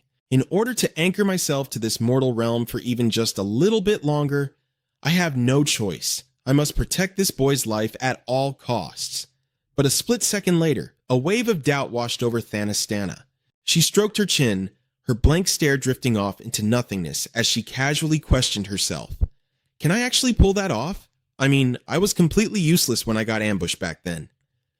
Behind her, Bertunis stared at Thanastana's fragile head, practically sweating with anxiety. Her hands timidly pulled back as she muttered to herself, "Well, the exam is finally over." Suddenly, Thanastana's status window popped up out of nowhere. Name, Thanastana, level 0. Noble Blessing, rank A. Charm, rank A. General Blessing, rank B. Demonic Nature, rank B. Elegance, rank B. Divine Law, rank C. Observation, rank A. Social Skills, rank A. Warrior, rank D. Marriage, unknown. Curse, Soul of the Dead, rank F. Sitting on the floor, Kang Han-soo looked like he couldn't believe his own eyes. He rubbed them vigorously, dropped his hands, and squinted with a dropped jaw to take a second look. Once he was absolutely certain, Kang Han-soo shot up to his feet. He pointed a trembling finger at Thanastana, his eyes bulging in sheer shock, and yelled, "What the hell is this? I don't even have the observation blessing. How on earth am I able to see her status window?" Seeing his outburst, Thanastana just stared at him blankly. Tilting her head, she snapped out of her daze and asked flatly, "You are being incredibly loud. Is there a problem here?" Then she went right back to judging him in her head. Well, if the boy is always this energetic, perhaps living with him won't be so bad after all. At that exact moment, Kang Han-soo jabbed his finger at the floating window. His face paled in absolute horror as he stammered out, I can literally hear the Duchess's thoughts right now." Gripping the edge of the system screen with one hand, he frantically added, "And I can clearly see her status window too." Hearing this, Thanastana's gaze remained incredibly calm, eyeing him with deep skepticism. "My thoughts? A status window?" she questioned silently. Then she immediately shut down his ridiculous claim. Absurd. It is absolutely impossible to see someone else's status window thanks to the blessing of marriage. Right on cue, the system brought up an explanation panel. Marriage. A sacred bond formed through ceremonial rites, binding a couple to share all secrets and wealth. Should this pair unite their strength, they shall conquer any adversity. Just behind them, Bertunis was already scribbling furiously on a piece of paper. Her face was flushed red with sheer excitement, and with a giddy laugh, she eagerly chimed in to explain. "Unlike the very first resurrection, during the second revival, you were brought back using solely Kang Han-soo's life force. So, because of that..." Bertunis paused dramatically before declaring her conclusion. "It seems you've officially become Kang Han-soo's familiar spirit. My. What a delightfully fascinating little accident this is." Over on the other side, both Kang Han-soo and the Duchess completely froze, going dead silent for 5 whole seconds. Breaking the silence, Thanastana ground her teeth together, her fury boiling over. Familiar spirit?" Then, spitting out every single word with venom, she snarled, "Is she honestly telling me that I have become nothing more than property to this little boy?" Over on his end, Kang Han-soo was just as deeply horrified. He pointed a trembling finger at his own face, his mouth twitching as he darted a nervous glance at Thanastana. And then she completely erupted. Pure, fiery rage radiated from her entire being as she glared at him with immense indignity, screaming, "This sacred body, the very son of the Thanastana Empire!" Faced with this incredibly volatile situation, Kang Han-soo just quickly averted his eyes and played entirely dumb. Naturally, the raging flames of the Duchess's wrath right in front of him only flared up even more fiercely. Shrinking back, he couldn't help but think to himself that it would be absolute chaos if Dairoka managed to track them down here. But eventually, the whole ordeal was somehow resolved in relative peace. That night, the sky was full of stars. Kang Hansu sat by the window, peacefully looking outside. Next, he rested his hand on the windowsill, held up his teacup with the other, and smiled with a look of pure enjoyment as he said, "This is my first time trying the tea in this world. Not bad at all." Kang Hansu then turned his head back inside, swept his gaze over the room, and made a remark. "If it weren't for this absolute mess, I could have actually enjoyed my tea." His hand still rested on the windowsill, holding his teacup. Meanwhile, Arya sat at the center of the empty table, her face full of awkwardness as she let out a silly, nervous laugh, muttering, yes. The scene in the room was pure chaos, a verbal brawl between a dragon and a lion. They were at each other's throats like cats and dogs, the air thick with the smell of gunpowder, while Arya sat caught in the middle, trying her best to endure the crushing pressure. To her right was the homeroom teacher, sitting with his eyes closed, arms crossed, and legs propped up on a chair. On her left was Thanastana, still calmly sipping her tea. Then, bringing the teacup to her lips, she shot a side glance at the teacher and threw out a few sarcastic jabs. "Demons in human territory? How ridiculous! Are you really that satisfied with this slave life of yours?" Beside her, the homeroom teacher wasn't about to let that slide. He opened his eyes, one hand resting on his stomach while the other waved dismissively in the air, and lifted his head to mock her right back. "Thanastana, my, why are there so many flies buzzing around? Is something rotting in here?" Then the teacher shot back, "I didn't know people treated a walking corpse like a human being." Faced with this utterly touching display of affection, Kang Hansu just kept holding his warm teacup, looking at the two of them with a faint smile, pretending to be deaf and blind as he chuckled foolishly. He recalled what had happened earlier today. Britunus, dragging the bodies of two assassins tightly wrapped up like cocoons in thick ropes, squeezed her eyes shut in embarrassment and reported, "I will report this. The assassination attempt on Duchess Thanastana." Meanwhile, Thanastana stood nearby, arms crossed, staring at him, and the god did the same. Britunus spoke up with an added instruction, "Until the situation stabilizes, please protect the Duchess." Kang Hansu. Right after that, she spoke up again to remind him, "Just make it look like a dead rat, got it? You know what I mean?" Seeing this, Kang Hansu frowned, crossing his arms and closing his eyes as he sank into thought. Back to the present. As Kang Hansu lifted his teacup, he suddenly remembered something. He looked up, furrowed his brows, and spoke. "Things are only this troublesome because of the dark magic professor." Sigh. He stopped mid-sentence when he saw the scene unfolding right in front of him. The homeroom teacher and Thanastana had completely flared up in anger. Their hands were locked together as they pushed against each other with all their might. The heat in the room skyrocketed from their clash. The teacher sneered, while Thanastana gritted her teeth in rage. The only victim was poor Arya, stuck in the middle, helplessly and awkwardly raising her hands to try and stop them.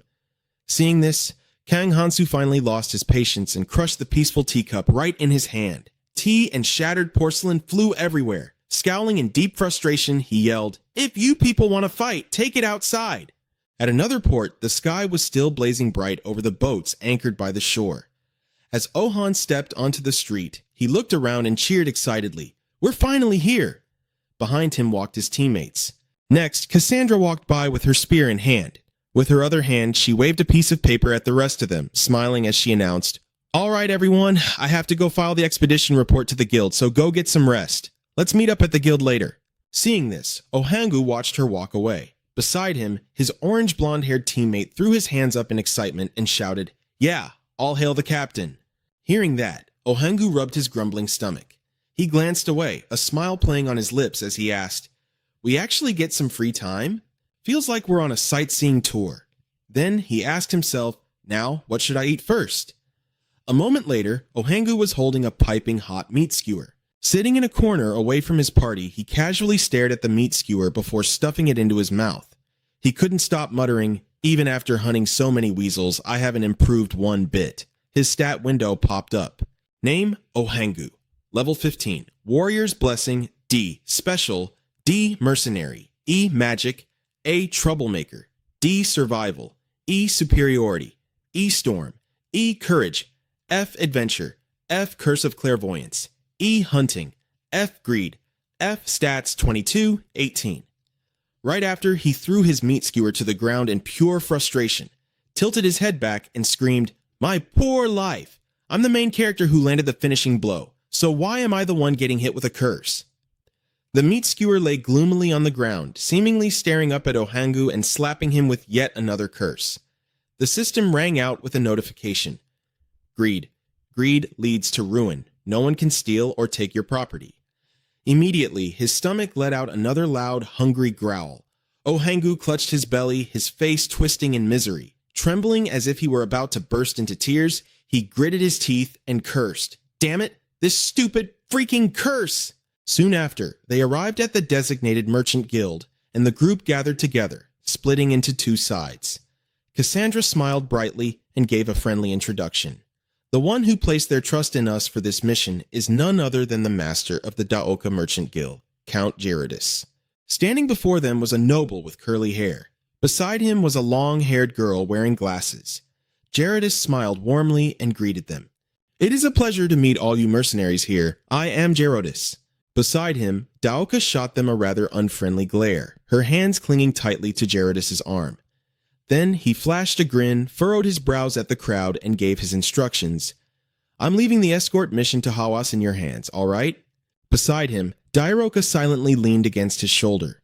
Meanwhile, on the other side, Ohangu scratched his face, glancing away as he asked his blonde teammate, "Gerardus, from the Daoka Merchant Guild." His teammate glanced over at Ohangu, listening to his question. On the other side, Dairoka overheard and looked over at them to answer. The previous guildmaster took responsibility for the guild's debts and was sold off as a slave. Then she added, "So right now, Lord Gerardus is the master of the Merchant Guild." Hearing this, Gerardus simply smiled beside her, furrowing his brows in a helpless, resigned manner.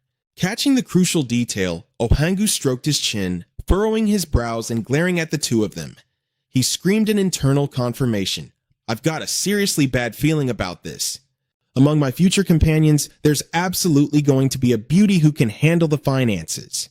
Right after, Ohangu got overly excited by his own thoughts. He burst into laughter, furrowed his brows, clenched his fists, and yelled in his mind, "I can't believe a bastard like him gets to have that. This is the very process of finding a new companion." Then he muttered foolishly, "Ha ha." In that case, Ohangu trailed off. Behind him, his shirtless, muscular teammate gave him a deeply confused look. Suddenly, the transmitting voices of the gods echoed out. "A certain childish god has brought out popcorn to watch the drama. A water god expresses utter disgust at the useless state of a warrior." That night in the forest, the moon, split into three, still shone brightly in the night sky over a small campfire. Ohan sat by the flames, staring intently into them. Poking the ground with a dry branch in his hand, he fell into deep thought. "Right now, my only real talent is making campfires." Then Ohangu's eyes widened. He lifted the dry stick in his hand, his face darkening as he sank further into his thoughts. Unlike the journey to pick up our guest, the trip toward Hawass has been weirdly quiet. It's incredibly strange that there haven't been any ambushes or attacks at all. Ohangu then recalled the two mercenaries, the blonde one and the shirtless, muscular one, and made a mental judgment. With everything being this peaceful, the veteran mercenaries of Cassandra's unit can't help but feel anxious. The two of them were still standing by the campfire, chuckling and chatting with each other. Just then, a pure white bird darted across the sky. The little pigeon landed on the hand of someone inside a luxurious carriage. Their hand was reaching out from the window. Seeing this, Ohangu watched closely, casting a wary glance over. He muttered under his breath, "That carriage definitely belongs to Gerardus. I guess I should investigate a little." Then Ohangu cautiously glanced at the two mercenaries in his party, who were still chattering away by the campfire. Making up his mind right then, he left his spot and tiptoed over to the carriage to eavesdrop. Ohangu pressed his body against it, peeking inside warily, tensing up as he confirmed his thoughts. "All right, I managed to get close." Right after, he peeked inside, narrowing his eyes and frowning as he listened carefully. A voice rang out from within. "The Demon King says we need to push the plan forward. I'll tell them to speed up at dawn, master." Ohangu stayed extremely cautious. Inside, Dairoka held a piece of paper, pushing up her glasses as she gave her report. earthquakes, and unexplained rebellions. I'd rather not deal with these variables. She paused, then added, if Lord Gerotica completes the mission, the Demon King has already leaked information about Lord Gerotica's invasion of Hoas. Hearing this, Gerardus, sitting nearby, stroked the bird's head and made an obvious deduction. The pigeon perched on his hand happily bobbed its head. Gerardus then lifted the bird, bringing it right to his face. He smiled at it with excitement and asked, isn't the Demon King famous for doting on that daughter of his who looks just like him? He then uncrossed his legs, resting a hand on his knee, and added, meaning we have to do whatever it takes to please them, since you never know when they'll cause trouble again, even though I already have my own mission. Outside, Ohangu took in the information, his eyes wide with shock. He clapped a hand over his mouth to stop himself from screaming. Did he just say Demon King? He wondered in disbelief. Regaining his composure, Ohangu dropped his hand, grinning ear to ear as he screamed internally, I knew it! If I had just stayed at the shrine cultivating, I would have totally missed this massive event. Then a voice spoke up from inside again. Gerardus shot a sideways glance outside, a dark smirk forming on his face. Looks like we've got a little rat trailing us. Suddenly, a monster's arm reached out from inside the carriage. Ohangu was terrified, desperately trying to cover his mouth, his eyes bulging in panic.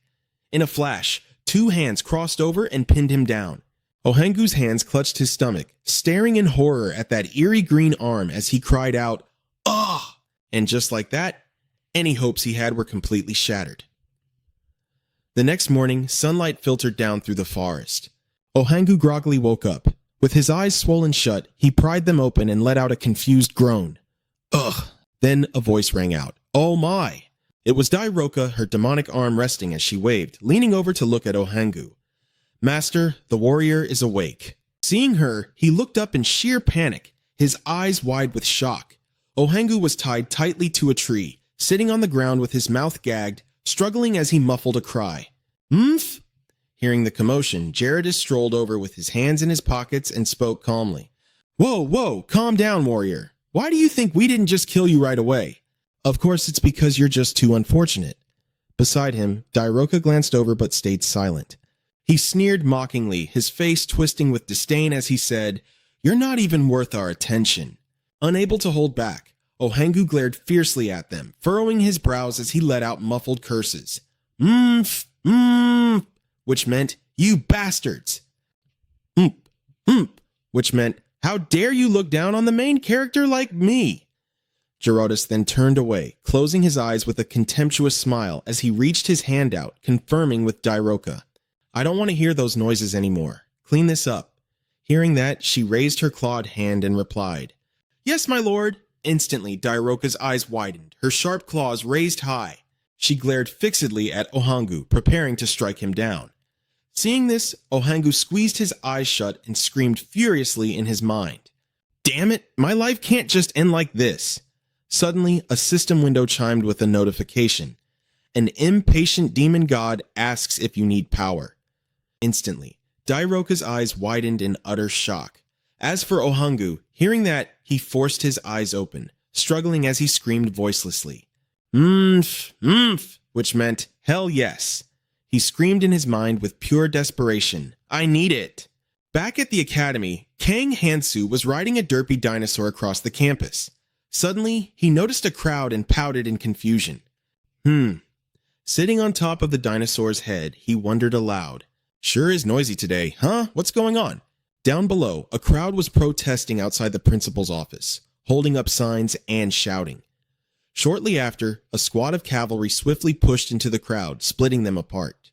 As they moved, they shouted, We are on official duty. Everyone, make way. Startled, the protesters glared at them while hastily stepping aside. The knights were clad in golden armor that gleamed brightly under the sunlight. Seeing this, Kang Hansu, still perched on his dinosaur, looked baffled and amazed. With wide eyes, he remarked, Now that's one flashy army. Behind him, his homeroom teacher poked her head out and excitedly explained, That's the Empire's Golden Knight Order. Hearing that, Kang Hansu let out a mocking laugh. He frowned, his pupils narrowing as he asked her, The Golden Knight Order? What kind of cheesy name is that? Then he questioned again, Is that Knight Order just a bunch of rich nobles or something? The homeroom teacher didn't hesitate to explain. That order is actually known as the Knights of Slaughter. Rumor has it, they never take any valuables from the people they kill. They ride their beasts into battle, slaughtering everything in their path. Gold and silver are just left scattered all over the streets. Snapping back to reality, the teacher glanced over at him, smiling as she confirmed. They're incredibly famous. Kang Hansu peered into her thoughts, his eyes widening in absolute shock. Kang Hansu reached back, grabbing the horns of the little creature riding his shoulders and bending them backward.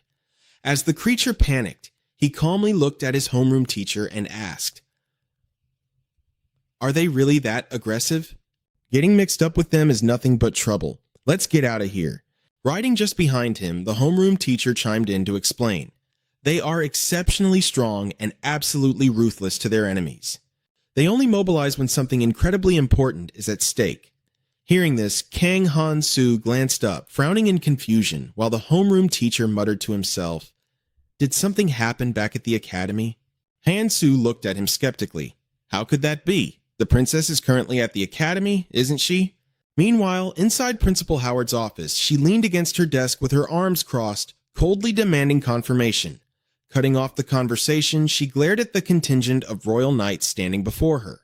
With a deep frown, Principal Howard stared them down. Still leaning against her desk with folded arms, she challenged them. "It sounds an awful lot like you're trying to monopolize the holy relic discovered on our academy grounds." She tilted her head, her voice dripping with sarcasm. "But surely my old ears are just playing tricks on me, right?" The commander of the knights looked at her, holding out a hand in a defensive gesture. "My apologies if it came across that way. We merely wish to ensure the safety of the students, the very future of our nation, and the security of the academy itself." His eyes narrowed and his brow furrowed as he issued a firm reminder. Even Her Highness the Princess failed to detect these hidden dangers. He straightened his posture, adding firmly, "And as things stand, we absolutely cannot return to the capital until our mission is complete." He continued, his tone turning grave. "The Duke deeply regrets his inability to prevent the disasters that recently took place." Unfazed, Principal Howard rolled her eyes and let out an exasperated sigh. A mocking smile touched her lips. "Do you honestly think that just because I'm a teacher, I'm completely oblivious to what's going on?" She leaned forward, piercing him with a look. "You're all simply terrified that Tinasta is rising to power." Without hesitating, she ruthlessly tore down his excuses. "You're just looking for a scapegoat. Do you really enjoy kissing the boots of those in power that much?" Principal Howard interrogated the commander. A moment later, her eyes cooled into casual indifference. With a faint, mocking smile, she pointed out, "It is incredibly hard for knights to actually earn any real merit these days, isn't it?" Her voice then dropped, laced with absolute disgust. "Not that there is an ounce of justice in any of this anyway. What kind of knights even are you?" Principal Howard glared at them with pure contempt before delivering her final blow. "Now, I finally understand why the Sainess refused to take you along on her missions." Struck right where it hurt, the commander could only glare at her, completely speechless with rage. Instantly, the room was split into two hostile factions, the atmosphere turning suffocatingly heavy and dead silent. Murderous intent filled the air, clashing head-on with Principal Howard's unwavering arrogance. Unable to take the insult, the commander grabbed the hilt of his sword and began to draw his blade. Just then, the homeroom teacher seemingly stepped out of nowhere. With a cheerful, closed-eye smile, he clapped his hands together and intervened. "Here we go again," he sang out playfully, before adding a gentle warning. "You two are getting far too worked up." Taking the hint, the two of them finally went silent. One kept her arms stubbornly crossed, refusing to back down an inch, while the other slowly released his grip on his sword. The homeroom teacher kept up his bright, beaming smile as he smoothed over the tension. "If the esteemed knights cooperate with the academy, we can ensure everyone's safety while quickly completing the mission to recover the holy relic." Keeping his hands politely clasped, he offered a compromise. "If you are the ones to secure the relic first, the academy will gladly step back and merely claim credit for assisting your noble efforts." Smiling warmly, the homeroom teacher stepped right up to the commander and offered his hand. "Working together is always the better option, wouldn't you agree?" He paused, then smoothly added, "Even though we might not always see eye to eye, you do realize that the academy has been incredibly accommodating of your mission, right?" The commander stared at the homeroom teacher for a long moment, while Principal Howard maintained a stoic silence in the background. Persuaded by the teacher's tactful words, the commander finally let go of his hilt, pushing the blade fully back into its scabbard as he gave his answer. Understood. The commander gave a stiff nod, officially declaring, "We will head down first and make the necessary preparations." With a heavy thud, the door clicked shut. The Royal Knights had finally retreated. From behind, the homeroom teacher watched their retreating figures. Beside him, Principal Howard just stared at the closed door, utterly baffled and completely out of words. Her face darkened as she asked in sheer disbelief, "Are they actually gone?" Her expression was unreadable. Beside her, the homeroom teacher turned his cheerful, beaming smile toward her and answered lightly, "It certainly seems that way." The moment he confirmed it, the principal slumped backward against her desk. She braced her hands on the edge, squeezed her eyes shut, and tilted her head up to groan in frustration. "Ugh," she groaned, immediately shifting the blame. "Every single bit of this mess is Professor Bertunis's fault." Hearing this, the homeroom teacher just chuckled, his eyes crinkling happily as he gently reminded her, "To be fair, those orders came directly from you, Principal." Catching herself, Principal Howard immediately smoothed her expression and asked calmly, "Are you honestly telling me I was supposed to just walk away from a massive sum of money like that?" She justified her actions.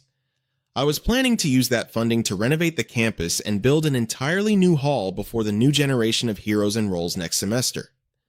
Brushing past the topic, the homeroom teacher's expression finally turned serious as he delivered his report. "We have identified a prime suspect behind the recent demon infiltration into the kingdom." He paused, his voice dropping as he emphasized the name, the fourth demon lord, Zero Cality. An image of her flashed in their minds, a faceless silhouette completely shrouded in pitch-black shadows. The homeroom teacher verified the intel. She is the only female among the demon lords, utterly infamous for her devastating dark magic. Hearing the name, Principal Howard blinked calmly and analyzed the situation. It wouldn't be the slightest bit surprising if she marched right to our doorstep. She was obsessively devoted to her late daughter, after all. She then recalled a crucial piece of information.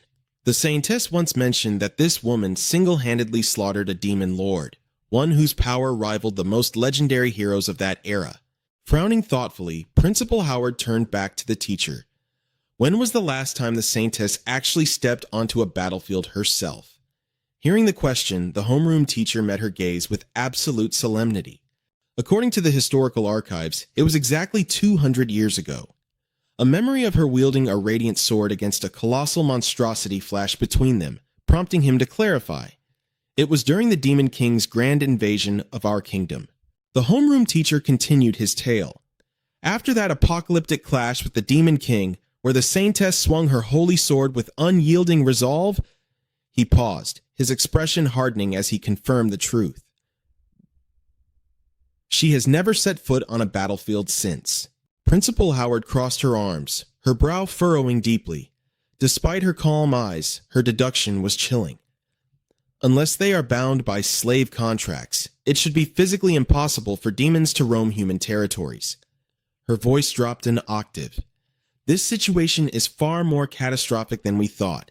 Unbothered by the grim news, the homeroom teacher simply flashed his signature sunny smile. "Well, if the current generation of heroes at our academy reaches their full potential, they'll easily guide the kingdom through any of these looming threats." Principal Howard just sighed, offering her usual cynical reply.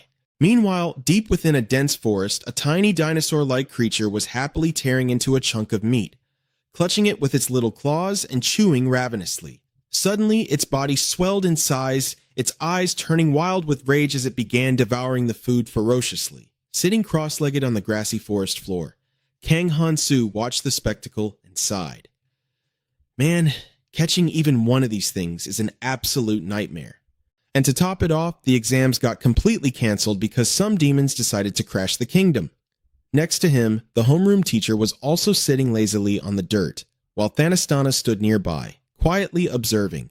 Han-soo rested his chin in his hand, his face darkening with absolute gloom as he muttered miserably, "It's only been a few days and everything is already a chaotic mess. I'm seriously starting to regret enrolling in this ridiculous academy." Right behind him, however, a spirit was gleefully spinning in circles, laughing with pure excitement before trying to communicate with him. Unamused by the spirit's joyful twirling, Kang Han-soo just curled his lip, refusing to even look at her as he pinched the bridge of his nose in annoyance. Catching his irritated expression, the homeroom teacher glanced over, flashing a knowing smile as he made an announcement. Since the demons have infiltrated this deep, things are really getting serious. She added, I was sold here as a slave, but since then, I haven't seen anyone like me, except for that one demon who served the previous master. Hearing this, Kang Han-soo's eyes widened in slight panic. He turned to her and asked, Wait, you're not scared? Given the situation, you could at least wear a mask, right? She just gave him a bright, eye-crinkling smile and replied, Nope, don't want to. Beside them, Thanastana frowned at being forced to watch their little romantic display. She crossed her arms, her gaze distant and nonchalant, noting that the heroes had been training for half a year, plenty of time to gain some real experience. Lowering her gaze with total composure, Thanastana added, The saint has protected humanity and became a legend, but she hasn't meddled in worldly affairs for a long time. She concluded, because of that, her subordinates are using dirty, underhanded tactics to crush each other and seize power. Seeing this, the others turned to listen. Kang Han-soo's face was a picture of pure confusion, while the instructor stood nearby, crossing his arms with a mocking sneer. Then, raising his voice with a smile, Han-soo offered his own thought. Instead of ignoring the current crisis, why don't all the factions just unite to fight the demons? Hearing this, Thanastana closed her eyes, still crossing her arms, and shook her head. Impossible, she shot him down flatly. She then explained, Looking at this whole mess, I suspect someone within the Empire is actually colluding with the demons. Looking up with a perfectly calm gaze, Thanastana added, Unless we can pinpoint exactly who the traitor is, making any risky moves would be downright foolish. She then sat down next to Kang Han-soo, bowing her head and closing her eyes as she confirmed, Rumor has it that the Holy Relic seal was broken this time by the most powerful mage in history, Amurura. Hearing that name, Kang Han-soo squatted down, hugging his knees as he listened to Thanastana continue. By using the power of that holy relic, she paused, shooting a melancholy, frowning glance at Han-soo. Why didn't you help my lady? Hearing this, Kang Han-soo looked at her, listening quietly. He furrowed his brows, sinking into a brief moment of sorrow, but then immediately turned away. His empathy didn't even last 3 seconds before he blurted out, Oh, that? It would have been pointless. Seeing his reaction, Thanastana was completely, utterly exasperated with him.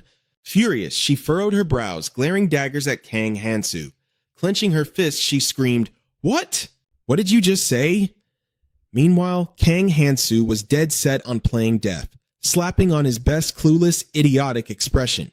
Suddenly, the instructor stepped in and violently shoved Thanastana aside, sending her crashing to the ground with a sharp, Ugh!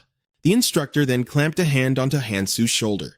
With a mocking sneer, he asked, Thanastana, you really don't know a damn thing, do you? Caught completely off guard, Kang Han-soo just stared in blank shock.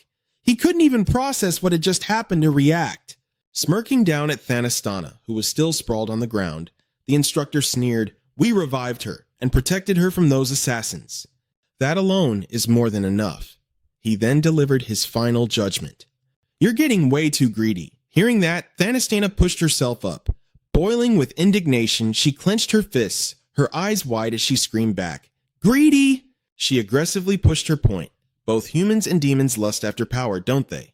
She demanded an answer, but the instructor just kept his mocking demeanor, covering his mouth to hide a condescending chuckle as he looked down at her. You really are insatiable. A naive, inexperienced kid like you needs to back the hell off and stay out of this. The instructor warned her. At those words, Thanastana's face darkened, her lips pressed into a tight line of pure fury. A second later, she stood up, flashing a smug, sarcastic smirk right back at him. Hearing that from someone of a different species? Now that's rich. Aren't our strength and lifespans exactly the same? Across from him, she crossed her arms over her chest, glaring fiercely back at Thanastana. Sparks practically flew between them, fighting like cats and dogs. The tension was completely boiling over. Thanastana pushed the provocation even further. I'm even old enough to be married off to a noble, you know. Though I suppose a demon like you wouldn't understand a thing about that. Hearing the insult, the instructor furiously screamed back at her. "You rotting piece of trash!" In response, Thanastana snarled, her voice dropping to a deadly threat. "Are you trying to pick a fight with me? You filthy, disgusting demon." Meanwhile, Kang Hansu stood off to the side watching them tear into each other. Feeling the blistering heat of their argument, his eyes went wide, wincing in absolute awkwardness. Muttering to himself, he noted, "Geez, things are just going absolutely perfectly, aren't they, Outer God?" Beside him, the Outer Goddess was practically fuming, rolling up her sleeves and shouting to get her point across. The goddess was incredibly annoyed and furious. Startled by her aggressive reaction, Kang Hansu panicked and yelled out. "What now?" Caught in the crossfire of the explosive, crackling tension between the three of them, Kang Hansu shut his eyes. Rubbing his temples, he let out a long, helpless sigh. This is bad. He could literally feel the temperature in the room rising, forced to desperately ask himself, how the hell did things end up like this? Footprints marched toward a deep pit in the sand, trampling over a white flag before completely vanishing. From the depths below, a gruff voice echoed out, "What's the situation inside the dungeon?" Two soldiers stood at attention before their commanding general. One of them reported, "Just getting inside is proving to be a nightmare right now, sir. Between the suicidal ferocity of the trolls and the collapsing terrain, our casualties are skyrocketing." The soldier's voice trembled with anxiety. "If this keeps up, our rations will be completely wiped out. We need a solution, and fast." Bang! The general slammed his fist onto the table, barking back with fierce urgency. "Is this really the time to be whining about that?" He let out a bitter, mocking scoff. Who would have ever imagined that the proud, noble knights of the Empire would be driven back by a bunch of filthy trolls? It's an absolute joke. He raised his hand in a grand, theatrical gesture, ready to order an immediate assault. "Now is the time to prove our true strength. We will show them that we don't need a damn ounce of help from anyone." Up on the fortress walls, his cloak fluttering in the wind, Kang Hansu muttered to himself, "What an absolute mess." Beside him, the Outer Goddess nodded in total agreement. A moment later, Hansu crossed his arms, deep in thought. "Now that I think about it, those knights are acting pretty suspicious. They just charged in there with zero regard for their lives." "Does the Empire always operate like this?" Sarah replied. "Not at all. The Golden Knights are solely famous for their overwhelming power and immense wealth. They have an endless supply of healers and recovery potions, opting for a short-term dungeon blitz instead of a drawn-out siege. That's exactly what they're aiming for." Dila rested her chin in her hand, staring at Hansu in absolute fascination. He turned to her, raising an eyebrow. "Why are you staring at me like that?" Dila Ka looked completely unbothered. "What, isn't it obvious? To cover up the death of a noble lady in that dungeon, they threw everything they had into this search strategy. While exploring the ruins where witches might face off against the Demon King, the sudden disappearance of the people from the temple is..." Hansu trailed off, probing for an answer. "Could it be..." Sarah suddenly shot to her feet, her voice rising in anger. "That's impossible. Even if they don't share the same ideals, they are all still citizens of the Empire." Hansu looked skeptical. "So you're saying they'd send assassins to eliminate anyone who refuses to fall in line?" Joka nodded in agreement. "To quietly dispose of a noble or some high-ranking lady. Isn't that just business as usual for them?" Sarah held her ground, her voice loud and unwavering. "We must destroy the traitors among humanity and deliver justice." Right at that moment, Salona shoved the door open and burst into the room. "Hansu, I've got huge news." Hansu looked at her, startled. "Salona, what's the rush?" She caught her breath and blurted out, "A noble from the Lakeside Kingdom." Then her face lit up with pure excitement. "They've come to visit Hogwarts, and they brought a hero with them." Hansu completely lost his cool. "Wait, what? A hero?" Salona was still practically bouncing with excitement. "That's right. Hansu, you're super interested in the heroes from the Holy Sanctuary, aren't you?" Joka rubbed her temples, looking like she had a massive headache coming on. "Are they seriously the heroes we're thinking of? Those Sanctuary heroes are nothing but trouble. And if the Salanus is tagging along with them, it's going to be an absolute nightmare." Sarah rubbed her chin, deep in thought. "The Lakeside Kingdom is where the heroes usually appear. And right now, that place..." She paused to gather her thoughts before continuing. "Is currently occupied by Mogan. the Black Dragon, also known as the Dark Nightmare, and Brunos, the Blue Dragon King. I already knew that place was in total chaos. Salona deflated a little. It's just so weird. Instead of a swordmaster from the Night Kingdom or an archmage from the Magic Kingdom, it's a hero and an envoy from the Lakeside Kingdom arriving together. But I think a high-ranking noble. She hesitated for a second before adding, they wouldn't lie about this. Hansu wasn't so sure. He raised his voice to grab their attention. Both scenarios are entirely possible. His gaze sharpened as he spoke louder. When a problem pops up, instead of hiding from it, we just need to face it and verify the truth ourselves. Outside, the sky remained a crystal clear blue. Hansu peeked through a small hole he'd torn in his newspaper. Right beside him was Joka. Staring intently at the carriage in front of them, Hansu muttered, I can't get a clear look. D-Law, happily munching on a meat skewer, replied without a care in the world. Well, since we're already here, why don't we just pretend to wander in and check it out? Hansu suddenly felt something was off. He turned to her. That's weird. Why is it so quiet all of a sudden? And when did you even buy that? Joka kept her eyes firmly shut as she answered, I didn't buy it. Hansu frowned, asking, Wait, where is she? The noble lady who was just with us. Where did she vanish to? He let out a long, exhausted sigh. What an absolute pain. Suddenly, Sarah poked her head out from a nearby bush. Huh? She pointed and whispered, The carriage is leaving. As the carriage pulled away, they finally got a clear view of 3 figures standing in the distance. Hansu squinted, a sudden realization hitting him. He thought to himself, That's definitely a hero, no doubt about it. Then he quickly covered his face, panic setting in as he recognized the hero's true identity. It was Honggu, his old classmate. Comparing the past to the present, Hansu wasn't entirely sure, thinking, he hasn't really changed that much, has he? His eyes then locked onto the person standing next to him. Sarah quietly briefed them. That guy is the young noble from the Lakeside Kingdom. Word on the street is there's some messy succession drama going on with him back home. She clearly had no intention of leaving the safety of the bushes. So, that kid is the rumored hero from the temple. Exactly. He's the actual hero summoned to this world by the goddess. D-Law suddenly flashed a very creepy, unsettling smile. Her chuckles escalated into a full-blown manic laugh. Bloodlust practically rolled off her, her voice dripping with pure, concentrated hatred. To think we would actually meet again here. I'm gonna tear you apart. And just like that, D-Laka shot forward at breakneck speed. Hansu panicked and hissed, Hey, you idiot! What the hell are you doing? In a split second, Ria Laka was almost on top of the hero's group, but an arm suddenly wrapped around her stomach. Hansu yanked her back by the waist, whispering fiercely, Calm down. We cannot afford to get busted right now. De La refused to listen, twisting her head back to snarl at him. Stay out of my way! Hansu rolled his eyes so hard he almost saw his own brain, the veins popping on his neck. Hold on a damn second. We don't even know why they're here yet. His grip around her tightened. Enhance! With a beautiful throw like something straight out of a manga, she was slammed flat on her back. Bam! A heavy thud shook the ground as she hit the dirt. Hansu casually dusted off his hands. Hey, cool your jets for a minute. But Dai couldn't hear a word he said. Her eyes were rolling back into her head as she passed out cold. As for the Lakeside Kingdom, we're going to need to ask someone who actually knows what's going on. Right at that moment, the outer god peeked out, a thoroughly amused expression plastered across her childlike face.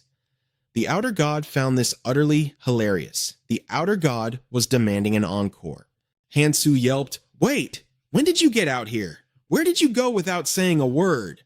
Dila was still completely out of it in her own little world.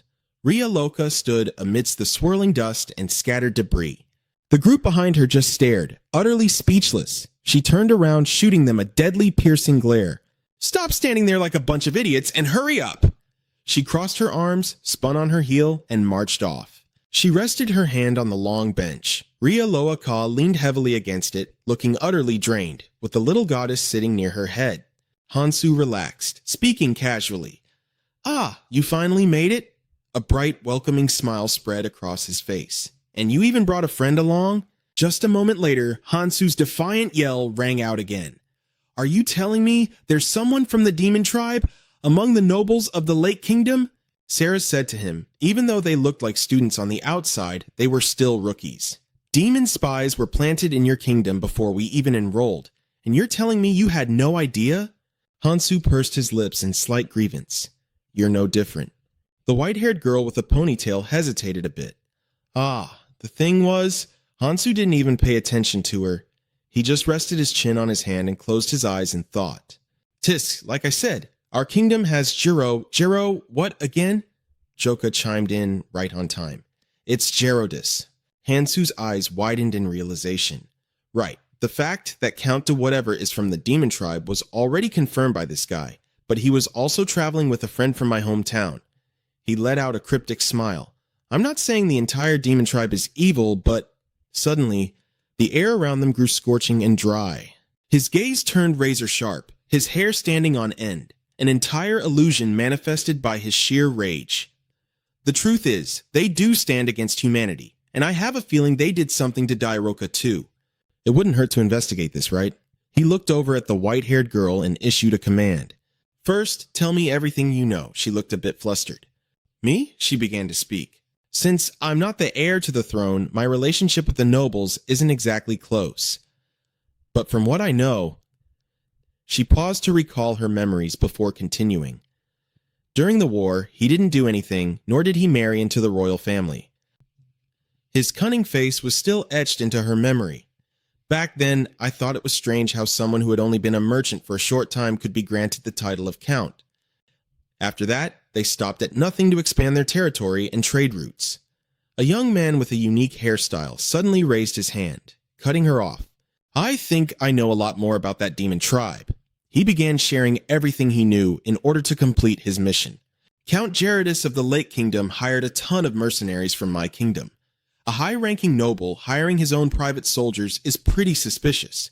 He continued his explanation.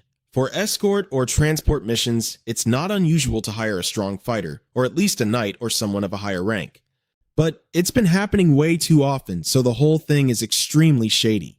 Hansu replied, deep in thought. I get it. Then couldn't you guys just reject the request?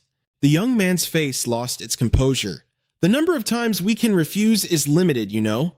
The mercenary systems interface popped up, displaying the rules crystal clear. You will gain extra experience points after completing your missions.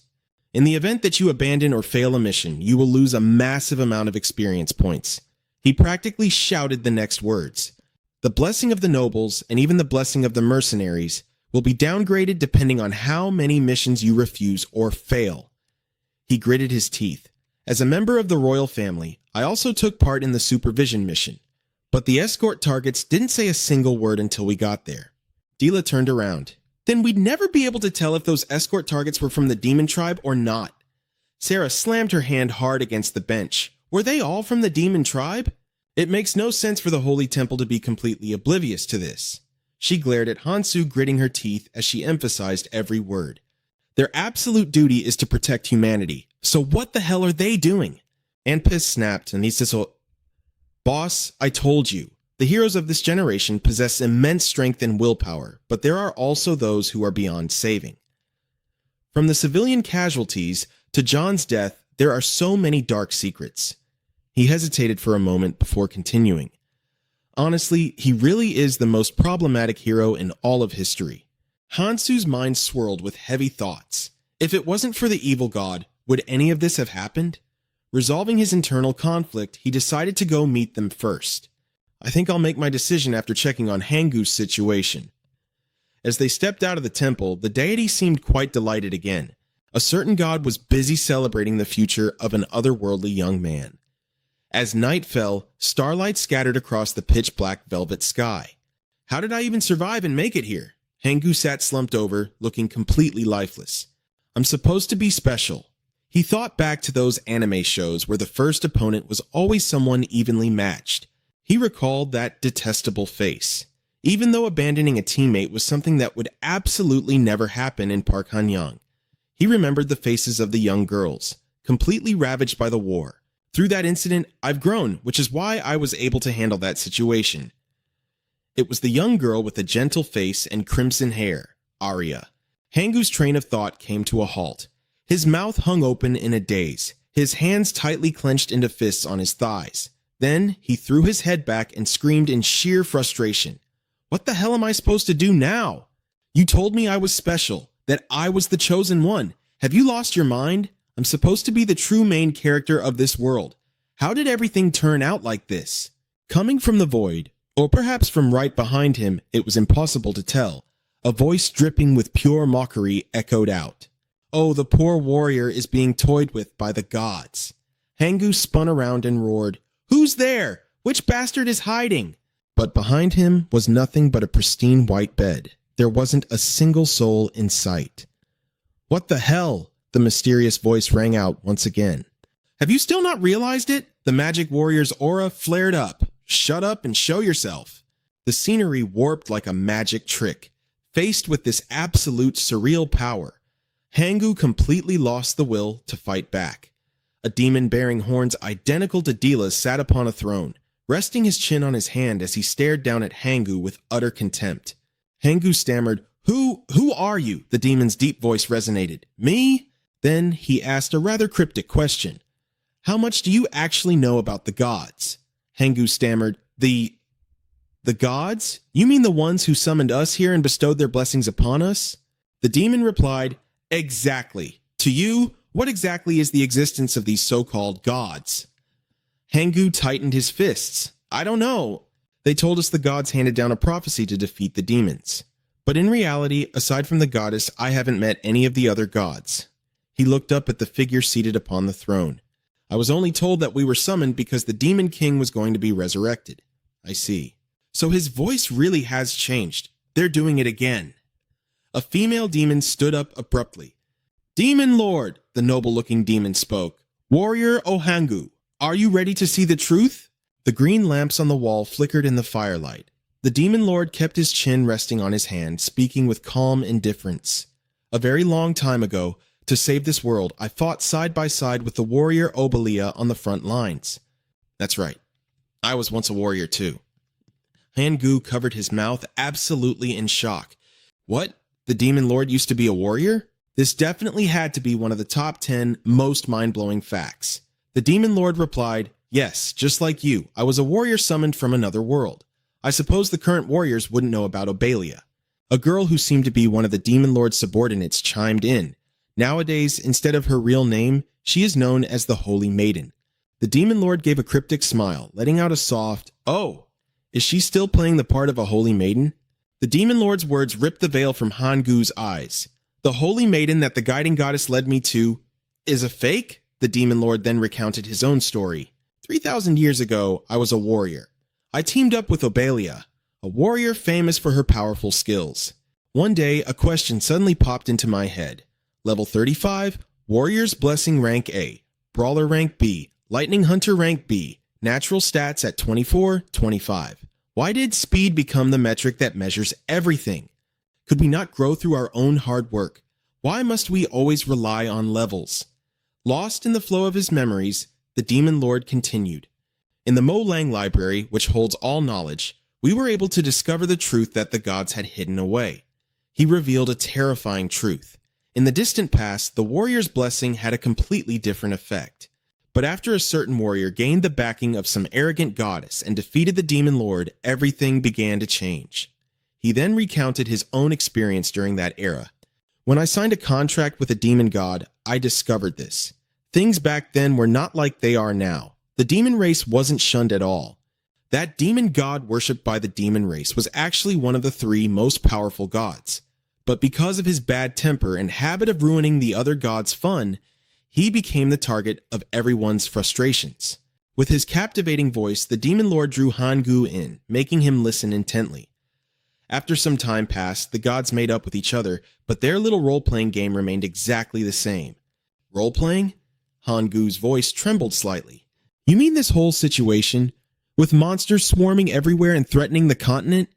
A heavy thud slammed down. Hangu closed his eyes, trembling. The demon lord spoke with a booming voice. Exactly! Those gods aren't going to fight among themselves. This is all just a stage play for them to decide who is stronger. Because of this, humans are being used as sacrifices. I made up my mind to spread this truth for everyone to know. So the demon lord wasn't the pure evil they had imagined. Hangu sat there, stunned. He thought to himself, is this a story about fallen gods and a liberator of humanity? The girl serving under the demon lord spoke up.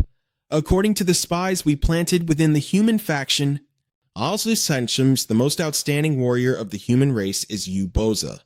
However, she pointed straight at Hangu. But we have decided that the most outstanding person to cooperate with us is you. Hangu sat in total silence. His face suddenly lit up as the hidden implications dawned on him. So, they were actually acknowledging him as the main character now. That's right, this is exactly how the story should play out. He clenched his fist tightly. I'm definitely the main character. The demon lord's eyes, however, were cold, making it impossible to know what he was actually thinking. I only ask one thing of you. The demon lord's sudden words snapped Hangu out of his daze. He asked him to repeat it. The demon lord said, find me the Holy Grail. It is hidden deep underground at HWAS Academy. The Holy Grail is the key to turning the tide of our current situation. Now, to ensure you can successfully find it, as he spoke, he reached out his hand, letting a purple energy overflow. We say sorry. We starting it. I will awaken your origin skill. Hangu felt something surge directly into his body. He opened his hand and the purple energy materialized. A system notification popped up. Fallen. If you assist a fallen creature, you will receive an equally massive reward. You cannot refuse the request of a fallen creature. Hangu's smile twisted into something bizarre. A certain impatient demon god burst into laughter, the notification bringing with it an unknown omen. Night fell, and as the moon hung high over How Academy, the heavy thud of running footsteps echoed across the grounds. Hansu peeked his head out and muttered, seriously, why are there so many restricted areas for students? Daila, standing next to him, replied, not like that ever stops the students anyway. Could you please just stay hidden? What are you going to do if we get caught? Hansu reminded her. Ria Loka turned to him, speaking in a completely unbothered tone. You've probably forgotten the simplest way, haven't you? The simplest way? Hanu asked back. Joka explained, if we already know exactly where we need to go, we can just fly straight there, right? A pair of wings suddenly sprouted from her back. Hansu was a bit confused as to why she would say that. You wouldn't just help me for no reason. Faced with her master's wariness, she simply smiled and said, why are you saying something so depressing? You could consider this my job too. Here, take my hand. Master. As she spoke, she reached her hand out to him. Hanu grabbed it and was instantly pulled up into the sky, dragged along by a sudden gust of wind. As the two soared high above, Ria Loka asked, it's definitely this building, but which floor? Hanu replied, there's magical energy emitting from that second room on the 4th floor. Accompanied by the loud shatter of breaking glass, Hansu crashed straight inside. He whipped around and yelled at Ria Loka, you're just going to throw me in like that? The girl looked a little sheepish. Getting this over with without any extra trouble is for the best, isn't it? It was completely bizarre that the sound of the glass shattering was so loud, yet Hangu slept through it without a care. Hansu sighed. Just as I suspected, Hangu is the one who got summoned alongside me instead of a blessing. You've already received the warrior's curse, yet you're still saying things like that, Jaloka said with a rather teasing tone. Hangu yelled, completely ignoring the fact that there was someone else in the room. I told you, I was summoned to be a hero first. This is all because of that cruel goddess. Finally, his sheer ignorance had a price as Hangu slowly opened his eyes in bewilderment. He sat up, muttering, was that just a dream? His head was full of unbelievable things, but seeing the two people arguing right beside him, well, Hangu's expression turned to absolute shock. Wait, are you Kang Hansu? Didn't the goddess already send you back to Earth? Hansu turned to him and asked, when exactly did you wake up? With a casual, nonchalant voice, he continued, perfect timing. I actually have something I want to ask you about the noble accompanying you. Yes, that was exactly what he wanted. Hangu's loud voice violently cut off what Hansu was about to say. Hangu blurted out, wait, is the goddess the final boss of this whole thing? Hansu didn't say a single word, but the bulging veins on his face clearly showed his rising anger. Hangu, meanwhile, put on a perfectly self-righteous expression. Listen here, don't you worry about a thing. Well, the true hero is the main character, and I have uncovered the entire truth. The tiny goddess grew furious, and a certain god was clearly displeased with this arrogant warrior. A certain male god popped his head out. This time, Hansu felt truly shocked. You outsider gods, give me a hand here. I need to stop this guy from spouting nonsense first. A certain deity had chased all the other gods away, and a notification popped up, ringing like an alarm for an abnormality. Hansu placed his hand on the hilt of his sword. Falling into a stance ready to draw, he said, Hangu, I really don't think your head is screwed on straight right now, but there are a lot of things I want to hear from you, you know?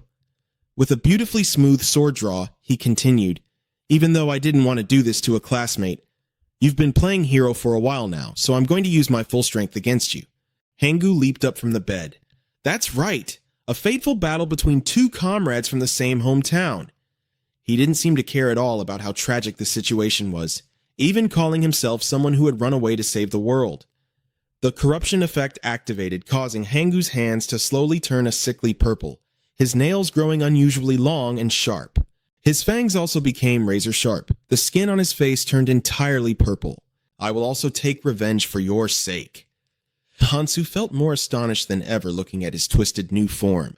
Jiloko was equally surprised, not to mention in this new form Hangu looked exactly like a terrifying demon. Even though you have fallen and been corrupted by evil, I will shoulder the entire burden of saving this world. He pulled his hand back, manifesting a blazing purple fireball.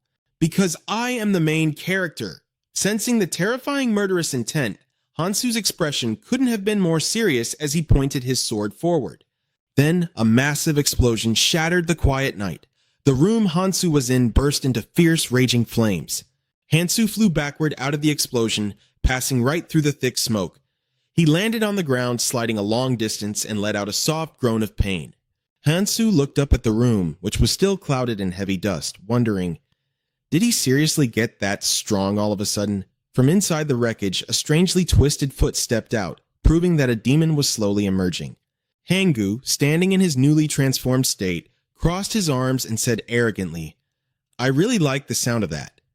He continued, this level of power is finally fitting for a true main character. Who knows when his whole concept of being a main character became so twisted? With an incredibly excited, manic voice, he threw a punch into the empty air. With this power, I will deliver punishment to the classmate who betrayed humanity. And not only that, but also to that bastard Choi Kang-min who completely ignored me. And you, Bora, too. I'll show them all what I'm made of. Hansu rested his sword on his shoulder, speaking with eyes full of utter disdain. A traitor to humanity, huh? Isn't the goddess who promised to send me back to Earth but completely lied our real enemy here? I just want to be with my family instead of a bunch of people I don't even know. As he spoke, he swung his blade in a powerful, razor-sharp arc. Outsider and Immortal Holy Sword were the special effects that Hansu currently possessed. Special Corruption and Magic were the effects that Hangu had. He raised his hand high into the air, channeling a blazing source of purple energy, and then slammed it down unexpectedly, triggering a massive, earth-shaking explosion. Dust clouded the air once more. After that terrifying explosion, Hangu had completely lost one of his arms. But he was still grinning. Blue flames engulfed his wound as the survival effect activated.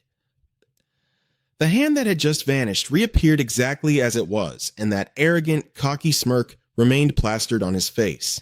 Hangu became more and more thrilled by the second. Haha, that's more like it. This is how the strongest should be. I am invincible. Notifications rang out continuously. A certain wind god laughs in satisfaction. A certain god of magic praises you. It seemed like an incredibly devastating blow, but Hansu wasn't hurt in the slightest. Well, it was powerful enough to blow away his shirt at least. Hansu rubbed the back of his neck, sighing. Why is everything I have to face exactly the same? Beside him, the tiny goddess was incredibly excited. Outsider, a certain god cheers for you to achieve victory. From the notification alone, you could clearly see the goddess's ecstatic mood. Hansu looked up at Hangu and called out, My neck hurts from looking up at you. Why don't you come down here, Hangu? In response to the taunt, Hangu laughed heartily. You'll get used to this feeling soon enough. The very moment his words faded, another explosion violently went off right behind him. Up in the night sky, a winged demon flew into the air, closely followed by the soaring figure of Jaloka. She was overflowing with pure, vicious excitement. I never expected the chance for my revenge to come this soon. Both of her hands were already charged with terrifying power. Gerardus turned his head and scoffed. So you've actually gotten stronger with the hunter and noble curses, huh? But just that won't be enough to do anything to me. Jaloka charged in, kicking off a fierce and brutal aerial battle. You worthless maggot! I'll tear you to pieces and take back everything that belongs to me. The two demons continued their vicious fight high up in the air, while Hansu and Hangu remained below. Hansu said, "Let's just let them settle their own business. While we're at it, how about we wrap things up quickly between us?" Hangu just kept staring blankly at the sky, only managing to stutter out, "How?" In his eyes, the image of Jaloka was more breathtakingly beautiful than ever. With a voice that was almost a shout, he yelled, "How is your companion so damn beautiful? All my bonds with the heroines vanished, just to become the stepping stones for my power growth." Wow. He truly was acting exactly like the main character of a harem story. Then Hangu glared at Hansu with a manic, obsessive look. "Hey Hansu, I've just found another reason to destroy you. I'm going to kill you and make that demon girl mine." As soon as he finished speaking, he charged forward, fueled by his own greedy resolve. "I won't let a coward like you become famous in this world." Facing Hangu's blind, enraged charge, Hansu effortlessly parried him with a clean, precise strike from the hilt of his sword. Choi Kang-min is the famous one here, not me. He deliberately provoked him. Since this brat's body had twisted into something so bizarre, his brain must have completely rotted away too. The moment those words left his mouth, Hangu's arm was sliced clean off. Hansu spoke slowly. "Hey, Hangu, if your parents saw you like this, imagine how heartbroken they would be." The holy sword awakened. Pushed over the edge by Hansu's taunts, Hangu flew into another blind rage. "Shut up. My parents would just want me to succeed." He slammed his fist down with massive force, shattering the ground and sending rocks flying everywhere. He was already drunk on his own arrogance. "With this overwhelming power, I can do whatever the hell I want. So, what do you think of our absolute strength?" Just as he was loudly boasting, the voice of the Demon King's female subordinate echoed out. "I just knew you could make good use of this blessing. Corruption system. If you assist a fallen creature, you will be granted an equally massive reward. You cannot refuse the demands of the fallen." Hangu glared at the man standing before him, his words dripping with venom. "Kang Hansu, you really had to push yourself just to match me, but how much longer do you think you can keep this up?" Facing such blatant arrogance, Hansu calmly replied, "I'm fully confident I can keep fighting, but you've completely abandoned your honor as a warrior." The gash left by the holy sword seemed to be widening. Hangu didn't say a word. He simply braced himself, his muscles bulging violently. To him, what did a few side effects matter if it meant gaining this kind of power? It seems he truly has lost his way on the path of a hero, Hansu thought to himself, displaying his sharp battle instincts. But even as he spoke those words, he unleashed a fierce, devastating sword strike. "Did you really think I wouldn't notice you were stalling for time to heal yourself? That cheap trick won't work on me." Hangu effortlessly swatted away Hansu's sword aura with a flick of his wrist. Staring down his opponent's sneering contempt, Hansu charged forward.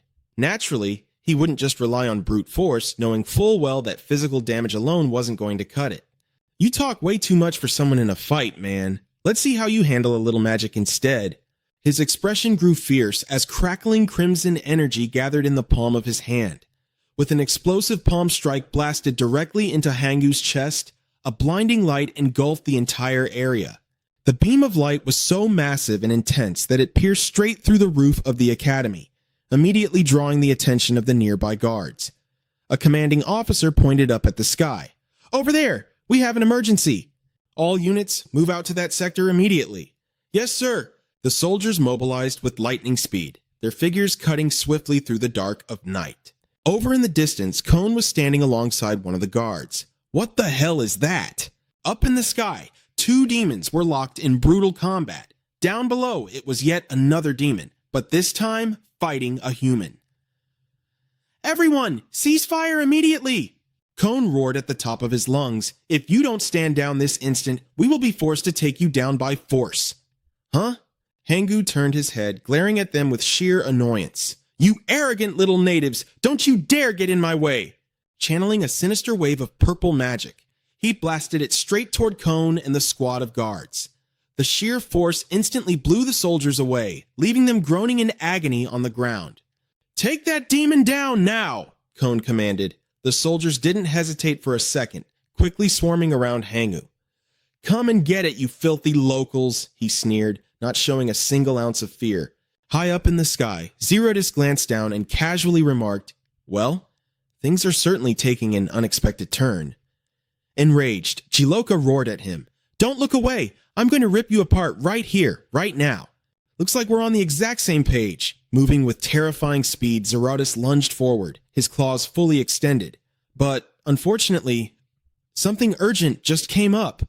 Jiloka was caught completely off guard, but Hansu wasn't. He dashed in right in the nick of time, blocking the deadly strike with the hilt of his sword. Master, Jiloka cried out in absolute shock. Jiloka, can you catch me? Hansu yelled, a hint of genuine panic in his voice. The demon girl quickly swooped in, grabbing him securely under the arms. What the heck are you doing all the way up here? She demanded to know. Hansu quickly shouted back, just leave Hangu to the guards. We need to focus on taking this bastard down first.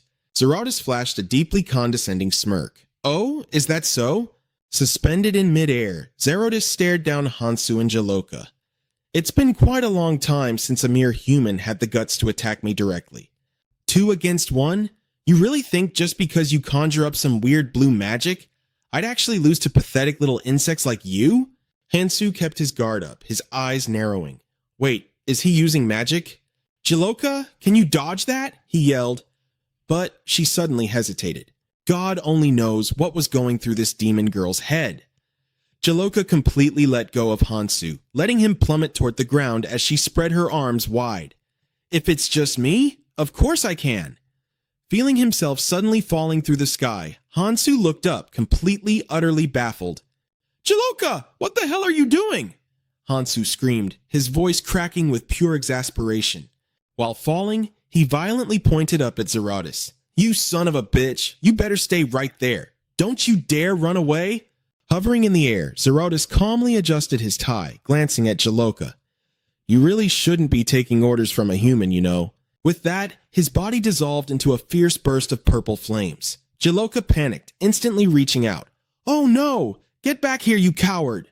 Well, if you're truly that eager to die, feel free to chase after me. His parting words echoed through the sky, dripping with a bone-chilling, murderous intent. Deep within the shadows of the forest, a green-haired girl, another of Zerotus' subordinates, bowed respectfully. Master, there are still no signs of them pursuing us. She then glanced over at Hang, who was seething with rage. Damn it! Why the hell isn't this healing yet? Hangu cursed. The girl turned back to her master. What should we do with him? Zerotus scoffed softly. Just leave him be. He then glanced back toward the academy, a genuine spark of amusement in his voice. Still, he truly lives up to his title as a veteran warrior. His Majesty, the Demon Lord, poured so much effort into the materials used to forge the Holy Sword, as it's a fatal weakness our demon race must overcome. And now, we even have your help. But Hangu wasn't paying attention at all. He stared in absolute shock at his strangely deformed arm. Ah, what the... Why did such a tiny little arm grow back? Listen closely, my child. The chilling voice echoed directly into Zerotus' mind. Startled, he softly replied, Your Highness, Zero Kolodi, the time has finally come. A glowing blue portal tore open through the void, and Zerotus dropped to his knees alongside his loyal subordinates. Zero Kolodi stepped out from the shadows. Half of that repulsive Hawas Academy had already been destroyed. She coldly remarked that our pawn and key had proven he could easily get the job done. Zerotus bowed his head low, his heart filled with absolute reverence as he thought, to think Her Majesty would personally come to the very heart of human territory.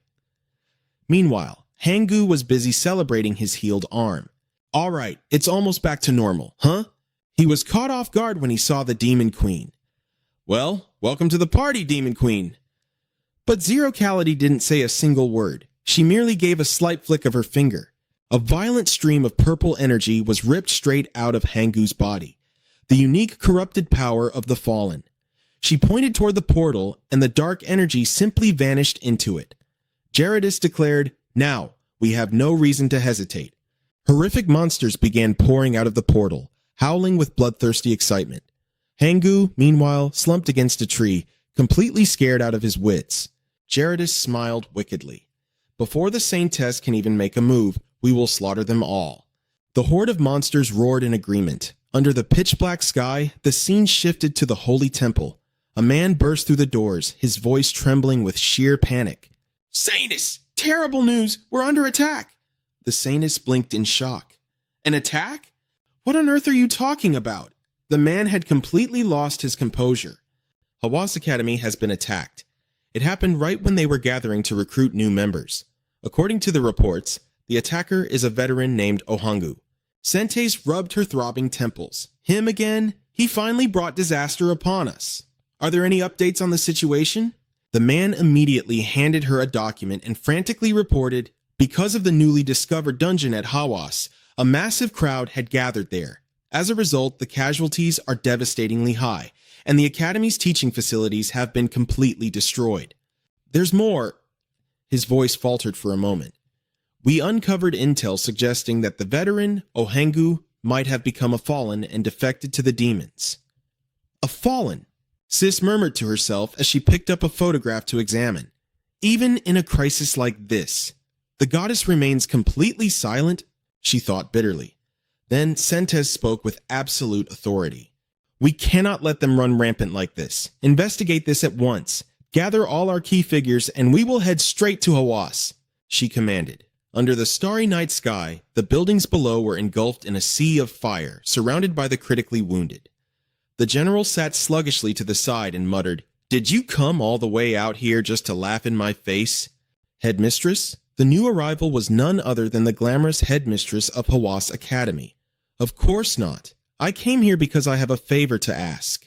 "A favor?" the general repeated. The headmistress then laid out her request. "We've detected a massive magical reaction right near Hawass, and it looks exactly like a sign that the invader who just fled is planning to strike this place once again. We need to be prepared." The general rested a tired hand against his helmet. "It sounds pathetic, I know, but in our current state, my men and I are in no shape to help you." He reached into his pocket. For a long time now, the demonic forces within the Empire have been growing completely out of control, which means that basic supplies, like healing potions, haven't been properly managed and are now severely depleted. The nearly empty healing potion in his hand served as grim proof of his words. "That is exactly why we've been pushing so hard to clear out the dungeons for resources." The general continued, his voice heavy. "We haven't stopped for a single moment." "Right. Furthermore, in order to stop them, we had to search for the Holy Grail hidden beneath this very academy." This was a secret that even the headmistress had no clue about.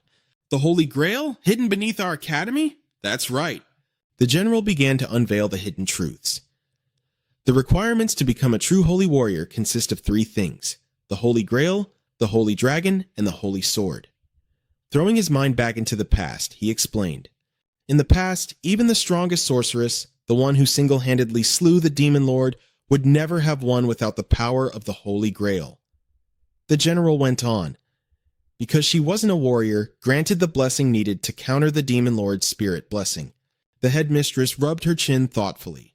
We're definitely going to need a way to weaken the demon's connection to that spirit blessing, especially if we don't have the right counter blessings ourselves." Then, her tone shifting to suspicion, she asked, "But why are you revealing all these highly classified secrets to me?" Placing a hand over his heart, he replied with absolute sincerity, "Because you were the one who reached out first, headmistress, and besides, aren't we both in the exact same boat? I'm hoping you can support us so that our forces can work together seamlessly to achieve our goals." The headmistress agreed with a delighted smile. "Well, in that case, I have absolutely no reason to refuse." She offered her hand, and the general firmly grasped it. Here is to a very smooth partnership. High above, the moon still hung in the sky as fires blazed below. Down in a gloomy, dimly lit basement, Bertunis looked around in sheer amazement. Who would have thought there'd be a whole dungeon hidden right under the academy? A white-bearded old man nervously chimed in, "Excuse me, but is it really okay for us to just bring everyone down here like this?" Hansu turned around and casually replied, "What's the big deal? It's not like we had any other choice, with so many eyes watching our every move up there. What, you don't like hanging out in someone else's territory?" The old man immediately began to stammer. No, that's not what I meant at all." Staring at the blue-haired demon-horned girl sealed inside the glass case, Hansu spoke up. "So, let me get this straight. You're saying the bastard who teamed up with Ohangu to fight us earlier was using the exact same power as this little brat?" Jialo calmly replied, "Then we simply need to ask her. You don't need to worry too much, master." "Yeah, but when the hell is she actually going to wake up?" he grumbled impatiently. As if directly answering his question, the girl suddenly snapped awake. Ugh, Hansu pressed his face right up against the glass. "Oh hey, she's actually awake!" The girl jumped, scared completely out of her wits. She let out a piercing scream and burst into terrified tears. Hansu pointed at the now silent glass case in utter confusion. "What's her problem? Did she smack her head on something or what?" Rialoa sighed. "What a pain." She fainted right after waking up. The blue-haired girl knelt on the floor in front of Hansu and Joka. Hansu asked, "Are you the Demon King's daughter?" His question flustered her, but Hansu honestly just felt lucky. "Good thing I let you live." Joka, however, felt that something was off. "If you're the daughter of Demon King Jiro Kalodi, you should be a high-ranking demon. But since I don't recognize you, you must just be a fledgling." Hansu turned around and asked, "Wait, if she's the Demon King's daughter, does that make her a princess? Why is she even here?" Rialoa answered his question. The concept of offspring for demons is different from humans, though the male and female genders are the same. She paused for a moment, then explained, "The mother has to share her own power for the child to survive. But no demon is ever happy about their power being weakened." She kept her arms crossed, looking down at the girl. Yet the female demon who became the Demon King didn't care about losing her power and gave birth to this child anyway. So, all things considered, she's extremely valuable. Looks like the Demon Queen still has some warmth in her heart. Hansu continued to press the issue. "So what if this kid is valuable? Why don't we just use her as a hostage?" He recalled the moment Gerardus took Hangu away and added that they should demand Hangu back. The Demon King's daughter immediately rejected the idea. "That won't work. Even if someone like me is taken hostage, the Demon King won't care at all." She lifted her head and stated clearly, "Besides, the hero Ohangu is an absolute necessity for the Demon King's plan." Hansu frowned, rubbing his chin as he mulled over her words. Ohangu is necessary for his plan? Has it really come to that? His mind was completely flooded with doubts. Something was strange. The Demon King's daughter asked, "Do you know the secret behind the hero summoning?" Faced with her question, Hansu replied, "I know the goddess is a liar. Aside from that, I don't know much, and I don't really want to know either." The goddess. Everyone thought of the goddess as some arrogant angel who had overseen the hero summoning for ages. She was the biggest advocate for bringing heroes from other worlds to fight the Demon King. Right now, she was the head administrator. But back when the Demon King was just a hero, a different deity managed everything in this world. It was a tale from ancient times. It was the era of Ambora, a time when humans clashed and caused chaos with the gods. After the demon race rose to power, humanity ultimately had to cling to the gods. Summoning heroes from other worlds became the gods' way of proving their superiority, and the cycle kept repeating until it became what it is today. It's pathetic that a whole world can't even save itself. Hansu clenched his fist tightly. "So, you're saying the goddess is the reason all of this is happening?" The girl was frightened, her voice trembling. "But with my lowly divine status." She hesitated, then continued. "The Demon King said that the very act of summoning heroes is fundamentally flawed." She revealed the dark truth behind the glory. The heroes have their freedom restricted under the excuse of protecting this world, but they are merely being used as tools. That isn't right at all. Her voice suddenly grew bold and impassioned. "So, I'm going to make everyone realize that the gods do not deserve the faith of this world. And I'll expose that the heroes summoned by these gods can't be trusted either, along with the truth that the gods just see humans as their playthings." Hansu partly agreed. It was true that the gods only saw humans as toys. That wasn't wrong. Meanwhile, the girl felt a flutter in her heart, thinking he acted more like a demon than actual demons did. And I don't even know when we'll finally be together. Rioloa instantly went into jealous mode, aggressively grabbing the girl by the head. That was pretty harsh, wasn't it? Hansu immediately grabbed her wrist. Hey, calm down. That's not going to happen. But his eyes still held a lingering doubt. Looking at this seemingly harmless blue-haired girl, he wondered if what she said was actually the truth. Was the night sky still lit by stars? Down below, the forest was still engulfed in a sea of fire. An excited goblin was wildly beating a drum in celebration. They were performing some kind of ritual, and right in the center of the circle lay Hangu's body. His face was perfectly still, just lying there motionless. Then, he suddenly snapped his eyes open, revealing a pair of glowing, sinister red eyes. He sat up and stared at his own hands. All that meticulous preparation was definitely worth the effort. He inspected the miraculous survival effect, which significantly increased the chances of escaping death in critical situations. You would just get a headache and wonder why you survived. He smirked, observing, I can clearly see all the blessings of this body's previous owner. The Demon Queen knelt on one knee before him. Thanks to the miraculous survival blessing, all the side effects of possessing this body had been nullified. Congratulations on your descent, my Lord Demon King. You did exceptionally well, Jero Kalodi, the Demon King praised. He stood up, his cloak fluttering wildly in the wind. Now then, it's time to get used to this body, and there is something I want to test out. The Demon King walked slowly forward. Behind him followed the Demon Queen and his massive army of monsters. Let's go launch a little attack on Hawas Academy and see how it goes. In the pitch-black night, the ancient bronze bells began to ring frantically. Monsters! A massive horde of monsters is approaching Hawas. The Demon King strolled across the lush green grass, then stopped and muttered, This message is for the remaining fools at Hawas. Surrender the sacred chalice to me immediately. The soldiers instantly heard the voice echoing inside their heads. They were overwhelmed, panicked by the voice intruding in their minds. The Demon King continued, If you refuse, then prepare yourselves to be wiped out of existence. The headmaster bit his lip, panic setting in. Damn it, I saw this coming, but I never expected him to strike so soon. The scholar in the gold-rimmed glasses clasped his hands behind his back and spoke slowly. The forces here need to fall back into a defensive formation right now. The headmaster slammed her hand against the glass. Even if we do, will it be enough to stop them? It was a heavy question with no easy answer. The general of the Night Order strode in. Still no word from the Empire or the Divine Envoys? Captain? The headmaster acknowledged him, her voice tight. Nothing from the Empire yet. The envoys in the neighboring kingdoms have responded, but it's going to be a while before their reinforcements can reach us. Damn it all! The Knight Captain slammed his fist into the table, his face taut with frustration. So we just have to hold the line until backup arrives? Do you honestly think we can last that long? The scholar chimed in. Judging by the sheer demonic aura radiating from their ranks, and factoring in the Demon King and his queen, he delivered a crushing reality check. If the headmaster and I fight together, we might be able to hold off just one of them.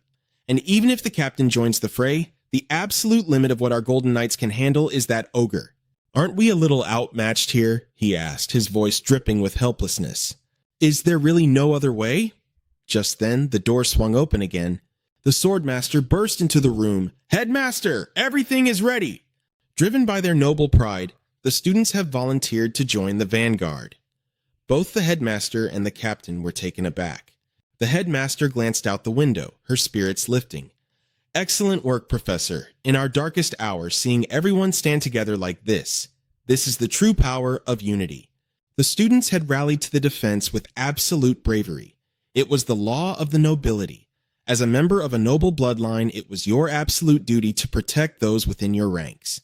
Fighting alongside those of the same lineage would even grant them a shared experience buff. But quickly, the headmaster's expression darkened once more. But is it really right to send these kids to the front lines? They barely have any real combat experience. I'm terrified for them. It tears me apart. The scholar turned to her. If the student body has mobilized, does that mean that particular boy is out there too? Who exactly? The headmaster asked, sounding genuinely confused. Who are you talking about? It seemed she was still completely in the dark. Meanwhile, deep in the underground vault, a loud sneeze echoed. Hansu rubbed his nose. Did it suddenly get chilly in here? A certain deity manifested right on cue just to troll him. You know what they say, the divine voice teased. Idiots don't catch colds. Above ground, 3 basing moons of varying sizes hung in the night sky. The ominous, thunderous rhythm of marching boots echoed through the darkness. The Demon King's army had reached the academy gates, fully prepared to unleash a massacre upon the fragile humans. The headmaster raised her hand, addressing the crowd. Her voice rang out, fierce and commanding. I know you are all busy with your studies, but today you are being granted a rare opportunity for real combat experience. Count yourselves lucky. Whether you are a nervous first year or a seasoned soldier, you are going to face monsters you've studied and horrors you've never even imagined. But I believe that as long as we stand united, we will survive this, she declared, flanked by the swordmaster and the scholar. We will do everything in our power to keep you safe. The headmaster's voice softened with absolute sincerity. So please, do not back down. Chan, with everything you have, you came to this academy with unbreakable spirits. Now let us show them exactly what we are made of. The moment the words left her mouth, all hell broke loose. Students and knights charged forward as one. In a fraction of a second, the academy gates were blown to pieces, swallowed by a sea of roaring flames. The monstrous horde flooded in, hungry for slaughter, but humanity refused to just roll over and die. They fought back with reckless desperation. The headmaster conjured a massive fireball in her palm. Summoning countless magic circles, she launched a devastating strike straight at the Demon Queen. A weapon materialized out of thin air into Zero Colodi's grip. Twirling the dark spear, she sneered. You're far too weak, you pathetic witch. Arrogance dripped from her every word. An attack like that isn't even enough to scratch my itch.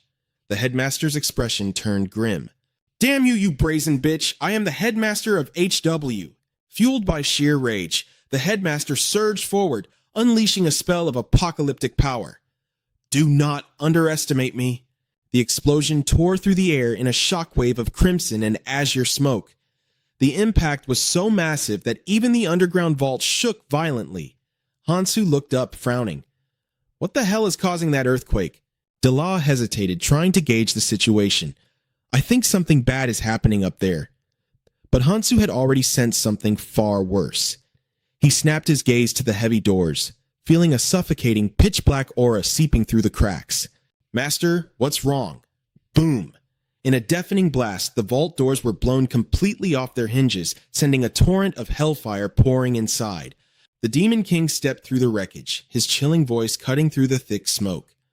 A place of such vital importance, yet not a single guard in sight. As the smoke cleared, his imposing figure was fully revealed, his tone dripping with absolute arrogance. Well, I suppose even if there were, the outcome would be exactly the same. Hansu froze the moment he locked eyes with the intruder. Oh, hell no. He immediately tried to convince himself he was seeing things. Who the hell is this guy? The Demon King's voice boomed as he demanded answers. Tell me, warrior of this realm, where is the Holy Grail?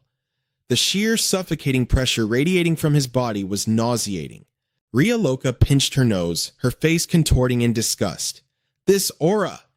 The Demon King tilted his head, making an utterly bizarre observation.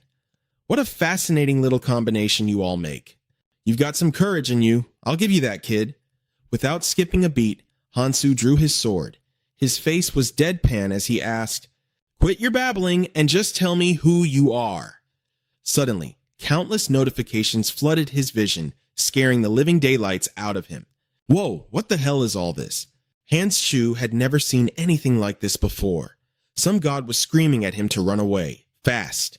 It was a written message. A tiny god suddenly materialized, kicking and smashing the notifications to pieces. Hans Shu grew even more bewildered. Why would a god just show up out of nowhere? The Demon King's eyes suddenly went wide with surprise. He reassessed his opponent. This guy was far more dangerous than he had initially thought. While Hansu was completely distracted by the flood of notifications, the Demon King's voice caught his attention. You ask who I am? My name is Ken, a warrior who fell victim to the twisted games of the gods. As he spoke, he readied his attack. And I am the Demon King. Meanwhile, Hansu was still hopelessly tangled in the mess of system alerts. Get out of the way, I can't see a damn thing. Years. Huh? Hans Shu had left himself wide open. Instantly, a blazing purple flame engulfed his head. While the Demon King's daughter covered her mouth in shock, Ria Loa screamed, "Master!" Yet, even with his head wrapped in purple fire, the notification windows still wouldn't disappear. Through the roaring flames, the fresh burn on his face looked incredibly brutal. He angrily snapped, "I only got hit because of you useless gods. How are you going to fix this?" The gods frantically began apologizing. A wind god admitted his mistake, while a deity of the Trinity felt deeply guilty and begged for his forgiveness. A water god quickly sprinkled some water to help douse the fire. Hansu flexed his muscles and let out a fierce roar, blasting the remaining flames away from his body. Ria Loa immediately rushed over to check on her master, but Hans Shu's mind was already somewhere else. Wait a second. Did I just get a new blessing? His status window popped up. A curse had actually been converted into a blessing. A goddess face-palmed and stumbled back, while another nameless deity felt completely dizzy from the absurdity. The Demon King burst into sudden laughter.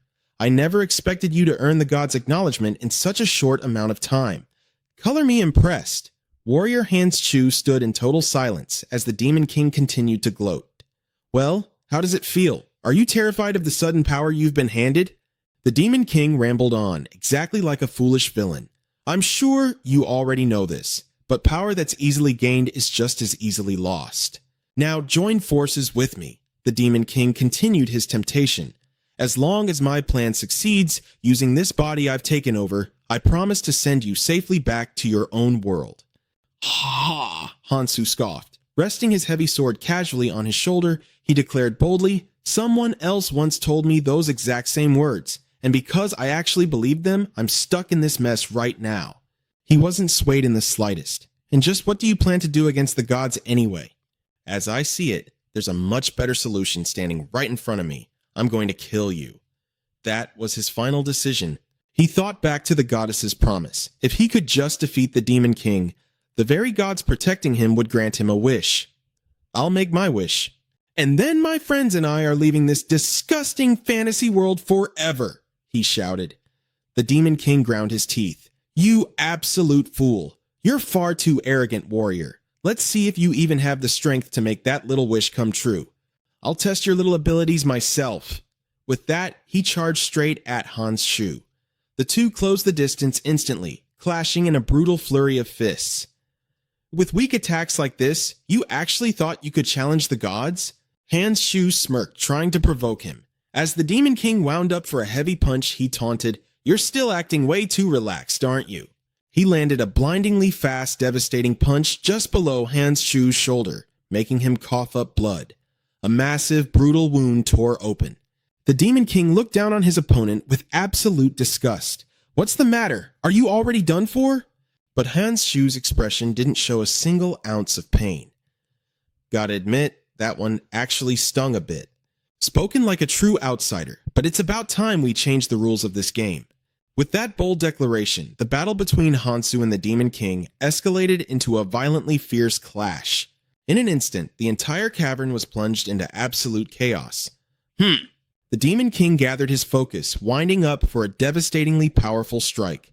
But Hans Shu was no pushover. He swiftly dodged to the side and let out a mocking laugh. "Ha ha ha, is that really all you've got? A slow move like that is never gonna hit me." But that sheer overconfidence instantly cost him dearly. The Demon King's other hand was already closing in on Hans Shu's waist. With a crushing blow to his ribs, Hans Shu froze, absolutely paralyzed by the blinding pain. Even with tears of pain pricking his eyes, he still managed to curse. "Ugh! You bastard! You hit the exact same spot again!" In stark contrast to Hans Shu, the Demon King didn't say a single word. He just silently clasped his hands together, winding up for a brutal finishing blow. He smashed them down with terrifying force, shattering the ground and sending sparks flying everywhere. Ria Loa shrieked in sheer panic, "Master, you can't beat him on your own. Please, let me help you." Even while completely face-planted into the dirt with his rear sticking up in the air, Hans Shu still desperately tried to stop her. "No, hold on a second, Ria Loa." He's way stronger than the last time we clashed, he thought to himself. He planted his trembling hands against the cracked earth, struggling to push his battered body back up. Hansu realized that the guy wasn't joking around. That wasn't just the warrior Ken anymore. That was the true Demon King. It was the harsh truth. His face grew completely solemn, hiding whatever desperate thoughts were racing through his mind. Finally, Hansu turned around and joked with his companions to ease the tension. "Hey, this guy's an old buddy of mine, so let me handle him alone. All of you, go hide." But even as he was speaking, the Demon King's massive fist was already inches from his face. A violent shockwave sent dust and debris flying blindly in all directions. That was the heavy price of taking his eyes off the battle. His sheer foolishness actually forced the Demon King to speak up. "Hey, warrior, rambling on in the middle of a fight is incredibly rude, you know." He glared at him. "Hey, warrior," the Demon King barked out once more. Hanu's eyes widened in shock. "Wait, hold on." The Demon King launched a flying kick, diving down at blinding speed. Furious at his opponent, he roared, "Stop acting so arrogant." Back on the surface of the academy, the ground began to tremble slightly. Even a monster looked around in confusion. Huh? Another earthquake? Then, without warning, the earth cracked wide open and erupted violently. Everything instantly descended into chaos. "Ah, run for your lives! The ground is exploding!" The headmistress, locked in combat with the Demon Queen, whipped her head around as she sensed something wrong. "What the hell is going on? What's happening underground?" The Demon Queen immediately seized the opening. "You dare turn your back on me? You're dead meat, witch!" But she was instantly intercepted by 4 blasts fired from above. Zero Kolodi looked up, her voice filled with disbelief. How is this possible? Hovering in the night sky was a massive dragon, and riding upon its back was a single human figure. That person was Sentes. She stood wielding her sword with an utterly cold expression. The Demon Queen shrieked in fury, "Lael, you're sticking your nose into our plans once again." Sentes then called out to the headmistress. "Headmistress, go and help the others." "Ah, right, I will." Before she could even finish her sentence, the noble lady leaped from the dragon's back, her blade poised to strike the demon down.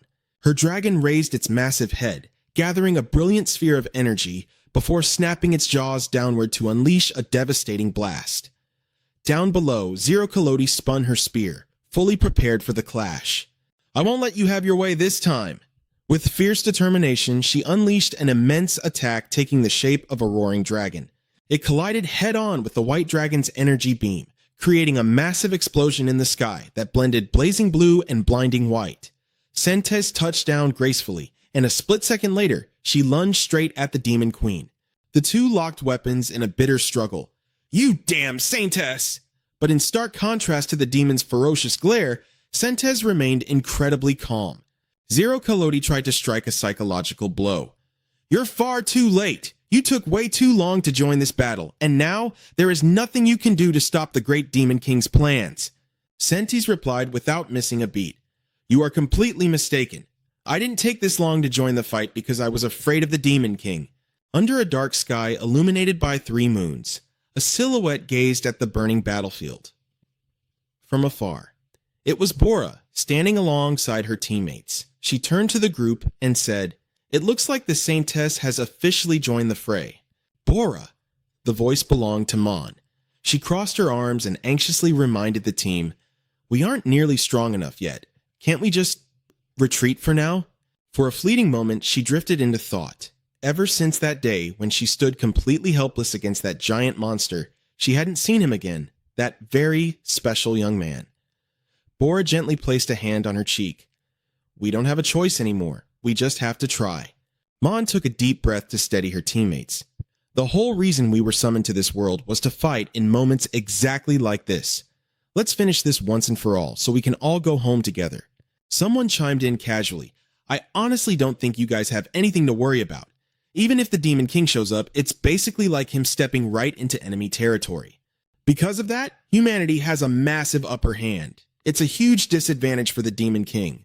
Asus nodded in agreement. "Exactly. Please rest assured, we will support you with everything we've got, so that you brave warriors can fulfill your sacred duty." Mon teared up just a little before replying softly, "Yeah." At last, she felt a renewed surge of strength. No matter what happens, we are all going home together. Bora gave a warm, gentle smile. Right. Now, all the heroic warriors had finally gathered on the battlefield. Let's give this brutal battle absolutely everything we've got. Meanwhile, the Demon King lifted his hand from the hilt of his sword. With a voice dripping with icy contempt, he sneered, "A warrior from another world. And this is all you amount to?" Hansu had been impaled right through the chest, brutally pinned to the wall. Shaking, he gripped the cold blade with his bare hands. In critical condition, Hansu could only cough out, "Damn it." Looks like I'm actually in deep trouble this time. Only now, at death's door, did he finally drop his playful attitude. A sword clattered onto the cold floor as a soldier fell backward in sheer shock. Huh? No. Looming right over him was a massive, monstrous green slime, ready to crush him into the dirt. Ah! The soldier screamed in absolute terror. But then something shifted on the other side of the battlefield. The knight captain had arrived just in time. With a swift, effortless strike, he sliced right through the monster's arm, then turned to his comrade with eyes full of concern. "Commander!" the fallen soldier cried out in relief. The captain pointed his sword straight at him and commanded, "A knight does not cower. Stand up and fight. Even if they push us back, we will never surrender." "Yes, sir," the young soldier roared, his heart blazing with newfound resolve. Everything around them was completely engulfed in a sea of flames. A horde of hideous goblins charged forward, screeching their nasty, cackling laughs. But suddenly, a massive explosion blew them all to pieces in the blink of an eye. Mon was the one who had unleashed the powerful spell. She let out an annoyed shout, "Ugh, I seriously hate goblins!" She then turned and called out to her teammates, "I'll cover you guys from the back." The young heroes had finally plunged into the brutal battlefield. A young student turned around, his eyes shining with pure hope. "It's the heroes! And the knights are here too! We're saved! Reinforcements have arrived!" Asis cheered on his comrades. "Heroes! Let's wipe out every single enemy standing in our way!" The chaotic, roaring sounds from the surface began to shake the underground cavern below. The Demon King casually slid his hands into his pockets and glanced up at the ceiling. Seems like they're still making quite a mess up there. I wonder what on earth Zero Kolodi is even doing. He then shifted his cold gaze back down to Hansu, who was still brutally pinned to the wall. "So, how does it feel, hero? Look around you. Every single one of your friends has fallen. The Demon King was simply far too powerful." Gritting his teeth against the agonizing pain, Hansu used every last ounce of his remaining strength to slowly pull the blade out of his own chest. The Demon King looked genuinely surprised. He let out a patronizing chuckle. "Well, for a loudmouth like you, you're actually holding on pretty well, aren't you?" He continued, "Now that even your little friends have fallen, what exactly can you do?" The wound from that devastating thrust had already healed completely. Hanshu stood up, his perfectly calm expression provoking the Demon King even further. "What's the matter? Scared just because I stood back up? You sure talk a lot of trash." The Demon King closed his eyes, ignoring how much the guy tried to act tough. But suddenly, he snapped, screaming at the stubborn fool, "Ridiculous! Who would be scared of a worm like you?" It was truly baffling how such a mighty Demon King could be so easily provoked by a mere human. Realizing he had lost his cool, the Demon King quickly covered his mouth. Hanshu smiled, his grin turning unbearably smug. "You don't look so good yourself, do you?" The Demon King sneered, spitting out a threat. "With this frail body, I can't unleash my full strength, but even so, it's far too early for you to be acting so smug." Hanshu shot back, his voice brimming with confidence. "I'm not being smug, I'm just confident. Confident that I can hold out until the bitter end." The Demon King summoned a crackling purple orb between his hands. "That delusion of yours is exactly what I call being smug." But before the Demon King could make his move, the sharp sound of shattering glass echoed through the air. Behind him, a brilliant ray of holy golden light pierced straight down from above. The Demon King slowly turned his head. It was her, Zero Kolodi. She looked incredibly battered right now, struggling to get her words out. "Cough. To think you still possess this much power." Gripping her sword tightly, Sentes asked in an icy tone, "You knew that, yet you still dare to face me? If it wasn't someone as powerful as the Demon King, no one would even dare to be my opponent. The saintess stepped out from the smoke, her beauty ethereal and mesmerizing. So freaking badass. Honshu trembled with excitement. Who's this now? Don't tell me, the saintess? He asked the deity, who was currently staring with a dropped jaw. What do we do now? The deity, the god of music, replied. Another god chimed in, saying that everything was fine. The demon king moved his hand, just as expected. He spoke with chilling calmness. So, you've arrived. Obelia Sentes gave a holy, radiant smile, completely devoid of hostility. When I heard the news about the fallen warrior, I thought there was no way you were the one behind it. As a senior, don't you feel any shame in stealing the body of your junior? Then the saintess suddenly noticed something. Ah, this is the first time I'm meeting you in person. Hansu looked like a total dork, but the saintess still greeted him warmly. It is a pleasure to meet you, Hero Kang Hanshu. Hanshu beamed back at her. Nice to meet you too. Perhaps annoyed, the Demon King delivered a vicious strike to Hanshu, sending him crashing to the ground. He glanced back and said coldly, You don't have the right to speak here. At that exact moment, the Sanus raised her holy sword high. She lunged forward with a graceful, flowing downward slash, but the Demon King easily blocked it with his bare hands. Sentes's expression stiffened for a fraction of a second, and she and the Demon King instantly clashed in a fierce, high-speed battle. After trading a few heavy blows, she suddenly leaped back, landing right next to Hansu. She straightened up, sizing up her opponent. I see. You've grown much stronger compared to our last encounter. Hansu asked, You mean the Demon King? Or do you mean Hangu? Sentes explained.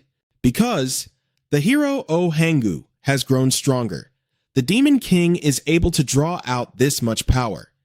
Even so, he's still heavily restricted. If it were any other hero, someone who lacked the necessary strength according to their grand plan, they wouldn't have dared to launch such a reckless attack on the academy. She turned to praise Hansu. But as for you, Hero Kang Hansu, to take a hit like that and walk away unscathed, you truly are incredibly strong. Faced with such high praise, Hanshu could only let out an awkward laugh. Enraged by being so blatantly ignored, the Demon King went on the offensive. You think this is the time for a casual little chat? Unleashing a strike overflowing with destructive power, he roared. Now, I'll use everything I have to end you. Sentes didn't move an inch. She simply stood her ground, waiting for the impact. But Hansu, the guy who had been getting beaten like a dog, appeared at the perfect moment, blocking the Demon King's attack. You! The Demon King was caught off guard. Seizing the chance to act tough, Hansu smirked. Did you really think I just let it slide after you punched me in the face? Sentes and Hanshu moved in perfect sync, double-teaming the Demon King. The Saintess successfully landed a vicious slash across his back. He let out an agonizing scream, then abruptly fell completely silent. Henshu gasped in shock. What the hell is that? The Demon King was literally being ripped away from Hangu's body. The Demon King let out a deafening roar of absolute fury. His head pounding, Hansu clamped his hands over his ears, desperately trying to block out the horrendous noise. Damn it! What the hell is that? The Saintess, however, seemed unfazed. She merely stood in silence, observing without a word. The Demon King gasped heavily for air as eerie blue flames engulfed the wound on his back. He turned to glare at the Saintess, his eyes filled with absolute wariness. A sword, capable of slicing through souls. Your sorcery makes you seem more like a demon than an actual demon. Sentes replied simply, That magic is always effective, especially against you, a parasite possessing another's body. That is a fatal flaw you have yet to overcome. She offered him a cold piece of advice. You'd be better off giving up and quietly accepting your death. Naturally, the Demon King refused. Ha! It's far too late for that. This body and I have already completely fused. We cannot be separated. Didn't you just confirm that yourself with your little attack? Then he let out a spine-chilling, maniacal laugh. This body's mine now. Gah ha ha ha, the Saintess spoke in a voice as cold as ice. Then, I suppose, there's no other way. Radiating an overwhelming surge of divine power, she prepared to pass judgment upon the wicked entity. I will have to use this judgment. Hansu hurriedly dashed forward. Wait a minute, are you planning to kill Hangyu too? Being able to grasp the situation is a skill in itself, you know. Her indirect words perfectly reflected her resolve. She continued to justify her decision. A hero's true power is meant to eradicate demons. It is best to never let such a disgrace come to pass. Furthermore, for the sake of Hangu's honor as a hero, we must do this. The Demon King swept his hand to the side. A wise decision. He channeled his dark energy into the wall as he spoke. Once body and soul are forged together, they can never be torn apart. His hand abruptly shifted to the side. "That is your true power," the Demon King roared in his grand declaration. The ceiling above crashed down directly onto Sentes. The cowardly Demon King flapped his wings and took flight, but not before delivering his parting words. "It seems this dungeon has outlived its usefulness. Mission accomplished. I have no more business here. I think I'll infiltrate the Empire or somewhere alike and sit back to laugh at your miserable failure." But a flash of steel cut through the falling rubble. The Saintess surged forward, absolutely refusing to let her enemy slip away. "Halt! Where do you think you're going?" Back in the dungeon, Hansu was left standing in utter bewilderment. Frowning in confusion, he muttered to himself, "Wait, this place is a dungeon?" Suddenly, his eyes went wide with a startling realization. "Hey, pig and fish!" He snatched up his sword and barked an urgent command. "Open a teleport portal, right now, hurry!" The academy above had been reduced to a pile of rubble. Hansu desperately dashed out of the portal. The group stepped forward to greet him. "Welcome back, brave hero." Gang Mi recognized him and panicked. Hansu, what are you doing here? Weren't you supposed to be back home on Earth?" Hansu simply brushed it off. "I've got some business to take care of here. We'll talk later. Where are pig and fish?" Speak of the devil, the two immediately showed up. Ambrora called out in a sickeningly sweet voice. "Oh my gosh, darling, did you miss me?" Meanwhile, the orc guard groaned. "I was hoping I'd never have to lay eyes on you again." "Why on earth did you come back?" Hansu shot him a deadly glare. "What was that?" "You got a death wish?" But remembering his true purpose, Hansu quickly snapped back to reality. "Oh, right. Is there something hidden inside your dungeon?" Ambrora scratched her cheek, struggling to recall. I don't quite get what you mean." Before she could finish, Hansu grabbed her hand tightly and raised his voice. The whole place went totally haywire after the Demon King went inside. Ambrora blinked in confusion. "Huh? But I thought you already killed the Demon King." "It's his successor, damn it." Hansu steered the conversation back on track. "Never mind that. What exactly is hidden down in that dungeon? He wouldn't just waltz in there and tear the place apart for no reason." But by this point, Ambrora had completely melted into a lovesick daze just from him holding her hand. "What was I hiding again?" she murmured dreamily. Hansu kept pushing her. "This is a massive emergency. Spit it out, quick!" He gave her hand another urgent tug, but that only made Ambrora even more deeply lost in her romantic delusions. Meanwhile, back with the Demon King and the Saintess, the two were locked in a relentless chase through the dense forest. The scenery blurred past them at breakneck speed. Sentes raised her blade high, ready to strike. She effortlessly sliced through the massive tree trunks blocking her path. The Demon King couldn't help but let out a mockingly impressed chuckle. How thrilling. He continued to look down on his opponent with sheer arrogance. "I didn't expect you to pack such a punch, Obelia." Truthfully, the Demon King was genuinely a little taken aback. Sentes shot back coldly. "As a saintess, I care about nothing else. My only duty is to hunt you down." The Demon King let out a dark sneer. "Oh, are those really the words of a holy saintess?" He glided a fair distance away. "You're the one actively destroying the peace of this world." The Demon King's tone shifted, brimming with sheer arrogance as he made his grand declaration. "Very well. Crushing you is just another stepping stone in my glorious war against the gods." It seemed he had no intention of running any further. Right at that exact moment, Hansu swooped in on his pet, delivering a brutal, critical strike. Yet the Demon King barely suffered a scratch. "This bastard is getting in the way again," he grumbled. Meanwhile, Hansu showered his beloved pet with praise. "Fantastic job, Calm II. He threw a bold challenge right at the Demon King. "Now, brace yourself for the next one." The beast obeyed instantly. A massive surge of energy rushed up its throat and it blasted it out with terrifying pressure. The Demon King had no time to dodge and took the hit dead on, getting completely drenched in a massive wave of saliva. The Saintess calmly approached him. "I had no idea where you ran off to." "So, you went to gather reinforcements?" Hansu smirked and replied, That's not all. I also had to grab something I needed. The Sasense's expression remained dead serious. Even so, an attack like that isn't nearly enough to actually wound him. Just as she said, the Demon King stubbornly held his ground. He dragged his feet with agonizing effort, his face cracked and jagged. Clearly, that last strike did some real damage. That hurts! What exactly did you do to me, you little hero? Hansu couldn't hide his joy. Uh-huh, so it actually works pretty well, huh? Sentez covered her mouth in absolute shock. How is this possible? What's going on? Hansu brushed it off like it was nothing, explaining that it was no big deal. I just asked for a little advice from a senior who fought the Demon King before.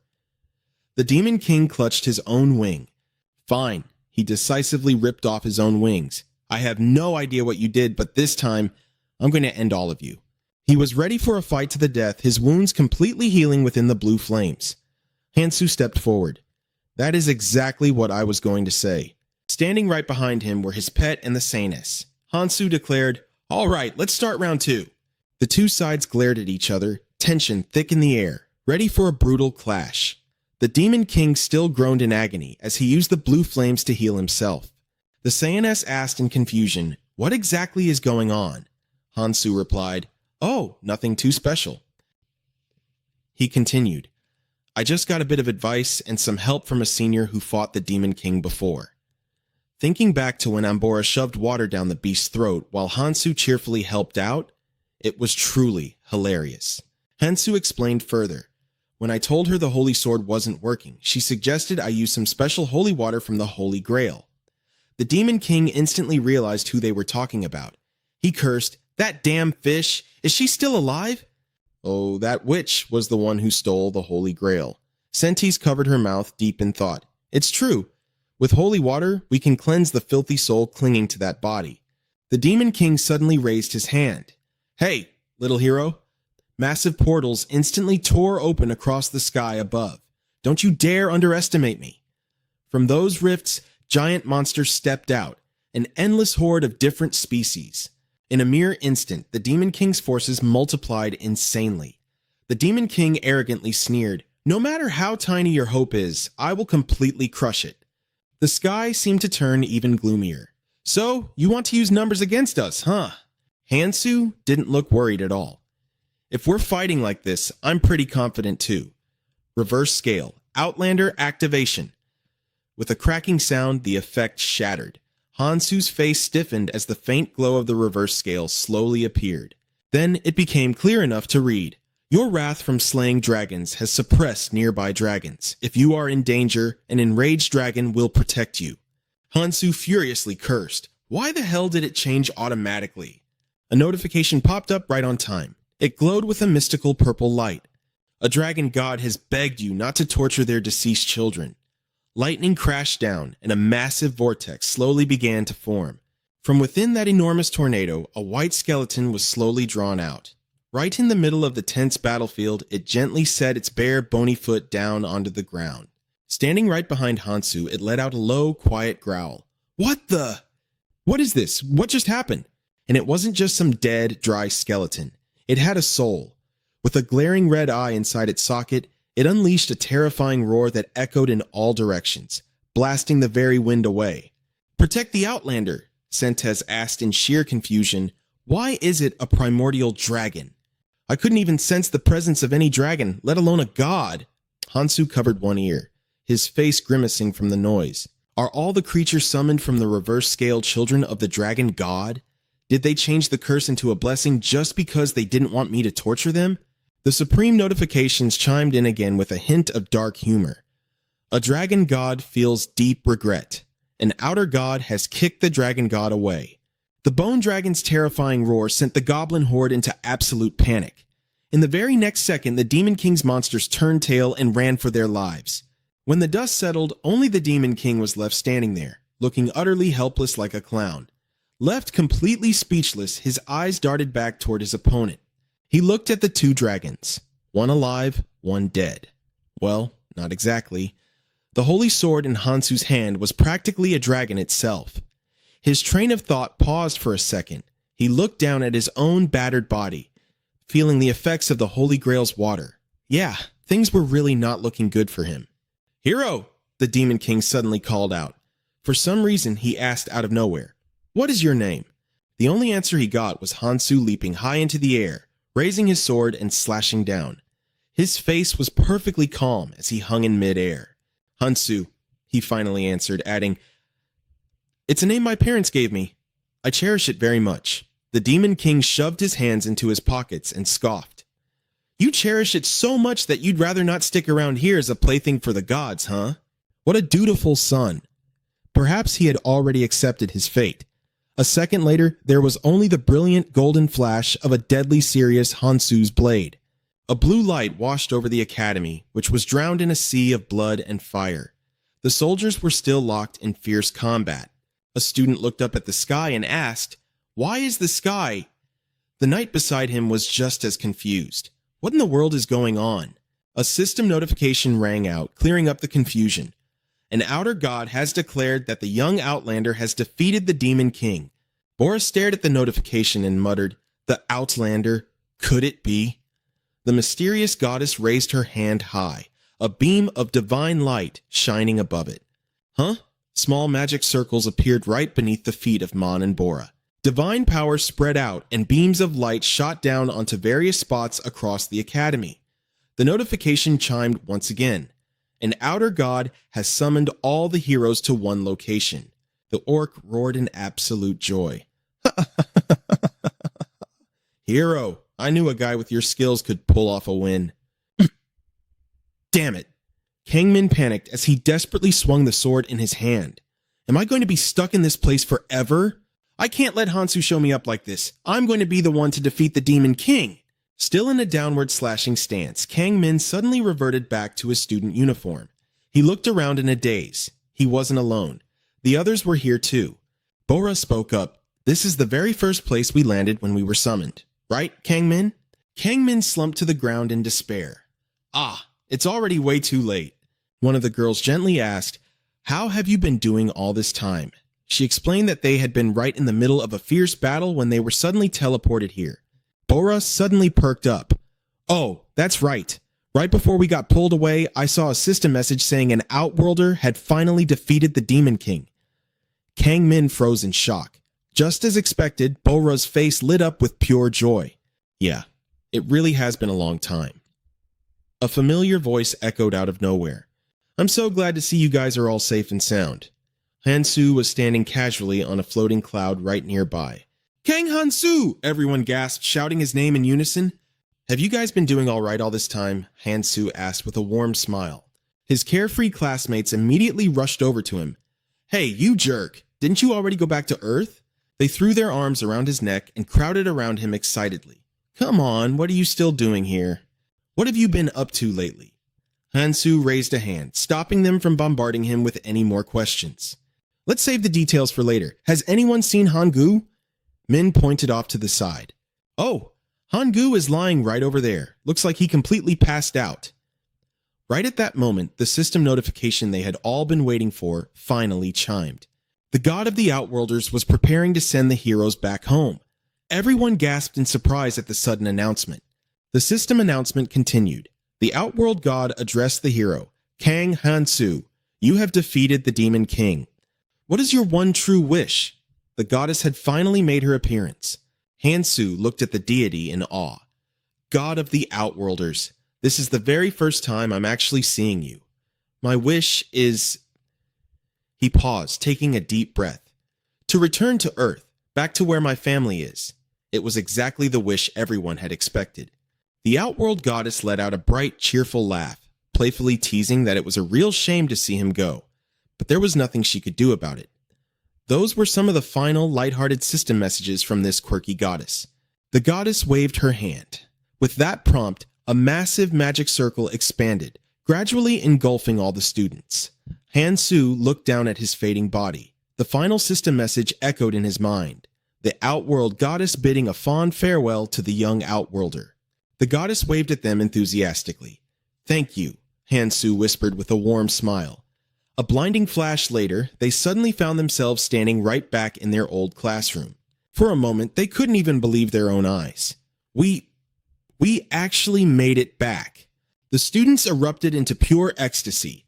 They hurled their backpacks and textbooks high into the air. The guys started busting out popping dance moves in wild celebration while the girls pulled each other into tight, tearful embraces. Oh my God, we're finally home. Yeah, we're really home. Hansu, sitting quietly at the back of the classroom, let out a soft sigh of relief. I'm actually back. Suddenly, a very familiar shadow loomed right behind him. It was Dilika. She whispered smoothly, "So, this is my master's beloved hometown." Still completely oblivious to the bizarre situation, Hansu casually nodded. Yep, this place filled with the smell of cleaning chemicals and the hum of the running AC. This is my home, Earth. Then reality finally hit him. Hansu jumped up and shrieked, "Wait, Dilika? How the hell did you get here?" "Oh my," Dilaka chuckled playfully. "Maybe I pulled a few strings. But master, you never exactly specified how you wanted to return, did you?" She smugly pulled Hansu's head straight into her generous chest. "Or perhaps that goddess you keep going on about simply decided to grant my little wish instead." Suffocating deep within that great ravine, Hansu struggled to gasp out, "No, screw that. More importantly, hide those damn horns on your head first." And with that chaotic scene, our story comes to an end. Our main character finally made it back home safe and sound, bringing a stunning demon wife along for the ride.